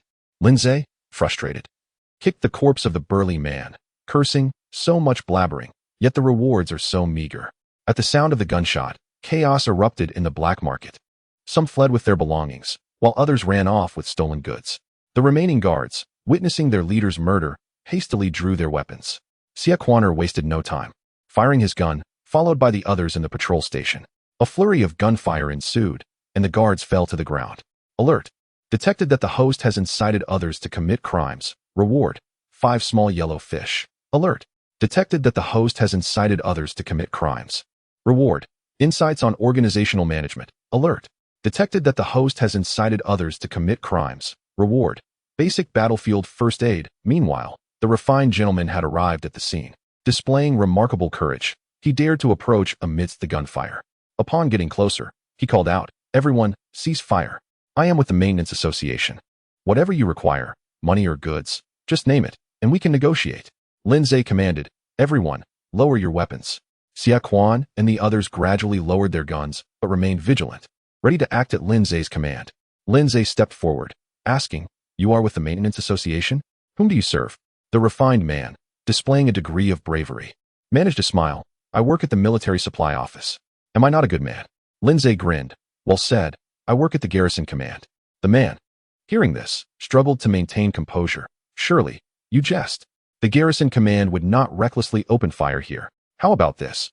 Regardless of your affiliations, Let us consider today's events as if they never transpired. Though business here may not be thriving, today's profits must amount to several $100s in cash, which I will gladly offer as a token of goodwill for you and your men. Lindsay hesitated. Brother, I truly do not wish to kill you. The refined man quickly nodded. Indeed, harmony brings prosperity. But that card has yet to be swiped. The refined man was taken aback. What? Bang. Alert. Detected that the host has deliberately killed a maintenance association employee. Reward. 2 loyalty cards for subordinates. In the distance, the sound of police whistles could be heard. Lindsay waved his hand. Brothers, we must flee. The patrolling officers, confronted with such a chaotic scene, typically dared not approach, opting instead to blow their whistles from a safe distance. After all, they were unarmed and had little inclination to risk their lives for a meager monthly salary. The group hurried back to the patrol station. Lindsay returned to his office, retrieved 2 envelopes of cash, and distributed $5 to each of his men. The rest is yours. Ensure they remain silent. Siaquaner accepted the money. Rest assured, Director. Chapter 132. What is your status? Half an hour later, Gao Shiping personally led a team to the vicinity of Guangyamen. Upon witnessing several lifeless bodies strewn across the ground, he instinctively withdrew a handkerchief to cover his nose. Fortunately, the weather was not particularly warm, and the stench of blood was not overwhelming. This populace truly wields a sharp blade, executing their deeds with remarkable efficiency, Gao Xingping reflected, waving his hand to have the corpses removed. His subordinates exchanged glances, perplexed. Shouldn't they first investigate the crime scene and gather evidence such as shell casings? Why was the director insisting they remove the bodies immediately? After a moment's hesitation, they chose to comply without question. The detectives were particularly zealous. Following Su Peng's disappearance, everyone eagerly sought to demonstrate loyalty to Gao Xingping. What does it mean to show loyalty? Engaging in legitimate activities does not constitute loyalty. It is the illicit actions that truly signify allegiance. As they were diligently transporting the bodies, a car approached through the night, coming to a halt. A middle-aged man clad in a suit and draped in a woolen overcoat descended from the rear seat. Gao Xingping recognized the coat as one tailored by an English craftsman from Jiamin Lane, and an immediate sense of discontent washed over him. What status do you possess to wear the same coat as me? The man approached, his face paling at the sight of the corpses. Trembling, he extracted a business card from his pocket and handed it to Gao Xingping. Sir, I am the director of the Military Supply Management Office of the Maintenance Association. My name is Meng Xingyu. Gao Xingping muttered. Meng Xingyu? He accepted the card, glanced at it briefly, and pocketed it. With a slight bow, he replied, I am Gao Xingping, the Deputy Director of the Capital Police Department and concurrently the head of the detective team. Director Meng, what brings you to the crime scene at this late hour? Upon hearing this, Meng Xingyu quickly responded, it is an honor to meet you, Director Gao. May I inquire how you plan to address this grave shooting incident? Gao Xingping assumed a commanding demeanor, producing a gold cigarette holder, extracting a cigarette, and tapping it against the holder before placing it between his lips. One of his aides ignited it, and after taking a deep drag, he replied, Director Meng, this is a matter of case confidentiality. I cannot divulge details. Meng Xingyu appeared somewhat anxious. Director Gao, could we speak privately for a moment? Of course. Let us converse over there. Gao Xingping acquiesced, drawing him aside. Meng Xingyu lowered his voice. My dear Gao, I shan't conceal it from you. This location serves a significant purpose, as you may have inferred. To speak bluntly, the entire Maintenance Association relies on this place. And even Mayor Yu has a vested interest in it. Now that such a serious incident has occurred, I implore you to exercise diligence in apprehending the culprit. Rest assured, I shall express my gratitude in due time. Meng Xingyu was well aware of the nature of the Capitol Police, who would devour both the accuser and the accused, and even the victims. Expecting them to capture the criminals was far from their customary duties. Gao Shiping scoffed inwardly. Do you still view me as the old Gao? In the past, he would have eagerly sought to curry favor with Eugene Ha, but now, thanks to the support of the people, Gao had become a favored figure among the Japanese. With allies and weaponry at his disposal, he held little regard for other factions. Moreover, Eugene Ha is Eugene Ha. Meng Xingyu is Meng Xingyu. Using Eugene Ha to exert pressure was hardly effective. Furthermore, it would be advantageous to stir up trouble for the black market near Guangyamen, ideally forcing them to cease operations. This had the approval of Kitahara Ranjia. What weight did Eugene Ha carry compared to the influence of Kitahara? Most importantly, Gao could extract a share from the black market, and severing their financial lifelines was tantamount to murder. Facing this competitor, Gao harbored only disdain and had no intention of investigating the case. He extinguished his cigarette on the ground, a sardonic smile gracing his lips as he declared, Rest assured. Director Meng, I shall diligently oversee this case to provide the populace with a satisfactory resolution. Upon hearing this, Meng Xingyu was elated, repeatedly expressing his gratitude. Director Meng, hold your thanks for now. I am perplexed by one matter. You mentioned that I should have discerned the purpose of this place. Forgive my ignorance, but I truly cannot see it. Could you enlighten me on what this place is for? How could a shooting occur here? Meng Xingyu was momentarily speechless, unable to articulate a response. At the patrol station, Lindsay placed a call to Kitahara Ranjia. Commander Kitahara, it's me. Everything has been taken care of. I suspect Gao has already sent his men to clean up the scene. Ah, Lin, your efficiency is commendable. However, do not neglect business matters. The situation concerning Angelina must remain at the forefront of your mind. Indeed, Commander Kitahara. I intend to meet with Angelina tomorrow morning to discuss the matter. Excellent. Your efforts are appreciated, Lin. After concluding the call, Lindsay instructed Xia Quan to arrange a car for his return home. The evening air was quite chilly, prompting Lindsay to consider acquiring a personal vehicle. Relying on a car service was becoming impractical. While it was feasible for him to purchase one, it would attract unwarranted attention. After all, what would it look like for a civil servant to buy a car? Arranging for a vehicle through official channels was beyond his current rank. Lost in thought, he arrived home to find his sisters still awake. The warmth radiating from the stove enveloped him as he accepted the hot tea offered by Shiyu, followed by rubbing his hands near the fire. Shiyu, feeling concerned, remarked, "Father, it's chilly at night. Tomorrow I shall knit you a pair of gloves." Rushue approached, tucking Lindsay's hands into her own. "Let me warm them for you." As she did so, a shiver ran through her. That evening, the two sisters and Lindsay engaged in a lengthy discussion about keeping their hands warm. The following morning, Lindsay bypassed the patrol station entirely and headed directly to the Six Nations Hotel to find Angelina. Now familiar with the location, he no longer required Delmo's assistance to gain entry. Upon reaching the area on the 6th floor reserved by Angelina, he encountered a young woman named Elena, who was balancing a tray as she entered a room. "Ah, you must be Elena. Is Angelina in?" Upon hearing her name, Elena turned, and upon recognizing Lindsay, her cheeks flushed crimson, her complexion appearing even more porcelain-like, while her golden locks further enhanced her beauty. "She is currently having breakfast. Please let her know I have something to discuss with her." Elena nodded and entered the room. Chapter 133. The Intelligence Salon of the Six Nations Hotel. After a brief interval, Elena opened the door, inviting him in. There sat the alluring Angelina at an opulent dining table, surrounded by numerous dishes of varying sizes, with a glass beside her that appeared to contain orange juice. Is there still oranges in Beijing during this season? Angelina, indeed astute, noticed Lindsay's gaze upon her glass and remarked with a smile. "This is orange juice powder mixed with water. The Americans always enjoy inventing little novelties. However, it tastes rather pleasant. Would you care for a glass?" Lindsay shook his head and took a seat on the sofa. Angelina turned to Elena and said, "It seems I have not educated you properly. What did I remind you of before? When our esteemed guest, Mr. Lindsay, arrives, you are to ensure he is comfortable first. What have you done instead?" Elena appeared accustomed to Angelina's neurotic tendencies, standing with her hands clasped behind her back, silent. "Once the guests leave, I shall give you 100 lashes." Angelina added before finishing her orange juice and joining Lindsay on the sofa, waving for the servants to exit. "Dear Lin, you bring me good news, do you not?" She spoke while offering Lindsay a cigar. "Try it. It is authentic Havana."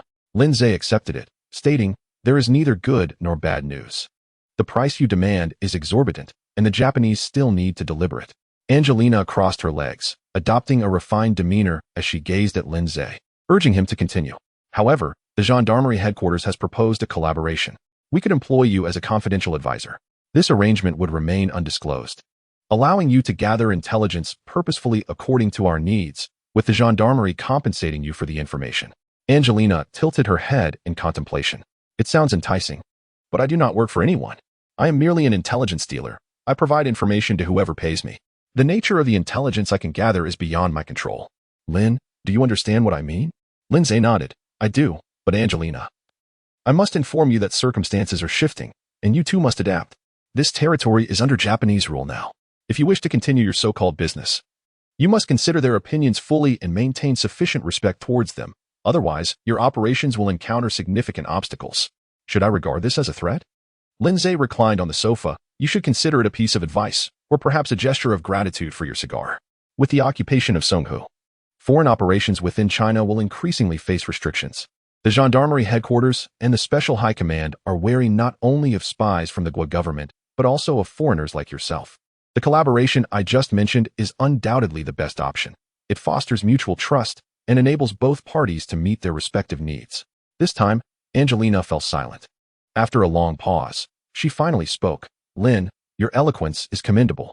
I believe you have persuaded me, but I cannot sign any written agreements. However, please rest assured. Should I agree to cooperate, I shall fulfill my commitments. Who will be my primary contact?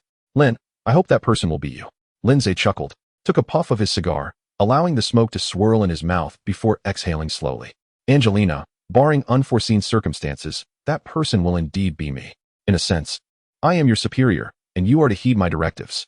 Angelina's eyes sparkled with allure. Then, dear superior, do you require me to undertake any additional tasks? The loyalty card for subordinates activated. Ding. The subject meets the usage criteria. The subordinate loyalty card has been utilized. Subject, Angelina. Angelina's gaze momentarily lost focus before regaining a determined clarity. She realized she was seated next to Lindsay and abruptly stood, exclaiming, I apologize, Mr. Lin. I have been quite rude. Please punish me. Do not be anxious, Angelina. You are my esteemed subordinate. Please take a seat, Lindsay replied, settling into a more relaxed posture. Angelina cautiously resumed her seat, maintaining an upright posture, which momentarily dazzled Lindsay. This sofa is quite pristine. Angelina, please share with me the intelligence network you oversee. Yes, sir. Without hesitation, Angelina divulged the details of her intelligence network. To say she managed it would be inaccurate. As she described, she was merely a cog in the machine, albeit a relatively vital one. In the 6th year of the Republic, significant upheavals occurred in the northern region, with numerous nobles being slaughtered. It was during this tumult that Angelina fled to China with her father. Her father was not only a nobleman but also engaged in diplomatic endeavors, maintaining close ties with General Kolchak, a key figure of the White Army. Under Kolchak's guidance, he established a rudimentary intelligence collection system in cities such as Harbin, Beijing, and Shanghai, primarily aimed at courting diplomats from Western nations to garner support against the Bolsheviks. The outcome was evident. General Kolchak met with failure. However, the fruits of Angelina's father's labor were preserved. One of the most significant being the regular diplomatic salons held at the Six Nations Hotel in Beijing. This salon was, in essence, an intelligence trading forum where intelligence personnel from various countries selectively bought and sold information. As the Japanese gradually began to assert control over North China, this salon ceased operations. Nevertheless, the intelligence transactions surrounding Angelina continued to operate covertly. Sir, Angelina stated, due to the Japanese restrictions on foreign activities in China, our capacity to gather intelligence has significantly diminished. Additionally, the types of intelligence we can procure predominantly revolve around strategic insights like attitudes and policies. While more specific intelligence remains our weakness, Lindsay nodded. That is of little concern. It is entirely sufficient. The specific local intelligence can be cultivated gradually by Nyo Sanner and his associates. Your role here will serve as a valuable supplement. More importantly, you represent a crucial external liaison for me. Your extensive experience and connections from years of engaging in intelligence trading constitute a priceless asset. Angelina, do you collaborate frequently with the Americans? Angelina nodded. The Americans place great importance on their interests in China. However, their intelligence operations are centered in Tianjin. I often sell them information that piques their interest. That is ample.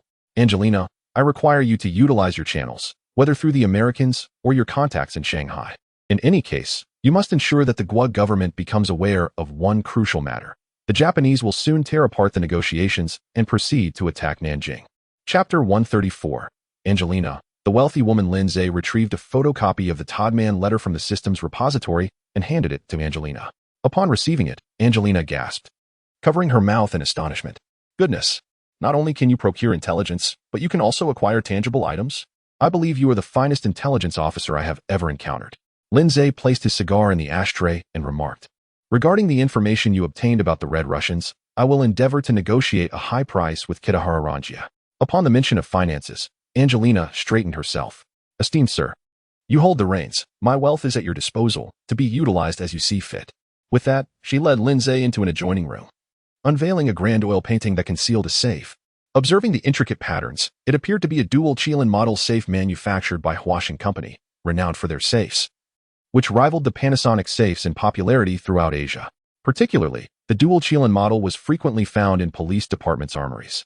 This safe employed a dual-door design, enhancing its security through the number of locks. Both locks must be engaged simultaneously, necessitating 2 passwords and the simultaneous turning of handles on either side to access its contents.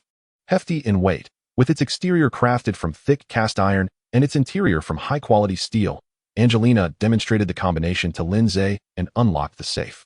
Inside, the cash was modest, with merely a few gold bars and a substantial stack of documents. Sir, my father's inheritance and my accumulated wealth from years in the intelligence trade are housed here, distributed among 6 foreign banks, totaling over $500,000. Additionally, I have a partnership in a tram company in Tianjin with Swiss associates. Although the Japanese currently occupy the area, they have not seized our company, which still generates a profit annually. While Lindsay had suspected Angelina's wealth, he was taken aback by the magnitude of her fortune, equivalent to several $1 million. For former warlords, such a sum may have seemed trivial, yet for an individual, it represented a lifetime of expenditure. Lindsay nodded. Ensure these are safeguarded. Should they become necessary in the future, I shall inform you. Returning to the reception room, Angelina smiled enigmatically. Sir, the treasures I offer you extend beyond this. She then clapped her hands, summoning a young girl named Elena. Elena, please fetch your companions. Before long, a procession of 6 Russian girls entered, each in the prime of youth, enchanting with their alabaster skin, golden hair, and azure eyes. What is this? Lindsay inquired, glancing at Angelina. Angelina replied with a smile. Sir, these young ladies are descendants of Russian nobility. However, nobility is a thing of the past. They fled here and I have meticulously selected and trained them.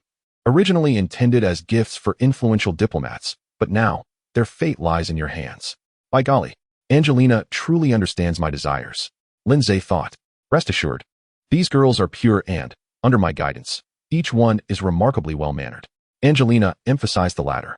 The girls, led by Elena, gazed at Lindsay with fervent admiration. Under Angelina's prolonged tutelage, they had become obedient to her every word, and even if she instructed them to entertain a corpulent, aged gentleman, they would likely comply without hesitation. Yet, the question lingered, would they not feel sorrow? Upon encountering the youthful and handsome Lindsay, especially since the formidable and strict Angelina displayed deference to him, how could they not be moved? Noticing Lindsay reclining on the sofa, visibly intrigued, Angelina chuckled, personally serving him a glass of whiskey and relighting his cigar. Sir, you seem weary. Please take a moment to relax. She then instructed the girls, come forth and showcase your skills to the gentlemen. It was only after lunch that Lindsay managed to extricate himself from the Six Nations Hotel. What an indulgent affair. This Angelina must be admonished. If this continues, my motivation to strive will diminish. Exiting the hotel, Delmo insisted on arranging a courtesy car to return him. Lindsay did not decline, slipping Delmo a banknote, which made the older man beam with glee. Just as the car pulled away, another vehicle slowly came to a halt at the entrance of the hotel, from which emerged a man and a woman. The woman was Shimonai Tomoko, and the man was Chikue Yudo. Lindsay realized that Shimonai was poised to take action. This development meant that Song Hongyi's demise was imminent. He pondered which faction would be involved in the execution of this plan. Upon entering their room, Chikue Yudo eagerly pushed Shimonai Tomoko onto the bed. Shimonai laughed playfully, pushing his head away. Yudo, don't be hasty. The night is still young. Chikue Yudo grinned lewdly, gesturing to a briefcase he had carelessly tossed aside. Tomoko, I missed you so much. After being cooped up in meetings for so long, I didn't even return to the drawing room as safe. I came straight to find you. Shimonai sat up, brushing her hair back. You say you're busy, but I can't tell if that is true or not. Men are all fickle. After a few days apart, you might be off with another woman. Tell me, is she as gentle as I am? Chikue Yudo grew anxious, hastily professing his loyalty. Tomoko, you are the only one in my heart. There have been significant matters these past few days. The North China Army is working to secure the Jinpu line. Shimonai quickly covered his mouth. Oh, enough of that. Why are you telling me all this? Yudo, you are destined for greatness. Be cautious not to speak carelessly in public. Seizing her hand, Chikue Yudo replied, Tomoko, you are so good to me. I understand. We are together now, and I am always careful at other times. Shimonai smiled coyly. As long as you know, Yudo, I only have eyes for you. It's been several days. Will you stay with me tonight? Though confidential documents should not remain outside overnight. The drawing room was under Chikue Yudo's authority, and as a privileged elite, few dared to question him. In his current state of desire, he readily agreed. Tomoko, I want to be leaving tonight. You are wonderful, Yudo. Chapter 135. A new colleague arrives at the counter-espionage office after departing from the Six Nations Hotel. Lindsay proceeded to the military police headquarters to report to Kitahara Ranka. The proud and haughty Angelina initially claimed that she only engaged in the intelligence business and did not work for any particular faction. However, after much persuasion, coercion, and inducement, She eventually consented to serve as a special advisor. Kitahara nodded with satisfaction, expressing his gratitude. Lin, you have truly worked hard. You consistently fulfill your tasks flawlessly. I shall find an opportunity to report this to Colonel Matsuzaki. Your contributions are considerable. Lindsay feigned overwhelming gratitude, thanking Kitahara for his praise. But the price for the intelligence from the Red Russia side remained a point of contention. Oh, since she has agreed to cooperate, why does she not lower the price for us? Lindsay pondered. Indeed, I conveyed the same sentiment to her, yet she insisted that this first piece of intelligence, given her lack of prior collaboration with the military police headquarters, must be sold at a premium to demonstrate sincerity from both sides. Kitahara scoffed at Angelina's relentless pursuit of money, finding solace in the fact that an informant driven solely by financial gain posed little threat. As long as she receives sufficient payment, she can be persuaded to undertake any task. Very well. I shall report to Colonel Matsuzaki as soon as possible. Since she is so fixated on money, we might as well accommodate her this once, provided she continues to furnish us with high-quality intelligence. After all, what is money in the grand scheme of things? Just as Lindsay was about to take his leave, Kitahara called him back. Lin, wait a moment. I would like to introduce you to someone. He summoned his assistant and instructed, have Lieutenant Namasu come to see me. A short while later, a Japanese officer entered, first saluting Kitahara before turning his gaze to Lindsay. Lindsay scrutinized him in return, noting his short stature and somewhat rotund frame, resembling a squat winter melon. Although he wore a smile, his squinting eyes surveyed Lindsay with an unsettling intensity. Lin, allow me to introduce you to our newly promoted Lieutenant Namasu. He has been assigned to the counter-espionage department under my supervision, and you will undoubtedly have frequent interactions with him. Namasu, this is Lindsay, our special advisor, who also serves as the deputy director of the Outer District Police Station. He is quite capable and, importantly, remains loyal to the Empire. By the way, Lin possesses excellent Japanese skills and has a keen interest in Japanese culture. I encourage you both to engage in meaningful exchanges. Namasu nodded at Lindsay, who extended his hand with a smile. Lieutenant Namasu, I look forward to your guidance in the future. Namasu offered a perfunctory handshake and replied, likewise. After the introduction, Namasu departed. Lindsay cautiously inquired, Kitahara, what about Lieutenant Saito?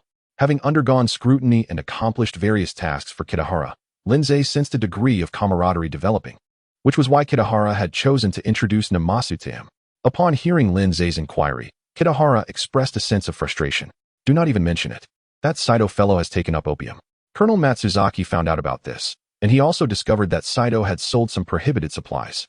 Matsuzaki reprimanded him. However, considering their past relationship, he was reassigned to the Public Security Office instead. Kitahara did not hold back, adding, but Matsuzaki's leniency is less about old ties and more about the gold bars involved. It must be said that Saito is not entirely foolish. Despite his dissolute lifestyle, he ensures that he pays his dues to Matsuzaki without fail. Moreover, he spends his time mingling with Gao Xingping, absorbing the nuances of human relationships and significantly improving his gift-giving skills. Had it not been for his excessive selling of sugar, Matsuzaki might have promoted him soon. For Saito, this reassignment might turn out to be a blessing. His current state is clearly unsuitable for counter-espionage work. His perpetual lethargy poses a risk if an arrest operation were to go awry. The Public Security Office, on the other hand, is much more fitting for him, allowing him to engage in routine inspections with the capital's police, eat when hungry, and manage his dealings in the black market effortlessly. However, for Lindsay, this news was less than favorable. Saito had become too accustomed to the system, making many tasks easier to handle. In contrast, Lieutenant Namasu did not seem like an ally, and Lindsay would need to tread carefully in their dealings. After exchanging a few more pleasantries, Lindsay took his leave and returned to the patrol station. Once Lindsay departed, the squat winter melon, Namasu, made his way back to Kitahara's office. Kitahara was seated at his desk, reviewing documents, a cigarette wedged between his fingers, and the overflowing ashtray bore testament to his indifference toward cleanliness. Upon Namasu's return, Kitahara inquired, Ah, Namasu, what brings you here? Standing rigidly, Namasu lowered his gaze but spoke with unwavering conviction. Kitahara, this Lindsay, after all, is a Chinese man. In response, Kitahara chuckled, extinguishing his cigarette in the mountain of ash. As smoke billowed forth, he carelessly poured a bit of water into his teacup. Namasu, I understand your concerns, but Lin has accomplished much for us and has already undergone scrutiny. Rest assured, there is no issue. Forgive my impertinence, Kitahara, but high-level spies often conceal themselves deeply. They tend to avoid minor tasks that might expose them, and some may even capture their colleagues to prove their loyalty. However, when they do act. The consequences can be catastrophic. Kitahara laughed heartily. Namasu, it is evident that you have received training at the Special High Command. Your vigilance is commendable, which is crucial in our line of work. Here's what we shall do. Find an opportunity to assess Lin further. But I must emphasize that until we have concrete evidence, we must protect our team. We are currently short-staffed, and Lin's contributions are invaluable. As the Empire seeks to conquer more territories, we cannot rely solely on our own strength. We must forge alliances. Do you understand? Namasu saluted, understood, Kitahara. Kitahara waved his hand dismissively. Namasu, there is no need to be so tense. Although I may not be much older than you, I was once a colleague of your father, who wrote to me to take good care of you. Should you encounter any difficulties, do not hesitate to inform me. I shall assist you. Chapter 136. Director Lin, I implore you for assistance upon arriving at the patrol station. Lin Zhe observed Wang Xiaoshou animatedly conversing with an elderly gentleman at the entrance. Wang Xiaoshou's injuries had nearly healed. Save for the arm that remained in a sling around his neck, the bandages on the other parts of his body had already been removed. I shall tell you. You have indeed found the right person. As the saying goes, it is good to rest against a large tree. You ought to inquire in this outer district. There is no tree as sturdy, grand, or tall as our Director Lin. To his side stood the elderly gentleman, who turned out to be Hu Zhongguo, the proprietor of the Xian Inn, the very establishment where Xia Quainer and his companions had previously taken refuge. Director Wang, you speak the truth. Director Lin is a man of great integrity and reputation. You, being one of the pillars under Director Lin's leadership, if he were the king of our outer district, you would be akin to a nobleman safeguarding the realm. As their conversation grew increasingly absurd, Lin Zhe could no longer contain himself. Oh, is that not Director Wang? Why are you not recuperating at home? What brings you to this place for inspection? Upon hearing Lin Zhe's voice, Wang Xiaoshou nearly prostrated himself. Quickly turning and hurrying a few steps closer. Lin Yi. Hee, we were merely engaging in idle chatter. Do you have official business? We have been waiting here all day. Lin Zhe shot him a glare. Wang Xiaoshou, if you cannot restrain your tongue, I shall not need anyone else to break your other arm. Wang Xiaoshou chuckled nervously. Lin Yi, I would willingly endure a broken leg if it means I can continue to serve you. Lin Zhe, uninterested in his prattling, quickly interjected, Enough. With your incessant chatter, it is a wonder you are not performing on the bridge. Now what is the matter? Wang Xiaoshou pulled Hu Zhongguo forward. Lin Yi, as dinner time approaches, could we not grant old Hu a favor and allow him to treat you to a meal? Then, leaning closer to Lin Zhe, he whispered, Lin Yi, good news. This old fellow has brought you money. Lin Zhe regarded Wang Xiaoshou and then Hu Zhongguo. The latter wore a worried expression, repeatedly clasping his hands, indicating that he was indeed in some predicament. Since the time Xia Quainer and his companions had taken refuge at the inn, Lin Zhe had developed a rapport with Hu Zhongguo. If the issue at hand were manageable, it would not be amiss to extend a helping hand. Let us forego the meal for now. Please come to my office and explain what troubles you. Ascending the stairs, Wang Xiaoshou adeptly prepared tea for Lin Zhe, his single arm not hindering him in serving. Niu San'er watched in astonishment, thinking he had much to learn compared to Wang Xiaoshou. Wang Xiaoshou also poured a cup of hot tea for Hu Zhongguo, closed the door, and said, Old Hu, stop dilly-dallying and speak up. Hu Zhongguo, holding the teacup, appeared somewhat embarrassed. Director, you have always been so considerate to me, and I am immensely grateful. Today, I have a favor to ask of you. I humbly request your approval. Lin Zhe extracted a cigarette and lit it, while Wang Xiaoshou rushed over to ignite the flame, not forgetting to turn to Hu Zhongguo and instruct, Old Hu, spare us the old pleasantries. Just get to the point. Whatever can be done. The director will certainly assist you. If it cannot be done, he will inform you plainly. Well, I shall be bold and say it. Director, might I request you to accept a 30% stake in our inn? Lin Zhe took a puff of his cigarette, slightly perplexed. You wish for me to accept a stake in the inn and you seek my assistance? What sort of help is that? Realizing the implication, he understood that Hu Zhongguo must be facing some pressing issue. Old Hu, let us set aside the stake for now. Speak plainly. What trouble have you encountered? No need for circumlocution. Only then did Hu Zhongguo divulge the truth. As the weather turned colder, the inn's business had been thriving. With the Japanese gradually occupying cities in North China, the flow of people had also begun to open up, with an increase in merchants, particularly those from beyond the pass.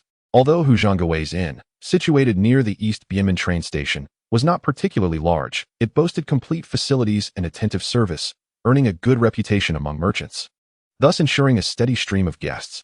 However, good business did not equate to profit, as the growing number of guests also attracted more extortionists. Today, it was the officials visiting. Tomorrow, it will be the investigation team. and the day after, the Japanese will come to collect some security fee. The former were manageable, but the latter's demands are exorbitant. The meager earnings I make are insufficient to appease them. In utter desperation, he thought of this plan. It was said that Director Lin had good relations with the Japanese. If he held a stake in the business, perhaps the Japanese would consider his standing and reduce their demands. Good heavens, what a situation. Lindsay nodded. Very well, I shall accept your 30% stake. But I will take 2/3 of the profits, and 1/3 will go to the patrol station and the office. If anyone else demands money from you, let me know, and I will confront them. It was evident that this security fee was the doing of that scoundrel, Saito. Hu Zhongguei was overjoyed, nodding vigorously. I will deliver the funds to you monthly. Beep. Detected illegal possession of shares in a non-listed company. Reward. Operating Efficiency Enhancement Card X2. Operating Efficiency Enhancement Card grants a 30% increase in operating efficiency for companies, shops, or shares held by the host. Without hesitation, Lindsay utilized one card, knowing that the business of Xin would likely improve significantly with such an enhancement. Hu Zhongguei then mentioned that he had arranged a banquet at Fengzi Garden that evening, earnestly inviting Director Lin to attend. After some contemplation, Lindsay agreed. Wang Xiaoshou was delighted, as Hu Zhongguei had sought him out first, and Lindsay's prompt agreement was a testament to his respect for him. They often said that Lin Yi was a timely rain for the outer city. I could hardly disagree. Old Hu, you are indeed fortunate. If the director had not intervened, you would soon find yourself closing shop and returning to the countryside to till the fields. Hu Zhongguei nodded repeatedly, expressing his gratitude profusely. That evening, Lindsay invited Niu Sanner, Xia Quainer, Erjuzi, and others, along with a familiar deputy director from the office. At the banquet in Fengzi Garden, Lindsay recounted Hu Zhongguei's plight to the deputy director, who, perceptive and understanding, immediately pledged to ensure that Xin would receive exceptional care. Not only would no one from the office seek to extort from it, but in the future, any relatives visiting would also be accommodated at Xin. Chapter 137. The execution of traitors. Lindsay accepted the shares from manager Hu and provided a degree of protection for the inn, an act that somehow spread like wildfire. For several consecutive days, shop owners approached Lindsay to discuss offering him shares. He did not accept every offer indiscriminately. For those who were decent individuals but struggling due to the burdensome taxes, he accepted a small percentage. However, for those who could operate normally and merely sought to collude with Lindsay for greater profit, he politely declined. To Lindsay's amusement, even Old Ma requested Wang Xiaoshou to persuade Lindsay to accept a 30% stake in his pastry shop. Nevertheless, Lindsay declined and instead sold Old Ma the secret recipe for pastry making that he had acquired from the system, much to Old Ma's dismay. Originally, Old Ma had hoped to leverage this opportunity to pull the renowned Director Lin from the outer district into his scheme, ensuring greater safety for the pastry shop, only to find himself out of pocket by several $100s. Fortunately, the higher-ups placed significant importance on the Jinfo line, providing ample funding. Yet, Old Ma remained displeased. While funding was sufficient, it could have been saved for the team leader. Instead, he had been duped by Director Lin. On a morning in early December, while strolling through his jurisdiction, Lindsay was surprised to find a sign at the pastry shop requesting a meeting with him. Finding a secluded spot, he changed his clothes and donned makeup before meeting Old Ma. After a brief exchange of pleasantries, they moved to the back room, where Old Ma urgently stated, "Team leader, we have been contacted by the Mountain City side. We have been assigned a mission to eliminate Song Hongyi." Upon hearing this, Lindsay, despite having mentally prepared himself, could not help but feel a pang of emotion. Eliminate Song Hongyi? Is it so easy to kill someone with the surname Song? He is a key protected asset of the Japanese. Old Ma nodded in agreement. Team leader, I believe we should act according to the situation. If we can't kill him, what's the harm? If the headquarters were truly capable, why not send those so-called top assassins to take him out? You've provided them with so much intelligence. Yet they still treat you as an operative. It seems rather unjust. Lindsay nodded. All right, I understand the situation. We shall assess further. If an opportunity arises, I will attempt it. Upon leaving the pastry shop, Lindsay felt a swirl of confusion. Should he seek an opportunity to eliminate Song Hongyi? The following day, he received a phone call from Gao Xingping. Xingmin, I am on my way to pick you up. We must head to the garrison headquarters at once. Director, what has happened? Lindsay inquired, curious. Song Hongyi is dead. What? Are there masters in Beiping? Lindsay realized that perhaps the Mountain City side had not only issued him a command, but had also given orders to multiple lines to ensure Song Hongyi's demise. How could it be that he received the news just yesterday, yet Song Hongyi was dead today? Before long, Gao Xingping's vehicle arrived at the patrol station. Lindsay opened the door and climbed in, asking, Director, where did the surname Song meet his end? Gao Xingping grimaced. In the small courtyard behind the garrison headquarters. After making some high-profile statements, Colonel Matsuzaki, concerned for his safety, relocated him there. Not only were my men patrolling, but several garrison soldiers were also assigned to protect him.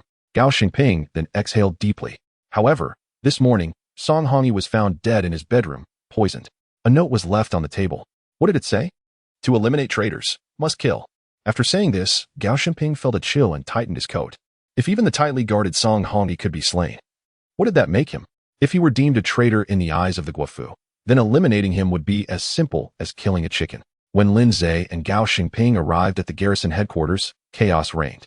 Reports indicated that Colonel Matsuzaki was furious upon learning of Song Hongyi's death, particularly when he discovered the note's content, berating the guards for their incompetence. Yes, and also berating Kitahara Ranjia for his failures. First and foremost, only a select few core members of the headquarters were privy to Song Hongyi's new residence. The fact that he was murdered indicated a breach of security. This was alarming. A traitor existed within the core of the garrison headquarters. The critical aspect was that these individuals were all Japanese. How could they investigate? Moreover, the fact that Song Hongyi was killed despite such stringent protection suggested that the enemy's assassination capabilities had reached a terrifying level. If they could eliminate Song Hongyi without detection, could they not do the same to others? Thus, Matsuzaki Naoto found himself engulfed in fear. Upon seeing Lin Zhe, Kitahara Ranjia immediately instructed, Lin, I will remain here to interrogate the suspicious personnel. You must go with Matsumatsu Teisei to the crime scene and meticulously analyze every corner for any sign of suspicion. Understood. Matsumatsu Teisei appeared quite enthusiastic this time. Addressing Lin Zhe, Lin, I've heard from Kitahara that your abilities are exceptional. I entrust this task to you. Colonel Matsumatsu. You flatter me. I shall follow your lead. Please direct me as needed. Since Song Hongyi's residence was located just behind the headquarters, they arrived within minutes. The area was already sealed off, and those responsible for security and patrols had been taken for questioning as suspects. The courtyard was modest, featuring an entrance that led to a small area, followed by the main building. Aside from that, there were no other structures. Matsumatsu Teisei remarked. Colonel Matsuzaki chose this location because it is inconspicuous, and the simple architecture facilitates defense. As he spoke, he observed Lin Zhe's reaction. Unfortunately, Lin Zhe merely nodded, showing no signs of noticing anything amiss. They entered the room where, that morning, Song Hongyi's body was discovered beside the table. He had been seated on a stool, his entire body slumped forward onto the table. According to the guards, he had requested a bowl of congee at midnight, stating he was a bit hungry and would drink it before going to sleep. Was the congee poisoned? That seemed unlikely. The person who prepared it was a garrison soldier with no recent contact with outsiders, and the ingredients had been verified as safe. As for the remnants of congee in the bowl beside Song Hongyi, they had already been collected for examination. Lin Zhe furrowed his brow. If someone had poisoned him, traces should not appear at the scene. But why was there a note on the table? Matsumatsu Teisei stated, that is precisely the issue. It cannot be explained unless the poisoner stealthily entered the room to leave the note after confirming Song Hongyi's death. But how did he accomplish that? The windows and doors show no signs of forced entry, and the patrolling guards heard nothing. Chapter 138. The unfathomable murder in the locked room. Song Hongyi's bedroom featured two windows, not the traditional sliding wooden lattice type, but rather hinged glass windows that opened to the side, both facing the courtyard. Lin Zhe approached and pushed them open, meticulously examining the windowsill, particularly the bricks on either side. There were no traces to be found. If someone had entered through the window, even with martial prowess, it would be improbable for them to leave no evidence at all. Moreover, as Daisuke Nitsumoto had pointed out, this area was under constant patrol day and night, making it virtually impossible for anyone to infiltrate undetected. Daisuke Nitsumoto scrutinized Song Hongyi's bed and the cabinets within the room. He opened a low cabinet filled with various jars and cups. Prior to being relocated to this courtyard, Song had enjoyed a relatively free lifestyle. Known for his fascination with porcelain, he frequently visited Lillikang, amassing a collection of items, the authenticity of which remained uncertain. He had brought them along when he moved, unwilling to part with them. Daisuke examined each porcelain piece carefully but still found nothing amiss. He removed his white gloves, furrowing his brow in perplexity. Could it be that Mr. Song truly committed suicide? Having found nothing, the two returned to the gendarmerie headquarters. Daisuke, unwilling to concede defeat, requested to inspect the sealed items from the scene, namely the bowl of porridge that Song Hongyi had consumed and a note. As for Song's body, it had already been taken for an autopsy, rendering it inaccessible to them. Beiyuan Ranjia dispatched someone to lead them to a room where the items were stored. Daisuke and Lin Zhe first examined the note. It was a slip of paper, 2 fingers wide and approximately 3 inches long, featuring a line of penmanship that was quite commendable. Those who collaborate with traitors must be killed. Daisuke read it aloud softly. He then turned to Lin-Zai, stating, Lin-san, this does not add up. If Mr. Song intended to take his own life, why would he leave such a note? It is evident that someone poisoned Mr. Song and left this note as a means to instill fear and threaten those who collaborate with the Imperial Army. Lin-Zai nodded in agreement, contemplating that perhaps the elderly Song had indeed poisoned himself. As for the note, since Song hailed from the south, this act could serve to obstruct the gendarmerie's investigation while simultaneously intimidating traitors, just as Daisuke had suggested. A staff member entered and informed Daisuke, Lieutenant Daisuke, we have conducted a handwriting analysis. Comparing it to Mr. Song's previous notes, the handwriting on the note is indeed not his, and furthermore, this ink is one that Mr. Song did not use. It is a type called Beiping, imported from Germany. Daisuke appeared confident, exclaiming, just as I suspected, Mr. Song could not have committed suicide. The meticulous manner in which he concealed the scene was intended to mislead our investigation. I will request a substantial number of personnel to conduct an inquiry. Last night, anyone who approached Mr. Song's residence is a suspect. Lin-Zai furrowed his brow, feeling perplexed. Where had Mr. Song acquired this note? Additionally, if he intended to end his own life, why would the headquarters issue an order to eliminate Song Hongi? He approached, donned gloves, and took the note from Daisuke's hands. Those who collaborate with traitors must be killed. Those who collaborate with traitors must be killed. He felt an uncanny familiarity with the handwriting but could not place it, deciding to let it go for the moment. Regardless, Song's plan had succeeded. He was deceased, and the entire gendarmerie was consumed with the aftermath of his death. What of the information from Nakaniai Tomoko? Daisuke was certain that a perpetrator had infiltrated the scene and began to scrutinize the bowl of porridge. He examined it closely and inquired, has the remaining porridge been tested? Lieutenant Daisuke, the porridge indeed contained poison, cyanide, with a lethal dose being minimal and resulting in swift death. The deceased likely perished as a result. Lin-Zai set down the note, his gaze shifting to another bowl on the table. To be precise, there were 2 containers, 1 ceramic jar and 1 bowl of porridge. Presumably, after preparing the porridge, the gendarmerie had used the jar to keep it warm, and Song Hongi had poured it from the jar into the bowl for consumption. Unfortunately, he had barely taken a few sips before meeting his demise. After exchanging thoughts with no new revelations, they returned to Beiyuan Ranjia's office. Ranjia was fuming. Engaged in a phone call. Bakayuru, immediately instruct them to destroy all newspapers. No sales, not a single copy is to be released. Foreigners? Not even foreigners. They must not publish such articles. Upon finishing, he hung up, continuing his tirade. These insatiable reporters. They thrive on chaos. Just after Song Hongi's death, news has already leaked. It's infuriating. In truth, without the reporters' involvement, the truth would soon surface. The gendarmerie was in disarray, and the discerning would quickly discern what had transpired. Senior officials within the maintenance committee were beginning to panic. Even the special mayor Eugene had taken a leave of absence, evidently shaken. Daisuke, Lin-san, have you made any discoveries? Standing at attention, Daisuke replied, Ranjia-kun, I believe Song Hongi did not take his own life. Firstly, he had no compelling reason for such an act. If he were an undercover operative, wouldn't it be more advantageous to remain hidden? Why choose suicide? Secondly, the note found at the scene was not written by Song Hongi, indicating that another individual must have been present, placing the note on the table after confirming Song's death. As for why no traces were left behind, I suspect this individual possesses martial skills. After all, we have often captured rebels capable of effortlessly scaling high walls during our time outside the encampment. Beiyuan Ranjia nodded, sharing Daisuke's skepticism regarding the suicide theory. Just as Daisuke articulated, if Song had indeed taken his own life, what was his motive? Remaining undercover would have been preferable. Ranjia had also contemplated whether Song's suicide was an attempt to conceal a secret scheme.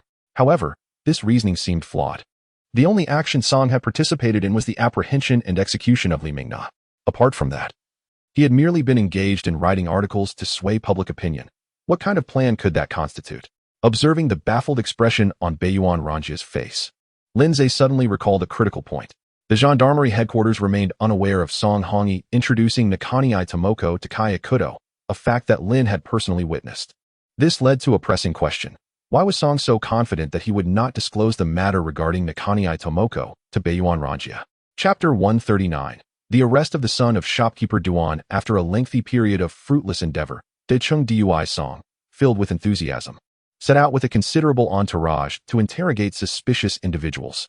However, his scope of inquiry was rather excessive, encompassing all residents within several hundred meters of Song Hongyi's residence. Furthermore, he demanded that all carriage companies in Beiping provide a list of drivers who had been in the vicinity that evening, intending to investigate the passengers they had transported. He also announced a bounty for information, encouraging anyone who had seen anyone passing through that area around midnight to come forward. This undertaking was monumental, inevitably inciting a certain degree of unrest. Two rival families, seizing the opportunity, reported each other's presence in the area. Knowing full well that in this era devoid of surveillance cameras, mere claims held significant weight, Daicheng Dui Song, without discernment, apprehended anyone who was reported, subjecting them to harsh treatment. With no further business related to Lindsay, he returned to the patrol station. By afternoon, as he leisurely sipped tea with his legs crossed while perusing the newspaper, Xia Quaner arrived with a guest.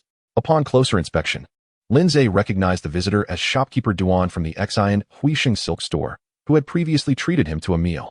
At that time, before the Japanese had entered the city, shopkeeper Duan would often seek to cultivate a rapport, once generously offering Lindsay 500 yuan, which Lindsay had utilized to bribe Gao Xingping. However, after the Japanese invasion, the silk trade had plummeted for shopkeeper Duan. The Japanese, being dominant in the textile industry, had intensified their aggressive tactics, flooding the market with their goods upon occupying each territory, thereby suffocating local merchants. Upon the arrival of this familiar face, Lindsay extended a courteous gesture, placing his legs down from the table and sitting upright. "Ah, shopkeeper Duan, please, have a seat and enjoy a cup of tea." Shopkeeper Duan, wearing a distressed expression, greeted Lindsay with a slight bow. Lindsay noted the absence of the several vibrant green rings that had adorned Duan's fingers, indicating his business was indeed struggling. "Director Lin, oh dear, I implore you to assist me." Lindsay gestured for him to take a seat, offering him a bowl of tea and signaling for Xia Quaner to close the door. Xia Quaner remarked, "The streets have been rather tumultuous lately. I shall step out for a moment." With that, he descended the stairs. Shopkeeper Duan, first take a sip of tea to catch your breath, and then explain slowly, Lindsay suggested, noticing the urgency in Duan's demeanor as he gasped for air. Duan, disregarding any pretense, hastily drank the tea, wiping his mouth with his sleeve before exclaiming, "Director Lin, my son has been taken by the constabulary headquarters. I beseech you to find a way. I shall be most grateful." With that, he unexpectedly knelt on the ground and produced a stack of papers. "Director Lin, this is the deed to a property, a token of my gratitude." Shopkeeper Duan, seasoned in the ways of the world, understood that when seeking a favor, one should always be prepared to offer thanks in advance. Lindsay did not accept the property deed, but instead helped Duan to his feet and brushed the dust from his clothes. It is often said that only in times of great adversity do we truly recognize the warmth and coldness of human relationships. Duan had been frantic for half the day, seeking assistance from various individuals, but to no avail. Upon hearing of his son's arrest, everyone seemed to recoil, unwilling to extend help even for money. In desperation, he thought of Lindsay, whom he had shared drinks with in the past. Yet, given Lindsay's current status as the deputy director of the Outer District Police Station, he wondered if Lindsay could still assist him. Nonetheless, for the sake of his son, he swallowed his pride and approached Lindsay, clutching the deed tightly. Lindsay's gesture of brushing off the dust inadvertently brought tears to Duan's eyes as he clutched Lindsay's arm, weeping profusely. "Director Lin, I beg of you, help me retrieve my son. He is my only child, and the constabulary headquarters jail is no place for anyone. If anything were to happen to him, my family would be doomed." Lindsay urged him to sit down. "Shopkeeper Duan, if it is within my power to assist, I assure you, I will not hesitate. Please clarify why your son was taken by the constabulary headquarters. That ungrateful wretch. I sent him to Huiwen School for his education, but all he does is engage in frivolous romantic pursuits, even taking up with a foreign woman. He didn't return last night. And today, I learned that he has been seized by the constabulary headquarters. Huiwen School, a private institution, had not been taken over by the Japanese after their arrival. Shopkeeper Duan, having some means, was able to afford his son's education there, a school known for its Western-style curriculum, where many students aspired to study abroad. However, based on Duan's description, it seemed likely that his son had been caught in the expansive dragnet initiated by Daicheng Dui Song. As the school was less than half an hour's walk from the constabulary headquarters, Lindsay picked up the telephone to contact Gao Xingping, hoping to ascertain the whereabouts of those apprehended. To his surprise, Gao Xingping confessed ignorance, remarking that Daicheng Dui Song was particularly distrustful of Chinese individuals, even dismissing Gao Xingping himself from involvement in the matter. It appeared that Lindsay would need to personally visit the constabulary headquarters, accompanied by shopkeeper Duan. Lindsay hailed a carriage to the constabulary headquarters. However, upon hearing their destination, the drivers uniformly refused to take them, as the constabulary had been actively searching for drivers who had frequented that area, causing widespread panic. Lindsay scolded De Chung Dui Song for his foolishness. If there were indeed a highly skilled perpetrator, they would not need to rely on a carriage to infiltrate Song Hongyi's residence. Eventually, they managed to flag down a driver who was familiar with Lindsay, and with a little persuasion from shopkeeper Duan, they set off for the constabulary headquarters. It was not necessary to involve Yuan Lanjie in such matters. After waiting at the entrance for a short while, they spotted De Chung Dui Song arriving with a truckload of captives. Lindsay hurried over to intercept him. De Chung. De Chung waved his hand, instructing the constables to escort the prisoners to the cells at the rear. Turning to Lindsay, he inquired with confusion, Lin Sang, didn't you return home? Lindsay smiled. De Chung, I have a matter that requires your assistance. De Chung's expression remained impassive. Lin Sang, if this pertains to a case, I would prefer you to refrain from speaking. Lindsay was taken aback by De Chung's obstinacy, feeling a surge of irritation. However, he quickly realized that De Chung harbored a deep-seated distrust of Chinese individuals, particularly towards him. Perhaps it would be prudent to provoke a conflict, as such a confrontation might lead Yuan Lanjie to perceive the underlying tensions, should De Chung ever sense any irregularities. Chapter 140. Director Lin's loyalty. Lindsay spoke without reservation. General Matsuo, if it weren't for your reckless arrests, I wouldn't have to make this trip. I find it puzzling that a high school student was apprehended. Can a mere 16 or 17-year-old commit murder? Matsuo Daiching was taken aback by Lindsay's audacity. He hailed from a modest background. His father was a minor officer who never advanced in rank, leaving Matsuo without significant connections within the military police headquarters. This lack of privilege drove him to impose strict standards upon himself, and even more rigid expectations on others, resulting in strained relationships with his peers. His sensitivity and extremity in behavior led colleagues to perceive him as somewhat unhinged, prompting them to avoid him. Ironically, this only reinforced his belief that such conduct earned him respect. Upon hearing Lindsay, a Chinese individual, speak to him in such a manner, Matsuo's fury ignited. Bakayuru, he exclaimed, reaching for his firearm. Lindsay scoffed, look at you, so formidable, drawing a weapon. I am a special advisor appointed by General Kitahara of Beiyuan, with credentials signed by Colonel Matsuzaki. Go ahead, kill me. If you don't, you must be a coward. Though Matsuo did not comprehend the term coward, he recognized it as an insult, which further fueled his anger, and he raised his gun. The surrounding military police were bewildered. They recognized Lindsay as a well-regarded figure. Despite his Chinese nationality, having received support from Major Kitahara in the counterintelligence department, it was common for him to offer gifts of money and cigarettes, especially to the guards on duty, who among them had not enjoyed Lin's cigarettes. Conversely, Matsuo was infamous among the military police for his erratic behavior. The sight of these two at odds left them puzzled. Although Matsuo was Japanese, it was evident that Lin was considered one of their own. A group of military police rushed in to intervene, as gunfire within the headquarters would be a grave matter. Unexpectedly, Matsuo's temper flared. Bakayuru, you are being exceedingly rude, he shouted, striking two of the intervening officers. The military police stood at attention, responding with a chorus of hi, outwardly respecting Matsuo, while internally resenting him. From a distance, Manager Duan was dumbfounded. Director Lin was indeed loyal. The scene unfolded as though he were staging a coup at the military police headquarters. How impressive. At that moment, Kitahara Ranjie descended from the office building. Bakayuru, cease this at once, he said, his expression dark as he glared at Matsuo and Lindsay. You two imbeciles. Follow me to my office. Do not disgrace yourselves here. Matsuo, with a huff, holstered his weapon and stormed upstairs. Lindsay, with a contrite expression, turned to Kitahara. I sincerely apologize, Kitahara-kun, for the trouble I have caused you. Kitahara glanced at the agitated Matsuo and then back at the remorseful Lindsay, sighing inwardly. As a Japanese man, he naturally leaned toward Matsuo. Yet Lindsay's actions had slightly tipped the scales in his favor. They ascended to the office, where Kitahara reprimanded both men before inquiring what exactly transpired. Matsuo glowered at Lindsay, declaring, Lindsay intercepted me, claiming he needed assistance. When I refused, he criticized my work. Kitahara nodded, turning to Lindsay. Now, you explain. General Kitahara, Officer Matsuo has apprehended too many individuals, including a student from Huiwen Middle School, the son of a close friend of mine. Is it conceivable that a mere teenager could be a murderer? Kitahara chastised Matsuo internally for his lack of flexibility. In these times, the military police often expanded their arrests to prevent any potential threats, inevitably ensnaring many innocent individuals. Consequently, various parties would seek to secure the release of detained persons. Even Colonel Matsuzaki occasionally received requests for release. Provided a thorough review yielded no issues, they would often acquiesce, benefiting from the arrangement. Why could Matsuo not adopt a more adaptable approach? Though he thought this, he refrained from voicing it. With a stern expression, he addressed Lindsay. Lindsay, I have always acknowledged your contributions to the military police, yet your actions in this instance have been unacceptable. The directive to apprehend individuals present near Song Hongyi's residence last night was a decision made by the headquarters. If everyone were to request the release of detainees as you have, how could we effectively carry out our duties?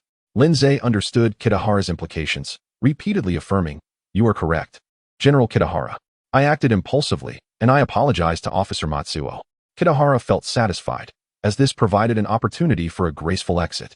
However, regarding the student in question, he acknowledged that it was indeed unlikely for him to be a perpetrator. Considering your consistent efforts, Lindsay, I will grant you this favor. Have him re-examined, and then you may take him. Lindsay feigned gratitude, expressing his appreciation before departing to retrieve the student. Matsuo felt elated. Indeed, Major Kitahara was still on his side. Kitahara gazed at the son of his old friend, feeling a sense of helplessness. Alas, why could Lindsay not be Japanese? It was imperative to seek an opportunity to secure his citizenship.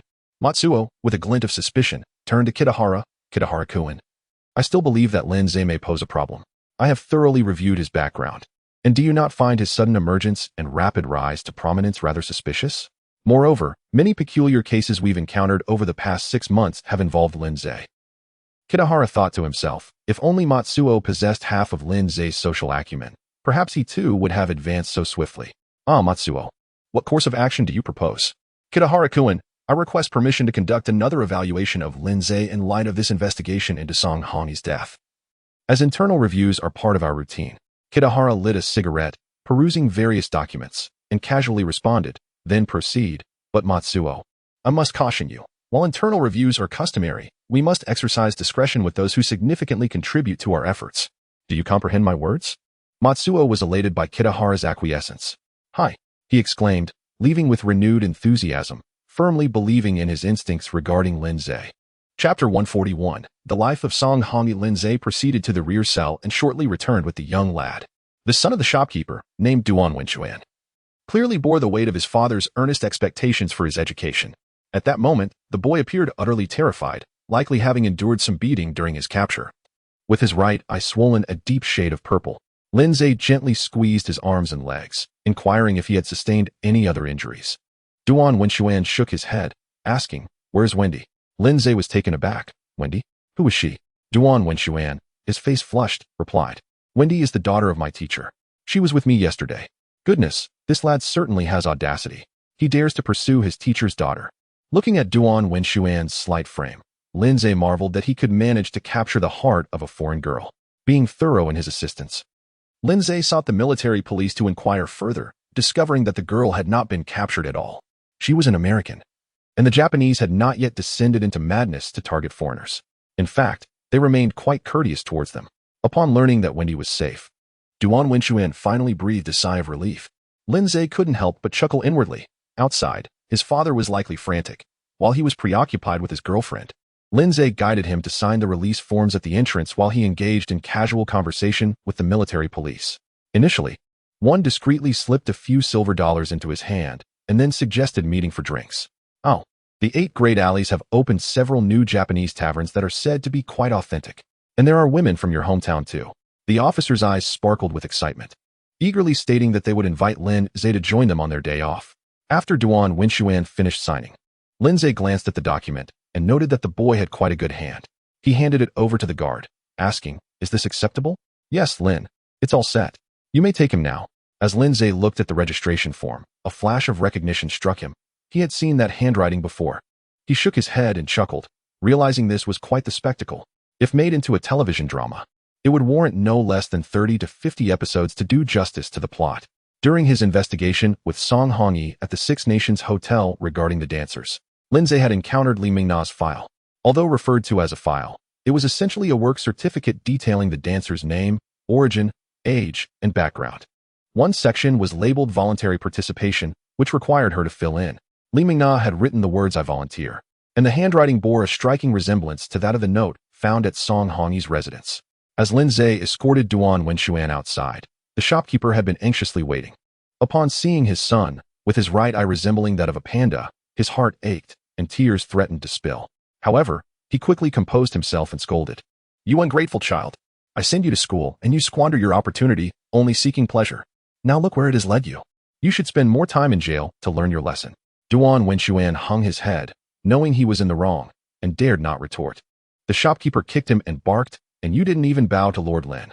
If it weren't for him risking himself to rescue you, you might have faced severe punishment, even losing your life." Duan Wenxuan, genuinely frightened, fell to his knees and bowed. The shopkeeper, witnessing his son's demeanor, could not help but wipe away tears in secret. Alas, the heart of a parent is indeed heavy. Lin Zhe helped Duan Wenxuan to his feet and advised the shopkeeper, "Enough, this isn't the place for idle chatter. You should take your son home, give him a hearty meal, let him wash up and rest to dispel this misfortune."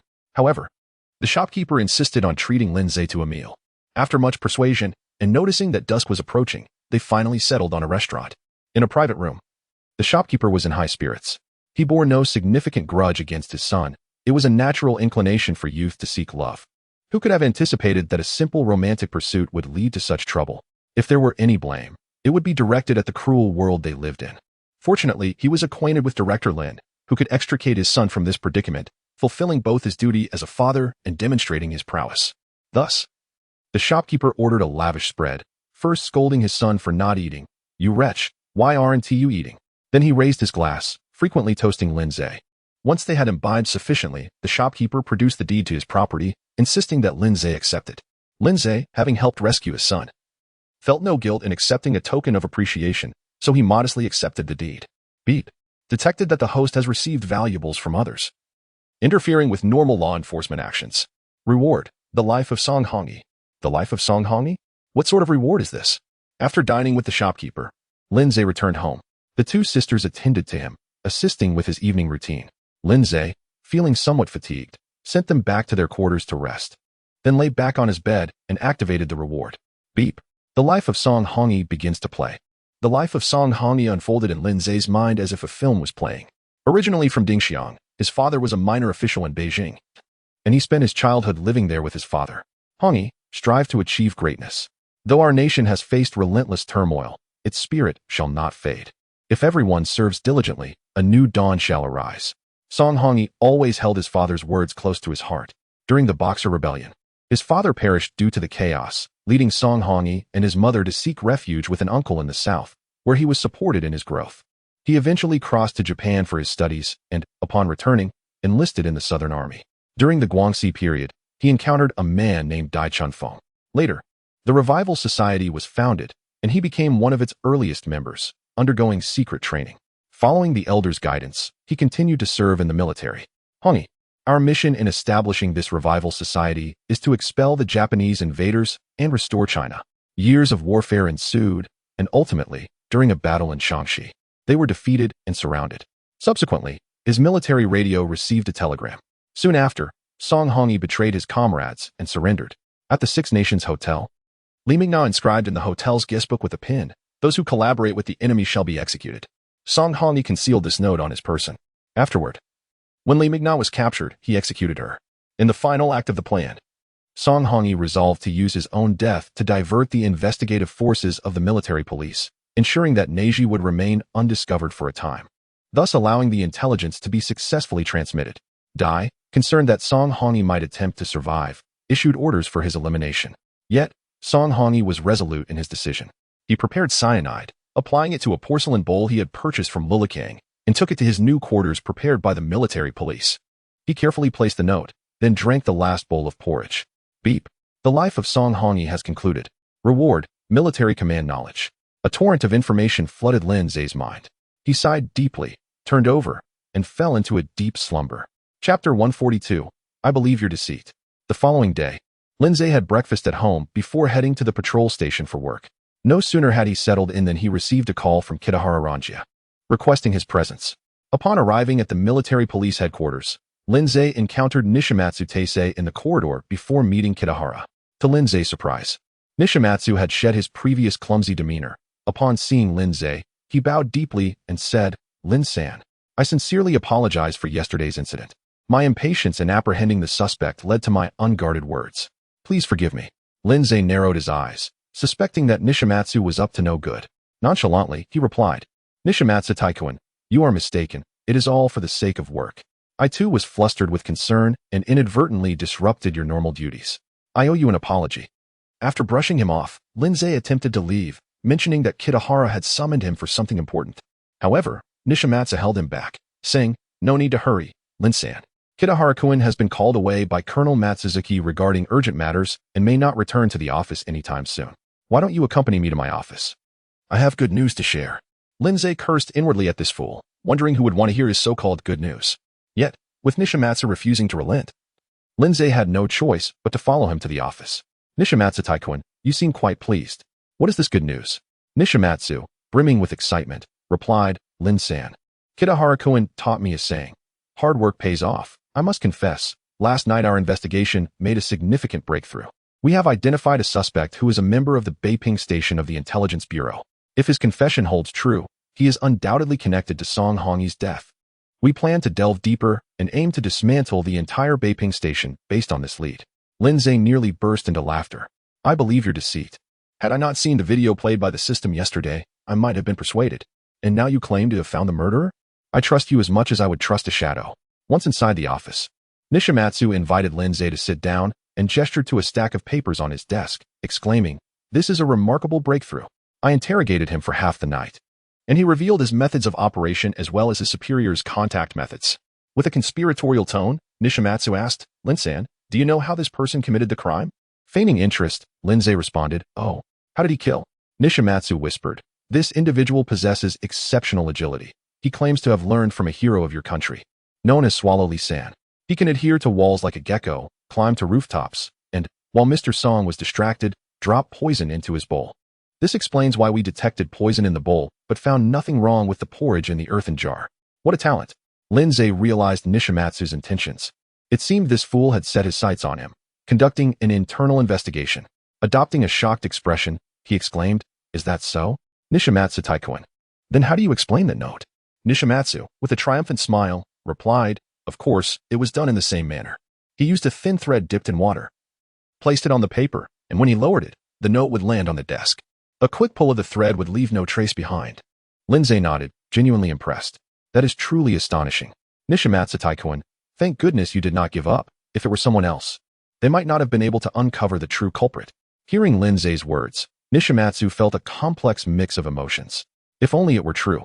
Then he would become the foremost detective of the military police headquarters.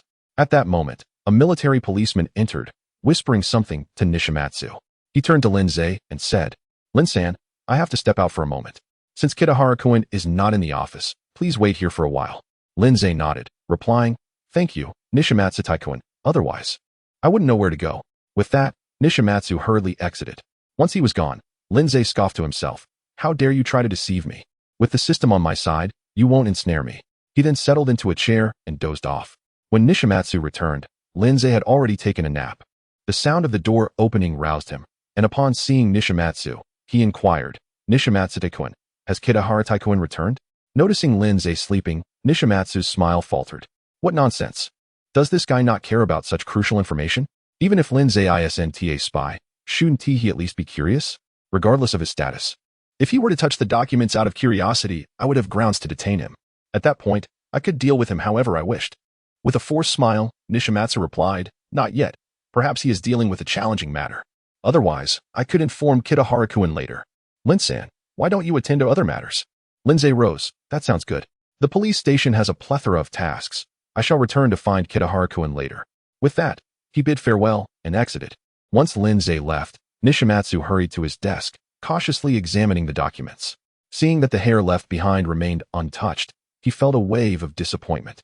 How is this possible? Could it be that Lindsay is truly innocent?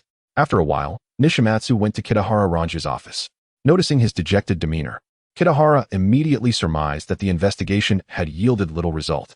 Taisei, how did it go? I've told you, Lin-san is not a problem. If he were truly guilty, would he devote himself so tirelessly to his work? You may not know, but he has been in life-threatening situations several times during missions with Gao Xingping. How could such a person be a spy? A spy infiltrating the military police headquarters would surely prioritize their own safety and not consistently place themselves in perilous situations. Nishimatsu, reluctant to concede, argued, Kitahara-kun, yet just moments ago, while I was probing him, he displayed an intense curiosity about this case and even asked how I fabricated the suspect's methods. Kitahara shook his head, saying, I tell you, Taisei, in such a bizarre case, who wouldn't be curious? That said, until the case is resolved, I recommend you focus your energy on the investigation rather than on identifying your colleagues. Do you understand what I mean? His words betrayed a hint of dissatisfaction, and Nishimatsu dared not speak further, acquiescing and leaving Kitahara's office. In his heart, he vowed, Lindsay, you will ultimately fall into my grasp. Even if you are innocent, I shall ensure you become embroiled in trouble. P.S. A substantial update. My writing may not be perfect, but I strive to produce more for the readers. Thank you for your support. Chapter 143. Being followed, it appears that Kitahara Ranjia's call to himself was devoid of any significant matter. Its sole purpose was to facilitate Matsumoto Taisei's scrutiny of him. However, Lindsay deduced that Kitahara Ranjia likely harbored no suspicions against him, as it was primarily Matsumoto Taisei, that rascal, who was orchestrating this affair. Otherwise, such scrutiny would not have been so simplistic. Upon exiting the gendarmerie headquarters, Lindsay chose to return home and rest. Siya and Ruashue were busy with needlework at home. With winter upon them, it was not only necessary to prepare several warm garments, but they also needed to replace bedding. This was quite a considerable undertaking, as stitching a quilt, including its cover, often consumed half a day. The quilt was rather thick, and without a thimble, Ruashue accidentally pricked her finger, leading to a gasp as blood began to bead. Siya promptly placed her sister's finger in her mouth, only to later admonish, I told you to wear a thimble. And now look what happened. Rest a while, there isn't much left to do. Although Ruashue initially felt no pain and was still smiling, upon Lindsay's arrival, she began to pout and complain of her injury. Lindsay playfully scolded her, you're just putting on an act. Ruashue was indeed a bit whimsical, and Siya, having always assumed the role of the elder sister, felt a mix of joy and envy at Lindsay's indulgent affection towards her sister. Understanding Siya's sentiments, Lindsay pulled her closer, acknowledging her efforts. Siya felt her heart swell with happiness as she gently embraced Lindsay's arm, closing her eyes to relish the moment's beauty. What nonsense. It's not tiring at all, Lindsay jested, noticing that the two sisters spent their days at home, venturing out only to buy groceries. And largely occupied with cooking and needlework, Lindsay had an idea. He fetched several sheets of rough paper, marked them with grids, and began teaching the sisters how to write. They recognized some characters, though their writing skills were rudimentary, having scarcely penned a few lines throughout their lives. Lindsay's intention was not to cultivate them into learned women, but simply to provide them with an engaging activity. Unexpectedly, C.S. suggested, Grandfather, could you teach us using the characters from the Precepts for Women? Lindsay was taken aback. You've read the Precepts for Women? Sia nodded, explaining that their late father had made them memorize it, although many of the characters remained unfamiliar to them. In the past, the daughters of affluent families were expected to study texts like Inflicting, particularly among the daughters of officials, as these works were deemed essential reading. This book was authored by Ban Zhao during the Eastern Han Dynasty, a member of the illustrious Ban family, known for their literary contributions. Ban Zhao's notable great-aunt was the renowned Ban Jiyu, and it was under her influence that Ban Zhao penned this work. It seems their late father was no ordinary man. Even the names he chose for his daughters suggested an educated background, and instilling in them the recitation of N.J. indicated a depth of knowledge that belied their current circumstances. Lindsay then ventured to a bookstore to procure a copy of N.J. returned to teach the sisters how to write. Sia learned swiftly, while Ruashue, though seemingly clever, struggled once she began. After a morning spent writing numerous large characters, Lindsay praised Sia's proficiency while chiding Ruashue, you ought to learn from your sister. Your writing is either missing a stroke or has too many, appearing quite askew. Ruashue stuck out her tongue, acknowledging, I know, sister is just more clever. Sia cherished these cozy moments spent together, affectionately leaning against Lindsay's arm as they prepared lunch, after a day filled with warmth at home. As Lindsay departed for work the following day, he sensed something amiss. When one feels the weight of another's gaze, it is an unmistakable sensation. Lindsay glanced back several times, yet saw no one. The danger detection card provided by the system had not been triggered, indicating that the individual merely intended to follow him without any malicious intent. Who could it be? Lindsay discovered a wonton stall down a narrow alley and settled down to enjoy a bowl. The space was confined, offering a clear view of the surroundings, and it was evident that his pursuer dared not approach too closely, opting to lurk at a distance instead. After finishing his wontons, Lindsay ordered a bowl of soup to savor leisurely. At a distance, around the corner, a man of modest stature clad in a simple gray coat couldn't help but sniffle. It was indeed cold this morning. He too yearned for a warm bowl of soup. After settling his bill, Lindsay rose and strolled toward the patrol station, with the man in gray discreetly following at a distance. Upon entering the station, Lindsay ascended to the second floor, not heading to his office, but rather climbing to a small attic filled with odds and ends, from where he could observe outside through a window. Sure enough, he spotted the gray-clad man feigning indifference as he strolled past the patrol station's entrance, only to return moments later and slip into a nearby tea house. Lindsay descended the stairs, muttering under his breath, "Damn it, with such skills, he dares to tail me." In truth, it was not entirely the followers' incompetence that led to his detection. Had it been someone else, they might not have noticed him at all. However, Lindsay had consumed a mental power enhancement capsule, granting him heightened awareness. Once downstairs, he spotted Sia Quanner and called out, "Sia Quanner, gather a few men, arm yourselves, and accompany me to the tea house nearby to apprehend someone." Upon hearing this, Sia Quanner quickly summoned several patrolling officers who were resting at the station, and they all set off with an air of determination toward the small tea house. Lindsay charged ahead into the establishment, and upon seeing the station chief enter, the proprietor hurriedly emerged from behind the counter, bowing deeply and exclaiming, "Ah, Sir Lin, it has been some time since you graced my humble establishment with your presence. If I have neglected any aspect of service, please do instruct me. Your absence has left my heart yearning, and I dare say the patrons here have missed you as well." Lindsay had no time for idle chatter. Upon entering, he immediately spotted the gray-clad man in a corner. Realizing the situation was turning unfavorable, the man attempted to retreat toward the back. "That's the one. Seize him," Lindsay commanded. Sia Quanner and his men surged forward, overturning a couple of tables as they rushed to apprehend the man.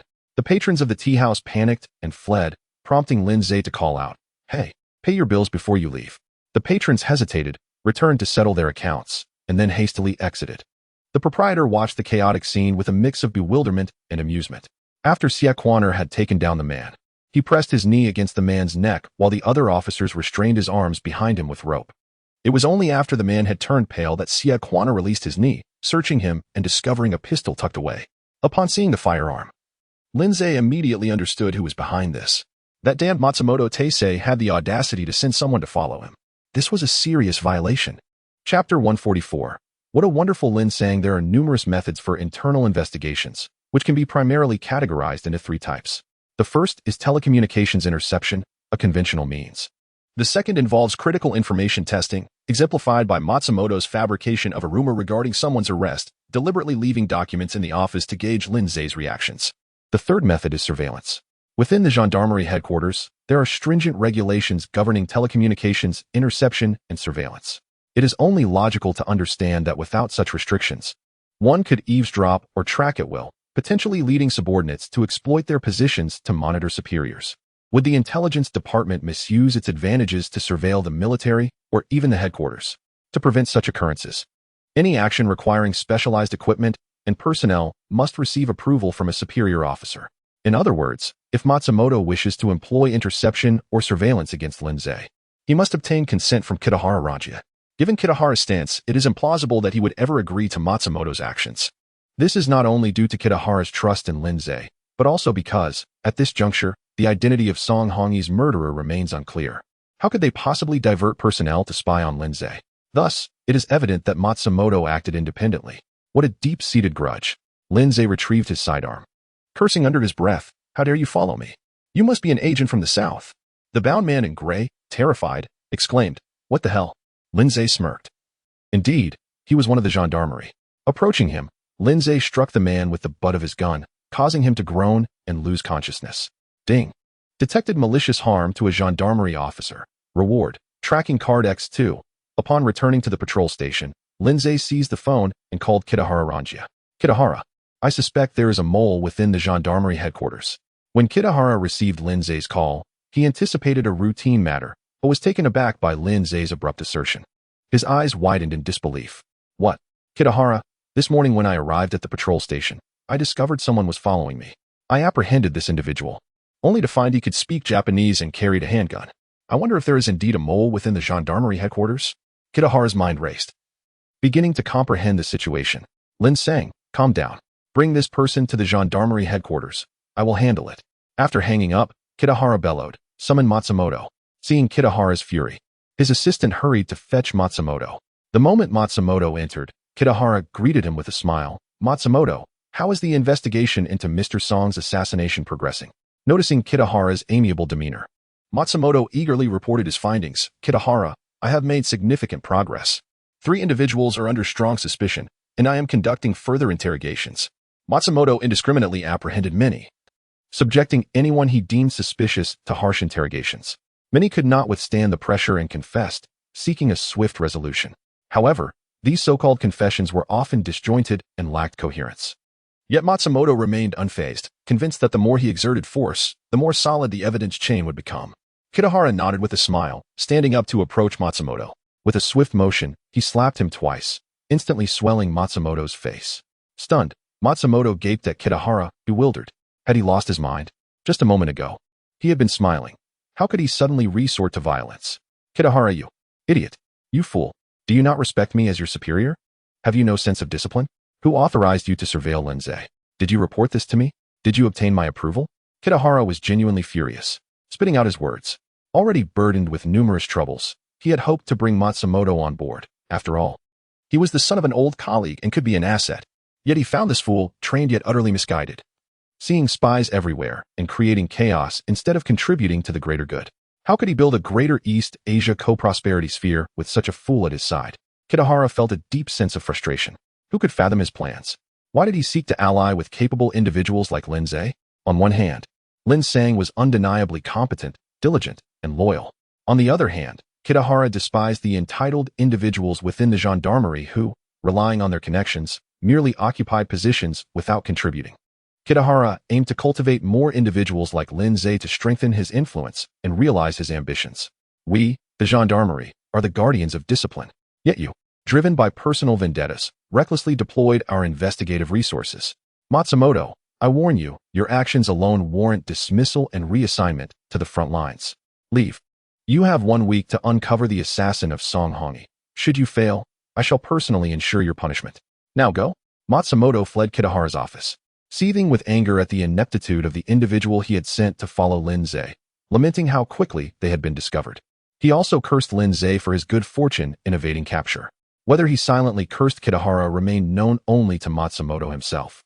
Arriving at the interrogation room, he seized a whip from a gendarmerie officer, unleashing his frustrations upon the so-called suspects. When Lindsay brought the captured individual to the gendarmerie headquarters, Kitahara recognized him as an ordinary staff member from the counterintelligence division. He waved his hand, instructing the guards to take him away. Unlike Matsumoto, he lacked the privilege of having an old colleague's father in his corner. Lin Sang, I believe this is a misunderstanding. This individual was tracking you for unknown reasons, and I will ensure he is removed from the gendarmerie headquarters and sent to the front lines. Lindsay looked at Kitahara, his expression one of grievance. After a pause, he spoke, Kitahara, I understand your predicament. Please do not let this incident affect you. My experiences are inconsequential. What matters is that you have promoted me. As long as I can assist you, I am truly content. Lin Sang. Kitahara felt a surge of emotion, nearly moved to tears. What a remarkable Lin Sang. I must find a way to secure his citizenship. Such talent deserves to be part of my inner circle and a capable ally. Chapter 145. The funeral of Song Hongi. A few days later, the gendarmerie headquarters made a significant breakthrough. Under the relentless interrogation by Colonel Matsuzaki, one suspect's testimony finally seemed somewhat plausible. Although Colonel Matsuzaki understood that there were likely still many issues at play if the case was not resolved soon. The traitors in Beiping would not merely be considering skipping work. Many would surely contemplate fleeing south. After announcing the capture of the murderer, the gendarmerie headquarters surprisingly decided to hold a funeral for Song Hongi. When Lindsay learned of this news, he was momentarily bewildered. Were the Japanese truly so benevolent? Upon reflection, he realized that the funeral was not intended for Song Hongi himself, but rather for the benefit of the various traitors. Look, it seemed to convey, as long as you cooperate with the Imperial Army, we will not only bestow upon you high ranks and wealth during your lifetime, but we will also grant you a grand burial in death. Rest assured, the Imperial Army values its people. You may comfortably continue in your treachery. The funeral was conducted in strict accordance with traditional rites, and Colonel Matsuzaki delivered a speech. The essence of his address emphasized that the murderer had been apprehended, that Mr. Song had closed his eyes in death, and that the gendarmerie had the capability to maintain order in Beiping and, moreover, to safeguard everyone's safety. The officiant of the ceremonies was a man named Ma Liang, not the legendary Ma Liang of folklore, but a notorious traitor himself. This elderly gentleman, over 60 years of age, was originally from the Beiyang New Army and had once held the position of garrison commander in Jiqing before falling out of favor. A martial artist, he had significantly contributed to the development of traditional martial arts. When the Japanese occupied Pingjin, they actively courted veterans like Ma Liang, while most remained steadfast. This old man willingly accepted the Japanese invitation, becoming a member of the Maintenance Association and a member of the North China Governance Committee. Within the morning hall, attendees offered their condolences and burned paper offerings. Lindsay was among the mourners. Still puzzled as to why Song Hongyi had been so certain that he would not disclose his unusual behavior to Kitahara Ranjia. Although he had reviewed the life of Song Hongyi, the film only showcased select significant moments. Lindsay could only speculate that since Song Hongyi was an early member of the Revival Society and had been directly under the leadership of Boss Dai and even the old man, he likely knew Master Zhuang.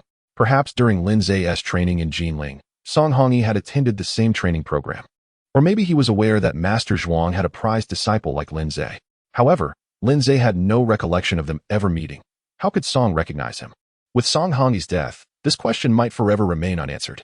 When it was Lindsay's turn to burn paper offerings, a gust of wind swept through the morning hall, causing the flames to flicker and dance before settling back into stillness.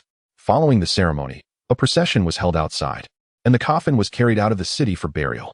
Gao Xingping and Lindsay, feeling fatigued after a long day, opted not to accompany the procession outside the city.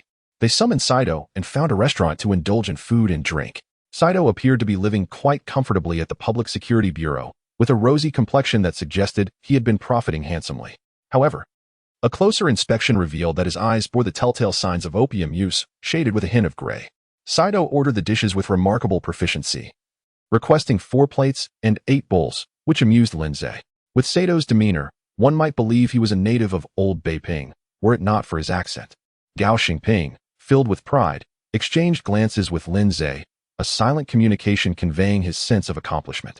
After several rounds of drinks, Lindsay lamented, "Saito, since you left the Counter-Espionage Bureau, life has become considerably more challenging for us.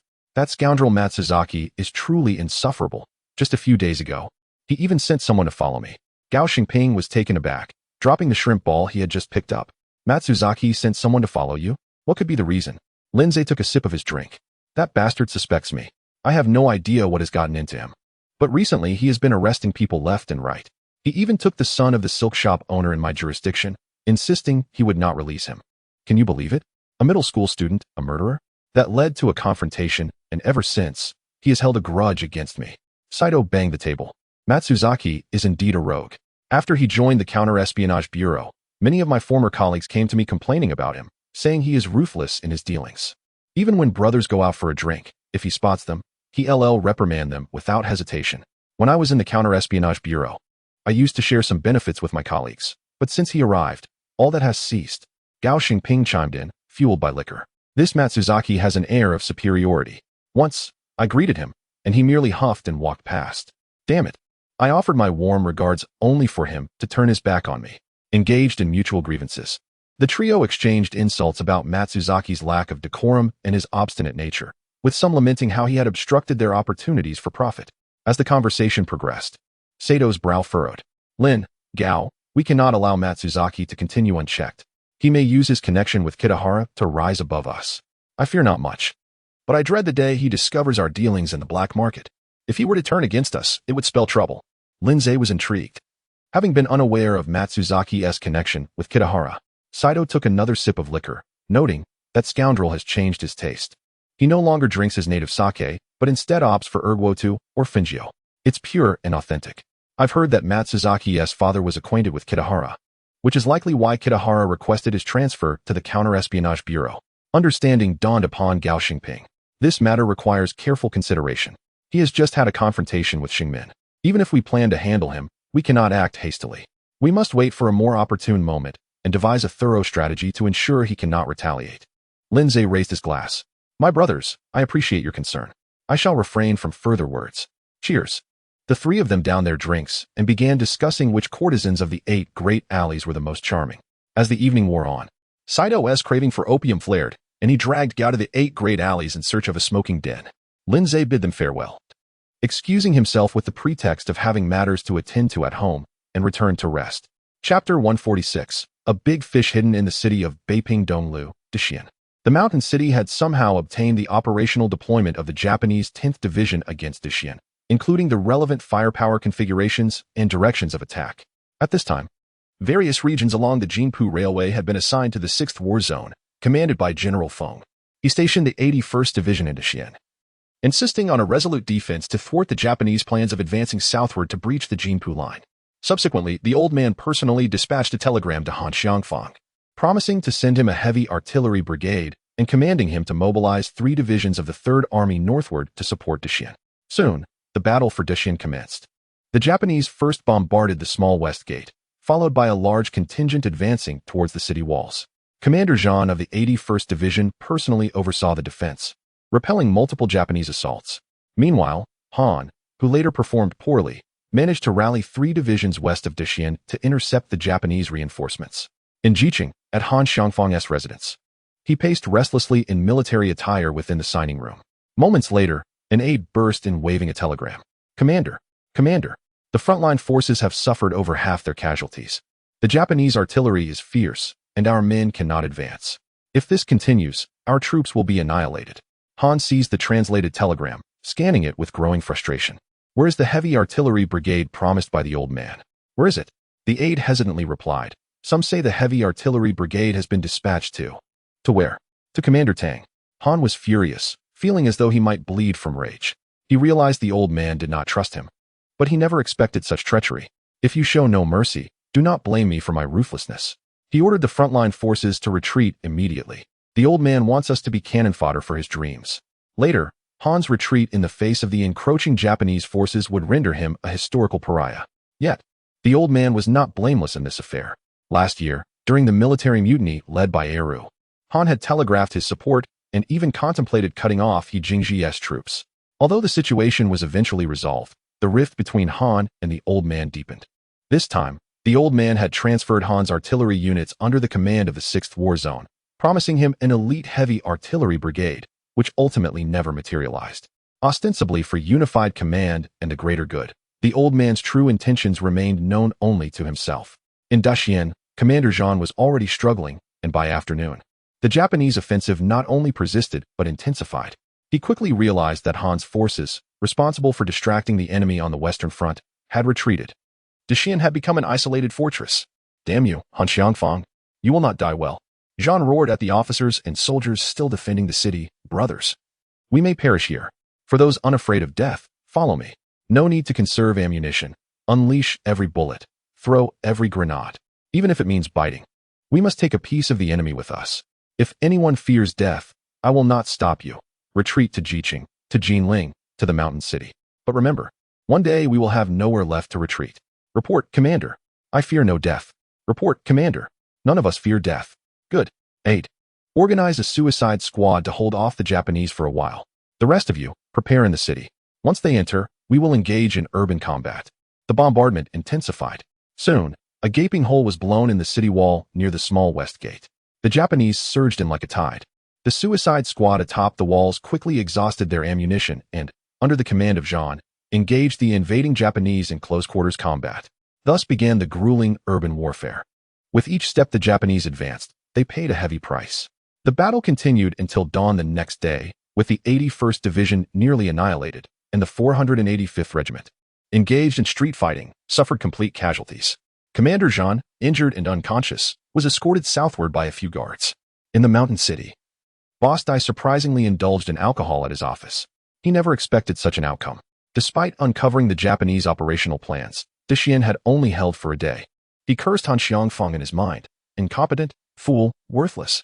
Outside the office, Mao Deshang and others exchanged glances, afraid to utter a sound. How could the situation have devolved to this? Was the nation truly on the brink of collapse? Lindsay, preoccupied with distant battles, could gather little useful information aside from covertly listening to shortwave broadcasts. The newspapers in Beiping were filled with trivial news and reports of the Imperial Army's latest victories. He was urgently summoned by Kitahara Ranjia to the garrison headquarters. The office was crowded, and Matsuno Daidaro was also present. Kitahara Ranjia's eyes were bloodshot. and he panted heavily. Upon seeing this, Lindsay wondered if he had overindulged in some stimulant. Kitahara Rangia, excited like a wild boar spotting a cornfield, waved his arms. A big fish. There's a big fish hidden in Beiping, and we have already discovered its whereabouts. This time, we must act swiftly to capture this big fish. Everyone must set aside their current tasks and heed my command. Colonel Matsuzaki will personally oversee this operation, and even the general headquarters has sent orders. We must take this seriously. Upon hearing this, Lindsay thought, could it be that the station master of Beiping has been exposed? What kind of high-ranking official could excite Kitahara Rangia to such an extent?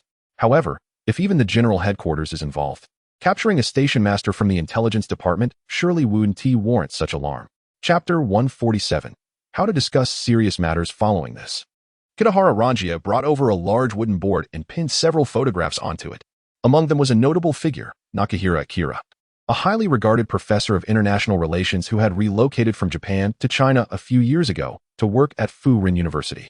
Recently, during our review of international correspondence, we uncovered substantial evidence suggesting that he harbors significant communist sympathies. As Kitahara Rangia continued to hang the photographs, he elaborated to the group. Suspicions of communist affiliations? Could it be that this time we are pursuing a major target from the red zone? Once the photographs were affixed, Kitahara Rangia turned to address the assembly once more. Nakahira Akira holds a prominent position in academic circles. Before we possess concrete leads, we must avoid hasty actions. Thus, we must first monitor his activities. Lin sang. Lindsay immediately stood at attention, responding, yes, you will lead a surveillance team. In addition to monitoring Nakahira Akira's phone communications, you must also keep a close watch on his personal movements. Understood. Lindsay saluted respectfully. Kitahara Rangia nodded in satisfaction, then turned to Lieutenant Nisong Dajing. Lieutenant Nisong, you will lead a mobile unit, remaining on standby. Should Lin Sang uncover any leads, you are to initiate a thorough investigation surrounding them. If necessary, you must execute a covert apprehension of Nakahira Akira. Remember, this individual wields considerable influence and has numerous connections within the academic circles of the United States. If we must detain him, we must minimize the repercussions. Lieutenant Nisong Dajing, eager to enhance his standing in Kitahara Rangia's eyes through successful operations, stood rigidly and proclaimed in a louder voice than Lindsay, understood. Lindsay rolled his eyes in response, muttering, why are you shouting so loudly? Gao Sang. Gao Xingping made an effort to appear more composed. Commander Kitahara, please issue your orders. You are to assemble the most capable members of the investigative unit to supplement Lieutenant Nisong's mobile team. Additionally, you must ensure close monitoring of public sentiment in Beiping to prevent any discussions about our operation. Do you understand? Understood. Lindsay mused quietly to himself.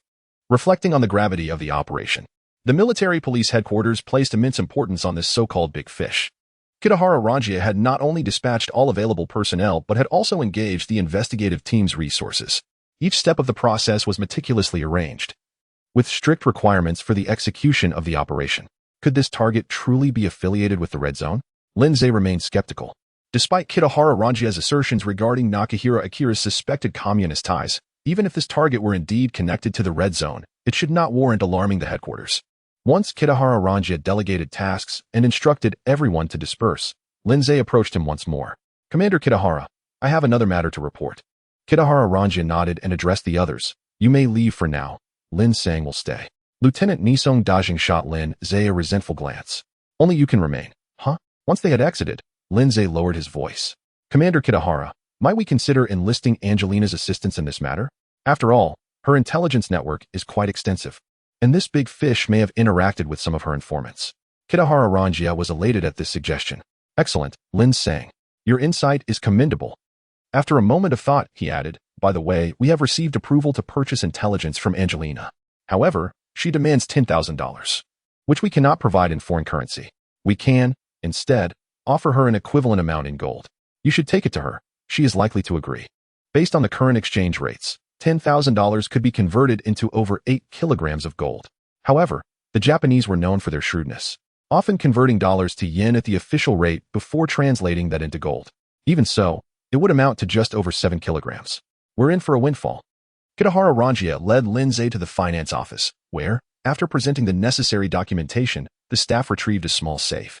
This was then placed into a wooden crate, and the staff member informed Kitahara Rangia, Commander Kitahara, everything is prepared. Here is the safe's combination. He handed over a small card with the password written on it. Kitahara Ranjia nodded in acknowledgement, passing the safe and the combination to Lin Zhe. Lin sang, "Time is of the essence. You must go to the Six Nations Hotel immediately to meet Angelina. For your safety, I will assign several military police to protect you." "Thank you, Commander." Protection was one aspect, but the more pressing concern was surveillance. As the saying goes, money talks, and with this sum, Lin Zhe could live comfortably for life. Even if he decided to flee to the United States, should he abscond with the funds, it would be a challenge for Kitahara Ranjia to seek recourse. A Nissan vehicle was arranged, capable of accommodating 7 passengers. Under the vigilant protection of 6 military policemen, Lin Zhe arrived at the Six Nations Hotel. The military police escorted him to the elevator, and according to protocol, they would wait there until Lin Zhe returned to the military police headquarters. Upon reaching the 6th floor, Lin Zhe approached the door with familiarity and knocked. The door was opened by Elena, a young woman whose gaze towards Lin Zhe was filled with tenderness, almost as if it might overflow with emotion. Lin Zhe, holding the crate, playfully pinched her cheek. "Where's Angelina?" Shyly, Elena lowered her head. "Madam is inside." Angelina, having heard the commotion, swiftly approached the door. "Sir, please come in." Then, addressing the bashful Elena, she remarked, "Poor Elena, your place is about to be bruised again. How can I let the esteemed Mr. Lin stand at the door?" Once inside, Lin Zhe presented the crate to Angelina. "This contains gold valued at $10,000. Of course, calculated at the Japanese exchange rate." Angelina shook her head emphatically. "No, sir, I have enough money. Please keep this gold. It may serve you better." Lin Zhe countered, "It makes little difference where it is kept. The current climate in Beiping offers little opportunity for spending, aside from basic sustenance. It would be prudent to leave it with you, as your foreign status provides a layer of protection. Perhaps we can explore overseas investments later." "Angelina, you should consider hiring more bodyguards. Anyone can access the 6th floor, and it's not entirely secure." With a mysterious smile, Angelina opened a drawer in the tea table, revealing a firearm. She placed it on the table and clapped her hands. "Elena, show the esteemed gentleman your skills." Elena nodded obediently, picking up the gun and skillfully disassembling and reassembling it in a dazzling display. Lin Zhe marveled at her proficiency, exclaiming, "Impressive. You are quite adept with firearms." Angelina leaned closer, her lips slightly parted, and whispered, "And there's more." She glanced at Elena, who slowly crawled over on the carpet. "Oh, how shall we proceed with this serious matter?" Chapter 148. Surveillance and good friends. "It's of no concern, sir. What are your instructions?" Lin Zhe took a deep breath. "Angelina, the garrison command has a significant operation underway, claiming that a major figure is concealed within Beiping. The first individual I have been tasked to investigate is a university professor, selected due to suspicions of him being pro-communist, which surfaced during routine scrutiny of international correspondence by the command." Angelina furrowed her brow in contemplation. "Sir, I am unaware of the individual the garrison command seeks in Beiping, yet I believe there may be a connection to their operation." Observing Lin Zhe's demeanor, she stifled a laugh, exuding a mature allure. She poured a glass of red wine and lit a cigar for Lin Zhe. With a deep sigh, Lin Zhe lamented, "What a descent into depravity. Enough of this revelry. Please proceed." "As you wish, sir." Recently, a pivotal figure from the Red Russians defected to the Japanese. Lin Zhe was taken aback. A key figure from the Red Russians defecting to the Japanese? What an unfathomable turn of events. If one were to defect, it would be to a nation like the British or Americans, not to the Japanese. Angelina brushed her hair aside. According to reports from the Ice City, this defector is Lyashikov, the Red Russian leader for the Far East, holding the rank of general. The reasons for his defection are not difficult to infer. This year, all 12 commanders of the second-level army groups were purged, with countless lower-ranking officers either executed or sent to re-education camps. Frankly, those sent to such places would often prefer execution. "Ah, so this individual fled out of fear of being purged?" Angelina shot a disapproving glance at Elena and admonished, "Be cautious. You know the consequences." She continued, "That seems to be the case. His defection has severely impacted the Red Russians' intelligence network in the Far East. The Joint Special High Command and the Ice City Intelligence Agency have recently apprehended numerous individuals, all Russians. Therefore, your mention of the university professor having communist ties leads me to suspect that the garrison command's ultimate target may indeed be linked to the Red Russians." Lin Zhe frowned. This could indeed elucidate Noera Ranja's excitement and his references to commands from the headquarters. But another question arose, since Lyashikov has already informed the Japanese about this major figure. Why haven't they arranged for an immediate capture, as they did in the Ice City? It is more plausible that this person, hidden in Beiping, is not under Lyashikov's command but is directly in contact with Mo City. Nonetheless, as Lyashikov is the head of the Far East, He might possess some information about this individual. Are there many Russians in Beiping? Angelina pondered. The Red Russian consulate has relocated to Shanxing, and the remaining Russian businessmen in Beiping are scarce, with most being entertainers. Well, women engaged in covert operations occupy an even smaller fraction, and those like Angelina are exceedingly rare. The individual the garrison command seeks is certainly not Angelina, as she spends her days trading intelligence from various nations and harbors a profound vendetta against the Red Russians. While she may have sold them information, it is inconceivable that she would work for Mo City. Moreover, Angelina is absolutely loyal to herself and would never conceal anything. Why doesn't Tino Ararangia order a thorough investigation of all registered Russians in Beiping? However, according to Angelina, Lyashikov's defection has been recent. Perhaps the garrison command has already conducted such an investigation without yielding any results, thus deciding to pursue the university professor. After much deliberation, Lindsay departed the Luwa Hotel with a contented expression. The soldiers waiting below were puzzled by his prolonged absence. Fortunately, upon his descent, Lindsay noticed the soldiers hadn't even taken a coffee break, which made him feel rather guilty. He handed each of them 10 yen, much to their delight. Back at the garrison command, Lindsay sought an audience with Noararangia. Nohara-kun, the gold has been entrusted to Angelina, who has agreed to mobilize her resources to assist us in investigating Zhong Mingji's various social connections, particularly those of an unusual nature. Noara nodded. Excellent. Should we acquire new leads, we can promptly inform her to facilitate her assistance in advancing our investigation. Nohara-kun, I shall proceed to arrange surveillance and listening operations. Lindsay, accompanied by the surveillance team, hastened to the telephone bureau. The listening team consisted of familiar faces, 2 men and a woman who had previously assisted in surveilling Li Mengna at the Luwa Hotel. Their faces lit up upon seeing Lindsay at the helm once more. After all, he had a way with words and was generous with his resources, making him quite likable. The man in his 30s, named Yusen Masato, regarded Lindsay as a good friend, chattering excitedly about sharing drinks with him once the mission concluded. Meanwhile, the young woman cast furtive glances at Lindsay, who, despite noticing, thought the woman's features were rather unappealing and felt it would be better to set her up with Yusen, who, at over 30, remained single and somewhat pitiable. Upon arrival at the inner-city telephone bureau and after presenting their credentials, the director politely escorted them to a specialized listening room. This room had not existed previously. However, the garrison command mandated that all telephone bureaus in both inner and outer cities establish a dedicated listening room. Yet, such surveillance was not a daily occurrence, as it would require excessive manpower and resources. The room would only be utilized during specific operations. When the target made a call or received one, the connecting personnel would route the call through this room. It was as straightforward as it was crude. Moreover, the task of surveillance was rather agreeable, especially for those with patients who enjoyed idling about, for it was improbable for a single person to be on the phone all day. When the target was not engaged in conversation, the surveilling personnel could indulge in their own distractions. Yusen had brought along numerous magazines, all editions of the Good Friends pictorial. Lindsay glanced at them, appreciating the fine publication. Yusen candidly admitted, I'm just here to admire the starlet on the cover. Observing his female colleague's disdainful expression, Lindsay mused that Yusen's lack of a romantic partner was quite understandable. He instructed them to remain attentive during their surveillance and to report any developments immediately, while he himself proceeded to monitor Professor Zhong Mingji's residence. Professor Zhong, quite affluent, taught at foreign university, receiving his salary in dollars. In these times, university professors enjoyed a substantial income, and foreign was prompt in its payments, resulting in Zhong's spacious residence, a grand courtyard located in the Dongli Hutong in the eastern part of Jingshan, a remarkable location in the heart of the inner city. Chapter 149. The bookstore-loving steward. For several consecutive days, the life of Professor Zhang Mingji followed a remarkably regular routine. Each morning, his steward would venture out to procure breakfast for him. Professor Zhang had a fondness for the delicacies of Beiping, indulging in fried dough twists, sesame balls, or meat-filled buns throughout the day. However, it seemed he had no taste for bean juice, as he was never seen purchasing it. After finishing his meal, he would be driven to the university by his dedicated rickshaw puller. This rickshaw appeared to belong to Professor Zhong, who merely employed a driver to operate it.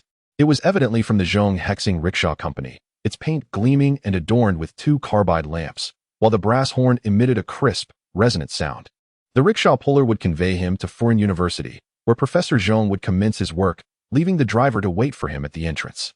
At noon, Professor Zhong typically ate at the university, occasionally dining out with colleagues or students. After work in the afternoon, he shunned socializing, preferring to stroll through Lulikang, purchasing various jars and bottles of uncertain authenticity before returning home to rest. This routine persisted for 3 or 4 days, during which the surveillance team uncovered nothing of consequence. Lindsay found this rather peculiar. Could it be that Kitahara Ranjia had erred? In this era, discussing Russian topics was quite fashionable, and as a university professor, it was conceivable that Zhong might have exchanged a few words with foreign friends in correspondence, leading Kitahara to suspect him of harboring communist sympathies. Since trailing Zhong yielded no breakthroughs, Lindsay resolved to shift his focus and follow the steward instead.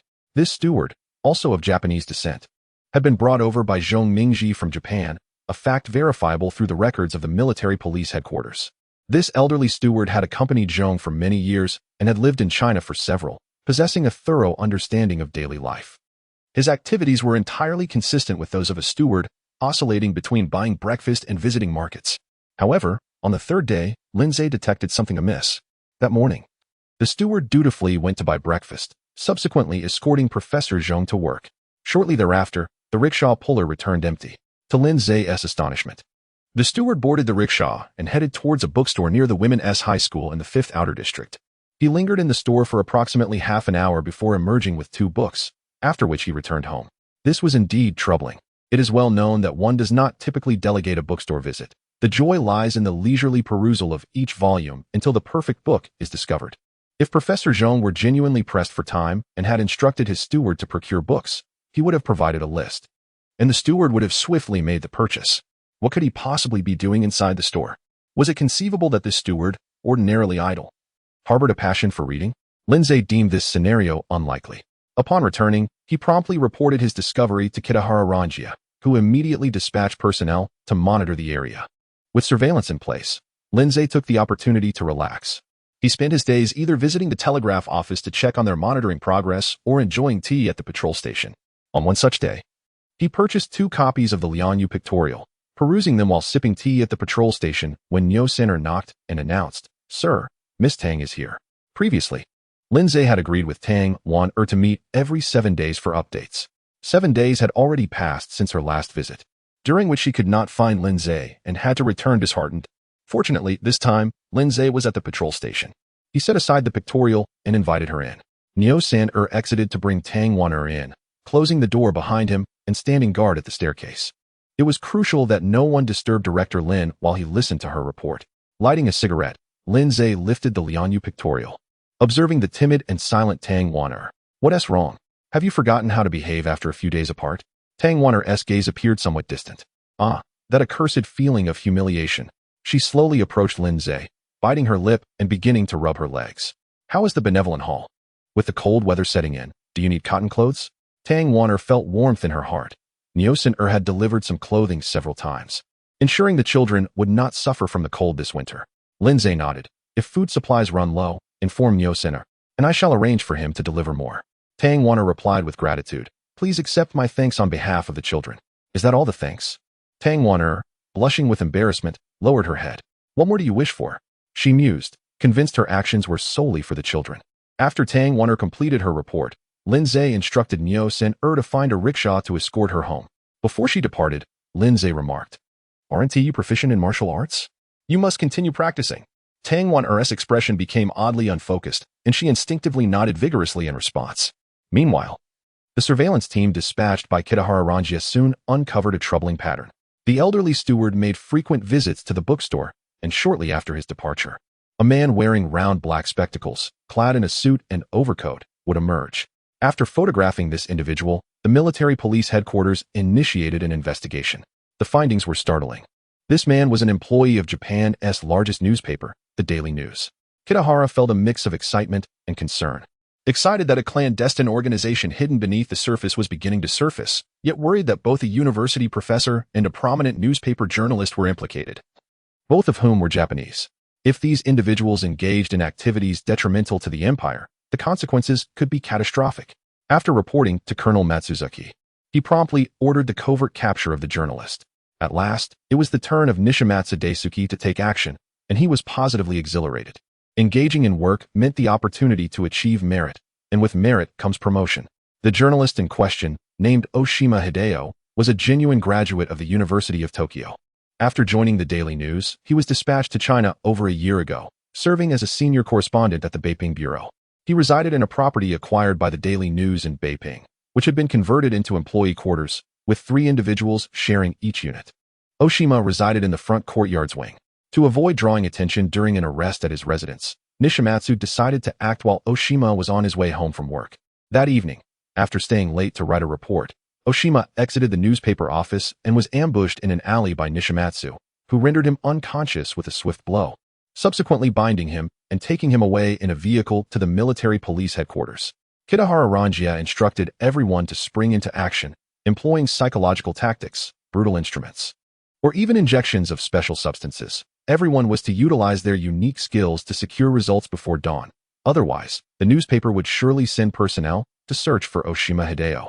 The Daily News was not to be trifled with. These individuals held themselves in high regard, even above the military police headquarters. Chapter 150. Administering the injection, Lindsay was summoned to the interrogation room, brimming with anticipation as he perceived this as an excellent opportunity to accrue rewards. Initially, it was not his turn to participate, but unexpectedly, the obstinate Oishihiro was resolute, refusing to divulge anything, merely repeating, "I am an employee of the Daily News. You have no justification for my arrest, and your use of torture is abhorrent. I shall expose you. The headquarters will punish you rascals severely." Beiyuan Ranjia felt immense pressure, for Oishihiro's assertions held a kernel of truth. While it was evident that Oishihiro harbored secrets, the military police headquarters lacked tangible evidence. If they could not extract information from him, the Daily News reporters in Beiping would inevitably stir up a commotion upon discovering his detention by the military police. Daisuke Matsumoto, exhausted from the physical exertion of interrogation, finally relinquished the floor to Lindsay. Ding. Detected that the host has violated interrogation protocols. Reward, principle of dissection. Ding. Detected that the host has maliciously harmed another. Reward, versatile pen. Versatile pen. This pen can assist you in mimicking any handwriting you are familiar with. This is a splendid item. Lindsay was invigorated by the prospect of interrogation. Even Matsumoto could not suppress a slight smirk. Lindsay truly was a formidable individual. After an hour had passed, Oishihiro was on the verge of losing all composure. Even Lindsay had to admire this man. Not everyone could withstand such brutal torture. Yet, Lindsay was confident that should he employ the infernal needle technique, not even the most resilient could endure it, though he knew he could not use such a tactic in front of Beiyuan Ranjia and others.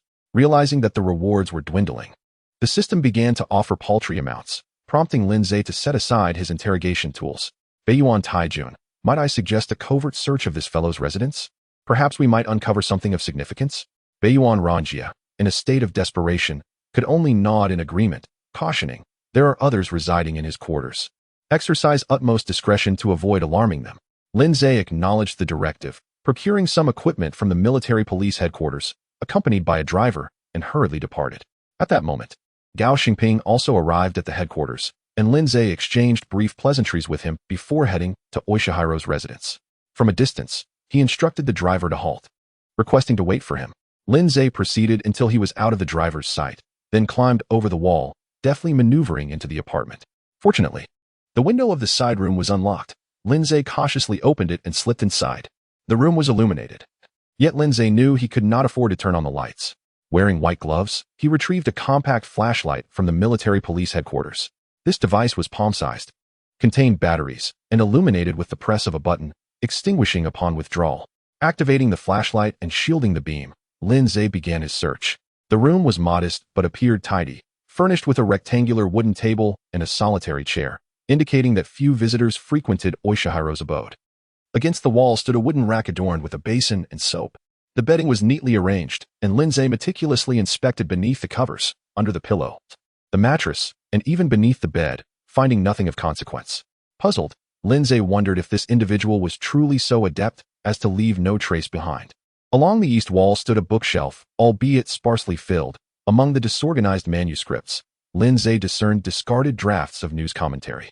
Most of the books were reference materials, alongside a few Japanese literary works, including a finely bound edition of Romance of the Three Kingdoms. Suddenly, a novel caught Lindsay's eye. It was neither in Chinese nor Japanese. As he scrutinized the text on the cover, he strained to recall which language it belonged to.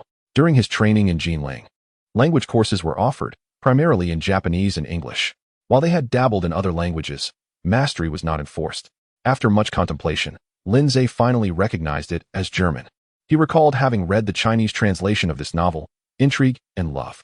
Opening the book, he confirmed it was indeed the original German text, not a translation. And upon closer inspection, the pages bore signs of frequent handling. So, Oshihiro understood German? Could it be that the individual communicating with him was of German descent? This raised questions. Zhong Mingji was Japanese, as was Oshihiro, and the Japanese harbored deep-seated animosity towards the Russians. Even if these two had joined an anti-Japanese organization, it would likely be led by a Russian. How then did a German book find its way here? Perhaps its presence was mere coincidence, after all. The Japanese were currently promoting German-Japanese camaraderie. Oshihiro was a scholar, so his proficiency in German was plausible. Or perhaps, concealing the book within his coat. Lindsay tidied the room before extinguishing the flashlight and exiting through the window. He swiftly returned to the vehicle and urged the driver to return to the military police headquarters post-haste. The driver, proficient in his duties, navigated back to the headquarters promptly. Lindsay rushed into the interrogation room, whispering something to Beiyuan Ranjia before they proceeded to a nearby temporary office. Producing the book, Lindsay stated, Beiyuan Kun. Although I cannot decipher the language, I find it peculiar that this is the only book of such a language on Oshihiro's shelf. Beiyuan Ranjia donned gloves and perused the novel, murmuring, German. A chill ran down his spine. This seemed to transcend the ordinary concerns of mere espionage. With a university professor, a daily news journalist, and now a German book involved, if Zhong Mingji had indeed dispatched a steward to liaise with Oshihiro, and if Oshihiro's superior was German, then could this German be the linchpin in this intricate web? A foreboding sense enveloped Beiyuan Ranjia. He sensed this might be the most formidable espionage organization he had ever encountered. As the night wore on, the military police headquarters had made no significant breakthroughs apart from the book. Matsumoto suggested apprehending Zhong Mingji and his steward. Beiyuan Ranjia scolded him internally, realizing that even if they captured the steward, he would likely only reveal Oshihiro's whereabouts. With Oshihiro already in their custody, what purpose would it serve to detain others? After consulting with Colonel Matsuzaki, Beiyuan Ranjia resolved to make one final attempt. Around 5 in the morning, an officer clad in a white coat entered the interrogation room. Upon hearing Beiyuan Ranjia's request, the officer hesitated, explaining that the substance was still experimental. Although it could induce temporary confusion in the target's consciousness, potentially yielding valuable information, it also posed a risk of rapid demise. Beiyuan Ranjia made a resolute decision. Administer the injection. Chapter 151. The shepherd, the officer clad in a white lab coat. Upon hearing the words of Kitahara Ranjia, shrugged his shoulders and acquiesced. Very well, as you wish. He donned gloves and opened a silver case he had with him. The onlookers, having never witnessed such a scene, craned their necks in curiosity. When the silver case was opened, it revealed a black soft fabric lining, with several clasps holding syringes and small vials. Lindsay observed this spectacle, pondering whether these substances were intended for interrogation. What on earth had the Japanese been experimenting with? After a prolonged selection, the officer extracted a syringe and a small glass vial. With a firm twist, he opened the vial, inserting the needle to draw up the liquid. It appeared quite professional. The Japanese had stationed a so-called medical unit south of the Temple of Heaven, and everyone was aware of their inhumane experiments taking place there. Consequently, their bewildering concoctions advanced at an alarming rate. The officer turned to Kitahara Ranjia. Are you truly certain? I must emphasize once more, he may very well die, and we will gain nothing. Kitahara Ranjia nodded resolutely. The officer, syringe in hand, approached Toji Shuho, who was now gasping for breath. The officer located a vein in his neck, deftly inserting the needle and slowly pressing the plunger. The crowd leaned in closer, while Kitahara Ranjia fixed a tense gaze on Toji Shuho. Approximately a minute later, Toji Shuho began to thrash violently, accompanied by terrifying howls that echoed through the room. The torture device, clanking ominously. Several military police rushed to restrain him. The officer furrowed his brow and stated, he cannot endure much longer. If you know anything, ask swiftly. Kitahara Ranjia moved closer, gripping Toji Shuho's hair to lift his head. Who is your contact? Who is your contact? Toji Shuho remained silent. Baka, Kitahara Ranjia cursed, suddenly realizing he should have summoned someone proficient in German, as Toji Shuho might respond to that language. This was a grave oversight. The drug had been administered, and time was running out.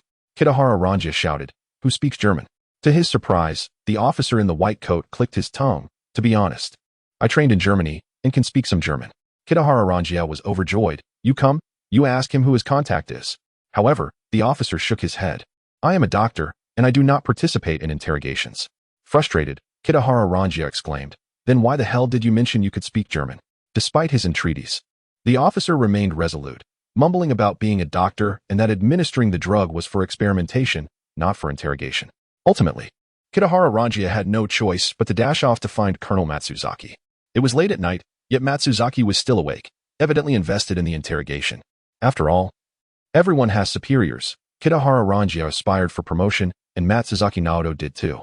If Kitahara had to answer to Matsuzaki's orders, then Matsuzaki had to answer to the headquarters commands. Seeing Kitahara Rangia arrive breathlessly, Matsuzaki assumed he had made some progress.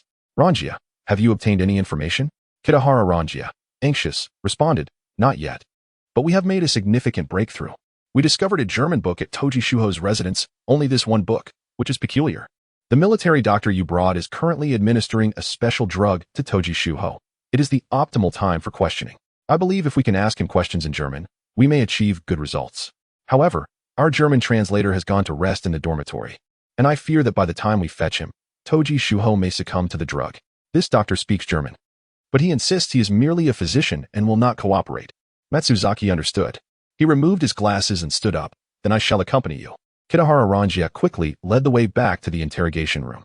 Upon their arrival, Matsuzaki addressed the officer in the white coat with courtesy, "Mr. Yuzuki, we understand you are a respected physician, but do not forget you are also a soldier. Although I am not your direct superior, my rank is higher than yours. This prisoner possesses crucial information that concerns the interests of the empire. I ask that you cooperate with Major Kitahara."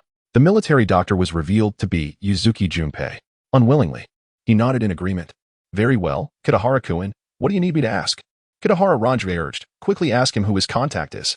Yuzuki Junpei approached Toji Shuho and gently spoke in German. "Child, you are safe now. I am your new superior. Please tell me, who was your previous contact?" Toji Shuho lifted his gaze, his eyes devoid of clarity, appearing utterly bewildered. After a moment, he inexplicably began to speak. However, he spoke in Japanese. Could it be that he could listen and read but not articulate? The shepherd. Kitahara Rangia quickly prompted, "Ask him how to contact him." The officer in white asked in German, "What is your method of contacting him?" Unexpectedly, Toji Shuho tilted his head and fell silent. The officer checked his neck and regretfully informed Kitahara Rangia and Matsuzaki Naoto, "He has died. This drug is indeed not entirely effective, but the results this time are significantly improved. Once, I injected this drug into a test subject, and he quickly turned into a frenzied beast, losing his ability to speak before rapidly perishing." Kitahara Rangia barely registered the latter part of his statement, his mind racing. "What? Is the shepherd? Damn Toji Shuho. I asked for a name, and you give me a code. Where am I supposed to find this person?" The officer in the white coat appeared contemplative. "Hey, Kitahara-kun. I believe the shepherd refers to a surname." Kitahara Rangia, akin to a drowning man grasping a rope, clutched the officer's arm. "Really? What is it?" The officer retorted, "Hey, Kitahara-kun. You are hurting me. I am merely a doctor, not your subordinate." With a plea for assistance, Kitahara Rangia chose to overlook the officer's disrespectful tone. Retracting his hand with an awkward smile, "I apologize. Please enlighten me. What is that surname?" The officer softly replied, "Sch Fair, which means shepherd in German. P.S. Another lengthy update. Thank you for your support." Chapter 152, Reviewing the Personnel List Siefu. Subsequently, Kitahara Rangia pondered. If this individual named Siefu is indeed the superior of Oishi Yoshihiko, what capacity would he have to remain in Beiping? Nakashima also holds the title of professor, while Oishi is a journalist. Kitahara's eyes began to gleam with insight. It is quite plausible that this Siefu could also be a scholar or a figure within the journalistic realm. Colonel Matsuzaki, upon hearing this, shook his head. "Lieutenant Kitahara, one cannot leap to conclusions in an investigation. While the shepherd does indeed point towards the surname Siefu, it could very well be a mere alias, not necessarily tied to a name." "Huh. Your admonition is well taken." Dr. Waitsu Junka, clad in a white coat, observed their discussion and quietly gathered his belongings, subsequently covering the silver case. "Gentlemen, I shall not intrude upon your work any longer." Colonel Matsuzaki, showing unexpected courtesy, responded warmly, "I am immensely grateful to you, Waitsu, for your hard work today. Allow me to arrange for your return." Witnessing this exchange, Kitahara felt a twinge of discomfort as a direct subordinate of Matsuzaki. He had always been met with seriousness from the colonel. Observing the medical officer before him, Kitahara surmised that this man likely had influential elders, perhaps high-ranking officials himself. Matsuzaki personally escorted the physician to the door and arranged for a vehicle to take him back to the Tiantan military camp. Upon his return, the group resumed their analysis. Nitsumoto Daisei, eager to impress Matsuzaki, remarked, "Colonel Matsuzaki, you are absolutely correct. We must not take things at face value. Your wealth of experience has pinpointed the crux of the matter. In my view, this shepherd may not only be unrelated to his surname, but he might not even be German. Perhaps this is a ruse designed to mislead our investigative direction." Upon hearing this, Kitahara felt a surge of frustration, silently berating himself for allowing an old colleague's favor to lead him to transfer the foolish Nitsumoto Daisei to his counterintelligence unit. This man was utterly dim-witted. In this setting, Lindsay, who usually remained in the shadows, spoke up. "Colonel Matsuzaki, I believe the points raised are valid. However, as the saying goes, a journey of 1,000 miles begins with a single step. I suggest we commence by reviewing the existing records of all foreign nationals. On one hand, we can ascertain whether there is indeed an individual named Xie, and on the other, we can identify any suspicious individuals. While this task is extensive, it remains the most viable approach at present." Matsuzaki nodded appreciatively, favoring such a pragmatic method. "Linkuin, Lieutenant Kitahara has spoken highly of you. You are quite commendable." Lindsay stood at attention, saluting. "Thank you, Colonel. However, any insights I have gained in counterintelligence are largely due to my proximity to Lieutenant Kitahara. His diligence and meticulous work ethic have profoundly influenced me. Whenever there is a task at the counterintelligence unit, Lieutenant Kitahara often works tirelessly for several days without rest, even risking his safety to personally oversee some operations. I shall aspire to follow his example." Matsuzaki fell silent for a moment before turning to Kitahara. "Kitahara-kun, I am often preoccupied, and at times I may not give due attention to the counterintelligence unit's efforts. You have worked hard." Kitahara felt a swell of emotion, nearly moved to tears as he responded loudly, "Colonel, it is an immense honor to work under your leadership. This is my duty, and it is no burden." After speaking, Kitahara glanced at Lindsay, who returned his gaze. In that moment, Kitahara realized that Lindsay had transcended the role of a mere subordinate. "Linkuin is my friend. He truly understands me." Nitsumoto Daisei, taken aback, thought, "What a fool. How can this work?" Clearing his throat, Matsuzaki continued, "Well then, our ultimate goal has yet to surface, and it is evident that we will all be laboring for some time longer. Kitahara-kun, you shall oversee the next steps." Kitahara saluted yes. Once Matsuzaki had departed, Kitahara wiped his face vigorously to invigorate his spirits. "Linkuin, you were tasked with reviewing the list of personnel from all consulates. This task would be relatively straightforward, as many consulates had evacuated to the mountainous region before the Japanese occupation of Pengjin, leaving behind what they termed consulates, which were essentially offices.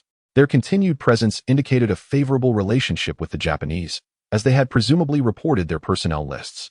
Following these leads should prove effective. Nitsumoto Daisei, you are responsible for gathering the lists of foreign teachers from all schools and meticulously investigating any unusual behaviors exhibited by these educators, such as any declarations of communist sentiments. Please submit a report by tomorrow evening." Nitsumoto's jaw dropped. Kitahara frowned. "Daisei, what is this? Are you incapable of fulfilling this task?" Nitsumoto wondered if he had committed some egregious error. With no alternative, he stood at attention and replied, "I shall carry out your orders."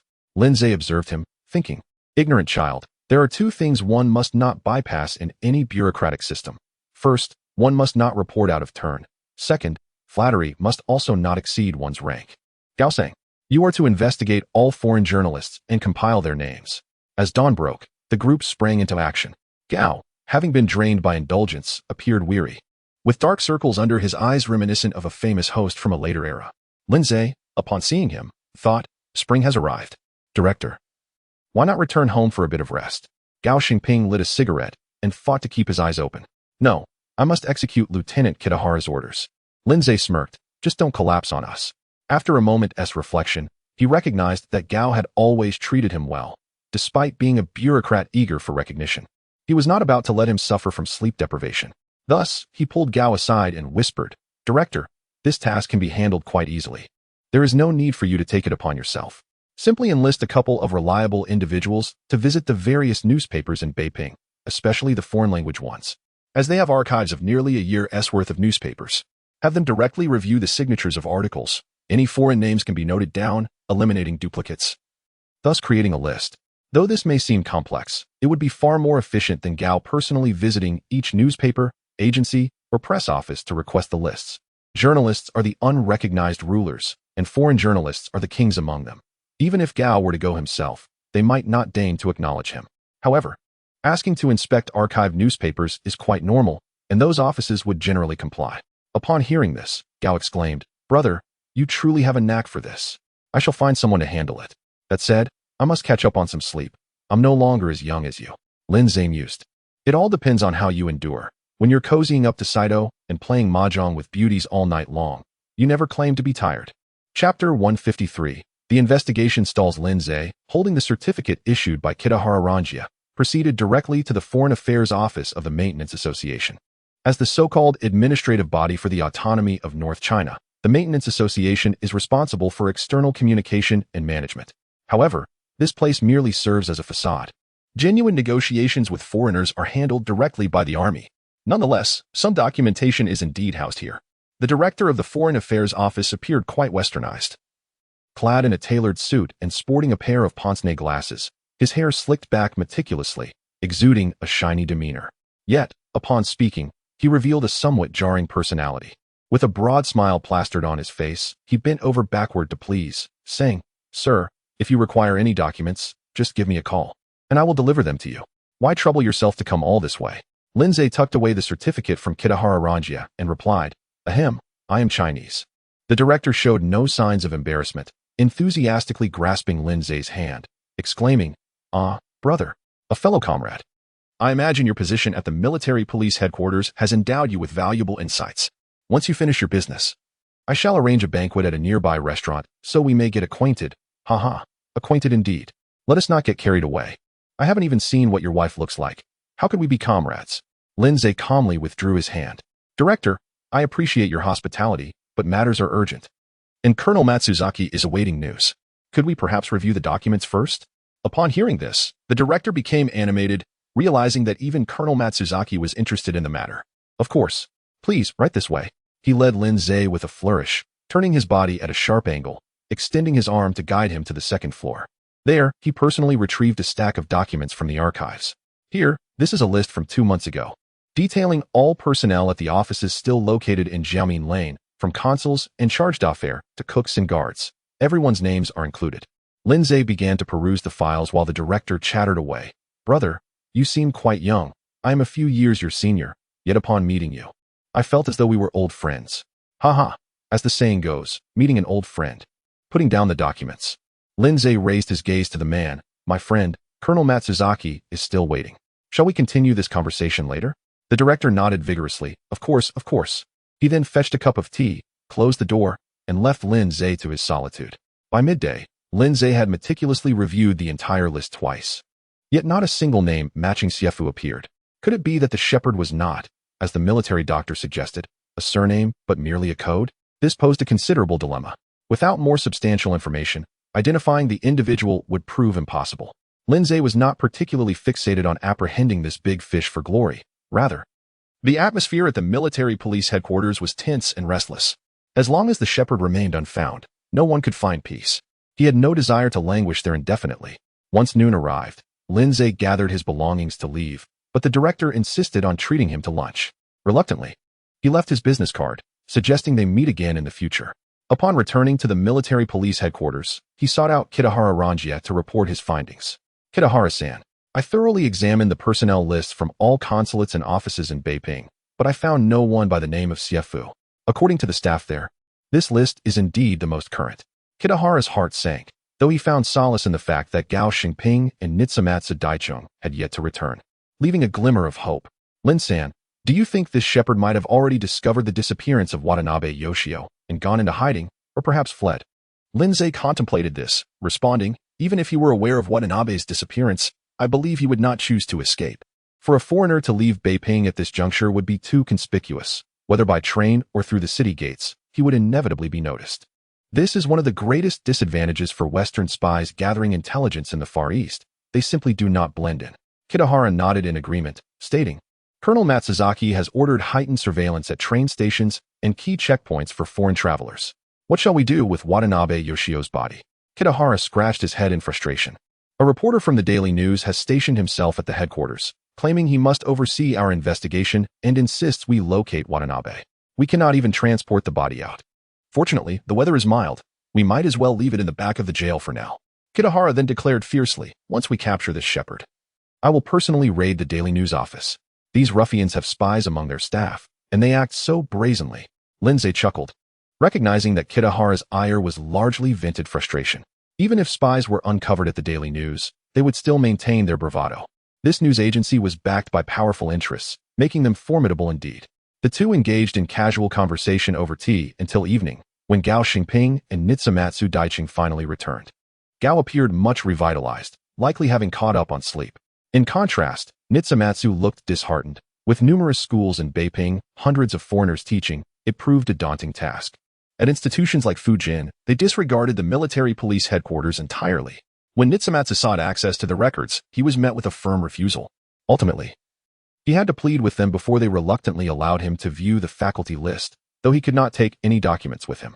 Yet, both Gao and Nitsumatsu returned empty-handed. Kitahara turned to Nitsumatsu. Did you only look at the list? I instructed you to investigate any suspicious activities among these foreign teachers. What did you find? Nitsumatsu, looking dejected, replied, Kitahara-san, there simply wasn't enough time. Bakayaro, you've brought shame upon your father. Kitahara erupted, unleashing a tirade that left Nitsumatsu nearly cowering. Once he had vented his frustrations, Kitahara sank into a chair, resignedly lighting a cigarette. It seemed that this Siefu might not be a surname after all. As dusk approached, Kitahara instructed them to return home and rest while he sought out Colonel Matsuzaki for further discussion. Lin Zhe and Gao Xingping exited the military police headquarters. Just as they reached the entrance, a voice called out, "Brother, brother." Lin Zhe turned to find the director of the Foreign Affairs Office. To his surprise, Gao Xingping recognized him and asked, "Director Liu, what brings you here?" Upon seeing Gao, Director Liu beamed. Director Gao is here as well. Do you know this brother? That's wonderful. I felt an instant rapport with him upon our first meeting. I wanted to invite him to dinner, and since you are here, it could not be more fortuitous. I have already made a reservation at Chunhua Tower.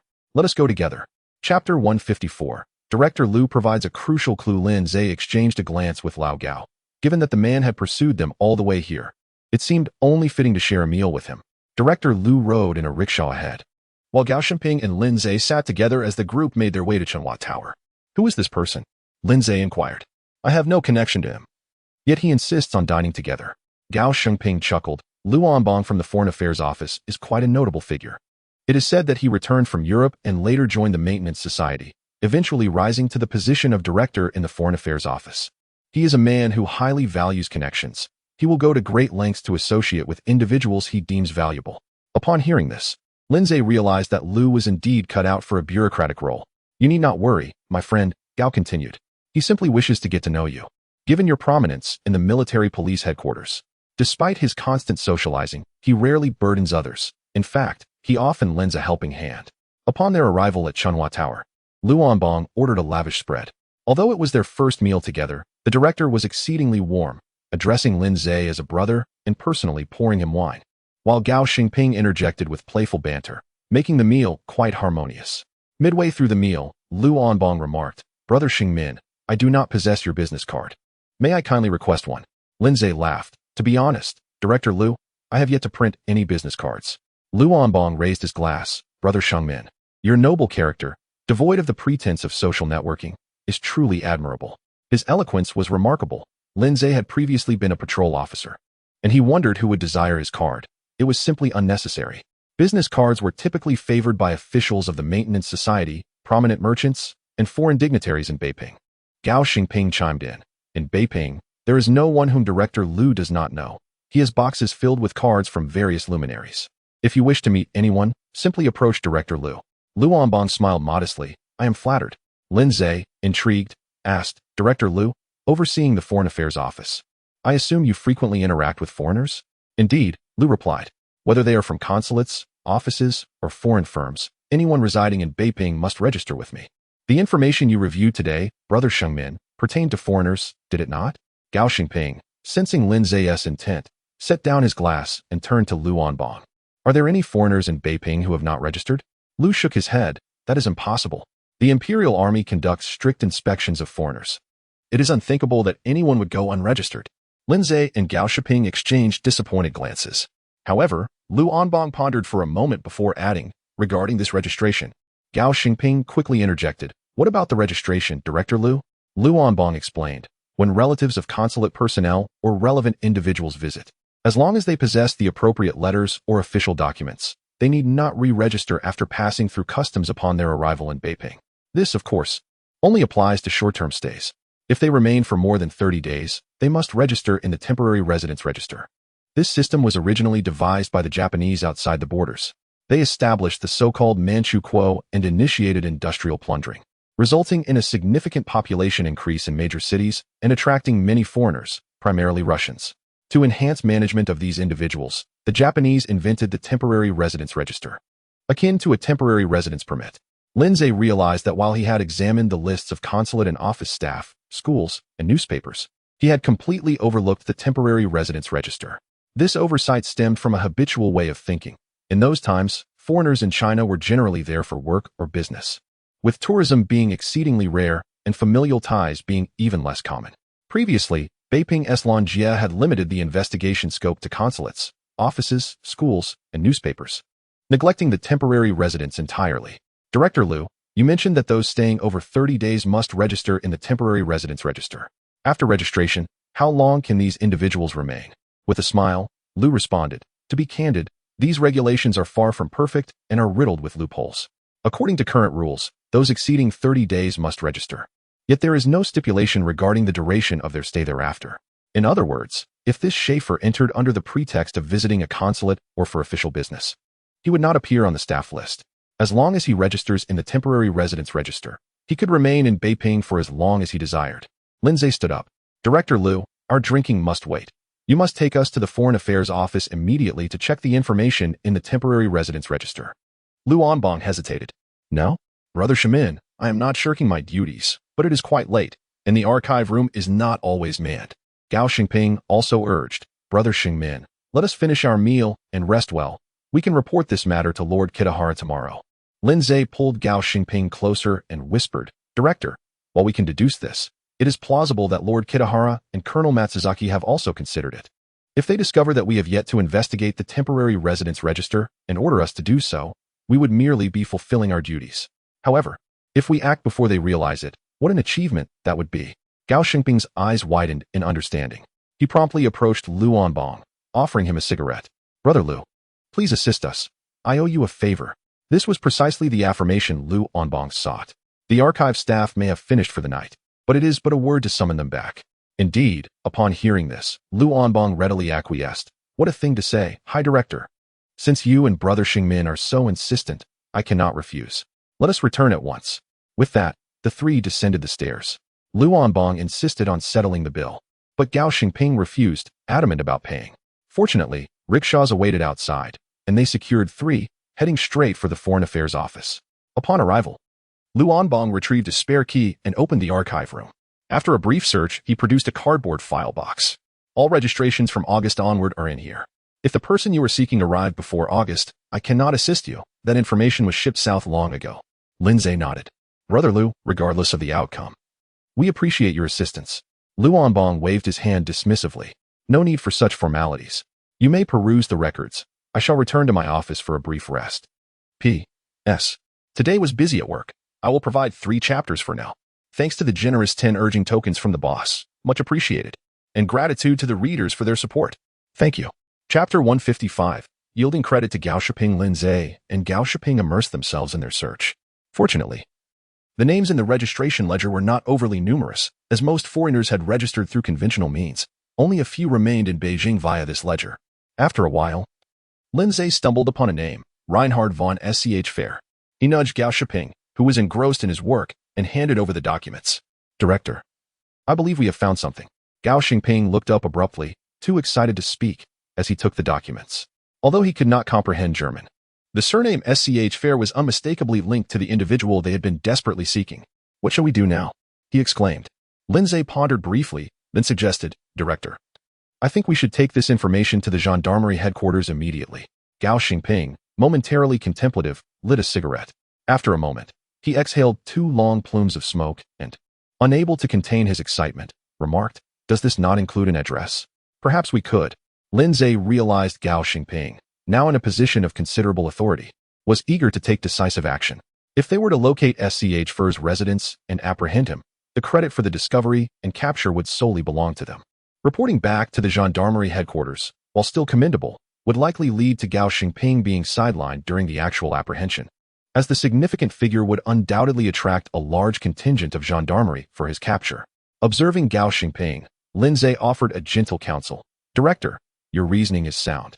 Yet consider the address. SCH Fair resides within the German consulate. It is not a matter of simply arresting him at will. The military attached, there is no trifling matter. With only the two of us, we would hardly withstand a barrage of gunfire. Realizing the gravity of the situation, Gao Xingping conceded, you are correct, Shimin. I had been overly presumptuous. Furthermore, I suspect the gendarmerie headquarters may hesitate to act against such a person, given his status at the consulate. They would likely refrain from rash actions. As they stepped outside with the documents, Lindsay suddenly halted. Director, I think it would be best if you reported alone. You could say that after returning, you were preoccupied with work and sought out your friend Lu Anbang to review related materials, leading to the discovery of this name in the ledger. Gao Xingping paused, taken aback. Shimin, this. Lindsay smiled. Director, we are comrades. Our roles in the subsequent events will likely be limited. Discovering this name is the greatest credit we can claim together. It would be more advantageous for one person to take the credit rather than both of us. With you leading the way, I have no fear of being outpaced. Gao Xingping was genuinely touched. Xingmin, I shall remember your camaraderie. Lindsay smiled back, urging him, please, go swiftly. The reason Lindsay insisted on Gao Xingping reporting alone was primarily due to his recent promotion and newfound role as a special advisor at the gendarmerie headquarters. Despite any stellar performance, the likelihood of further advancement in the near term seemed slim, unless the higher-ups lost faith in Song Dajing. In that case, he might be entrusted with broader responsibilities. Thus, it was unnecessary to seek the limelight. Allowing Gao Xingping to enjoy this credit alone would surely foster gratitude. Moreover, Lindsay had more pressing matters to attend to. Watching Gao Xingping walk away and hail a carriage at the distant corner, Lindsay repressed his smile and turned back towards the Foreign Affairs office. Lu Anbang was a peculiar character. Even if he were socially awkward, one would expect a degree of decorum. Although Gao Xingping claimed he was adept at ingratiating himself with influential individuals, his eagerness to wait for Lindsay at the gendarmerie headquarters was rather odd. How did he know Lindsay would return? Had he been lying in wait, intent on meeting him? Furthermore, regarding the ledger, if SCH Fair had gone to great lengths to ensure his absence from the consulate staff list, why would he not also address the issue of the registration ledger and willingly register his name? As Lindsay scrutinized the ledger, he noted a peculiar trend. While others had indicated their arrival dates in Beijing, SCH Fair's registration lacked such a date, merely listing his name, address, and purpose. This left two possibilities. Either it was an oversight during registration, or someone had deliberately concealed SCH Fair's arrival date. But what could be the motive behind such an act? Lu Anbang's office was located on the second floor. Lindsay knocked and entered. Finding the modestly appointed space adorned with fine furnishings, a large mahogany desk, and a leather chair where Lu Anbang sat, appearing drowsy. Apologies for interrupting your rest, Director Lu. Lindsay greeted with a cheerful demeanor. Lu Anbang stifled a yawn. How goes the investigation, my dear Lin? Lindsay nodded. I have made some progress. By the way, Director Lu, I must inform you that the ledger has already been taken to the gendarmerie headquarters by Director Gao. Not a problem at all. Your investigative work is paramount. Lu Anbang replied. Noticing Lu's teacup and the water kettle in the corner, Lindsay approached, filled the cup, and offered it to him. Director Lu, your assistance has been invaluable. I appreciate your hard work, so let me raise a toast with your tea. As he spoke, he discreetly retrieved a vial of truth serum from his system space and added a few drops to Lu Anbang's cup. Lu Anbang hurriedly rose, exclaiming, "Oh no, you mustn't serve me tea." In response, he fetched another cup from a nearby cabinet and poured tea for Lindsay as well. They settled onto a sofa by the wall. Lindsay raised his cup. Thank you, Director. With his own cup and kettle, Lu Anbang had no suspicions and took a few sips, saying, no need for formality, my dear Lin. We are all working for the Imperial Army. As soon as he finished speaking, Lu Anbang's gaze became vacant, his demeanor turning listless. Lindsay recognized that the truth serum had taken effect. Lu Anbang, for whom do you truly work? Lu Anbang replied in a mechanical tone, devoid of emotion. I am an external intelligence investigator for the East Asia Division of the Red Russian First Management Bureau. Chapter 156. The Confession of Director Lu. Despite Lindsay's prior suspicions regarding Director Lu, he was still taken aback by the revelation. Could it be that Lu Anbang was indeed the one associated with Kagubo? Moreover, with the defection of Luxikov in the Far East, who had exposed a significant figure hidden in Beiping, why would Lu Anbang intentionally leave a trail leading to Schaefer? Do you know who Schaefer is? Lindsay inquired. Schaefer is a German. Was the information about him added to the registry by you? Yes, Lu Onbong replied. Who instructed you to do so? My superior. Who issued the command? I do not know. Each day, I peruse articles published on the second page of the daily news, after which my superior transmits a series of numbers via shortwave radio, allowing me to receive instructions. Are there any of your colleagues still in Beiping? I am unaware. Personnel dispatched from the First Management Bureau maintain a single-line communication unless tasked with a special assignment. Lin Zhe fell into contemplation. If Lu Onbong's statements were indeed truthful, then Kugu Bo must have orchestrated the betrayal of Schaefer as part of a larger plan. Could it be that Kugu Bo anticipated the capture of Wei Shirxiu, who would then divulge Schaefer's information? Or was this merely a precautionary measure, a means to divert attention by sacrificing Schaefer if their espionage network was uncovered, thereby minimizing potential losses? Lu Onbong, when did you add Schaefer's name to the registry? About half a month ago. Half a month ago. That coincides with the timing of Luxikov's defection, suggesting that Kugu Bo received news of that betrayal and promptly issued related directives concerning Beiping. Hence, Schaefer is merely a diversion. The true target lies elsewhere. Nonetheless, understanding this is sufficient. It appears that Kugu Bo's intelligence network in Beiping primarily aims at the Japanese. The enemy of my enemy is my friend. Since they have meticulously prepared, once Schaefer is apprehended, this line will surely be severed, and there would be no need for further complications on my part. The question remains, how should I handle Lu Onbong? Having never employed a truth serum before, if Lu Onbong retains those memories upon awakening, he must be eliminated. After a while, Lu Onbong's gaze began to regain focus, observing that he was nearing consciousness. Lin Zhe feigned concern. Director Lu? Director Lu? Huh?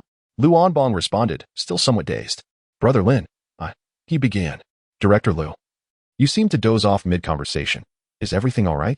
Lu Onbong mentally berated himself, attributing his condition to having drunk too much that evening. Haha, Brother Lin. I sincerely apologize. I must have been quite exhausted these past few days. I didn't say anything foolish, did I? Lin Zhe chuckled. Director Lu, you were nearly snoring. Do take some rest. I truly appreciate your help today. Lu Onbong nodded. Not a bother, not a bother. After exchanging a few more words, it was clear that Lu Onbong had no recollection of their earlier discussion. The truth serum proved to be remarkably effective, sparing Lin Zhe considerable trouble. After all, while eliminating Lu Onbong would be simple, disposing of the body would present its own challenges. A disappearance would undoubtedly attract the attention of the military police headquarters, leading to further complications. Meanwhile, at the military police headquarters, Kitahara Ranjia and Colonel Matsuzuki deliberated for an extended period before deciding to re-examine the foreign individuals remaining in Beiping, subjecting any suspicious persons to surveillance. Although this would consume substantial human and material resources, they were willing to make such sacrifices to unearth Kugu Bo's true quarry. Just as they were discussing, a knock echoed on the door. Colonel Matsuzaki replied sternly, "Come in." An officer entered, saluting Colonel Matsuzaki. Major Kitahara. Gao Xingping has arrived and wishes to see Major Kitahara. Matsuzaki glanced at Kitahara, pondering the purpose of Gao Xingping's visit at such an hour. Could he have made a new discovery? Matsuzaki nodded to Kitahara, who responded, "Let him come in." Gao Xingping, led by the officer into Matsuzaki's office, was elated. Initially, he had only intended to make a brief appearance before Kitahara, but now he found Matsuzaki present as well. It was well known that Matsuzaki held significant authority as the commander of the military police and the highest advisor to the Beiping Maintenance Council and the North China Governance Committee. Figures like Eugene He would have to toe the line in his presence. If he could win Matsuzaki's favor, his future prospects would surely brighten. Upon entering, Gao Xingping stood tall, straightened his posture, and saluted Colonel Matsuzaki. "Major Kitahara?" Matsuzaki nodded, remaining silent. Kitahara inquired, "Gao, what brings you here at this late hour?" Gao Xingping stood rigidly, his gaze fixed ahead, and replied earnestly, "Major Kitahara, upon returning, I found myself unable to shake off concerns regarding our work. I happened to meet a friend, Lu Onbong from the Foreign Affairs Office, and I visited him tonight to review relevant materials about foreigners. I discovered that we had overlooked an important registry, the temporary visitor logs for individuals visiting various consulates or offices." Kitahara sprang to his feet. "Indeed. Gao, did you examine the visitor log?" Gao Xingping produced the log, exclaiming, "Colonel Matsuzaki, Major Kitahara," upon this revelation. "I began searching through the log overnight and found a foreigner by the name of Schaefer." Kitahara was ecstatic, seizing the log from Gao Xingping and, following his guidance, indeed found the name. He quickly brought it to Matsuzaki, who donned his glasses and scrutinized it for a while. With a smile, Matsuzaki turned to Gao Xingping. "Gao, your contribution is substantial. You have provided a crucial lead. It is thanks to your strategic guidance, Colonel Matsuzaki, and Major Kitahara's adept command. Additionally, Lindsay has offered me considerable advice. Kitahara nodded, acknowledging, Lin is indeed quite remarkable. Gao, both you and Lin are invaluable assets to our efforts. After exchanging a few more pleasantries, they sent a satisfied Gao Xingping on his way and resumed their discussion. Colonel, should we apprehend this Schaefer? Matsuzaki pondered. He resides at the German consulate, and we are still unclear about his exact identity. I believe we cannot act recklessly. We should first arrange several teams to monitor him round the clock, observing whom he meets and what he does. I will personally invite the German consulate's charge d'affaires for a visit to see if we can gather any information regarding Schaefer. It is imperative that we possess sufficient evidence concerning the Germans before proceeding with any arrest. Understood, Colonel. I will make the necessary arrangements at once. Chapter 157. A death in the district. When Lin Zhe returned home, it was already the dead of night, and he did not wish to disturb the two sisters, planning to wash up and retire for the night. However, Shiyu heard the commotion and rose from her slumber, draping a garment over herself to stoke the fire in Lin Zhe's room, fearing he might catch a chill. She then proceeded to boil water to wash his feet. Lin Zhe could not help but exclaim how thoughtful Shiyu was. Once she had finished washing his feet, she placed them on her lap, taking a large towel to wrap them up and dry them thoroughly. Sir, you should hurry and sleep, lest you catch cold, she urged. Lin Zhe pulled her closer, saying, Shiyu, you've worked hard. Her heart swelled with sweetness, akin to tasting honey, as she nestled against him while deftly folding his blanket into a neat roll. What are you saying, sir? I am fortunate to have met you, with no worries for food or clothing, and you treat us sisters so well. In our next life, we shall serve you as maids. A serene and content smile graced Shiyu's face as she quietly expressed her feelings. They lingered together for a while, before Lin Zhe gently urged her to return to her slumber. The next morning, upon seeing the overcoat hanging, Ruo Xue knew Lin Zhe had returned. She dashed into his bedroom and leapt onto the bed. Lin Zhe caught her, playfully scolding, Ruo Xue, you are becoming increasingly wild. Ruo Xue squirmed, attempting to burrow into Lin Zhe's blanket, whispering, you once said being a bit wild is good. Lin Zhe chuckled, so you remembered, did you? Little Ruo Xue, with her innocent yet slightly deranged demeanor, was indeed captivating. She was entirely unlike her sister, who was always cautious and restrained. Ruo Xue, on the other hand, would insist that Lin Zhe continue to indulge her, much like a glutton who could never get enough. As they frolicked, Shiyu entered with a copper basin, instructing Ruo Xue to help Lin Zhe wash his face while she dressed him in casual attire. Initially, Lin Zhe had resisted such pampering, believing he was no infant. But gradually he grew accustomed to it. To his surprise, he found it rather enjoyable. Breakfast was lavish, featuring stir-fried dishes, porridge, and fried dough sticks. Lin Zhe relished the meal, pairing it with pickled cucumber strips and piping hot salted duck eggs, consuming 2 large bowls of porridge. In those times, salted duck eggs were a luxurious delicacy for the common folk. Many would make do with merely a handful of peanuts or even half a radish, and if one was fortunate enough to encounter a salted duck egg, they would surely indulge. Once he finished, he noticed that the salted duck egg remained largely untouched, as if he had been picking at it with a toothpick.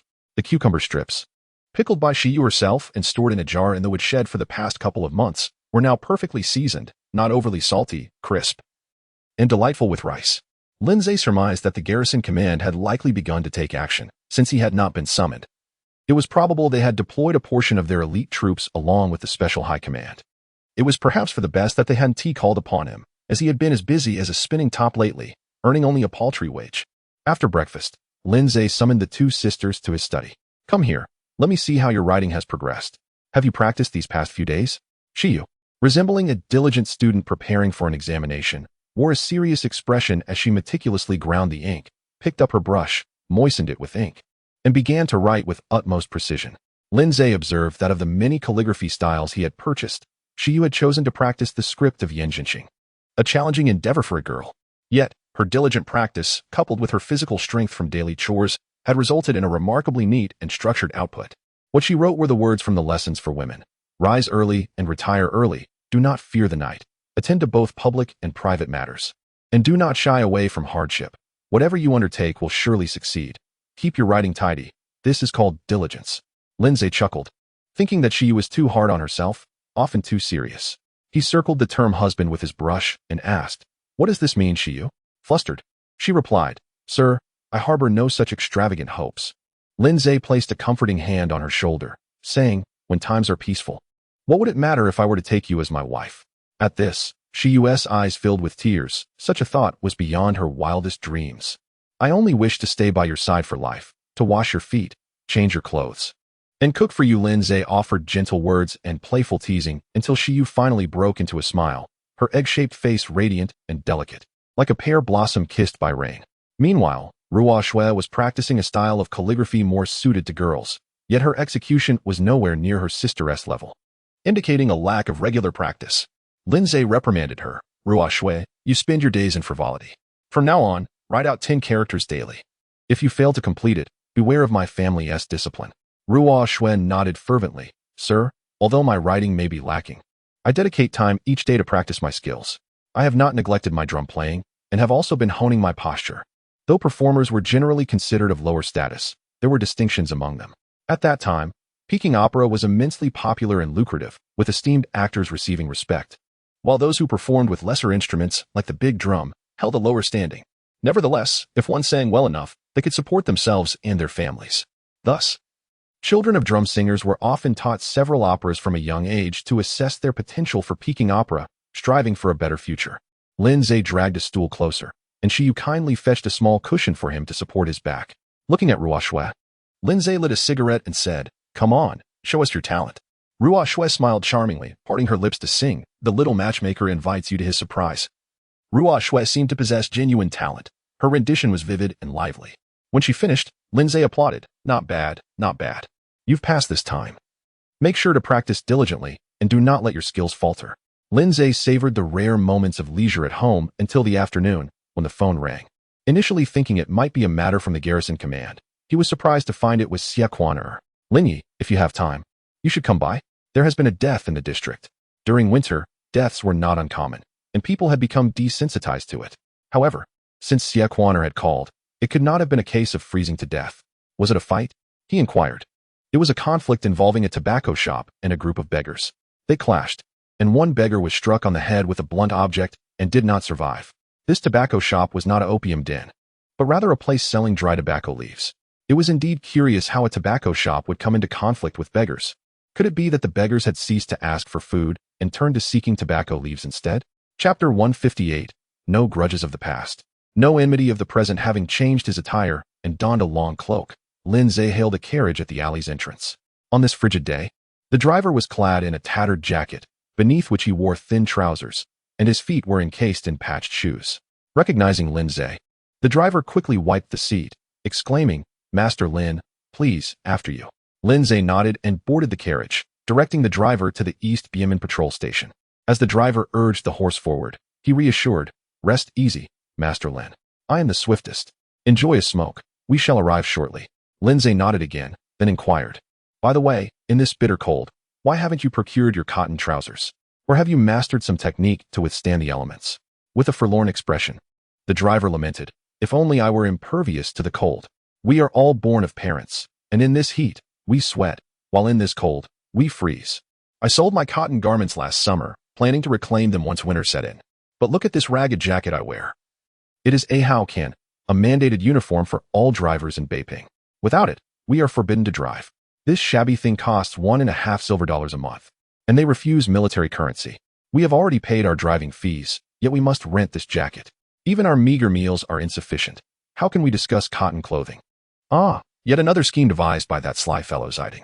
If it comes to making money, no one can rival him. Should he manage to thrive for 2 years, he could return home a wealthy man. As they conversed, they reached their destination. The driver, being astute, knelt on one knee, offering his back as a stepping stone for Lindsay to disembark. Lindsay, initially intending to avoid stepping on him, changed his mind and stepped onto the driver's back as he alighted. Ding! Detected host's materialization of another. Reward, $2 silver. Lindsay produced $2 silver and tossed them onto the ground, instructing, Go fetch yourself some cotton clothing. You prance around my neighborhood dressed like this. It is truly embarrassing. The coins clattered against the ground as the driver picked them up, tears welling in his eyes. He stood up, blinking hard, exhaling deeply. Master Lin is truly a good man. I must strive to survive.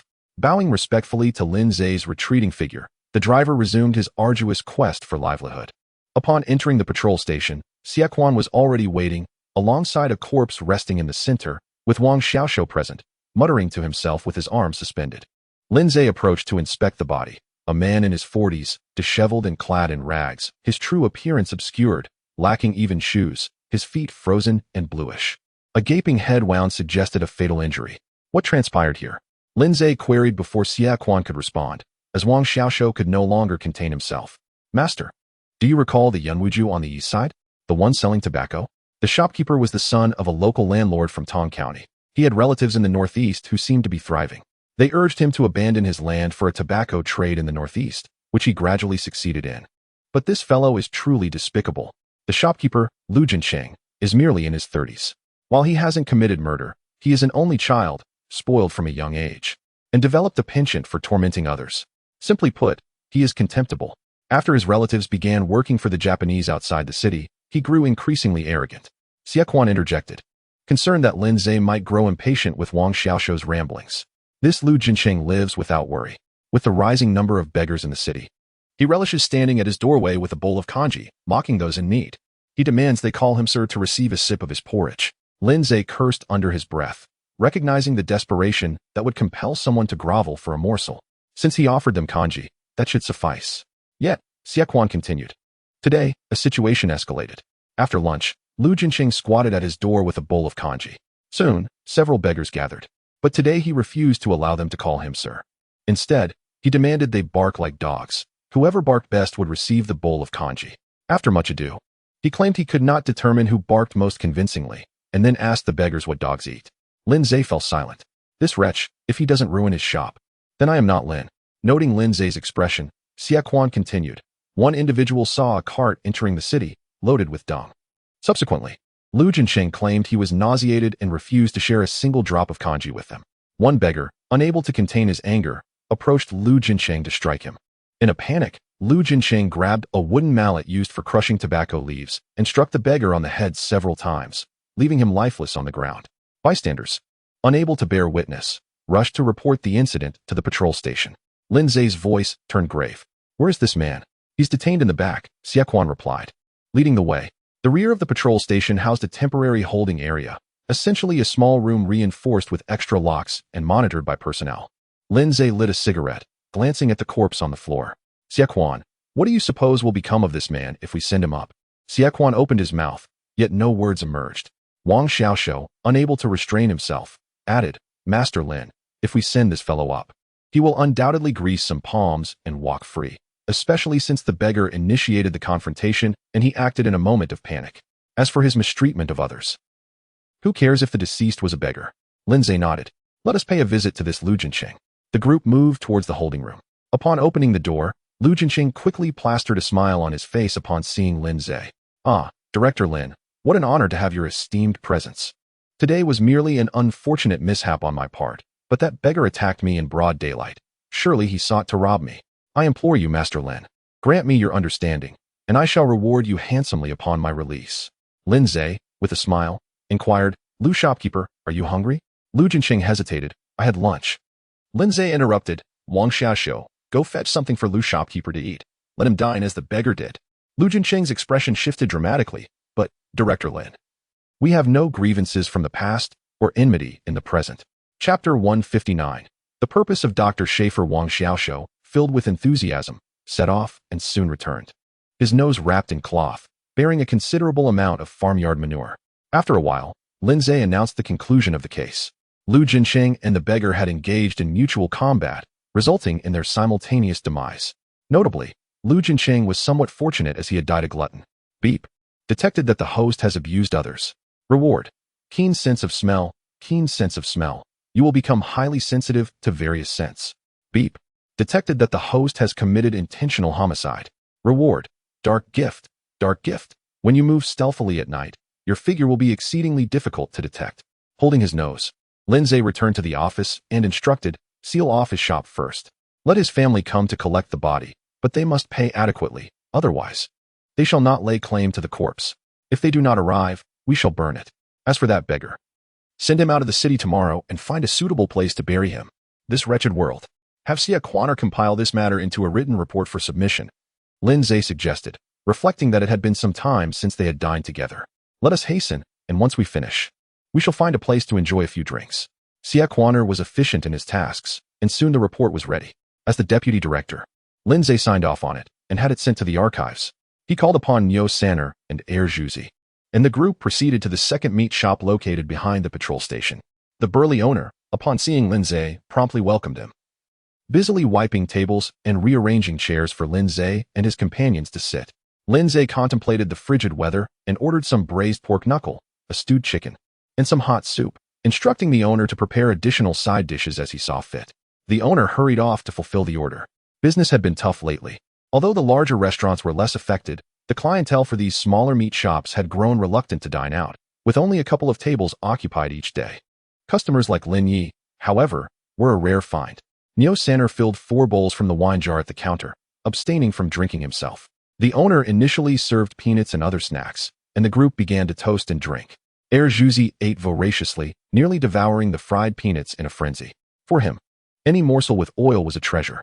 Wang Xiaoshou advised him, "Zhuzi, slow down, slow down. There will be meat soon. Peanuts are just appetizers. You can't be eating them by the handful." Xia Quaner chuckled. In recent months, Zhuzi has certainly gained a fair bit of weight.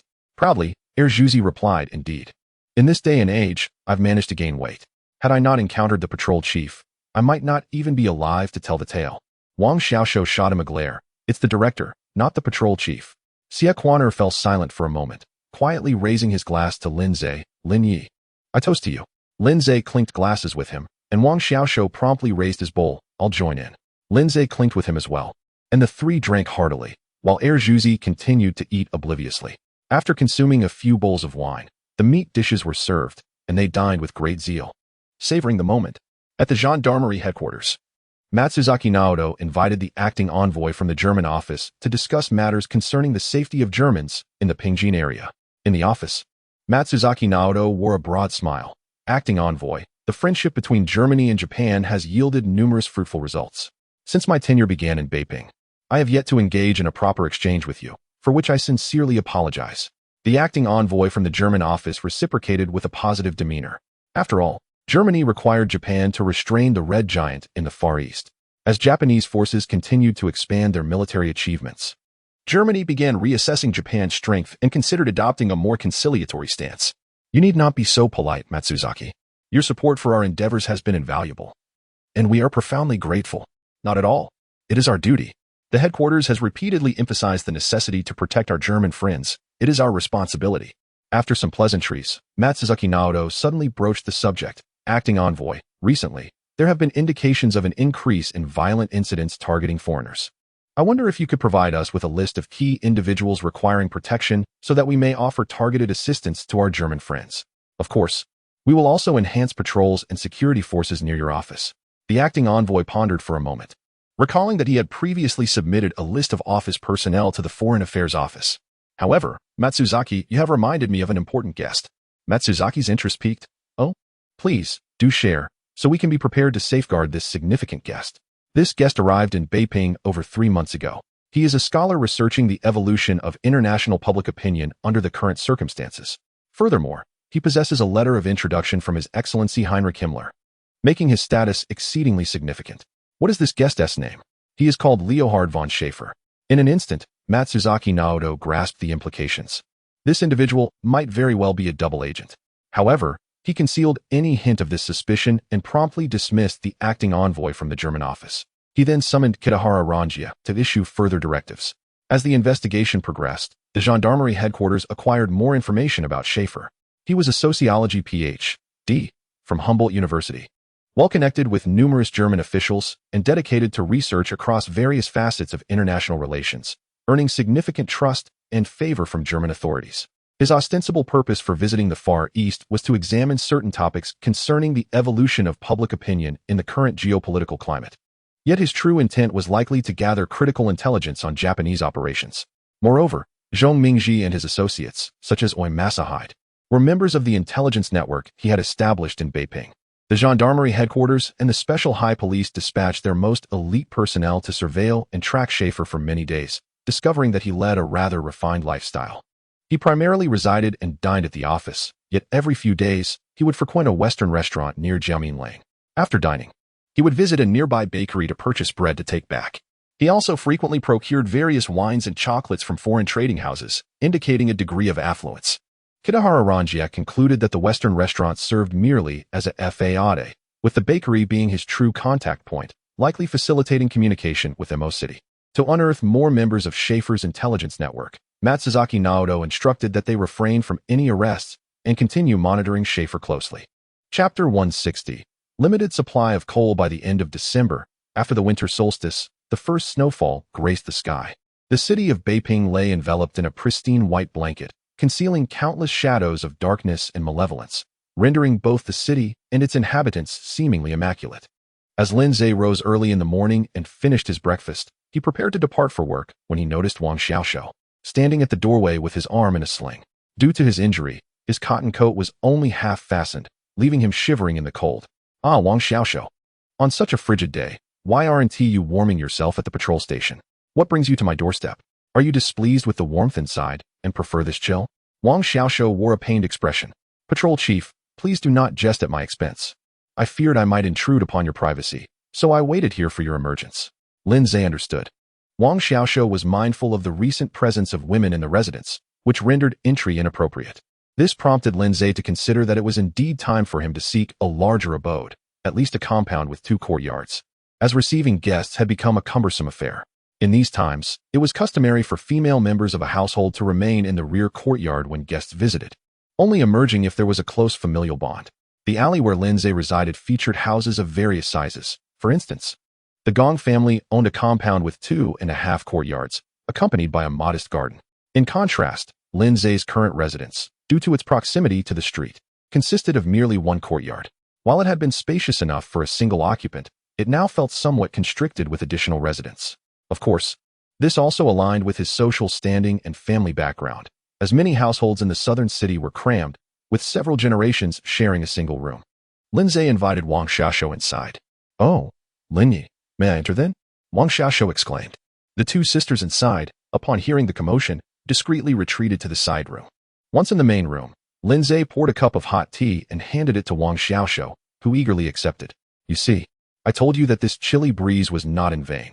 Who else is fortunate enough to have you serve them tea? Lindsay settled into an official's chair and dismissed the banter. Stop the pleasantries, speak plainly.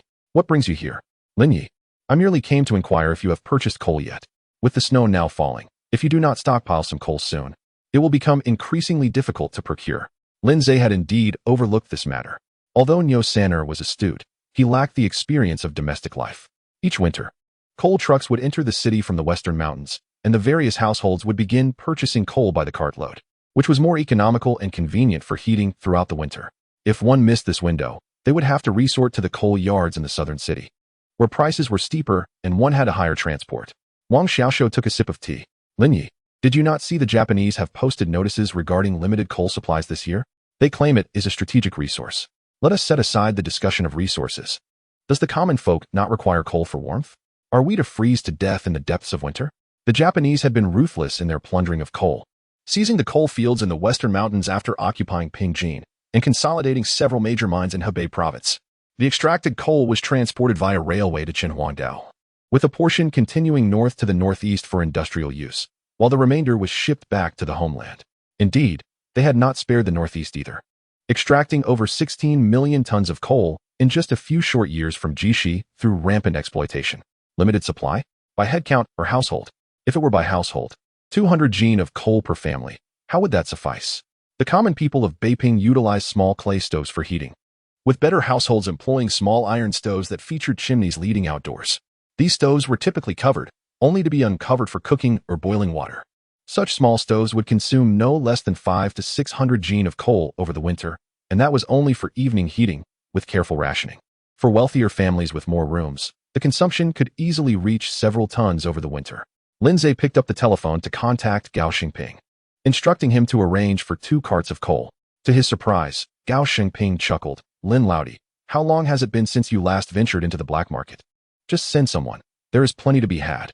Lindsay mused to himself about the blatant opportunism at play, while the common folk faced limited supplies. The excess was funneled into the black market for inflated prices. After hanging up, he instructed Wang Xiaoxiao to assess if anyone at the station had failed to purchase coal or if their supply was insufficient. Tonight, Summon Nyo Sanner and gather everyone to the black market by the east wall. They know Nyo Sanner and will offer a reasonable price. He found the situation both amusing and exasperating, realizing that a portion of the black market profits would also benefit him. After dismissing Wang Xiaoxiu, Lin Zhe reminded Shiyu, with the cold setting in, ensure the stove in the house is tended to, and keep the chimney clear. Open the doors for ventilation every few hours. Shiyu draped a thick cloak over him. Rest assured, we are mindful of it. By the way, this afternoon, stop by the butcher at the alley entrance and procure 2 gene of lamb, sliced thinly for hot pot. Also, see if you can find some chive flour sauce and pickled garlic. I shall do so this afternoon. With his instructions complete, Lin Zhe departed for work. Indeed, on the streets and at the patrol station, discussions regarding the limited coal supply were rampant. Lin Zhe cautioned his team not to divulge Wang Xiaoxiu's plan to procure coal from the black market at a discount. Anyone caught leaking this information would face dismissal. The patrol officers nodded earnestly, pledging their silence. Nyo Sanner ascended to prepare tea for him, lowering his head. Sir, my apologies. I neglected this matter. Lin Zhe nodded, reminding him to learn from Wang Xiaoxiu, who possessed several more years of experience. Regardless, as a subordinate, Nyo Sanner needed to be well-rounded. While Lin Zhe could afford to treat him well and provide generous benefits, he could not overlook any shortcomings in his work. Instead, he must guide him on proper conduct and learning from others. The leisurely days continued for a few more days, and the Gregorian New Year approached. It was said that prior to the Japanese arrival, there was an insistence from above to adopt the Western calendar, forcibly designating January 1st as the Spring Festival. However, the common people resisted, continuing to celebrate according to the lunar calendar, leading to considerable unrest when they were coerced into celebrating on January 1st and subsequently prohibited from celebrating the Lunar New Year. Now, with the Japanese presence, aside from foreign nationals, no one observed New Year's Day. The common folk remained indifferent to the day, continuing to honor the Lunar New Year. On that particular morning, Lin Zhe unexpectedly received a call from the military police headquarters, summoning him for a visit. He surmised that there must be progress regarding the matter with Xie Fu. Summoning a carriage, he set off directly for the military police headquarters. Chapter 161. The capture of Schaefer the weather made riding in a carriage a true torment. Just a couple of days prior, several snowfalls had left the roads in a state of muck, rendering swift movement nearly impossible. Although walking would leave one's shoes caked in mud, at least the warmth of movement provided some comfort. In contrast, sitting in the carriage exposed one to the biting cold winds from all directions. Fortunately, Lin Zhe possessed remarkable resilience and managed to keep warm. Nevertheless, he resolved that, come what may, he must procure an automobile. Perhaps the upcoming black market dividends would present an excellent opportunity. He could enlist Gong Ben's help to purchase a vehicle without raising any eyebrows. As they approached the entrance of the gendarmerie headquarters, a black sedan suddenly barreled towards the wooden barricades set up by the Japanese. The gendarmes stationed at the entrance were taken aback and raised their firearms in alarm. Lin Zhe, observing the commotion, wondered who had the audacity to assault the gendarmerie in broad daylight. The back door of the sedan swung open, and Gao Xingping emerged, hands raised, shouting, "Don't misunderstand. Don't misunderstand." The driver lost control and skidded. The gendarmes recognized Gao Xingping but kept their weapons drawn. Lin Zhe quickly stepped forward. Speaking in Japanese, "How could you not recognize Mr. Gao? We are all on the same side. Lower your weapons." Upon seeing Lin Zhe, the gendarmes reluctantly complied. Lin Zhe supported Gao Xingping as they made their way inside. Gao was visibly agitated, muttering complaints about the driver's incompetence. That driver is utterly useless. Despite the snowy conditions, how could he fail to stop from such a distance? What a disgrace. Lin Zhe attempted to soothe him. "Director, let it go. It's not worth the fuss. This incident may have spared you from greater misfortune. This year, you are destined for success and prosperity." Gao Xingping retorted, "Prosperity? Had those gendarmes mistaken me for a rebel assaulting the headquarters and fired, I wouldn't even make it to lunch." Despite his words, he felt somewhat reassured. Upon entering the office of Kitahara Ranjia, they found it crowded with people. Daisuke Nitsumatsu stood at the forefront, an expression of triumph etched on his face. Once everyone had gathered, Kitahara cleared his throat and addressed them, "Ladies and gentlemen, after several days of surveillance on Schaefer, we have confirmed that he is a double agent. On the surface, he appears to work for Germany, but in reality, he relays information to the Bolsheviks." Kitahara surveyed the room before continuing, "In a bakery near Jiamin Alley. We have identified it as his contact point. Our reconnaissance has indicated that there is likely a radio transmitter located within that bakery.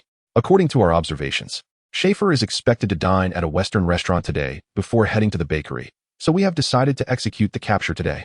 He instructed. No one is to communicate with the outside world. All must follow orders. The operation will be led by Daisuke Nitsumatsu, while the rest will disperse to various intersections as per my directives. We cannot allow Schaefer to escape. It seemed that most individuals present were summoned on short notice, ensuring confidentiality due to the covert nature of the previous investigations. Observing Nitsumatsu's demeanor, Lindsay suspected he had been involved in the earlier surveillance, perhaps even possessing crucial information about Schaefer's movements and the bakery's hidden transmitter, which explained his arrogance. After Kitahara organized the group and distributed firearms, Gao Xingping whispered to Lindsay, "Why am I relegated to merely watching from the corner? I am the director." Lindsay disdainfully slung the newly issued firearm onto his hip. "Director, look at the bright side. This only signifies that the Japanese place great trust in you. Otherwise, why would they involve you in such a significant operation? Watching from a distance ensures your safety. After all, what if that scoundrel has explosives on him? The ones who go after him could end up missing dinner." "Well, it appears no one will have lunch today," Lindsay noted, as the gendarmerie had not prepared any meals for them. As noon approached, they proceeded in groups towards Jiaomin Alley, reaching their designated positions. According to the plan, they intended for Schaefer to enter the bakery first. Once he emerged, they would proceed with the capture. A team would swiftly enter the bakery to subdue anyone inside, locate the radio transmitter, and ideally obtain the codebook, while also interrogating the radio operator. Despite it being midday, the cold was biting. Lindsay and Gao Xingping stood at an intersection not far from Jiaomin Alley, smoking. Gao, unable to quell his shivering, remarked, "This operation seems overly grand. Even if he tries to flee, he cannot possibly go far. Besides, if he were to run, it would be towards the alley, not the main road." He scanned the passers-by in vehicles. The common folk. We could enjoy a meal together tonight, share a drink to warm up. Let us go to Easton Market for hot pot. Lindsay engaged in idle conversation while remaining alert to any distant movements. At precisely 11:40, Schaefer appeared. He was notably tall, around 6 feet 3 inches, clad in a pair of boots, wool trousers, and a coat that reached down to his calves. With a smile, he resembled an ordinary foreign gentleman admiring the ancient city's scenery, holding a black umbrella as he strolled towards the Western restaurant. Based on previous surveillance, Schaefer typically finished his meal in about an hour. However, for reasons unknown, he lingered excessively this time, indulging in multiple courses and even ordering a bottle of red wine, which he sipped leisurely. From a nearby building, Kitahara, watching through binoculars, grew increasingly impatient. Just as he was about to issue the command to storm the restaurant, Schaefer called for the bill and generously tipped the waiter. He exited the restaurant with a spring in his step, heading towards the nearby bakery. This time, there was no significant delay. After approximately 10 minutes, he emerged carrying a brown paper bag. A group of seemingly casual passers-by approached him, and at a signal from Daisuke Nitsumatsu, they swiftly pounced. According to the original plan, such a surprise attack would catch anyone off guard, particularly since Schaefer had appeared completely untroubled, showing no signs of suspicion. However, Schaefer's reflexes were astonishingly quick. As an undercover gendarme lunged at him, he struck the agent in the face with the paper bag and swiftly drew a handgun from his coat. The gendarme, momentarily stunned, was struck down by a bullet before he could react. The gunfire sent chaos rippling through the streets, with screams from men and women echoing as vehicles nearby hastily attempted to flee the scene, two colliding in the process. Kitahara, observing from a distance, slammed his fist against the windowsill in frustration. What a bunch of incompetence. Yet, even if Schaefer put up a futile resistance, he would not escape. Chapter 162. The paragon of virtue. Upon witnessing Schaefer fire a shot that felled an adversary, Matsumoto Teisei was momentarily taken aback. In a state of panic, he fumbled for his own weapon, yet Schaefer, who appeared to be merely a scholar, demonstrated remarkable agility as if trained in rapid-fire techniques, swiftly dispatching 3 or 4 individuals before making his escape. Matsumoto, in a flurry, gave chase while raising his firearm. However, as he pulled the trigger, he unwittingly stepped on something slippery and lost his footing, crashing to the ground amidst the icy winter streets of Jiaomin Alley. Dazed and disoriented, he could not ascertain the trajectory of his bullet. Schaefer, glancing back, seized the opportunity to fire a shot at Matsumoto's head before continuing his flight. With an impressive stride and speed, he evaded the gunfire of those attempting to intercept him, managing to cover a distance of over 100 meters. From a distance, Kitahara Ranjia was left bewildered. What was transpiring? Was this individual not a sociologist? Why was he exhibiting such ferocity? Meanwhile, Gao Xingping, noticing the chaos ahead, reached for his gun, only to be restrained by Lindsay. Director, there are nearly 20 gendarmes surrounding the area. What are we to do? If they capture Schaefer, we need not intervene. If such a multitude cannot apprehend him, our presence would be futile. Taken aback, Gao contemplated Lin's words. Initially eager to seize the opportunity for glory, he acknowledged the wisdom in Lin's caution. Indeed, Lin, you are right. We shall remain here as ordered by General Kitahara. The streets were congested with automobiles, and given the slick conditions, many passengers were alighting from their vehicles, inadvertently providing Schaefer with ample cover. The man continued to fire as he ran, discarding an empty weapon only to produce another from his coat. Kitahara Ranjie descended the stairs, commanding the gendarmes to encircle Schaefer. Just as Lin and Gao were observing the unfolding drama, a voice resonated in Lin's mind. Ding. Danger detection card activated. Please evade promptly. Schaefer, with his long legs, sprinted towards them at an alarming pace. In a moment of trepidation, Gao shakily raised his gun, but Schaefer abruptly halted, spreading his legs and aiming directly at Gao. Lin instinctively lowered Gao's body, noting a nearby vehicle, while the terrified driver had fled in a panic. They crouched behind the carriage just as Schaefer approached, firing relentlessly. Should he cross that intersection, he might indeed escape the vicinity of Jiaomin Alley. Kitahara, pursuing from behind, dared not close the gap, having witnessed Schaefer's marksmanship firsthand. As he watched Schaefer near the intersection, desperation surged within him. Stop him. Just as the tension peaked, a gunshot rang out, and Schaefer collapsed, his weapon skidding away as he struggled to crawl forward. Lin approached cautiously, initially intending to observe from a distance. But the near brush with death prompted him to act decisively. He understood that Schaefer, now exposed, was unlikely to escape the confines of Beiping City. After a brief struggle, Schaefer lay still on the frigid ground, the bullet from Lin's weapon having merely grazed his calf. Ding. Detection of host shooting another. Reward. Proficiency in Russian. Lin secured Schaefer's hands behind his back, pressing his knee into his back, just as Kitahara arrived, panting heavily. Lin. Kitahara gasped, finally at ease upon witnessing Schaefer subdued. What is this? He was merely a scholar, yet he displayed such ferocity. Kitahara gestured for two gendarmes to restrain Schaefer, binding his limbs and securing him in such a manner that he resembled a bent shrimp, rendering further escape impossible. Finally, catching his breath, Kitahara exclaimed, Lin, splendid shooting. This was all thanks to you. To be frank, it was merely a stroke of luck. I was so anxious I hardly dared to open my eyes, Lin replied modestly. Upon returning to the bakery where the slain gendarmes had met their fate, they discovered to their dismay that Matsumoto had survived.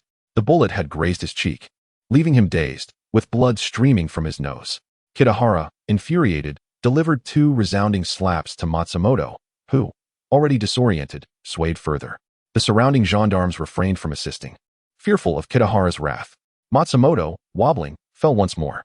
Kitahara cursed, You fool! Worthless! If it weren't for Lin, that man would have escaped. It must be said, Matsumoto's incompetence had indeed allowed this debacle to unfold. The onlookers exchanged glances, none daring to speak, until Lin stepped forward to placate Kitahara. Lord Kitahara, while Matsumoto may lack merit, he has shown diligence. Though his capabilities are limited, he has been quite earnest. It is fortunate he survived, and we must manage the aftermath. Given the commotion, the German consulate will soon be aware. You will need to handle the ensuing matters. The nearby gendarmes, overhearing Lin's remarks, murmured in admiration. Lin is truly a paragon of virtue. It was well known that Matsumoto and Lin were at odds, yet Lin still spoke in Matsumoto's defense. Upon hearing this, Kitahara felt an inexplicable pang of guilt. He had once heeded Matsumoto's misguided counsel to test Lin. How wrong he had been, with matters as they were. Kitahara directed everyone to clean up the scene and hastily escort Schaefer back to the gendarmerie. Fortunately, the individuals within the bakery had not escaped. They were apprehended by another team, and the radio equipment was seized. The operation had ultimately achieved its objective. As everyone prepared to depart, Gao Xingping finally regained his senses, his clothing soiled with snow and mud from his earlier concealment. He grasped Lin's arm, exclaiming, Lin, you have saved my life once again. Chapter 163 What is the ultimate goal? After leaving behind the gendarmes responsible for cleaning up the scene, everyone hastily boarded their vehicles and returned to the gendarmerie headquarters. Upon arrival, Schaefer was escorted into the interrogation room by several individuals. Subsequently, Kitayama Ranka summoned two additional teams of gendarmes to surround the area near the interrogation room, stipulating that no one was permitted to approach unless Colonel Matsuzaki personally ordered their entry. Once the arrangements were complete, he approached Lin Zhe, giving his shoulder a reassuring pat. Lin, you have accomplished a great feat this time. I will personally report your contributions to Colonel Matsuzaki. Rest assured, The gendarmerie headquarters will not overlook the efforts of those who contribute. Lindsay saluted, replying, Kitayama, I am indifferent to material gains. As long as I can contribute to the Empire's cause under your leadership, I will be thoroughly content. Kitayama nodded with satisfaction. Very well. Colonel Matsuzaki will personally oversee the interrogation. For now, you are excused. Go rest well. If there are any new developments, I shall call you. Lindsay led the somewhat dazed Gao Xingping outside. At the entrance, they encountered the military doctor who had previously administered medication to Suji Shuho, carrying a box. He was being scrutinized by the gendarmes. He expressed his discontent, stating, It was your commanding officer who summoned me. You cannot treat a physician this way. Especially not a noble. It appeared Colonel Matsuzaki had devised a complete plan. Should Schaefer refuse to divulge valuable information, he was prepared to resort to certain techniques, even if they were unrefined. After all, Schaefer, as an operative of his caliber, was likely privy to crucial strategic intelligence. While Colonel Matsuzaki was primarily concerned with maintaining order and stability in Beiping. Thus, capturing Schaefer would fulfill the mission assigned to him. He even contemplated whether, if the interrogation yielded no results, they might send this individual to the 3 eastern provinces, allowing those fellows to grapple with him. Lindsay, accompanied by Gao Xingping, hailed a foreign vehicle to Xian Yuan. The attendant welcomed them at the door. Gentlemen, please come in. Lindsay instructed, prepare 2 small baths. He had specifically arranged for Gao Xingping to take a hot bath to recuperate. After all, Gao was not young and had lived a life of comfort. The street gunfight they had narrowly survived was rather too intense for someone of his stature. After a thorough soak, he requested an attendant to massage Gao Xingping. Tossing out $2 he commanded, Go find a good restaurant and order 4 dishes, the finest available, and bring back a pound of wine. The attendant hurried off. And by nearly 4 in the afternoon, the two finally sat down to a meal. Lindsay poured a glass of wine for Gao Xingping, who drank it in one go, letting out a sigh of relief as he regained his composure. Xingmin, I am almost at my wit's end. I have become a director. Yet the gendarmerie headquarters still treats me like a mere soldier. Tell me, if that scoundrel had shot me today, what would be the worth of my position, my earnings, or even my beautiful wife? Lindsay refilled his glass. Director, do not dwell on such matters. In these times, we take each day as it comes. Who knows what the future holds? Moreover, who holds the power now? The Imperial Army dictates our course. Even if they send us to face peril, we must comply. Gao Xingping sighed heavily, lost in thought, before downing another glass of wine. Xingmin, you may not have noticed, but today, as we hid behind that vehicle, a bullet pierced the board and grazed my scalp. At that moment, I thought to myself, what a way to go. After a lifetime, without even a son to carry on my name, and here I am, at the end of my days. What is the true purpose of living? Director, you are favored by fate. You will surely transform misfortune into fortune. Did not Kitayama just mention he would personally commend our efforts to Colonel Matsuzaki? As for the purpose of life, that question is too profound for me to answer. I simply aspire to follow you, earn some money, marry, have children, and live a good life. Hearing that Kitayama Ranka would advocate for them made Gao Xingping feel somewhat embarrassed. What merits do I possess? I merely cowered behind the vehicle. Had it not been for your timely intervention, that Schaefer might well have escaped. I was responsible for securing that intersection, and if he had slipped through, I would surely face dire consequences. Raising his glass to clink with Lindsay's, he said, Xingmin, I cannot claim your credit. The last time we found the ledger, it was your cleverness that led us to it. This time, I was merely a hindrance. Director, why do you speak so modestly? When the time comes, regardless of what Kitayama may say, I will firmly assert that it was under your command that the shot was fired. As you observed Schaefer's movements from behind the vehicle and seized the moment to order me to shoot, do not let that slip. There is a saying that the nail that sticks out gets hammered down. The plump pig is the first to be slaughtered. Lindsay smiled. Let Gao Xingping stand before me to shield my merits. Should there be accolades, I shall share them. But should calamity arise, you must bear the brunt. As for whether Gao Xingping would turn against him should trouble arise, they were now so deeply entangled that it would be beyond his choice. Like grasshoppers on the same string. By the time the two emerged from Xian Yuan, night had fallen. Gao Xingping insisted on heading to the 8 great alleys to further unwind. Lindsay thought to himself that it was unwise for Gao to leave his wife at home. No wonder she acted like a resentful woman. Gao had land at home that he neglected to cultivate, but was quite eager to sow his wild oats outside. Lindsay chose not to accompany him, allowing him to enjoy time with Saito, for Saito was either at a tavern or a smoking house, and would surely be found in the 8 great alleys. Upon returning home, Lindsay discovered 2 large mounds of snow in the yard, undoubtedly cleared by the diligent Shiyu and Ruo Shui. The two sisters beamed with joy upon his arrival, and Shiyu eagerly prepared to cook for him. Lindsay quickly interrupted. I had a late lunch and am not hungry. Have you both eaten? Shiyu replied with concern. Sir, although you are busy with affairs outside, you must not neglect your meals. Your health is paramount. Lindsay nodded and, looking at the snow piles, suggested, Come, let us build a snowman. Ruo Shui's eyes widened. What is a snowman? Leading the sisters, Lindsay first formed a large snowball for the body, then a smaller one for the head. He crafted eyes, a nose, and a mouth, even fetching a hat from inside to place atop it. The sisters laughed joyfully as they worked together, concerned for Lindsay's warmth. They frequently came over to warm his hands.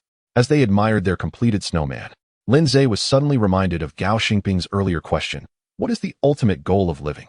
Chapter 164. A new task early the next morning. Lindsay awoke to find that it had snowed overnight, blanketing the courtyard in a sea of white. He summoned his sisters to prepare breakfast while he took up a broom crafted from bamboo, efficiently clearing the yard with remarkable speed. The snow had accumulated in the corners, creating a natural icebox where a jar was buried. Ruo Shui, ever the flatterer, exclaimed, You're amazing. My sister and I spent half the day yesterday just to clean the yard. Lindsay set the broom aside, reminding himself that even flattery required practice. Just as he needed to complete his 10 sheets of calligraphy without fail, there was still some frozen tofu at home, and Siya retrieved a bit of pickled vegetables to prepare a dish of pickled vegetable tofu stew. Lindsay was taken aback, recalling that this was a dish not meant for the faint of heart. However, it turned out to be quite delicious when paired with a thick bowl of rice porridge, suggesting that this dish could serve more than just as a side for drinks. After their meal, Lindsay gazed at the snow-covered road and suddenly remembered the dilapidated state of Tang Wanner's place. With such heavy snow, he worried it might collapse. He called for a carriage and set off to the crumbling residence in Yuyuan, Guangdong province. The little beggars were likely out begging, leaving only the youngest behind to learn their letters from Tang Wanner. Lindsay recalled the few young boys that Nyo-san had taken to the black market for assistance. Remarkably, one of those children had become quite resourceful, known for his skills and tenacity. Upon his arrival, Tang Wanner hurriedly approached, visibly anxious. What brings you here?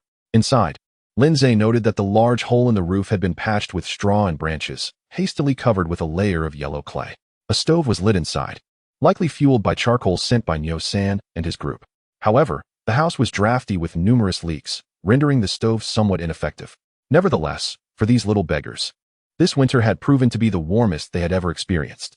Watching Tang Wanner teach the children, Lindsay felt a surge of inspiration. Yet, he knew this matter required careful consideration, and he would need to consult Gao Xingping first. He asked Tang Wanner, Do these children learn their letters with you every day? Embarrassed, she lowered her gaze. They are too young. It's too cold for them to go out begging, so they stay here. Since there's nothing else to do, I use the charcoal to teach them. Truthfully, my own writing is not very good. My father taught me when I was young, and he only knew how to read. Lacking knowledge of the classics, Lindsay sighed. Indeed, Tang Wanner was a good person, but in this era, being kind often led to unfortunate outcomes. It could be said that meeting Lindsay was quite a stroke of luck for her. He then took out the property deed given to him by Manager Duan from his spatial storage. Previously, Lindsay had assisted Manager Duan in rescuing his son from the military police headquarters, and in gratitude, Duan had gifted him a house, 2 courtyards in total. Initially, Lindsay intended to reside there himself, but it was situated too far from his workplace. Now, it would serve a greater purpose. He handed the deed to Tang Wanner, saying, From now on, this place is your home. Please take care of it, and ensure the children maintain cleanliness. Tang Wanner was stunned as she accepted the deed, her eyes misting over as the words sank in. From now on, this place is your home. Additionally, regarding these children, you may not be able to teach them much, but I will devise a plan. Let us discuss it in a couple of days. Lindsay instructed Tang Wanner to tidy up and move in, confident that she, being skilled in slipping through doors and picking locks, would manage without a key. As Lindsay turned to leave, Tang Wanner called after him, Director, is there something else? Today, I need to report to you again. Lindsay waved his hand dismissively. I'm here now, so let us skip today's report. We'll discuss it next time. Watching him disappear through the doorway, Tang Wanner bit her lip. Why was he so inconsistent with his words? They had agreed on a weekly meeting. He came, yet did nothing. As embarrassment flooded her cheeks, she scolded herself internally. Tang Wanner, you shameless wretch. With that, she returned inside to gather the children's belongings. Lindsay's plan was to persuade Gao Xingping and subsequently report to the military police headquarters, proposing the recruitment of homeless children in the southern city to form a training class for prospective police officers. Once approved, the curriculum would be at Lin Zhe's discretion. Naturally, he would need to tread carefully, selecting a few promising children for special attention. Before he could seek out Gao Xingping, he passed by a pastry shop on his way back to the patrol station, noticing that old Ma had put up a sign indicating urgent purchases were needed. It appeared a task had arrived from above. Finding a discreet spot, he changed into the guise of a teacher and entered the pastry shop. Old Ma, is there any news from above? Upon entering the back room, Lin Zhe seated himself, and Manager Ma brought over a cup of tea. Director, please have some warm tea to keep you cozy, he said as he set down the cup. In a hushed tone, he continued. Headquarters has ordered us to ascertain Ma Liang's whereabouts, gathering intelligence on his living habits, movements, and attendance at relevant events, in coordination with the Beiping Station. To eliminate this traitor, it seemed Boss Dai had significantly heightened his focus on Jin Fo, opting not to have him carry out assassinations directly, but rather to concentrate on intelligence gathering. Of course, in the future, there would likely be instances where both intelligence and execution would fall under his purview, given the independent nature of the group. Lin Zhe muttered that while gathering intelligence was feasible, it would require time. This old fellow was advanced in years and did not venture out as frequently as others. Ma Liang was the elderly man who had presided over Song Hongyi's funeral, hailing from the Wan faction but later aligning with the enemy. Now over 60, he was not like Gao Xingping, who roamed the bustling alleyways daily, nor did he frequently attend banquets, only appearing for significant events like Song Hongyi's funeral. Moreover, he was not an easy target. His imposing stature and martial prowess, coupled with his experience as a warlord, made him a formidable opponent, accessible only to a select few. Director, Old Ma said, we will do our utmost to satisfy headquarters. As for whether we can uncover Ma Liang's movements, we can only do our best and leave the rest to fate. Above all, you must ensure your safety. Do not jeopardize yourself for the mission. Lin Zhe nodded. I understand. Rest assured, Old Ma, you should also exercise caution. Old Ma chuckled. Recently, Director Lin seems to be quite preoccupied, rarely seen on the streets. I feel much more at ease, to the point where I hesitate to encounter him. Chapter 165. Eating meat and drinking soup after departing from the dim sum shop. Lin Zhe changed into his uniform and proceeded to the patrol station. In the preceding days, the officers had been exceptionally busy due to the snowfall. Numerous beggars succumbed to the cold at night, particularly the elderly, whose empty bellies often led them to eternal slumber. The gendarmerie headquarters mandated the prompt handling of bodies, dispatching a truck daily to traverse a predetermined route throughout the city. Each patrol station was tasked with inspecting their jurisdictions for any deceased individuals found on the streets, bringing them back to await the truck's arrival, whereby they would be transported outside the city for cremation. Initially, the officers were astonished by such grim duties, but they soon became desensitized. After relentless storms, most of the frail beggars had perished, allowing the patrolman's workload to ease. Upon arriving at the station, Lin Zhe found a dozen officers gathered in the hall, sipping tea and engaging in conversation around the stove. As soon as they spotted Director Lin, they rose to salute him. Ascending to the second floor, Neo Sanner approached with a hefty stack of documents. Indeed, Lin Zhe ought to have been working at the office, but he had grown accustomed to the patrol station, where the necessary paperwork was sent over sporadically for his review and signature, after which Neo Sanner would call for someone to retrieve them. By noon, Neo Sanner returned to inquire about lunch. Lin Zhe contemplated and decided he craved duck, having not indulged in it for quite some time. Neo Sanner promptly called Quan Jude, which offered delivery services for important guests. They had devised an elaborate process for this. During the summer, it was considerably easier, but in winter, specialized containers were employed, wrapped in layers of cotton like bundles. An attendant and a chef would rush to the destination with the duck and other dishes. The standard was that upon arrival, the duck must remain warm, its skin crisp, ready to be served fresh to the guests. For particularly esteemed clients, even the carriage was unnecessary. Quan Jude collaborated with local automotive services, ensuring that when a call for roasted duck was made, a vehicle would promptly be dispatched to deliver the freshly prepared dish. Naturally, the cost was significantly higher than dining in the restaurant, but those who received such treatment from Quan Jude hardly concerned themselves with the price. Observing the number of officers below, Lin Zhe instructed Neo Sanner to order roasted duck along with some spiced duck frames and a few hearty dishes, accompanied by 50 duck oil pastries. Shortly thereafter, a Ford pulled up with a young attendant and a chef carrying several large boxes into the patrol station, where Neo Sanner had been waiting. In Lin Zhe's office, the young chef began to slice the duck while the attendant arranged the exquisite side dishes on the coffee table and warmed some wine. Neo Sanner left the door ajar, allowing the enticing aroma to waft downstairs. The patrolman inhaled deeply, relishing the scent. Someone remarked, What a delightful fragrance. This should certainly accompany my humble cornmeal bun. Another scolded, don't carry on as if we're in dire straits. Though times are tough, at least we receive our monthly salaries, which is far better than what the common folk endure. Yet another voiced dissent, what does that matter? Business is bleak on the streets, and fewer shopkeepers are hosting gatherings. Tell me, when was the last time you dined out? After a while, as Lindsay began his meal, Neo Saner personally carried the food box downstairs, holding a large bag of duck oil pastries in his right hand. Here we are, everyone, 3 pastries each, and the remainder is for those who have yet to return. The patrolmen were momentarily taken aback. Director Lin had always treated them well, and they felt a profound sense of gratitude.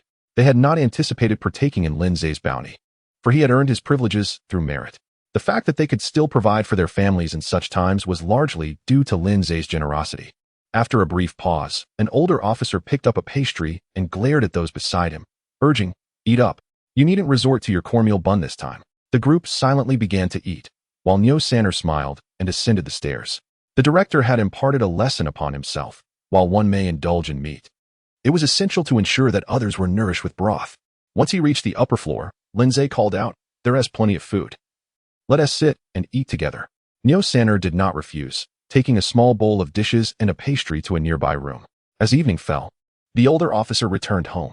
His living quarters were modest. Despite being a patrolman with a monthly salary and additional allowances, his wife's poor health necessitated constant medication, and they had 3 children to support, making life quite challenging.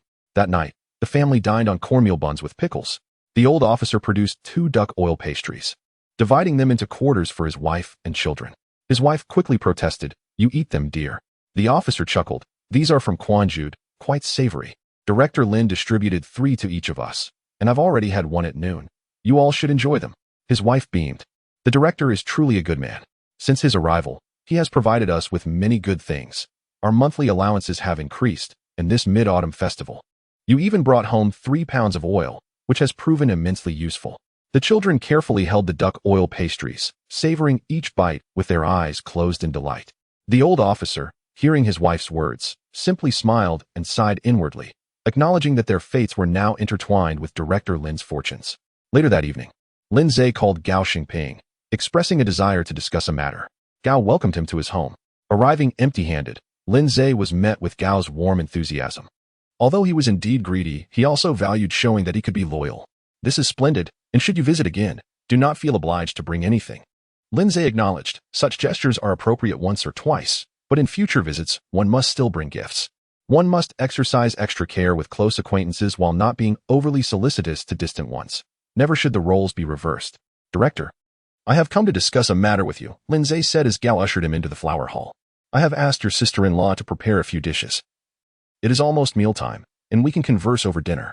As they spoke, Gao's wife emerged, clad in a pink jacket with a white fox fur collar, exuding a mature charm.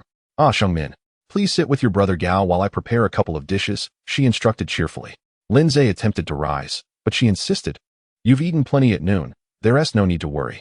She subtly brushed against his arm, asking, are you hungry?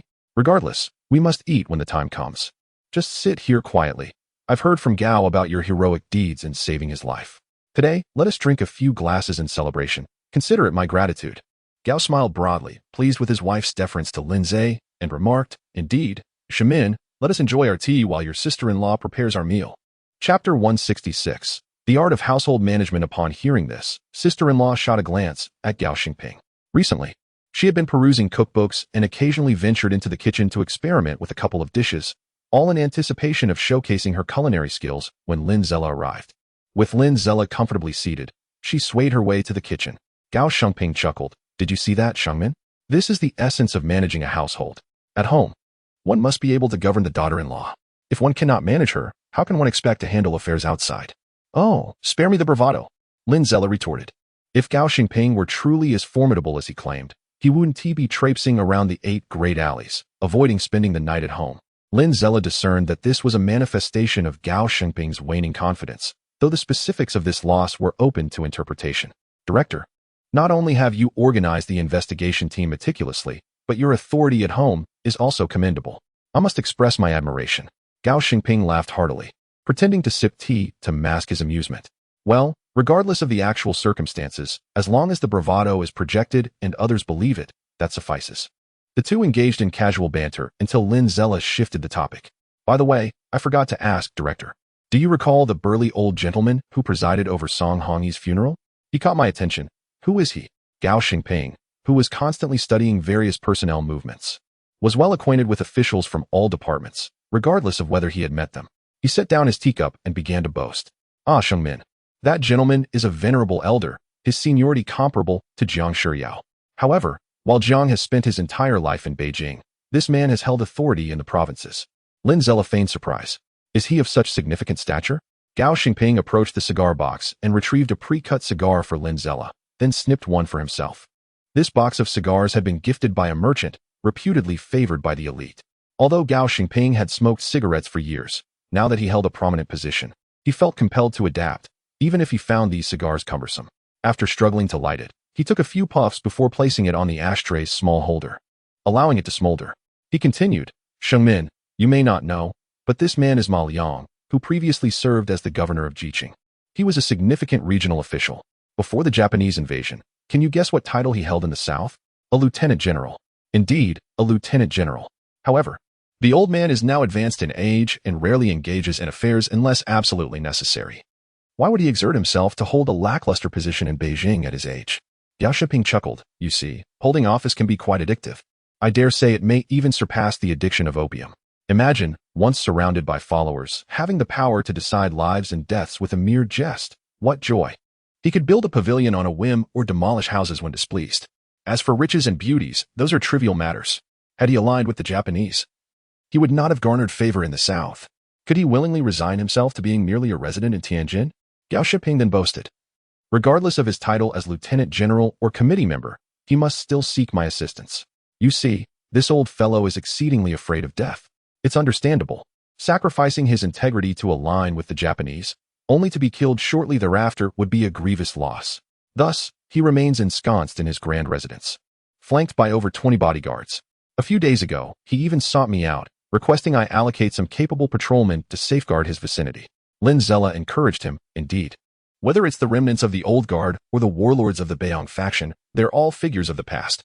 Now that you oversee a significant portion of the police department and command an investigation team, there is no authority in Beijing, aside from the garrison headquarters. That rivals your stature. Gao Xingping beamed with pride. Rest assured, your future is secure.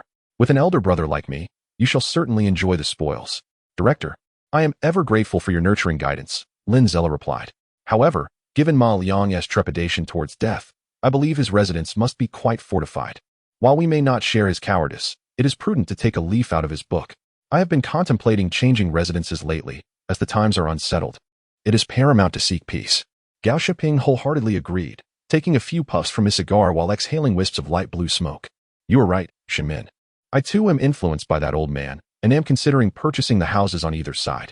You should see Ma Liang's abode. It is quite impressive. Located in Dashima Hadong, it comprises 3 courtyards, with the southern and northern sections containing 5 entries, while the eastern and western portions are staffed by servants and guards, all to protect his central courtyard. The front and back of the central courtyard face the street, providing ease for defense and ensuring safety. Lin Zella nodded. Indeed. He is willing to spend generously to safeguard his own life. What is that in comparison? A provincial governor earns 100,000 taels of silver over 3 years. Jiqing is a renowned commercial hub, and having served as its governor for several years, he must have amassed a considerable fortune. As the two reveled in their conversation, sister-in-law entered with a tray bearing several dishes. Oh, I knew you'd be smoking. It stinks to high heaven. Upon noticing Lin Zella holding a cigar, she muttered. Old Gao, make sure you're not passing off inferior products. Don't try to fool him with some cheap imports. Old Gao hastily replied, of course not. These are high-quality cigars, certainly not the cheap imports. Would I offer Xingmin such low-grade merchandise? Lin Zella chuckled. Sister-in-law, not only are you adept in the kitchen, but it appears you possess considerable knowledge about the wines and cigars used in social gatherings. Truly, you excel both in the parlor and the kitchen. Sister-in-law shot Lin Zella a playful yet reproachful glance, silently lamenting that she was also quite skilled in other areas, yet he feigned ignorance. The 3 settled down. Lin Zella excused himself, claiming he had overindulged the night before, though he had thoroughly enjoyed the food. Sister-in-law, noticing his fondness for her cooking, maintained a beaming smile throughout the meal. During dinner, Lin Zella shared his intention to take in some half-grown children who begged on the streets. forming a training class to cultivate a loyal foundation for Gao Shiping. Gao Shiping expressed keen interest, promising to mention it to the garrison headquarters when the opportunity arose, indicating it should not pose a problem. As the evening wore on, Lin Zella prepared to take his leave, with Gao Shiping personally escorting him out. Upon returning home, Xia promptly ushered him inside to warm up and served him a bowl of hangover soup containing tender tofu, winter bamboo shoots, fish slices, and egg flowers, a tangy concoction that was both refreshing and appetizing. Lin Zella downed the soup in one go, exclaiming, "Xia, your culinary skills have truly improved." Rushiwa eagerly raised her hand. "Today I helped sister with the fire." Lin Zella pulled her closer. "Have you practiced your large characters today? Show me what you've done." Rushiwa, appearing diligent, presented 10 or so sheets of her writing.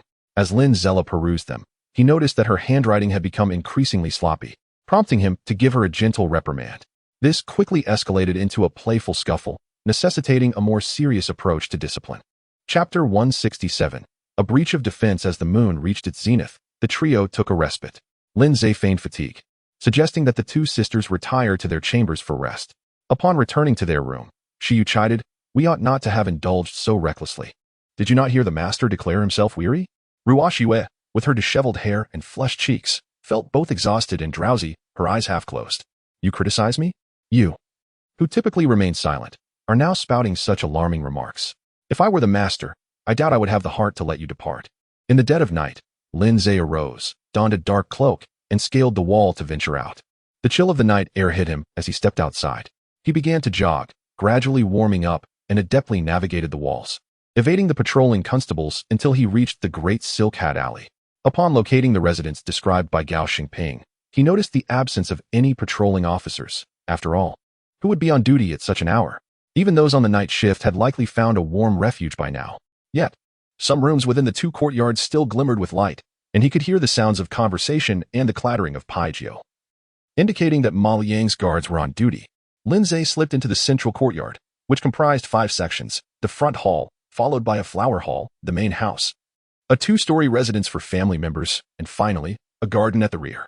He meticulously memorized the layout, contemplating that if the Beiping Station intended to eliminate Ma Liang, it would be most prudent to devise an approach through the garden. However, he doubted they possessed the same agility as himself, making such an endeavor somewhat challenging. Should he infiltrate Ma Liang's bedroom to terminate him? After much deliberation, he ultimately dismissed the thought. It seemed rather peculiar. Just as orders were issued to track Ma Liang's movements, he would inexplicably perish, leading to unnecessary complications.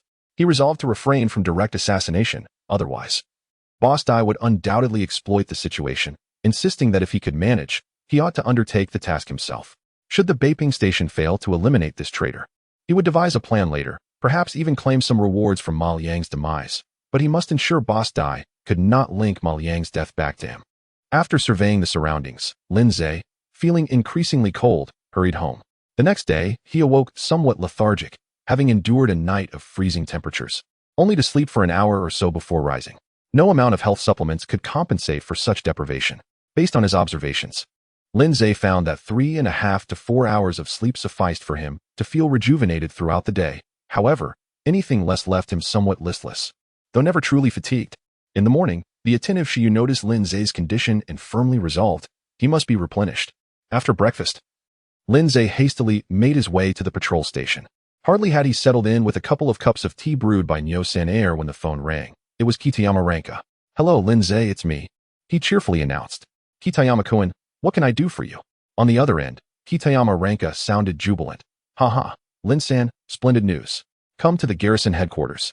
Gao-san will be joining us shortly. You'll find out when you arrive." Lin Zhe, unsure of the nature of this news, promptly called Gao Shiping. Gao's voice was equally buoyant, evidently already aware of the positive development at the garrison headquarters.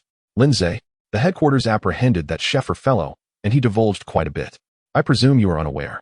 But the headquarters has particularly commended the Beiping garrison for our remarkable performance and significant contribution to capturing Sheffer. I suspect they have summoned us to bestow some reward." Lin Zhe felt a wave of relief. "Then I shall congratulate the director in advance." "Haha, mutual congratulations. You haven't left yet, have you? I'll come to fetch you. Wait for me at the patrol station." Lin Zhe accepted without hesitation, as Gao Shiping's car offered convenience. 20 minutes later, Gao's vehicle arrived at the patrol station. Lin Zhe hopped in, observing that Gao was clad in a brand new uniform, topped with a freshly tailored overcoat and a perfectly positioned wide-brimmed hat. The director appeared particularly spirited today. Gao Xingping beamed, revealing an impressive smile. What do you think of my smile, Lindsay? If Colonel Matsuzaki were to personally commend me, would this smile suffice? Lindsay quickly nodded, recalling Gao's years of smoking had left him with prominent yellow teeth, rendering his smile quite glaring. Upon arriving at the garrison headquarters, despite the snow being cleared with great enthusiasm, Gao Xingping instructed the driver to park at a distance. Avoiding past mistakes, the two first sought out Kitayama Ranka, who greeted Gao with a handshake before warmly clasping Lindsay's hand. Come, let's head to the auditorium to celebrate. This time, Colonel Matsuzaki will personally award you. Gao Xingping was taken aback. What? How can he award us when we are not Japanese? Kitayama Ranka smiled enigmatically. Having advocated for this special recognition from Colonel Matsuzaki, his rationale was that as their governance in North China deepened, they would inevitably attract many Chinese individuals into their ranks. As the saying goes, 1,000 gold pieces for a horse's bones. Having achieved merit, Gao and Lin would be rewarded to encourage more talents like Lin to join their cause. Upon entering the auditorium, many were already present, constables and officers alike. Numerous attendees greeted Lindsay, who, despite being Chinese, spoke fluent Japanese and was well-versed in the social scene, earning the trust of many. Although he did not frequently visit the entertainment district, he always knew where the freshest and finest tea could be found. Gao Xingping and Lindsay were guided to the front row, where Song Datsing sat in the back. His countenance filled with resentment as he realized he would not receive an award this time. Lindsay sensed the gaze and, turning suddenly, caught sight of Song Datsing glaring at him. Lindsay smiled and playfully pointed at him with 2 fingers, causing Song Datsing to fluster, his eyes darting around in an attempt to mask his embarrassment. Subsequently, he became infuriated, questioning why he felt this way. What could Lindsay, a mere Chinese, do to him? As he tried to glare back defiantly, Lindsay had already turned away, leaving Song Datsing in a state of turmoil, twisting in his seat, seething with frustration. Ah, how infuriating. Chapter 168. The Bird Medal. Amidst the applause, Colonel Matsuzaki ascended the stage to deliver a speech. He first paid tribute to the gendarmes who lost their lives during this significant capture operation and then awarded medals to several distinguished individuals. The medals presented were all the Golden CH medals, a peculiar choice indeed, as the Japanese chose to name a medal after a bird. Legend has it that during his eastern expedition, Emperor Jimu's bow was halted by a CH that radiated a golden glow, mesmerizing his adversaries. This imagery became widely recognized, leading to its adoption in the design of military merit medals. The Golden CH medal comprises 7 ranks, with a total of 190,000 awarded during the entire anti-Japanese war, and over 620,000 bestowed during the Pacific and Southeast Asian wars, rendering it rather commonplace. After all, the Gendarmerie Command was merely apprehending a spy, not engaging in combat. Hence most recipients were awarded the lowest rank, the 7th class Golden CH medal. However, Lindsay and Gao Xingping were called to the stage separately, where Colonel Matsuzaki bestowed upon them the 6th class Golden CH medal. They saluted each other before shaking hands, with Gao Xingping offering a quintessential smile. Colonel Matsuzaki momentarily appeared dazed, tugging at the corners of his mouth. An abrupt silence enveloped the room. The colonel, often suspected of being expressionless, was smiling, and directed at Gao Xingping no less. It was no wonder Gao Xingping had been consistently favored. Perhaps there was an undisclosed connection between them. Only Lindsay understood the lethal impact of Gao's perfect smile. Matsuzaki had not merely smiled, but had been dazzled by Gao's prominent yellow teeth, leaving him at a loss for expression. Following this, journalists came to conduct interviews, and Lindsay resolutely insisted that Gao Xingping handle the interview alone, while another reporter snapped photographs nearby. Kitahara Ranke chuckled as he remarked to Lindsay, "Lin-san, your humility remains unchanged. You refuse to share the spotlight with your superior." Lindsay replied earnestly, "I truly feel unworthy of this honor. The success of this operation is entirely due to your adept command, Kitahara-kun. I merely executed what was within my capacity as per your directives. So receiving such recognition is genuinely overwhelming. You are the one who truly deserves commendation." Kitahara Ranke laughed heartily, brimming with enthusiasm. "Lin-san, you are too modest. But fret not. The headquarters has other commendations for me. Regardless of my effective command, it is the unwavering loyalty of everyone that makes it possible. Your marksmanship was absolutely crucial." In truth, Lindsay simply wished to evade the cameras. Despite having seen his likeness only among a handful of classmates and teachers during their training, it was prudent to exercise caution. One could never tell who might turn traitor.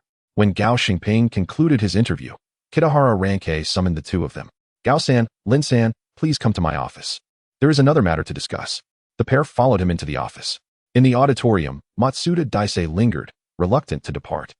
Witnessing Lin Zhe receiving the 6th class golden CH medal shattered his heart. He kicked the chair beside him repeatedly, muttering "Baka, Baka, Baka." A staff member managing the auditorium entered. Puzzled, "Lieutenant Matsuda, are you all right?" Matsuda Daisei bellowed towards the ceiling. "I am fine." In Kitahara Rankei's office, Lin Zhe and Gao Xingping stood before the desk as Kitahara sipped his tea. "Gao-san, Lin-san, congratulations once more on receiving your medals. I hope this precious 6th class medal inspires you to continue your efforts for our cause." Nodding, Kitahara continued, "I have received a very important assignment. Matsuda Daisei's recent performance has not been satisfactory, and I hope you both can assist me. From this moment forward, every word I say is classified. You must not disclose any information." Both Gao Xingping and Lin Zhe adopted serious expressions. Lin Zhe pondered, what could be so significant? Judging by Kitahara Rankei's demeanor, its importance rivaled that of capturing Schaefer. Kitahara lowered his voice. "In 2 weeks, a key figure will pass through Peking en route south to succeed Major General Nishio Suzo as the commander of the Second Army. The North China Area Army will grandly host this important figure in Peking, and there will be a banquet. The personal security for this individual will not fall under our purview. The North China Area Army will allocate troops for their protection. General Teranai Sh. Ichi will also be in attendance. However, we must ensure the safety of the banquet's perimeter and conduct security checks on all attendees to prevent any individuals with potential risks from entering the venue. The North China Area Army will deploy troops for security? Despite everything, why still hold this banquet? Wouldn't it be safest not to hold it at all? This person's status must be extraordinary. It likely extends beyond merely being the incoming Second Army commander. Typically, the Second Army commander would be a brigadier general. At most a major general. Yet the North China Area Army's Teranai Sh. Ichi holds the rank of general. Why go to such lengths to host someone of a lower rank? Kitahara Ranke continued, "There is a concern. If we proceed with the banquet at the Lugua Hotel, I fear it will attract attention. After all, before the banquet begins, we may need to seal off the hotel, preventing them from accepting any new guests, and conduct a comprehensive security check, making it difficult not to draw the eye of any observant parties." Lin Zhe glanced at Gao Xingping, who, after much contemplation, could not devise a solution. Lin Zhe quietly suggested, "Kitahara-kun, I believe that no matter how cautious we are, such a grand affair will inevitably draw attention. I propose we select 3 hotels, such as the Lugua Hotel, Peking Hotel, and Oriental Hotel. Conduct the same level of security checks at each to confuse any potential enemies. Until the banquet begins, we do not disclose the specific location, nor do we send out invitations. All guests will be transported to and from the venue by our designated personnel. What do you think?" Gao Xingping could not help but exclaim. The brain of the common people is indeed remarkable. Kitahara Rankei's eyes lit up. "Excellent. Lin-san, while your plan will require significant manpower and resources, it is undoubtedly the most suitable approach for us. Do not worry about the lack of personnel. Colonel Matsuzaki has already issued orders for all gendarmes in our command to focus on this matter. We can mobilize nearly everyone." Lin Zhe mused silently. Who exactly is this individual that has instigated such anxiety among the Japanese in Peking? Gao Xingping had initially intended to mention establishing a training class for reserve police officers among the beggars, but Lin Zhe shot him a glance, indicating that this was not the right time, prompting Gao Xingping to remain silent. He trusted Lin Zhe's judgment, knowing that following this young man's guidance was invariably wise. Chapter 169. Thoughts on how to eliminate Ma Liang. Upon exiting the office of Kitahara Ranjia, Lin Zhe and Gao Xingping made their way outside, preparing to return and tidy up, as they would soon be residing at the Gendarmerie Command for the convenience of unified coordination under Kitahara. Gao Xingping, feeling rather disheartened, lit a cigarette. "I've become nothing more than a mere worker for the Gendarmerie Command, devoid of any dignity associated with my position as director." Lin Zhe chuckled. "Director? This isn't so bad. You've been awarded a medal and featured in the newspapers. These are honors. Moreover, it's evident that Kitahara has a shortage of personnel. While the gendarmerie boasts a substantial force, numbering in the thousands, their primary responsibility is maintaining public order in Beijing, whether through patrolling or standing guard. The number of operatives available for counter-espionage is quite limited, with Saito indulging in opium daily and Matsumoto being unreliable. The remaining junior officers are either unfamiliar with the situation or incapable of independent action. If he doesn't rely on you, who else can he turn to?" Gao Xingping nodded in agreement. Indeed, you speak eloquently, Shimin. By the way, who do you suppose this important figure coming to Beijing is? With such a grand entrance. The Japanese here are practically fawning over him, all while enforcing security checks. If they simply held a banquet, wouldn't everything be just fine? You're clever. Take a guess at who this eminent person might be. Lindsay opened the car door for him. Director, please don't pose me riddles. I can certainly predict that you'll soon achieve merit and promotion, but as for who this individual is, I truly cannot guess. Let us hasten back and pack. Accommodations at the Gendarmerie Command leave much to be desired. Gao Shiping concurred, realizing he needed to bring bedding and extra supplies, especially alcohol, as the cold weather would allow them to store provisions like roast chicken and marinated meat. Then I'll be sharing in your good fortune. Old Gao instructed the driver to drop Lindsay off at the patrol station, agreeing to return for him in the afternoon. Lindsay first briefed Niu Sanner, Xie Quan, and Wang Xiaoshou, urging them to keep a vigilant eye on the streets in his absence. Afterward, he walked home, passing through an empty alley where he changed clothes and applied some makeup before heading to a dim sum shop. Upon seeing the team leader, Master Ma promptly led Lindsay to the back. Team leader, what brings you here? Having not been long since their last meeting, Lindsay had evidently returned with purpose. Old Ma, I have a lead on how to eliminate Ma Liang. Old Ma was taken aback. I mentioned this yesterday, and you've already devised a plan? Team leader, have you already ascertained Ma Liang's whereabouts? That is not quite right. Even if we find out where Ma Liang resides, we do need to surveil him for several days to understand his routine and movements. It's not unusual for tailing operations to last a month or two. Lindsay shook his head. There's no need to track his movements anymore. Ma Liang resides in Dashimo Hutong. In 2 weeks, there will be an important banquet hosted by the Japanese, and it's highly likely Ma Liang will attend. At that time, the Japanese will send someone to pick him up, and his own guards 1T be able to accompany him. This presents a prime opportunity for his elimination. Recommend to headquarters that our team in Beijing lay in ambush near Dashimo Hutong. I estimate he will emerge around 6 o'clock. If Kitahara follows this suggestion and sends someone to collect the attendees of the banquet, it will likely be just a driver, perhaps accompanied by a gendarme for security. They simply won't have enough personnel for anything more. The chances of success for the Beiping Station are substantial. Yet the only concern remains how to clear their suspicions should Ma Liang be killed. Lindsay pondered. Inform headquarters that it is imperative to orchestrate a failed attack near Ma Liang's residence in the coming days, perhaps throwing in a couple of grenades or similar. Convey to headquarters that this is of utmost importance, and ensure the Beiping Station follows through. Master Ma noted the seriousness in the team leader's voice and nodded earnestly. Rest assured, team leader, I will emphasize this in the telegram. Having relayed his instructions, Lindsay departed the dim sum shop, found a secluded alley to change back into his original attire, and returned home. He asked his 2 sisters to prepare some clean clothes, mentioning that he might be away for a fortnight. Upon hearing this, their eyes filled with tears, particularly Xie, who lamented that her brother had yet to enjoy the lamb-filled buns she had prepared before he had to leave again. Lindsay reassured them. Keep the door firmly locked and avoid wandering about. You can buy food from the nearby Iran shop. If you need anything, let me know, and I can arrange for it to be purchased. For any urgent matters, call the patrol station, and if it's critical, contact the Gendarmerie Command directly. Understood? Xie nodded through her sniffles. Lindsay adopted a stern demeanor. Enough with the tears, it's bad luck. The 2 sisters quickly stifled their sobs and helped him pack his clothes. In the afternoon, Gao Xingping called to confirm Lindsay was at home before coming to collect him. Lindsay bestowed a fragrant gift upon each sister before stepping out. That evening, Kitahara Ranjia and the 2 convened to divide their responsibilities, following Lindsay's suggestions to select 3 venues for the banquet: the Luwa Hotel, the Beijing Hotel, and the Dongfang Hotel. Kitahara personally oversaw the Luwa Hotel, while Lindsay took charge of the Beijing Hotel, and Gao Xingping managed the Dongfang Hotel. Each would lead a team of 20 gendarmes along with 4 technical personnel, conducting comprehensive security checks of the hotels. Once the attendees were settled, no new guests would be allowed until the banquet commenced, at which point another thorough inspection would occur before drawing lots to determine the final venue. The following day, Lindsay led his team to the Beijing Hotel, which had originally been a modest tavern.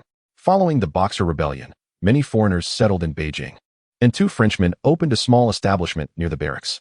After achieving success, they relocated to the southern entrance of Wangfujing, erecting a 5-story red brick building. Upon selling to the Sino-French Industrial Bank, the new owners, with ample resources, deemed their establishment insufficiently grand and constructed a 7-story French-style building adjacent to the original. The design of this new structure was opulent, featuring a grand lobby with vaulted ceilings and arched windows, lavishly adorned, creating an ambience reminiscent of a cathedral upon entry. However, Regardless of its former splendor, it was now obliged to comply with the demands of the Japanese. Upon Lin Zay's arrival, he mandated that the hotel cease accepting new guests, given that many of the existing patrons were foreigners.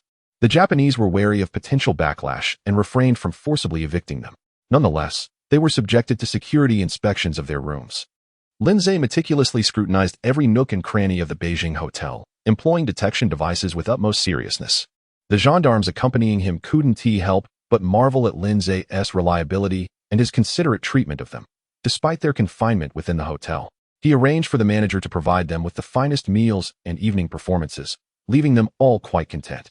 Chapter 170. The explosive sounds of Dashimo Alley. On the night 3 days later, the vicinity of Dashimo Alley was surrounded by affluent neighborhoods, where the residents were either wealthy or of high status.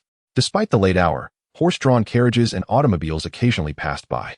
In this era, nightlife was a privilege reserved for the rich and powerful. Some individuals even indulged in gatherings with friends, feasting and satisfying their appetites before settling down for games of mahjong. The stakes were high, with bets reaching astronomical amounts.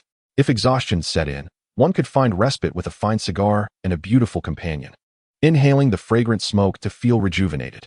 It was a routine that continued until dawn, concluding with a bowl of plain congee accompanied by various side dishes. Before washing up for sleep, by the afternoon, one would rise, work for a few hours, and then prepare for dinner again, perpetuating a cycle of hedonism to the extreme. However, Ma Liang was different. The former General Ma had dedicated his life to martial arts, emphasizing self-cultivation and the preservation of health. Despite having multiple concubines, he remained committed to a regimen of wellness. Each night, after dinner, he would stroll in the garden, wash up, and retire for the night. Occasionally, he would practice martial arts with one of his concubines, although such instances had become increasingly rare with age. As the moon reached its zenith, Ma Liang was deep in slumber when a thunderous explosion jolted him awake. Having spent years in the military, he recognized the sound of a grenade exploding. He swiftly retrieved his pistol and opened the wardrobe, revealing a concealed passage. Displaying agility that belied his age, Ma Liang darted into the passage and secured the wardrobe behind him. Following the initial explosion, the household guards sprang into action. In particular, several burly men stationed in the front courtyard realized that grenades were being hurled into the yard. Instead of retreating, they opened the side door and charged out.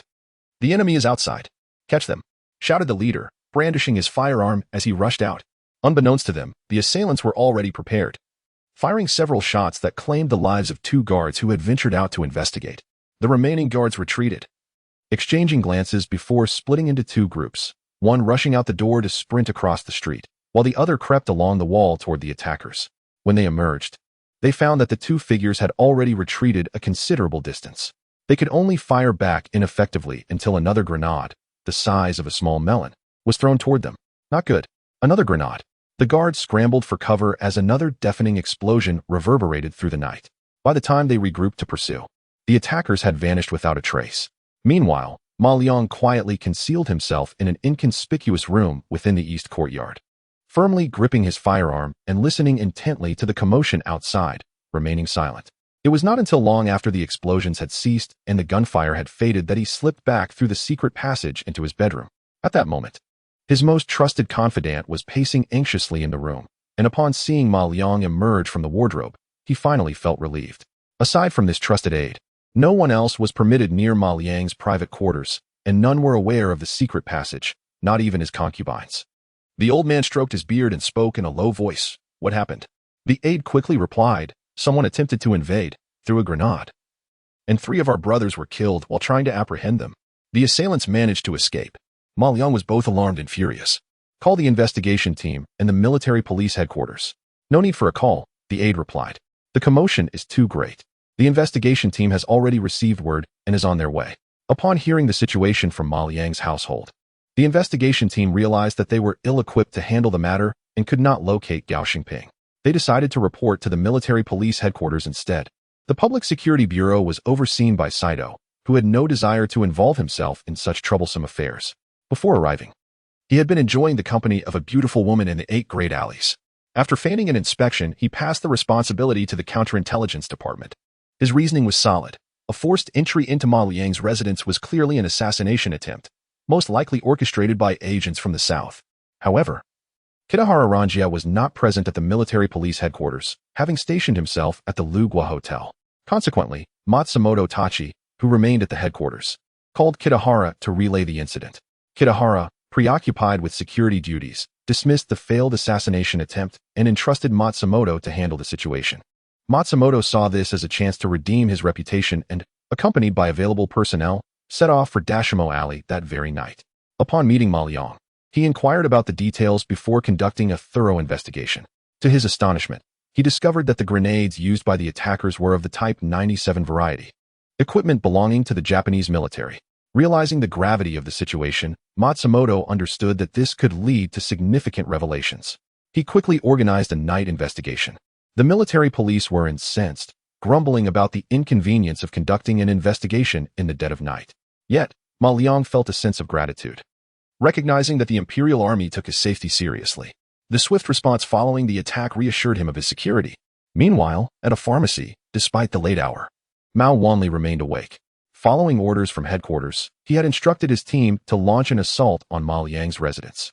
He found it perplexing why headquarters would issue such an unusual command, having prepared a capable team for an assassination attempt on Ma Liang more than a week later. Armed with vital intelligence about his movements, why would they choose to act prematurely? Nevertheless, Mao Wanli was accustomed to executing Boss Dai's orders without question, even when the rationale was unclear. He mobilized a shipment of weaponry that had been painstakingly smuggled in via train, all Japanese-made, intended to create confusion for the enemy's investigation. The following morning, a customer arrived at the pharmacy to collect medicine. "Shopkeeper, please prepare several doses of medicine according to this prescription. It's cold outside, and my family has caught a chill.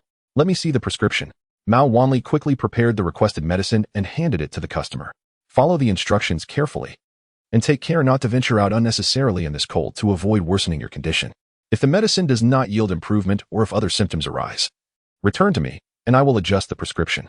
The names of the medications on the prescription served as codes, conveying to Mao Wanli that the previous night's operation had been successful and that all involved personnel had made a clean getaway. After sending off the customer, Mao Wanli sighed in relief. He hoped that this time, he would successfully eliminate Ma Liang. Beiping could not afford another blunder. If Boss Dai were to lose faith in him, the consequences would be dire. Chapter 171. The train station is under martial law as the day of the banquet approached, merely 3 or 4 days away. The Xingyangmen train station was placed under strict martial law. All civilian trains were suspended, allowing only military and specialized supply trains to dock. Not only were train operations restricted, but even the vendors surrounding the station were driven away. At the Dongbeiman patrol station, Wang Xiaoshou was casually hanging his arm while snacking on sunflower seeds and engaging in idle chatter. Although he held the nominal title of patrol chief, Wang Xiaoshou never regarded himself as a figure of importance. He remained as easygoing as before, mingling with the patrol officers and clerks. In his own words, he was merely there to oversee the station for Director Lin, ensuring its smooth operation. As for matters large and small, particularly those concerning personnel and finances, everyone still turned to Director Lin. When it came to street patrol duties, they consulted Xie Quan, and only when the clerks were mediating disputes outside would he step in. This demeanor earned Wang Xiaoshou a measure of respect from his peers, who deemed him a principled individual. A pile of sunflower seed shells accumulated at his feet, beside a large tea bowl, as he animatedly spoke. "Have you all heard? The Xingyangmen train station has been under martial law for a couple of days now. They say it's crawling with Japanese soldiers, not just the military police, but troops transferred from the Fengtai and Nanyuan barracks." Just then, Xie Quan returned from his patrol, brushing off the dust from his clothes and filling his teacup with the cheapest tea available, Gao Mo. It wasn't that he couldn't afford better. This particular brew packed a punch. And with a generous handful, the tea brewed dark and robust, invigorating to the spirit. He blew at the froth floating atop, slurped a couple of scalding sips, and inquired, "Brother Xiaoshou, where did you get this news? You even know where the troops were transferred from?" Wang Xiaoshou perked up. He relished the opportunity to show off in front of Xie Quan. "It's not just me, Xie. We, as patrol officers, must possess a few essential qualities, a bit of skill, precise marksmanship, and bravery. But do you know what else is paramount?" Xie Quan, with nothing better to do, happily played along, grabbing a handful of sunflower seeds and sitting down to rest. "What is it?" "Being well informed," replied Wang Xiaoshou. "When it comes to gathering information, there's a saying, no wind stirs without a wave, and no hole is without a breeze. Once news begins to circulate on the streets, it's always for a reason. Although the essence of the matter remains unchanged, the truth often morphs through countless retellings. Therefore, one must inquire from various sources, compare notes, and the truth will often reveal itself. As Xiaquan munched on sunflower seeds, he remarked, "This sounds a bit like that new term in the papers. What is it?" "Detective." Just then, Erjuzi emerged with a broom, exasperated. "Hey, I just finished sweeping, and now you've made a mess again." Wang Xiaoshu dismissed his concern.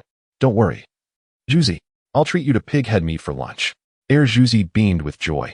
"Brother Xiaoshu, just throw it around. I can sweep it up quickly." Xiaquan laughed. "Looks like you've caught on to this too, Juzi. You're not as foolish as I thought. Of course. Who wouldn't want to enjoy some pig head meat?" With the imposition of martial law at Xinjiangmen, the influx of passengers at several nearby stations dwindled significantly, especially at Dongbiamen. Although the law enforcement pressure on the streets was reduced, the impact on local businesses was considerable. However, some individuals found fortune amidst misfortune, as small coal trains could not enter, forcing transport via camels from the western mountains. Camel drivers exclaimed that they had encountered a lucrative business opportunity not seen in over a decade. Moreover, due to the camels' limited carrying capacity, more porters were required, leading many to earn a bit of extra money by hauling hefty loads. Lin sang, "What is the purpose of this passageway you've constructed?"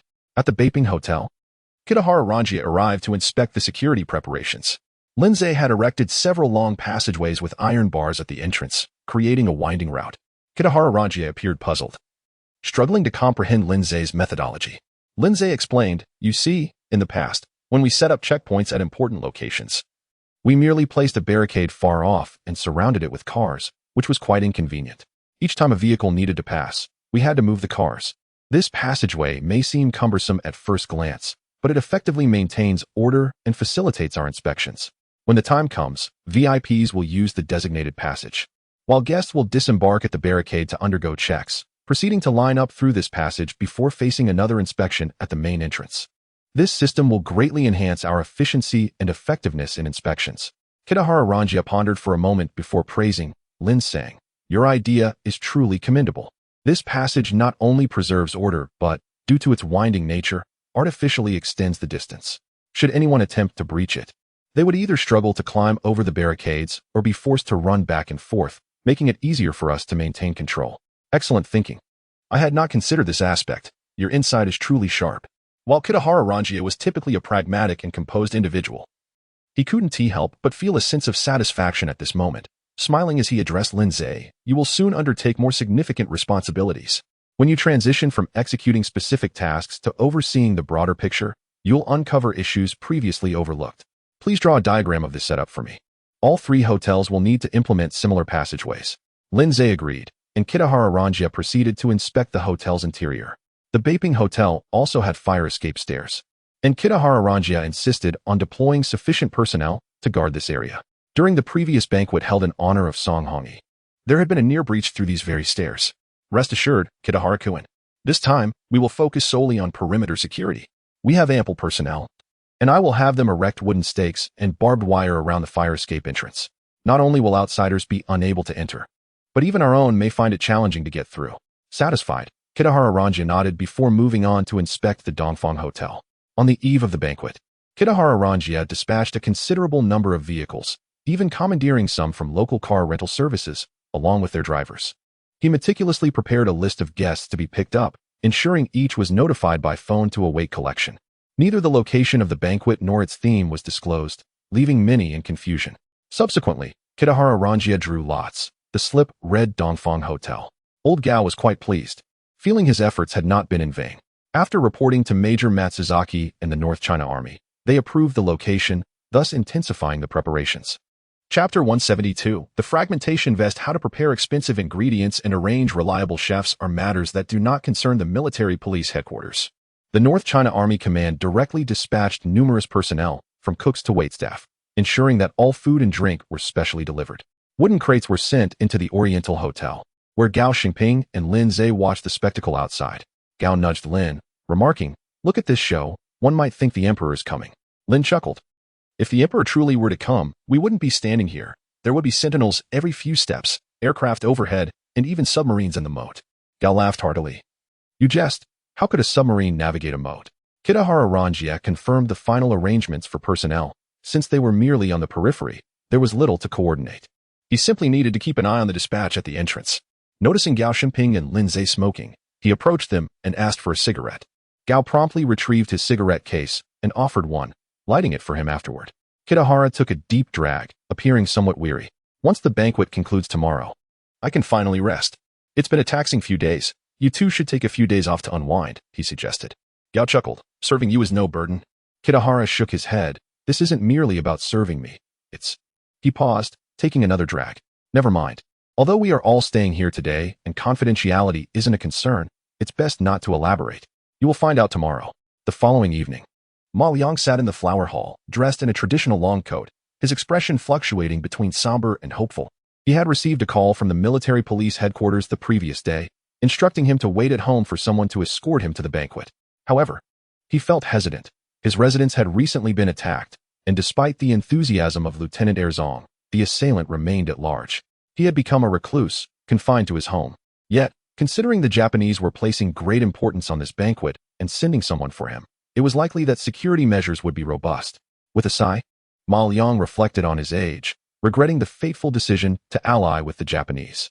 His family had never lacked for money, given his robust health. He could have easily secured a villa in the concession and enjoyed a peaceful life. Instead, he found himself in a precarious position, akin to a mere mascot, constantly living in fear. Why endure such hardship? Alas, there was no remedy for regret. Having boarded the Japanese vessel, he could only row forward with them. Lost in thought, his favored concubine, the sixth mistress, emerged. She was in her 20s and had attended a girls' school. In Beiping, such institutions had become avenues for families to secure advantageous marriages for their daughters, attracting attention from both former warlords and contemporary traitors. Thus, many families, even those of modest means, would make sacrifices to send their daughters to these schools, hoping for a fortunate match that could elevate their entire household. Despite Ma Liang's imposing stature and age, the sixth mistress was drawn to him for his wealth and status. As the saying goes, better to be the mistress of a wealthy man than the wife of a poor one, and she embodied this sentiment well. My lord, why sit here in silence? Come. Have some tea, she urged, presenting him with ginseng and red date tea, recognizing his need for care due to his age. Ma Liang snapped back to reality, accepting the tea and taking a sip before setting it down. The sixth mistress stood behind him, kneading his shoulders. However, for someone as physically robust as Ma Liang, her touch felt more like a tickle than a massage, though the sentiment was appreciated. Is something troubling you? She inquired. Ma Liang's affection for the sixth mistress stemmed not solely from her beauty but also from her intelligence. She had a sharp mind and the ability to engage in meaningful discussions, unlike other concubines who merely existed to please. I wouldn't say it's a matter of the heart. I just feel unsettled. The assailant who invaded our home remains at large, and now I must attend a banquet. You know as well as I do how rampant those in the south have become in Beiping, frequently engaging in assassinations and attacks, disrupting everyone's peace. Oh, so you are going to a banquet, the sixth mistress remarked, tugging at his arm. Take me with you. I've grown weary of being cooped up at home. Ma Liang smiled. I would like to take you, but the Japanese have stipulated that I must attend alone. It seems the occasion is quite formal. Perhaps I will have the opportunity to take you out another time. The Japanese this, the Japanese that. Everything is dictated by them. She pouted, secretly wishing she had managed to align herself with a Japanese man, which would have been preferable to marrying this old fellow. While he was wealthy, he was also conservative, forbidding her from going out. She envied those socialites who danced one night and sipped coffee the next. My lord, are you truly going to the Japanese banquet dressed like this? She frowned at his long coat. I am accustomed to this attire. I've always worn it. Western clothing has only recently become fashionable, he replied. The sixth mistress pouted. I made you a suit and overcoat, yet you refuse to wear them. You would appear far more impressive in those. Suddenly, Ma Liang had an idea. Fetch that Western attire for me. I shall wear it, he commanded. As the sixth mistress returned with the suit, she noticed Ma Liang emerging from his room with an item in hand. My lord, what is that for? He donned a shirt and then slipped on a vest-like garment. This is a fragmentation vest produced by the Japanese. It was originally intended for aircraft gunners, but can also serve as body armor. Many Japanese soldiers wore similar vests during the Shanghai battle, and they do provide some protection. The military police headquarters had sent it to him, aware of his constant anxiety. Ma Liang donned the fragmentation vest beneath his suit and overcoat. His stout frame concealed it well, and due to his years of martial training, the weight felt negligible. He couldn't help but smile. This is excellent. I feel much safer now. The sixth mistress rolled her eyes inwardly, thinking, this old man truly grows more fearful with age. Chapter 173. As the clock approached 6, guests began to arrive in succession. Kitahara Ranjia, Gao Xingping, and Lindsay stood at the entrance, directing the military police to conduct body searches. The crowd expressed their dissatisfaction with such extensive measures, yet they complied reluctantly. Among the throng, Lindsay unexpectedly spotted the military doctor, Eugene Junke, from their previous encounter. Given his rank, it was puzzling that he had been invited to this banquet. Lindsay nudged Kitahara Rangia. "Look, isn't that Eugene Junke? Why is he here?" Kitahara Rangia glanced over, tightening his gloves with a hint of discomfort. "His father works at the General Staff Headquarters," he replied coldly. After the Meiji Restoration, the military commands of the Japanese were effectively decentralized, nominally adjudicated by the emperor but rarely restrained, often disregarding the cabinet entirely. High-ranking officials from the Army General Staff and the Navy Command wielded immense power, controlling both military forces and considerable wealth. Lindsay nodded in understanding. It made sense that Eugene Junke was a second-generation elite, which explained Colonel Matsuzaki's courteous demeanor towards him. Kitahara Rangia felt a twinge of discomfort. A mere captain like Eugene Junke was invited to the banquet while he was relegated to guarding the entrance. As the clock struck 6, guests continued to enter, yet still, there was no sign of Ma Liang. Lindsay found it odd that the system had yet to provide him with a prompt. Logically, having supplied the whereabouts of Ma Liang, he should have received some form of reward upon his demise. Surely, the system wouldn't deprive him of his due compensation. At Dasa Hat Alley, a small car halted before the Ma residence. A driver occupied the front seat alongside a military policeman. They politely invited Ma Liang to enter the vehicle. Ma Liang mumbled something unintelligible, prompting the policeman to shake his head. Reluctantly, Ma Liang instructed his bodyguard to wait at home, then squeezed into the cramped car. The military police headquarters was rather stingy, providing a Ford vehicle that was far from accommodating for a man weighing over 200 pounds. The driver ignited the engine and drove eastward from Dasa Hat Alley, preparing to turn onto Wangfujing Street. Just as they made the turn, several figures clad in overcoats burst forth from a nearby shop. Without hesitation, they drew pistols and opened fire upon the car. As the vehicle turned, its front faced the assailants, and within moments, the windshield was riddled with bullet holes. While both the driver and the military policeman in the passenger seat fell silent, struck by gunfire. Yet the driver did not lift his foot from the accelerator. The car continued to roll forward, spinning in a circle and inadvertently exposing its side to the assassins. With a resounding crash, the vehicle collided with a wall. Ma Liang's adrenaline surged, showcasing agility that belied his age. He forced himself to remain composed. If he could sprint back to Dasa Hat Alley, he might still survive. He flung open the left door and darted out, crouching low as he raced into the alley. However, the assassins were relentless. One pursued him closely, firing several shots that felled Ma Liang to the ground, motionless. To ensure his death, the shooter approached and fired 2 more shots into his back before signaling his accomplices to retreat. A sharp whistle pierced the air. This location was not far from the Pinghan Road Bureau, and to the south lay various embassies and consulates, meaning that not only were there numerous patrol officers, but military police were also plentiful. Upon hearing the gunshots, many rushed towards the scene.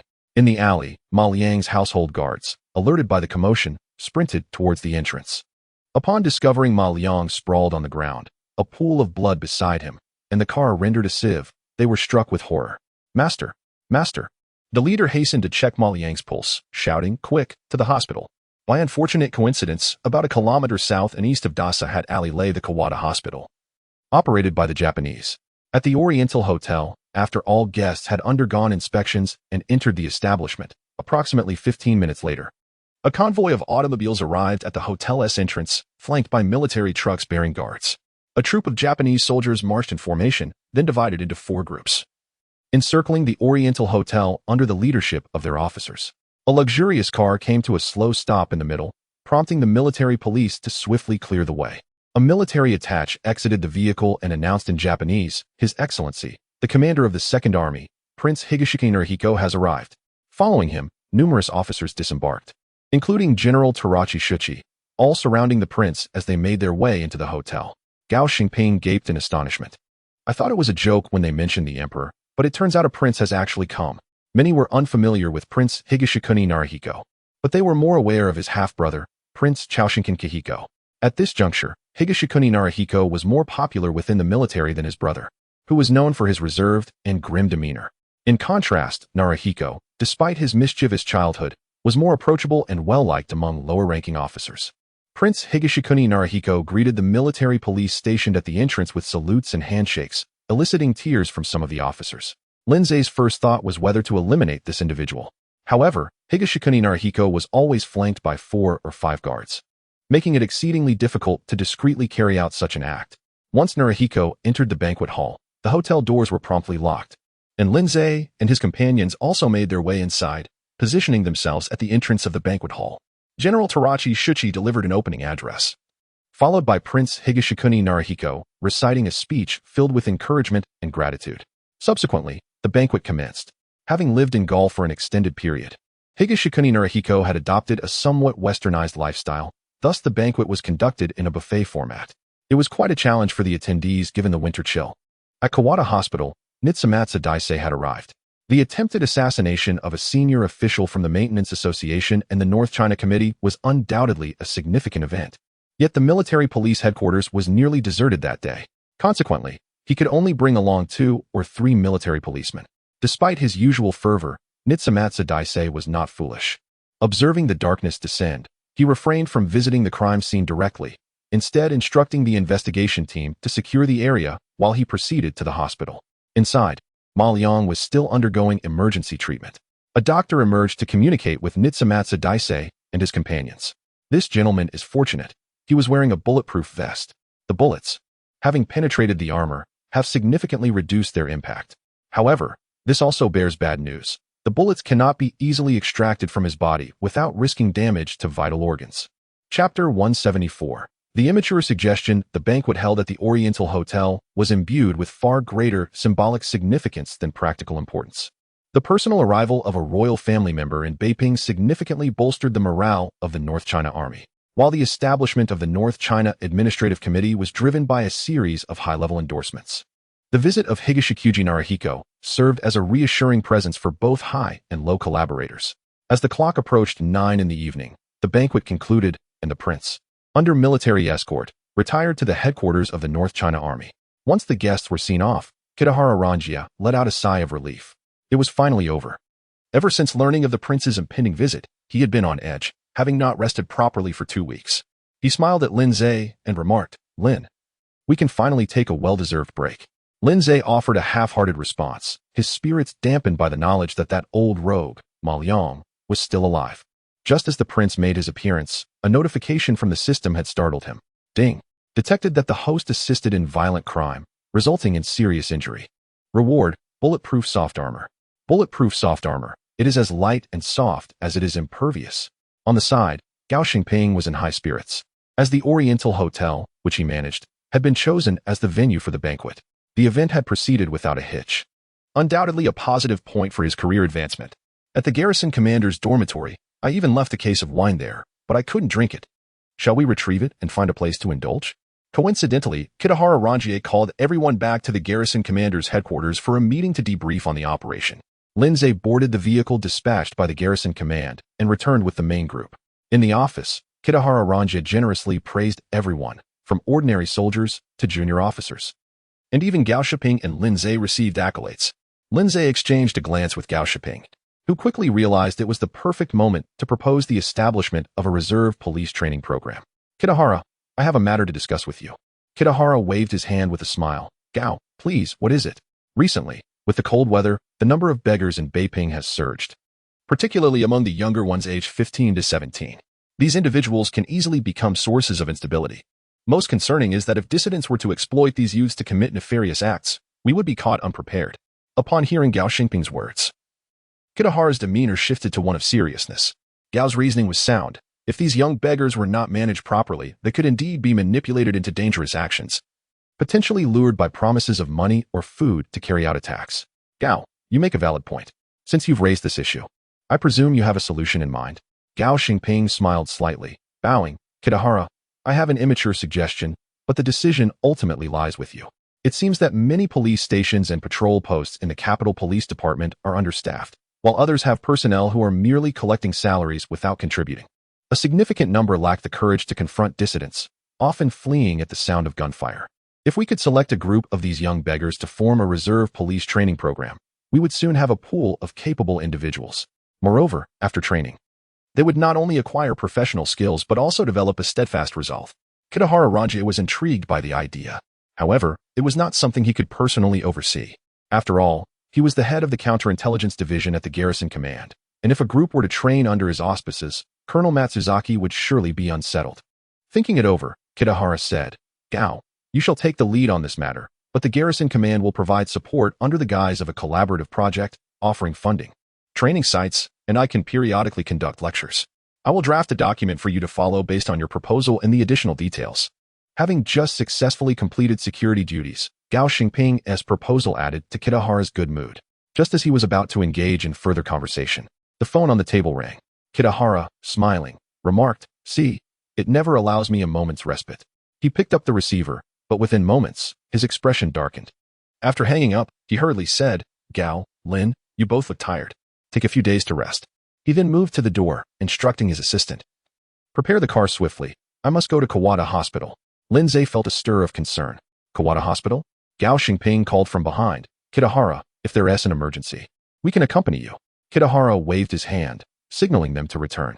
It was not distrust towards Gao and Lin, but rather that the call had come from Matsumoto, who was already stationed at the hospital.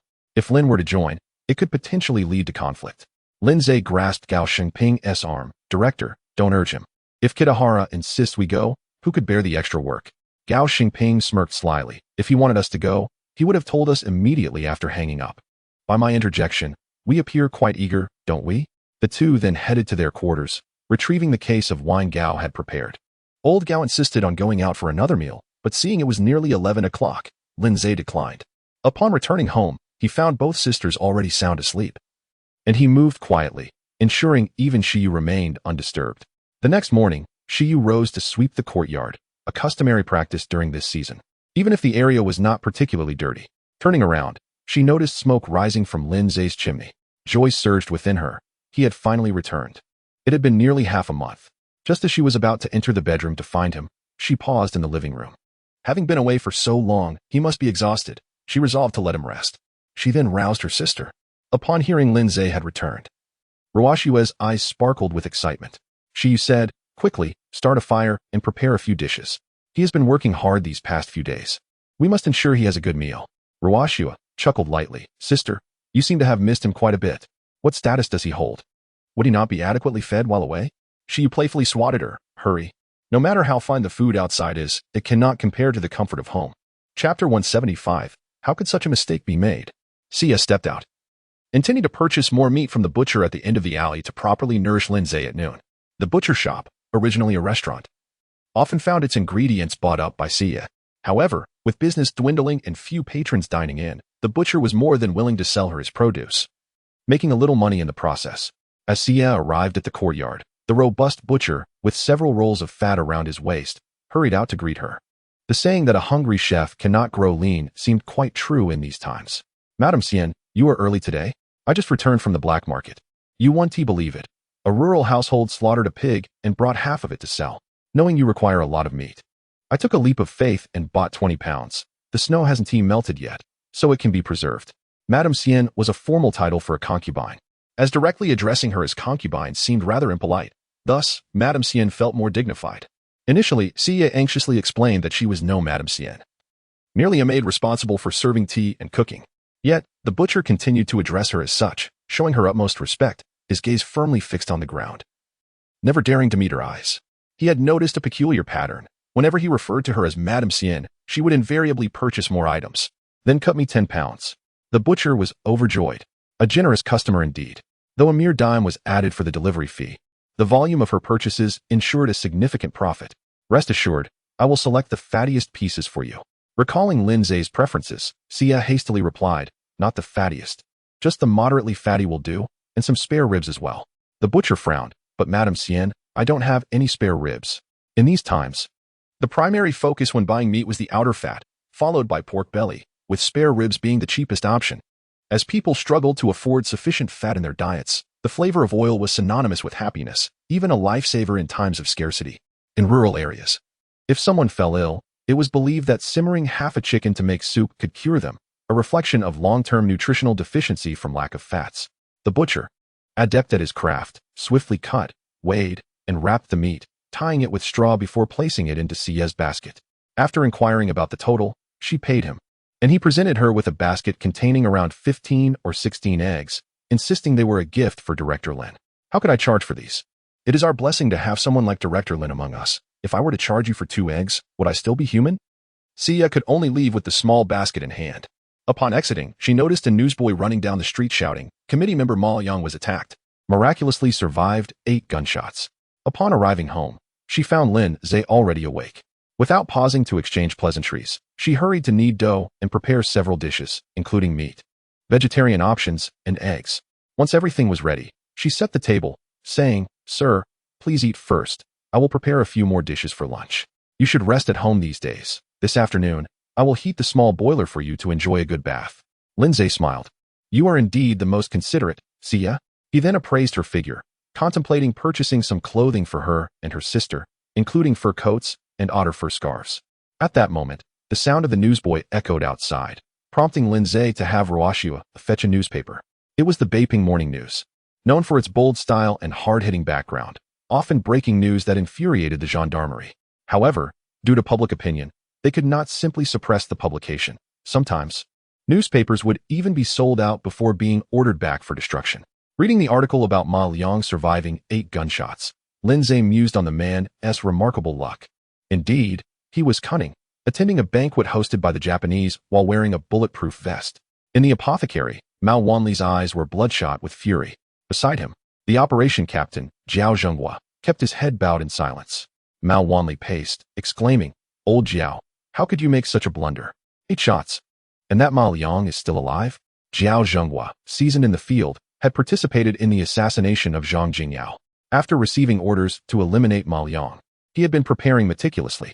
Mao Wanli had even insisted that Jiao Zhenghua personally lead the operation, risking exposure. Feeling aggrieved, Jiao Zhenghua replied, "Station chief, it was precisely because of my experience that this happened. By the time Ma Liang was shot and fell, the sirens had already begun blaring, and the site was close to his residence. If I had approached too closely, I might not have escaped in time. Under the dim light and at a distance, targeting the heart was the safest option. I even fired 2 shots. Who could have predicted he was wearing a bulletproof vest, and such a quality one at that?" Jiao Zhenghua slammed the table, declaring, "Regardless, the failure of this operation falls on me. ISNT Ma Liang in Chuantian Hospital? I will find an opportunity tonight to finish the job." It was not entirely fair to blame Jiao Zhenghua.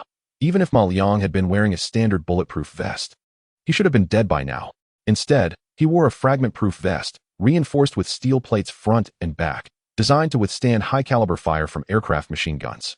Even if Jiao Zhenghua had managed to penetrate the armor, the bullet wouldn't have had much impact. Mao Wanli composed himself, realizing that tonight was not the time to act.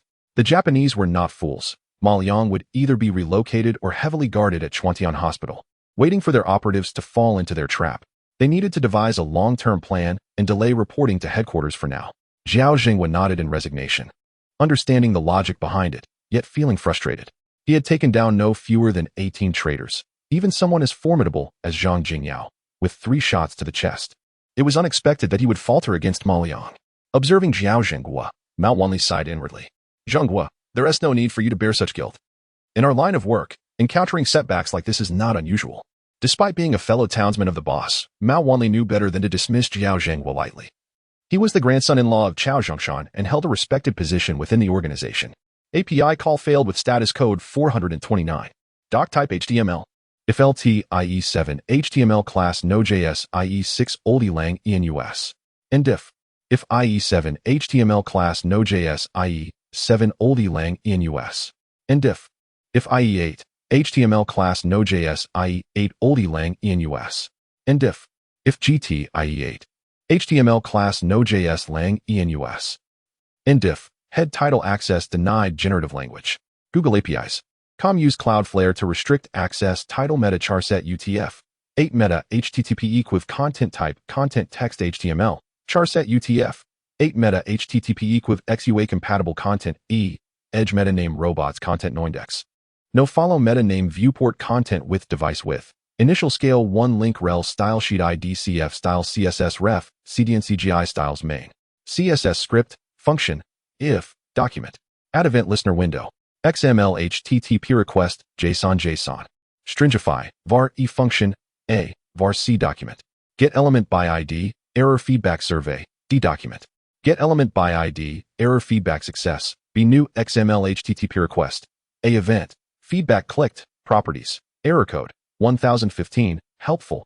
A. Version. 1. B. Open. Post. HTTPS. Sparrow. Cloudflare.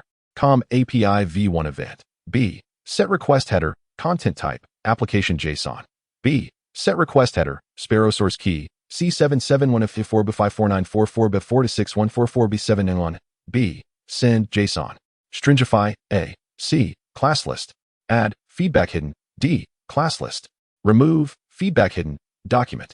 Add event listener. DOM content loaded. Function. var document. Get element by ID. Error feedback. C document. Get element by ID. Feedback button yes. D document. Get element by ID. Feedback button no. Class list in A. Class list. Remove. Feedback hidden. C. Add event listener. Click. Function. E. 0. D. Add event listener. Click. Function. E. 1. Script defer src https. Performance. Radar. Cloudflare. Combeacon. JS script head body div id cf wrapper div class cf alert error cf cookie error hidden id cookie alert data translate enable cookies please enable cookies div id cf error details class p 0 header class mx auto point 10 lg point 6 lg px 8 w 240 lg w full mb 15 anti-aliased h1 class inline block md block mister 2 md mb 2 font light text, 60 MD, text. 3 XL text black dark leading tight, span data translate error span 1015 span H1 span class inline block MD. Block heading ray ID font mono text, 15 LG, text SM LG, leading relaxed ray ID. 9307 FAC 52487 D1 D2 bull. Span class inline block MD. Block heading ray ID font mono text, 15 LG. Text SM, LG. Leading relaxed April 15th, 2025, 223. 12 UTC span H2 class text. Gray. 600 leading, 1. 3 text. 3 XL, LG. Text. 2 XL font light you are being rate limited H2 header section class W. 240 LG. W full MX auto MB. 8 LG. PX. 8 DIVID what happened section class W. 12 MD. W full H2 class text. 3 XL leading tight, font normal MB. For text black dark anti-alias data translate, what happened? H2P the owner of this website, generative language. Google APIs. Com, has banned you temporarily from accessing this website. PDIV section DIV class feedback hidden PY, 8 text center ID, error feedback DIV ID, error feedback survey class footerline wrapper was this page helpful? Button class border solid BG white CF button cursor pointer ML, for PX, for PY. 2 rounded ID feedback button yes type button yes button class border solid BG white CF button cursor pointer ML 4px 4py 2 rounded ID feedback button no type button no button div class feedback success feedback hidden ID error feedback success thank you for your feedback div class CF error footer CF wrapper W 240 LG W full py 10 SM py for SM px 8 MX auto text center SM. Text left border solid border. 0 border T border. Gray. 300p class text. 13 span class CF footer item SM. Block SM. MB. 1 Cloudflare ray ID. Strong class font semi-bold 9307 FAC 52487 D1. D2 strong span class CF footer separator SM. Hidden bull. Span ID CF footer item IP class CF footer item hidden SM. Block SM. MB. 1 your IP. Button type button ID CF footer IP reveal. Class CF footer IP reveal BTN. Click to reveal button span. Class hidden ID CF footer IP 43. 164. 133. 114 span class CF footer separator SM. Hidden bull. Span class CF footer item SM. Block SM. MB. 1 span performance amp. Security by span rel nupener norfur ref https www.cloudflare com5xx error landing ID brand link target blank Cloudflare span p script function d var ba get element by ID CF footer item IP CA get element by ID CF footer IP reveal B class list and B class list remove hidden C add event listener click function C class list add hidden A get element by ID CF footer IP class list Remove, hidden, var document, document. Add event listener, A. Add event listener, DOM content loaded, D. Script div. Error footer, div. CF error details, div. CF wrapper, script window. CF translation. Script body HTML chapter 177. Director Lin is busy having promised Miyamoto. It was only right to extend a helping hand. Not to mention, Lindsay had invested in Meihui's enterprise yesterday, making him a shareholder in Miyamoto's future clothing factory, essentially working for himself. Rising early, he relished 2 bowls of porridge accompanied by pickled cucumbers, followed by a steamer of beef buns, and with a sense of contentment, he donned his attire and set off towards the patrol station. The skies had cleared over the past few days, finally melting the accumulated snow. With the snow gone, people found themselves somewhat unaccustomed, the refuse and mule droppings. Once concealed beneath the pristine white, now revealed a disheartening reality, a city of muddy black slush. Fortunately, the cold weather mitigated the stench. Yet the living conditions in Beijing had consistently been deplorable, except for the core areas of the inner city, where there was oversight to prevent livestock from roaming. The outer city remained neglected. There had once been a nominal sanitation bureau tasked with constructing public toilets and managing waste. Yet daily fees were collected without a corresponding increase in facilities. The current sanitation department had practically abandoned its duties on days when the Japanese closed the city gates. Workers from the latrines could not enter, leaving a strange odor to permeate the city. Thus, the local populace developed a fondness for floral tea, not out of preference, but necessity, as the groundwater had long been contaminated, leaving little in the way of cleanliness or hygiene. Upon arriving at the patrol station, Wang Xiaoxiu was engrossed in conversation while holding a bowl, despite having only one usable arm. Unfazed, he devoured his breakfast of fried liver with gusto, creating a thunderous clatter. Wang Xiaoxiu, Wang Xiaoxiu. Upon noticing Lin Zai's arrival, he promptly set his bowl down and stood up, exclaiming, "Ah, Lin Yi, so early today? No wonder you're being promoted. The other directors are likely still asleep in this frigid weather. You're the most diligent of them all. Have you eaten? Should I fetch you some meat-filled pancakes from Huban Bridge?"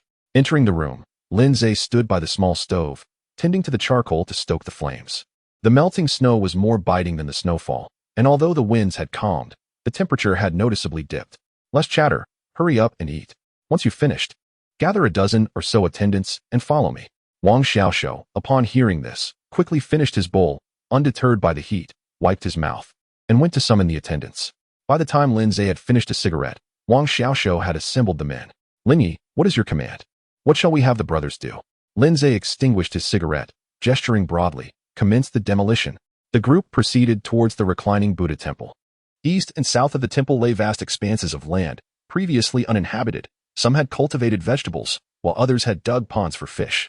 Occasionally, bird enthusiasts from the southern city would gather here to showcase their birds. However, in this frigid weather, no one dared to venture out.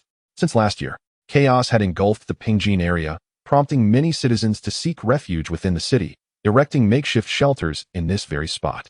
Today, they would construct a place to sleep. Tomorrow a toilet, and the day after a kitchen. In no time, this shantytown had expanded significantly.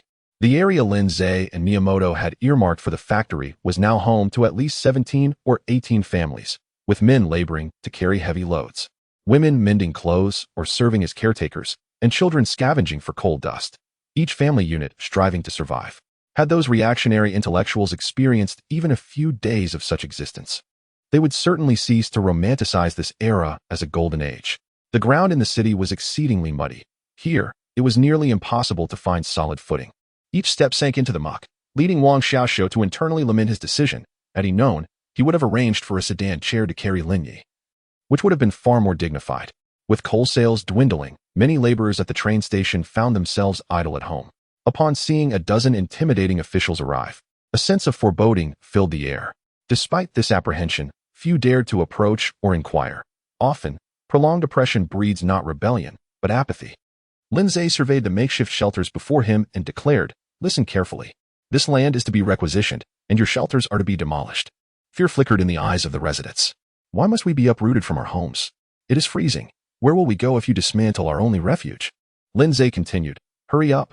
If you do not dismantle them yourselves, we shall assist you. You must know, this land does not belong to you. Once, it had an owner.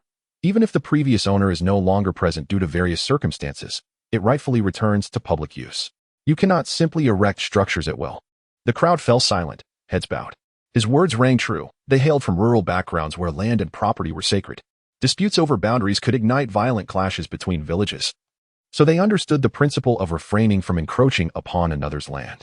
Moreover, Lin Zhe, clad in uniform and a long coat, exuded an air of authority. Historically, common folk do not rebel against those in power, and they had grown accustomed to bowing before officials.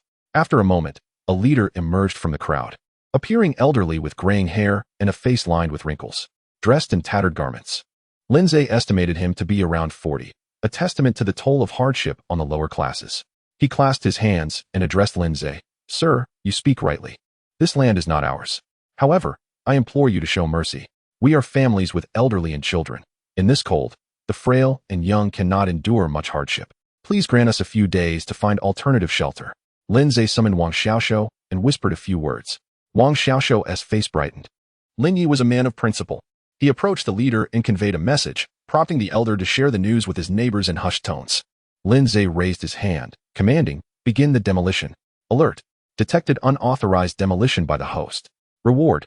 Eavesdropping insect X1. Eavesdropping insect, capable of executing surveillance tasks flawlessly, regardless of the season. The attendants, embodying fierce authority, charged towards the shelters, and with surprising harmony, began the dismantling process. Previously, Lin Zhe had allowed Tang Wanner to occupy his residence, leaving the dilapidated house they had inhabited vacant, not far from here. Though in disrepair, it was a vast improvement over their current conditions. Moreover, with courtyards in both front and back, they could erect a shelter against the wall, elevating their living standards considerably. Wang Xiaoxiu informed them that a factory would soon be built in the area, which would eventually provide employment opportunities for young workers. The elderly man quietly knelt before Lin Zhe, bowing his head in gratitude. Sir, you are truly a living bodhisattva. Chapter 178. Becoming the academic dean. Having successfully completed the demolition work, Lin Zhe sought out Miyamoto. Miyamoto was taken aback by Lin Zhe's efficiency, exclaiming that Lin was a true master of land acquisition. While he had yet to finalize the paperwork for purchasing land, Lin had already accomplished the demolition. Consequently, he hastily approached the planning department of the Maintenance Association to acquire land and began coordinating building materials in preparation for constructing a factory. Meanwhile, Gao Xingping was also busy. A few days later, he called. Shimin, your endeavor has come to fruition. General Kitahara has reported to the higher-ups, and we have been granted permission to establish this preparatory police training school.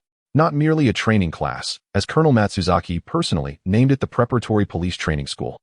With a 6-month term. Upon completion, these students will not only supplement our patrol officers, but those who excel may even receive in-depth training from the Military Police Command and the Joint Special High Command. Who knows, they might even end up working at the Military Police Command. Lin Zhe was momentarily stunned, realizing that he had inadvertently hit the jackpot. Initially, he had merely intended to train a few street urchins, but Matsuzaki had turned it into something grander. Nevertheless, it made sense. The Japanese in North China were not in dire need of weapons and ammunition, but rather manpower.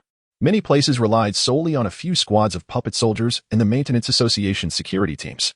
Some county-level military police commands had only a pitiful number of personnel, and there was virtually no one assigned to counterintelligence tasks. If they could cultivate a batch of capable individuals, Matsuzaki wouldn't need to continually report to the higher-ups requesting reinforcements from the 3 eastern provinces. Furthermore, this model had already been implemented in the 3 eastern provinces a few years prior, where there were even numerous Chinese individuals within the Joint Special High Command.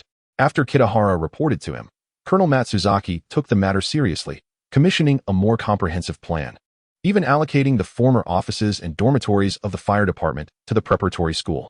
This was a prime location, not far from Xingyangmen, with the Stamp Tax Bureau, Tobacco and Alcohol Affairs Bureau, and various other government offices nearby, ensuring convenient transportation and a grand atmosphere.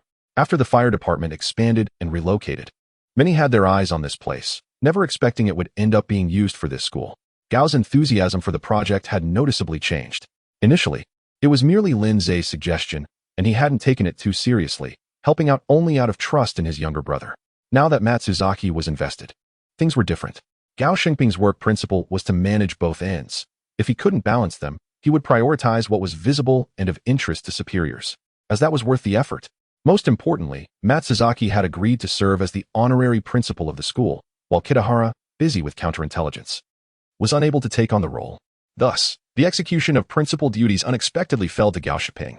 Principal, Gao Xingping felt that this title sounded even more prestigious than that of director. Xingmin, I am heading to pick you up now. Let us inspect the fire department's premises. Although the space is sufficient, some areas certainly cannot be directly converted into classrooms and will require renovation and decoration. Lindsay hung up the phone. Thinking that Gao remained true to his money-loving nature, renovation and decoration were merely excuses to siphon off more funds. Shortly thereafter, Gao Xingping's vehicle arrived at the patrol station to collect Lindsay, and they headed toward the inner city, entering through Chongwenmen and walking along Dongxianyang Street. They caught sight of Chuantian Hospital from a distance. 2 armed military police stood guard at the entrance, indicating that security had relaxed considerably. If the Japanese truly valued Ma Liang, they would have transferred him to the military hospital in the southern city. Ma Liang, what exactly are you after? Gao Xingping scoffed. This man seems resilient. Did you hear? He took 8 bullets, but guess what? He was wearing a bulletproof vest. Days have passed, and they still haven't caught the assailant. This Matsumoto Teisei is utterly useless. I see Kitahara is growing impatient. Look, there are only 2 guards left at the entrance. Who knows if anyone is even watching from above? Lindsay chuckled. While we labor for the generals, we speak of dedication, but for General Ma, it is a matter of life and death. He is here testing his bulletproof vest. Gao Xingping burst into laughter. Xingmin, you truly have a knack for wit. Upon arriving at the fire department area, they found a row of 2-story buildings along the street. Entering revealed a courtyard, not overly large but sufficient for a small playground. Beyond that lay dormitories, also 2 stories high, with a row of single-story buildings to the south that had once served as equipment storage, now suitable for classroom use. Gao Xingping, brimming with enthusiasm, remarked, Xingmin, this place is quite nice, but one inconvenience remains. There is no shooting range. Lindsay was taken aback. Did this training school also require teaching them to use firearms? Ordinary patrol officers were not permitted to carry guns. Gao Xingping, full of ambition, declared, if we are to establish this school, let us do it properly. If we only teach them to wield batons, that hardly qualifies as the best. Fortunately, it is easy to arrange. The southern city barracks has ample shooting ranges. We can borrow theirs, and I trust Colonel Matsuzaki will facilitate it. Lindsay thought to himself, if only I could enter the barracks. Gao Xingping continued to elaborate on his various plans, suggesting a stage to be built, merging 2 rooms, and even adding another story to the equipment storage, transforming it into a 2-story building for aesthetics. After a lengthy discussion, he slapped Lindsay's shoulder and said, Xingmin, do not think you can slack off. You will have plenty to do as well. Me? What responsibilities do I have? Lindsay inquired. Of course. Do not forget our relationship. How could I overlook you? I have already reported to Colonel Matsuzaki, and I propose you take on the role of academic dean for this school. Xingmin, you are still young and inexperienced. By assuming this position, when these students eventually enter the police department or the military police command, it will create a bond of loyalty. Remember, promotion requires support from above and a push from below. Just think. The elite of the police department will be your students, and with my backing, you need not worry about advancement. Regardless of the circumstances, Gao Xingping had to be commended for his unwavering support for Lindsay.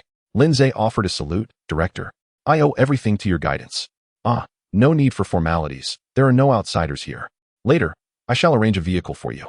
After all, with your dual responsibilities, a car will be indispensable. Rest assured, since Colonel Matsuzaki values this project, the school's funding will be substantial. Providing you with a vehicle is a minor issue.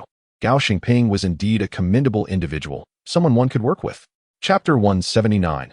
Utterly terrified in the dead of night, Lindsay, who had already retired to bed, rose, donned a disguise, and slipped into a set of black attire before quietly exiting the premises. The effects of the dark gift began to manifest. As he stealthily traversed the night, the shadows concealed his form from prying eyes. The cool night breeze rustled around him, and without hesitation, Lindsay sprinted towards Chuantian Hospital. This establishment had been in operation for over a decade, long before the invaders occupied Pingjin. Its director, Mr. Chuantian, was renowned in Beiping, having treated numerous prominent figures. Whether this hospital was involved in any clandestine activities remained a mystery to Lindsay. The hospital, though modest in size, boasted 4 stories. The lower 2 floors housed consultation rooms, operating theaters, and offices, while the upper 2 contained patient wards. The 3rd floor consisted of general wards, whereas the 4th floor featured a few special rooms tucked away in the back. Fortunately, the building was constructed of brick and stone, allowing Lindsay to grip the mortar joints firmly as he ascended. He silently wished for the system to reward him with a light work skill, for scaling walls all day was indeed taxing. Upon reaching the 4th floor, He clung to the windowsill, finally sparing some energy. Lindsay cautiously maneuvered along the ledge, utilizing the moonlight to observe the interior of the ward. Following his gunshot wound, Maoyang had been brought to Chuantian Hospital. Initially, Kitahara Ranjie had been incensed by the assassination attempt on a key figure of the maintenance committee, fearing that the assailants might attempt another attack upon learning of Ma Liang's survival. Consequently, personnel had been stationed at the entrance, on the stairs, and within the ward. However, after about 10 days of silence, with no sign of any disturbances and the foolish Matsumatsu Daisuke failing to uncover any clues, it was impractical to keep so many on standby. The counter-espionage department had numerous other responsibilities. Moreover, Ma Liang's status as a mascot was rather insignificant in the eyes of the military police headquarters. There were plenty of mascots to go around, and if one fell short, another could easily be substituted. Colonel Matsuzaki had only inquired about the situation initially, but thereafter, he ceased further questioning. Consequently, Kitahara Ranjie withdrew most of the personnel, leaving merely 2 guards at the hospital entrance to screen suspicious individuals. Upon learning of Ma Liang's assassination, his 6th concubine was overwhelmed with joy. She had finally seen a glimmer of hope. No longer would she have to serve that decrepit old man. It was common knowledge that he weighed over 200 pounds, and he could easily smother someone. She had already conspired with the steward to make a swift exit once the storm had passed, fleeing southward where no one could trace her, ideally to the Shanghai concession to bask in luxury.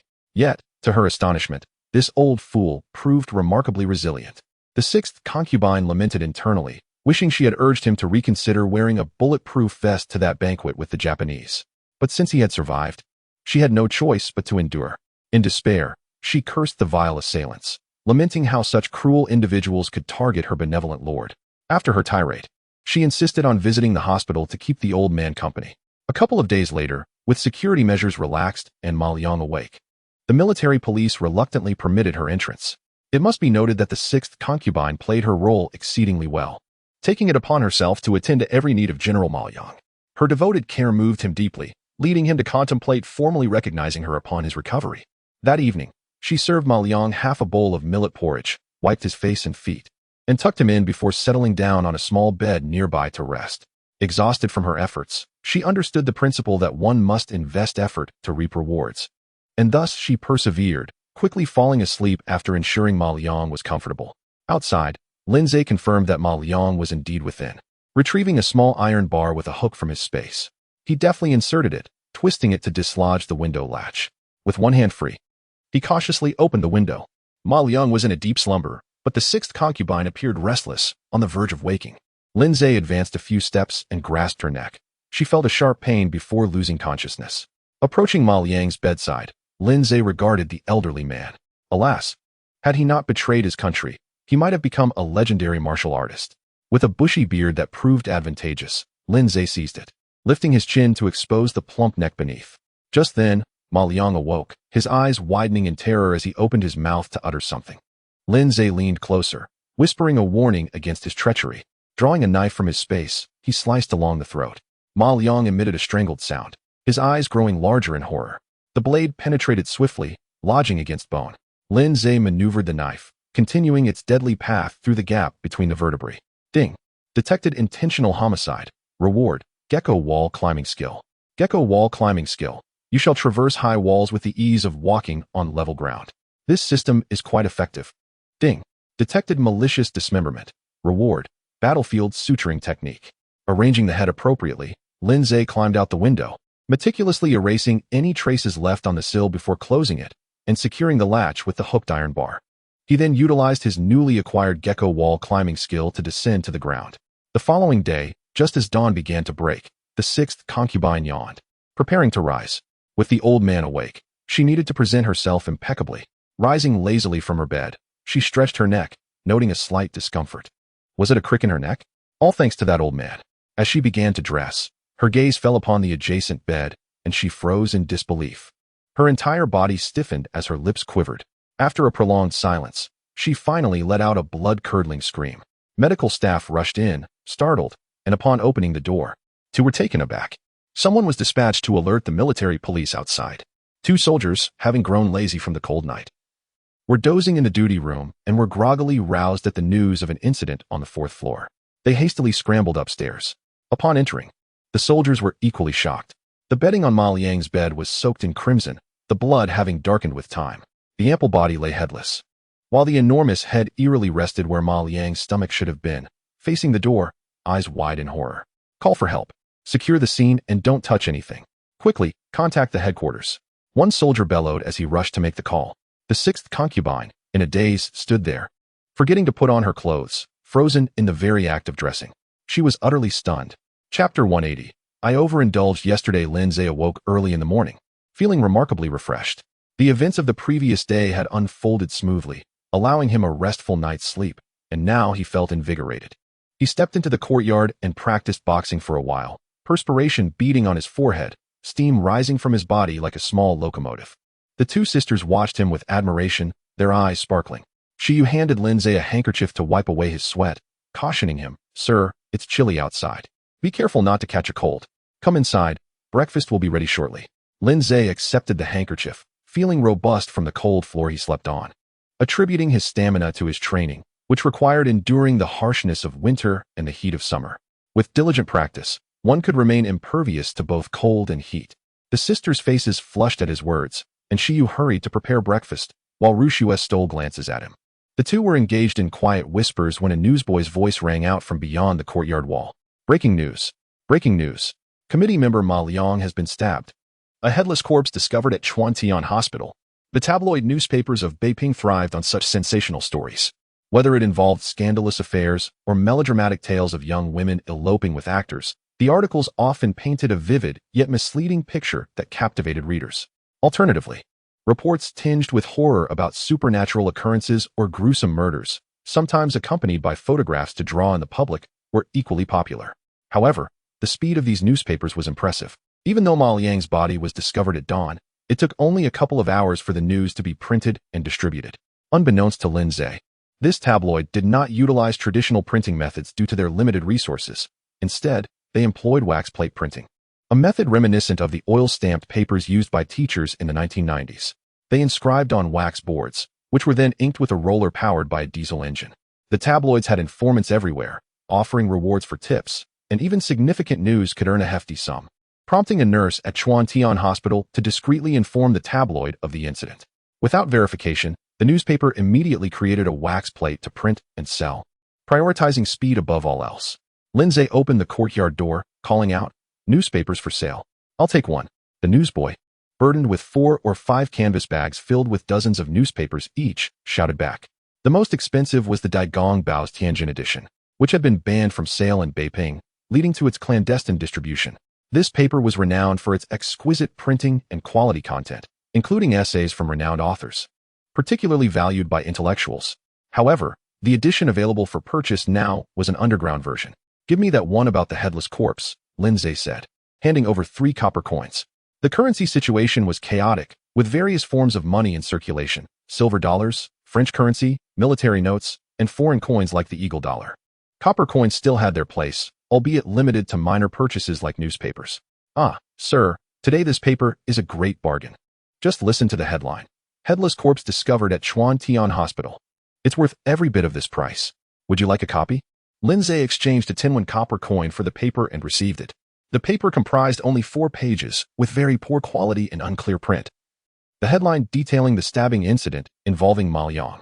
However, it embellished many details, weaving tales of General Ma's exploits the night before and how his head ended up in his mistress's lap the following morning. The remaining articles were either of romantic nature or trivial curiosities. Lindsay casually tossed the newspaper onto his desk, just as she finished preparing breakfast, prompting him to cheerfully join her for the meal.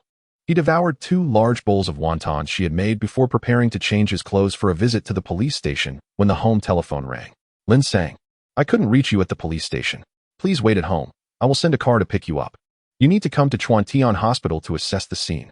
"Understood, Kitagawa-kun." It seemed he was to revisit the crime scene as a sort of retrospective for the culprit. Before long, a Ford car arrived hastily, and Lindsay was driven to Chuantian Hospital. He recognized the driver, who had previously worked for him. Back then, Lindsay had insisted on paying him in silver dollars rather than military notes, which the driver had refused. Lin sang, "You won't believe it. Something terrible has happened at Chuantian Hospital." The driver spoke respectfully, as Lindsay had become a favored figure under Kitagawa's patronage. And Kitagawa was nearly the most influential figure beneath Colonel Matsuzaki, commanding respect from all. What now? What has happened? That Ma Liang was murdered. They even severed his head. It's absolutely horrifying. As they conversed, they arrived at the entrance of Chuantian Hospital. Lindsay stepped out, but the driver quickly stopped him. Lin sang, "This is the entrance. That road leads to the parking lot." "Thank you." Finally entering through the main door, Lindsay found several military police officers on the first floor. He inquired about Kitagawa's whereabouts, and they directed him to the special ward on the top floor, in the inner room. Upon arrival, he was met with a crowd, and an overwhelming stench of blood assaulted his senses, causing him to gag. His reaction elicited discomfort among the others present, many of whom felt nauseated.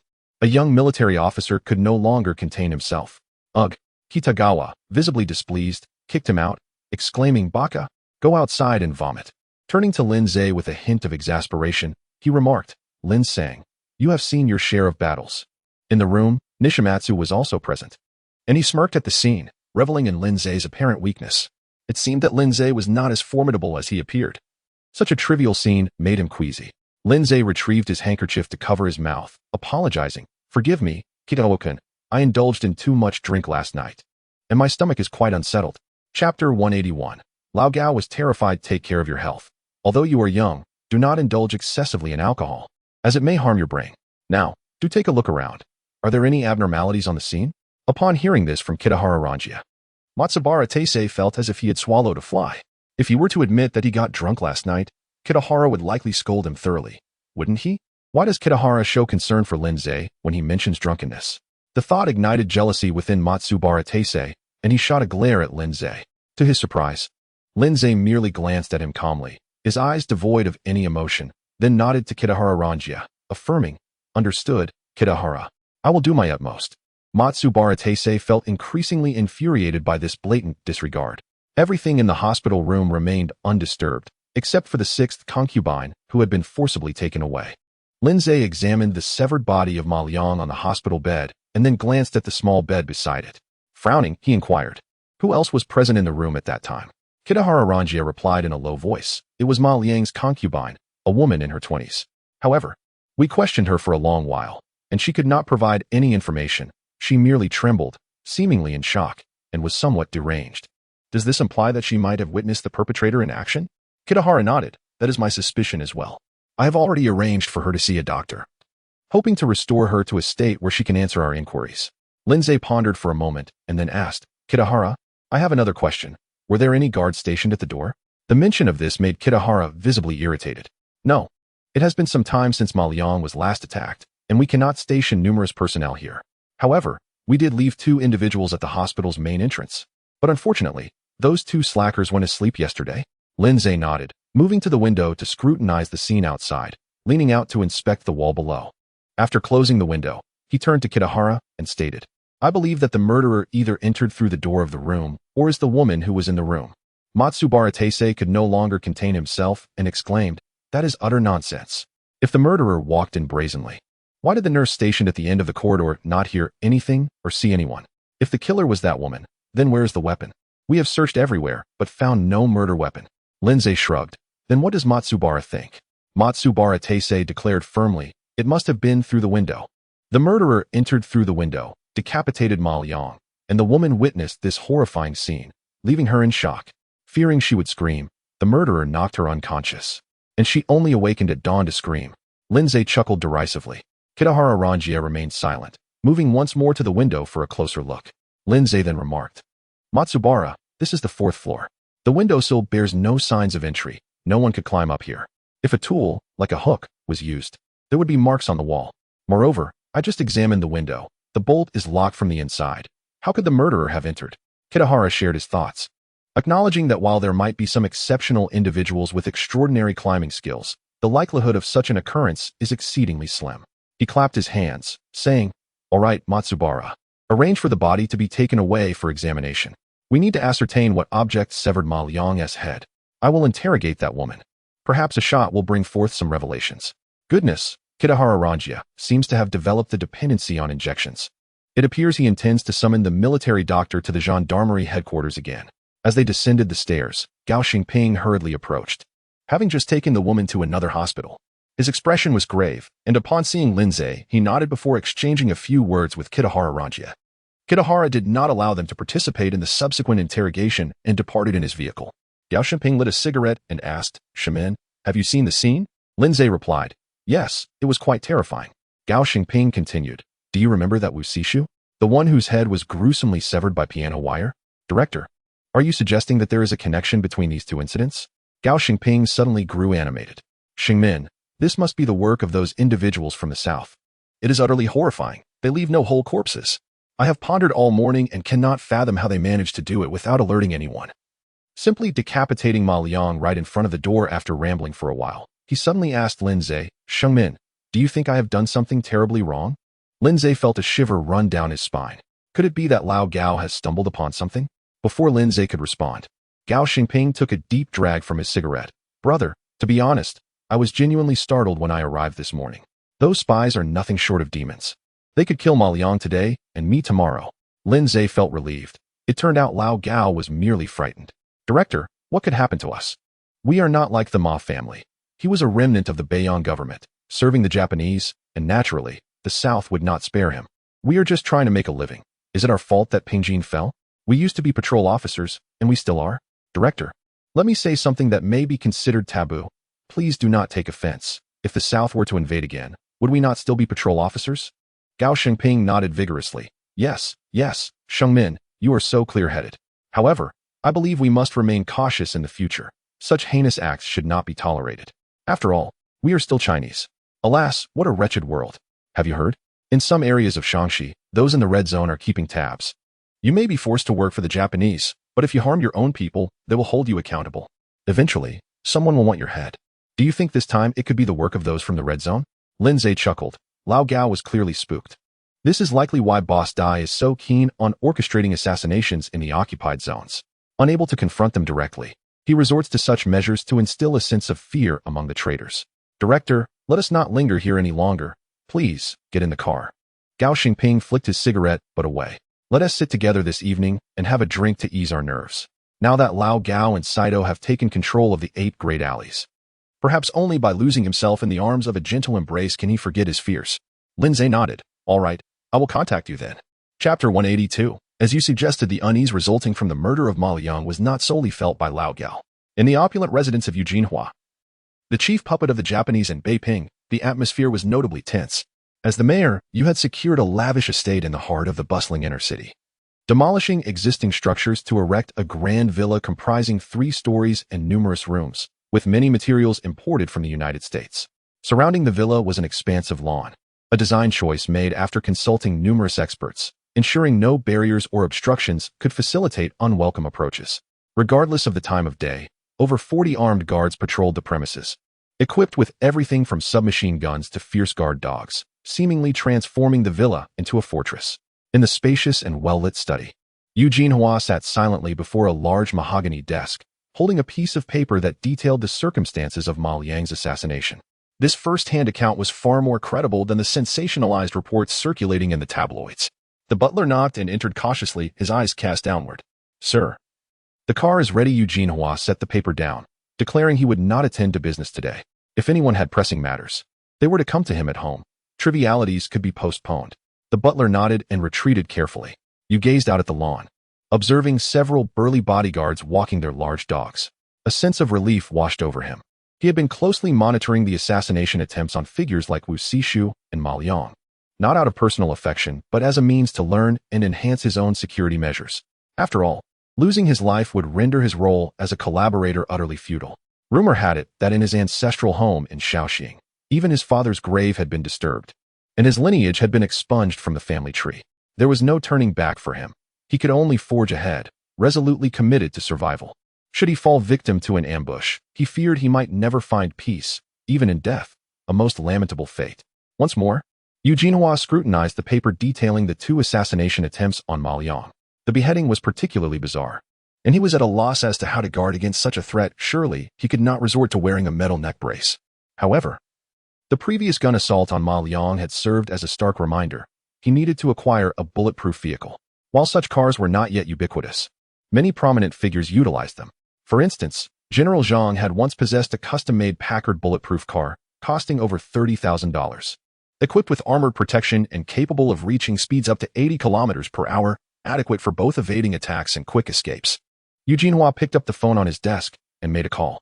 Meanwhile, the Japanese driver had returned Lin Zhe to the station in a little Ford. Wang Xiaoxiu was engaged in conversation as usual. His information network was remarkably reliable, and he was already discussing the recent murder of Ma Liang. Lin Zhe approached him and exclaimed, "What are you doing, Wang Xiaoxiu? Do you want the investigation team to arrest you again and break your other arm?" Wang Xiaoxiu chuckled sheepishly. "Chief, I wouldn't dare. On my honor, I have merely shared what was reported in the papers. Enough of your banter. Hurry and take a few aides to the reclining Buddha temple. I suspect Miyamoto will soon take action." Wang Xiaoxiu saluted promptly. "Yes, sir." Neo-san had prepared tea upon Lin Zhe's arrival and organized the documents for review.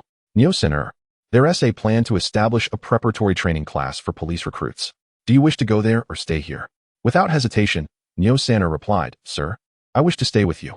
Lin Zhe nodded, recognizing the practicality of keeping him close. "Very well. Call back those young fellows from the night market and see if we can select more recruits. In a few days, they will be sent to the training class." Neo-san beamed with joy at Lin Zhe's decision. "Rest assured, sir, I will ensure they understand who provided for them, who gave them a second chance at life." This statement held truth. Without Lin Zhe, these young men would struggle to survive the winter. After signing various documents, Lin Zhe took a break, finding a secluded spot to change clothes and apply makeup before heading to a dim sum shop. As the year-end approached, the business at the shop had picked up, with customers frequently arriving to buy treats. After a considerable wait, Master Ma finally finished attending to the customers and escorted Lin Zhe to the back room. "Well done, Old Ma. You've truly made this place thrive." Old Ma poured tea for him. "Chief, it's only during the festive season that we see a surge in customers.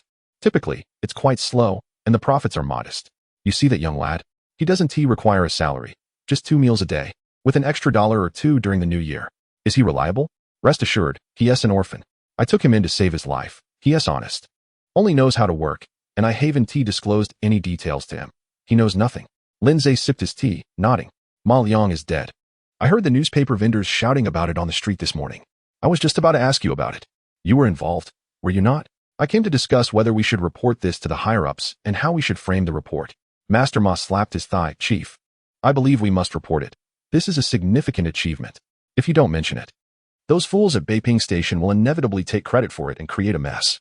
However, I understand your concerns. If they suspect you're capable of such feats, they might soon expect you to take out a high-ranking Japanese general." Lin Zhe set down his teacup. "How about this? I'll say it was a fortuitous encounter with Ma Liang's concubine. She took my money and orchestrated his murder." Master Ma pondered briefly. "Chief, that is a good plan. I do have a suggestion. Why not say that this 6th concubine was having an affair with a steward at the Ma residence? They were caught in the act, and coincidentally, she is a ruthless character intent on eloping with the steward and seizing Ma Liang's wealth. You could teach her the ways of murder, resulting in Ma Liang's demise. What do you think?" Lin Zhe found this notion even more plausible. "Old Ma, let us proceed as you suggested. You are right. We must claim our credit and not allow those inept fools at Beiping Station to steal our glory." Chapter 183. Saito's grand business. As evening descended, Gao Xingping placed a call, requesting a driver to escort Lin Zhe for dinner. This time, they ventured to a dining establishment in Hanjiayuan. Saito accompanied them, yet neither he nor Gao Xingping brought along any lovely companions, indicating they had matters of significance to discuss. This restaurant had nearly transformed into their clandestine stronghold, where the guards were not green-scarfed sentinels, but rather agents from the investigation team. It was quite absurd to have investigators stationed at such a place. After a few rounds of drinks, Saito broke the silence. "Lin-san, our gathering serves a dual purpose. I also require your assistance with a matter of great importance." Lin Zhe paused, laying down his chopsticks. What could Saito possibly need his help with? "Saito-kun, let us dispense with pleasantries. Please share your concerns. Should I be capable, I shall not refuse," he replied, implying that should he be unable to assist, Saito should not take offense. In a hushed tone, Saito continued, "There is a batch of goods that needs to be discreetly sold. Kidahara-kun mentioned that you are well acquainted with a foreign woman who possesses a formidable network, correct? Could you reach out to her and ascertain if there are any potential buyers, specifically foreign ones? Saito-kun, do we not have a black market for such transactions? Why not sell it there?" Lin Zhe suggested. Saito shook his head. This merchandise is far too sensitive for the black market. Lin Zhe's heart raced with alarm. Surely they could not be audacious enough to deal in arms. "Saito-kun, is that what we're discussing?" He gestured, mimicking the shape of a firearm. Saito revealed, "You are not an outsider. Should this batch sell, you will receive your share. To be candid with you, it consists of sulfadiazine." Lindsay was taken aback. Had Saito truly lost his senses over business? This substance was strictly prohibited for sale, and its current status was that of a top-tier military-controlled material. The source of Saito's acquisition was glaringly evident. Saito, noticing Lindsay's apprehensive expression, quickly reassured him, "Fear not, Lin-san. I cannot engage in such dealings alone. This endeavor involves influential connections." He gestured upward, implying higher authorities. Moreover, Saito assured him, this batch is undeniably secure, as theoretically, it has already been exhausted. No matter who investigates, there will be no trace to uncover. Lindsay understood that the intricate web of interests involved could not be easily unraveled by just one or two individuals. It necessitated a prominent figure within the military and collaboration with military medics. For instance, if a wounded soldier required sulfadiazine, they could administer half the dose or even substitute it with another medication, as the patient would remain oblivious. The remaining stock would then be clandestinely distributed through covert channels. Who controls these clandestine routes? The military police headquarters. Countless individuals from top to bottom profited from this highly coveted substance. Saito, fearing Lindsay's reluctance, added, "Furthermore, we can utilize this situation to ensnare that scoundrel, Nishimatsu Daikairo." Intrigued, Lindsay responded, "Oh, Saito-kun, please elaborate." In Shanqing, an influx of population and wealth had rendered the city remarkably prosperous and lively. Construction sites dotted the landscape, with factories and office buildings springing up. However, the majority of these developments were orchestrated by high-ranking officials acquiring land to erect grand residences for themselves. It was rumored that even aircraft transporting military supplies were compelled to carry contraband. At the Dai mansion, Boss Dai was busily occupied. The elder had informed him privately about plans to merge the Rebirth Society's Intelligence Bureau with the Military XX Committee's Second Division, forming an expanded Statistical Investigation Bureau. Although he would not hold the nominal title of leader, the operation of this vast organization would undoubtedly fall under his stewardship. The thought exhilarated him. Commander of the Jinyui, he mused. He aimed to streamline all connections, preparing for the upcoming conference in March, during which he intended to consolidate resources and demonstrate his true capabilities through successful operations. "Knock, knock, knock. Come in." Boss Dai replied without lifting his gaze. Mao Dafeng entered, beaming, holding a telegram. "Commander, we have news regarding Jinfo." Boss Dai raised his head. "You, what commander? I'm still merely a director. Refrain from such lofty titles." Mao Dafeng chuckled. "I merely practiced in advance. After this major consolidation, your title will likely change swiftly. We must adapt accordingly." Boss Dai smiled at her words, taking the telegram and glancing over it. His expression soon darkened. Mao Dafeng, puzzled, wondered why Boss Dai appeared troubled by what should be good news. Ma Liang had been killed. Gently placing the telegram on the table, Boss Dai sighed.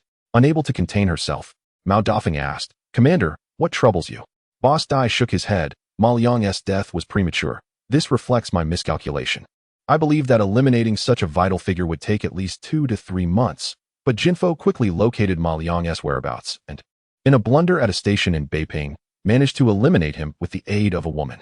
Commander, I fail to see how this is a miscalculation." "It's a positive turn of events," Mao Dafeng protested. Boss Dai rose, stretching his limbs. "You don't comprehend. Let me ask you, why is Ma Liang's death a good thing? Ma Liang was a notorious traitor. His demise could instill fear in other traitors. Moreover, it demonstrates our intelligence bureau's effectiveness under your leadership, capable of eliminating such a major traitor." Boss Dai shook his head. "While Ma Liang's death is indeed beneficial, it is not entirely fortuitous. He met his end too soon. Dear Foam, in just over a month, we will transition into the military bureau. If Ma Liang had perished after that, it would have been far more advantageous."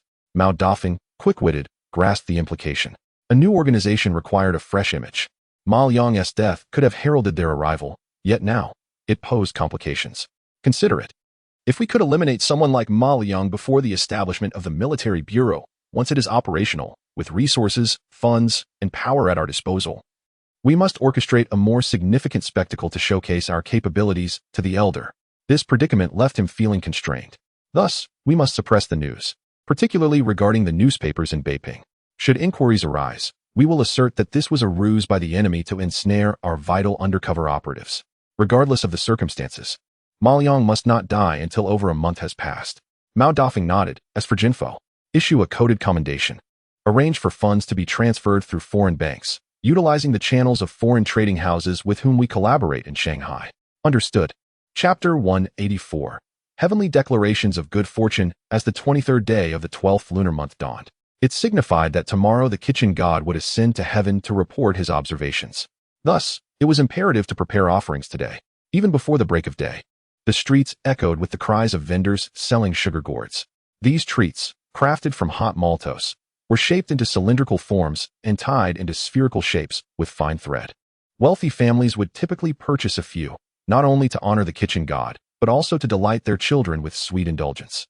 This year, the sugar gourd trade flourished, particularly within the inner city. In previous years, affluent households often dismissed this tradition, leaving it to their servants to prepare offerings, merely performing a symbolic homage. However, this year, perhaps due to their own misdeeds or the unsettling demise of Ma Yang, many were particularly devout in their tribute to the kitchen god and his consort, the kitchen goddess. Some families bought sugar gourds by the basket, much to the delight of the vendors. Lin Zhe rose early, summoned a vendor, and purchased several sugar gourds. Xia hung a picture of the kitchen god on the wooden clip in the kitchen. Since Lin Zhe was still unmarried, it sufficed to honor the kitchen god alone, with no need for the kitchen goddess. Most households did not keep the image of the kitchen god hung year-round, for the smoke and heat of the kitchen would render it unrecognizable. Typically, families would procure a new image from the market just before the sacrificial rites. Inscribed with the title, God of Fate, flanked by couplets, heavenly declarations of good fortune on the right and securing peace on earth on the left.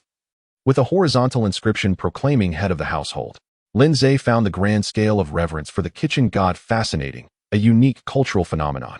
The Chinese people had placed a higher value on sustenance than on any other aspect of life for millennia. Xia, prepare the offerings. Xia promptly arranged 3 cups of liquor, filled with erguotu, alongside plates of steamed buns, sugar gourds, beans, and a platter of hay. Lin Zhe remained perplexed about the purpose of the hay. Was it intended to feed the kitchen goddess horse? Regardless, all that was left was to wait until evening to burn incense and send the kitchen god off. Only Lin Zhe would perform the incense burning. The womenfolk were not permitted to approach. Once these preparations were complete, Xia went to make breakfast. Perhaps feeling the gaze of the kitchen god's image, she cooked with a certain delicacy that morning. After a satisfying meal, Lin Zhe donned his outdoor attire and headed directly to the gendarmerie headquarters. Despite having assured Saito, he learned that Kitahara Ranjia needed to be informed of the matter. Saito insisted that it was crucial to report to Kitahara, regardless of the angle from which it was approached, and that they could not proceed quietly without his knowledge. Upon arriving at Kitahara's office, Lin Zhe noted that Kitahara appeared to have just arrived. He was evidently exhausted from the ongoing investigation into Ma Liang's murder. Though he had managed to sleep well the previous night and seemed in good spirits. Lin sang, "What brings you here so early?" "Kitahara-kun, I must report on the preparations for the police training school. The renovations of the building are nearing completion, and we have moved some tables and chairs from the wood factory inside. I believe it is time to start recruiting students." Upon hearing this, Kitahara's demeanor shifted to one of seriousness. "Excellent. Your progress is commendable." Lin sang, "As the academic director, you must ensure the integrity of the incoming students. First, prioritize selecting orphaned and homeless children. Second, if anyone refers a student for admission, conduct strict background checks. Remember, do not accept anyone with ties to the South, nor those linked to the Maintenance Association or the former Capital Police Department." Lin Zhe understood that they were striving to form a new and untainted team, one without any potential connections to the enemy or even to their own ranks. "I understand. Rest assured, the students we recruit will be entirely clean and, after our training, will be utterly loyal to your leadership." Kitahara offered a restrained smile. Lin sang, "You must be cautious with your words. It is not about loyalty to me, but to Colonel Matsuzaki and to the Empire." Lin Zhe quickly apologized, but Kitahara waved him off, adding, "But since it's just the two of us, you may relax a bit. Although you are Chinese, I understand your intentions, and I trust you implicitly. Thank you for your trust, Kitahara-kun. There is one more matter I wish to discuss with you, something I have pondered deeply and feel requires your decision." "Oh, what is it?" Saito mentioned a batch before Lin Zhe could finish. Kitahara abruptly stood up, glancing warily at the office door, interrupting him. He gestured for Lin Zhe to sit on the sofa and then lowered his voice, saying, "Lin sang, simply follow his instructions. I have considered this matter, and there is minimal risk. Saito is currently very close to Colonel Matsuzaki. That is all I can disclose."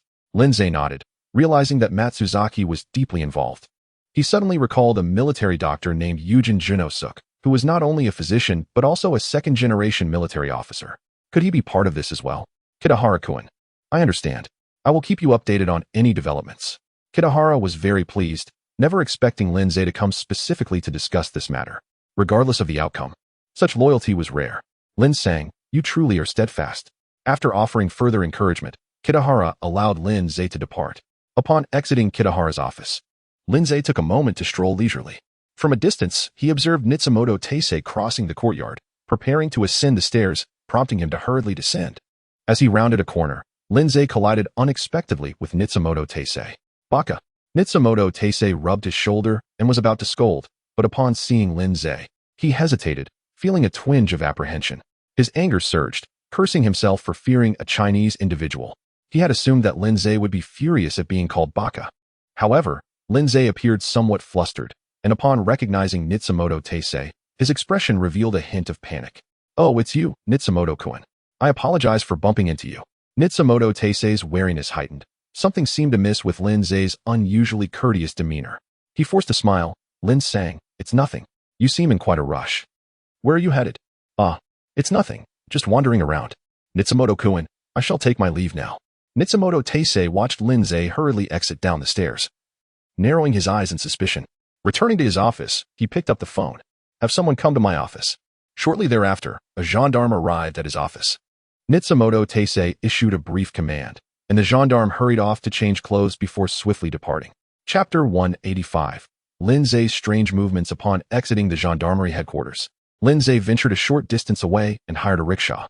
He instructed the driver not to rush, to proceed leisurely, as he wished to enjoy the breeze and scenery.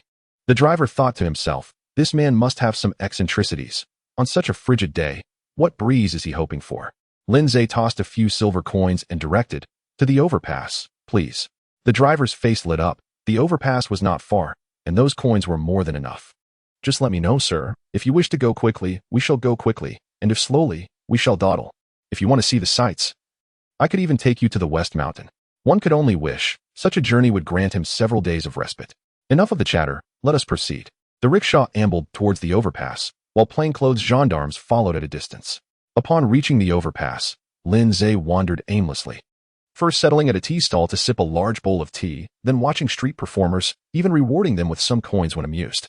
It was nearly noon when he finally summoned another rickshaw and made his way to the Six Nations Hotel. After dining in the hotel's restaurant, he ascended directly to the 6th floor. Upon seeing Lindsay, Angelina was overjoyed. "Sir, it has been a while since your last visit. Even if my youth has waned, can it be that Elena does not pique your interest?" Standing behind her, Elena blushed at the remark. Angelina, in her 30s, was by no means elderly. Her years and intelligence work had endowed her with a cleverness and maturity that possessed a certain charm. Lindsay gestured for her to sit on the sofa, indicating he had important matters to discuss. Obediently, Angelina took her seat and signaled to Elena. Elena quickly knelt beside Lindsay on the plush carpet, removing his shoes, seemingly intent on providing him with a foot massage. Lindsay did not decline this service. He lit a cigarette and addressed Angelina. "The Japanese have procured a batch of sulfanilamide. This is likely the first shipment, with more to follow. Do you have any channels to sell it?" Angelina replied with a smile. "Esteemed sir, that is quite simple. If we can transport the medication to Tianjin or Baoding, both southern troops and those in the Red District will pay handsomely for it, especially in the south, where there are dedicated drug traffickers who would even sell to their own military, let alone medications acquired through such channels." Lindsay shook his head. "We cannot sell directly. It is best to find a foreign intermediary. As for whom that foreigner sells to, that is beyond our concern. Surely the Japanese are aware of where this medication will ultimately end up? They must know that only 3 factions require large quantities of drugs: themselves, the Southern Forces, and the Red District. Even if nominally sold to foreigners, do they truly believe those foreigners will transport the drugs back to Europe? Nonetheless, they must disguise their intentions, avoiding any overt actions." Angelina contemplated for a moment. "I know a broker, a German, who previously dealt in coal mining. Now that the Japanese have taken over most coal mines, he has shifted to trading in scarce goods. He has significant connections and ample funds, but he primarily operates in Tianjin. If we want him to purchase, we must ensure this batch can be smoothly dispatched from Beijing." Lindsay nodded. "That is not a problem. As long as he is willing to buy, I can guarantee that he will manage to transport the goods out of Beijing. However, the arrangements for Tianjin must be handled by him. With Colonel Matsuzaki involved, there would be no issue in transporting the items out of the city. They might even use gendarmerie vehicles to boldly carry the medication out." Lindsay mused. "In that case, Contact this German and have him come to Beijing. I wish to meet him in person, and he can inspect the goods. As you wish, sir. I will ensure he arrives in Beijing promptly. Once business was concluded, Lindsay stood to leave, but Angelina stopped him. I have procured essential oils produced by Arabs from a trading company. You seem quite fatigued.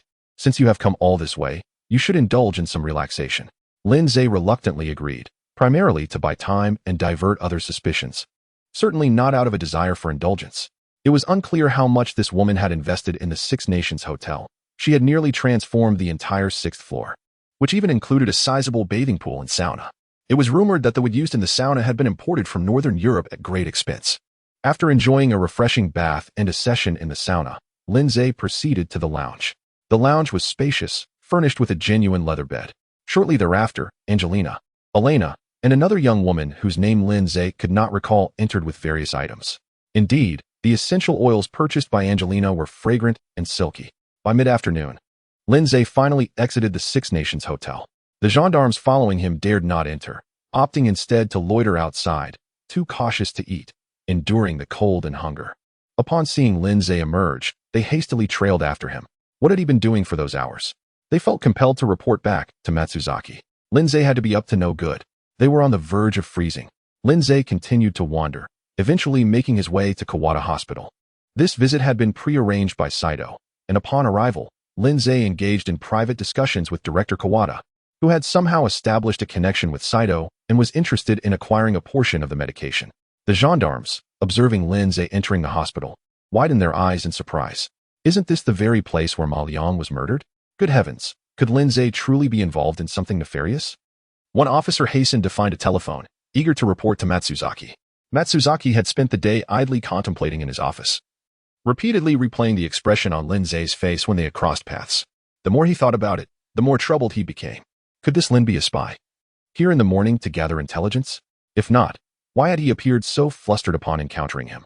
Just as Matsuzaki was lost in his thoughts, the telephone rang. Matsuzaki, it's me. I have a significant discovery. Speak quickly. Matsuzaki. Lindsay's movements are indeed suspicious. He wandered aimlessly, clearly fearful of being followed. Then he went to the Six Nations Hotel, where he lingered for quite some time. Just moments ago, he entered Kawada Hospital. The Six Nations Hotel, Kawada Hospital. Continue to follow him. Rest assured, Kenta, though you have just transferred from the 3 eastern provinces to Beijing, if you successfully complete this assignment, I will surely promote you. You may come to me for any matters in the future. With that, Matsuzaki hung up, intending to discuss the matter with Kitahara Ranjia. However, as he reached the doorway, he paused. Chapter 186. The broker from Germany Nishimatsu Daisuke turned and returned to his desk, memories of the past flooding his mind. How could Kitahara trust this individual so implicitly? Damn it. No, I absolutely cannot inform Kitahara first. As a highly trained talent from the Special High Command headquarters, Nishimatsu had always believed in his instincts. He sensed that Lindsay was problematic, and if he felt this way, there must be truth to it. His intuition was rarely wrong. Moreover, Lindsay's behavior today was exceedingly peculiar. What had he been doing at the Lugwa Hotel for so long? And why had he visited Chuantian Hospital? Nishimatsu was convinced that even if this man had not directly caused Ma Liang's death, he was undoubtedly involved. The Lugwa Hotel was frequented by many foreigners. Perhaps this man was a double agent. At this thought, Nishimatsu's eyes gleamed with fervor. If he could procure evidence and hold Lindsay to account, ideally extracting a confession, he would become a celebrated hero within the military police headquarters. As for Kitahara, although he owed him a debt of gratitude, he could not afford to dwell on that now. After instructing the military police assigned to surveil Lindsay, he completed his tasks and gazed out at the sky. Lindsay, your fate is sealed. Achoo. Back at home, Lindsay sneezed. She looked a bit anxious, master. Did you catch a chill outside today? Lindsay, aware of his robust health, rubbed his nose and replied, it's nothing. Just a slight tickle in my nose. Go prepare dinner. After it's done, send the kitchen god off to the heavens. Shiyu, along with her sister, prepared a sumptuous dinner, braised lamb with white radish, sauerkraut with pork, and mustard greens made from cabbage hearts, accompanied by fried peanuts as a vegetarian dish. They also made a pot of dumpling soup. Once the meal was prepared, the two sisters tidied the kitchen meticulously. After clearing the space, Lindsay entered, first applying syrup to the kitchen goddess lips, then lighting 3 incense sticks. Once the incense had burned down, he bowed several times and ignited the kitchen god's image with pine branches, sending him off properly. The family then gathered in the main hall to dine. A few days later, Angelina called to inform Lindsay that the German had arrived. Lindsay first contacted Saito. Saito-kun, I found a lead, a German broker. Selling to him should be secure. Would you like to meet him as well? At that moment, Saito was still sober and coherent. Lin-san, I cannot meet him at this time. It would be best if you could relay our intentions and gauge his reliability. We need a long-term channel, as there may be further dealings in the future. Lindsay nodded, recognizing that these individuals were organized and scheming in their illicit trade of vital military supplies. For Lindsay, this was of little concern. The more they sold, the better. Ideally, they would learn from the southern tactics of hoarding supplies, even selling the soldiers' rations. Lindsay informed Angelina that he would invite the German to lunch at the Luwa Hotel and asked her to act as a translator. Angelina, accustomed to liaising with diplomats and intelligence brokers, was proficient in several languages. Around 11, Lindsay arrived at the Luwa Hotel to meet the German. The man was of modest height, somewhat resembling Mr. Bean. He did not smile or speak much, but upon seeing Lindsay, he greeted him in rudimentary Chinese. Hello, Mr. Lin. Thank you for taking the time to meet me amidst your busy schedule. Lindsay thought to himself, you might be eloquent in many ways, but you seem to struggle with the basics. He shook the man's hand, asking, how should I address you? Call me Felix, the man replied. Very well, old Felix. Let us dine and converse. The three proceeded to the restaurant, where the Luwa Hotel's manager, Delmo, personally attended to them. Since this fellow could speak Chinese, Angelina's translating services were rendered unnecessary, though her expertise in negotiation proved invaluable. Initially, Lindsay remained silent, focusing on the appetizer. The hotel's smoked salmon was quite good, paired with white wine. It was a delightful change from the norm. Angelina, poised and graceful, remarked, Felix, your achievements in Tianjin in such a short time are truly commendable. One might think foreigners were often blunt, but such an impression was unfounded. In reality, they too understood the nuances of conversation, especially in business contexts. Felix, a seasoned businessman involved in less conventional trades, did not take this as mere flattery. He replied earnestly, my time in China is indeed brief, which presents both a disadvantage and an advantage. I am less entangled with the old powers. Yet I have swiftly made my mark among the new elite. While I may not possess the extensive connections of Ms. Angelina, I have my own insights in certain specific trades. Raising his glass, Lindsay remarked, this fish is quite palatable, despite its smoky flavor. Let us toast. Felix promptly raised his glass, clinking it first with Lindsay and then with Angelina, before downing it in one go and pouring again, signaling that he had no fish to offer. Esteemed Mr. Lin, this is a custom I learned upon my arrival. This is how one truly toasts. Lindsay followed suit. Old Felix, you've traveled far to China. What do you think of this place? Some say Shanghai is a haven for adventurers. I believe Tianjin offers ample opportunities as well. Mr. Lin, I am unlike those who flee their homeland seeking fortune in the Far East. My family has deep-rooted ties with the Li and He Trading Company. I am here to refine my business acumen and to oversee the finances of the Tianjin branch, which directly impacts my family's interests. The Li and He Trading Company is among the largest German trading firms in China, historically focused on armaments, with Krupp as one of its shareholders. Over time, it diversified, engaging in fuel, automobiles, gasoline, optical instruments, medical equipment, rubber products, and even ships. With 12 branches across China, these were not direct subsidiaries, but rather akin to a trading alliance. This man had substantial backing. It was no wonder he dared to dabble in the underworld. After all, if he could trade arms, what were a few boxes of pharmaceuticals? At that moment, a military police officer named Kenta, impeccably dressed, entered the restaurant arm-in-arm with a woman. Chapter 187. Lindsay's note. Kenta Takahashi hailed from a farming family in Aomori City. After enlisting, his diligence and integrity led him to be selected for the military police headquarters. However, he soon realized that advancement could not be solely achieved through hard work. The expanding war had indeed created a few fortunate individuals who were promoted due to their combat achievements, but the odds were dismally low. In the rigid hierarchy, rapid ascension necessitated alliances with influential figures. Unfortunately, Kenta discovered that even securing such alliances was beyond his reach. The truly powerful were surrounded by those eager to attach themselves, leaving no room for a poor boy like him. Thus, Daisei Matsumoto remained an unattainable figure, being a captain no less. The counterintelligence division was a department of real authority, overseeing vast territories. Becoming a military officer, there would be a monumental achievement. Just recently, after reporting some movements of Lindsay to Matsumoto, Kenta was rewarded handsomely. As Kenta accompanied the lady arranged for him by Matsumoto into the dining hall of the Rokoku Hotel, his heart raced with excitement. Out of the corner of his eye, he He spotted Lindsay seated at a table, engrossed in his meal, accompanied by two foreigners, a man and a woman. Kenta's heart raced even faster. He forced himself not to glance in their direction, maintaining a facade of haughty indifference, attempting to embody the demeanor of the elite. At Lindsay's table, the German broker Felix was making an earnest effort to showcase his background and substantial resources. Esteemed Mr. Lin, I have heard from Miss Angelina that you have a very rare commodity for sale, correct? I believe that both personally and through our firm, we would be your most suitable partners. Indeed, I must emphasize most suitable. Our channels are reliable and secure, particularly as we can provide substantial financial backing. In fact, we have conducted numerous transactions involving arms, food, and sought-after products without a hitch. Lindsay put down his cutlery and regarded Felix. Angelina stood up with a smile, saying, "Excuse me, gentlemen. I must step away for a moment." She picked up her small bag and left for the restroom. "Mr. Felix, I do have something to sell. But it is not arms. Those are instruments of death. What I offer is something that saves lives."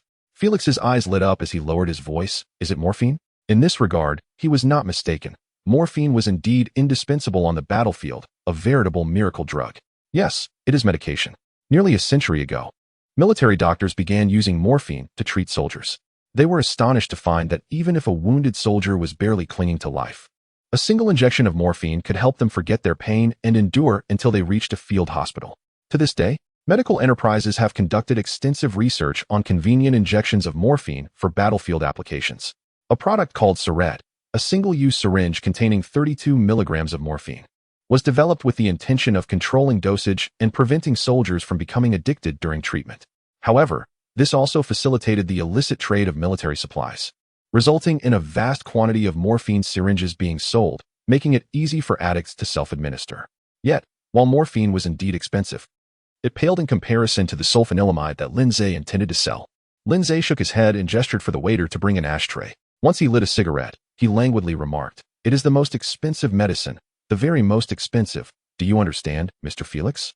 Felix's expression turned to one of shock. Sulfanilamide, classified as a high-priority military supply. Its value was several times that of gold. Even someone as worldly as Felix felt a shiver run through him. "Mr. Lin, how much do you have? How much can you procure?" Felix resolved firmly, "Whatever Mr. Lin has, we will take. Gold, dollars, or silver dollars. We will only accept these forms. Whatever you need, we can provide." Felix leaned back in his chair, inhaling sharply. "We are on the brink of wealth. Mr. Lin, what is the price? This item occasionally appears in certain well-connected hospitals. We will match their prices." Felix shook his head seriously. No, Mr. Lin. They sell directly to patients, but we still need to find buyers. That price is unreasonable." Lindsay extinguished his cigarette. "This matter is significant. I must return to consult with my associates. Is that acceptable?" Felix nodded vigorously. Of course. I am staying here and will be at your service anytime." Lindsay had no intention of haggling with this man.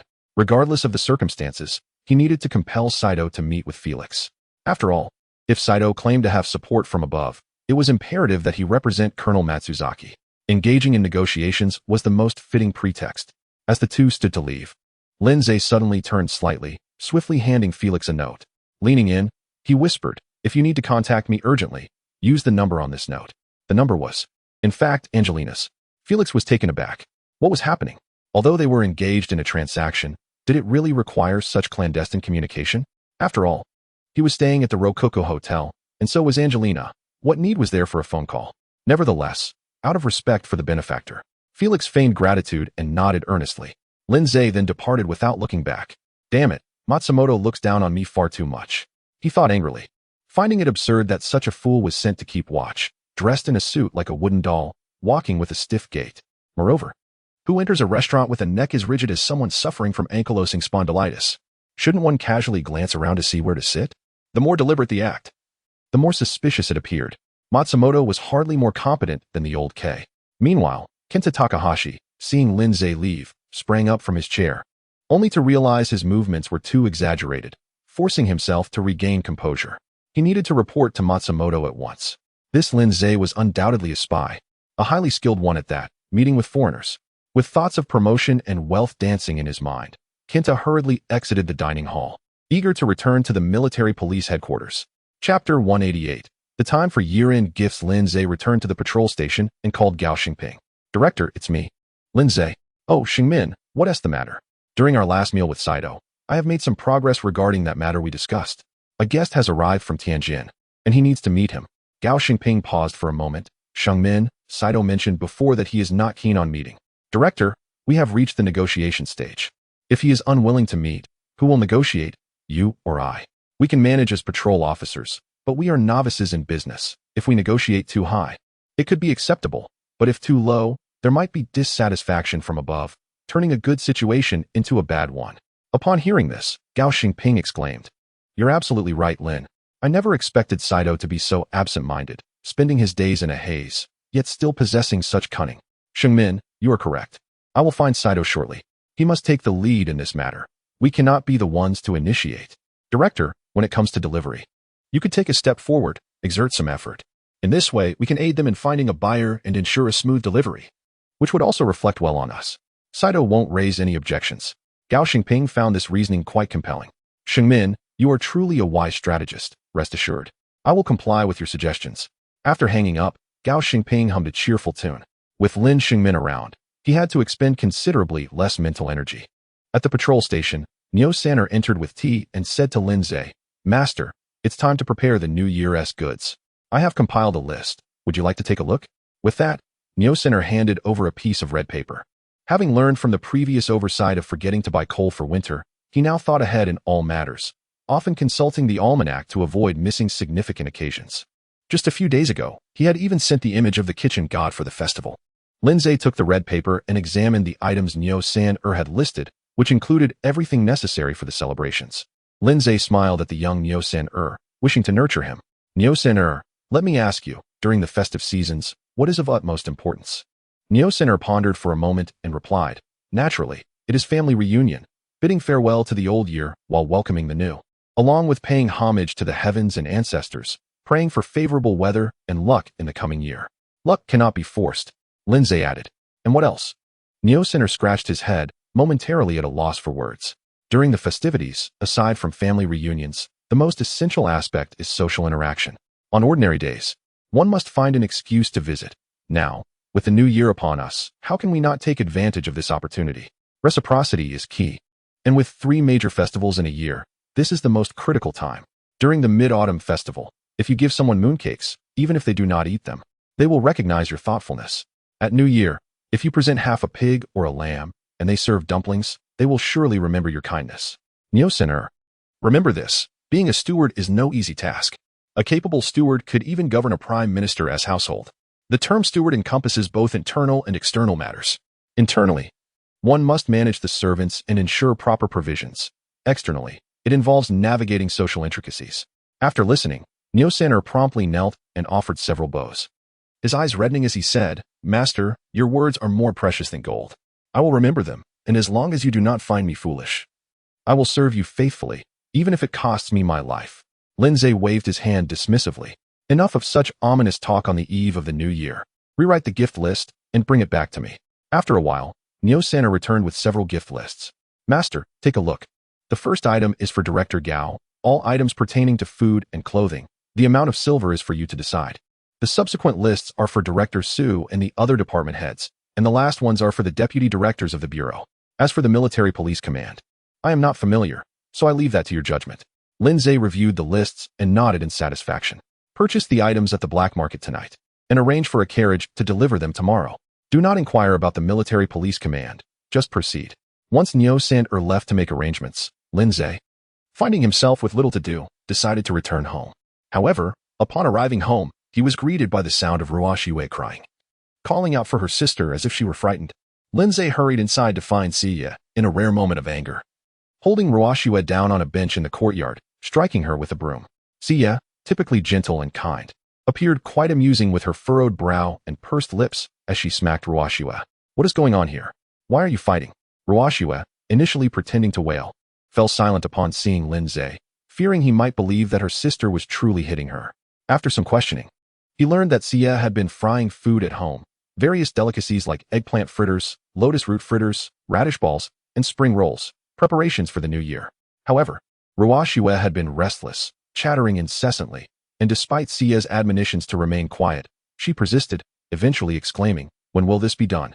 According to custom, one must not speak carelessly while frying food, as it could bring misfortune. Uttering words associated with bad omens, like completion, was strictly forbidden. This infuriated Xia. And although she didn't wish to strike her sister with force, she nonetheless swatted at Ruoxue a few times. Lindsay chuckled, "You deserve it. Who told you to speak out of turn? Quickly apologize to your sister." Xia cautiously observed Lin Zay's expression. He was the head of the household, and should anyone inadvertently disturb the spirits, it would ultimately affect his fortunes. Seeing that Lin Zay was not angry, she relaxed and allowed her sister to continue tending the fire. As the delightful aromas wafted through the air, Lin Zay sighed, realizing that the new year was truly approaching. Lin Zay is indeed a spy. Nishimatsu Daikairo listened to Takahashi Kenta's report, astonished and elated. He clenched his fists tightly, suppressing his excitement. "Are you certain?" Takahashi Kenta nodded vigorously. "Daikairo, rest assured, I witnessed it with my own eyes. It is absolutely true that Lin Zay handed a note to that foreigner." "Excellent. Lin Zay, I have finally caught you red-handed. Just wait and see how I deal with you." Nishimatsu Daikairo rushed toward Kitahara Rankei's office. Kitahara Rankei glanced up at Nishimatsu Daikairo, expressionless, and lowered his head. "Lieutenant Nishimatsu, what brings you here?" "Kitahara, I have discovered new leads regarding the murder of Ma Liang and hope to request some personnel." Kitahara Rankei could hardly be bothered with this boorish fellow. He believed that transferring this man to the counterintelligence department was the most regrettable decision he had ever made. He scribbled a note and handed it to Nishimatsu Daikairo. "You may investigate. After all, there are no other cases currently." Nishimatsu Daikairo gripped the paper tightly. "Lin Zay, once I apprehend you and obtain a confession, let us see who can protect you." Chapter 189. Like a squirrel on the 27th day of the 12th lunar month. Lin Zay had just arrived at the patrol station and was busy for a while when Gao Xingping called. "Shengmin, I have informed Mr. Saito. He has also decided to meet with that broker. After all, this transaction holds immense value, and the price set during the initial deal will influence future business. Please arrange a meeting for noon." Lin Zay replied, "Director, how about the Luwa Hotel?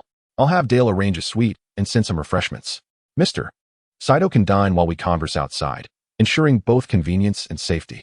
"That sounds perfect. Please make the arrangements. I will join Saito at noon." After hanging up, Lin Zay called Angelina. "Ah, sir, I'm so glad you finally called. How did you find the essential oils? I had Elena learn a few more techniques." Cough. "Angelina, there is a matter at hand. Please inform Felix that someone wishes to meet with him at noon. Have Dale prepare a suite for our discussions. Of course, if you have time after your meeting, do come to the 6th floor for an experience. That mischievous sprite, while others ascend to the 3rd floor. She goes straight to the 6th, doubling her joy." At 11:30, Lin Zay leisurely departed from the patrol station to the Luwa Hotel. A few black cars were parked at a distance. In one of the vehicles, the casually dressed Erzong Desheng sat, feeling a chill despite his multiple layers and gloves. Perhaps from excitement. He had been lurking here for 2 days. As soon as Lin Zay appeared again to meet that foreigner, he would apprehend them both. What methods of interrogation would he employ on Lin Zay? Damn it, if it weren't for the need for immediate testimony. He would relish the opportunity to try every torture tool at his disposal. Erzong Desheng see that internally, "Lin Zay, you've embarrassed me, and I shall return the favor tenfold. Once you confess, I'll cut out your tongue and see who can vouch for you thereafter." Lost in his delightful fantasies, he was abruptly snapped back to reality by Takahashi Kenta's low voice. "Captain Erzong, he is here." Erzong Desheng quickly ducked down, peering toward the Luwa Hotel. Indeed, the man who stirred such animosity within him appeared, clad in a wool overcoat, making him appear even taller and more handsome. The envy in Erzong Desheng's heart intensified. Lin Zay stepped off the carriage with an easy gait, tipping the driver generously. At the entrance, a foreigner greeted him, and they exchanged handshakes before entering together. Erzong Desheng cursed under his breath. "Damn traitor, is he not even attempting to hide?" He threw open the car door, leading a group of 7 or 8 toward the hotel. Inside the hotel lobby, Felix maintained a respectful demeanor. He understood that those involved in the sulfanilamide trade were not ordinary individuals. Behind Mr. Lin likely stood a significant figure from the occupying army. Thus, out of respect for business, he ensured to show due deference. "Mr. Lin, it is a pleasure to see you again. Manager Dale has prepared our room on the 4th floor. Additionally, I have a small gift for you. Should I deliver it to your residence after our meeting or—" "Oh, how considerate. Thank you, Felix. I believe it would suffice to send it to Angelina's place for convenience." Hearing himself referred to as old Felix brought a grin to Felix's face. "As you wish." Suddenly, a commotion erupted in the lobby as a group burst in. "Seize them!" Erzong Desheng shouted, brandishing his firearm. Takahashi Kenta yelled and rushed forward, only to realize something was amiss. Hey, why aren't you following? The remaining soldiers exchanged glances, bewildered. Damn it, Captain Erzong instructed us to apprehend someone, but isn't that Lin San? P.S. our good friend. One soldier paused, confused. Captain Erzong, are you sure? This is Lin San, our advisor from the gendarmerie headquarters. Erzong Deshang was infuriated. Baka, what advisor? They are both spies. Do you dare defy orders?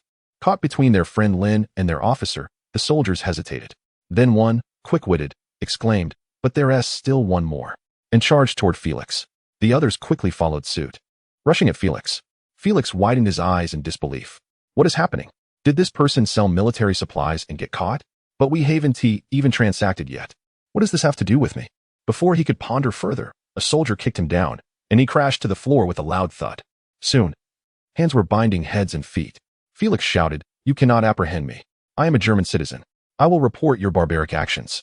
Meanwhile, Takahashi Kenta sprinted to Linzei, preparing to mimic the previous actions and kick him down. However, Linzei executed a swift kick aimed at his head. Powerful leg technique. The martial arts skills rewarded during the raid on Su Ping's residence came into play as Linzei's kick created a blur, striking Takahashi Kenta squarely on the head. With a muffled groan, Takahashi collapsed, wearing a serene smile as he drifted into unconsciousness. Notification. Host detected malicious harm to another. Reward. Leg strengthening potion, X1. Leg strengthening potion. You may enhance any of your legs at will. Bang. A gunshot erupted, throwing the lobby into chaos. It was Erzong Deshang, firing a warning shot skyward. Linzei, come with me to the gendarmerie headquarters for questioning. Don't force me to shoot. Without even triggering the danger alert. How could he be so reckless? Linzei stepped forward, swiftly knocking the gun from Erzong Deshang's hand, then delivered several swift slaps to his face. Erzong Deshang's head spun from the blows, his cheeks turning red and then purple, puffing up like a hamster. Notification. Host detected malicious harm to another. Reward. Hand speed enhancement capsule. Hand speed enhancement capsule. Your hands will move with blurring speed. With a sigh, Linzei kindly retrieved the gun, placing it back into Erzong Deshang's hands. Why must you be like this? Come. Let us return to the gendarmerie headquarters so I can see how you intend to interrogate me. Erzong Deshang shook his head, struggling to clear the stars from his vision. Seeing Linzei acquiesce, he quickly bound Linzei's hands, muttering incomprehensibly as he waved his hand. At the entrance of the hotel, Gao Xingping and Saito emerged, laughing together. Old Gao glanced up the steps and chuckled. This fellow's appearance resembles that of a squirrel. Then, he turned back to see, by the heavens. Isn't that Shengmin? P.S. Dear readers, enjoy free video gifts. After clicking to urge updates, a pop-up will appear, allowing each person to send 3 gifts. Thank you all.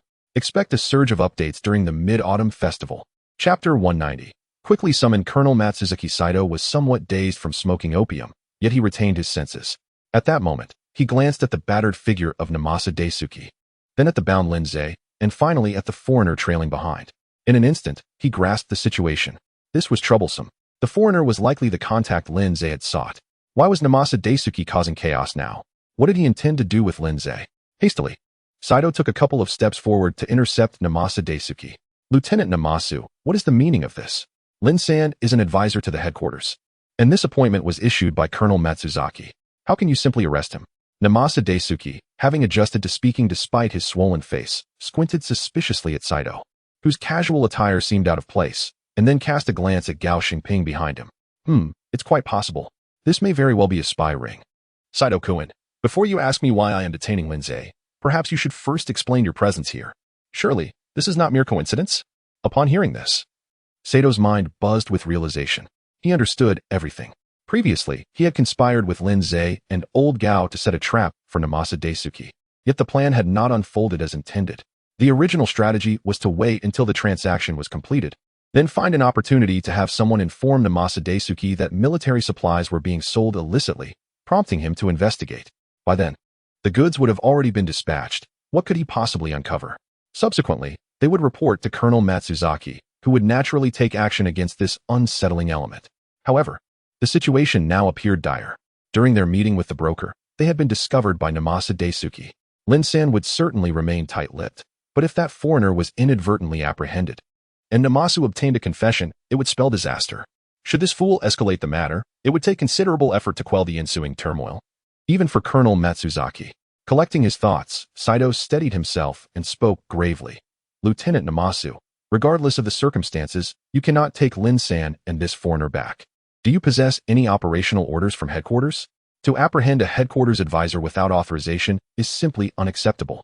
Namasa Daisuke smirked arrogantly, producing a slip of paper from his pocket and waving it before Saito. This has been signed by Major Kitahara, and even these individuals were personally assigned to me by him. Do you, Saito, still believe you can meddle in our counterintelligence affairs? Step aside. Old Gao, displaying an agility unbefitting his age, quickly ascended the stairs and rushed into the hotel lobby to call Colonel Matsuzaki. If Namasa Daisuke was not lying and that document truly came from Major Kitahara, then the depths of this affair were unfathomable. What was Major Kitahara's intention? Did he aim to usurp Colonel Matsuzaki? Saito, realizing that remaining at the entrance was futile amidst the throng of passers-by, suggested, Lieutenant Namasu. How about this? I will accompany you back to the military police headquarters. Although I am no longer a member of the counterintelligence division, I am still part of the military police headquarters.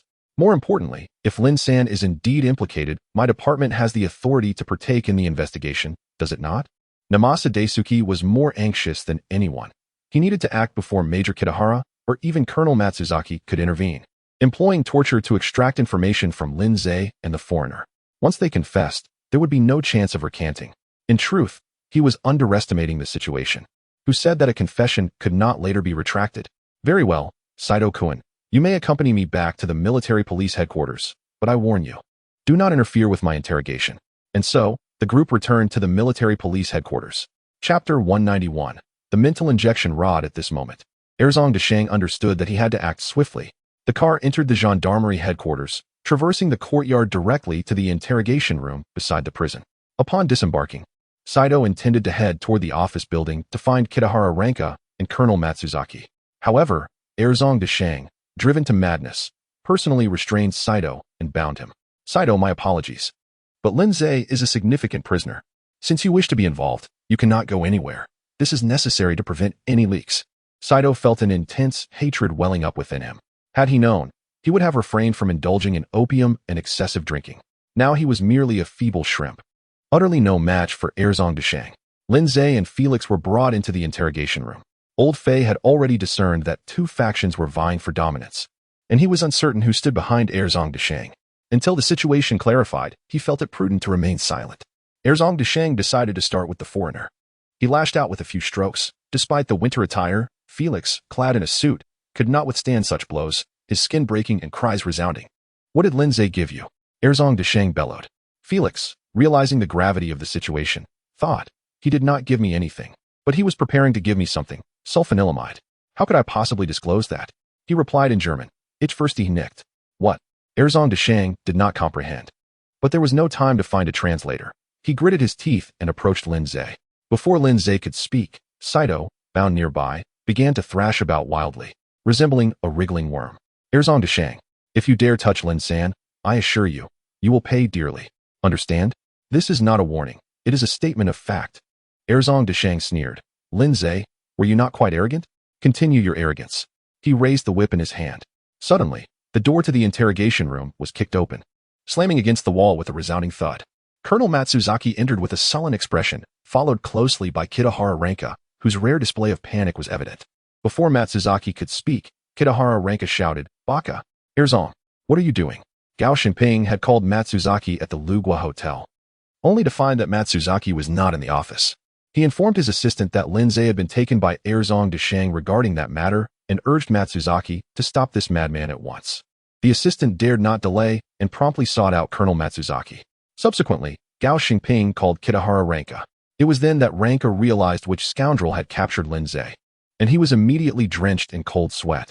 He knew he had indeed approved Erzong Deshang's actions, but he was unaware that this fool intended to capture Lin Zai.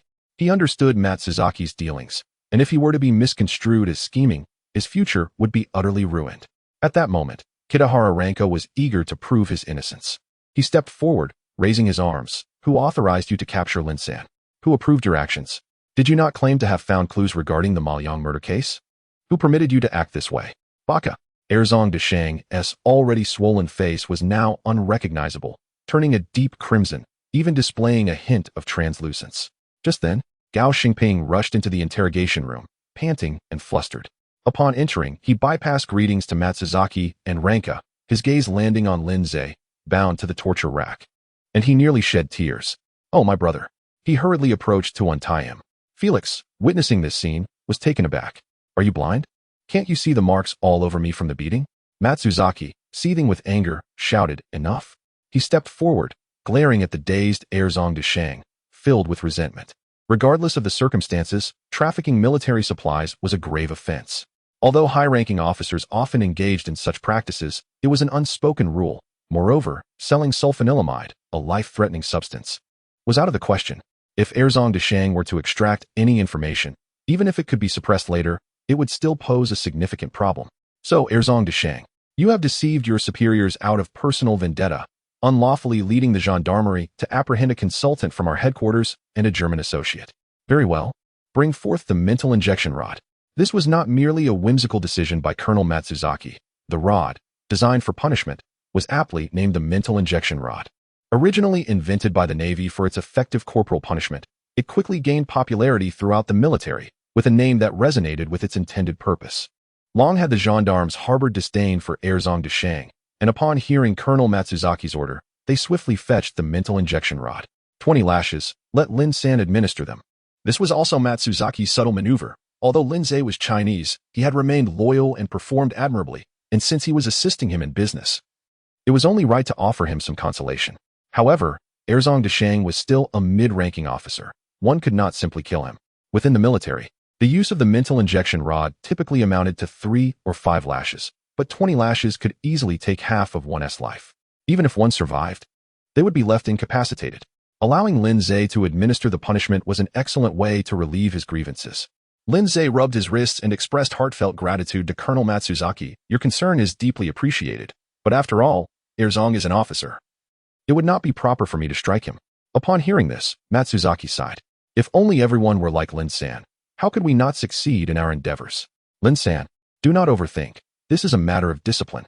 You are to strike, so do so without hesitation." Lindsay accepted the heavy injection rod, and the gendarmes promptly restrained Erzong de Shang on a long bench. Bang. Ah. Ding. Host detected harming another. Reward. Mastery of rod techniques. Bang. Ah. Ding. Host detected harming another. Reward.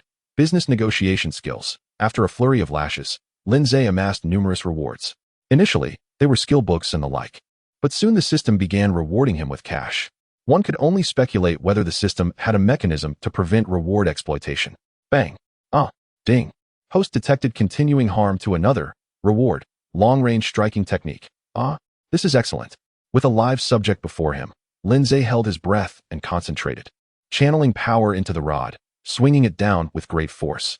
Erzong de Shang, already numb from the beating, suddenly tensed as if attempting to break free from the grasp of 2 gendarmes, emitting a sound that was inhumanly mournful.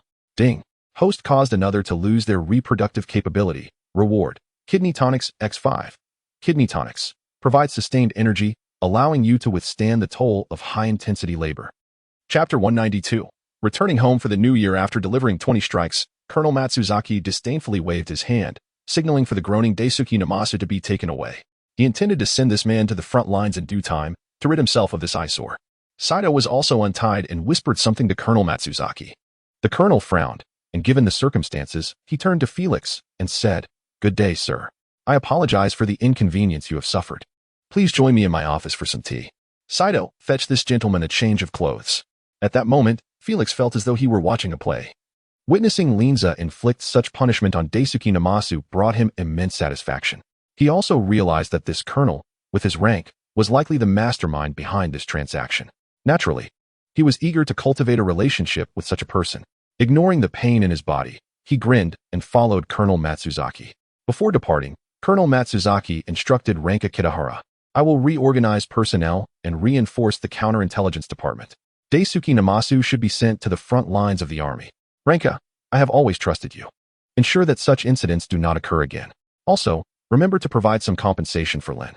Having said that, he left with Saito and Felix. Once Matsuzaki had left, Gao approached Linza, scrutinizing him closely. "That rascal didn't lay a hand on you, did he? Look at this mess. How can we serve the Imperial Army when we are captured like this?" This remark was directed at Ranka Kitahara. It appeared that Gao had indeed established a connection with Colonel Matsuzaki through Saito, allowing him to speak so boldly. Ranka glanced at Gao but chose to ignore him. He sighed and addressed Linza. Lin, it was a misunderstanding. I apologize for the shock you experienced. Linza, with a pained expression, replied, Ranka, I am utterly devoted to the Imperial Army. How could this happen? Ranka patted his shoulder. Lin, no more words. I understand completely. Rest assured, your loyalty has not gone unnoticed, both by myself and Colonel Matsuzaki. He then turned to Gao Xingping and asked, Gao, has the head of the Outer District Police Station been appointed yet? Gao was taken aback. Not yet. Then you shall handle it, Ranka instructed. He then gently advised Linza. Lin, return home and rest well. There are no significant matters at hand. Take this time to recuperate. Once Ranka had departed, Linza exited the military police headquarters alongside Gao Xingping.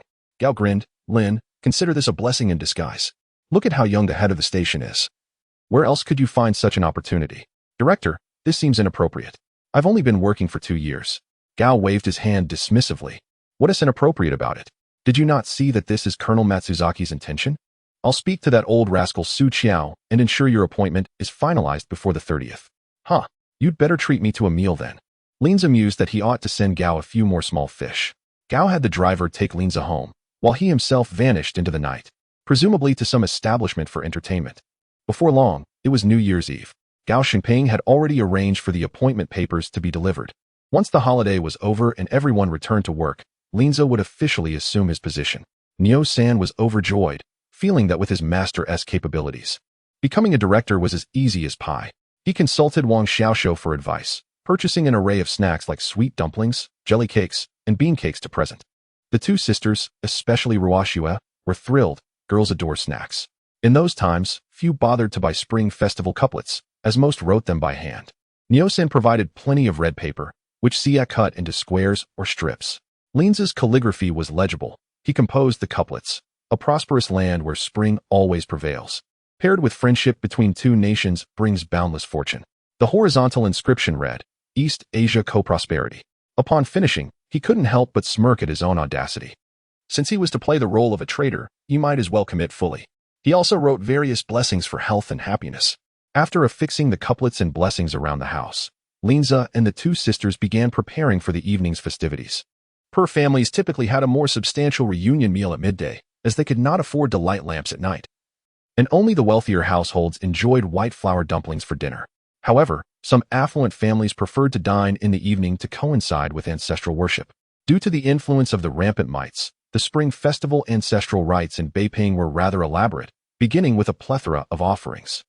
Incense burners and 5-spice offerings were for worshipping the heavens, while large and small dumplings were for honoring the deities. Sandalwood was reserved for ancestral veneration. The table would be laden with candied fruits, dates, chestnuts, and, of course, alcohol. Additionally, golden and silver rice cakes were placed alongside a branch of pine. After laboring tirelessly, Linza sighed in relief. Celebrating the new year was no easy task. Xia chuckled, you say that, but both adults and children eagerly await the new year. Adults can take a breather, enjoy a drink, and savor good food, while children look forward to the treats and games that only come with the festivities. Indeed, even families in debt can find solace during this time. As long as they can endure, creditors will not disturb them on New Year's Eve. Many debt collectors, despite their influence, must leave their debtors in peace to celebrate the holiday, postponing any discussions of repayment until the new year. Xia took out 3 pairs of shoes, one for each of the sisters and Linza. It is customary to wear new shoes for the new year, symbolizing stepping on the little people. The pair made for Linza had a thick sole, with tightly sewn stitches, indicating durability. Linza put them on and took a few steps. Well, your craftsmanship is commendable. They fit perfectly. The sisters, delighted by his praise, showcased their own new shoes. The elder sister sported pink satin, while the younger wore indigo satin, each adorned with a pom-pom. With well-formed feet, they rolled up their pant legs to reveal white cotton socks. Linza reminded himself to exercise restraint. Indulging in temptation would only lead to his downfall. As evening fell, the sisters worked in harmony, preparing 4 dishes and 8 bowls, pouring Linza a drink as they sat together. Linza raised his glass. This can be considered our reunion for the new year. Upon hearing this, tears welled up in the sisters' eyes. Linza playfully warned, no tears. It's bad luck to cry on such a joyous occasion. Xia managed to smile, master. Encountering you is a blessing we've earned from our past lives. We wish for your safety and success in all endeavors, allowing us to serve you for a lifetime. With that, the 2 sisters stood, raising their cups in a graceful bow towards Linza. After drinking, Linza observed as the sisters sipped their own drinks, their cheeks flushing a rosy hue under the warm glow of the light. Even the typically lively Ruoshiwei was quiet, diligently pouring wine and serving dishes. As the sounds of firecrackers echoed outside, savoring this moment of warmth and beauty. P.S. Dear readers, we humbly request your generous gifts. No need to spend. Just a minute or two of your time watching an advertisement can bring us rewards. Thank you. Chapter 193. Neo Sanner becomes a driver on the first day of the new year. Lindsay rose early to pay New Year-esque greetings. Naturally, he first visited Gao Shengping's home, followed by Su Qiao's, and then proceeded to the military police headquarters to extend his wishes to Kitahara Ranjia and others. Although they did not place great emphasis on the Spring Festival, it was still a matter of courtesy to pay a visit. Upon meeting Kitahara Ranjia, Lindsay exchanged a few auspicious words and presented his gift, a set of auspicious bowls crafted by Neo Sanner from a goldsmith's shop. Kitahara Ranjia was delighted, exclaiming, Lin sang, this set of bowls is simply exquisite. It is truly a piece of art. Lindsay thought to himself, how could they not be beautiful? After all, they were made of gold. I'm glad you like it, Kitahara-kun. The bowls symbolize completeness. In China, every household buys new bowls and plates for the new year. I chose them for their auspicious meaning, wishing you success in your work and a harmonious family in the coming year. Kitahara Ranjia accepted the gift with appreciation, saying, Lin sang, you truly are thoughtful. By the way, let me introduce you to someone. With that, he summoned his assistant to bring over Lieutenant Shimizu.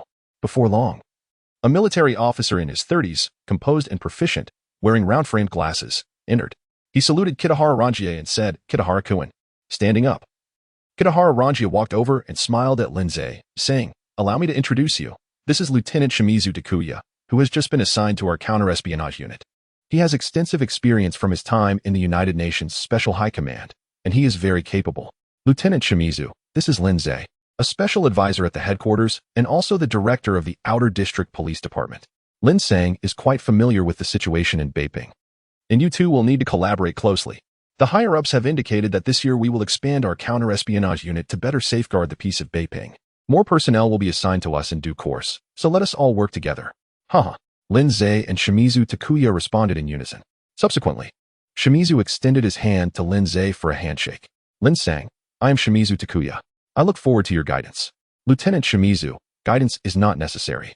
Please feel free to call upon me for anything you need. Lindsay replied, feeling a twinge of regret. Had he known, he would not have made things so difficult for Matsumatsu Daiching, who now seemed to have been reassigned by Matsuzaki Naoto. The new Shimizu Takuya appeared far more competent than Matsumatsu Daiching, so Lindsay resolved to be more cautious in the future. Kitahara Ranjia smiled, indeed. Only through unity can we achieve greater accomplishments. Now, Lin sang, it is your important holiday. If there is nothing else, you may return home. Lieutenant Shimizu, please stay. We need to discuss that matter. Lindsay bid farewell to Kitahara Ranjia and nodded to Shimizu Takuya before departing the military police headquarters. Upon returning home, he discovered that a number of foreign vehicles had gathered outside, all coming to extend New Year-esque greetings and deliver gifts. Since he was away, Neo Sanner had set up a table at the entrance, where a list of gifts was displayed for visitors to sign their names and leave a note of respect, thereby completing their New Year-esque greetings. The majority of the visitors were shopkeepers from the jurisdiction, as well as subordinates from the Outer District Police Department. Although Lindsay had yet to officially take office, word had already spread that he would assume the role of director of the Outer District Police Department on the 8th day of the new year. Once everyone returned to work. Interestingly, the government had decreed that work would resume on the 8th day of the new year, a practice that persisted even after the arrival of the Japanese, aligning closely with customs of later generations. The other deputy directors quickly accepted the reality of Lindsay's ascension.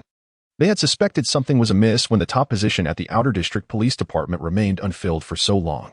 It was common knowledge that Lindsay had a close relationship with Gao Xingping, and the fact that he also held a position at the military police headquarters indicated that the top position was clearly reserved for him. Thus, whether out of envy or admiration, everyone suppressed their inner thoughts and came to pay their respects to Lindsay. At the entrance of the Lin residence, a group of middle-aged men, all in their 40s, showered auspicious words upon the young man in his 20s, leaving the shopkeepers in astonishment. Had I known, I would have prepared more gifts. Neo Sanner was diligently recording the list of gifts, marveling at the generosity of the wealthy patrons despite the claims that the common folk in Beiping were suffering.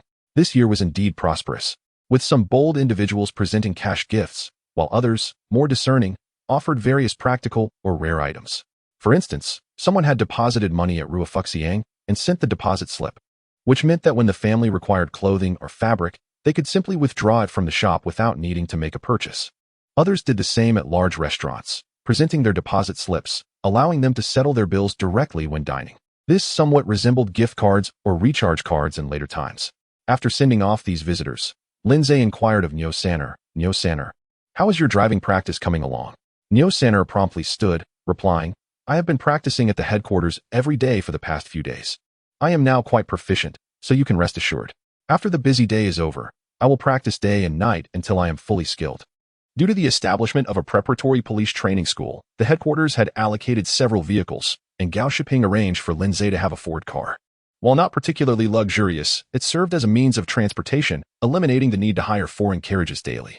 Finding a driver was a challenge. Hiring someone from outside would not only cost money, but also lacked reliability. Therefore, Lindsay sought out Saito, requesting his assistance in finding an experienced driver from the military police headquarters to teach Nyo Sanner how to drive. After all, cars were scarce on the streets during that era, and as long as one drove slowly, a novice could hardly cause any mishaps and would become proficient with time. Alright, there is no need to practice day and night, just learning to drive is sufficient. After a few days on the road, you will become adept, Lindsay assured him. Finally, with a few days of respite, Lindsay had Wang Xiaoshou arrange for some personnel to accompany him for protection, and he took the two sisters to explore the temple fair at Changden. This fair, located near Hawang Village Park in Lulikang, was quite grand, spanning several streets and running from the 1st to the 15th day of the new year.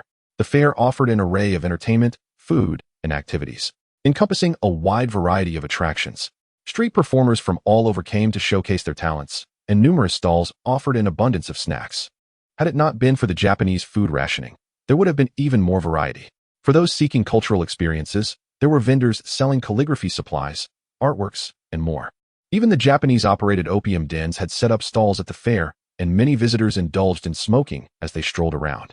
After a day of enjoyment, as they returned home in the evening, Rushua rubbed her stomach, groaning from having overeaten a multitude of snacks at the fair. Chapter 194. Director Lin assumes office on the 8th day of the Lunar New Year, amidst the thunderous roar of an engine. A brand new Ford car rolled into the alley and came to a steady halt at the entrance of the Lin residence. Stepping out in a deep blue uniform, adorned with a wide-brimmed hat, was Nyo Sanner, who awaited Lindsay's arrival. The scene attracted both adults and children alike, all eager to witness the spectacle. Look, a car. My goodness, Lin Yi has truly soared to great heights these past 2 years. One exclaimed. Hey, can you keep your mouth in check? We live in this area, and we VE benefited from Lin Yi's success. Just think about it. Those petty thieves wouldn't dare come near us, would they? Apologies. My bad. I'll give myself a slap for that. I meant well. Lin Yi has indeed treated our neighborhood kindly. I only wish for his lasting prosperity. Lasting prosperity? The emperor is gone. How can there be any lasting legacy? Isn't there still a Manchukuo ruler? If not for the festive season, the crowd would have relished the chance to silence the incessant chatter. Children surrounded the car, curiously inhaling the scent of gasoline. How delightful. After a while, Lindsay emerged in a pristine uniform, a long cloak draping over him, his polished leather boots reflecting his image, his belt cinched tightly, and a sidearm hanging at his waist, the brim of his hat casting a shadow over his brow. A voice rang out, Bravo! Do you think this is a theatrical performance with Zhao Zilong making his entrance? One exuberant individual, often seen roaming the streets, exaggeratedly rushed forward, raising his arms and swinging his sleeves with grand gestures. Lin Yi, I hear you've been promoted. Allow me to congratulate you. Lindsay retorted with a chuckle. Haven't seen you during the new year, and here you are trying to show off. Offering congratulations without silver? I see your intentions. Kicking him aside, Lindsay entered the vehicle, eliciting laughter from the crowd. The man, picking himself up, proudly declared, Lin Yi kicked me. I can converse with him. Can any of you? From the nearby Gongben residence, Mei Hui peeked through the door, watching the dashing Lindsay until he boarded the car, before quickly retreating inside. I must hurry. Time to boil water for a bath. As the car slowly pulled away, Nyo Sanner appeared rather tense, attentive to every sound and movement. Lindsay paid him no mind, knowing he would soon acclimate. They arrived steadily at the police precinct in the outer district, where Nyo Sanner exhaled in relief as he opened the car door for Lindsay. Lindsay waited at the entrance for a moment, until Su Qiao and Gao Xingping's vehicles arrived in succession. These two, who covertly competed with each other, now appeared as if they were the closest of brothers. At the entrance, Su Qiao greeted Lindsay with a beaming smile. Director Lin, you've truly opened my eyes. In my entire career, this is the first time I've seen a director in his 20s. Lin Zhe returned a salute, attributing his success to the support of his superiors. Gao Xingping, standing behind, exchanged knowing glances with Lin Zhe. Their rapport required no further words. Inviting them inside, Su Qiao and Gao Xingping pretended to be modest, but ultimately, Su led the way, with Gao following behind. In the conference room, all the deputy directors and department heads were present. Su Qiao announced Lin Zhe's appointment, prompting a mix of reactions. Some were astonished, others elated, and some disheartened, but none dared refrain from applauding vigorously. Finally, before Su Qiao, Lin Zhe addressed the assembly. My appointment to this esteemed position is due to the cultivation of my superiors and my diligent work. I hope that each of you can uphold your duties, striving for excellence. Furthermore, there will be no adjustments to the previous responsibilities of the deputy directors and the arrangements of the department heads. Everyone shall continue in their roles without error. Upon hearing this, everyone breathed a sigh of relief, and the atmosphere in the conference room lightened considerably. Su Qiao mentioned that he had other matters to attend to and departed first. Gao Xingping presented a stack of documents, stating, Xingmin, the training school is nearly prepared. When you have the time, please deliver the list of instructors to General Beiyuan. Once he gives us the green light, we shall commence classes after the 15th. Lin Zhe agreed, and Gao Xingping took his leave as well. The Chief of General Affairs, Qi Zhenhe, approached, bowing slightly. Director, would you like to inspect your office? If anything seems amiss, I will rectify it immediately. As he spoke, he reflected on how, back when Lin Zhe was merely a patrol officer, they often dined and drank together, sharing camaraderie. However, once Lin Zhe became deputy director, Qi Zhenhe felt the shift in dynamics. His demeanor was respectful but lacked the current tension.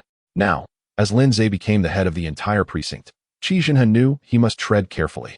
Lin Zhe smiled. Old Qi, there is no need for such formality. Things will remain as they are between us. Qi Zhenhe nodded eagerly. Understood, Director. In a few days, let us arrange a gathering to celebrate your promotion. Your presence would be an honor. Lin Zhe simply nodded in response and followed him to the office. As expected of a district police precinct, the building was far more imposing than a patrol station. The newly constructed office building spanned 3 stories along Huasher Street, featuring over 20 rooms on the first floor alone. The jurisdiction of the outer district was extensive, stretching from the Dongbeimen train station in the north to the Zuoanmen line in the south, west to Chongwenmen Street, and east to Guangmen line. It encompassed nearly a quarter of the entire outer city. With a vast territory, a large population, and numerous businesses, the revenue collected was substantial.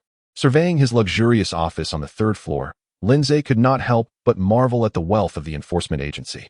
The office spanned over 50 square meters, adorned with plush carpeting, elegant chandeliers, and imported sofas.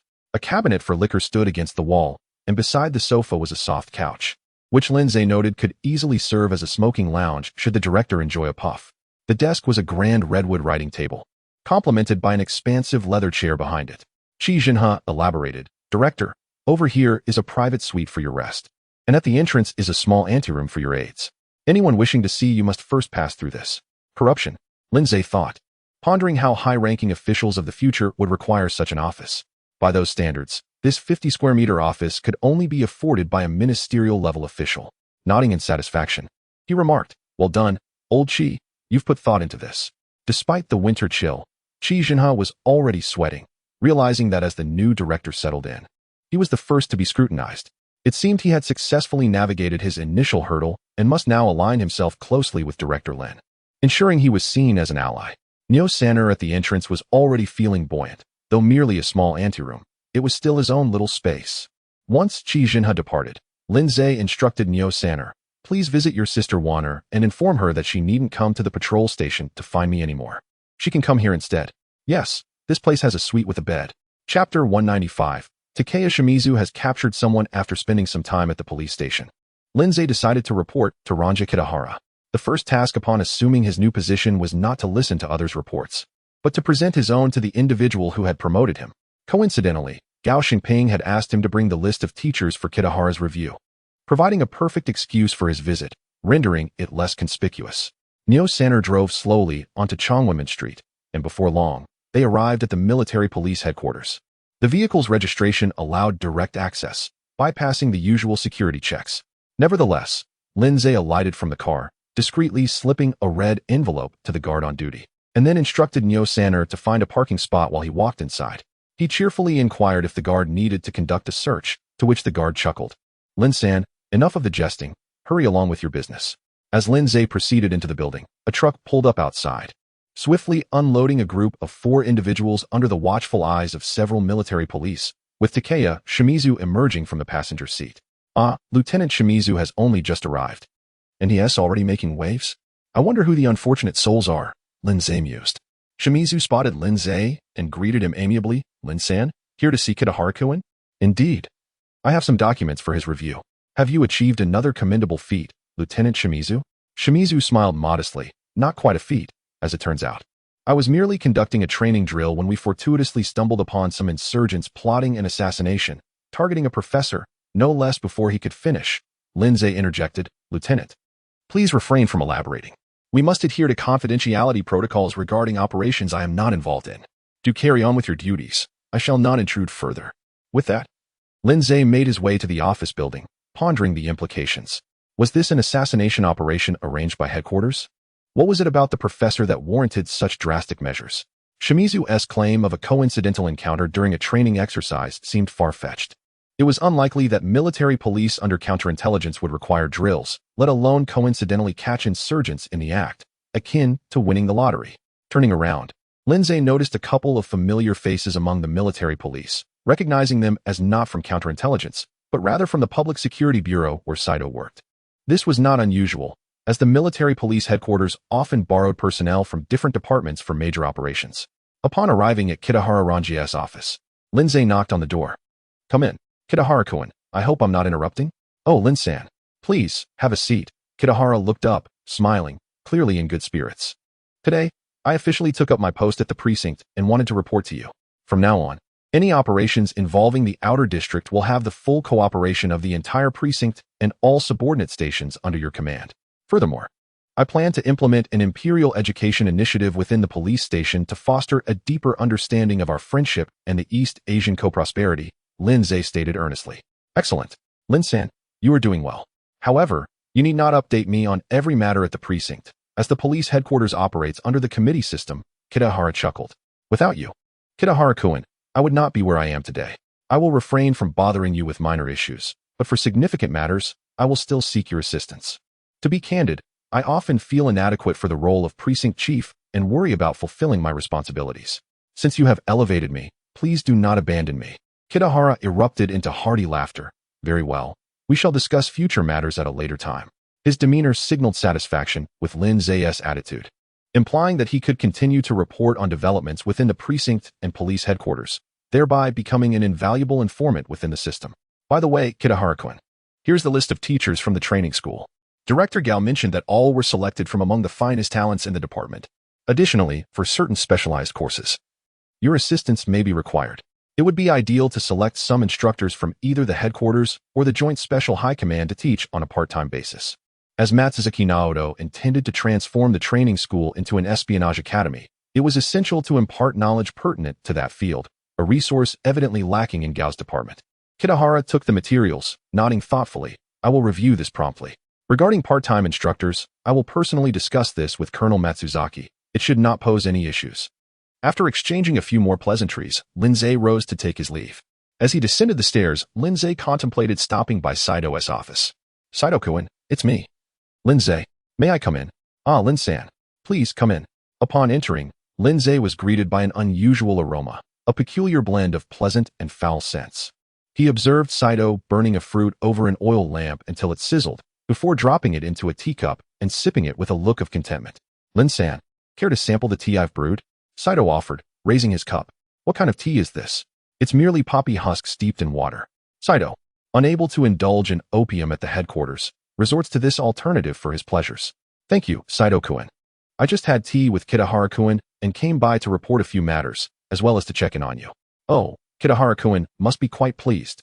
That fellow Shimizu got lucky. The operatives at the Beiping Station were plotting to assassinate Guan Yixian, and Shimizu's team caught wind of it. They borrowed a few of my men, and just now, they reported capturing 4 individuals. Who knows what bigger fish might be uncovered if they dig deeper. Lin Zhe knew Sato's loose lips would spill something significant, especially after indulging in poppy husk tea, which dulled his senses. Yet, he was unprepared for Sato's immediate revelation. Guan Yixian, a traitorous intellectual and former journalist for Isher Daily, was well versed in journalistic theory. Eventually, he aligned himself with the Japanese, working in the Maintenance Society to promote Sino-Japanese friendship and serving as a professor of journalism at the Pseudo-Beiping University. It appeared the Beiping Station had received orders to eliminate Guan Yixian. But how had Shimizu managed to apprehend him? Since Saito mentioned that Shimizu had borrowed personnel in advance, it could not have been a spur-of-the-moment decision. Someone must have leaked information. Could there be a traitor within the Beiping Station? And was Shimizu's claim of a coincidental training exercise merely a facade to protect his intelligence source? This excuse seemed rather flimsy. Surely the Beiping Station would recognize an internal issue. Lindsay engaged Saito in conversation about the pleasures of the 8 great alleys, and Saito, invigorated, eagerly shared stories for over an hour, comparing various establishments and their courtesans, a true connoisseur of such diversions.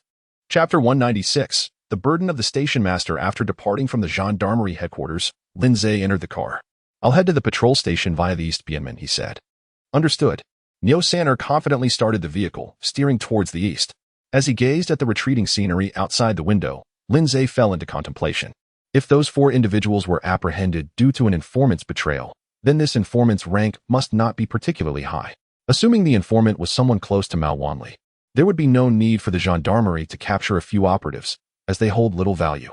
Even capturing a team leader or a squad leader would only marginally impact the operational capability of the Beiping Station. In a covert organization, what truly matters is the capability for intelligence gathering and communication. Should the gendarmerie manage to seize Mao Wanli, regardless of the methods employed to extract information from him, the entire Beiping Station would undoubtedly face annihilation. This informant must therefore be of a certain stature. If they were merely an ordinary operative, they would lack access to actions in which they were not involved. Thus, the informant was likely one of those 4 or a mid-level personnel within the Beiping Station. Perhaps a liaison responsible for assigning tasks to the operational teams.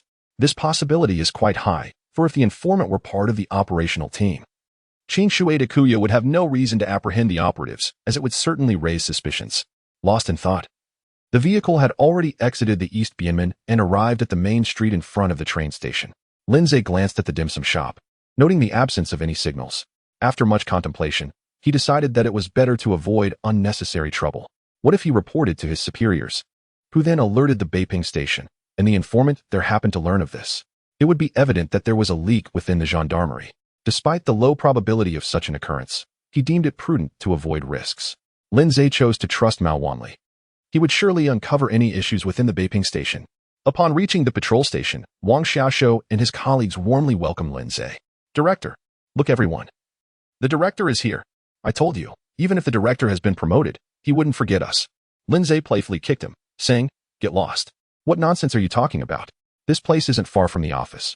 I often come here to take a stroll and see what mischief you're up to." After Lindsay's promotion, Wang Xiaoshou naturally assumed management of the patrol station, though that description was somewhat imprecise, as the patrolman still took orders from Xia Quan. Wang Xiaoshou managed the clerks and various miscellaneous tasks, including finance. In simple terms, Xia Quan handled operations while Wang Xiaoshou oversaw the overall situation. Their relationship was one of both cooperation and checks and balances, ensuring that the patrol station remained stable in Lindsay's absence while allowing him to maintain control over the fundamental operations. Xia Quan hesitated before finally mustering the courage to ask, "Director, could you take me to the office?" Lindsay glanced at him, replying, "Don't worry, in a few days. When there's a vacancy, I'll make sure to arrange a position for you as a patrol chief." Xia Quan's face flushed. "That's not what I meant. I get along well with Brother Xiaoshou. I just want to continue being by your side." Lindsay patted him on the back, thinking that regardless of the truth, it was commendable for Xia Quan to express such sentiments.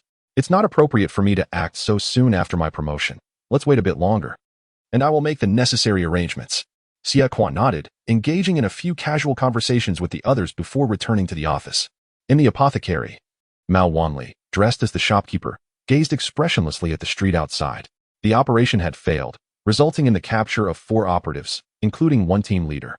Although the Beiping Station had meticulously severed communication between operational teams, preventing any major fallout from the arrests, he remained perplexed.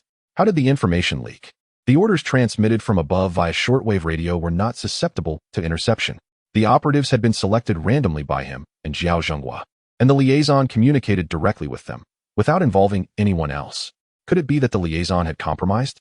The liaison responsible for transmitting the message was an experienced operative, Having survived numerous harrowing situations, it was inconceivable that he would betray them to the Japanese. After a moment, a man in a long cotton robe entered. "Shopkeeper, my tongue has been numb for the past few days. Could you take a look?" Mao Wanli motioned for him to reveal his wrist. "Have you eaten too much Sichuan pepper?" "Not at all. I don't usually eat Sichuan pepper, and besides, eating too much would only cause temporary numbness. My speech has been slurred these past few days." Glancing around to ensure no one was watching, the person who came for medicine whispered, "The liaison shows no signs of abnormality. After delivering the message, he returned home and has not emerged since." Could it be that old Jiao's side has encountered an issue? Mao Wanli wanted to conceal any doubts he had about Jiao Zhenghua from anyone else. Thus he affirmed with conviction, "Old Jiao selected the operatives with me, but he was not privy to the specific operational details. I issued the directives directly to the operatives based on the intelligence provided by the superiors through the liaison. If no other links are compromised, then the liaison must be the one with issues. Yet, if the liaison were indeed compromised, as you mentioned, it was a single-line communication. Once a problem arose, it would be easy to trace. If he were truly an informant, how could he so recklessly place himself in harm's way?" Mao Wanli too fell silent, unable to fathom the situation. Could it be that this liaison had lost his senses? He was a veteran of the station, thus, he decided to assign 2 brothers to thoroughly investigate him. If any signs of contact with outsiders were detected, they were to eliminate him without hesitation. The man in the long cotton robe nodded silently, then inquired, "Should we inform old Jiao to find a few more people and seek another opportunity to eliminate Guanyixian?" Mao Wanli shook his head. "Cease all operations until we identify the informant." He paused before adding, "Create a trivial task for an inconsequential operative and instruct the liaison to relay the message once more." This was not born of cruelty. Rather, he harbored deeper concerns and needed to swiftly ascertain whether the liaison was indeed compromised. After all, Jiao Zhenghua was privy to this matter. If the liaison were innocent and old Jiao was the one at fault, the consequences could be dire. Though Mao Wanli believed old Jiao would have no reason to betray them, trust in their line of work was a mere illusion, a concept foreign to their minds. He could only hope that old Jiao remained loyal and that the liaison would soon reveal his true colors. As this thought crossed his mind, he felt a wave of frustration. If Jiao Zhenghua had not been involved in this affair at all, he would have ordered the elimination of the liaison without a second thought, resolving the issue swiftly. Now, he was forced to engage in scrutiny and testing, which was a cumbersome process. After a while, the man in the long cotton robe departed with 2 bags of medicine. Mao Wanli continued to lean on the counter, gazing at the bustling street outside. How exhausting. Chapter 197. The scandalous homicide in the district. For several consecutive days, Lindsay immersed himself in his opulent office, indulging in the responsibilities of his position without succumbing to the temptations of leisure. The adage that the higher the rank, the easier the work, proved true. Unlike his previous role at the patrol station, where he had to manage numerous affairs personally, he now found each deputy director responsible for their own domain. Incidents at the patrol stations were first reported to the respective departments, and if the departments could not resolve the issue, they would consult the deputy directors. Should the deputy directors lack the authority to make a decision, they would draft a recommendation for Lin Zay's approval. These individuals were seasoned patrol officers, and their suggestions were generally quite sound, reducing Lin Zay to a mere instrument of approval. Just after the 15th, a homicide occurred within the district. Typically, deaths were a common occurrence, rarely escalating to the level of the headquarters unless they were significant. This particular case was a scandalous murder. Prior to the 15th, the city of Beiping hosted numerous lantern festivals, where young ladies adorned themselves splendidly to partake in the festivities. Even within the strict confines of grand households, the women would dress elegantly for a carriage or automobile ride into the night. After all, one cannot remain confined indoors indefinitely. A year without stepping outside would surely lead to despair. In the vicinity of the official horse corral, there lay a narrow alley known as Zitakeo, home to the Li residence, which once flourished but had since fallen into decline. The Li family, once prestigious during the Qing dynasty, had seen better days. Fortunately, the old Li family maintained a strict code of conduct, and although their fortunes had waned, they still managed to scrape by. Selling a piece of jade today and a couple of bottles tomorrow, the Li family had been passed down through 4 generations, and now the elderly Mr. Li lived with his wife, son, and daughter-in-law. Despite frequent visits to the pawnshop, they managed to sustain themselves reasonably well. Their sole lament was the absence of a grandchild. After 4 years of marriage, their daughter-in-law had yet to conceive.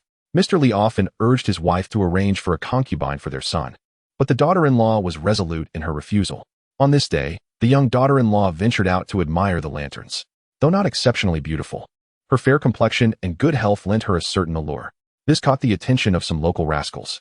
These young men, often solitary and unencumbered, would flock to such festivals, seeking to indulge in the thrill of mingling with the fairer sex. One particularly tall and robust fellow, known as Zhang Xiaolu, had grown up without parents and had taken to the streets. He spotted the Li daughter-in-law and was smitten. In her frustration, she thought, "Is it not the men who are at fault for my childlessness? Perhaps I should seize this opportunity to test the waters." However, her trial led to unforeseen consequences. As Zhang Xiaolu, infatuated, insisted on eloping with her, she vehemently rebuffed him, exclaiming, "I live comfortably within the Li household. Why would I forsake that to become a common woman and support you?" It is often said that 9 out of 10 single men are obstinate. Zhang Xiaolu took her rejection to heart. That very night, emboldened by drink, he armed himself with a knife and infiltrated the Li residence, where he brutally murdered Mr. Li, his wife, and the woman's husband, along with an elderly steward and a maid. Grabbing the woman by her hair, he demanded she accompany him. The woman, terrified and speechless, could only weep. In a horrific act, Zhang Xiaolu severed her head and carried it away. The patrolling officers were horrified upon discovering him. Yet he remained in a daze, muttering, "Now you will come with me." The officers quickly summoned reinforcements to apprehend him. Given the gravity of the case, it was imperative to report it to the superior authorities. According to the regulations of the Gendarmerie Command, any homicide involving multiple fatalities, especially a massacre, required notification of both the police department and the Gendarmerie Command. Lindsay had no choice but to collect the suspect's confession and travel to the command headquarters. Upon arriving at Saito's office, Lindsay presented the confession. "Saito-kun, do you believe this incident reflects poorly on my leadership? Just days after my appointment, a massacre has occurred in my jurisdiction." Saito, intrigued by the mention of a massacre, inquired, "Was there any wealth involved?" Lindsay, recognizing the implications, explained that the family had once been affluent and still managed to live decently, though he was unsure of any valuables left behind. "The scene is sealed. Perhaps you would like to investigate?" Saito, eager, agreed. "I must personally inspect the site. There may be hidden truths." Lindsay suggested, "Why not accompany me now? If we uncover any evidence, I can ensure it is delivered to you without the need for gendarmerie involvement." Saito, delighted, perceived Lindsay's intention aligning with his own. Thus, they descended together, and in the courtyard, they encountered 2 individuals following Lieutenant Shimizu. One appeared battered and limping, while the other, dressed in attire akin to detectives, seemed unscathed. Lindsay recognized them. They were 2 of the 4 individuals apprehended by Shimizu previously. Once they boarded the vehicle, Lindsay asked, "Saito-kun, those 2 trailing Shimizu, are they not the previous suspects?" Saito waved his hand dismissively. Shimizu claims that to know oneself and one's enemy is the key to victory. He has formed an extra-legal team. You are correct. These 2 are among those captured, and they wish to ally with us. Shimizu has tasked them with assisting in investigations, though they do not officially join the detective squad. Lindsay nodded, refraining from further inquiry. He pondered whether the informant at Beiping Station had been apprehended. Meanwhile, a man in a long cotton robe entered the apothecary. "Shopkeeper, the medicine you provided is ineffective. My tongue remains numb." Mao Wanli quietly asked, "Have you consumed Sichuan pepper recently?" "Indeed, but it should not cause prolonged numbness." The informant replied, "There has been no unusual activity from the liaison. However, there is a matter requiring your immediate attention. The apprehended action team leader has been solicited by the Gendarmerie Command. He utilized our agreed temporary drop box, claiming he could no longer withstand the pressure and feigned allegiance. Ironically, the Japanese officer sought someone to gather intelligence on our activities. How should we handle this?" Mao Wanli was taken aback. "Are there any tailing operations?" The man shook his head. "Rest assured, the information reaching us must pass through 2 dead letter boxes, undergo citywide transmission, and finally be relayed to headquarters before contacting me or you directly. There is no risk of exposure." As the intelligence agency expanded, personnel increased significantly, and Director Dai had arranged for several major stations to enhance their communication methods, substantially reducing the risks of being ensnared. Mao Wanli fell into deep contemplation. Could this be a trap? P.S.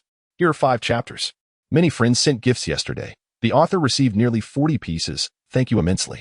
The list of acknowledgements was published in chapter 192, so I want to thank each individually here. Many readers generously contributed gifts. Your kindness is greatly appreciated.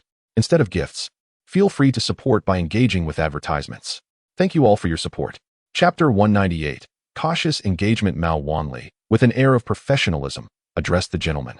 "Your ailment is quite peculiar. Please follow me to the back. I shall examine your pulse in detail and prescribe a new remedy. The apothecary was structured with a storefront in the front and living quarters behind. Passing through the main hall, a corridor adorned with decorative doors led them to the rear courtyard.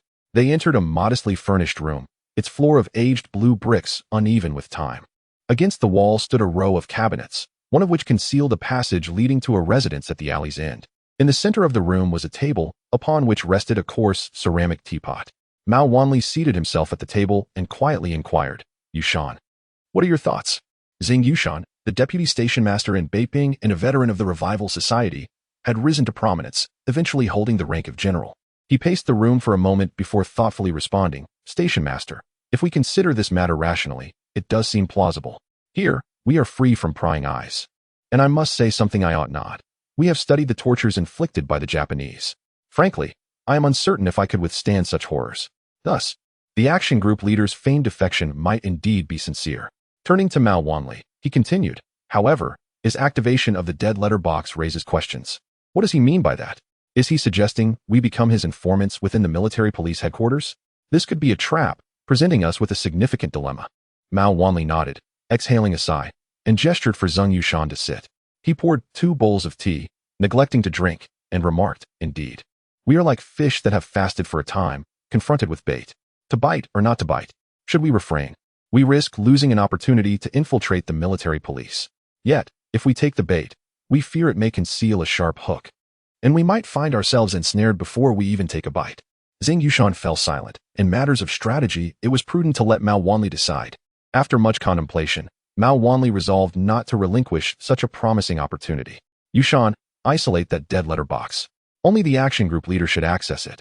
We must select 2 or 3 trustworthy individuals to monitor the surroundings. If we detect any tales, we will immediately cease all contact with this leader.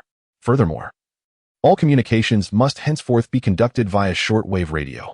Mao Wanli, ever vigilant, recognized that using shortwave radio would ensure that the headquarters communications department also received a copy. They bore the responsibility of analyzing communications and intelligence from various regions, especially assessing any potential risks. Valuable information would be reported to Director Dai, ensuring that he would not bear sole responsibility should complications arise. Once their discussion concluded, they returned to the front. Mao Wanli wrote a prescription and prepared several doses of medicine. Xing Yushan collected the medicine, paid, and departed.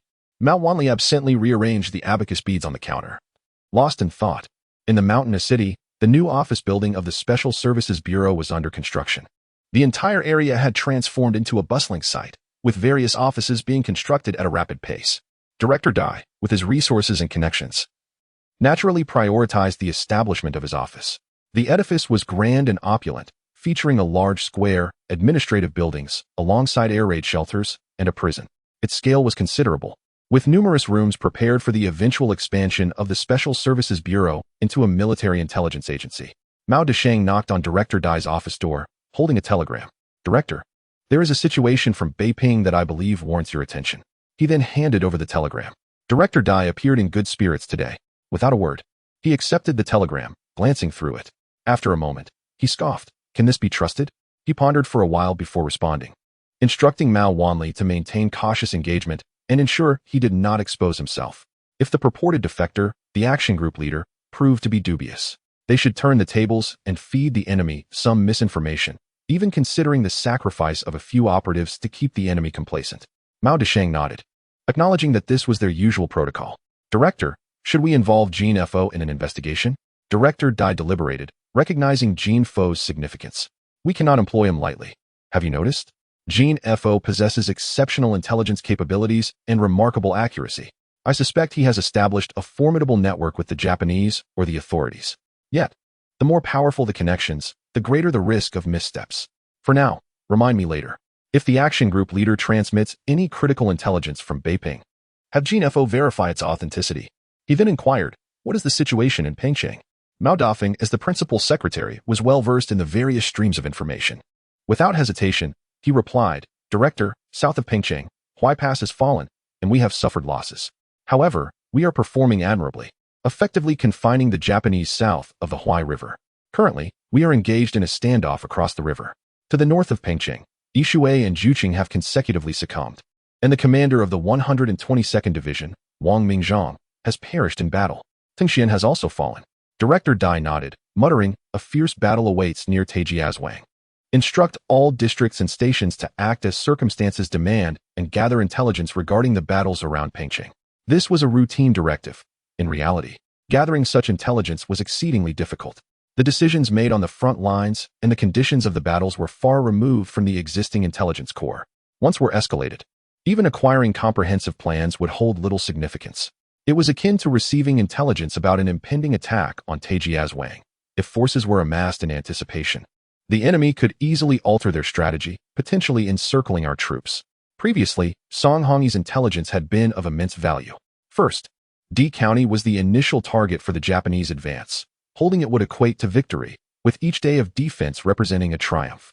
Second, it provided a preemptive advantage for subsequent deployments, allowing for more deliberate movements. Regrettably, due to various factors, this crucial intelligence went unexploited. Mao Deshang saluted, understood.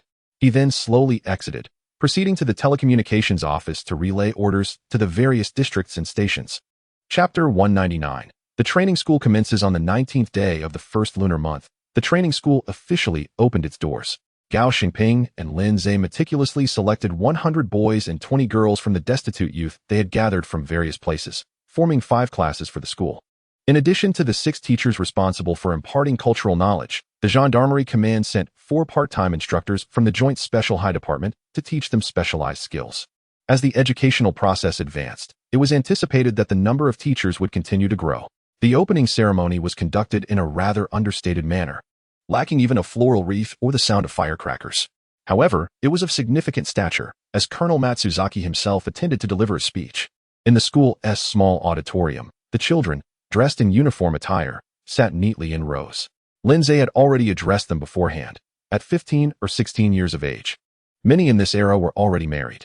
Previously, they had often gone hungry, but now, not only could they eat their fill and dress warmly, they also had the opportunity to attend school, a privilege they cherished deeply.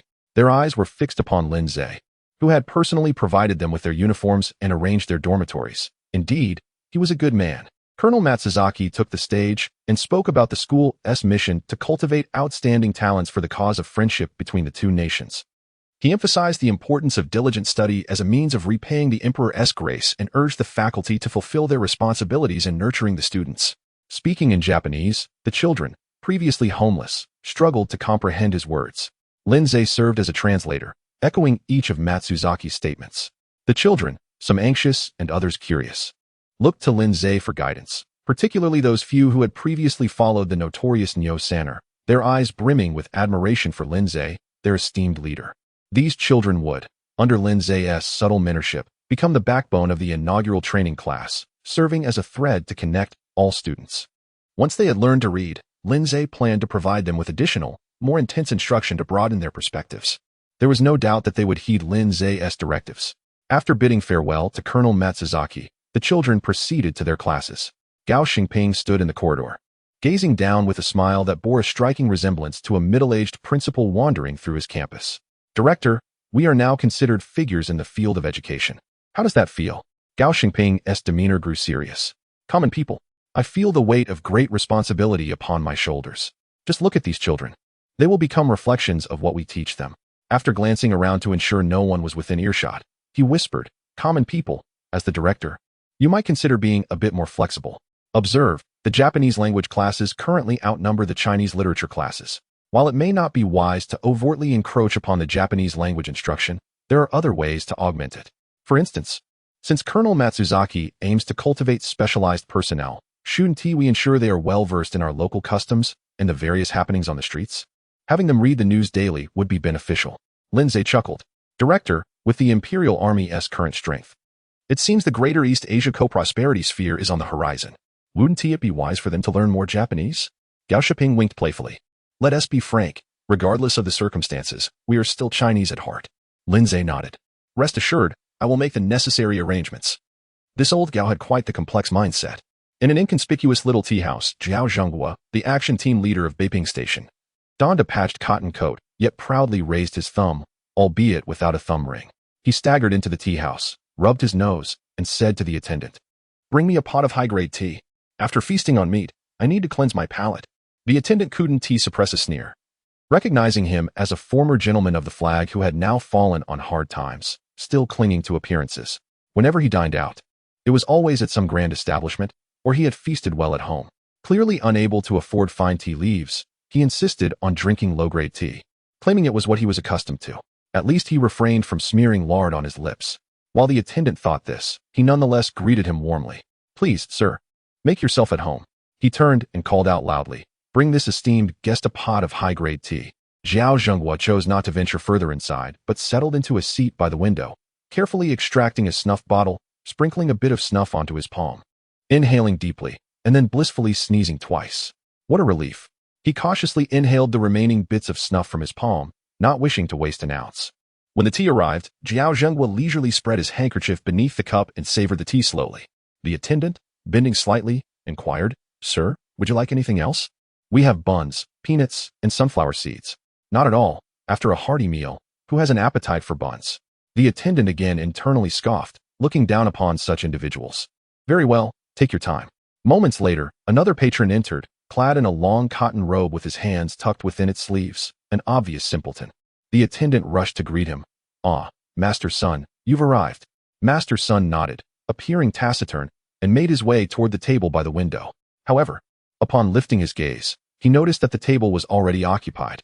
The attendant, sensing the predicament, whispered to Master Sun, "Sir, this esteemed guest took this seat upon arrival." Clearly, Master Sun was a frequent visitor who typically claimed this particular spot. Master Sun smiled. "Not a problem, not a problem. I shall find another seat." Zhao Zhenghua looked up and said, "If you don't mind, let us share this table. It would be nice to converse and chat." Master Sun considered this and replied, "Very well." He turned to the attendant, same as usual. A pot of jasmine tea and a plate of pumpkin seeds. Master Sun approached the table and clasped his hands. "Pardon my intrusion." "Not at all. It was I who occupied your seat. You appear to be a regular here. I too enjoy this place. If I go a day without visiting a tea house, I feel quite unwell." Master Sun, not particularly loquacious, merely smiled and said little in return. The attendant served the tea and pumpkin seeds. "Enjoy your meal." Once the attendant attended to other customers, Master Sun leaned in and whispered, "I recently visited the liaison station in Tianjin. I was away from Beiping. Why didn't TU eliminate Ma Liang? How did he meet his end?" Zhao Zhenghua replied quietly. After receiving the assignment from above, coincidentally, the Intelligence Bureau also issued a directive to eliminate Ma Liang. However, as you know, Ma Liang hails from the old Beiyang faction, and regardless of how one looks at it, he is part of that lineage. When I shot him, I was aware he was wearing a bulletproof vest. Master Sun, please do not hold it against me. I pulled the trigger, but whether he lived or died was his fate. As for why someone later severed his head, I truly do not know. Master Sun's expression remained unchanged, yet his voice carried a hint of anger. Have you no sense of discipline? Chapter 200. Qing Shui seeks a conversation at these words. Zhao Zhenghua let out a cold laugh. Discipline? Master Sun, allow me to remind you. I do not consider myself a member of your organization. True, we have a partnership, but it is solely for the purpose of vanquishing the enemy. I disdain the southern approach of hoarding resources while the front line suffers, yet neither do I subscribe to your theories. My brothers have perished at the hands of the enemy. I will ally with whoever allows me to exact vengeance upon them. Master Sun's usually composed demeanor flickered with a hint of regret. You still pride yourself on being of the old Beiyang lineage. Let me ask you, with so many sons and grandsons in the Chao family, why have none been sent to join the fight against the invaders, but rather to become spies? Why, then, is it only you, their son-in-law, who has been dispatched? I assure you, they are decayed. Do you believe the Chao family is invested in the war effort? It is merely a gamble. Do you have any other matters? Zhao Zhenghua interjected. If not, I shall take my leave. Master Sun steadied his thoughts, continuing, until we discuss something else. I have received credible information that there may be some internal issues within your ranks. If it is possible, I emphasize, should you manage to infiltrate the enemy's inner circle, you might find greater value there. However, as you mentioned, you are not one of us. We merely offer a suggestion. Additionally, the Sanjin region is in dire need of various medical supplies. Should you devise a means to assist, do not hesitate to contact me. As per our usual arrangement, Zhao Zhenghua remained silent, finishing the tea in his cup before tossing a few copper coins onto the table. Waiter, settle the bill. I must say, your water does not taste like that from a sweet spring. It has a rather astringent quality. The waiter, collecting the copper coins, smiled apologetically. What you say is true, sir. Our establishment has been around for many years, sourcing water from the sweet spring. We have many patrons. And if my service has been lacking in any way, I beg your forgiveness and ask for your understanding. With a dismissive grunt, Zhao Zhenghua replied, enough. In my household, we are accustomed to the water from Yuyuan Mountain. Perhaps I have grown accustomed to finer tastes. Farewell. Take care. The waiter muttered under his breath as Zhao Zhenghua exited. What a pompous fellow. As if the water from Yuyuan Mountain ever passed by his doorstep. Upon returning to the office, Lindsay had scarcely rested when the phone rang. Lin, do you have a moment? Came the voice of Kitagawa Ranka. Sir Kitagawa, regardless of my schedule, if you call, I must attend to your needs, even if it means putting aside pressing matters. Kitagawa Ranka chuckled lightly. It's nothing of great consequence. Since Lieutenant Shimizu arrived from the United Special High Command, he has taken a keen interest in the previous Schaefer case. The higher-ups still harbor some uncertainties regarding that case, and he wishes to speak to those present at the scene. Since you were the one who shot Schaefer, you should explain the situation to him. You can find him directly in his office. Oh, and it is the former office of Matsumoto Daisei. Shimizu Takuya did not seem to mind the implications of using Matsumoto's former office. Perhaps the Japanese were not particular about such matters. Yet, why had he suddenly become interested in the Schaefer case? For the higher-ups, even though Schaefer had been apprehended, many intricate details remained unclear. However, the case was closed, and there had been commendations for the military police headquarters, with promotions and bonuses distributed as warranted. The higher-ups were decidedly averse to any complications arising from this case. Thus, Kitagawa Ranka's mention of lingering doubts was likely a mere pretext. It seemed that Shimizu Takuya was the one instigating this inquiry. What was his objective? Was he merely seeking to establish authority as a newcomer, or was he aiming to conduct an internal audit within the counterintelligence department? While contemplating this, the phone rang again. Hello, 3rd District Police Station. Lin, it's me. Have you received the call? Kitagawa said Lieutenant Shimizu wants to inquire about the Schaefer case, specifically regarding our investigation and the situation at the scene. What is going on? The case is closed. What more is there to discuss? Regardless, even if he is a lieutenant, I am the director, and he has no right to question me. Lindsay chuckled. Director, if he wishes to inquire, let him do so. The higher-ups have closed the case and awarded commendations. Can he really reopen the investigation? No matter his intentions, it is of no concern to us. If he wants to stir up trouble, let him. We can only speak the truth. Ah, Lin, shall we go together? I can pick you up. Director, it would be best if we did not go together. I was the one who shot Schaefer. I will go first, and you can follow in half an hour. Gao Xingping realized the implications. After all, it was an inquiry. Their synchronized responses seemed too rehearsed. What were they planning? Perhaps you are being overly cautious. I have been drinking with Saito every day, and my head is muddled. Let us proceed as you suggest. I will come later. After hanging up, Lindsay left, summoning Nyo-san from the small office to accompany him to the military police headquarters. At the military police headquarters, in Kitagawa Ranka's office, after ending the call, he leaned back in his chair, regarding Shimizu Takuya, who stood across the desk with a slight frown. Lieutenant Shimizu. Matsumoto Daisei previously conducted a similar internal audit and even dispatched personnel to follow Lin.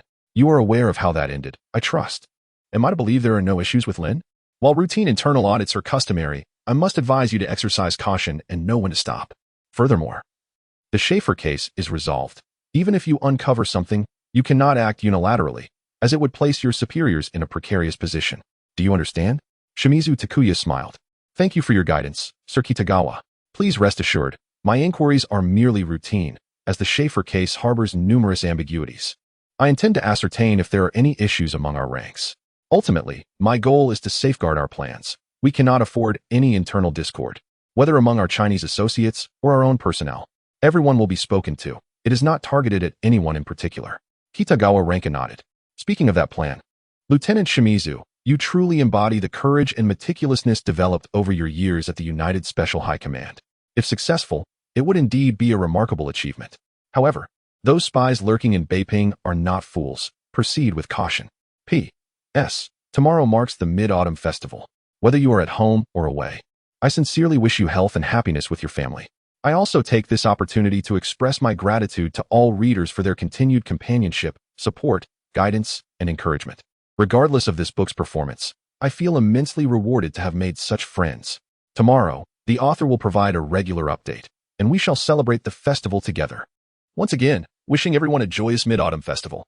By the way, I humbly request a wave of free gifts. Chapter 201. The Three Kingdoms and Water Margin. Yo-san drove slowly along the not-so-wide road. Lindsay gazed out at the scenery, his mind racing with thoughts. It was unlikely that Shimizu Takuya was trying to establish authority, as this was not an effective method for doing so.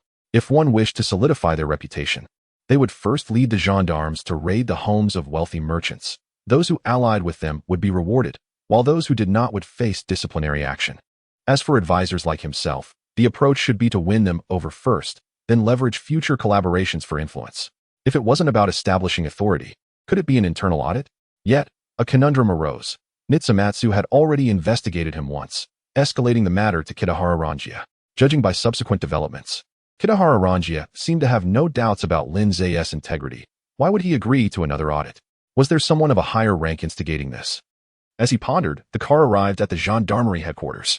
The guards at the entrance recognized the vehicle and moved aside the barricades, yet Lin Zay adhered to protocol, stepping out to register and discreetly offering a pack of cigarettes to each gendarme.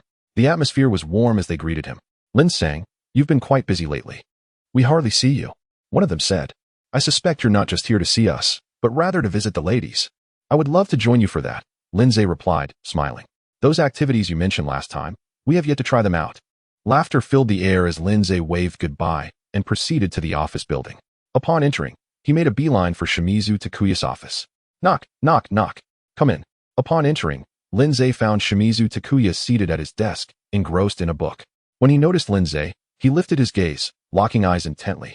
"Shimizu-kun, Kitahara-kun called me and mentioned you had some inquiries." Lin Zay's expression was relaxed, yet resolute as he maintained eye contact, showing no interest in the contents of the desk or the book in Shimizu's hands. Shimizu Takuya let out a sigh of relief, tinged with disappointment. Having worked at the Special High Police Headquarters since the onset of his career, he was adept at discerning details that revealed a person's integrity. A spy entering his office would likely steal a glance at the desk and the book before returning their gaze to him. However, Lin Zay did not glance around, which could well have been a deliberate choice. If he had undergone professional training, such restraint would come easily. "Ah, Lin sang, thank you for coming. Regarding the Schaefer case, the headquarters has discovered some inconsistencies, and we need to revise the report. When Schaefer was apprehended, I was not yet at the counter-espionage department, so I must rely on you and your colleagues involved in the arrest for assistance." Lin Zay listened attentively at first, but as Shimizu continued, he began to scan the room. Once Shimizu finished, Lin Zay nodded. "No problem, it's all part of the job. Do you also enjoy the water margin? I am quite the admirer myself." The book Shimizu had been holding was indeed Water Margin, a version published by the Shanghai New Culture Book Society, easily identifiable by its cover depicting Wusong battling a tiger. Upon hearing Lin Zay's words, Shimizu concluded, as Kitahara had suggested, that Lin Sang likely posed no threat. If Lin Zay had come in and immediately scrutinized the documents and books on the desk, it would have raised suspicion. Conversely, if he had not looked at all, that too would have seemed odd, particularly during an extended conversation. Lin sang, "Please have a seat," Shimizu invited, personally pouring tea and placing it beside Lin Zay before settling into the sofa across from him. "I just started reading this novel. It is quite remarkable, filled with wisdom. However, my true favorite remains the romance of the Three Kingdoms, such brilliance." At this juncture, Shimizu shifted the conversation abruptly. "Lin sang, have you practiced marksmanship intentionally?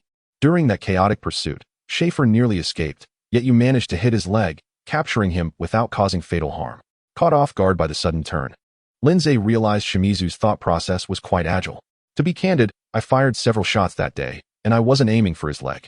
As you know, Schaefer was in motion, making it impossible to aim precisely. I could only shoot in the direction he was fleeing. By chance, one shot struck his leg, haha. However, rest assured, I have since been diligently seeking opportunities to hone my shooting skills to avoid any mishaps in critical moments." Shimizu opened a pack of Aurora cigarettes, a product of the Manchurian Tobacco Company, known for its high-quality Kanto tobacco, rarely found on the market and typically allocated to officers. Lin sang, "Please, have a cigarette." Lin Zay accepted one, producing an elegantly crafted gold-plated lighter from his pocket. "Shimizu-kun, would you care for one?" Shimizu shook his head. "I do not partake in tobacco, nor do I consume alcohol, as it could impair my faculties. It appears you come from a prosperous background. That lighter is exquisite. Is it a Meili Jian piece?" Lin Zay replied, "I'm not sure. Perhaps I casually acquired it during a meal." Shimizu chuckled. "I reviewed some records regarding the capture of Schaefer.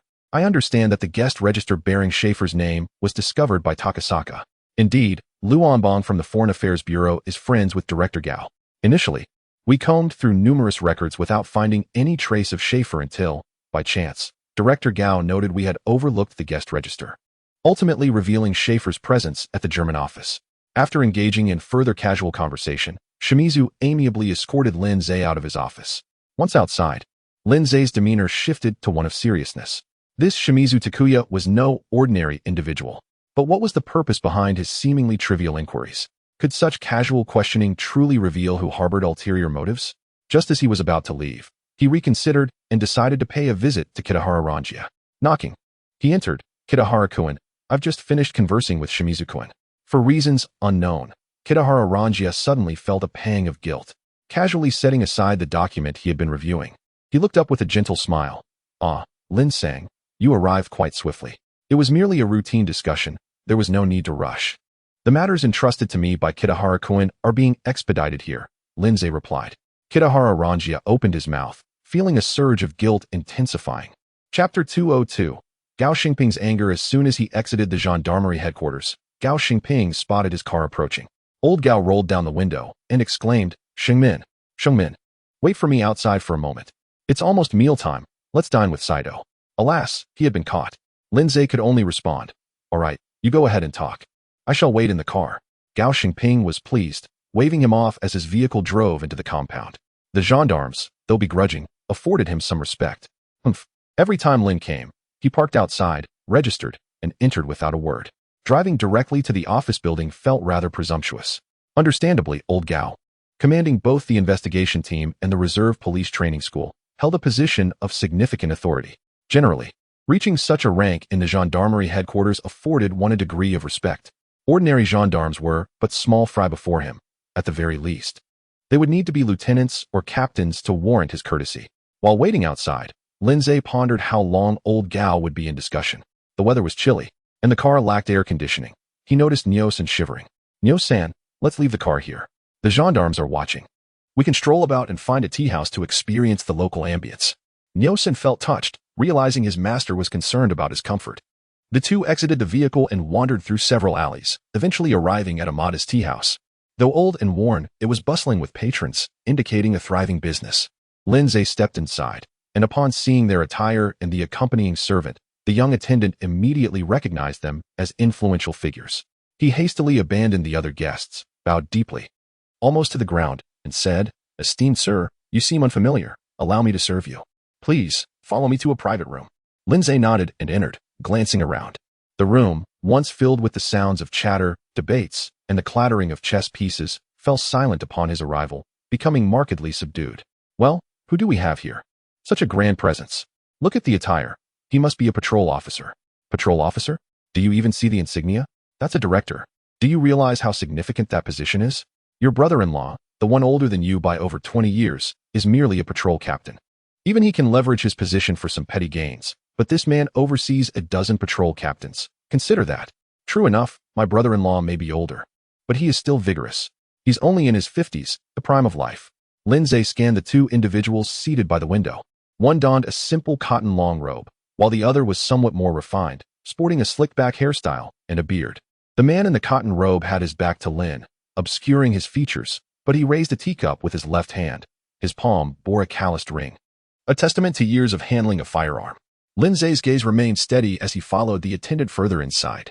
Unbeknownst to him, the bearded man quietly remarked, They are not here for us. They likely stumbled into this place out of curiosity. The man in the cotton robe responded, Enough chit-chat. We have discussed matters sufficiently. Everything will proceed as planned. Remember, after the operation begins, you must evacuate immediately via the designated route, where you will be met by those awaiting you. The bearded man remained silent for a moment, nodding in agreement without uttering a word. The man in the cotton robe then stood, leaving a few copper coins on the table. Another attendant promptly approached, collecting the coins. Master Sun, thank you for your patronage. Please, take care. Master Sun nodded, sliding his hands into his sleeves as he exited. Shortly thereafter, the bearded man settled his bill and departed as well. Nyo-san consulted Lin Zhe before calling to the attendant. Bring us a pot of the finest Bilyuakun tea and some snacks. Snacks included steamed buns or pastries. Delicacies to accompany tea. Certainly. A pot of the finest Bilyuakun coming right up. Lin Zhe observed the two men leaving in succession, hardly concerned with their departure. This was not his jurisdiction, and besides, there were over 1 million registered inhabitants in Beiping City. The influx of refugees and various travelers pushed the population closer to 2 million. With so many people, It was entirely normal to encounter formidable individuals, dissenters, or even members of the resistance, not to mention those fleeing from outside the city due to the ongoing turmoil. It was beyond his capacity to manage. After a while, the tea arrived, personally served by the proprietor, who arranged an assortment of food delicacies before him. "Esteemed sir, please enjoy. If there is anything lacking, do let me know." Lindsay remained silent, while Nyosin gestured for the proprietor to stand aside. The proprietor nodded and retreated. Ding. Host's arrogance detected. Reward. Charisma token, upon wearing. It can alter the host's demeanor based on the surrounding environment. Ah, this is splendid, perfect for adapting my persona for various roles. I shall engage in some role-playing with the sisters tonight to see if I possess any talent for teaching. After enjoying tea for a while, Lindsay and Nyosin decided it was time to return, but not before a minor incident occurred. When Nyosin attempted to settle the bill, the proprietor insisted it was on the house. Lindsay merely shot him a glare, and perhaps due to the influence of the charisma token, the proprietor was so startled that he squatted on the floor, submissively accepting the payment. It was not a matter of having money to spare, but rather that this was not his jurisdiction. There was no need to owe favors to others. Protecting these merchants within his own territory was one thing, but it would be peculiar to extend such courtesy to those beyond his domain. Ding. Host intimidated the enthusiastic tea-house proprietor. Reward. 1 pound of exquisite Biluakan tea. Not long after returning to the entrance of the gendarmerie headquarters, Gao Xingping emerged, his countenance rather grim. Upon spotting Lindsay, he could no longer contain his emotions. Shamin, just what is that Qing Shui's attitude? He interrogated me as if I were a criminal. He asked where I was when the shots were fired. Of course, I was directing from behind. At my age, could I still be firing shots myself? He went on to question my acquaintance with Luan Bong, as if it were a coincidence that I knew him when they were investigating a case. Good heavens! How many officials in Beiping City do not know Luan Bong? I suspect Qing Shui is merely trying to assert his authority over us. That scoundrel seems even more foolish than Erzong Deshang. Lindsay quickly interjected. Let's get in the car. We can discuss this over dinner. By the way, where are we headed? Gao Xingping managed to suppress his anger. To Dongxing Lu for shark fin soup. I've made arrangements. My car is up front. Just follow me. Chapter 203. Takaya Shimizu digs a tunnel. The Dongxing Tower is located on Dong'emin Street, not far away, and upon arrival, it became apparent that Saito had arrived ahead of them. It turned out he had sneaked off to the smoking house for a little indulgence and had already made arrangements with Gao Xingping. After smoking opium, some individuals feel satiated and lose their appetite, while others become ravenous. Saito evidently belonged to the latter category. Upon seeing Gao Xingping and Lindsay, he complained. Why is it taking so long? I'm starving. Lindsay thought to himself. It's not even dark yet. You truly are a glutton. Hearing this, Gao Xingping became irritated.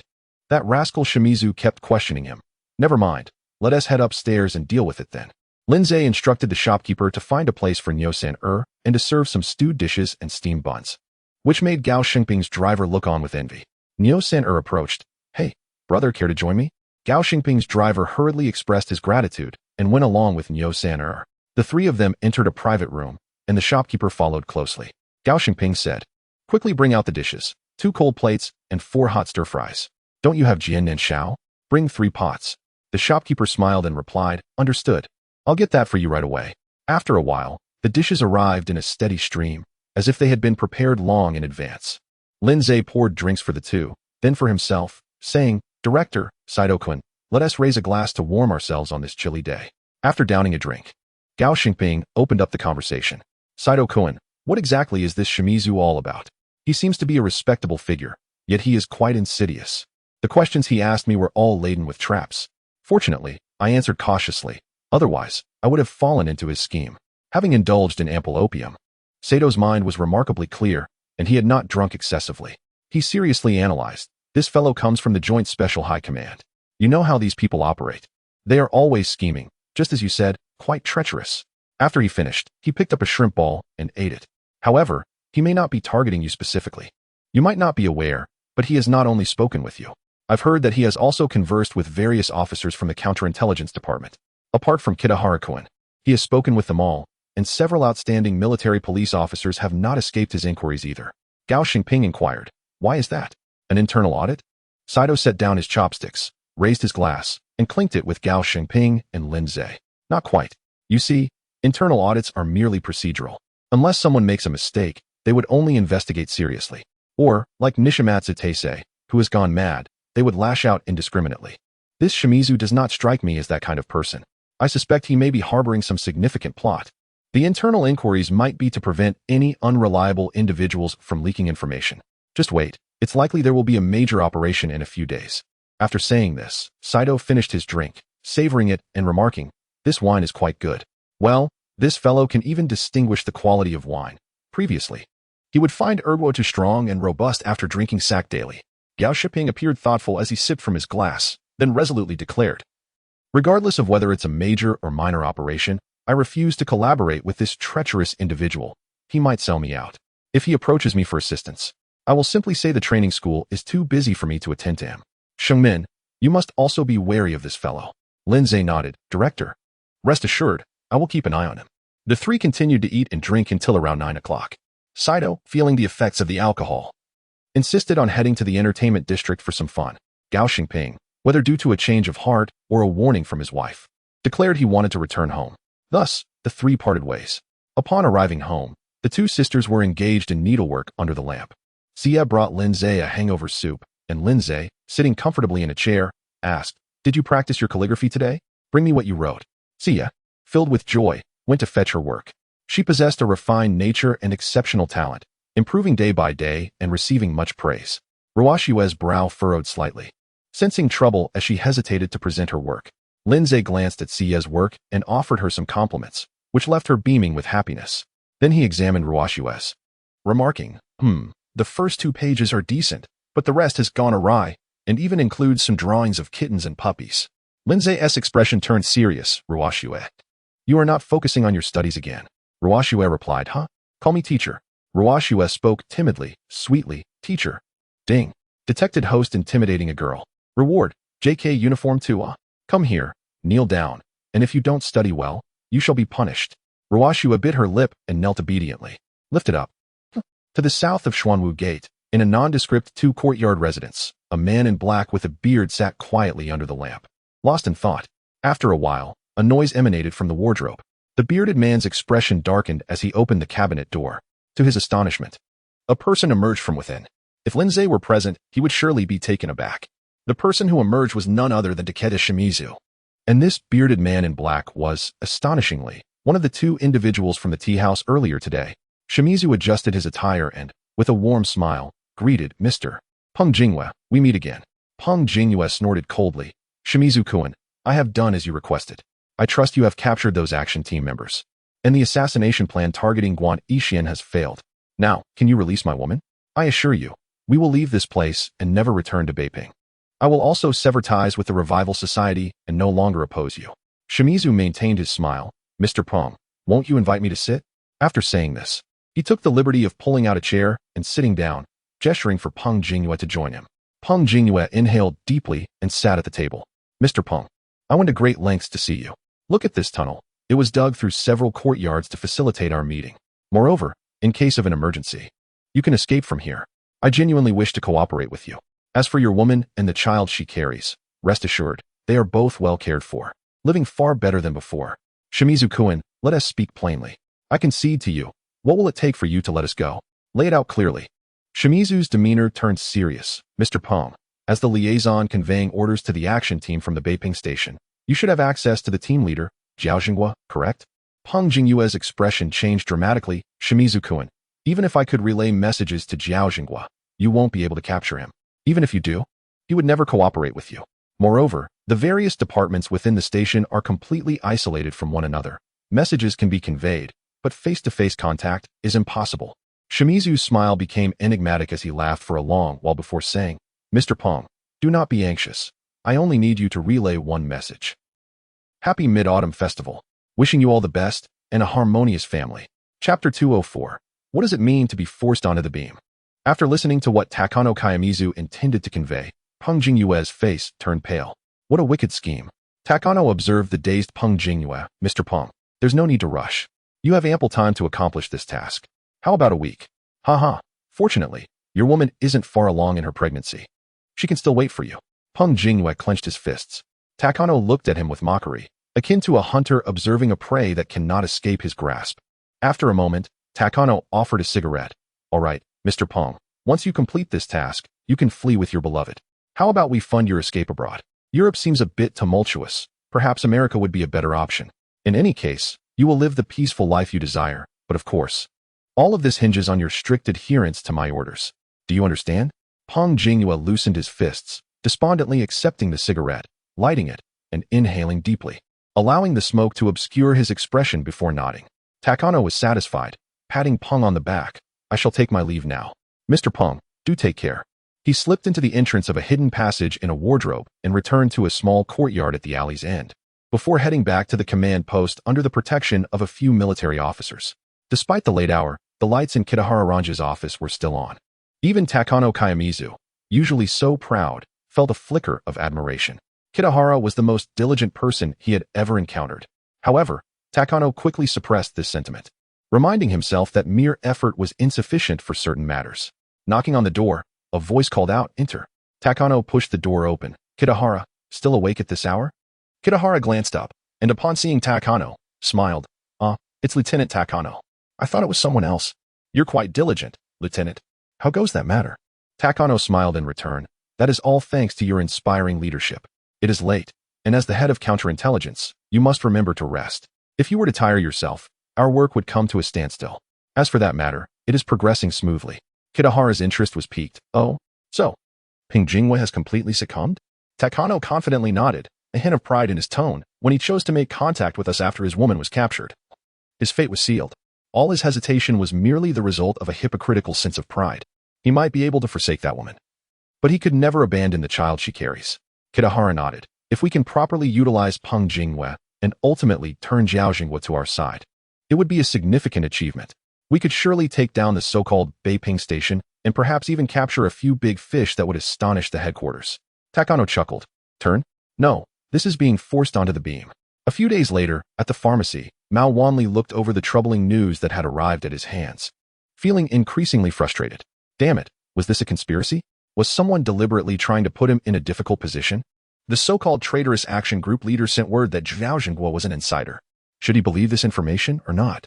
If he investigated, Zhao Jinghua was the action team leader, one of the 3 pillars of the station, overseeing all action groups, and also the son-in-law of the venerable Chao family. Investigating him could set off a chain reaction. But if he didn't investigate, what if he truly was a traitor? Mao Wanli aimlessly fiddled with the abacus beads on the table. Since the failed assassination of Ma Yang, he had felt a thorn in his heart. The previous plan had been flawless. It was on the verge of eliminating Ma Yang and restoring the honor of the Beiping Station, allowing him to gain recognition with Boss Dai and the venerable elder. But unexpectedly, Zhao Jinghua had failed. As for the excuse that Ma Yang was wearing a bulletproof vest, Mao Wanli dismissed it entirely. The sensation and sound of a bullet hitting flesh versus a bulletproof vest were worlds apart. He had initially thought that since Zhao Jinghua belonged to the Beiyang faction, which, aside from a few unscrupulous individuals, generally adhered to the principle of not exterminating their enemies completely, perhaps old Zhao had shown mercy, believing that a few shots would suffice to incapacitate Ma Yang, rendering him unable to cause further trouble, and that it was unnecessary to take his life. However, considering the new information, he was utterly baffled. Furthermore, the actions of the so-called traitorous action group leader were riddled with doubts. He provided no explanation of how he acquired this intelligence, nor did he clarify why Zhao Jinghua would betray them, simply asserting that old Zhao was an insider. Could this be a ploy by the Japanese? At this thought, Mao Wanli could not help but curse inwardly. Damn it, even they have learned to strategize. In the mountain city, at the office building of the Special Affairs Bureau, Mao Dafeng wore a serious expression as he held a telegraph in his hand and knocked on Boss Dai's office door. "Chief, take a look at this." Boss Dai received the paper, glanced over it, then furrowed his brow in concentration. "This Zhao Jinghua," Mao Dafeng whispered. "He is the grandson-in-law of Chao San." What is Chao San's current situation? He is stranded in the concessions of Tianjin, quite clear of the Japanese influence. Several attempts by the Japanese to approach him have been rebuffed. However, according to reports from Tianjin, Chao San's health is failing. It could be just a matter of 2 or 3 months. Boss Dai stood up and walked to the window.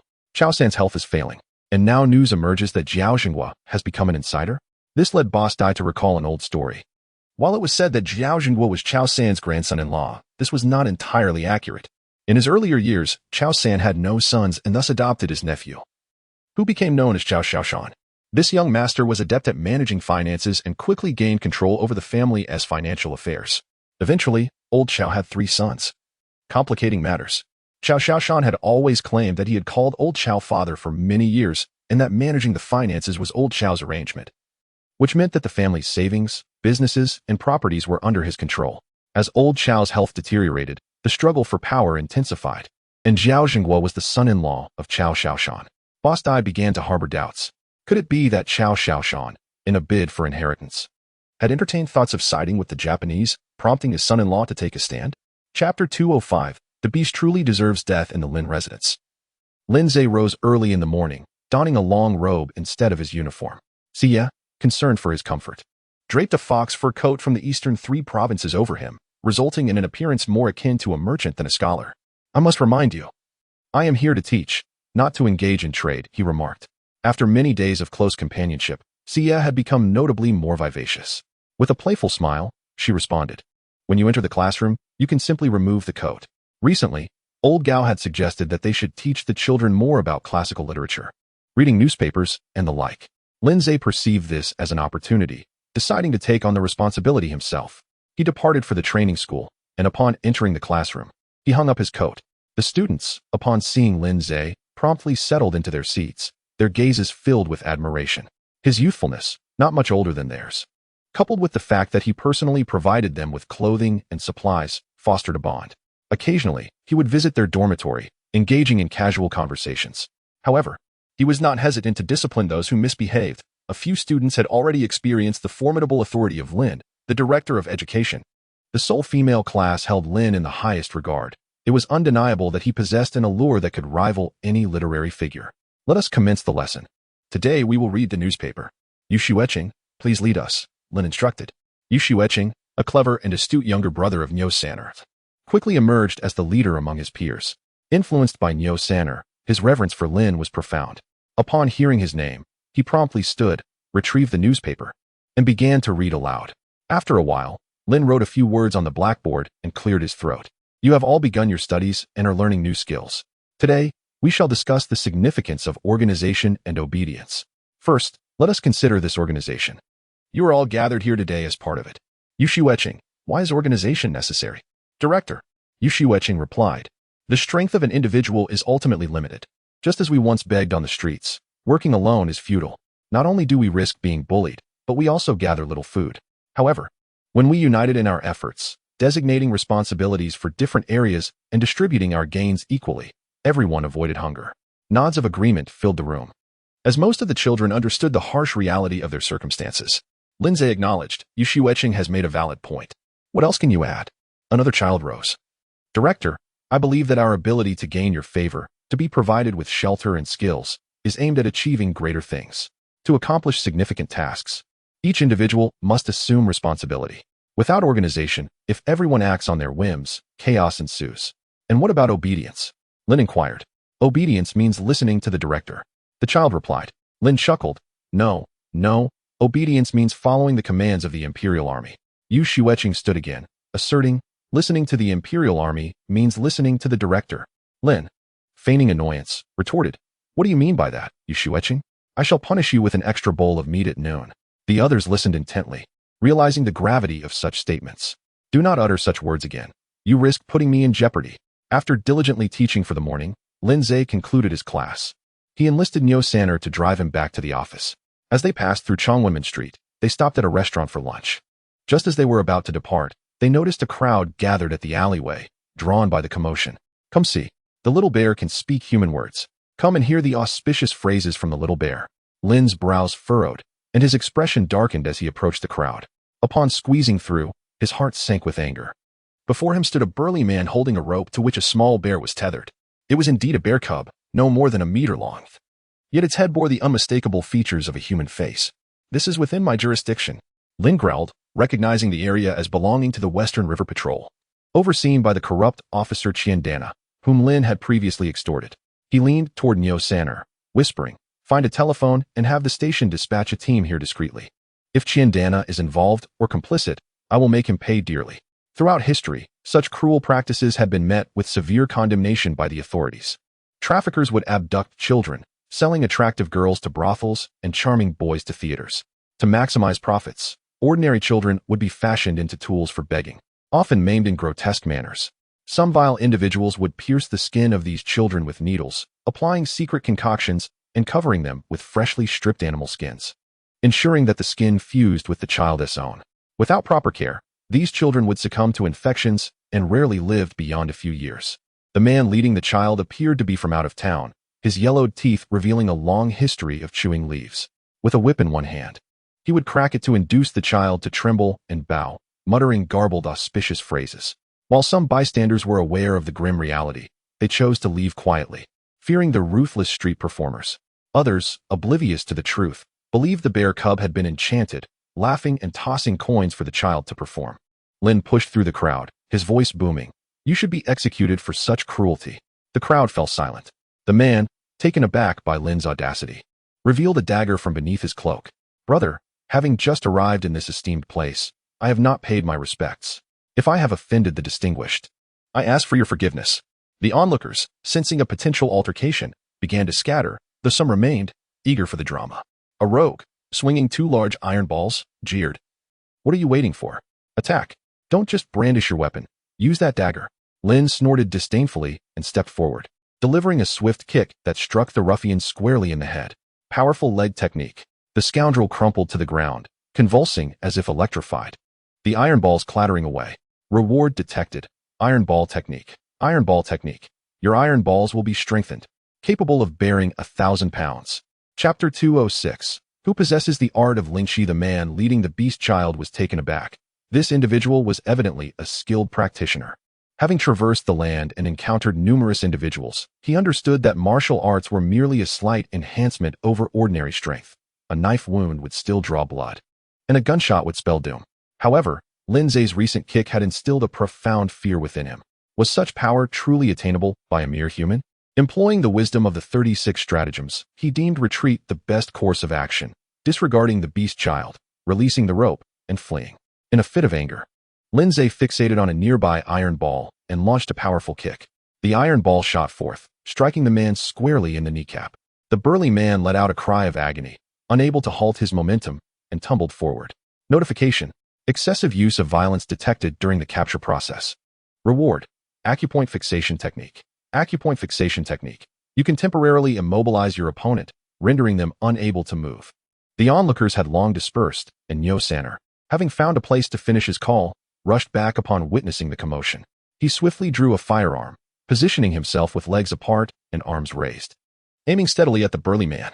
The beast child, terrified, curled into a ball, trembling uncontrollably. In such weather, clad only in a layer of bare skin, warmth was scarce.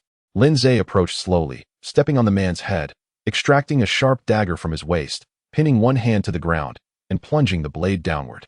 The burly man strained to lift his head, struggling in vain, for Lin Zhe's strength was overwhelming, leaving him utterly motionless.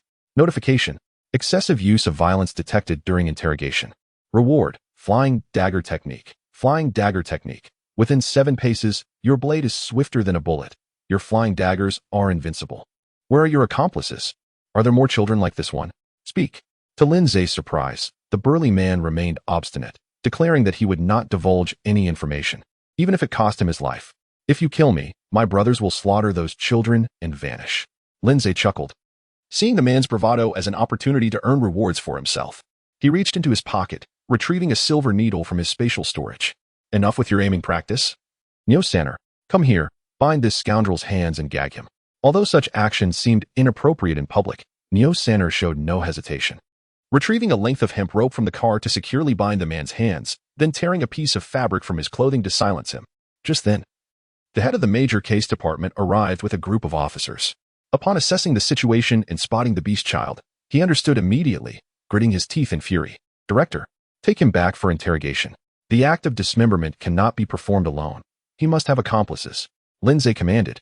"Form a circle with your backs to me for an on-site interrogation." Though the department head was perplexed, he did not hesitate to comply, positioning the officers in a circle facing away from Lin Zhe. Soon, chilling howls of despair filled the air. The cries, stifled by the gag, emerged as haunting whispers, amplifying the terror they inspired. The department head shivered, contemplating the absence of any torture devices in the vicinity. How on earth was the director managing this? Notification. Torture of the suspect detected. Reward. Beast taming technique. Beast taming technique. Your pets will exhibit extraordinary loyalty and intelligence. The previously defiant man now yearned for mercy. He could not fathom why the young man's seemingly casual needle pricks inflicted such agonizing pain that penetrated to his very bones, leaving him more alert with each stab. In just over a minute, his cotton-padded jacket was soaked with sweat, his face pale, and his eyes filled with terror. Lindsay inquired softly, "Are you willing to speak now?" The man nodded frantically. "When you pricked those children, did they ever plead for mercy?" The man recalled the agonizing struggles and cries of the children they had transformed into beast children, relishing their despair. Yet, the piercing pain engulfed him once more. Notification. Torture of the suspect detected. Reward. Trauma ointment. As the man teetered on the brink of unconsciousness, Lindsay gestured for Nyo Sanner to remove the cloth from his mouth. "Now, where are your accomplices?" "In the eastern part of Gaozi Yuan, there's a house we built and a cellar we dug." After uttering these words, the man could bear no more and fainted. Lindsay commanded, "Two of you, take this scoundrel and the child back. The rest, follow me." He climbed into the vehicle, prompting the department head to join him, while Nyo Sanner drove slowly, the patrol officers trailing behind. In this current era of harsh rule in Beiping, the principles of camaraderie were cast aside. It was a world defined by clear hierarchies and ruthless hearts. This was not the previous era of patrol stations, where compassion could be afforded. Today, Lindsay could display benevolence, but tomorrow, the seasoned officers would take advantage of any weakness. As they proceeded southeast, they encountered a vast expanse of various iyuan. These iyuan, akin to cemeteries, were organized by region, such as the previously mentioned Yu Province Yuan, originally the burial site of Yuan Chongwan, which had been expanded by officials from Guangdong to accommodate the deceased from the province unable to return home. Similarly, there existed the Zhishao Yuan, Guangin Yuan, and others. Another type was established in the name of family, allowing impoverished kin to be laid to rest there. Gaozi Yuan was founded by a wealthy individual from a bygone dynasty, now in ruins and serving as a mass grave. Venturing eastward, they soon spotted several shanties. From a distance, they could hear the sounds of feasting and revelry. Chains were fastened to the table legs, beneath which several filthy beast children scurried, while two men indulged in their meals, discarding chicken bones on the ground for the children to fight over. "Why hasn't Lao Sen returned yet?" one of the men remarked. Before he could finish, Lindsay kicked the door open, guns raised, aimed at the two men. Despite their inebriation, they retained enough clarity to raise their hands and surrender at the sight of the firearms. Lindsay then ordered his men to investigate the cellar.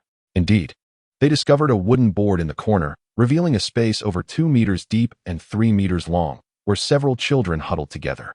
The patrol officers, enraged, unleashed their weapons and batons upon the two men. "Every household has children. Such a sight is unbearable. These despicable traffickers are even worse than beasts." Lindsay sneered. "Nyo Sanner, see if any descendants of the skilled executioners from the previous dynasty still exist. If any possess the art of Lingqi, invite them to the department. I shall reward them with 10 silver dollars." Nyo Sanner complied, and Lindsay waved his hand. "Take everyone back to the department." Chapter 207. The chief is truly a living llama. Upon returning to the police station, it took little effort to unravel the entire story.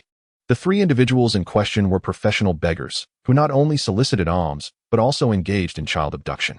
Several years prior, they had learned the nefarious art of harvesting organs from an old kidnapper. After murdering their mentor, they banded together to pursue their grim trade. In recent years, with the harvest failing in smaller locales, they ventured into Beiping, which turned out to be a veritable paradise for their vile activities. The city overflowed with refugees, and desperate families willingly abandoned their children, unaware that they were sending them into a den of iniquity. The trio managed to gather 7 children and acquired a few animals from a traveling circus, thus concocting a grotesque spectacle of beastly children. They primarily operated near the West Yinhe River, a bustling area with affluent patrons, where a performance could yield substantial rewards. However, they had no connections to Qindana, who evidently failed to notice such atrocious activities occurring within his jurisdiction. Lindsay seized the phone and dialed the West Yinhe patrol station. "Hello, old Chien, it's me, Lindsay." Qindana responded with utmost deference. Chief, what can I do for you?" A sigh escaped Qian's lips in such a short span. Brother Lin had ascended to a position of authority over him. Fortunately, their previous rapport provided some comfort. "Old Chien, come to the station. I wish to show you a fine performance." A sense of unease washed over Chien. What could this performance entail? After ruminating, he concluded that aside from some illicit gains recently acquired, he had not committed any wrongdoing. Moreover, everyone engaged in such dealings, and he had kept his share aside for Lin. Could it be that Lin, now promoted, had developed a taste for greater indulgence? With that thought, he hastily prepared 2 envelopes filled with silver dollars and summoned a carriage to the police station. Nyo Sanner, exhibiting commendable efficiency, soon brought in a man of about 50 years. Clad in the garb of a cart driver, the man hesitated at the entrance. Xie Dao, hurry. The chief is waiting to see you, Nyo urged. With a grimace, Xie protested, esteemed sir, it is not that I lack courage, but since the emperor's passing, I have not executed anyone. Even in my youth, I was merely an apprentice, assisting my master. I fear I might misstep. Nyo glared at him, hurry. The chief has promised a reward of 10 silver dollars if you perform well. How much sweet potato liquor could you indulge in with that? Upon hearing the promise of $10, Xie's resolve solidified, and he followed Nyo inside. Upon meeting Lin Zhe, Nyo reported, Sir, I have brought the former executioner, Xie Dao. He was merely an apprentice back in the day, and now only he remains from that era. Lin nodded and inquired, You are Xie Dao? Faced with Lin's imposing presence, Xie trembled. Yes, I am Xie Dao. It is merely a nickname given by friends, not worthy of your esteemed ears. Lin chuckled reassuringly. Do not be afraid, old Xie. I have summoned you to witness your skills in action. Rest assured, if you perform adeptly, your reward will be ample. Should you require assistance in the future, feel free to come to the station. I will advocate for you. Xie cautiously replied, Yes. I must not conceal the truth from you. My master was renowned as the finest executioner in the capital, having performed over 4,000 cuts on a single man at Kaishiku, yet the man did not perish. I initially learned to sever heads, and I was proficient at it, though I have only practiced dismemberment a few times. I humbly request 2 items for today's task. What items? Lin inquired. I have my own knife, but I would appreciate a jar of liquor and a pot of ginseng tea, Xie specified. Lin waved his hand, and Neo went to arrange it. Once Neo procured the items, Qian Dan arrived. Noticing the gathering crowd, he thought, surely, one cannot openly deliver bribes in broad daylight. Chief, I am here. Perhaps we should retreat to your office first. I have matters to report. Lin, perceiving Qian's intent to offer a bribe, found it amusing. Old Qian, sit tight. You may report after the show. The courtyard of the police station was adorned with numerous chairs, where the deputy chief and department heads had been seated. While Qian fidgeted nervously, what spectacle was about to unfold? Were they to witness a performance within the precinct? As the attendees settled, 3 bound offenders were brought forth. 2 patrol officers untied one, securing him onto a hastily constructed wooden frame, binding his limbs tightly. Xie Dao stepped forward, first raising a bowl of liquor and a toast, then spitting a bit on his small knife before prying open the offender's mouth to pour in a bowl of ginseng tea. Lin Zhe bellowed, in broad daylight. To dare commit such atrocities within my jurisdiction, though the practice of Lingqi is now obsolete, such vile acts demand a reckoning. Thus, I have invited an expert to showcase his craft. Proceed. Xie Dao responded affirmatively, striking the offender's chest with force before skillfully twisting the blade to carve out a piece of flesh the size of a coin, brandishing it for all to see before tossing it into the air. This offender had previously been seen parading a bear child on the street. Now, invigorated by the ginseng tea, his senses heightened, he let out a wretched scream. Qian Dana quivered in his seat as he watched the grim proceedings unfold. Sweat dripped from the brows of the onlookers. As dusk approached, and the first offender was nearly finished, Lin finally declared, enough for now. Everyone disperse. Xie Dao, I appreciate your perseverance tonight. Ensure that all 3 are dealt with. Ding. Detected that the host has commanded others to inflict torture. Reward. Inheritance of the executioner's craft. Inheritance of the executioner's craft. Swift and decisive, the executioner's blade falls without hesitation. At that moment, Xie Dao is fully engaged. Reminiscent of his days at Kaishiku, where executioners were revered as stars. With each slice, the crowd erupted in applause. Rest assured, Lin Yi, Qian Dana, trembling and desperate, approached. Chief, I truly had no knowledge of these affairs. I swear. Lin patted his shoulder. Old Qian, what is our relationship? I know you were unaware, but these individuals have been operating under your watch. Are you blind to their actions? Qian knelt, pleading, Chief, I am truly at fault. I am truly at fault. Enough. Rise. Reflect on how to be a proper patrol chief, Lin instructed.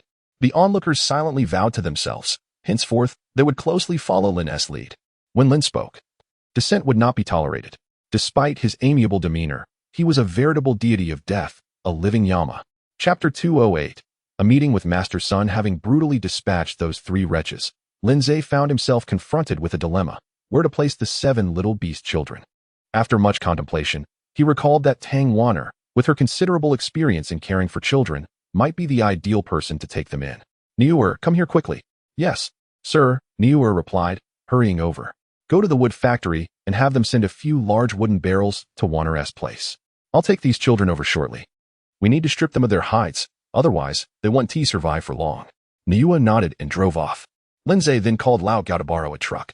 After waiting half an hour, the truck arrived at the police station, where the 7 beast children were loaded up and transported to Tang Wanner's residence. Upon seeing Lindsay, Tang Wanner felt a surge of joy, but that quickly turned to shock upon glimpsing the pitiful sight of the 7 children. Her brows furrowed in anger. I must slay those scoundrels.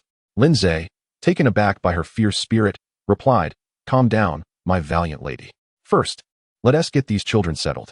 As for those brutes, I've arranged for an executioner to deal with them appropriately. While such a statement might terrify another girl, Tang Wanner seemed invigorated by it. She recalled her father's tales of a seasoned executioner in Beiping, renowned for his skill in the art of slow slicing. Initially, he would use a fishing net to hold the flesh in place, meticulously peeling it away, but eventually, he could do so without any aid, cutting the meat into flawless slices. Such a fierce warrior, yet in certain moments, she transformed into a docile woman, a striking contrast indeed. Enough talk. Will I still be able to enjoy Peking duck? She exclaimed. Quickly, prepare a few rooms for them. Tang Wanner nodded and summoned several street children to assist. Without hesitation, she took each of the filthy, odorous beast children into the house. Lin, sir, we must remove their beast skins, or as the weather warms, they will fester and perish within 2 years. Lindsay agreed. I've sent Niuer to fetch the barrels. We'll soak them clean. The time they've spent in this state hasn't been long, so they should endure less suffering. I have some excellent wound ointment. You can apply it daily. If you find it inconvenient, let the children assist. As they prepared to boil water, Niuer arrived an hour later, bearing several large barrels. Lindsay filled the barrels with water, adding a sprinkle of the ointment he had received as a reward from the system. Then gently placed the children into the warm water. The children, seemingly aware that these kind souls were rescuing them, bore the painful heat in silence, their unhealed wounds stinging. After nearly an hour, Lindsay took a small knife and, steeling himself, began to peel away their beast skins. Fortunately, the cold weather and insufficient nourishment had left most of their hides loosely attached, though the process still left the children bloodied and battered. Once they were cleaned and dried, Lindsay applied the ointment. The eldest boy looked up at Lindsay and said, Benefactor, it doesn't hurt anymore. The ointment cools it. Lindsay patted his head gently. There are 6 boys and 1 girl here. From oldest to youngest, you shall be named Lin E through Lin Chi. Rest assured, you will heal here, and no one will harm you again. The children lay on their beds, blinking at him in silence, some harboring a deep-seated fear of what the future might hold. Having endured such trauma at such a tender age, their path to recovery would be long and arduous. Stepping outside, Lindsay found Tang Wanner awaiting him anxiously. How did it go? She asked. It's all taken care of. They're free of their skins now. Find a bright child to regularly apply the ointment, and by the way, separate the girl from the boys. Tang Wanner nodded, relieved. Lindsay, unusually gentle, spent some time conversing with her, filling her heart with warmth, yet she felt an inexplicable emptiness. As time pressed on, Lindsay returned home, while Tang Wanner saw him to the door, lingering there for a time before heading back inside. That evening, she disposed of the beast skins, using a small branch to stir the fire, ensuring they burned thoroughly. After a moment, glancing around to ensure she was alone, she impulsively struck herself with the branch, her cheeks flushing crimson. Tang Wanner, you shameless girl, she murmured to herself. As night deepened, Ping Jingwei stealthily slipped out of his residence on Kaichanda Street. As a liaison between the leadership of Beiping Station and the action team, while he did not know Jiao Jingwe's residence, he possessed the means to relay messages to him. With agility, he navigated the alleys until he reached a nondescript courtyard, mimicking the sound of a cat. He tied a stone to a note and tossed it into the yard. Soon, someone retrieved the note. By the time Jiao Jingwe received Peng Jingyue's message, it was nearly noon the following day. The note had undergone 2 transfers and passed through a dead letter box before reaching him via a trusted messenger. To ensure absolute safety, this messenger was an old servant who had cared for him since childhood. Despite his age, his keen eyes had never misidentified anyone, and he had successfully relayed messages for Jiao Jingwe on numerous occasions. Upon receiving the note, Jiao Jingwe furrowed his brow. Why go to such lengths when they could have simply sent a telegram to headquarters and communicated through the shortwave radio? As he grumbled, he took the note from the old servant and opened it. The message was clear. Ma Liang is not dead. The assassination attempt has failed, and the superiors are suspicious. Seek an escape route swiftly. In essence, it warned him that he had failed to eliminate Ma Liang, allowing him to escape. Subsequently, when the action team attempted to assassinate Guan Yixian, all 4 operatives had been captured, indicating a leak. Now, the higher-ups were doubting him, and he needed to devise a plan quickly. Zhao Jinghua burned the note, though he and Old Peng were not particularly close. The latter had saved his life during the citywide sweep conducted by the Japanese. Moreover, Old Peng's warnings were credible. Given his role in transmitting information among the upper echelons of Beiping Station, the action team, and headquarters, providing him with insight into various secrets. At this juncture, Zhao Jinghua was consumed by fury. How dare they suspect me, a legitimate heir of a prominent family, while I forsake a comfortable life to engage in this perilous work? No, I must meet with Master Sun. Chapter 209. Farewell, Comrade Sun. On Chongwomen Street, there stood a modest grocery store, its 2 storefronts bearing the marks of countless years, polished to a sheen by time. In its earlier days, this establishment was managed by the elderly shopkeeper, Mr. Sunday. Following his demise, a man from the hometown arrived, claiming to be Mr. Sun's nephew. He conducted the funeral and subsequently took over the management of the shop. When asked his name, he simply replied that he was Sun Air, a name he preferred. Sun Air was a simple man, perhaps even a bit inept. He took in a young beggar as an apprentice, and they led a remarkably routine life. Each day began with the early opening of the shop, and by noon, when business dwindled, Sun Air would stroll about or visit a nearby tea house for a cup of tea. This morning, Sun Air directed his apprentice to lower the door panel and open for business.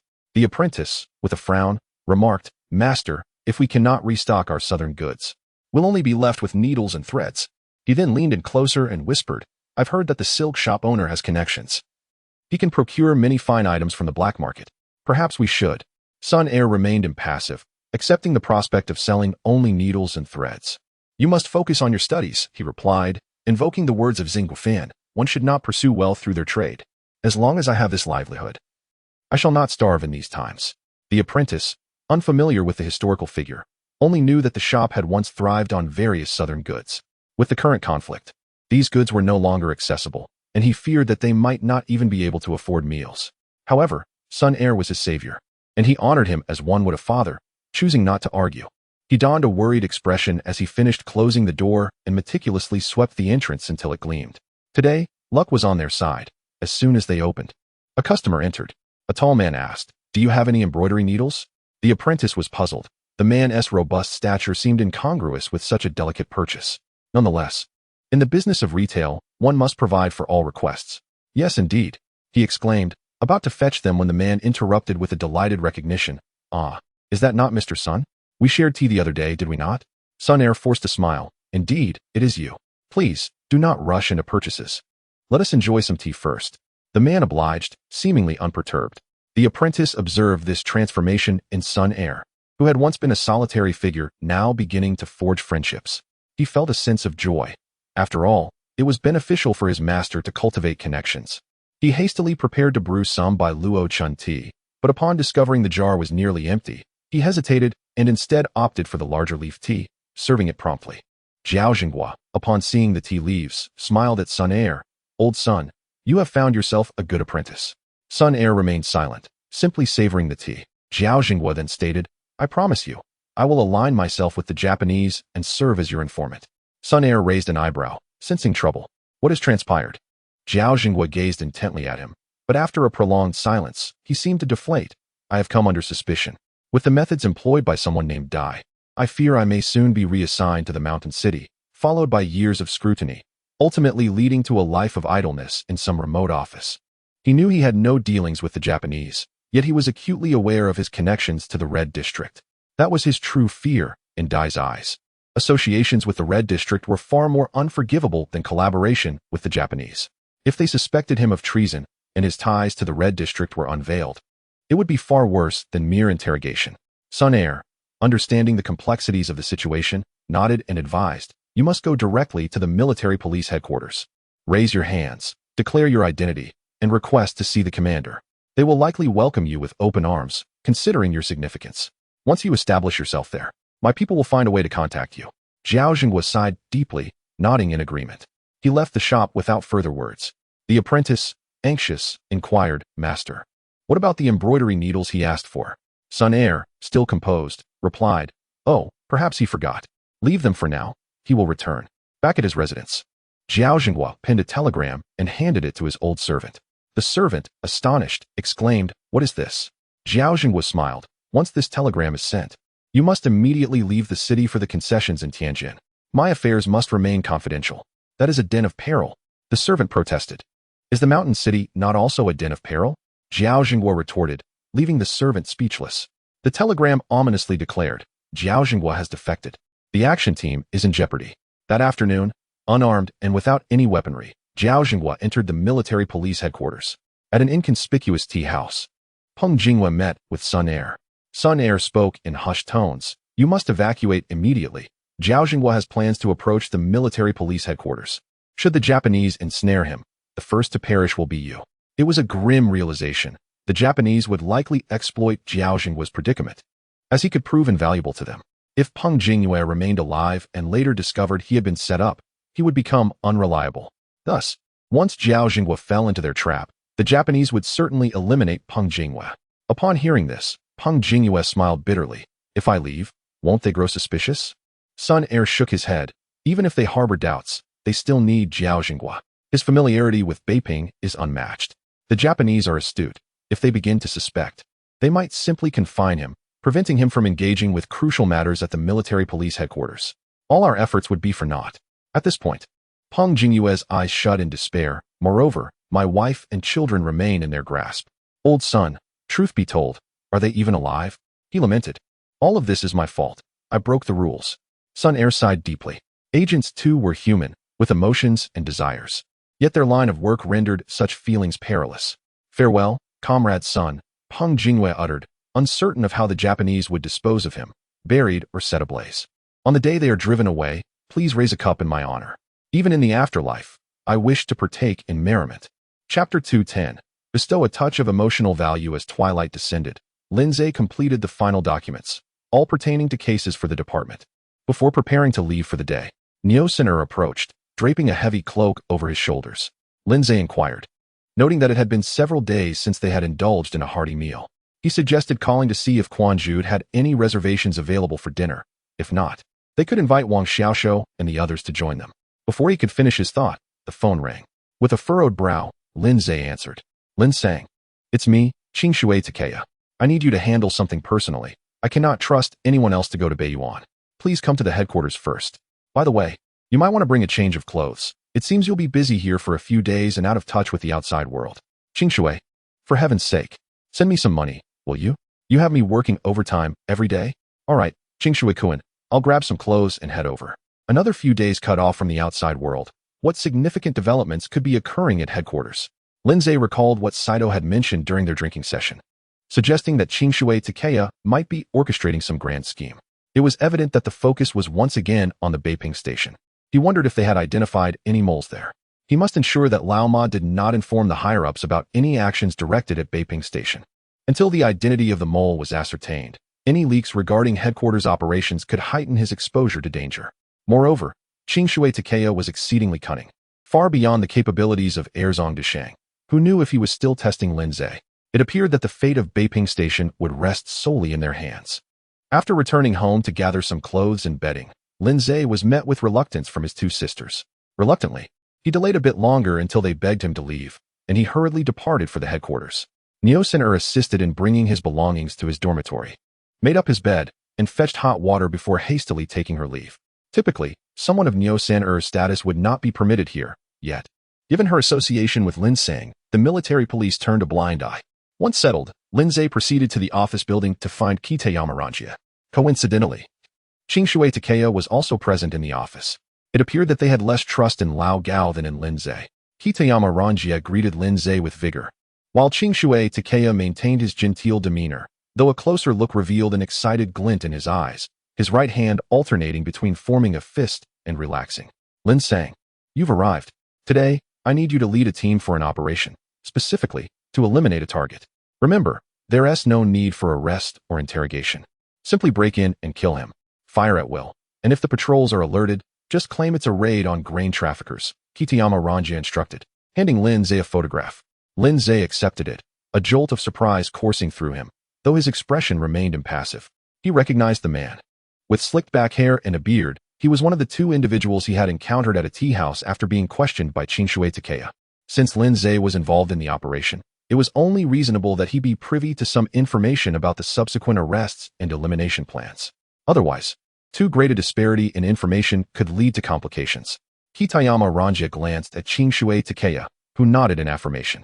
Qingshui was relatively confident in Lin Zhe, bolstered by Kitayama's endorsement and his own thorough evaluations. Gao Xingping seemed to harbor many secrets, yet he did not appear to be a spy, while Lin Sang was straightforward and posed no issues. Lin Sang, previously, with the backing of Kitayama and the commander, we initiated a covert operation I've dubbed the Liangshan Project. Now, this plan has yielded significant results. The leader of the Huaxing Society's Beiping Station action team, Jiao Jinghua, has defected to our side, Qingshui Takaya announced, his gaze eagerly fixed on Lin Zhe. Lin Zhe feigned shock, exclaiming, "Nanny? The action team leader? What a crucial figure." Qingshui Takaya beamed with satisfaction. Achieving such results shortly after joining the counter-espionage department was indeed a source of pride. Indeed, it is the action team leader, Jiao Jinghua. Naturally, none of this would have been possible without Kitayama's direct command. And I must express my gratitude once more for his unwavering support. Kitayama, you've worked hard. Internally, Lin Zhe cursed, "Damn this Qingshui. He is even more sycophantic than I am." Kitayama Ranjia maintained a composed smile, encouraging Qingshui to continue. "Yes, Lin Sang. Previously, we utilized a liaison from the Beiping Station to successfully capture 4 action team members, including 1 team leader. After our interrogation and coercion, 2 of the operatives agreed to defect. Subsequently, we conveyed false information to the Beiping Station, suggesting that Jiao Jinghua was our ally. Through this liaison, we instilled a sense of unease in Jiao Jinghua, ultimately leading him to make the right choice." Lin Zhe continued to exhibit astonishment, providing the necessary emotional validation for Qingshui Takaya. Thus, it appeared that the mole was indeed the liaison, the very man in the photograph.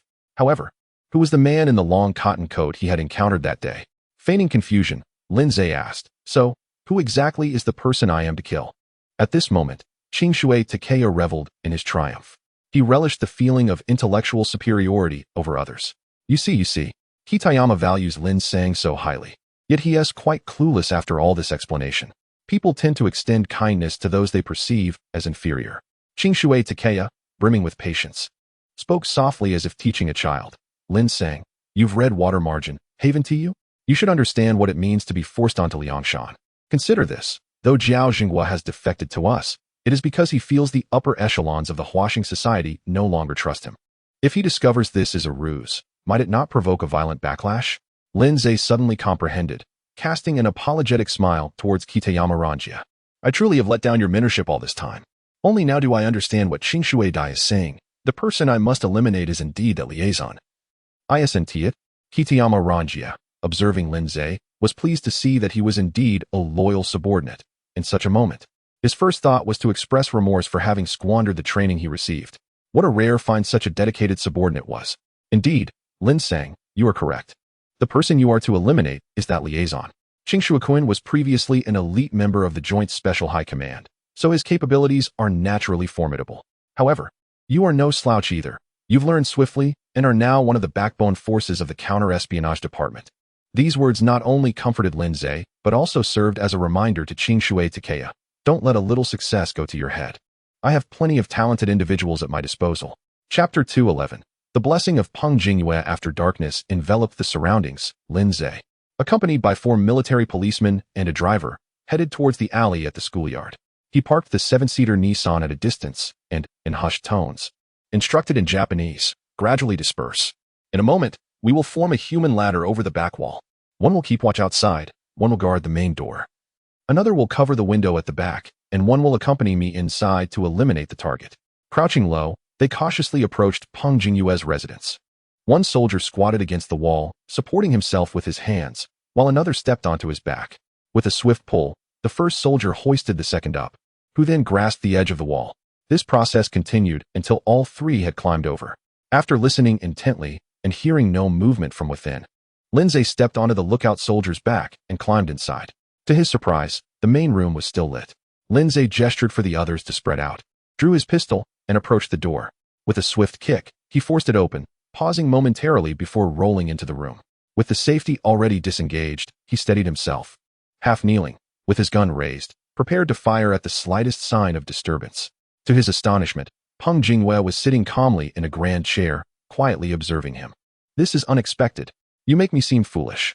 It must be said, this Peng was undeniably a distinguished middle-aged gentleman, sporting a well-groomed beard that exuded masculinity. His hair meticulously styled with pomade, even at this late hour. Upon seeing the intruder, Peng Jingyue smiled, momentarily startled. "It's you?" Clearly, he remembered Lin Zhe from their encounter at the tea house, where Lin had made a profound impression. However, his expression quickly shifted. This is bad. This man not only recognized him, but had also encountered manager's son.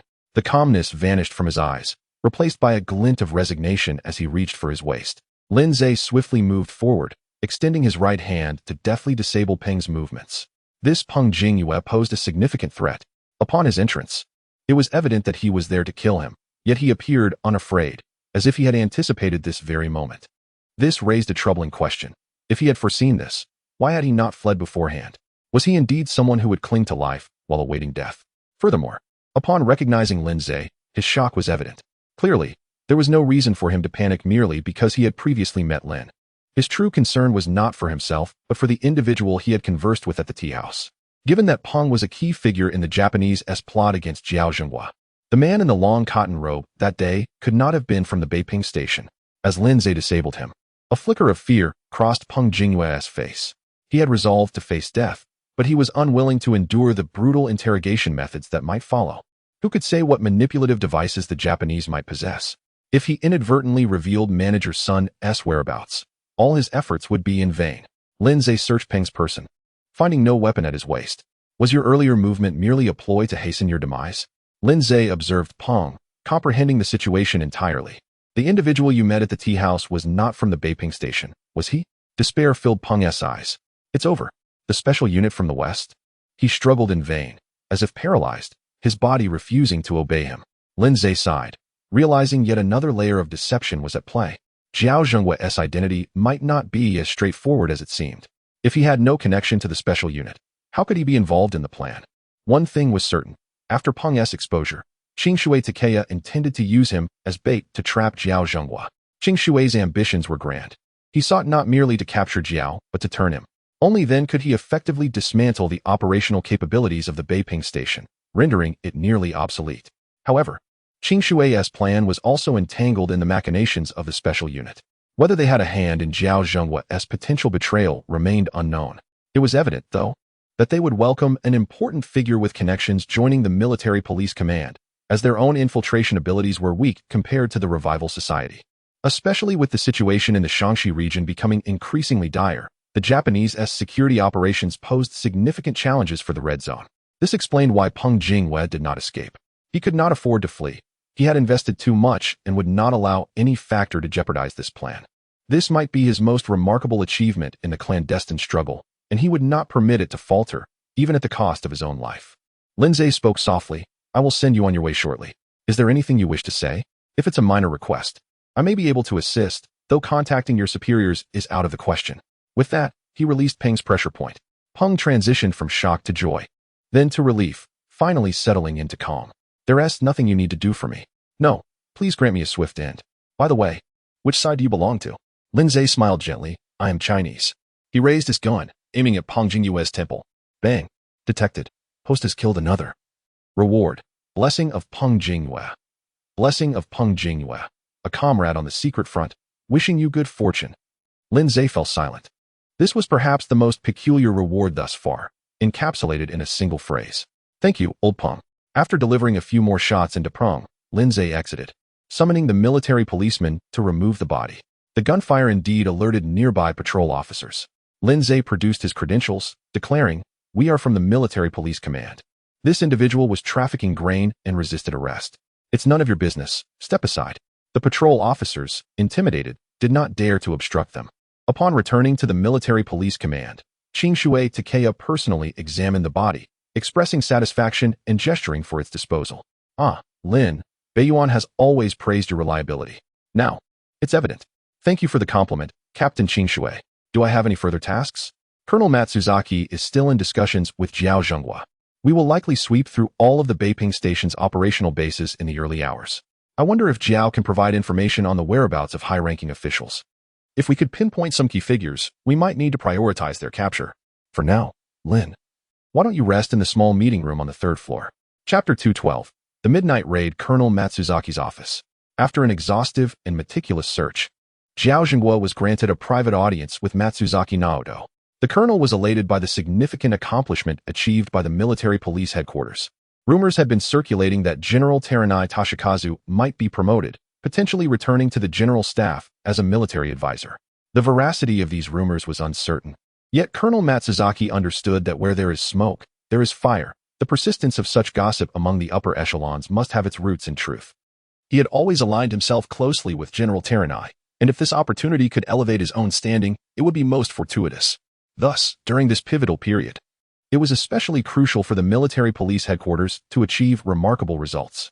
Observing Zhao Jinghua's composed demeanor, Matsuzaki Naoto began, "Zhao-san, I never imagined we would one day sit face to face here, discussing the plan to dismantle the resistance forces at Beiping Station. First and foremost, I must apologize for the lengthy interrogation you endured. Please understand that this was a necessary step to foster trust between us." Zhao Jinghua nodded. "Colonel Matsuzaki, I completely understand. If a high-ranking official from the headquarters were to be swayed by Beiping Station, they too would undergo rigorous scrutiny." Colonel Matsuzaki chuckled. "You are quite right. However, I do not foresee such an incident occurring. I prefer to express my sincerity up front rather than engage in haggling like a merchant. It is not feasible for Gao-san to continue serving as the captain of the detective squad. I believe you would be more suited for this position. Given your prior experience with the resistance operational team, you could enhance the capabilities of those detectives." The detective squad, comprising several hundred armed personnel, was indeed substantial, but efficacy depended on the approach. Previously, Zhao Jinghua, as the operations captain, was engaged in the more gratifying task of eliminating traitors and adversaries. Now, even as the captain of the detective squad, he would be subject to the whims of superiors. However, from another perspective, the financial rewards and resources associated with this position would vastly exceed those of his former role. Zhao Jinghua nodded. "Thank you for your trust, Colonel Matsuzaki." The colonel's expression grew serious. "Now, Zhao-san, please tell me what you can provide us." "I will compile a list of the safe houses for all operational teams and a roster of key personnel," he replied. Matsuzaki Naoto fixed his gaze on him, urging him to continue. "Additionally, I can furnish you with intelligence regarding Mao Wanli's activities. However, I must candidly say that the probability of capturing him is slim. Firstly, I have been under constant surveillance, and I fear that the moment I step into the headquarters, someone will catch on. Secondly, no one knows the true identity under which Mao Wanli is concealed here. Establishing contact with him requires numerous intermediaries. I suspect that ultimately, communication is relayed to headquarters, which then uses shortwave radio for one-way contact with him." Matsuzaki Naoto immediately inquired, "Are you referring to the Shinching radio station? We have been monitoring it for quite some time. Do you possess the codebook for communication?"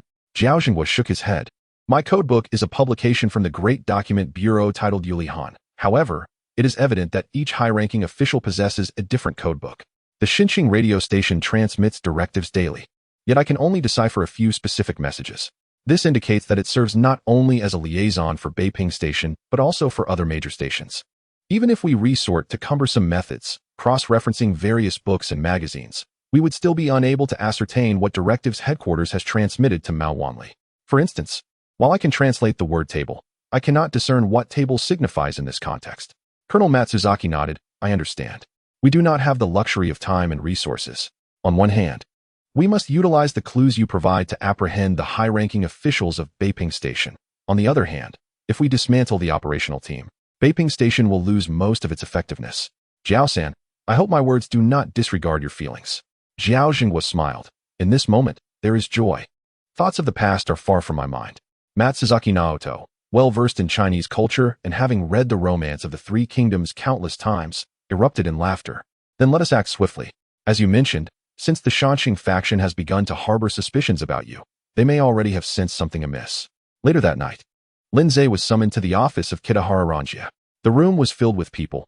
Besides Kitahara and Shimizu, there were many military police officers and a rather burly man present. Kitahara introduced Lin Zhe. "Lin-san, this is Zhao Jinghua. Zhao-san, this is Lin Zhe, our special advisor and the director of the Outer District 3. He is exceptionally capable." The two exchanged nods in acknowledgement. Shimizu Takuya then began to distribute tasks. Each officer would lead a group of 15 military police, equipped with various weapons.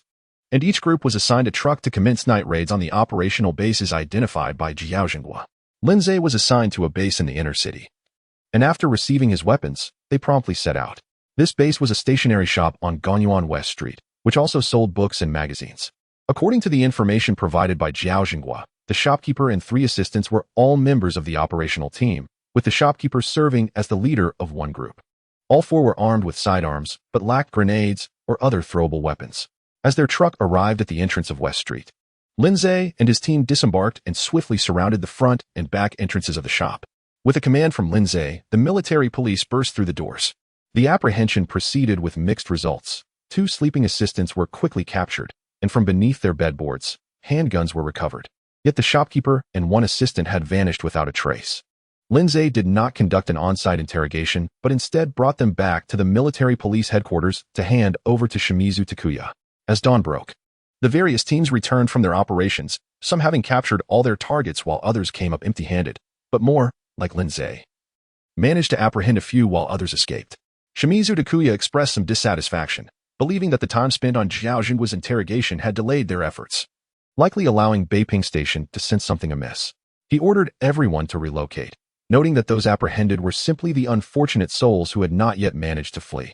Fortunately, this was the most significant achievement for the military police headquarters thus far. Capturing so many would undoubtedly yield more intelligence after further interrogations. Shimizu Takuya did not require Lindsay's participation in the subsequent interrogation work. Lin-san, you should rest in the dormitory for now. If any valuable information arises, we may need to mobilize again. Lindsay eagerly agreed, nodding as he headed to the dormitory for some much-needed rest. Chapter 213. The apothecary shopkeeper exiting the city the following morning. At the Yongdingmen checkpoint, a long queue of individuals awaited their departure from the city. Although the gendarmerie had not outright closed the city gates, they mandated thorough inspections at the exit points. Anyone found with calluses indicative of firearm handling, exhibiting suspicious behavior, or possessing dubious household registration or good citizen certificates faced immediate arrest. This method proved effective, resulting in the apprehension of 3 or 4 operatives attempting to evade the city that very morning. Mao Wanli sat atop a horse-drawn cart, wrapped in a thick cotton robe, occasionally coughing and anxiously glancing at the line. At last, his turn arrived. The gendarmerie thoroughly searched the cart, insisting Mao extend his hands for a meticulous examination. Documents. One of the officers barked. Mao, bowing and nodding, produced his household registration and good citizen certificate, pleading, "Sir, I am the proprietor of Jishir Hall Pharmacy. I am heading to Ongwa to procure medicine, merely fulfilling my duties." The gendarmerie retorted, "You are a dissident." Mao's legs buckled, causing him to kneel in fear, clasping his fists in supplication. "Sir, I am a law-abiding citizen. When the imperial troops entered the city, I supplied medicine and tended to the wounded. I am merely a seller of remedies, not a dissident." The gendarmerie laughed heartily, pulling him up. A passing patrol officer, short on manpower, had been dispatched from the Capital Police Headquarters to assist with the inspections. "Ah, shopkeeper Wu, leaving the city, are we?" The officer's words seemed like a lifeline to Mao. "Officer, please, you must vouch for me. I am just a humble apothecary, not a dissident." The patrolman, smiling at the gendarmerie, remarked, "Indeed, he is a good citizen. Look at those hands. They are soft and delicate, more akin to a woman's than a rebel's." Seeing Mao's pitiful demeanor, the gendarmerie waved him off, allowing him to exit the city. It was not until the city walls began to fade from view that Mao glanced back, cursing, "Jiaojinghua, you have brought ruin upon the Beiping Station." It seemed that Jiaojinghua's old servant had sent a telegram to headquarters, causing a stir. Currently, Beiping and Shanghai were the forefronts for intelligence gathering, while Shanghai was under intense pressure from the enemy. With each passing day, arrests mounted, severely crippling both intelligence and operational capabilities, leaving them in a state of near paralysis. If the Beiping Station were to face a comprehensive sweep, the establishment of the Military Intelligence Bureau would be futile. Everyone would return home to their families.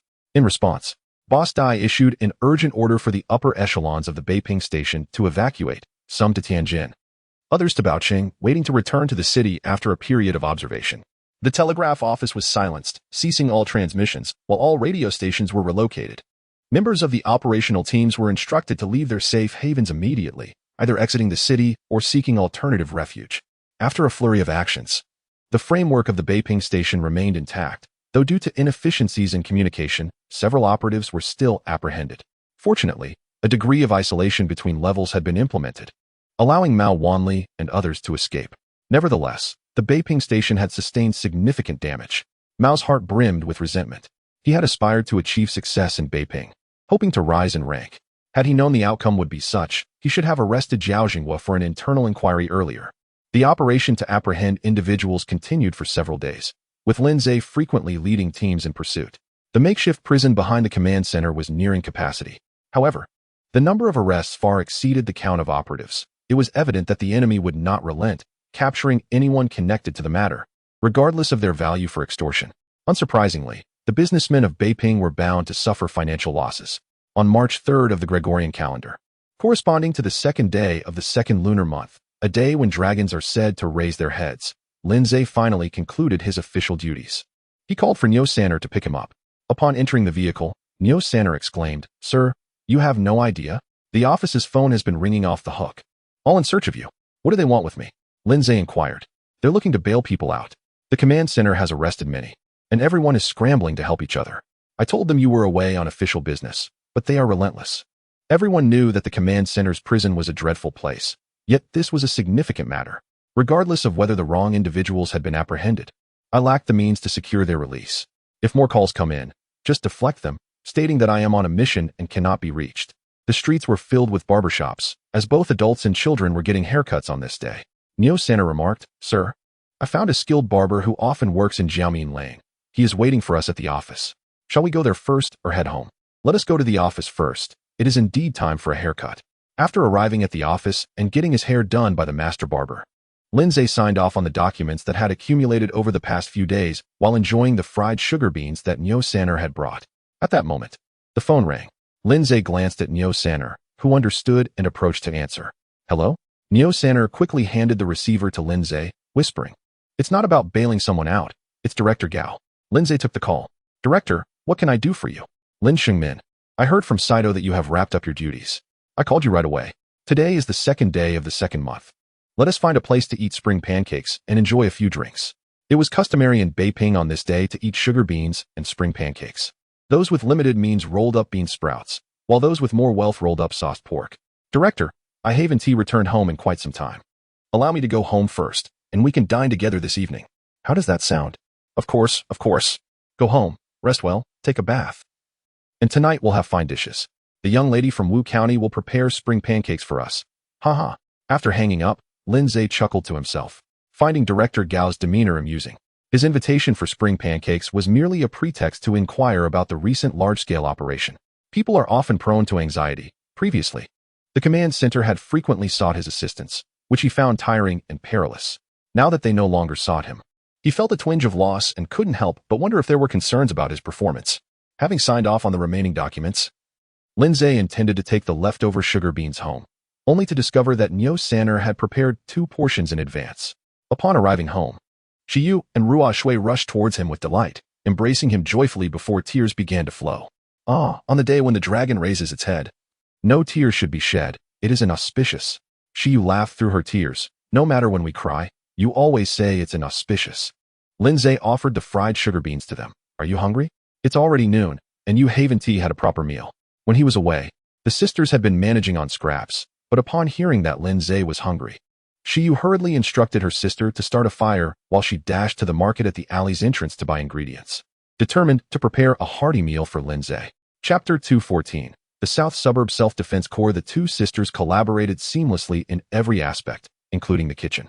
In no time, they presented 6 dishes: a stir-fried bean sprout, a purchased braised pork knuckle, sautéed liver tips, deep-fried meat chunks, stir-fried crispy vegetables, and a hearty lamb stew that offered both soup and meat.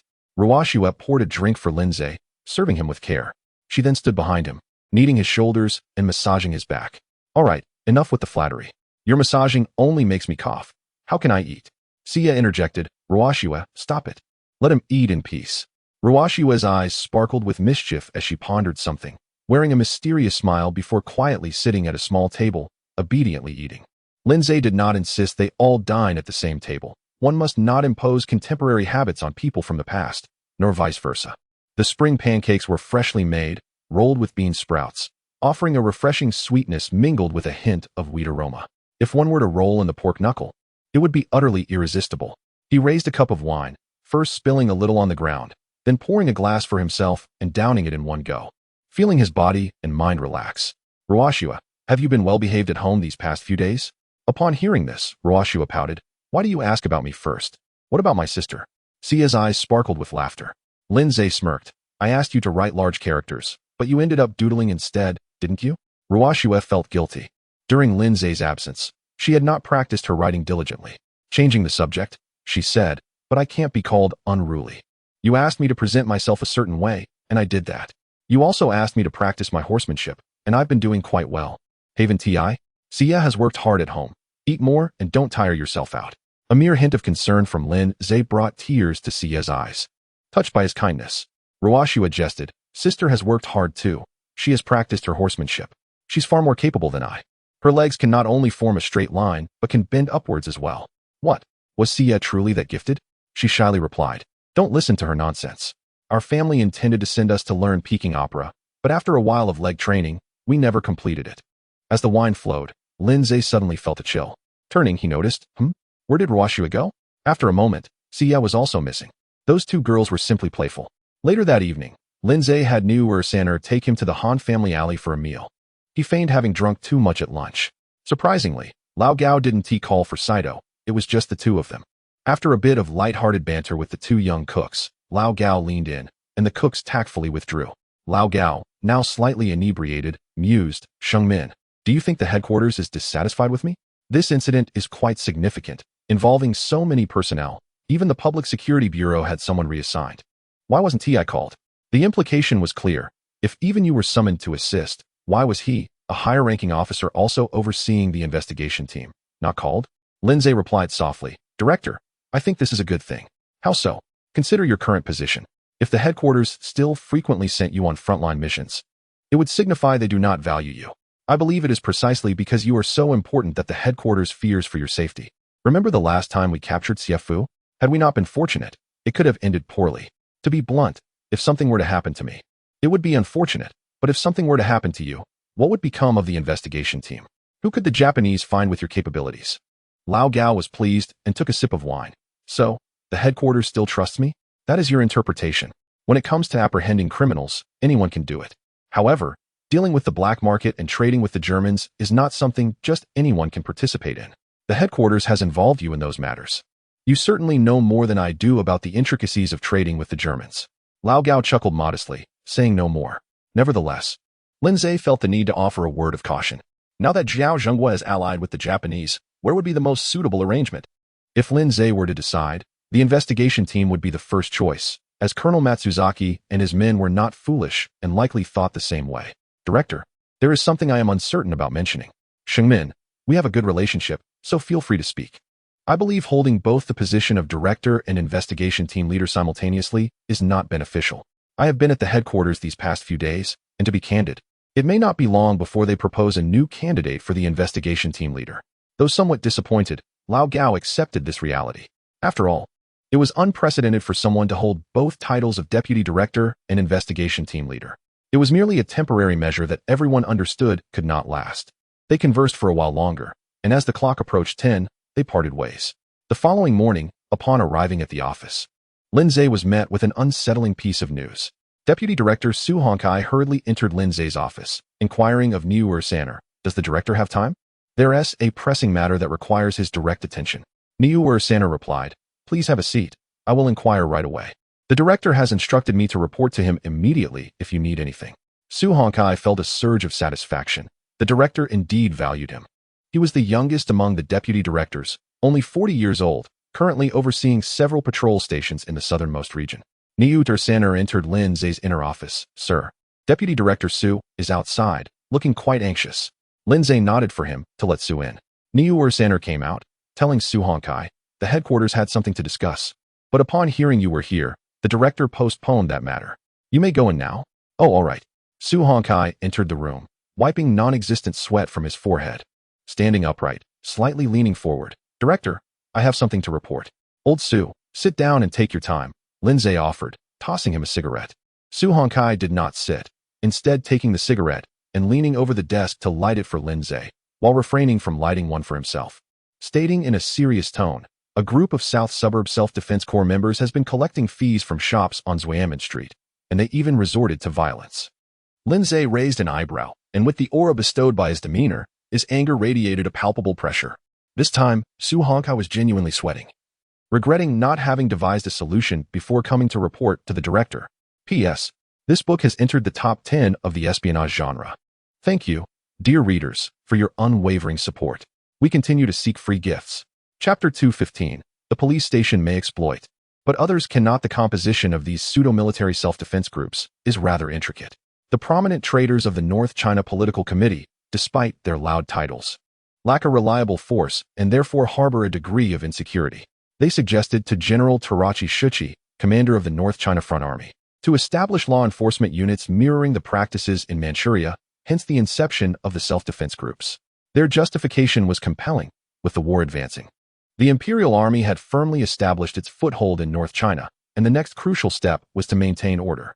Only by ensuring stability could they better engage in economic plunder and provide continuous logistical support for the war effort. Currently, there exists a substantial number of displaced persons around the outskirts of Beiping who pose a potential threat to stability. Therefore, it was proposed to recruit the able-bodied among them to form local self-defense groups. This approach would not only address the security issues arising from these displaced individuals, but also contribute to the establishment of order. Following numerous discussions, this proposal was ultimately sanctioned by General Tarachi Shuchi. However, he harbored mistrust towards these groups, issuing a peculiar regulation that only the commanders of the local self-defense units could be armed, while all other members were prohibited from carrying weapons. Of course, if they managed to acquire large knives or hoes on their own, that would be permissible, but firearms were strictly forbidden. Once General Tarachi consented, the political committee acted swiftly, establishing 4 so-called self-defense units around Beiping, namely the 1st and 2nd Self-Defense Corps of the southern suburbs and the 1st and 2nd Self-Defense Corps of the eastern suburbs. These units were not military formations, but merely designated as such, each consisting of approximately 300 individuals. Despite their lack of combat capability, these ruffians excelled at intimidating the common populace. Lindsay turned to Deputy Director Su Hongkai. Director Su, what do you think we should do? Su Hongkai's mind raced, nearly smoking from the effort. Director, I believe we should first contact the political committee. After all, this is their unit and can be considered military. Lindsay waved his hand dismissively, scoffing. Military? Huh, just a bunch of thugs, lacking even proper weaponry. Just a few days ago, they couldn't even fill their bellies with mixed noodles, and now they dare to extort in the southern city. Old Su, tell me, where do you think they erred? Old Su broke into a sweat. Where did they err? I don't know, but I know where I went wrong. I should not have come to report myself. Had I known it would turn out like this, I would have simply told Neo-san to come in and speak with the director. They erred in oppressing the common people and assaulting them without cause. Lindsay interrupted him, turning to Neo-san. Sanner, what do you think their mistake was? Neo-san stood at attention and proclaimed loudly, they should not have collected money within the director's jurisdiction. This territory belongs to the director. They have overstepped their bounds. Lindsay nodded. Old Su, call all the patrol stations, gather every available patrol officer, and bring whatever weapons they can carry. We marched to Xuemin. Su Hongkai's eyelids twitched. This was akin to courting disaster. However, like Lu Su following Zhuge Liang to borrow arrows, there was no turning back now. Whatever fate awaited them, they would face it head on. I will go at once. Neo-san, assemble the patrol officers. Yes, the district police station also had patrol officers, who were even more elite. They usually did not patrol but handled cases, and almost all were armed. There were 47 registered patrol officers at the outer district police station, all robust men in their 30s, who held Lindsay in high regard, believing this new director to be different from those before him, empathetic towards subordinates and resolute in action, earning their respect. Upon hearing Lindsay's order to assemble, all present quickly gathered in the courtyard. Lindsay descended the stairs and stood on the steps facing the courtyard, holding a long gun, donned in a broad-brimmed hat, and draped in a greatcoat, with a holster at his waist, exuding an air of gallantry. A group of ruffians was causing chaos on Xuemin Street, not only creating disturbances, but also assaulting individuals and extorting money. This was a blatant act of rebellion. Everyone assemble. Follow me. The patrol officers were invigorated. To dare cause a ruckus on Xuemin Street, they could not merely be thugs. Their identity was clearly more complex. Yet, with Lindsay's declaration, they were now defined. Moreover, their audacity to extort money was intolerable. Such funds were crucial for sustaining the patrol officers of the outer district, as without them, they could barely scrape by. Even the police's own method of extorting from local businesses was calculated, ensuring it would not disrupt their normal operations. Under Lindsay's guidance, they would even safeguard the shops, diligently assisting them in times of trouble. This was more akin to a mutually beneficial relationship. However, while the police could exploit, others could not. What would happen if everyone sought to exploit the sheep? A throng of officers marched with determination towards Swanman. Pedestrians hurriedly made way along the walls, clearing the path.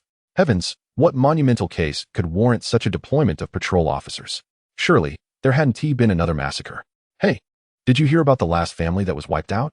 The wife was fooling around with a bachelor but refused to leave her husband. The bachelor, in a fit of rage. Look, isn't that Director Lin? The young women along the street slowed their pace, some wiping sweat with handkerchiefs, others tightening their cotton jackets to accentuate their figures, flaunting their confidence with giggles and calls for attention, attempting to attract gazes. However, today, Director Lin maintained an air of aloofness, offering no response, leaving many disappointed. On Xuanmen Street, one of the lesser prominent thoroughfares in Beiping, it lacked the vibrancy of core areas like Chongwenmen. Nevertheless, it was a key route with numerous shops lining the sides. Yet, these establishments catered primarily to the common folk, seldom attracting affluent patrons. One such establishment, the Sahuchan restaurant, had been in business for many years, predominantly serving staple foods such as fried noodles and pancakes, with few patrons ordering dishes of meat. Today, however, the restaurant's fish and meat were being served, and one would expect the elderly owner, graying and over 50, to be pleased with the bustling trade. Yet, he bore a frown as he approached a table, trembling as he carried a dish to a man seated on a long bench.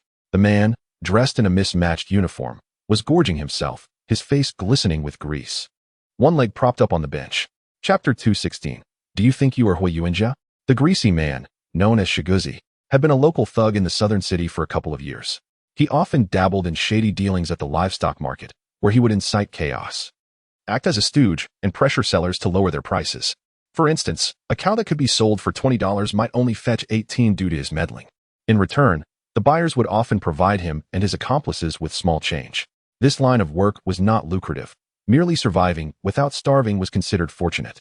Unexpectedly, Shiguzi's fortune changed when his sister, a beauty from a remote mountain village, caught the eye of an elder from the local association, who took her as a concubine. Shiguzi, who spent his days loitering in the streets, was quite the smooth talker. Before long, he found himself appointed as the vice captain of the Southern Suburb Self-Defense Corps. Observing the trembling old shopkeeper, Shiguzi pulled out a chicken bone and wiped his greasy hands on the shopkeeper's clothing. What are you trembling for, shopkeeper? Hurry up and serve each table a chicken and a fish. The brothers need to eat before we execute our mission. This is for the Imperial Army. If you delay us, I'll take your head, understand? A room full of thugs erupted in laughter. In the kitchen, the shopkeeper's young son gripped a knife tightly. His teeth clenched, ready to rush out, but two assistants held him back. Young master, we can't afford to provoke these men. Even with a knife, we are no match for them. In the front hall, the old shopkeeper forced a smile and clasped his hands. Sir, we are a small business. We simply cannot provide so many chickens and fish. Please show some understanding. We see each other often in the neighborhood. Shiguzi chuckled. That can be arranged. He then produced a pistol from his waist, slamming it onto the table with a resounding thud. The old shopkeeper recoiled in fear. Now, ask him if he agrees to my terms. Shiguzi was immensely proud. Though the Self-Defense Corps lacked firearms, as vice captain, he possessed a handgun, which he viewed as his source of courage. Since donning his uniform and carrying his weapon, he walked taller and even felt more imposing in bed. The old shopkeeper, left with no choice, reluctantly pulled out a handful of silver dollars. Sir, it's not that I wish to disrespect you, but as a small business, I simply cannot procure so much meat. If I have failed to serve you well today, please accept this small token and seek your meal elsewhere. Shiguzi was after money, yet a mere handful of silver dollars could not satisfy his greed. He calculated that if this small sum were distributed among the dozens of shops on the street, it would yield only a few $100s, which, after dividing among his brothers and offering a tribute to his superiors, would leave him with no more than a couple of $100s. In the past, such an amount would have been unimaginable for him, but now, it could evaporate in a couple of nights spent in vice. Shopkeeper, considering your age, how can you be so unreasonable? You offer this pittance to appease beggars? Rising from his seat, he surveyed the room. You neither provide us with food nor offer us money to buy some, making it quite difficult for me. The shopkeeper was at his wit's end, nearly on the verge of begging. Just as he was about to kneel, a voice rang out from outside. Difficult? Then let us not bother. In strode a young man, impeccably dressed and exuding confidence. It was Lindsay. Shiguzi glared at him. Who do you think you are? The Self-Defense Corps is at work here. Leave at once. He refrained from using foul language, recognizing that this young man did not appear ordinary. Yet, judging by his attire, he seemed like a police officer, albeit rather youthful. Lindsay sneered. What business is it of yours? With your pathetic appearance, bulging eyes, a thin mouth, and buck teeth, you dare question me? One of Shiguzi's men could not contain himself and burst into laughter. The police officers who followed Lindsay laughed heartily as well, whispering among themselves how comically unattractive Shiguzi was, suggesting they should sketch his portrait for the night watchman to carry around. Far more effective than a bell. Infuriated, Shiguzi deduced that these were a group of worthless police officers, likely from the nearby station. Realizing they were police, he felt emboldened. Stepping onto a chair and grabbing the gun from the table. We are serving the Imperial Army, and you filthy. A cacophony of weapons being drawn interrupted him, as dozens of rifles and handguns were aimed in his direction, with more officers pouring in, all armed. A voice rang out from outside. Report to the chief. Officer Wang Xiaoshou and 40 police officers have arrived. The members of the Self-Defense Corps were left dumbfounded. Shiguzi's face alternated between red and pale, unsure whether to lower the gun or keep it raised. Lindsay stepped forward, unfazed. What are you doing with that gun? Suddenly, he delivered a swift kick to Shiguzi's face, producing a sickening crack. Shiguzi howled in pain, collapsing to the ground and losing his weapon. Notification. Host has maliciously attacked an armed individual. Reward, 100 roasted chickens. Shiguzi realized his leg was broken, the searing pain causing cold sweat to bead on his forehead. The members of the Self-Defense Corps were initially stunned, but chaos soon ensued, each one striking exaggerated poses, shouting bravado, yet none dared to advance. As though rooted to the spot, clearly lacking any real training. Lindsay found the scene amusing. Director Su Honkai rushed in, yes. Lindsay pointed at the rowdy thugs. Look at them. Is this truly the Southern Suburb Self-Defense Corps? I could toss a bun here, and even dogs would show more fighting spirit. On the ground, Shiguzi seemed to come to a realization, struggling to retrieve a piece of paper from his pocket. I have credentials. I am from the Southern Suburb. Lindsay snatched it from him, lit a cigarette, and set the paper ablaze, using it to ignite his smoke before carelessly tossing the burning document to the ground. Credentials? What credentials prove you are from the Southern Suburb? Do you think you are Huiyuanjia? The old shopkeeper stood in shock. Several kitchen staff leaned at the door, watching the commotion in the front hall, while the young shopkeeper's heart raced with excitement, longing to shout, Father, I want to learn this. Chapter 217. This time, Brother Xingmin has truly stirred up trouble. Shiguzi was both devastated and furious. When an individual ascends to a lofty position through shortcuts and begins to live a life once deemed unattainable, rather than navigating this newfound existence with prudence, they often spiral into madness. Faced with adversity, they are prone to losing their sanity. Such was the case with Shiguzi.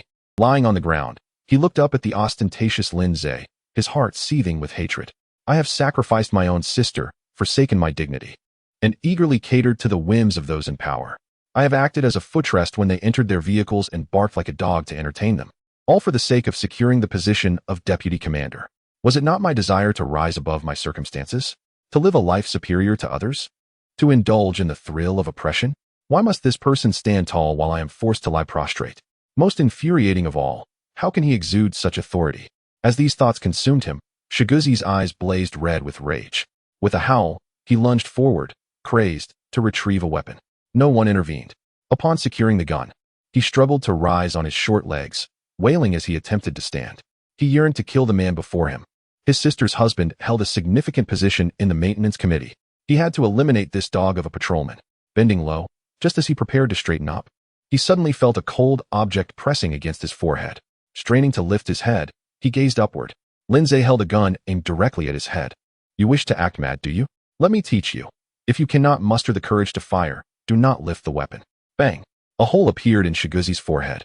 The bullet exiting through the back of his skull, splattering blood and brains across the ground. Ding!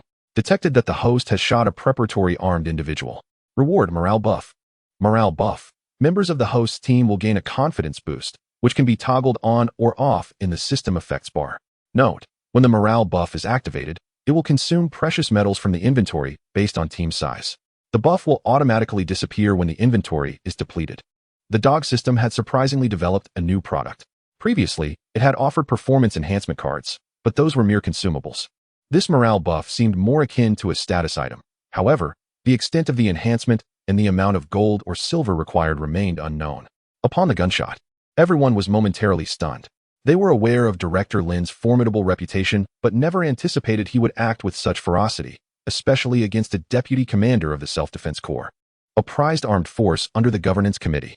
Although they had crossed the line, breaking a leg would have been outrageous enough to cement Director Lin's authority. Yet, executing a man outright was, rather insane. All eyes were on Director Lin, who stood expressionless, gun raised, not even glancing at the fallen Shiguzi. While they contemplated the recklessness of his actions, they could not deny his audacity. He had killed a deputy commander without flinching. Was he truly composed, or merely feigning calm? Lindsay continued to explore the morale buff. It turned out there was a degree meter in the effects bar, allowing him to select the enhancement level, with a corresponding precious metal consumption meter beside it. His system warehouse was stocked with numerous rewards, including silver dollars and gold bars, with the silver dollars exceeding 10,000. He rarely spent his own money on leisure, so he decided to test this buff's effects. Lindsay maximized the enhancement level, selecting all his subordinates present as the range. Then, he clicked to activate it. In an instant, precious metals were consumed at an astonishing rate. Standing beside Lindsay, Su Hongkai felt a wave of despair, thinking Director Lin had really gone too far this time. Yet, suddenly, he felt invigorated, howling as he drew his sidearm, shouting, given the situation, "We should eliminate the soldiers in this room, escape the city, and seize a mountain stronghold." This outrageous suggestion surprisingly gained traction among many, with some patrol officers already searching for targets to engage. The Self-Defense Corps members in the room were left dumbfounded. Just moments ago, Lindsay had executed their deputy commander, and they now questioned his sanity. Was it merely for collecting a protection fee on their turf that he resorted to murder? Now, they realized that all these individuals were not normal.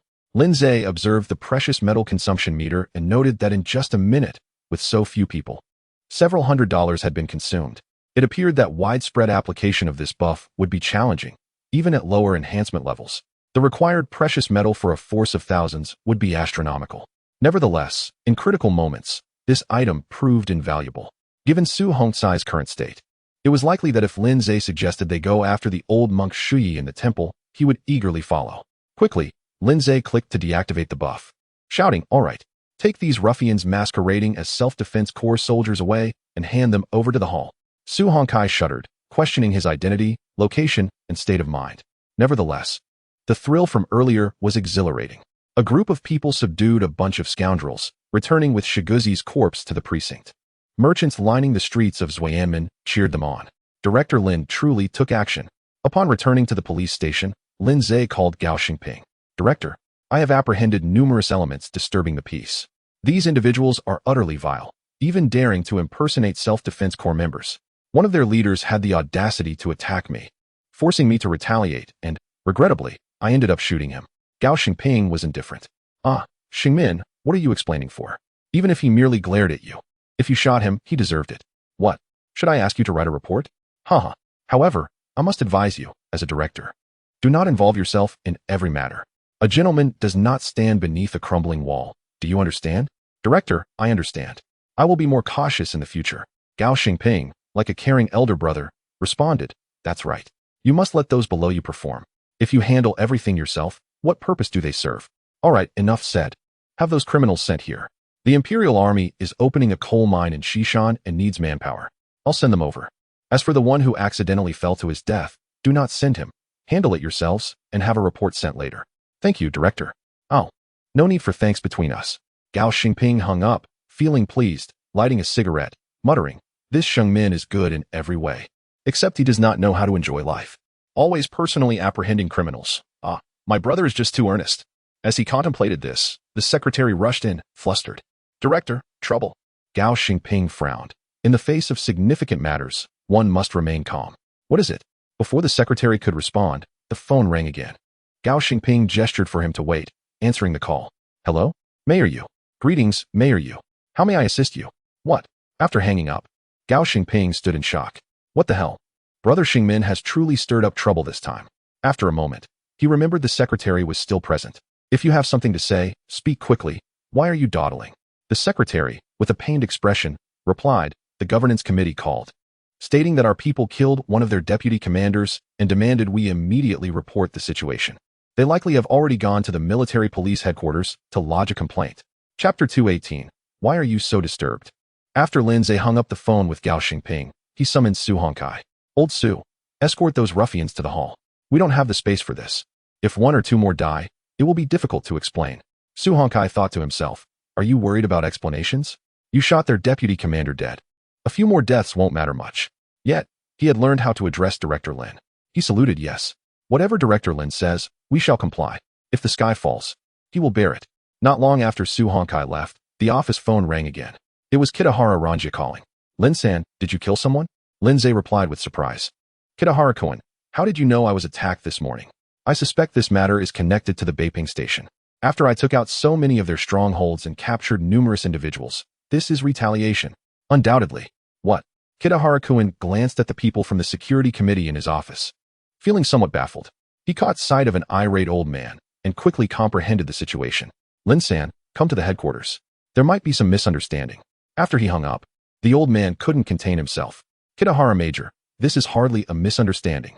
This Lin Zhe, arrogant and unrestrained, publicly executed one of our self-defense group's deputy commanders.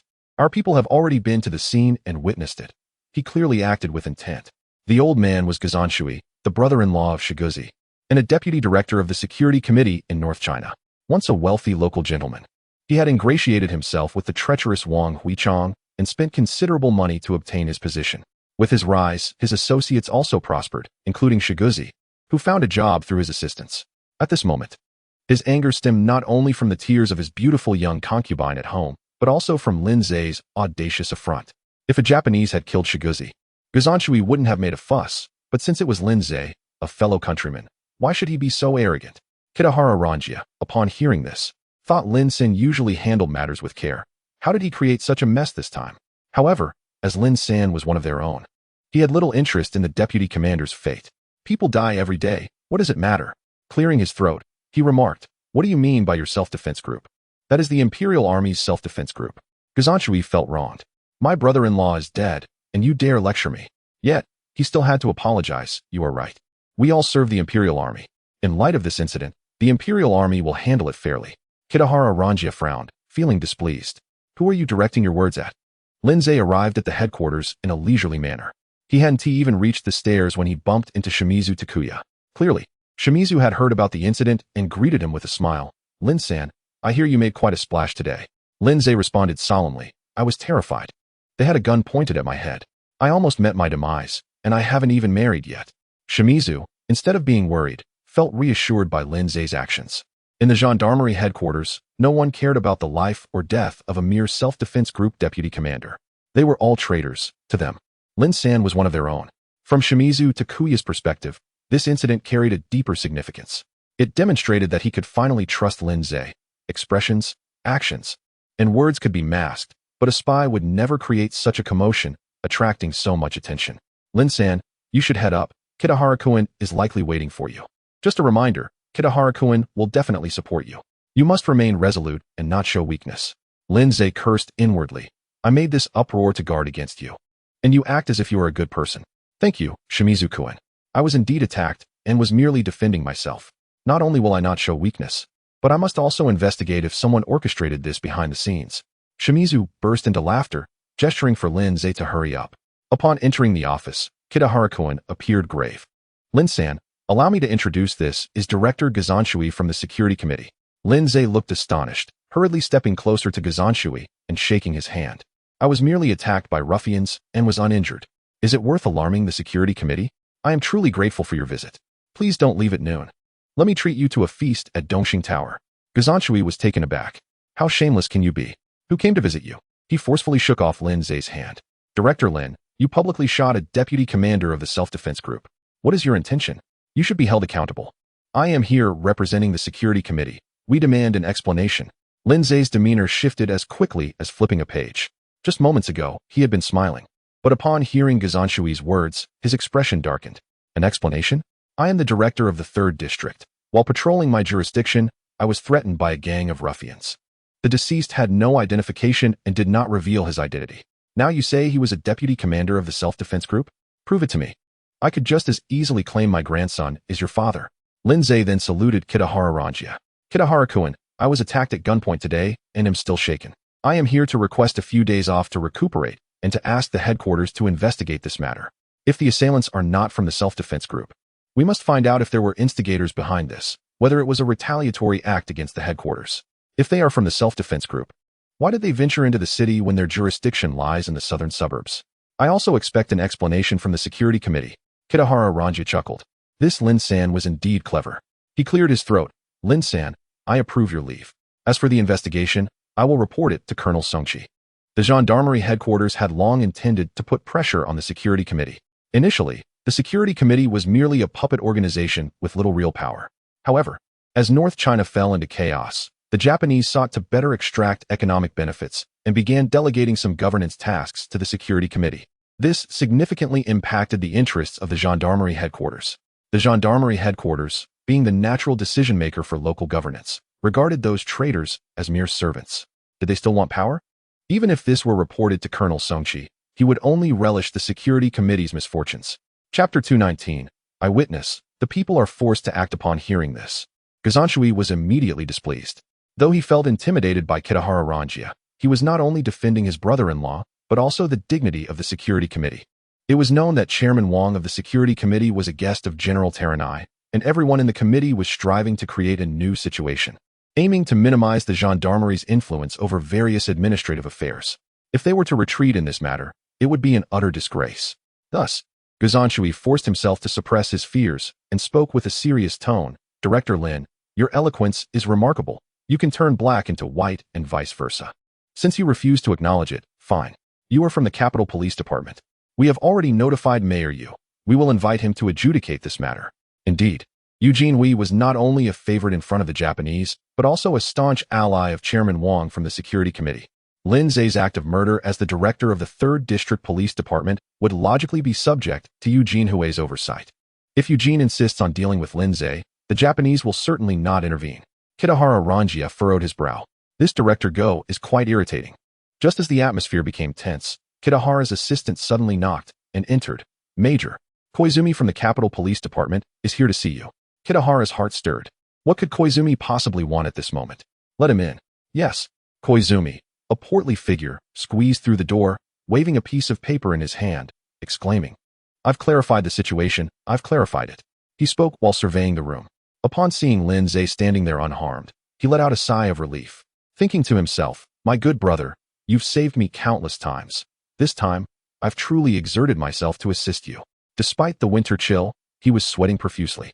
Intentionally ignoring the sullen Director Go seated on the sofa, Koizumi announced loudly, I've heard of a shooting incident in the outer district. Mayor Yu promptly called the police department, claiming that a member of the self-defense corps had been shot dead. I couldn't afford to be negligent. So I immediately initiated an investigation, interviewing over 40 witnesses. Go Sanshui's eyelids twitched violently. Who are you trying to fool? It's been less than 3 hours since the incident. How could you have questioned 40 witnesses? Koizumi continued unabated. It has been confirmed that the vice commander of the Southern Suburb Self-Defense Corps left his station without authorization to extort merchants. Director Lin Zhe of our outer district discovered this and intervened. Subsequently, the vice commander, Shiguzi, drew his weapon and attacked publicly. In self-defense, Director Lin had no choice but to act. I've gathered all the testimonies, and everyone has signed this document. He placed the paper on Kitahara's desk. Go Sanshui grew anxious. Director Koizumi, this matter requires investigation, and it was Mayor Yu who sent someone to look into it. Who permitted you to investigate on your own? Koizumi, now in a position of power, stared defiantly. I oversee Lin Zhe. Do I not have the authority to investigate? Meanwhile, you keep mentioning Mayor Yu. What is your connection with him? If you claim I lack qualifications, is that your opinion or that of the Commission? If it's the Commission's stance, I'll resign right now and demand an explanation at their headquarters. Another one demanding an explanation, Kitahara interjected calmly. Enough with the rhetoric. If you assert that Koizumi lacks the qualifications to investigate, then so too does Mayor Yu. This statement left everyone momentarily stunned, anticipating further elaboration from him. Indeed, Lin is the director of the Outer District, but he also holds the title of Special Advisor to the Military Police Command, under my counterintelligence office. Moreover, he is tasked with a secret assignment that I entrusted to him at Zwaman Street. Go. Would you like me to detail this task for you? Go Sanshui was left speechless, gaping in disbelief. How is this even possible? Koizumi felt a tinge of jealousy. What kind of spell had Kitahara cast on Lin Zhe that he was so fiercely protective of him? Kitahara continued, his expression unyielding. Obstructing personnel from the counterintelligence office in executing secret missions can be treated as acts of rebellion. Do not think that just because he is a vice commander of the Self-Defense Corps, Go, that Lin does not have the right to use his weapon if necessary. Do you understand? Go's complexion shifted, and ultimately, he rose to bow to Kitahara, saying, I understand. I will report this to Chairman Wang. Kitahara smiled knowingly. Before you leave, you will need to sign a guarantee. Lin is one of our secret members, and now that you are aware of this, should anything happen to him, it will undoubtedly be traced back to your leak. Go's frustration boiled over. You old fox, this is unfair. I am also a traitor. I am equally loyal to the Imperial Army. Why treat me this way? Defeated, he slinked out, while Koizumi wisely chose to wait outside. Once they had departed, Kitahara slammed his desk. Look at the mess you've created. You are part of the counterintelligence office. How could you be so reckless? Bravado is not the path to survival. Lin Zhe stood straight, bracing for reprimand. He understood well that, as a Chinese national, even though he was temporarily trusted by Kitahara, as he accumulated merits, doubts would inevitably fester in Kitahara's mind. One cannot be too perfect. It is essential to occasionally make mistakes for leadership to rectify. Otherwise, if everything is done flawlessly, what role does leadership play? Sir Kitahara, the circumstances truly compelled me. You are right. I did not consider all aspects and caused you trouble. Upon seeing the desired effect, Kitahara waved his hand. All right, it's not entirely your fault. It's fine. I will report to Colonel Songqi. Those in the commission will not dare retaliate against you. Take 3 days off to rest properly. Upon exiting, Koizumi awaited him downstairs, ready to voice his grievances. Brother, let us not discuss anything further. You saved me once. Koizumi feigned. With Kitahara protecting you, I wouldn't have come even if you were in trouble. Lin Zhe shook his head. He is concerned for the image of the command. You genuinely care for me, taking risks on my behalf. This is no less than saving my life. Lin had saved Koizumi several times, and the latter was certainly grateful. However, as time passed, such a significant debt of gratitude inevitably felt burdensome. With Lin Zhe's words, Koizumi felt his efforts were not in vain, finally repaying a portion of his debt. Moreover, it seemed Lin Zhe had no intention of using this favor against him, never once mentioning how he had saved Koizumi. Thus, a sense of mutual satisfaction ensued, except for the unfortunate Shiguzi who had been shot and the disgraced Director Go. Everyone else emerged victorious.